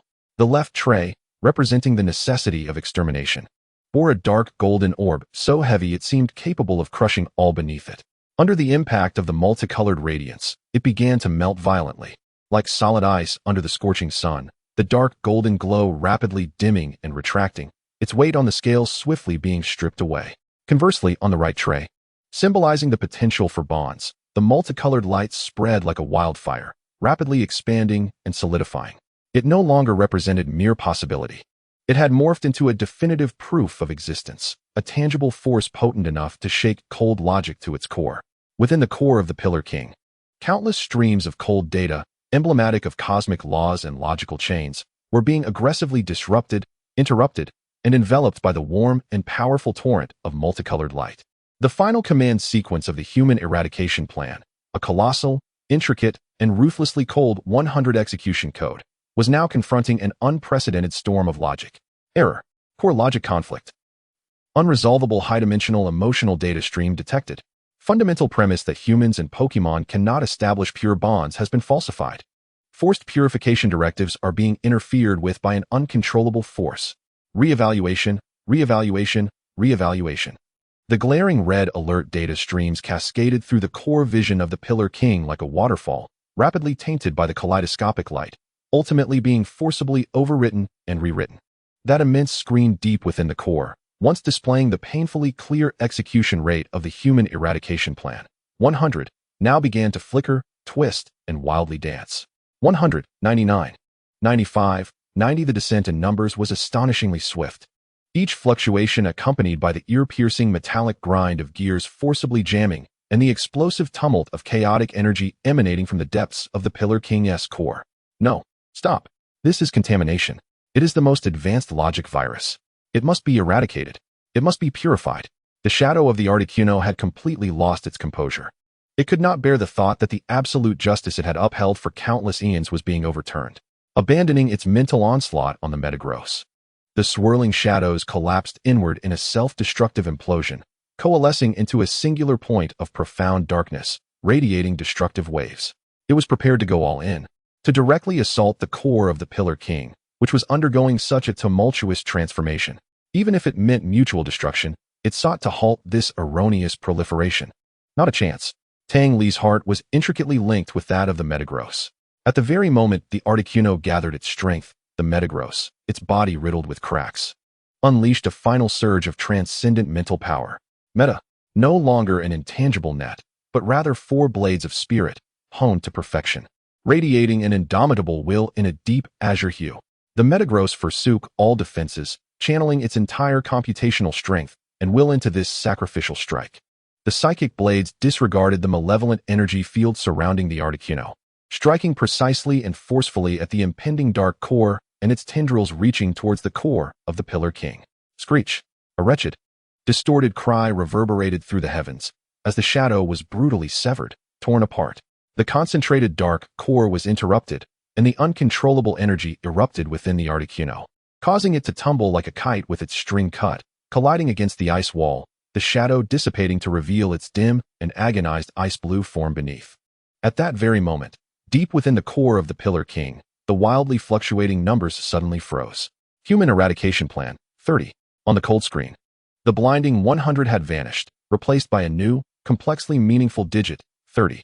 The tremors throughout the space ceased. The cascading snow of multicolored light became denser, akin to a warm waterfall, cleansing every corner of the temple, gently enveloping the battered secondary core of the reg ice. The golden scale tipped entirely to the right, with the multicolored light eternally flowing within. A grand, ancient voice, no longer frigid but imbued with a hint of confusion and scrutiny, resonated profoundly within the consciousness of Tang Li, Metagross, Blaziken, and other Pokémon, akin to the whisper of the universe itself. Final judgment updated. Based on the confirmation of pure bond variables, necessity of extermination significantly reduced. Civilization pollution index, critical. Eradication plan, halted. Target, human civilization, granted. Limited right to exist, observation period, initiated. Execution rate, locked at 30, as the price and warning of a historical error. The voice gradually faded away. The colossal form of the Pillar King did not awaken. Yet the beam of light that pierced the heavens and earth steadily emitted a blend of 7 parts white and 3 parts gold, resembling a silent, newly established cosmic coordinate. The number 30 hung ominously above humanity, akin to the sword of Damocles, embodying both a reprieve and an eternal warning. Humanity must prove through future actions that Regis' wager was indeed correct, that the power of this bond was sufficient to genuinely purify the past pollution, rather than being merely a fleeting miracle. Tang Li, utterly exhausted, fell to one knee, gasping for breath, his clothes drenched in sweat. Yet his eyes burned with the flame of survival and unwavering resolve. He gazed at the sacred form of Blaziken amidst the light, at the Metagross, its shell cracked yet standing resolute like a mountain before him, and finally at the reg ice, gently enveloped in the multicolored light snow, slowly undergoing self-repair of its icy core. The battle may have reached a temporary conclusion, but the future of humanity and Pokémon, along with the shadow of 30, was only just beginning. Amidst the ruins of the icy wall, the shadow fully dispersed, the dimly glowing Articuno struggled to raise its head, its ice-blue eyes fixated on the glowing screen displaying 30. Filled with resentment, bitterness, and a trace of utter denial. Its programmed logic had suffered irreparable fissures when confronted with the absolute variables of bonds. Chapter 132, Bad News and Turning Point. The heavy body of the Metagross crashed onto the icy surface, the dull thud resonating like a death knell against Tang Li's heart. Metagross. His voice tore through the air, and his figure shot forth like an arrow, rushing to the side of the crumbling steel giant. The once floating fortress was now heavily sunk within shattered ice crystals. Those azure compound eyes, which had once mirrored the starry river, now flickered dimly like a candle in the wind, reduced to a faint and intermittent glow. The indomitable superalloy shell, now marred by grotesque fissures and searing imprints, pulsates with chaotic energy sparks like dying fireflies in the most profound cracks. Each faint explosion triggers a heavy, unconscious spasm in the colossal body. Hold on. Tang Li's voice, hoarse yet undeniably resolute, breaks through the turmoil as he kneels upon the frigid shards of shattered crystal, his hands firmly pressing against the battle-scarred exterior of the colossal golden creature, forcing forth the nearly exhausted power of eternity within. He draws upon it like a life-giving spring in a cracked wasteland, waves of intense pain and dizziness crashing over him like a tsunami. He grits his teeth, his jawline taut as a bowstring, beads of sweat mingling with icy dust rolling down his brow. The fiery bird, dragging its weary form, rushes over. Its once resplendent plumage now dull and lifeless. Anxiously, it gently touches the cold shell of the golden creature with its claws, emitting a low, mournful cry, Chamo, Chamo, calling out the name of its fallen comrade. The immense swamp creature follows closely behind, crouching down with gentle eyes filled with anxiety and sorrow. Its broad palm cautiously rests near a crack spewing chaotic sparks, wisps of cool vapor rising as it endeavors to neutralize the searing heat with the waters of life. Yet, in the face of the internal tempest of energy overload, such assistance appears utterly insignificant. The swamp creature emits a low, sobbing whimper, its massive head helplessly nudging against Tang Li's arm. Bankilas, with fierce eyes wide in disbelief, stares at the fallen golden creature. Restlessly, it scratches the ground with its claws, releasing a deep, sorrowful growl. Tang Li's spirit sinks into the agonizing connection with the colossal golden beast. He perceives its metal exterior as frigid as ice. The cooling system has failed, while inside, it burns with the heat of a red-hot iron. The energy core is on the verge of explosion. More terrifying still, a tide of icy, murky, and malevolent entropy pollution, wreaks havoc within the intricately operating core logic of the golden creature. The venom left by that damned bird. Tang Li clenches his jaw, his lips bleeding from the pressure. Desperately, he focuses his thoughts, attempting to guide that meager green light to soothe the chaos within the golden creature's mind. Don't give up, colossal beast. Wake up. We will endure this together. In that moment, an exceedingly faint yet remarkably clear thought pierced through the chaotic storm. Like a tiny needle, directly penetrating Tang Li's consciousness. It was neither a voice nor an image, but a feeling, an instinctive assurance of his well-being. Tang Li's eyes snapped open, meeting the dim gaze of the golden creature, his voice trembling violently. You big oaf. Even in this state, why are you worried about me? His hand pressed against the cold metal with such force that his knuckles turned white. I'm fine. Focus. Drive those vile thoughts from your mind. The enormous body of the golden creature seemed to stir ever so slightly, the light in its eyes stabilizing a fraction, as if in response. The fiery bird and the swamp creature watched anxiously, their eyes filled with concern, yet a flicker of faint hope ignited within them. However, the storm inside the golden creature raged too fiercely. The light in its eyes dimmed further, with the intervals of flickering growing longer. The fiery bird's cries became more urgent, and the swamp creature's whimpering took on a tone of despair. Bankilas let out an angry yet helpless roar, pounding its chest. The sound of its rocky armor echoing like a dull thud, as it gazed at its fallen companion with eyes full of unwillingness and profound sorrow. Tang Li's vision blurred, the glimmer of green light flickering like a candle in the wind, on the brink of extinguishing. A wave of icy despair gripped him, more chilling than the temple's cold. In a frenzy, he scoured the system's space for any healing remedies for the golden creature. Yet, all his efforts proved futile. This was beyond the reach of any medicine. Just as despair threatened to engulf them all, a peculiar resonance echoed from the encased, crumbling ice-blue core. No sound accompanied it. Yet Tang Li, the fiery bird, the swamp creature, and even the hazy consciousness of the golden creature clearly perceived a cold, yet infinitely hopeful thought. Connection, activated. Entrust the future to you. A thunderous roar erupted from the depths of the temple, not destruction, but the awakening of an unimaginably vast force, slumbering and responding to a calling of shared origin. Outside the temple's dome, 3 pillars of light, each a different hue, yet equally embodying ancient majesty, transcended spatial distances as if cast down by divine gaze. From the east, a brown-yellow pillar, heavy as the roots of a mountain, Rock, surged forth, pulsating with the heartbeat of the earth and the indomitable will of stone, tearing through the frozen soil. From the north, a pure ice-blue pillar, Ice, embodying the laws of order and the freezing of chaos, cleaved through the extreme cold, piercing through to its essence. From the west, a silver-white pillar, eternal as the stars, Steel, gleamed with the everlasting brilliance and the truth of energy flow, penetrating the rock layers and descending resplendently. These 3 pillars, like the outstretched hands of ancient guardians, enveloped the crumbling steel form of the golden creature with a recognition born of scrutiny and an ancient blessing, unreservedly and precisely. Chapter 133. The Divine Construct of the Golden Creature. The brown-yellow radiance of Rock, like the molten core of a celestial body, surged to cover the damaged shell of the golden creature.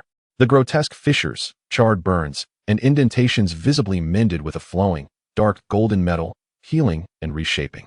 The surface of the metal revealed the rugged texture of ancient rock, exuding an unyielding, steadfast weight. Physical wounds healed instantaneously, as if infused with the power of the earth. The icy blue light of Ice intertwined with the sacrificial energy of the blue core, piercing into the chaotic core. The rampant entropy pollution and the malignant thoughts of the freezing bird met their nemesis, instantaneously freezing, disassembling, and thoroughly purging before the absolute order of divine power. The chaotic storm subsided, and the logical core of the golden creature not only recovered, but was inscribed with countless cosmic order runes of swirling ice-blue light. Its compound eyes reignited, transforming into deep, calm, ice-blue sapphires, seemingly comprehending all data, with its computational and defensive capabilities soaring. The eternal silver light of Registeel flowed like liquid stars into every energy circuit. The overwhelming heat was instantaneously soothed by the eternal cold's harmonizing power, while the failed cooling system was replaced by a refined, efficient perpetual cycle. The chaotic energy was tamed, perfectly integrated, as the errant sparks dissipated, replaced by a gentle yet powerful silver halo, rotating like celestial rings. It achieved near-perfect energy control, capable of absorbing, storing, transforming, and even assimilating external attack energy for its own use. The energy core became as solid and enduring as a star's core, forged by divine hammers. As the icy dust settled, the broken battlefield fell into a profound silence. Tang Li remained kneeling in place, his hands still pressed down. Yet the power of eternity within him had been gently pushed aside and soothed during the sacred infusion. He stared blankly at the presence before him, his mind a void, nearly forgetting to breathe. The fiery bird, the swamp creature, and Bankilas were equally stunned, sensing the profound transformation in their companion, emanating an aura that instilled both awe and an overwhelming sense of security. A deep, resonant hum emanated from the newly transformed body of the colossal Metagross, devoid of any hint of anguish, yet imbued with an extraordinary metallic vibrancy. Its immense physique, now adorned with intricate patterns of rock, symbols of ice, and a radiant gleam of steel, floated slightly above the ground, barely an inch off the icy surface, yet exuded an unwavering stability, as if gravity had relinquished some of its hold over it. Gradually, it adjusted its posture, the four massive metallic limbs touching down with a steadier sound than ever before. The newly armored form appeared even more imposing and formidable, its lines still rigid and cold, yet now imbued with an ancient and majestic aura. Then, it turned its gaze to Tang Li. Those ice-blue compound eyes were as profound as millennia of glacial ice, yet as clear as the purest data stream. Their glow was steady and powerful, devoid of any flicker. It lowered its colossal head slightly, the frigid frontal armor gently brushing against Tang Li's still suspended hand. Simultaneously, a clear and calm thought, imbued with an undeniable sense of closeness and reassurance, penetrated Tang Li's mind. Infinitely more potent than the feeble echoes that had preceded it. Logic core reconstruction complete. Energy level stable. Entropic contamination purified. Physical damage repaired. Tang Li, I have returned. Tang Li inhaled sharply, as though surfacing from a watery abyss. A tremendous, euphoric joy mingled with disbelief surged through his heart like a tidal wave. His trembling hand finally descended, grasping the once cold, now vibrant armor of the Metagross. His voice choked with emotion, nearly incoherent. Why, you're back. It's wonderful. I was so scared. The fiery chicken emitted a triumphant, jubilant chamo, leaping with excitement as its tail flame reignited fiercely. The swampert called out joyfully, its massive hands enthusiastically slapping the icy surface, sending splashes of water and shards of ice flying. Tyranitar threw back its head and let out a thunderous roar. The Metagross slowly raised its head, its ice-blue eyes sweeping across each of its anxious, battling companions, flickering slightly to convey gratitude and reassurance. Then, its gaze turned towards the depths of the temple, where the ice-blue core had ultimately vanished, the light in its eyes becoming profoundly deep and complex. Bearing a heavy sense of entrustment, it emitted another deep, resonating hum, its massive form levitating slightly higher, silver, brown, and ice-blue auras swirling harmoniously over its surface, radiating an awe-inspiring majesty and power. The Steel Monarch was reborn. Pokémon, Shiny Metagross. Level, 81. Type, Steel Psychic. Nature, Outgoing. Ability, Absolute Order Field. Pure Body Ascendancy. Immune to and reflects debuff effects, creating a stable mental field around itself that disrupts status changes in opponents. Hidden Ability, Light Metal Ascendancy. Has weight and allows manipulation of local density during battle, enhancing physical attack power or creating a gravitational field to affect opponents. Qualification, Divine Beast Level. Affection, 100 max. Maximum level is 100. Chapter 134, The Star of Victory. The air still resonated with the lingering echoes of the Triune Pillar's divine power, enveloping the shattered temple in a solemn yet potent tranquility. Tang Li remained immersed in the overwhelming shock and joy of Metagross's rebirth. his fingertips brushing against the cold yet vibrant new armor, feeling the surge of 3 legendary powers coursing beneath. The fiery chicken, Swampert, and Tyranitar gathered around, still filled with reverence, yet predominantly expressing genuine joy at their companion's return and transformation, their low calls and roars resonating with comfort and celebration.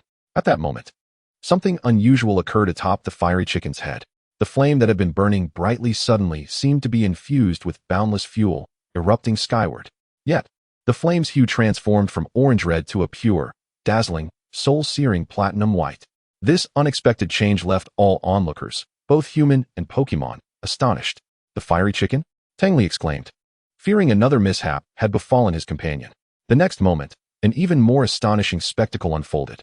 The scorching white flame did not harm the fiery chicken. Instead, it appeared to possess its own life and will, contracting vigorously, condensing and transcending. It transformed from a flickering flame into a more solidified form, increasingly resembling a liquid light. At its core, an intricate, constantly shifting symbol emerged, manifesting the very essence of victory. "This is the flame we encountered in the Grand Hall," Tang Li remarked. The incandescent liquid light suddenly detached from the fiery chicken's head, hovering in midair. It resembled a voracious black hole, voraciously siphoning energy from the surrounding environment. Within the radiance, a diminutive figure gradually coalesced. As the light dimmed, an entirely new Pokémon materialized upon the icy surface. Its body was a pale blue, reminiscent of the purest ice and snow, its head encased in a pearlescent, star-like shell adorned with 3 red gemstones arranged like constellations. Its eyes were large and bright, a clear lake blue radiating the innocence and wonder of a newborn. With short limbs and a petite tail, at its center pulsed a red gem akin to a core, exuding warmth and vitality. It tilted its head curiously, surveying the shattered surroundings before locking its gaze onto Tang Li, emitting a soft, yet clear call. "Mia." Tang Li's Pokédex automatically activated, swiftly scanning and displaying the information. Victini, Neo. Victory Star Pokémon. Type: Psychic Fire. Ability: Victory Star, grants the holder and allies the power of victory, slightly enhancing all abilities of surrounding friendly Pokémon. Description: a unique individual that hatched prematurely due to unknown legendary energy influence, seemingly carrying the blessing and concept of victory. Its specific form and abilities may relate to the environment during hatching and the witnessed victories. The little creature seemed entirely unafraid, waddling towards Tang Li with its tiny legs, affectionately rubbing its head against his finger and emitting a soothing purr. A faint yet visible golden aura radiated from it, gently enveloping Tang Li and all his Pokémon. In an instant, Tang Li felt the fatigue from their arduous battles dissipate considerably, his spirits lifted. The fiery chicken sensed its tail flame burning brighter, Swampert felt an infusion of strength in its fists, and Tyranitar perceived its shell growing sturdier. Even the recently transformed Metagross, brimming with power, felt the flow of its 3 divine energies becoming more harmonious. This is the power of the Victory Star? Though subtle, it was an undeniable, comprehensive enhancement. After finishing its affectionate nudges with Tang Li, the little one curiously turned its attention to the most imposing presence in the arena. The steel behemoth radiating the weight of rock, the order of ice, and the eternal majesty of steel. It seemed utterly undeterred by Metagross's formidable aura, instead calling out Mia. Mia, as it wobbled towards the colossal alloy limbs, extending its tiny paw as if to touch the rune-adorned armor. The majestic Metagross slowly lowered its head, its icy blue compound eyes fixating on the diminutive creature beneath it, which was scarcely larger than its own toe. Within the depths of its gaze, streams of data flickered rapidly, as if engaged in a meticulous analysis. After a brief moment, it remained motionless, allowing the tiny paws to make contact with its frigid metallic exterior. The little one appeared quite pleased, circling around the limbs of Metagross before letting out a small yawn. Seemingly exhausted from the recent hatching, it nestled into a relatively warm crevice beside Metagross's foot, curling up as if to regard it as a guardian deity, preparing to drift into slumber with a sense of security. This striking yet harmonious scene left Tang Li both amused and bewildered.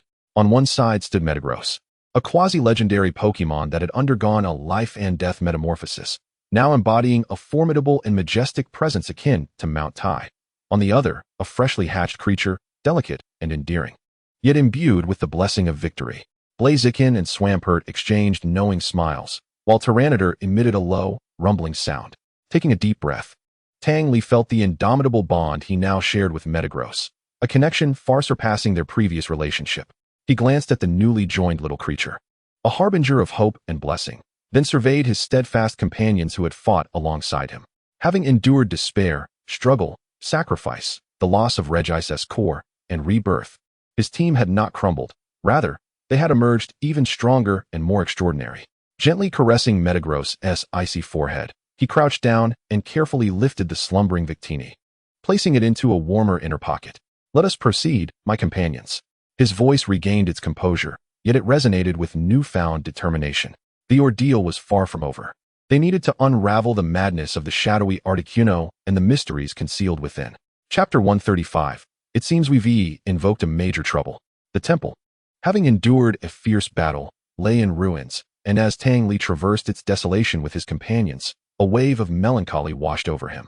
Tyranitar, Dragonite, Metagross, Blaziken, Swampert, Crustle, and the newly recruited Victini gathered around the recently awakened, albeit still disoriented, High Priestess Kawaii, awaiting her explanation.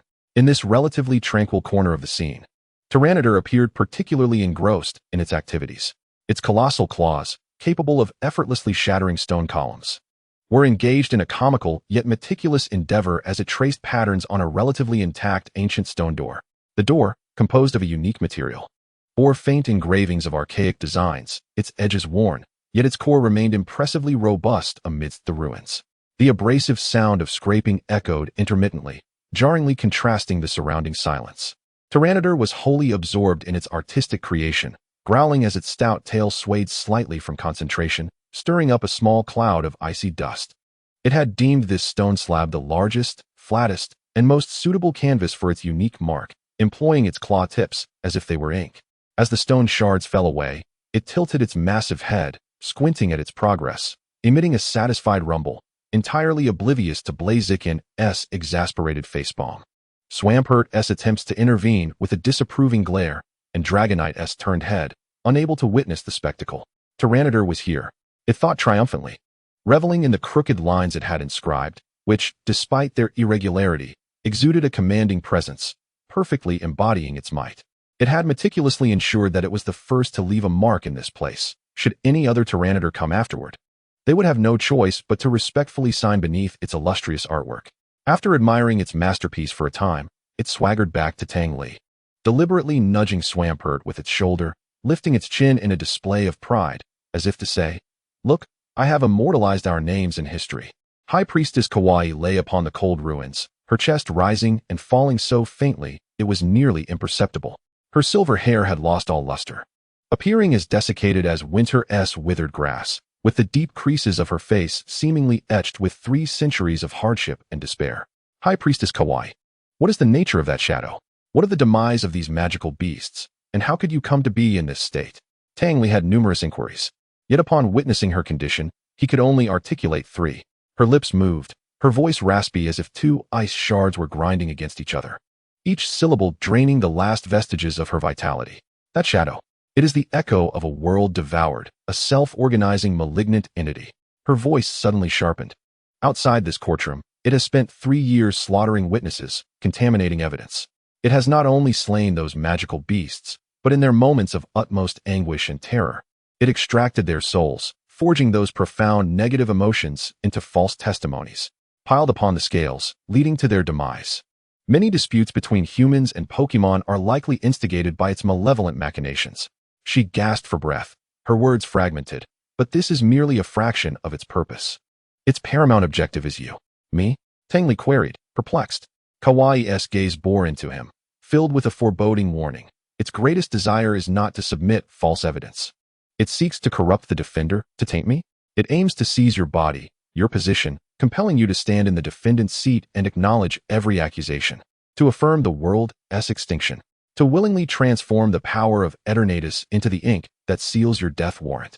When you, with the tongue of a savior, proclaim that this world must perish, her voice dwindled to a fractured whisper, the court shall, without a doubt, render its final verdict, obliterating the fabric of law, negating the significance of the crown tundra and even more distant realms, returning all to the absolute stillness it craved. She expended her final ounce of strength, her gaze fixed upon Tang Li, brimming with endless warnings and entrustments. You have thwarted their plans. They will not let you escape. Be ever vigilant.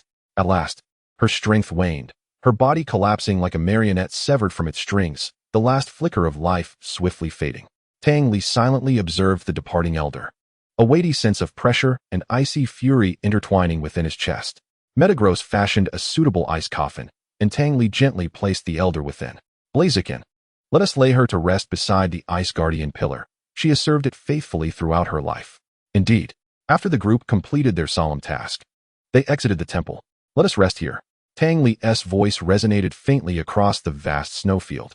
Even if the heavens were to turn upside down, it would not affect us out here. He endeavored to lighten the tone, yet his weariness was palpable, uncertain if fortune would favor them yet again. No sooner had he spoken than an invisible, yet distinctly palpable sensation of being targeted overwhelmed him, akin to a frigid web ensnaring his very soul, leaving him breathless. Not merely one, but several distinctly malevolent presences emanated from all directions, firmly pinning them in this desolate expanse. The blizzard seemed to freeze in that moment. The air thickened, laden with a sense of impending storm. It appears we are destined to face this ordeal. Tang Li spoke with a wry smile, a weary expression shadowing his features, yet devoid of despair. He inhaled the frigid air deeply, feeling the oppressive weight of multiple sinister auras entwining around him like icy chains, nearly suffocating. It was as if in response to his utterance in the distance, the glacier emitted a profound groan, overwhelmed by its own weight. Before the colossal ice wall shattered with a thunderous explosion. From within, a distorted figure composed of obsidian ice crystals and shadows crawled forth, resembling the general outline of a freezing bird, yet appearing more like a clumsy imitation steeped in loathing for life. Its wings unfurled, casting not snowflakes, but black ice shards imbued with a sense of desolation.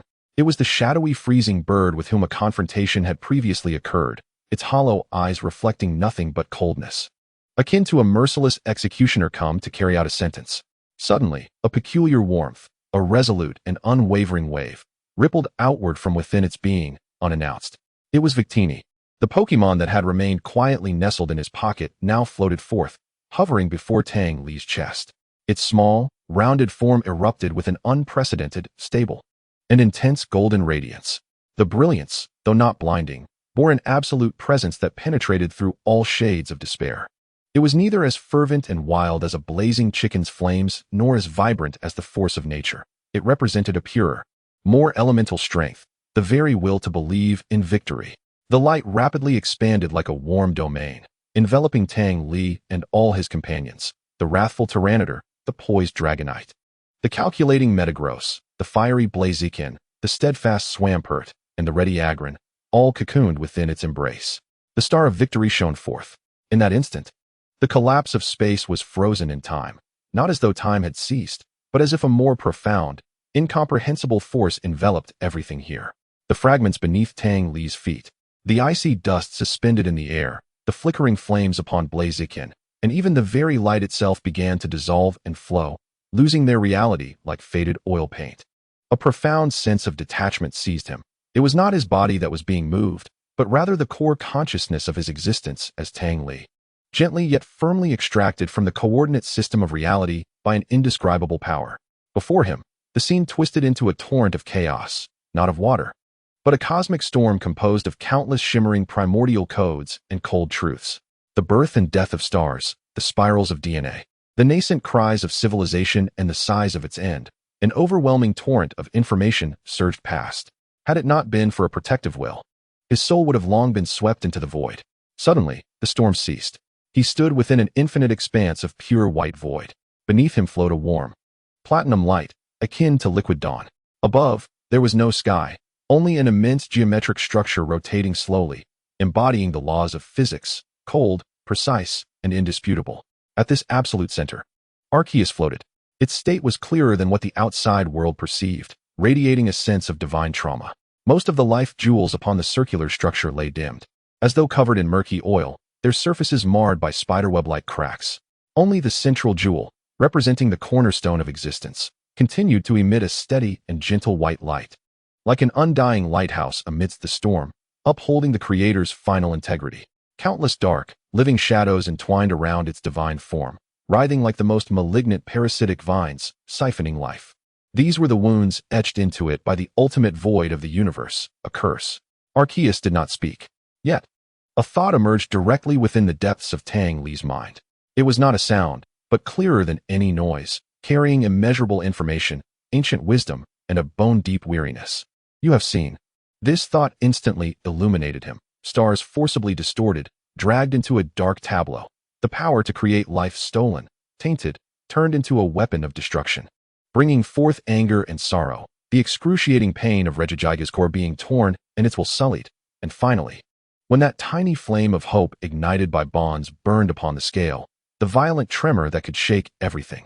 Then came a second, heavier thought. Imbued with the cold touch of cosmic law, the universe is sliding toward its end. This is the pattern, and I am the cornerstone of this pattern, bound most profoundly by it. The vision before him unfolded. Should Arceus wield its primordial power to forcibly cleanse, its divine torrent would surge like an uncontrollable wildfire, annihilating not only the pests but also the entire forest. Space-time would collapse, and the innocent world would perish. Its power, magnificent for creation and maintenance, could not execute delicate operations. My power is a torrent, capable of nurturing all, yet also capable of drowning everything. The enemy's schemes lurk within the seams of life. Like a virus, washing away the virus with a torrent will only kill the host. Its gaze, those eyes encompassing the birth and death of stars, locked onto Tang Li with a weight of scrutiny, burdened by the inability to resolve the issue directly, yet imbued with a mountain-like hope upon glimpsing the singular variable amidst endless despair. But you can. You are a precise scalpel. Your existence, the bond between you and your companions, is a variable beyond predetermined fate. It is the only glimmer of life. The light of the origin played at the center of Arceus's body flickered momentarily. This was not a bestowal of power, but rather an impartation of permission, a recognition. The distortion you see is not natural. Behind it lies a presence that has stolen a portion of my powers, desecrating and polluting them. This presence was not a tangible entity, but rather a mass of concentrated, seething malice. It bore no fixed form, sometimes spreading like shadows, other times flickering like broken codes. Its core essence of power originated from Arceus, derived from the life jewels covered in pollution, yet it was an alien, greedy consciousness that feasted upon endings. It calls itself the harbinger of annihilation or the wedge of the end. It is a worm burrowing into the fissures of the cosmic body, delighting in the collapse of order and the extinction of existence. It did not directly confront Arceus's might, but, like the most cunning virus, it lurked, infected, and distorted. It targeted powerful individuals, such as Regigigas, corrupting their cores and transforming them into vanguards of destruction. It twisted the power of creation into tools of annihilation, turning life into weaponry. Its power level is far below my prime, yet its nature is insidiously vile, akin to a festering sore. It hides where I cannot directly exert my strength, within those vibrant worlds of life. Should I descend, the world itself would collapse before it. The weight of Arceus's will was as heavy as a mountain. What you will face is not merely those puppets under control, but the malevolence itself. It will sense you, attempting to taint you, exploiting your deepest fears and desires to strike at you. Your will, the bond with your companions, is your only shield and sword. The dark fissures entwining Arceus seemed to respond to this thought, subtly writhing, emanating a chill that sent shivers through the soul. This path is strewn with thorns and despair, fraught with peril. Arceus's thought bore no exaggeration, only the cold truth. Even with my guidance, the chance of failure far exceeds that of success.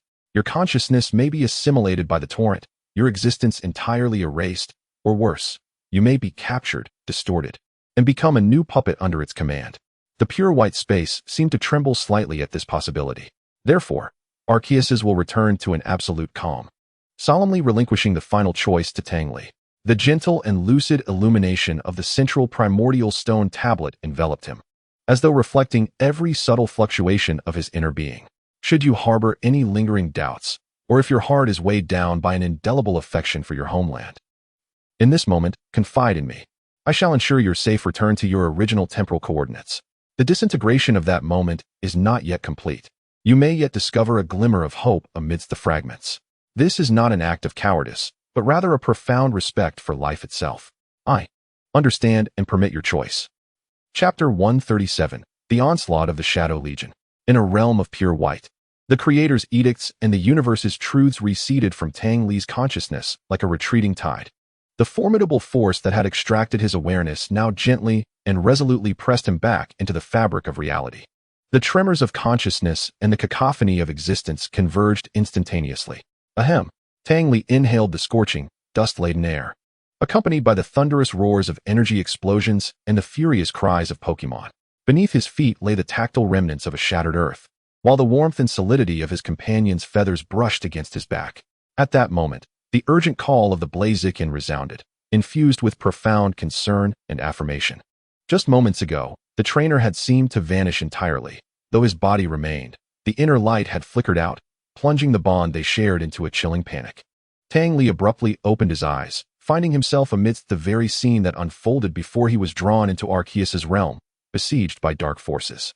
Clearly, they had already made their move. I have returned, my friend. Tang Li's voice was somewhat hoarse, yet imbued with unprecedented resolve, and furthermore, we now possess a reason we must win. There is no time for further explanation. The shadowy creatures surged forth once more like a tidal wave. Among them a few darkened, three-headed dragons with crimson eyes, radiating an ominous aura. They were of elite-level strength, though merely a vanguard. Blaziken, unleash your flames. Clear them away. The command was given, and a seamless understanding arose. A searing pillar of fire swept forth, momentarily repelling the encroaching shadows. Just then, the sky darkened abruptly. It was not clouds, but the shadowy Articuno, a harbinger of death, flapping its wings and showering black ice crystals that sealed all avenues of retreat. The air, once mildly warm, was instantaneously replaced by a bone-chilling silence, as the ground transformed visibly into a desolate frost, glimmering with a sense of foreboding. A distorted, ominous wail pierced the air, burrowing into his mind, attempting to freeze his will to fight. Is the weight too unbearable? Tang Li shouted towards the shadowy bird in the sky. Simultaneously, he felt an inexplicable surge of trepidation and cold, as if the worst premonition lurking deep within him was awakening. He turned sharply to the side, catching sight of a graceful yet lethal figure, the Soul-Eater Darkrai. It did not attack outright. Instead, it lingered, silently weaving a web of fear, sowing the seeds of despair and nightmares within their minds, seeking to undermine their will to resist from within. This was no mere battle. It was a meticulously orchestrated assassination attempt aimed solely at him. Blaziken emitted an unprecedented alert cry, shielding Tang Li closely behind it. In the face of this mythic horror, even its flames flickered slightly. What is this, a jest? He spoke dryly, nearly incredulous. To contend with just me? You require an entire master-level legion? The grandiose promises made to Arceus now seemed to waver in the face of self-doubt. The scale of this confrontation was ludicrously vast, absurdly overwhelming. He was merely an ordinary trainer, possessing little more than a touch of fortune and connection. What warranted such a response? The thoughts of Arceus, akin to warm sunlight traversing the endless expanse of time, pierced through layers of darkness and mental barriers, resonating firmly in the depths of his mind. That thought was imbued with immense gravity and certainty. They did not descend upon you for who you were in the past, Tang Li. They fear what you might become in the future. The harbinger of annihilation has seen you. It has perceived that your seemingly minuscule potential is sufficient to tip the scales. Its logic is simple. Before you grow into a true threat, it shall eradicate this error with absolute power. This is not an assault. It is the highest form of recognition. Survive. Your existence is the counterattack. In an instant, all confusion, absurdity, and fear were replaced by a surge of clarity and responsibility. The pressure remained unchanged, yet its significance had transformed. He was deemed a paramount threat by the harbinger of annihilation, someone who must be eliminated at all costs, the son of hope. He took a deep breath of the frigid air, his gaze sharp as a blade, and firmly patted Blaziken's back. Did you hear that, my friends? We are the saviors. Blaziken turned, its eyes ablaze with a fire that pierced through the chill, becoming intensely fierce and resolute, nodding vigorously and emitting a battle cry that resonated with determination. Excellent. Tang Li surveyed the approaching horrific figures, his mind racing. The Articuno sealed the airspace and retreat routes, while Darkrai's mental interference posed a threat. There was likely another preparing an assault, and caution was paramount. His gaze locked onto the seemingly most vulnerable, yet truly insidious Soul-Eater Darkrai. Let us first eliminate its shadows. Blaziken, remember our bond. Evolve our connection. Flare Blitz. The Metagross instinctively faced off against the shadowy Articuno, both having a history of enmity, now finding themselves as adversaries in close quarters. The flowing ice blue runes upon its surface suddenly ignited. Absolute Order Field unfolded silently. A stable and frigid force field radiating outward from its core. The dark blizzard, capable of freezing souls and disintegrating energy, upon entering this domain, encountered an invisible comb, forcibly untangling and calming its chaotic energy structure. The blizzard remained fierce, yet it transformed from a cataclysmic disaster into a mere extreme weather phenomenon. Countless black ice crystals collided with the newly armored Metagross, adorned with the runes of the rock god and the brilliance of steel, producing a cacophony of sounds, yet failing to inflict the severe freezing and corrosion it once could. The data streams within Metagross's compound eyes flashed wildly, seizing upon a fleeting opening in the Articuno's attack. It did not employ traditional psychic-type skills. Instead, it harnessed its newly fused divine power. Divine forged rock's steel ice eruption. Its colossal alloy foot stomped down, shattering the ice plains ahead, as innumerable sharp rocks, glimmering with a dark golden sheen and ablaze with silver-white flames, surged skyward like a meteor shower in reverse, covering all potential escape routes of the Articuno. The Articuno ascended in panic, attempting to rend these rocks with its shadowy claws. Yet each stone was immeasurably heavy and remarkably resilient, imbued with a power of order that continually disrupted its energy environment, dulling its movements. Seizing this opportunity, Metagross's ice blue eyes shone brightly once more. Divine forged absolute zero. A beam of pure essence, devoid of any distractions, radiating only absolute calmness and order, shot forth from its core. This was not the malicious dark frost of the Articuno, but the absolute zero power of Regice, purifying all and restoring order. This beam did not directly target the Articuno's form, but precisely penetrated the recently released, still coalescing dark ice crystal cloud, like ice water splashed into boiling oil. Hiss! A terrifying cacophony erupted. The dark ice crystals clashed violently with the crystalline light of order, annihilating each other. Yet, the outcome was that vast swathes of dark ice crystals were forcibly assimilated and purified, transforming into countless resplendent geometric ice crystals that floated gracefully in the air.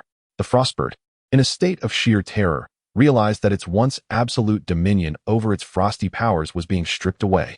This expanse of air was transitioning from its realm of absolute zero into the realm of absolute order ruled by the Metagross. It was no longer the sole sovereign of ice.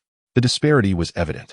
The newly reborn Metagross, with its perfect synthesis of the Trinity and divine forging power, exerted comprehensive suppression over the dark Frostbird across attributes, laws, and energy tiers. Boom. The rumbling was not confined merely to the epicenter of the explosion. The shockwave generated by the clash of two cataclysmic energies spread outward like a ring of destruction, mingled with shattered frost, tearing dark energy and fragments of pure power. This shockwave was akin to a catastrophic energy storm for the flanks of the battlefield. However, this tempest inadvertently aided the swamp monster, Dragonite, and Crustle immensely. They were besieged by a multitude of dark three-headed dragons and the abominable king, under immense pressure. The swamp monster roared, summoning towering waves. But its efforts were continuously neutralized by the malevolent fluctuations of the three-headed dragons. Dragonite deftly dodged in the air, yet the enormous maws of the abominable kings devoured energy, severely diminishing the effectiveness of its dragon dance-enhanced strikes. Crustle, relying on its astonishing defensive capabilities, withstood the assaults but was gradually forced back, struggling to retaliate. Just then, the tsunami of chaotic energy, infused with frost and destructive force, surged forth. Whoosh bang! Several three-headed dragons, poised to pounce, were hurled away by this sudden energy maelstrom, as if struck by an invisible giant hand, colliding with one another and instantly interrupting their assault. The abominable kings attempted to open their jaws to consume this chaotic energy, but its ferocity and tumult caused them to writhe in agony, their bodies swelling and contracting violently, emitting pained gurgles as they temporarily lost their ability to act. The swamp monster felt the overwhelming pressure ease dramatically. Seizing the opportunity, Dragonite dove down, delivering a fierce strike with its dragon claw upon one disoriented three-headed dragon. Roar!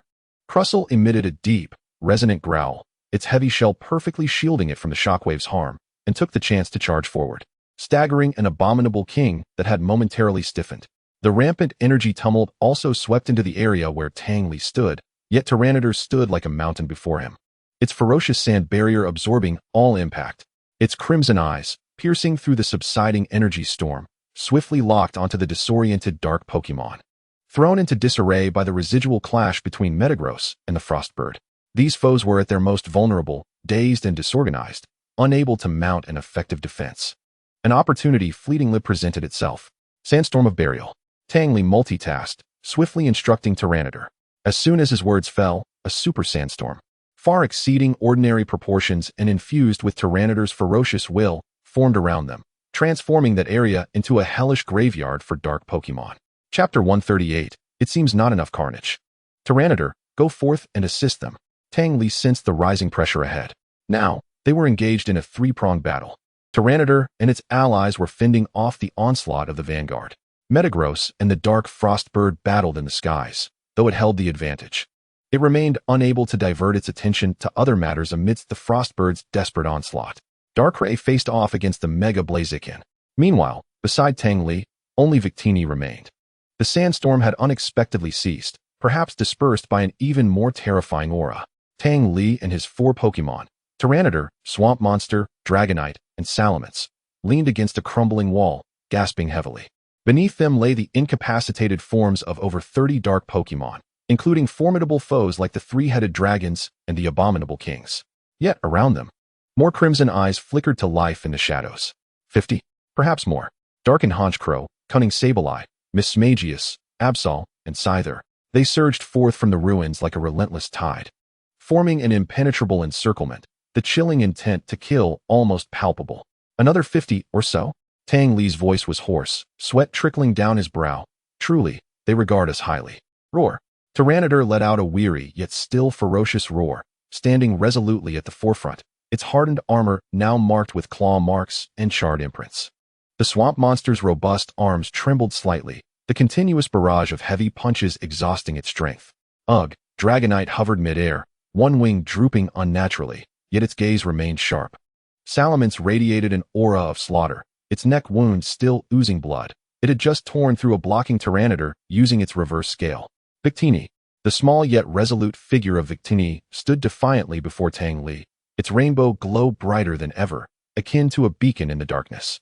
It had absorbed victory energy potent enough to burst ordinary Pokémon, a testament to its salvific accomplishment, and now required a battle to unleash that energy. Tang Li took a deep breath, gently placing his hand upon Victini's head, feeling its warm and formidable power. His voice was soft, yet carried a chilling intensity. Victini, let them understand. Its gaze sharpened suddenly, like a drawn sword, sweeping across the encroaching dark tide. Provoking a trainer graced by the Star of Victory was the most grievous error they could make in this war. Viku. Victini responded with a high-pitched, piercing cry that soared through the heavens, its small form seemingly transforming into a vortex of rainbow light, the immense victory energy no longer restrained, instead surging forth like a tsunami. Victory V-Flame.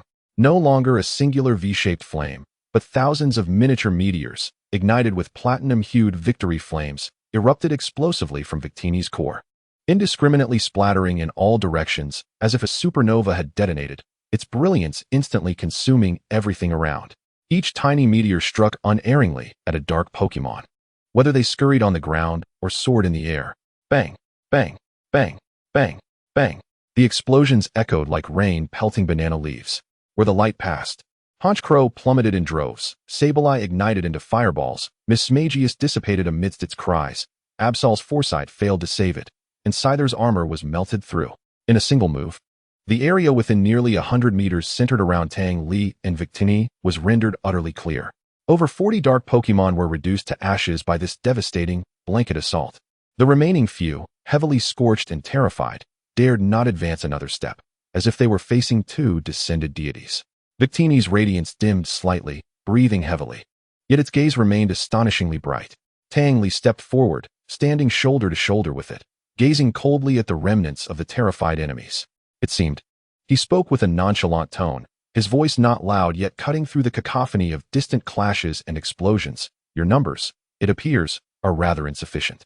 The surviving dark Pokémon emitted fearful whimpers, beginning to retreat slowly. Enter Victini, the level 75 champion in its prime. At this moment, when old strength had waned and new vigor had yet to manifest, when vigilance was at its most relaxed, a flash of emerald green emerged without warning from an almost imperceptible rift in space behind Tang Li. It was Ferrothorn. Its arms, armed with knightly guns, glinted with a deadly brilliance as they lunged toward Tang Li's unprotected back. This strike infused with all its strength, speed, and a perfect grasp of timing. However, Just as its murderous intent peaked, a roar, fierce enough to rend the heavens, erupted not from Tang Li's side, but from the distance where the Super Blaziken faced off against Darkrai. It had foreseen this deadly moment, as Ferrothorn had yet to fully emerge from the spatial rift. The Super Blaziken had already made its move, opting not to issue a warning, for that would alert the cunning assassin to conceal itself once more.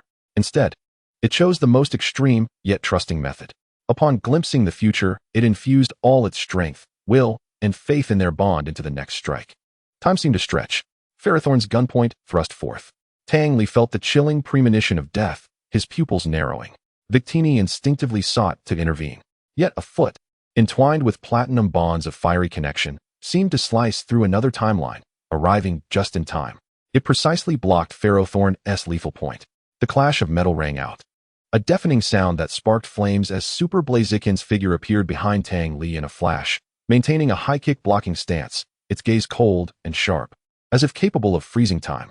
The flames beneath it burned wildly, suppressing the eerie green glow at Ferrothorn's gunpoint. Its foresight allowed it to arrive just a fraction of a second before the attack landed.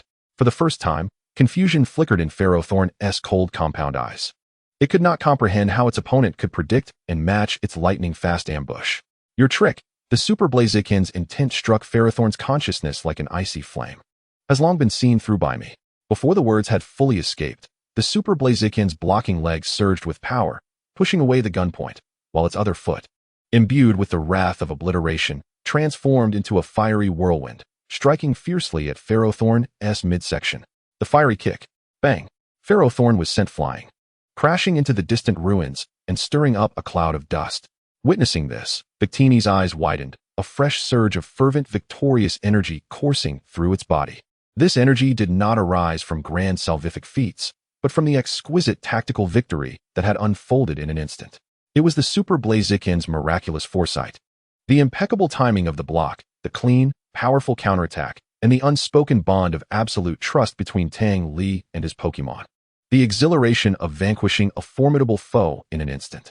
A perfect confluence of absolute skill overwhelming absolute speed. All these elements combined to form a small, yet exquisitely crafted and delectable victory dish, which Victini savored and absorbed instantaneously. It felt satisfied once more. Chapter 139, Kill Directly. Tang Li was momentarily taken aback, but then immediately understood, a subtle smile curling at the corners of his lips. The method of charging this star of victory was indeed unique. He shifted his gaze back to the battlefield, his voice laced with a hint of sardonic humor. This fellow seems quite appetizing. Just as they exchanged these brief words, whoosh, the cloud of dust was suddenly breached. Ferrothorn's silhouette charged forth once more. It appeared somewhat disheveled, with noticeable charred burns on its midsection, yet its speed seemed largely unaffected. No longer was there confusion in its cold compound eyes, only a focused, unbridled murderous intent. Ignited by utter rage, it ceased attempting to conceal itself, channeling all its power into speed, transforming into a pure emerald green ray of death. Racing toward Tang Li once more. This time, its trajectory was even more erratic, difficult to capture. Super Blaziken narrowed its eyes, ready to act. Victini, Tang Li called out, his tone decisive. Do not let it disrupt Blaziken. With a powerful mental command, bind it. Victini, having long been prepared, lifted its small head with fervor as its formidable psychic power erupted, morphing into countless invisible chains that precisely ensnared the rapidly moving Ferrothorn. Ferrothorn's speed abruptly faltered, as if trapped in an invisible quagmire. Its ghostly velocity, under the interference of Victini's champion-level psychic prowess, finally revealed a flaw. Now, Tang Li and Super Blaziken were attuned to each other's thoughts, requiring no further commands. Super Blaziken's figure vanished once more. When it reappeared, it was directly above the temporarily restrained Ferrothorn. With its right foot raised high, the flames of their bond surged upward, as if connecting heaven and earth. Flare blitz. Like the judgmental hoof of a fire deity descending, it struck with unparalleled momentum and force, precisely and fiercely, boom. It landed upon Ferrothorn's back. The ground trembled, and dust soared skyward. As the dust began to settle, Ferrothorn was found deeply embedded in a massive crater, its body twitching slightly. The light in its eyes extinguished, utterly devoid of combat capability. Super Blaziken stood upon it, slowly raising its head, its burning gaze sweeping toward the distant shadow of Darkrai, which had remained silent throughout the battle. The challenge was unmistakable. Victini joyfully bounced on Tang Li's shoulder. Vico. Perfect. It patted its now warm little belly, expressing satisfaction with this additional sweet victory dessert. At this moment, the battle involving Metagross also concluded. Its massive form descended slowly, landing heavily beside Tang Li, causing the ground to tremor slightly. The rock patterns and steel luster on its body still flowed, yet its icy blue compound eyes had dimmed significantly, emanating a low, exhausted hum. Clearly, it had paid a hefty price to finally put an end to that frenzied Articuno. A small, irregular shard, faintly glowing with an icy blue hue, was embedded in its forehead, the untainted core of power that had been extracted from the utterly defeated Articuno. In the air, only fragments mixed with black icy dust slowly drifted down, marking the complete demise of that frost envoy. The return of Metagross instantly shifted the balance of power on the ground. The remaining handful of dark Pokémon emitted terrified cries, their fighting spirit utterly shattered, as they hurriedly retreated into the shadows, fleeing in panic. At this moment, Darkrai was beset by a sense of retreat. Its silhouette quivered violently within the shadows, reminiscent of a reflection disturbed by a stone cast into water. Its frigid gaze swept across the battlefield. The phalanx was crushed at the bottom of the pit. Its fate unknown, the Articuno had been utterly obliterated, leaving only fragments. The remnants of the Dark Army fled in disarray, while the Metagross, though showing signs of fatigue, still exuded an imposing presence. The Super Blaziken was ablaze with fighting spirit, fixated on its target, and atop that accursed human's shoulder, the peculiar Victini seemed revitalized. The weight of impending defeat had become irretrievable. Without the slightest hesitation, Darkray's form abruptly grew tenuous, akin to melting ink, poised to dissolve into the shadows and escape. Trying to flee? Tang Li's cold voice resonated. After watching this performance for so long, do you not wish to take away a memento? His tone, though low, carried an icy penetrating quality, clearly reaching the dissipating shadows. Darkray's process of merging with the darkness showed no signs of faltering. Such an entity would not be swayed by human words. The darkness enveloped it like a tide, and in an instant, it could vanish miles away. However, just as it was about to fully dissipate, a heavy, icy mental force, akin to an invisible hammer, struck down upon the shadows with unceremonious force. It was Metagross. Though somewhat exhausted, the mental fortitude born from countless battles during its early days coalesced into pure deterrence and confinement. It did not even move. Its dim compound eyes flared brightly for a moment, transforming into a barrier of psychic energy that rudely interrupted the flow of shadows. Darkray's figure stiffened abruptly, as if an unseen hand had yanked it from the water. The backlash from the forced interruption of its escape caused the surrounding black mist to roil violently. This moment of stasis was already sufficient. Blaziken. Tang Li's command was exceedingly succinct, requiring no elaboration. The Super Blaziken's form transformed into a blazing white streak, not charging directly at Darkrai, but instead racing around the area of shadows solidified by Metagross's psychic power with astonishing speed. Its velocity increased, the trailing flames no longer dissipating but coalescing into a tangible flow of fire, crafting a magnificent circle of searing white flames in the air, completely encircling Darkrai at the center. The fiery vortex became a prison. The intense heat and surging energy instantaneously formed a closed flame barrier, distorting the air in a ferocious roar, utterly severing the connection between the inside and outside. This was not merely an attack, but a more despairing confinement. Darkrai found itself ensnared within a dual prison of flames and psychic energy. For the first time, its crimson eyes displayed a clear surprise and fury. It attempted to break through the fiery barrier, but upon contact, the searing flames erupted with terrifying energy, repelling it violently and leaving it with stubborn sparks that clung to its form. It abruptly turned its head to glare at the architect of its predicament. Tang Li stood firm, with the small figure of Victini perched on his shoulder, arms akimbo, appearing as if it had yet to exert itself. He met Darkray's terrifying gaze, capable of freezing ordinary Pokémon, with a calm demeanor. Slowly, Tang Li began to speak, his voice piercing through the roar of the flames. Now, we can converse. His gaze bore down on Darkrai with a placid yet undeniable air of authority. For instance, who else lurks behind you? Or perhaps, would you prefer to personally experience whether the freshly charged Victini can elevate your experience to the heavens? Tang Li's eyes were frigid as he observed Darkrai, which writhed violently within its dual prison, attempting to meld into the shadows. He felt an unusual resistance from the Ultra Ball in his hand, clearly indicating that the space here or the state of the opponent rendered conventional capture impossible. The Pokeball was ineffective. His tone remained unwavering, as if merely stating a straightforward fact. Then we shall dispose of it. His gaze swept across Darkray's eyes, filled with hatred and arrogance, and then to the twitching phalanx at the pit's bottom. The command was clear, cold, and devoid of any hesitation. Blaziken, flame charge, utterly shatter it. He pointed at Darkray. Metagross, mind hammer, crush that bug's core. There were no shouts, no hesitations.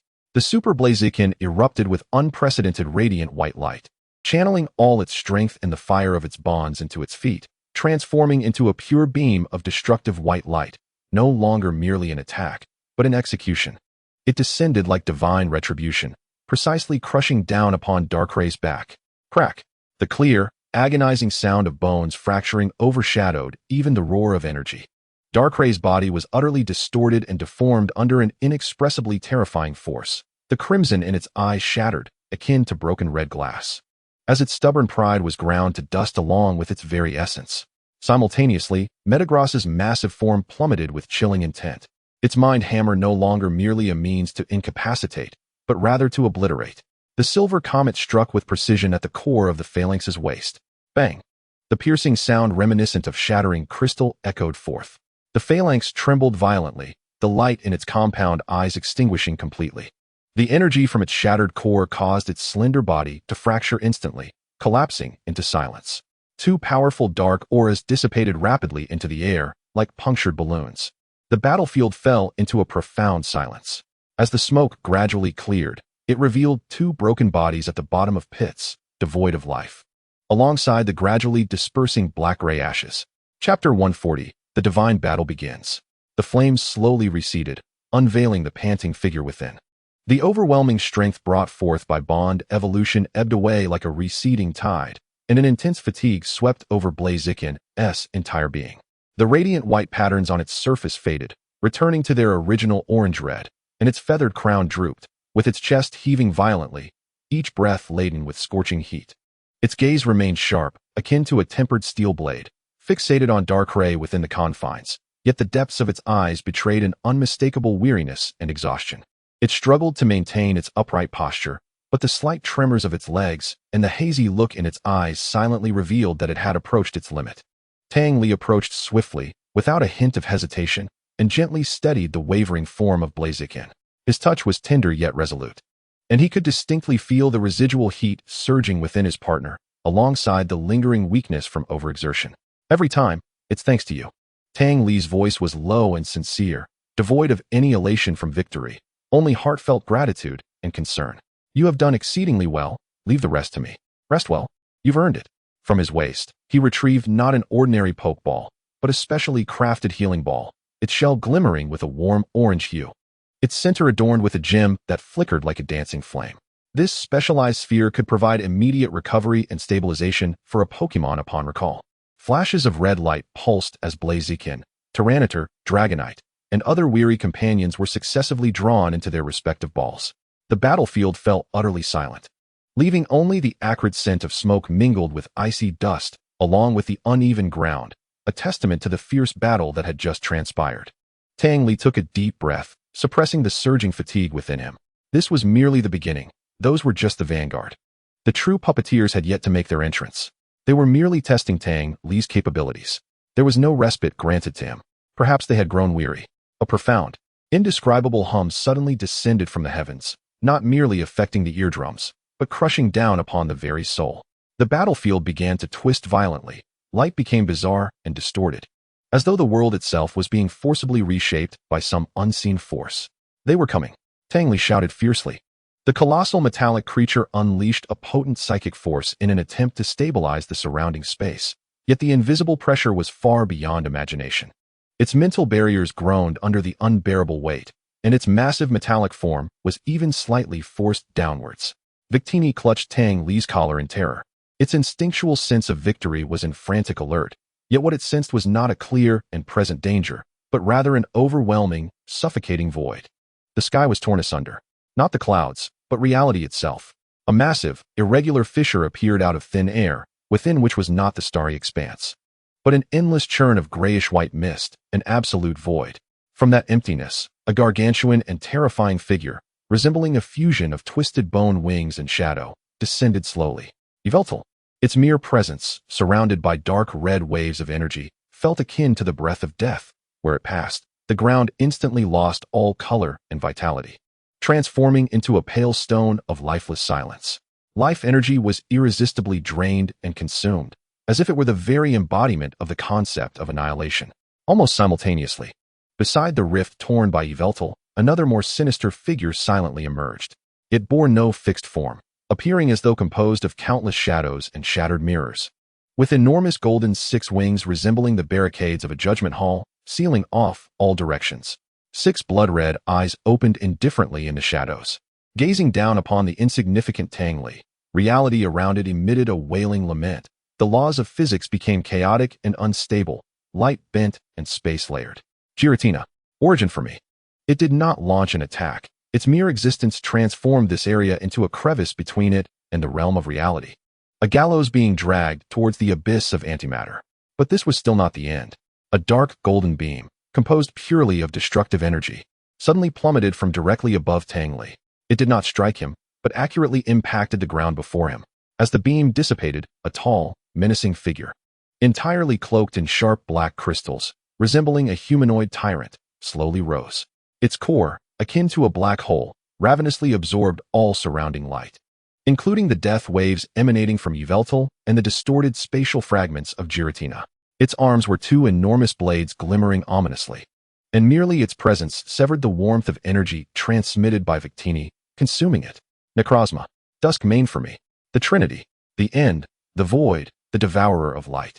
The air seemed to solidify into heavy amber, and each breath was accompanied by a piercing sensation against the lungs. The 3 incarnations of destruction hovered in the air, forming an absolute triangle of death. Their gaze was not merely a look, but a deeper, more essential scrutiny, akin to observing struggling ants in a glass box. Filled with pure, cold curiosity, Tang Li's blood nearly froze, yet he forced himself to stand tall, his mind racing under the extreme pressure.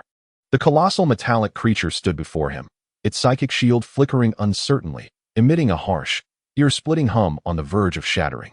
Victini clutched his shoulders tightly, its instinctual energy of victory instinctively resisting this fatal pressure. Yet it was like a stone cast into an abyss, only stirring insignificant ripples.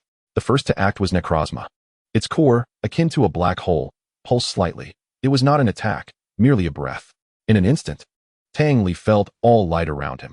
The faint reflections from the ruins, the residual glow of energy, even the colors of reality itself, being forcibly stripped away and consumed.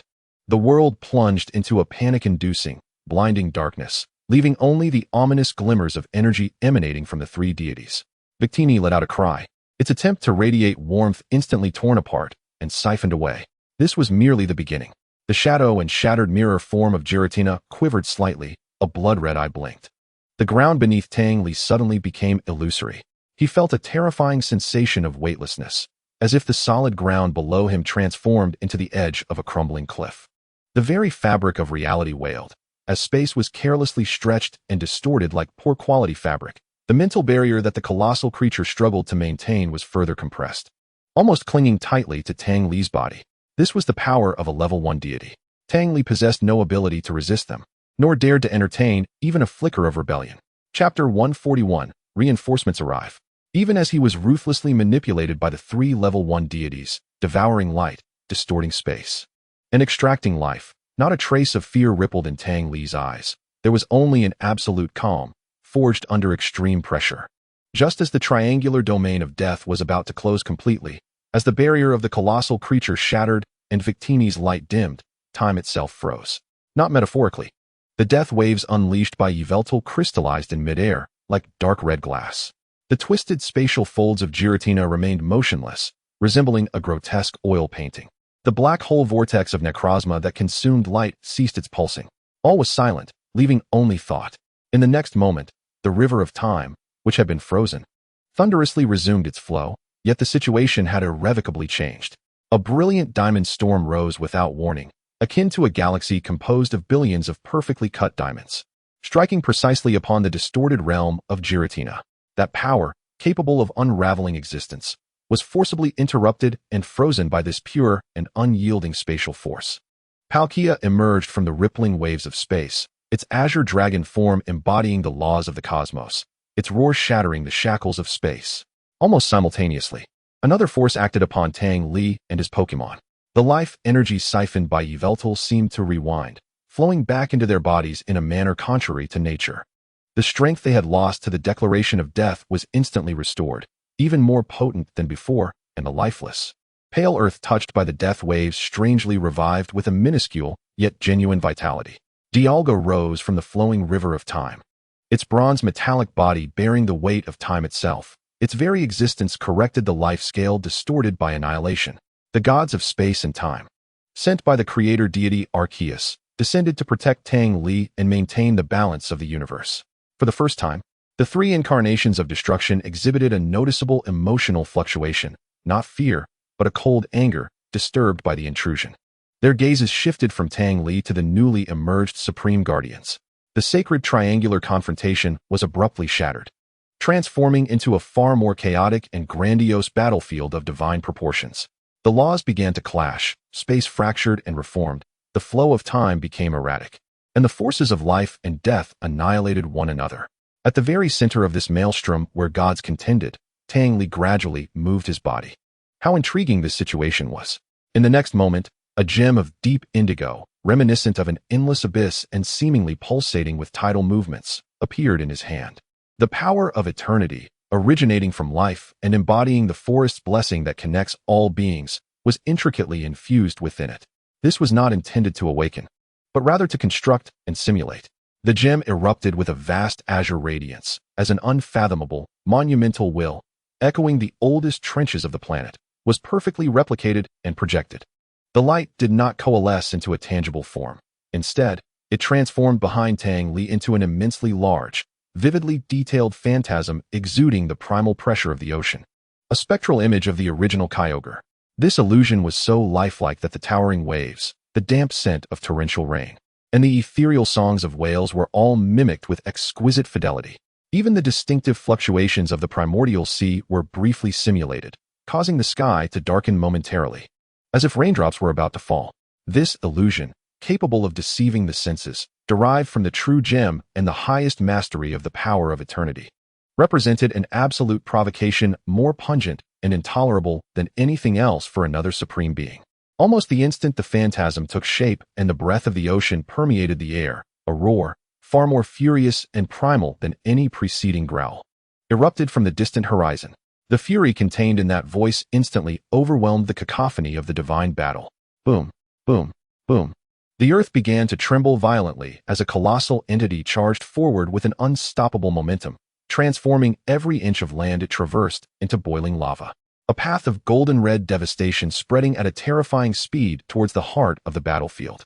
It arrived, summoned not by words, but by the instinctual drive deep within the core of creation, spurred by the faintest trace of its nemesis's essence and presence. Tearing through the earth in a furious assault, the original Groudon, the true, mountain-like entity, carrying boundless light and the domain of ultimate destruction, collided fiercely into the already chaotic battlefield.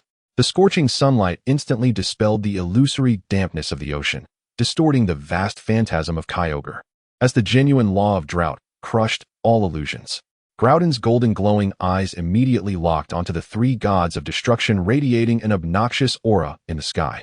In comparison to an illusory nemesis, these three real beings, equally exuding a sense of finality, directly challenged its authority as the supreme overlord. Roar! Its rage swiftly found a new, more tangible target, the sword of the cliff. Without the need for Tang Li's guidance, the original Groudon roared and raised its colossal foot, forcefully trampling the ground.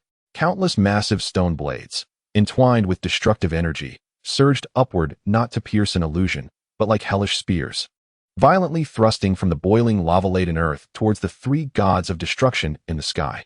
This sudden, purely physical force of annihilation joined the ranks of the time-space deities, momentarily catching the trinity of destruction off guard.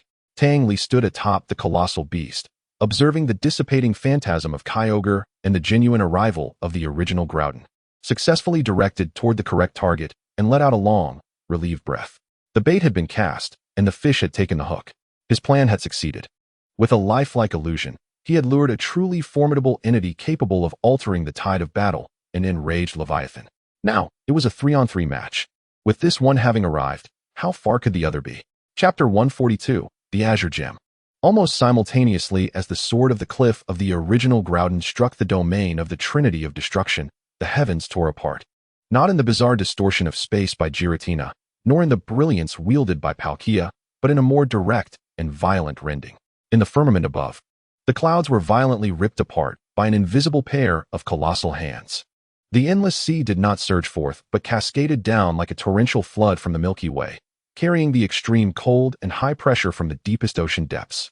An ethereal yet infinitely wrathful song of a whale, more penetrating than Groudon's roar, instantly eclipsed all the tumult of the battlefield. This was not an anger directed at destruction itself, but a profound hatred aimed at that embodiment of the land, that relentless nemesis. Kyogre, its colossal azure form, larger than mountains, commanded the apocalyptic tide as it descended. Ancient golden patterns across its body erupted with a brilliance even more dazzling than before. The primordial sea, the true, unrestrained domain of torrential rain, unleashed its full force, boldly clashing with Groudon's domain of annihilation. The searing lava-laden earth collided wildly with the icy deluge of destruction, obliterating and generating a boiling super steam storm that obscured all vision, as two diametrically opposed laws of creation fiercely rubbed against each other in the air, exploding with a mournful wail that sent tremors through the entire space. Kyogre's sapphire-like immense eyes did not even glance at the three gods representing annihilation, nor acknowledge the time-space deities. Its gaze remained steadfastly locked onto Groudon below. The hatred within that gaze was pure to the extreme, even surpassing its concern for the world's obliteration. Roar! The original Groudon felt this authentic, tangible presence of its nemesis, and its rage peaked. It abandoned its assault on the three gods of destruction in the sky and issued a challenging roar towards Kyogre. The edge of the sword of the cliff turned, pointing directly at the ocean's sovereign above. However, Kyogre's response was unexpected for all. Instead of immediately engaging Groudon in a fierce battle, it executed a peculiar, yet cunning maneuver, aligning with its instinct for expansion. Its massive form subtly shifted, drawing closer to the radiant deity, Necrozma. Simultaneously, the surging oceanic power and life energy surrounding it did not attack Groudon, but transformed into an enormous current of water. Seemingly clumsy, yet precisely bypassing Necrozma, crashing into the rising spikes of earth from Groudon. This action, in the eyes of Tang Li and the time-space deities, was tantamount to forming an alliance. It was utilizing Necrozma as a temporary shield or ally, or rather, it perceived that the enemy of its enemy was a friend, even if that friend intended to consume all light and bring about ultimate nothingness. Necrozma's cold core of light flickered slightly. While it might not comprehend this intricate adversarial relationship, it accurately sensed the advantages brought forth by Kyogre's actions. A powerful target capable of attracting all of Groudon's wrath had emerged. The light-devouring tyrant made no overt gesture, yet silently adjusted its position, allowing Kyogre's vast form to interpose itself between it and Groudon. The rotation speed of its core accelerated slightly, greedily absorbing the chaotic energy currents generated by the collision of the two domains. The situation instantly became exceedingly strange and complex. The previously tenuous balance of the 3-on-3 confrontation shattered in an instant, obliterated by Kyogre's instinctive betrayal, rooted in ancient enmity. The scenario transformed into the temporal and spatial deities. Primal Groudon versus the destruction trio, Kyogre. Tang Li's meticulously crafted plan encountered a fatal twist. The bait he had cast into the tumultuous waters stirred the battlefield, but it also summoned a far more ferocious predator, one that unequivocally chose to align with the opposing faction. Now, as Tang Li observed Kyogre and Necrozma, both shrouded in the steamy tempest, their mutual animosity temporarily coalescing into an eerie alliance amidst the chaos, a bittersweet yet exhilarating smile crept upon his lips. How utterly fascinating! The true melee was only just beginning. In that moment when the peculiar 3-on-4 dynamic materialized, a glint of sharp determination flashed in Tang Li's eyes as he executed an even more audacious maneuver. He raised his hand abruptly, addressing Palkia beside him with fervor. Now, dispatch this orb. Send it far enough to stir the instincts of that mad fish. What he produced was the Azure Orb, the source of Kyogre's primal power. With a swift motion, the god of space tore through the air, creating a rift far slenderer and more unstable than usual, which unfolded beside the Azure Orb. Akin to a greedy maw that devoured the orb, radiating with the boundless essence of the ocean. No, my orb. Kyogre, deprived of the orb, was unable to revert to its primal form, which compelled it to ally with the radiant deity against primal Groudon. The reason was singular: it was outmatched. Just as the spatial rift threatened to close completely, banishing the azure orb to an unknown realm, Kyogre's sapphire-like eyes locked onto the flickering azure glow that was on the verge of vanishing. That light was more than mere power. It represented its complete essence, the only anchor capable of contending with its nemesis. Millennia of hatred and the dread of losing its strength eclipsed even the cunning calculations, momentarily overshadowing its animosity towards Groudon. A titanic roar erupted, no longer ethereal but instead infused with a primal urgency and ecstasy that reverberated through the heavens. Its singular target was the azure orb. With a thunderous crash, its colossal azure form barreled into the closing rift, as if in a self-destructive frenzy. An azure orb fell from the heavens, landing upon the peaks of the ancient Galar region. After enduring the chaotic currents of space, the orb was damaged, appearing as an ordinary sphere. Kyogre ultimately materialized here, only to leave in bitter pursuit after a fruitless search. Time marched on, and one day, it was swept by rainwater from the mountaintop into a river. Chapter 143, Engulfed in Chaos. As Kyogre's immense body recklessly collided with the impending closure of the spatial rift, triggering a violent ripple through the fabric of space and a mournful wail, the equilibrium of energy on the battlefield was irrevocably disrupted. Groudon, having lost the adversary it yearned to obliterate, unleashed a furious roar that shook the earth, yet its gaze, brimming with primal fury, swiftly targeted the greatest threat in the sky, the radiant deity, Necrozma. The blade of the cliff sword redirected its lethal edge, as a column of molten rock soared skyward, aimed directly at the devourer of light. Meanwhile, the Destruction Trio experienced a fleeting gap in energy and formation due to Kyogre's abrupt departure. Now was the moment. Arceus's bestowed powers of superposition surged forth, fully ignited. Seizing this opportunity, Tang Li's force of eternity broke through, his life energy leaping to a new height, its hue transforming to a radiant silver. In Tang Li's eyes, a dual luminescence of gold and silver ignited, as the power of superposition harmonized with the essence of all things, seeking resonance and balance, while the force of eternity intertwined with the currents of life, drawing forth the energy of nature and bestowing vitality. These two disparate, yet beautifully intertwined powers surged forth with unprecedented intensity. Rather than launching his strength directly at the foe, he manifested two resplendent bridges of light, one connecting to the god of time, Dialga, and the other to the god of space, Palkia. Dialga, stabilize its flow of time. Slow it down. Tang Li's mental resonance reverberated like a thunderclap within the consciousness of the two deities. Palkia, distort the space around it, create layers of fractures, sever its energy absorption. The power of superposition acted as the most precise navigation system, transmitting Tang Li's will unscathed and significantly enhancing his dominion over the temporal and spatial deities. The surging force of eternity acted like a potent stimulant, instantly soothing the energy turbulence and minor injuries they had sustained from the prolonged conflict, propelling their states to the pinnacle. A resonant roar erupted from Dialga's chest as its temporal gears emanated an unprecedented thunderous sound, enveloped in azure radiance. It received Tang Li's infused power and clear directive, lifting its head towards Necrozma. No longer an aggressive roar of time, it unleashed a profoundly concentrated wave of temporal intent that carried the absolute will to decelerate. Where the wave passed, everything halted. Necrozma's frenzied absorption of light visibly slowed, as if a slow-motion button had been pressed. The rotation of its core began to exhibit a marked decline for the first time. Almost simultaneously, Palkia's arm-mounted gems burst forth with a piercing violet brilliance.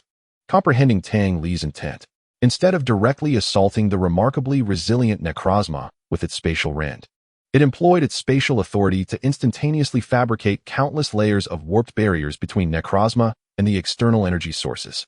As energy surged forth from Groudon's domain, the surrounding light, and even the destructive waves emanating from the Destruction Trio, all encountered these spatial barriers, becoming deflected, refracted, and diverted into the chaotic currents of space. Necrozma found itself ensnared in an invisible spatial cage, albeit briefly, yet it effectively severed its nearly boundless supply of energy. The Destruction Trio would not stand idly by. Yveltal emitted a shrill cry, its immense wings of death flapping fiercely, the dark red halo capable of extinguishing life expanding rapidly, colliding with the temporal wave and spatial barriers in an attempt to extricate Necrozma. However, empowered by Tang Li's dual divine enhancements. The temporal and spatial deities now exhibited the true majesty befitting guardians of the fundamental laws. Dialga withstood the encroachment of the death halo, maintaining a steady output of temporal waves, even attempting to partially reverse the flow of time in the areas affected by Yveltal's attack, significantly mitigating its impact.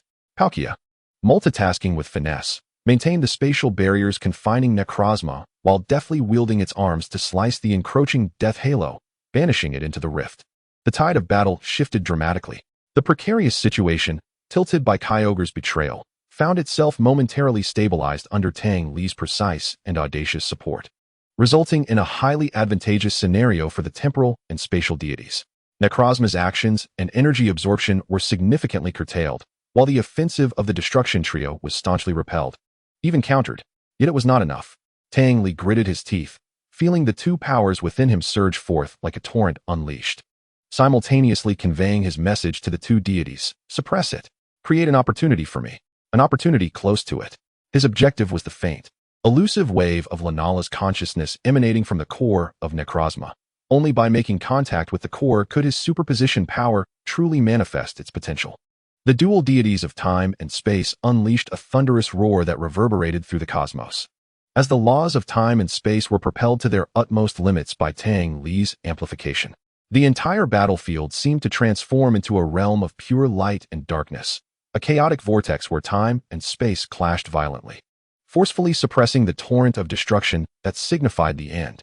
Encircled by a swirling storm of golden and silver energy, Tang Li's gaze burned with intensity, fixating unwaveringly on the slightly rigid figure of the light devourer, ensnared in a stasis of time and a confinement of space, poised for action. Lunala. Tang Li's whisper was engulfed by the cacophony of the collision between the principles of time, space, and destruction, yet it resonated with an unmistakable resolve. He sensed, deep within that cold, greedy core of light that devoured all, a faint but profoundly familiar ripple, an echo of the consciousness belonging to the moon goddess, Lunala. Necrozma evidently felt the immense pressure brought forth by the enhanced dual gods of time and space, as well as Tang Li's targeted intention to breach its core. Its frigid core flickered violently, ignited by genuine fury stirred by the stasis and spatial confinement. See, no longer a mere mechanical hum. A shrill shriek laced with rage and impatience erupted from within Necrozma. It forcefully ignited the energy it had consumed. Countless prism-like structures whirled chaotically around it, refracting light. The myriad manifestations of its power were no longer about absorption, but a furious release. Countless streams of energy, previously devoured, compressed, and distorted, including Groudon's magma strength, Kyogre's oceanic might, and the death and destruction powers of the three deities, along with shards of the laws emanating from the dual gods of time and space, coalesced into a tumultuous and vividly chaotic torrent of annihilation, erupting indiscriminately like a collapsing galaxy in all directions. In this moment, it no longer sought precise consumption. Instead, it aimed to shatter the ripples of time and the barriers of space with an overwhelming deluge of power, obliterating anything daring to obstruct its existence. The time ripples of Dialga were the first to bear the brunt, warping violently under the impact of this pure energy composed of destruction, threatening to disintegrate at any moment. Meanwhile, the spatial barrier erected by Palkia emitted the sound of shattering under unbearable strain, layers of space being forcibly torn apart and penetrated. Hold firm.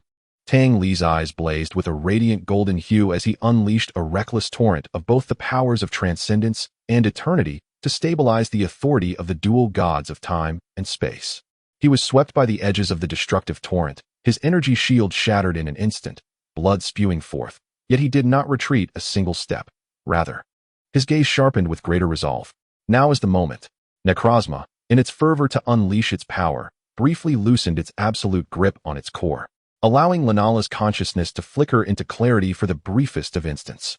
And in that infinitesimal opportunity, Tang Li seized the chance. He eschewed the paths of energy impact and physical proximity. Both would spell certain doom amidst the torrent of destruction.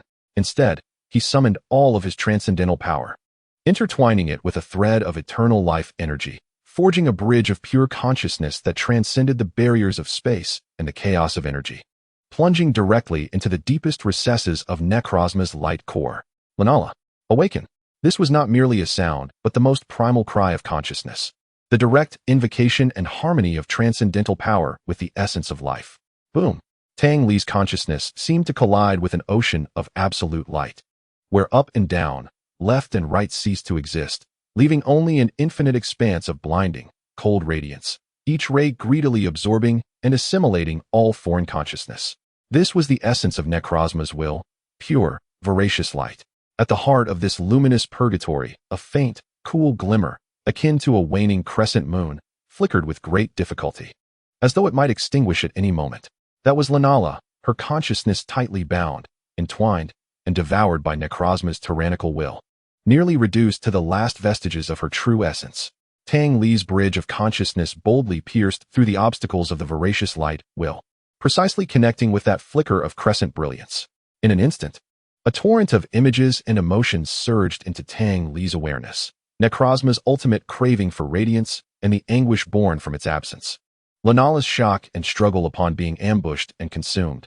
The fierce conflict and suffering during the forced fusion of their consciousness. Lunala's awareness being continually obliterated, compressed, sinking into the depths of despair beneath the ocean of light. And finally, the unyielding attachment to moonlight, to freedom, and to the responsibilities bestowed by Arceus. Transcendental power, a fragment of consciousness so faint it seemed to sigh, responded to Tang Li's call. It is I. Tang Li anchored Lunala's dwindling core of consciousness with his transcendental power, while the eternal energy nurtured it with the purest essence of life. Listen, I need your help. Together, we must resist it. Push it away from your very essence. In the external realm, Necrozma sensed the disturbance at its core, the coordination and soothing emanating from transcendental power, inciting profound discomfort and rage within it. Its torrent of destruction grew even more frenzied, its entire form beginning to swell and contract irregularly, the flickering of its light core approaching madness. Roar! The primal Groudon seized this opportunity, thrusting the sword of ruin deep into Necrozma's unstable form, erupting in a brilliant explosion of dazzling shards of light. Yveltal! The other two deities of destruction intensified their assault, unleashing waves of death and destruction upon the dual gods of time and space. The battlefield descended into utter chaos, embroiled in the most extreme melee. Yet, Tang Li remained oblivious to it all, his entire focus immersed in the struggle deep within the light core. Lunala, think of your moon, your night sky. You are not the monster that devours light, but the divine guardian of order. Tang Li continuously conveyed unwavering will and soothing emotions through transcendental power, while simultaneously guiding Lunala's repressed strength. That flickering crescent of light, under Tang Li's call and the support of his power, began to pulse gently yet undeniably, like a heart on the verge of revival. A thread of cool, moonlit radiance, starkly contrasting with Necrozma's violent, voracious energy, began to laboriously seep forth from the depths of the light core. Necrozma's form suddenly stiffened, the erupting torrent of destruction exhibiting stark instability and decay. Effective. Tang Li's heart surged with elation, spurring his power to greater heights. A sound, a strange, sorrowful wail, seemingly emanating from a distant moon, filled with pain and struggle, faintly resonated from within Necrozma's light core. The form of the radiant deity began to undergo subtle transformations. Its sharp angles appeared to soften, and within its icy will of pure light, a hint of resistance and suffering began to mingle. Lunala was awakening, and this internal struggle was becoming the most critical straw that would break Necrozma's back. Tang Li understood that the pivotal moment had arrived. Chapter 144, The Emergence of the Moon Goddess. Necrozma's light core resembled the epicenter of a supernova's explosion, an inferno of pure energy and will within. Tang Li's consciousness traversed like a fragile vessel through the tempestuous will of voracious light, his transcendental power forming an indomitable shield, while the eternal force served as a guiding beacon, steadfastly locking onto that flickering crescent of light on the verge of extinction. Lunala, can you hear my voice? I am here to help you. Tang Li's will manifested as the most resolute of cries. The faint moonlight flickered momentarily, transmitting a wave intermingled with immense agony, prolonged despair, and a thread of incredulous, fragile resonance. Light, seized away, elicited profound suffering and confinement. I understand. Tang Li responded swiftly, channeling the power of transcendence with utmost vigor, not as a forceful call, but as the gentlest harmonization and resonance, striving to soothe that shattered consciousness. Look at me. Grasp my strength. Your light has never vanished. It has merely been taken. Now, let us reclaim it together. In the external realm, Necrozma's struggles reached their zenith. Z. It emitted a deafening shriek, its colossal form writhing frantically, attempting to escape the internal rending sensation that stemmed from its very essence. The prisms surrounding it frantically focused energy, no longer dispersing chaotically, but endeavoring to compress inwardly, aiming to crush the foreign object and rebellious core within. This presented a splendid opportunity for Dialga. Now, suppress it, Dialga roared, as the gears of time spun at an unprecedented speed. He began forcibly anchoring the temporal flow of Necrozma's localized body, causing its energy operations to fall into a terrifying stagnation. At this moment on the battlefield, Tang Li and Dialga faced off against Necrozma, while Palkia clashed with Giratina. The battle between Groudon and Yveltal had escalated to a fever pitch. They had both gone mad. The Sword of Ruin and the Wings of Death collided violently in midair, devastating energy shockwaves rampaging throughout, yet their battlefield seemed isolated from the central struggle for supremacy, forming a chaotic yet orderly backdrop. Everything hinged on the thread of consciousness that Tang Li had plunged into the heart of danger. Lunala, now is the time. Recall your power. Moonlight, gravity, the freedom to traverse the ultra wormhole. Tang Li poured the life energy of the power of eternity into that flicker of moonlight without reservation, while the power of transcendence acted like the most precise scalpel, beginning to cut and peel away Necrozma's mental confinement over Lunala. That flicker of moonlight shone brightly, akin to the first spark ignited in endless darkness. A thread of cold, noble moonlight, starkly contrasting with Necrozma's violent, light-devouring energy, struggled, yet tenaciously seeped forth from the core of light.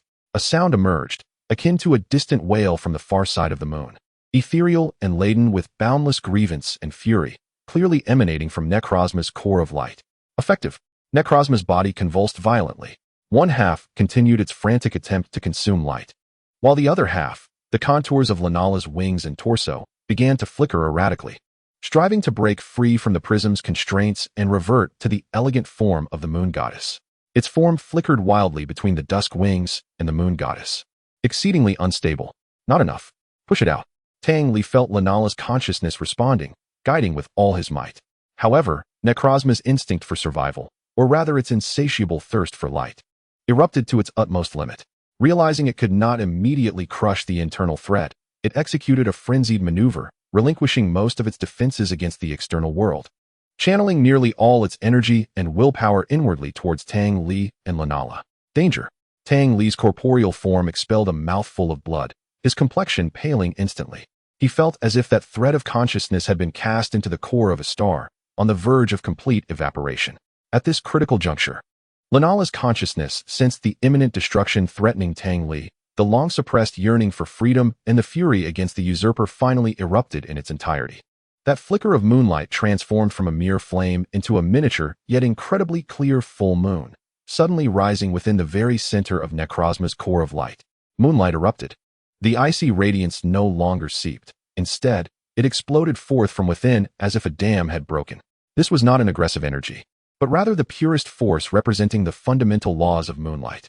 It clashed fundamentally and violently with Necrozma's light-devouring laws, as if heated steel were plunged into icy water. Necrozma's core emitted a gut-wrenching tearing sound. The two opposing laws of light violently contended and annihilated within its core. Now is the moment. Dialga, Tang Li roared with his last ounce of strength. At that instant, time seemed to stretch as if pulled by an invisible hand. Everything slowed, save for the master of time, who raised its supreme head. Within Dialga's chest, the cogs of time that governed the universe's operations emitted a primal rhythm transcending sound, light, and even the speed of thought. A low rumble caused the chaotic energies of the battlefield to stagnate, as if the universe itself held its breath. In its eyes, the once majestic blue light had transformed into two highly compressed, endlessly rotating miniature galaxies. The left eye reflected the singularity explosion at creation's dawn, while the right mirrored the thermal death of all existence. Without a roar, without a build-up, Dialga calmly and with absolute indifference, as if judging the finality of all things, raised its right foreclaw, adorned in sacred steel armor. Endless time runes manifested from the void, swirling frantically around its claw's tip, burning as if weaving a fate line potent enough to strangle deities. The clamor faded into silence. Its voice transcended language, becoming the very pronouncement of time's law, indelibly imprinting itself on the deepest souls of all existence. In the next moment, that claw, embodying the concept of termination, gently tapped against the violently pulsing core of Necrozma from a distance. A sound akin to a chime striking the final hour of an ancient clock resonated in everyone's mind. No dazzling beams of light, no explosive shockwaves. Only a slender, dark time singularity ray, distorting all light and perception, erupted from Dialga's claw tip, instantly traversing all distances, unerringly and irresistibly piercing the very center of Necrozma's core of light. The effect did not manifest on the surface, but rather originated from the very roots of existence. Struck, Necrozma's colossal form trembled violently, all movements, roars, and energy fluctuations abruptly ceased. Not frozen, but rather, its internal time was forcibly accelerated to a terrifying rate capable of causing the birth and demise of stars.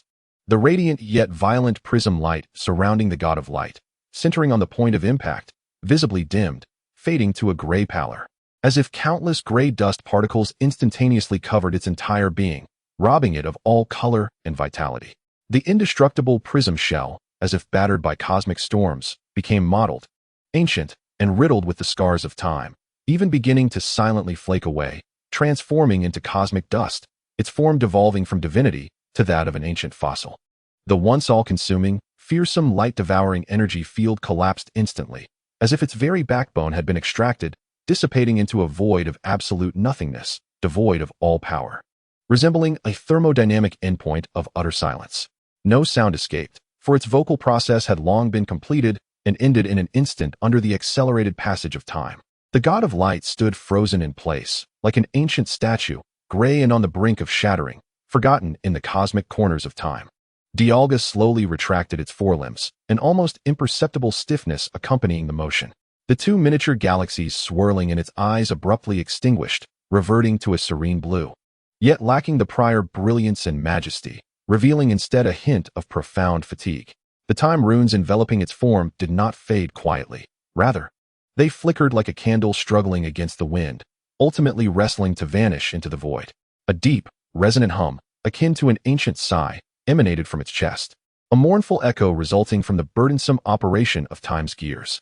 To judge a deity that touches the very essence of existence is no trivial endeavor.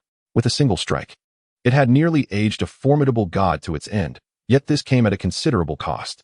Forcing such a colossal entity to accelerate to the terminus of time brought forth a backlash of laws and energy expenditure, a burden even for the master of time. This was not a contest of strength, but rather an absolute dominion of time over existence, and wielding such power necessitated a corresponding sacrifice.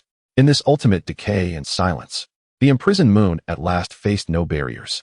The cool radiance of moonlight, like the first beam of absolute light piercing through eternal night, gently yet irresistibly pried open the fossilized cage. The goddess of the moon emerged from the dust at the end of time, breaking free from the body of the god of brilliance. She descended with elegance. Meanwhile, the dragon of time silently hovered in the air, quietly calming the tumultuous currents of time still undulating within. Lunala gracefully floated aloft, her form epitomizing the serene goddess of the night sky. Golden patterns, reminiscent of the paths of stars, flowed across her deep blue-black body. Her crescent-shaped head and massive bat-like wings woven from the cosmos radiated a divine luminosity that was both gentle and imposing. At the moment of her descent, a pure thought imbued with gratitude and healing gently brushed against Tang Li, alleviating his pain. The lunar power previously seized by the god of brilliance gradually transformed, slowly returning to its rightful master. Amid this transition of old and new powers, an anomaly emerged. Necrozma's nearly shattered fossilized shell suddenly convulsed violently. A faint yet tenacious dark light seeping from the core's fissure, a distorted shadow hurtling directly toward Lunala's back. "Be careful," Tang Li exclaimed in alarm. But it was too late to intervene. In a critical moment, a pink figure suddenly tore through the fabric of space, its eyes sparkling with an unusual seriousness. With a flick of its small hand, a solid barrier materialized instantly. The shadow collided with the barrier, creating ripples and granting Lunala a precious moment. The moon goddess elegantly turned, her starry wings shedding a cascade of moon dust, as the shadow beam melted away in the moonlight like ice and snow. "Meow?" The pink figure winked at Tang Li before vanishing into the rift in space. Tang Li mused on the absence of this mischievous sprite, only to realize it had been present all along. Chapter 145, A Shift in Offense and Defense. The battlefield, momentarily suspended in a storm's calm due to the sudden intervention of the sprite, and Lunala's complete return was enveloped in a chilling, malicious consensus that quietly formed within the ranks of destruction. Giratina's crimson gaze, Yveltal's aura of death, and even the rigid remnants of Necrozma seemed to tremble slightly. Three embodiments of sheer terror focused intently on a single individual suspended in the air, a pale human whose lips bore traces of blood, his breath faint from exhaustion. Tang Li. It was he, the source of it all. Were it not for this human's peculiar power forcibly intruding into Necrozma's core, awakening Lunala's consciousness. Were it not for his command over the temporal deities. Were it not for his alteration of the scales of judgment. Every variable, every unforeseen event, stemmed from this insignificant yet detestable human. Had it not been for him, the moon goddess would have long been completely consumed, the temporal deities might have been gradually defeated, and Arceus's authority could have been seized. Their plans should have been flawless. A pure intent to kill, unmasked and emanating from a divine level of utter hatred, bore down on Tang Li like three immovable mountains. The concentrated malice was so terrifying that the very fabric of space around Tang Li began to warp and collapse. The verdant glow of the power of eternity flickering erratically under the weight of this pressure, as if it might shatter at any moment. Human, you must perish. Giratina's will struck like a cold, venomous serpent, shattering the stillness. Yveltal emitted a piercing cry, the power of death beginning to disregard Groudon, converging toward Tang Li. Tang Li's voice pierced through the battlefield like ice water splashed onto boiling oil, igniting an explosion of fury. You looked down on me before, didn't you? His words, saturated with a cold rage that had reached its breaking point, signaled the dawn of an offensive. Roar. Lunala was the first to respond. The pent-up anger and grievances of eons coalesced into the sharpest attack. With a sudden flap of her starry wings, she no longer scattered moon dust, but instead conjured countless crescent-shaped blades, their edges as sharp as tears in the fabric of space. These moon blades tore through the air, raining down upon Giratina like a torrential downpour, each strike imbued with the dual principles of purification and severance. Simultaneously, meow. The sprite's form emerged like a specter from a ripple of rainbow, lightly tapping Groudon as it charged violently. A pink radiance imbued with infinite possibilities quietly merged with the burning domain of Groudon's end. In the next moment, Groudon's indiscriminate heat and desolate domain seemed to acquire a newfound discernment. The terrifying force that withered all things deftly bypassed Lunala, the temporal deities, and Tang Li, as if endowed with life, focusing with greater intensity and ferocity solely on Yveltal. Roar. Though Groudon was perplexed, it sensed its power flowing more smoothly, erupting into a more frenzied roar. The Sword of Ruin shot up like a forest from its collision path, completely sealing off any potential escape routes for Yveltal. Concentrate fire. Tang Li stood at the center of the battlefield, his complexion still pale, yet his gaze was sharp as a blade. The power of overcoming operated with unprecedented efficiency, orchestrating the might of 4 or even 5, including Groudon, deities, weaving their assaults into a flawless, complementary net of annihilation, devoid of any weaknesses. Though his personal strength paled in comparison to that of the gods, at this moment, through the powers of overcoming and eternity, he had become the true core and brain of this divine conflict. When he spoke of enduring his wrath, it was never about his individual might, but rather the terrifying power of this entire divine ensemble that he could summon and coordinate. The gods of destruction finally paid a heavy price for their disdain. Disrupt and shatter. The cold tactical command of overcoming was issued in an instant. Lunala, dismantle Necrozma. Sprite, restrain Giratina. Temporal dragons, lock down Yveltal. Groudon, crush it. Tang Li began to clarify that the core of the authority of the creator god could only be borrowed through the radiant god, who wielded the tyrant of light. Moonlight purification. The resplendent beam from Lunala struck with surgical precision upon the petrified shell of Necrozma, fervently siphoning and purifying the stolen essence within, causing its structure to emit a cacophony of distressing cracks. Time was ensnared, and a lethal cage was established. Dialga and Palkia roared, channeling their ultimate strength into an absolute binding force. The flow of time was infinitely delayed, and space was contorted and overlapped, rendering Yveltal immobile, transformed into a perfect target. Groudon received the command, and the full might of the realm of endings erupted with a resounding force. Its burning form surged forth like a meteor towards the unavoidably vulnerable Yveltal, as simultaneously, countless colossal cliffs of swords erupted violently from beneath the death wings and the surrounding spatial prison. Boom! The dark, crimson energy of death collided with the searing lava of the Earth's core in a cataclysmic clash. for a fleeting moment of stalemate. Yveltal's defenses were shattered by the overwhelming force, breaking free. It emitted a shrill, heart-wrenching wail as its form was violently thrust into the ground, its dark crimson feathers disintegrating, its essence instantaneously waning, and it succumbed to grievous injury. Just at that moment, as Yveltal was critically wounded by Groudon's thunderous assault, Giratina's crimson gaze suddenly contracted. The instantaneous defeat of its ally, the alarming instability of Necrozma's core, and the impending eruption of creation's radiance from the shattered shell all signaled that the tide had turned. To linger any longer would mean facing the reckoning alongside Yveltal at the hands of the returning Arceus. Without a moment's hesitation, this god of the distortion world displayed unparalleled cunning and decisiveness.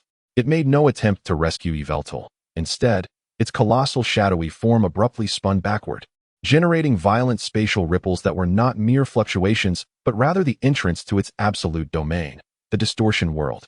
At the last moment before vanishing into the warped portal, its cold, resentful gaze locked onto Tang Li before it disappeared entirely from the realm of reality. It fled, unhesitatingly abandoning its ally, retreating directly to the distortion world. The Necrozma core, continuously purified by Lunala's lunar radiance, did not erupt immediately, but instead fell into an exquisite silence. It was as if a singularity existed before the cosmic explosion. All sound vanished. Even the hiss of energy flow was consumed. Only from the core did a singular, indescribable brilliance, resplendent in its color and majesty, emanate forth. Soon, a second point. A third point. Countless beams of light burst forth like the dragons of creation breaking free from their confinement, surging violently from the fissures of the petrified shell. A hum, resonating not through the air but directly within the laws of existence, echoed deep within the souls of all living beings. This hum, as it spread, silently smoothed the collapsing space, quietly corrected the chaotic flow of time. And even the ferocious energy of Groudon's realm of endings and Yveltal's dissipating deathly aura seemed to be gently subdued by an invisible hand. This was not an attack, but rather a return to an absolute, unquestionable order. The shell of Necrozma, amidst this reverberation, transformed from an explosion into a weathered sand sculpture. Disintegrating inch by inch from the edges into the purest photon dust, silently vanishing into nothingness.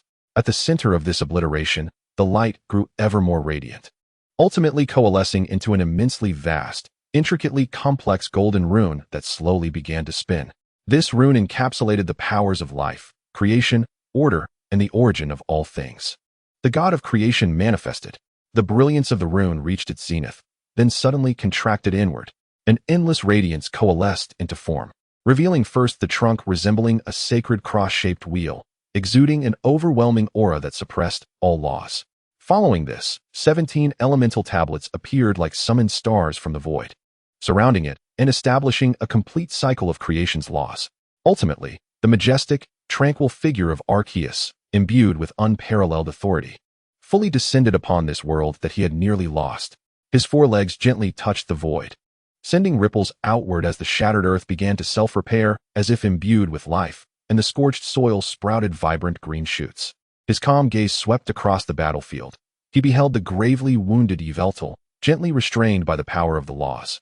Sensed the spatial ripples of Giratina that had already closed, retreating back to the distortion world, and gazed upon Tang Li, who was exhausted yet being supported by Dream's psychic energy, alongside the still-standing temporal dragons, Lunala and Groudon.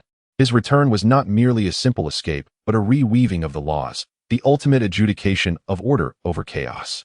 The entire battlefield was enveloped in an awe-inspiring, sacred silence due to his presence. The battle, at this moment, had truly reached its conclusion. Chapter 146, The Gift of Arceus. Arceus's gaze calmly swept over the battlefield, landing upon the dim Necrozma core crystal that Dream was cautiously supporting with psychic energy. The crystal trembled slightly, seemingly retaining a trace of reluctance and lingering pain. Light and shadow coexist rather than oppose. Arceus's voice resonated, devoid of turbulence yet imbued with the power to reshape the laws. He lifted his head slightly, and the various tablets emanated a gentle yet undeniable radiance, surging like a tide towards the black crystal. Simultaneously, the psychic-type tablet illuminated, its pink glow merging within. The restless crystal rapidly calmed under this dual force, its dark sheen fading away, becoming transparent, ultimately transforming into a flawless crystal in which nebulas swirled within. The frenzied desire for absorption was completely purified and soothed, leaving only the most primal radiance, now in a deep slumber. His gaze shifted to the Yveltal restrained by the laws on the ground. The death wings lay languidly, dark crimson energy swirling chaotically. Death, too, is a cycle. The fairy-type tablet shone brightly, casting a warm and life-affirming pink light, akin to the most effective sedative. Yveltal emitted a low, almost whimpering cry as its violent aura of death was forcibly reined in and calmed, its massive form enveloped in a colossal cocoon of light, succumbing to a prolonged, enforced slumber. Ultimately, those all-encompassing eyes lifted slightly, gazing into the void. No words, no actions. Yet the very fabric of space seemed to freeze for a moment. The next second, in the very space where Giratina had vanished, the fabric of reality shattered like fragile glass, not through natural fracturing, but rather torn apart by an unseen giant hand from another dimension. A distorted shadow, filled with resentment and fury, was forcibly dragged from that rift. It was none other than Giratina, who had just retreated into the distortion world. Its enormous shadowy form now appeared exceedingly disheveled, the surrounding space rippling chaotically. Its crimson eyes filled with disbelief and terror. It attempted to struggle, to meld back into the shadows, but the surrounding space had transformed into the hardest crystal wall imaginable, pinning it firmly in place, rendering it unable to summon even a trace of shadow. Arceus observed it quietly, his gaze bereft of anger or reproach, only a profound, almost sorrowful calmness. I created you, yet never anticipated you would turn your fangs upon your very creator. The utterance was light as a feather, yet bore an unparalleled weight, as if it had pronounced an intrinsic guilt. Giratina's struggles abruptly faltered, and within its crimson gaze flickered an indescribable sense of dread and bewilderment. Arceus chose to avert its gaze.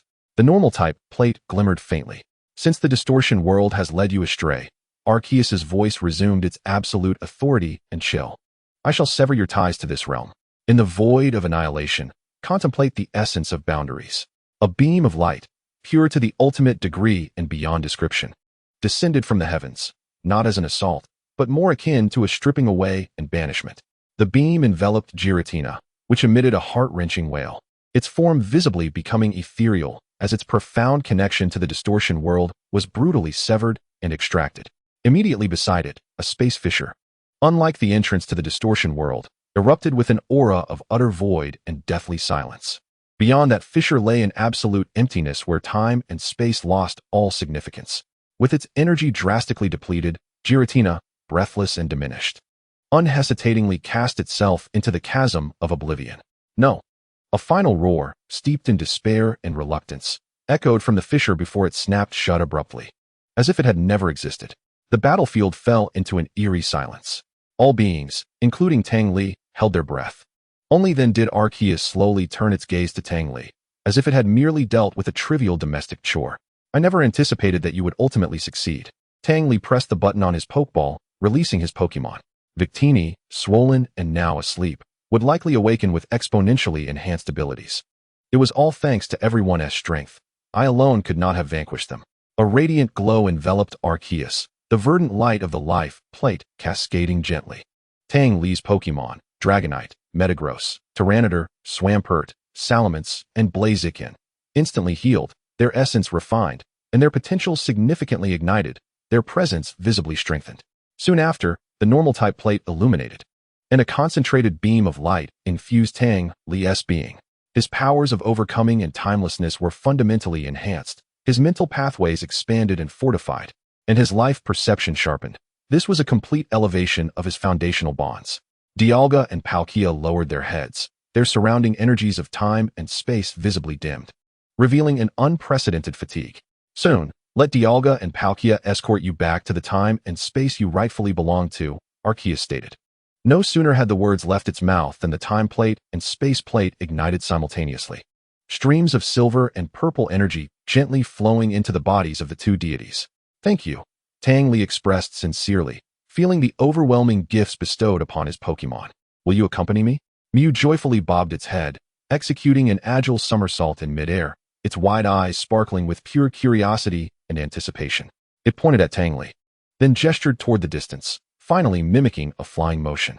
Tang Li, observing the vivacious Mew, suddenly recalled an important matter, his expression growing slightly solemn. Before we head home, there is something we must attend to, he murmured. We need to inform Zhiping's mother of the High Priest Kerwin's passing. While we cannot interfere too much, it is vital she is prepared. Once Tang Li completed the letter, Mew puffed out its chest, lightly beckoning with its small paw, causing the note to envelop in a faint pink glow of psychic energy, floating upward. Leave it to me. It closed its eyes, seemingly sensing something. After a moment, it opened its eyes, nodded at Tang Li, and waved its paw. The letter, cloaked in psychic energy, transformed into a barely perceptible pink streak, vanishing into the distant horizon. Chapter 147. Return to Dragon Island. The ripples of time and space gradually calmed, as Dialga and Palkia's immense forms silently hovered above Dragon Island, suppressing their overwhelming divine presence to avoid disturbing the local life. Tang Li stood atop Dialga's head, adorned with azure crystalline armor inscribed with time runes. Gazing down at the familiar landscape below, he pressed the button on his pokeball, and a flash of white light revealed the massive figure of Dragonite. It blinked in confusion before recognizing the island below and the two deities radiating supreme authority yet restraining their auras, its enormous eyes widening in astonishment.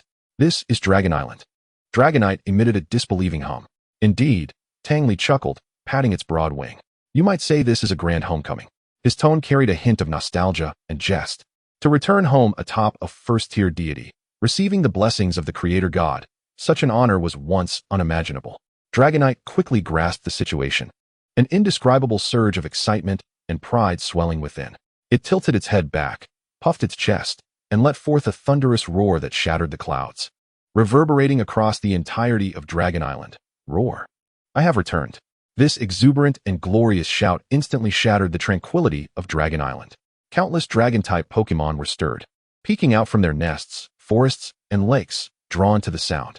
Sensing the presence and unusual authority of their leader, Garchomp soared through the air, followed closely by the three elders of Dragon Island, hovering in the air. Tang Xiaoyu, it has been a long time. Though he spoke warmly, his gaze remained fervently fixed upon the two divine beasts behind Tang Li. He felt an undeniable kinship.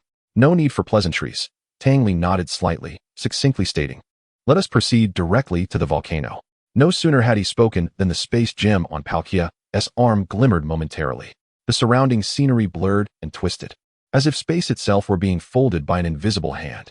In the next instant, they found themselves positioned directly above the volcano's crater, the scorching air laden with sulfuric fumes assaulting them, with a massive pit of bubbling crimson lava beneath, the roar deafening. This near-instantaneous spatial transition left Garchomp and the three elders in awe. In the center of the seething sea of lava, Sidon was emitting a pained yet resilient roar. Its colossal form anchored at the edge of the eruption, its dark blue shell scorched to a fiery red. It was using its innate power to forcibly contain the impending catastrophe, maintaining the precarious balance of the secret realm. Yet, it was evident that it was nearing its limits. The volcano's power was linked to the lifeblood of the entire secret realm, and its turmoil could not be entirely suppressed by Sidon alone.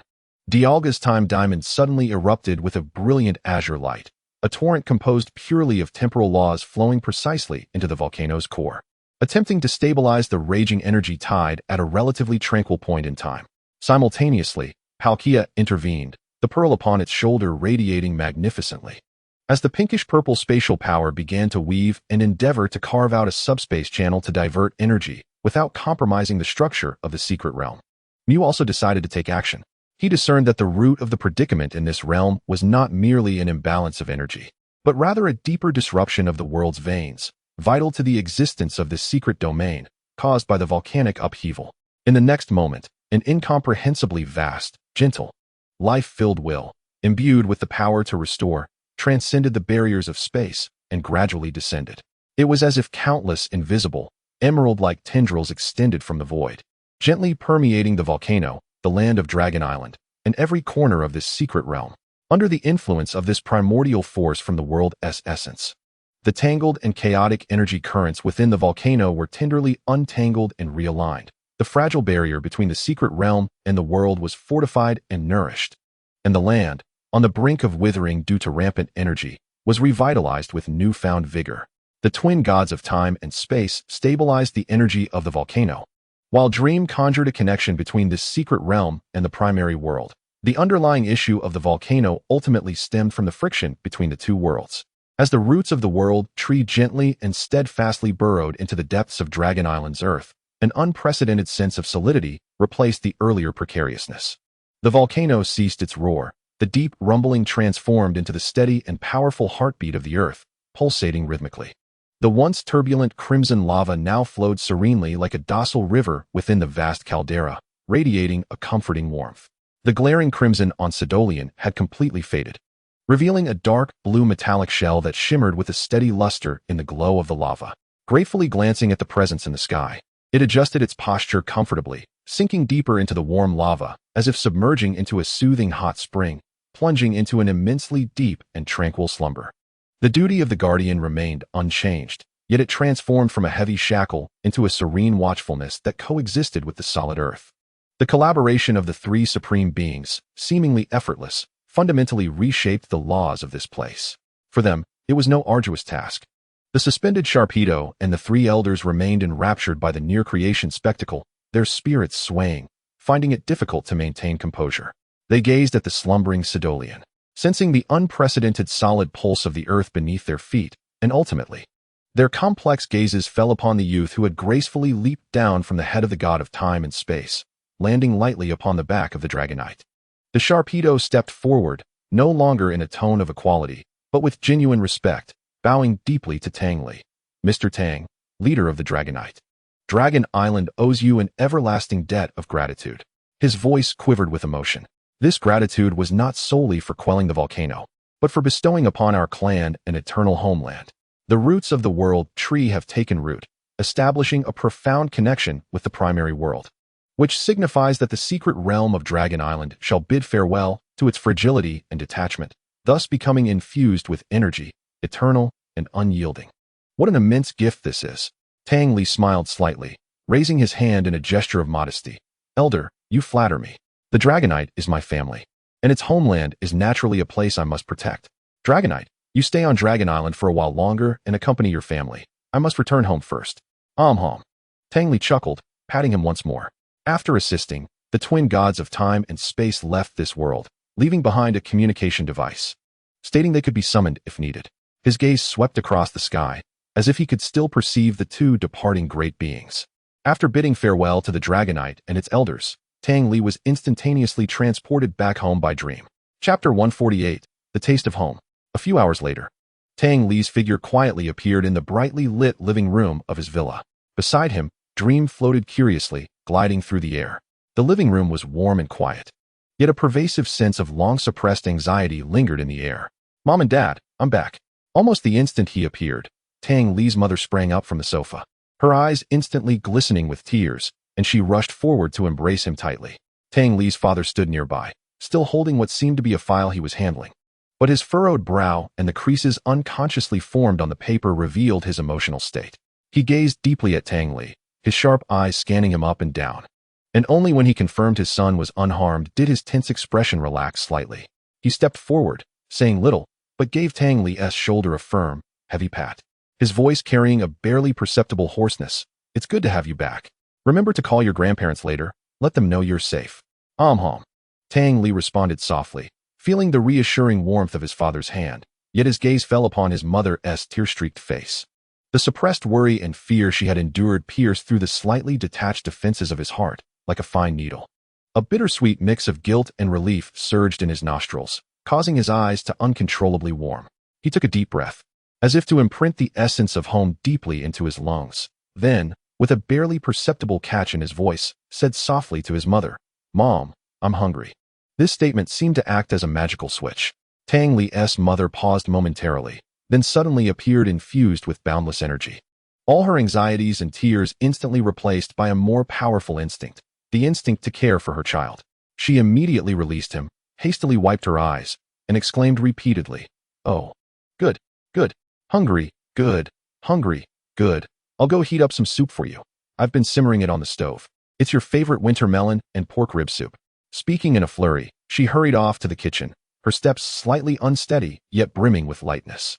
Tang Li's father watched his wife's retreating figure, and a genuine relaxation finally appeared on his tense face, a sense of comfort at seeing life returning to normalcy. He patted Tang Li's arm again.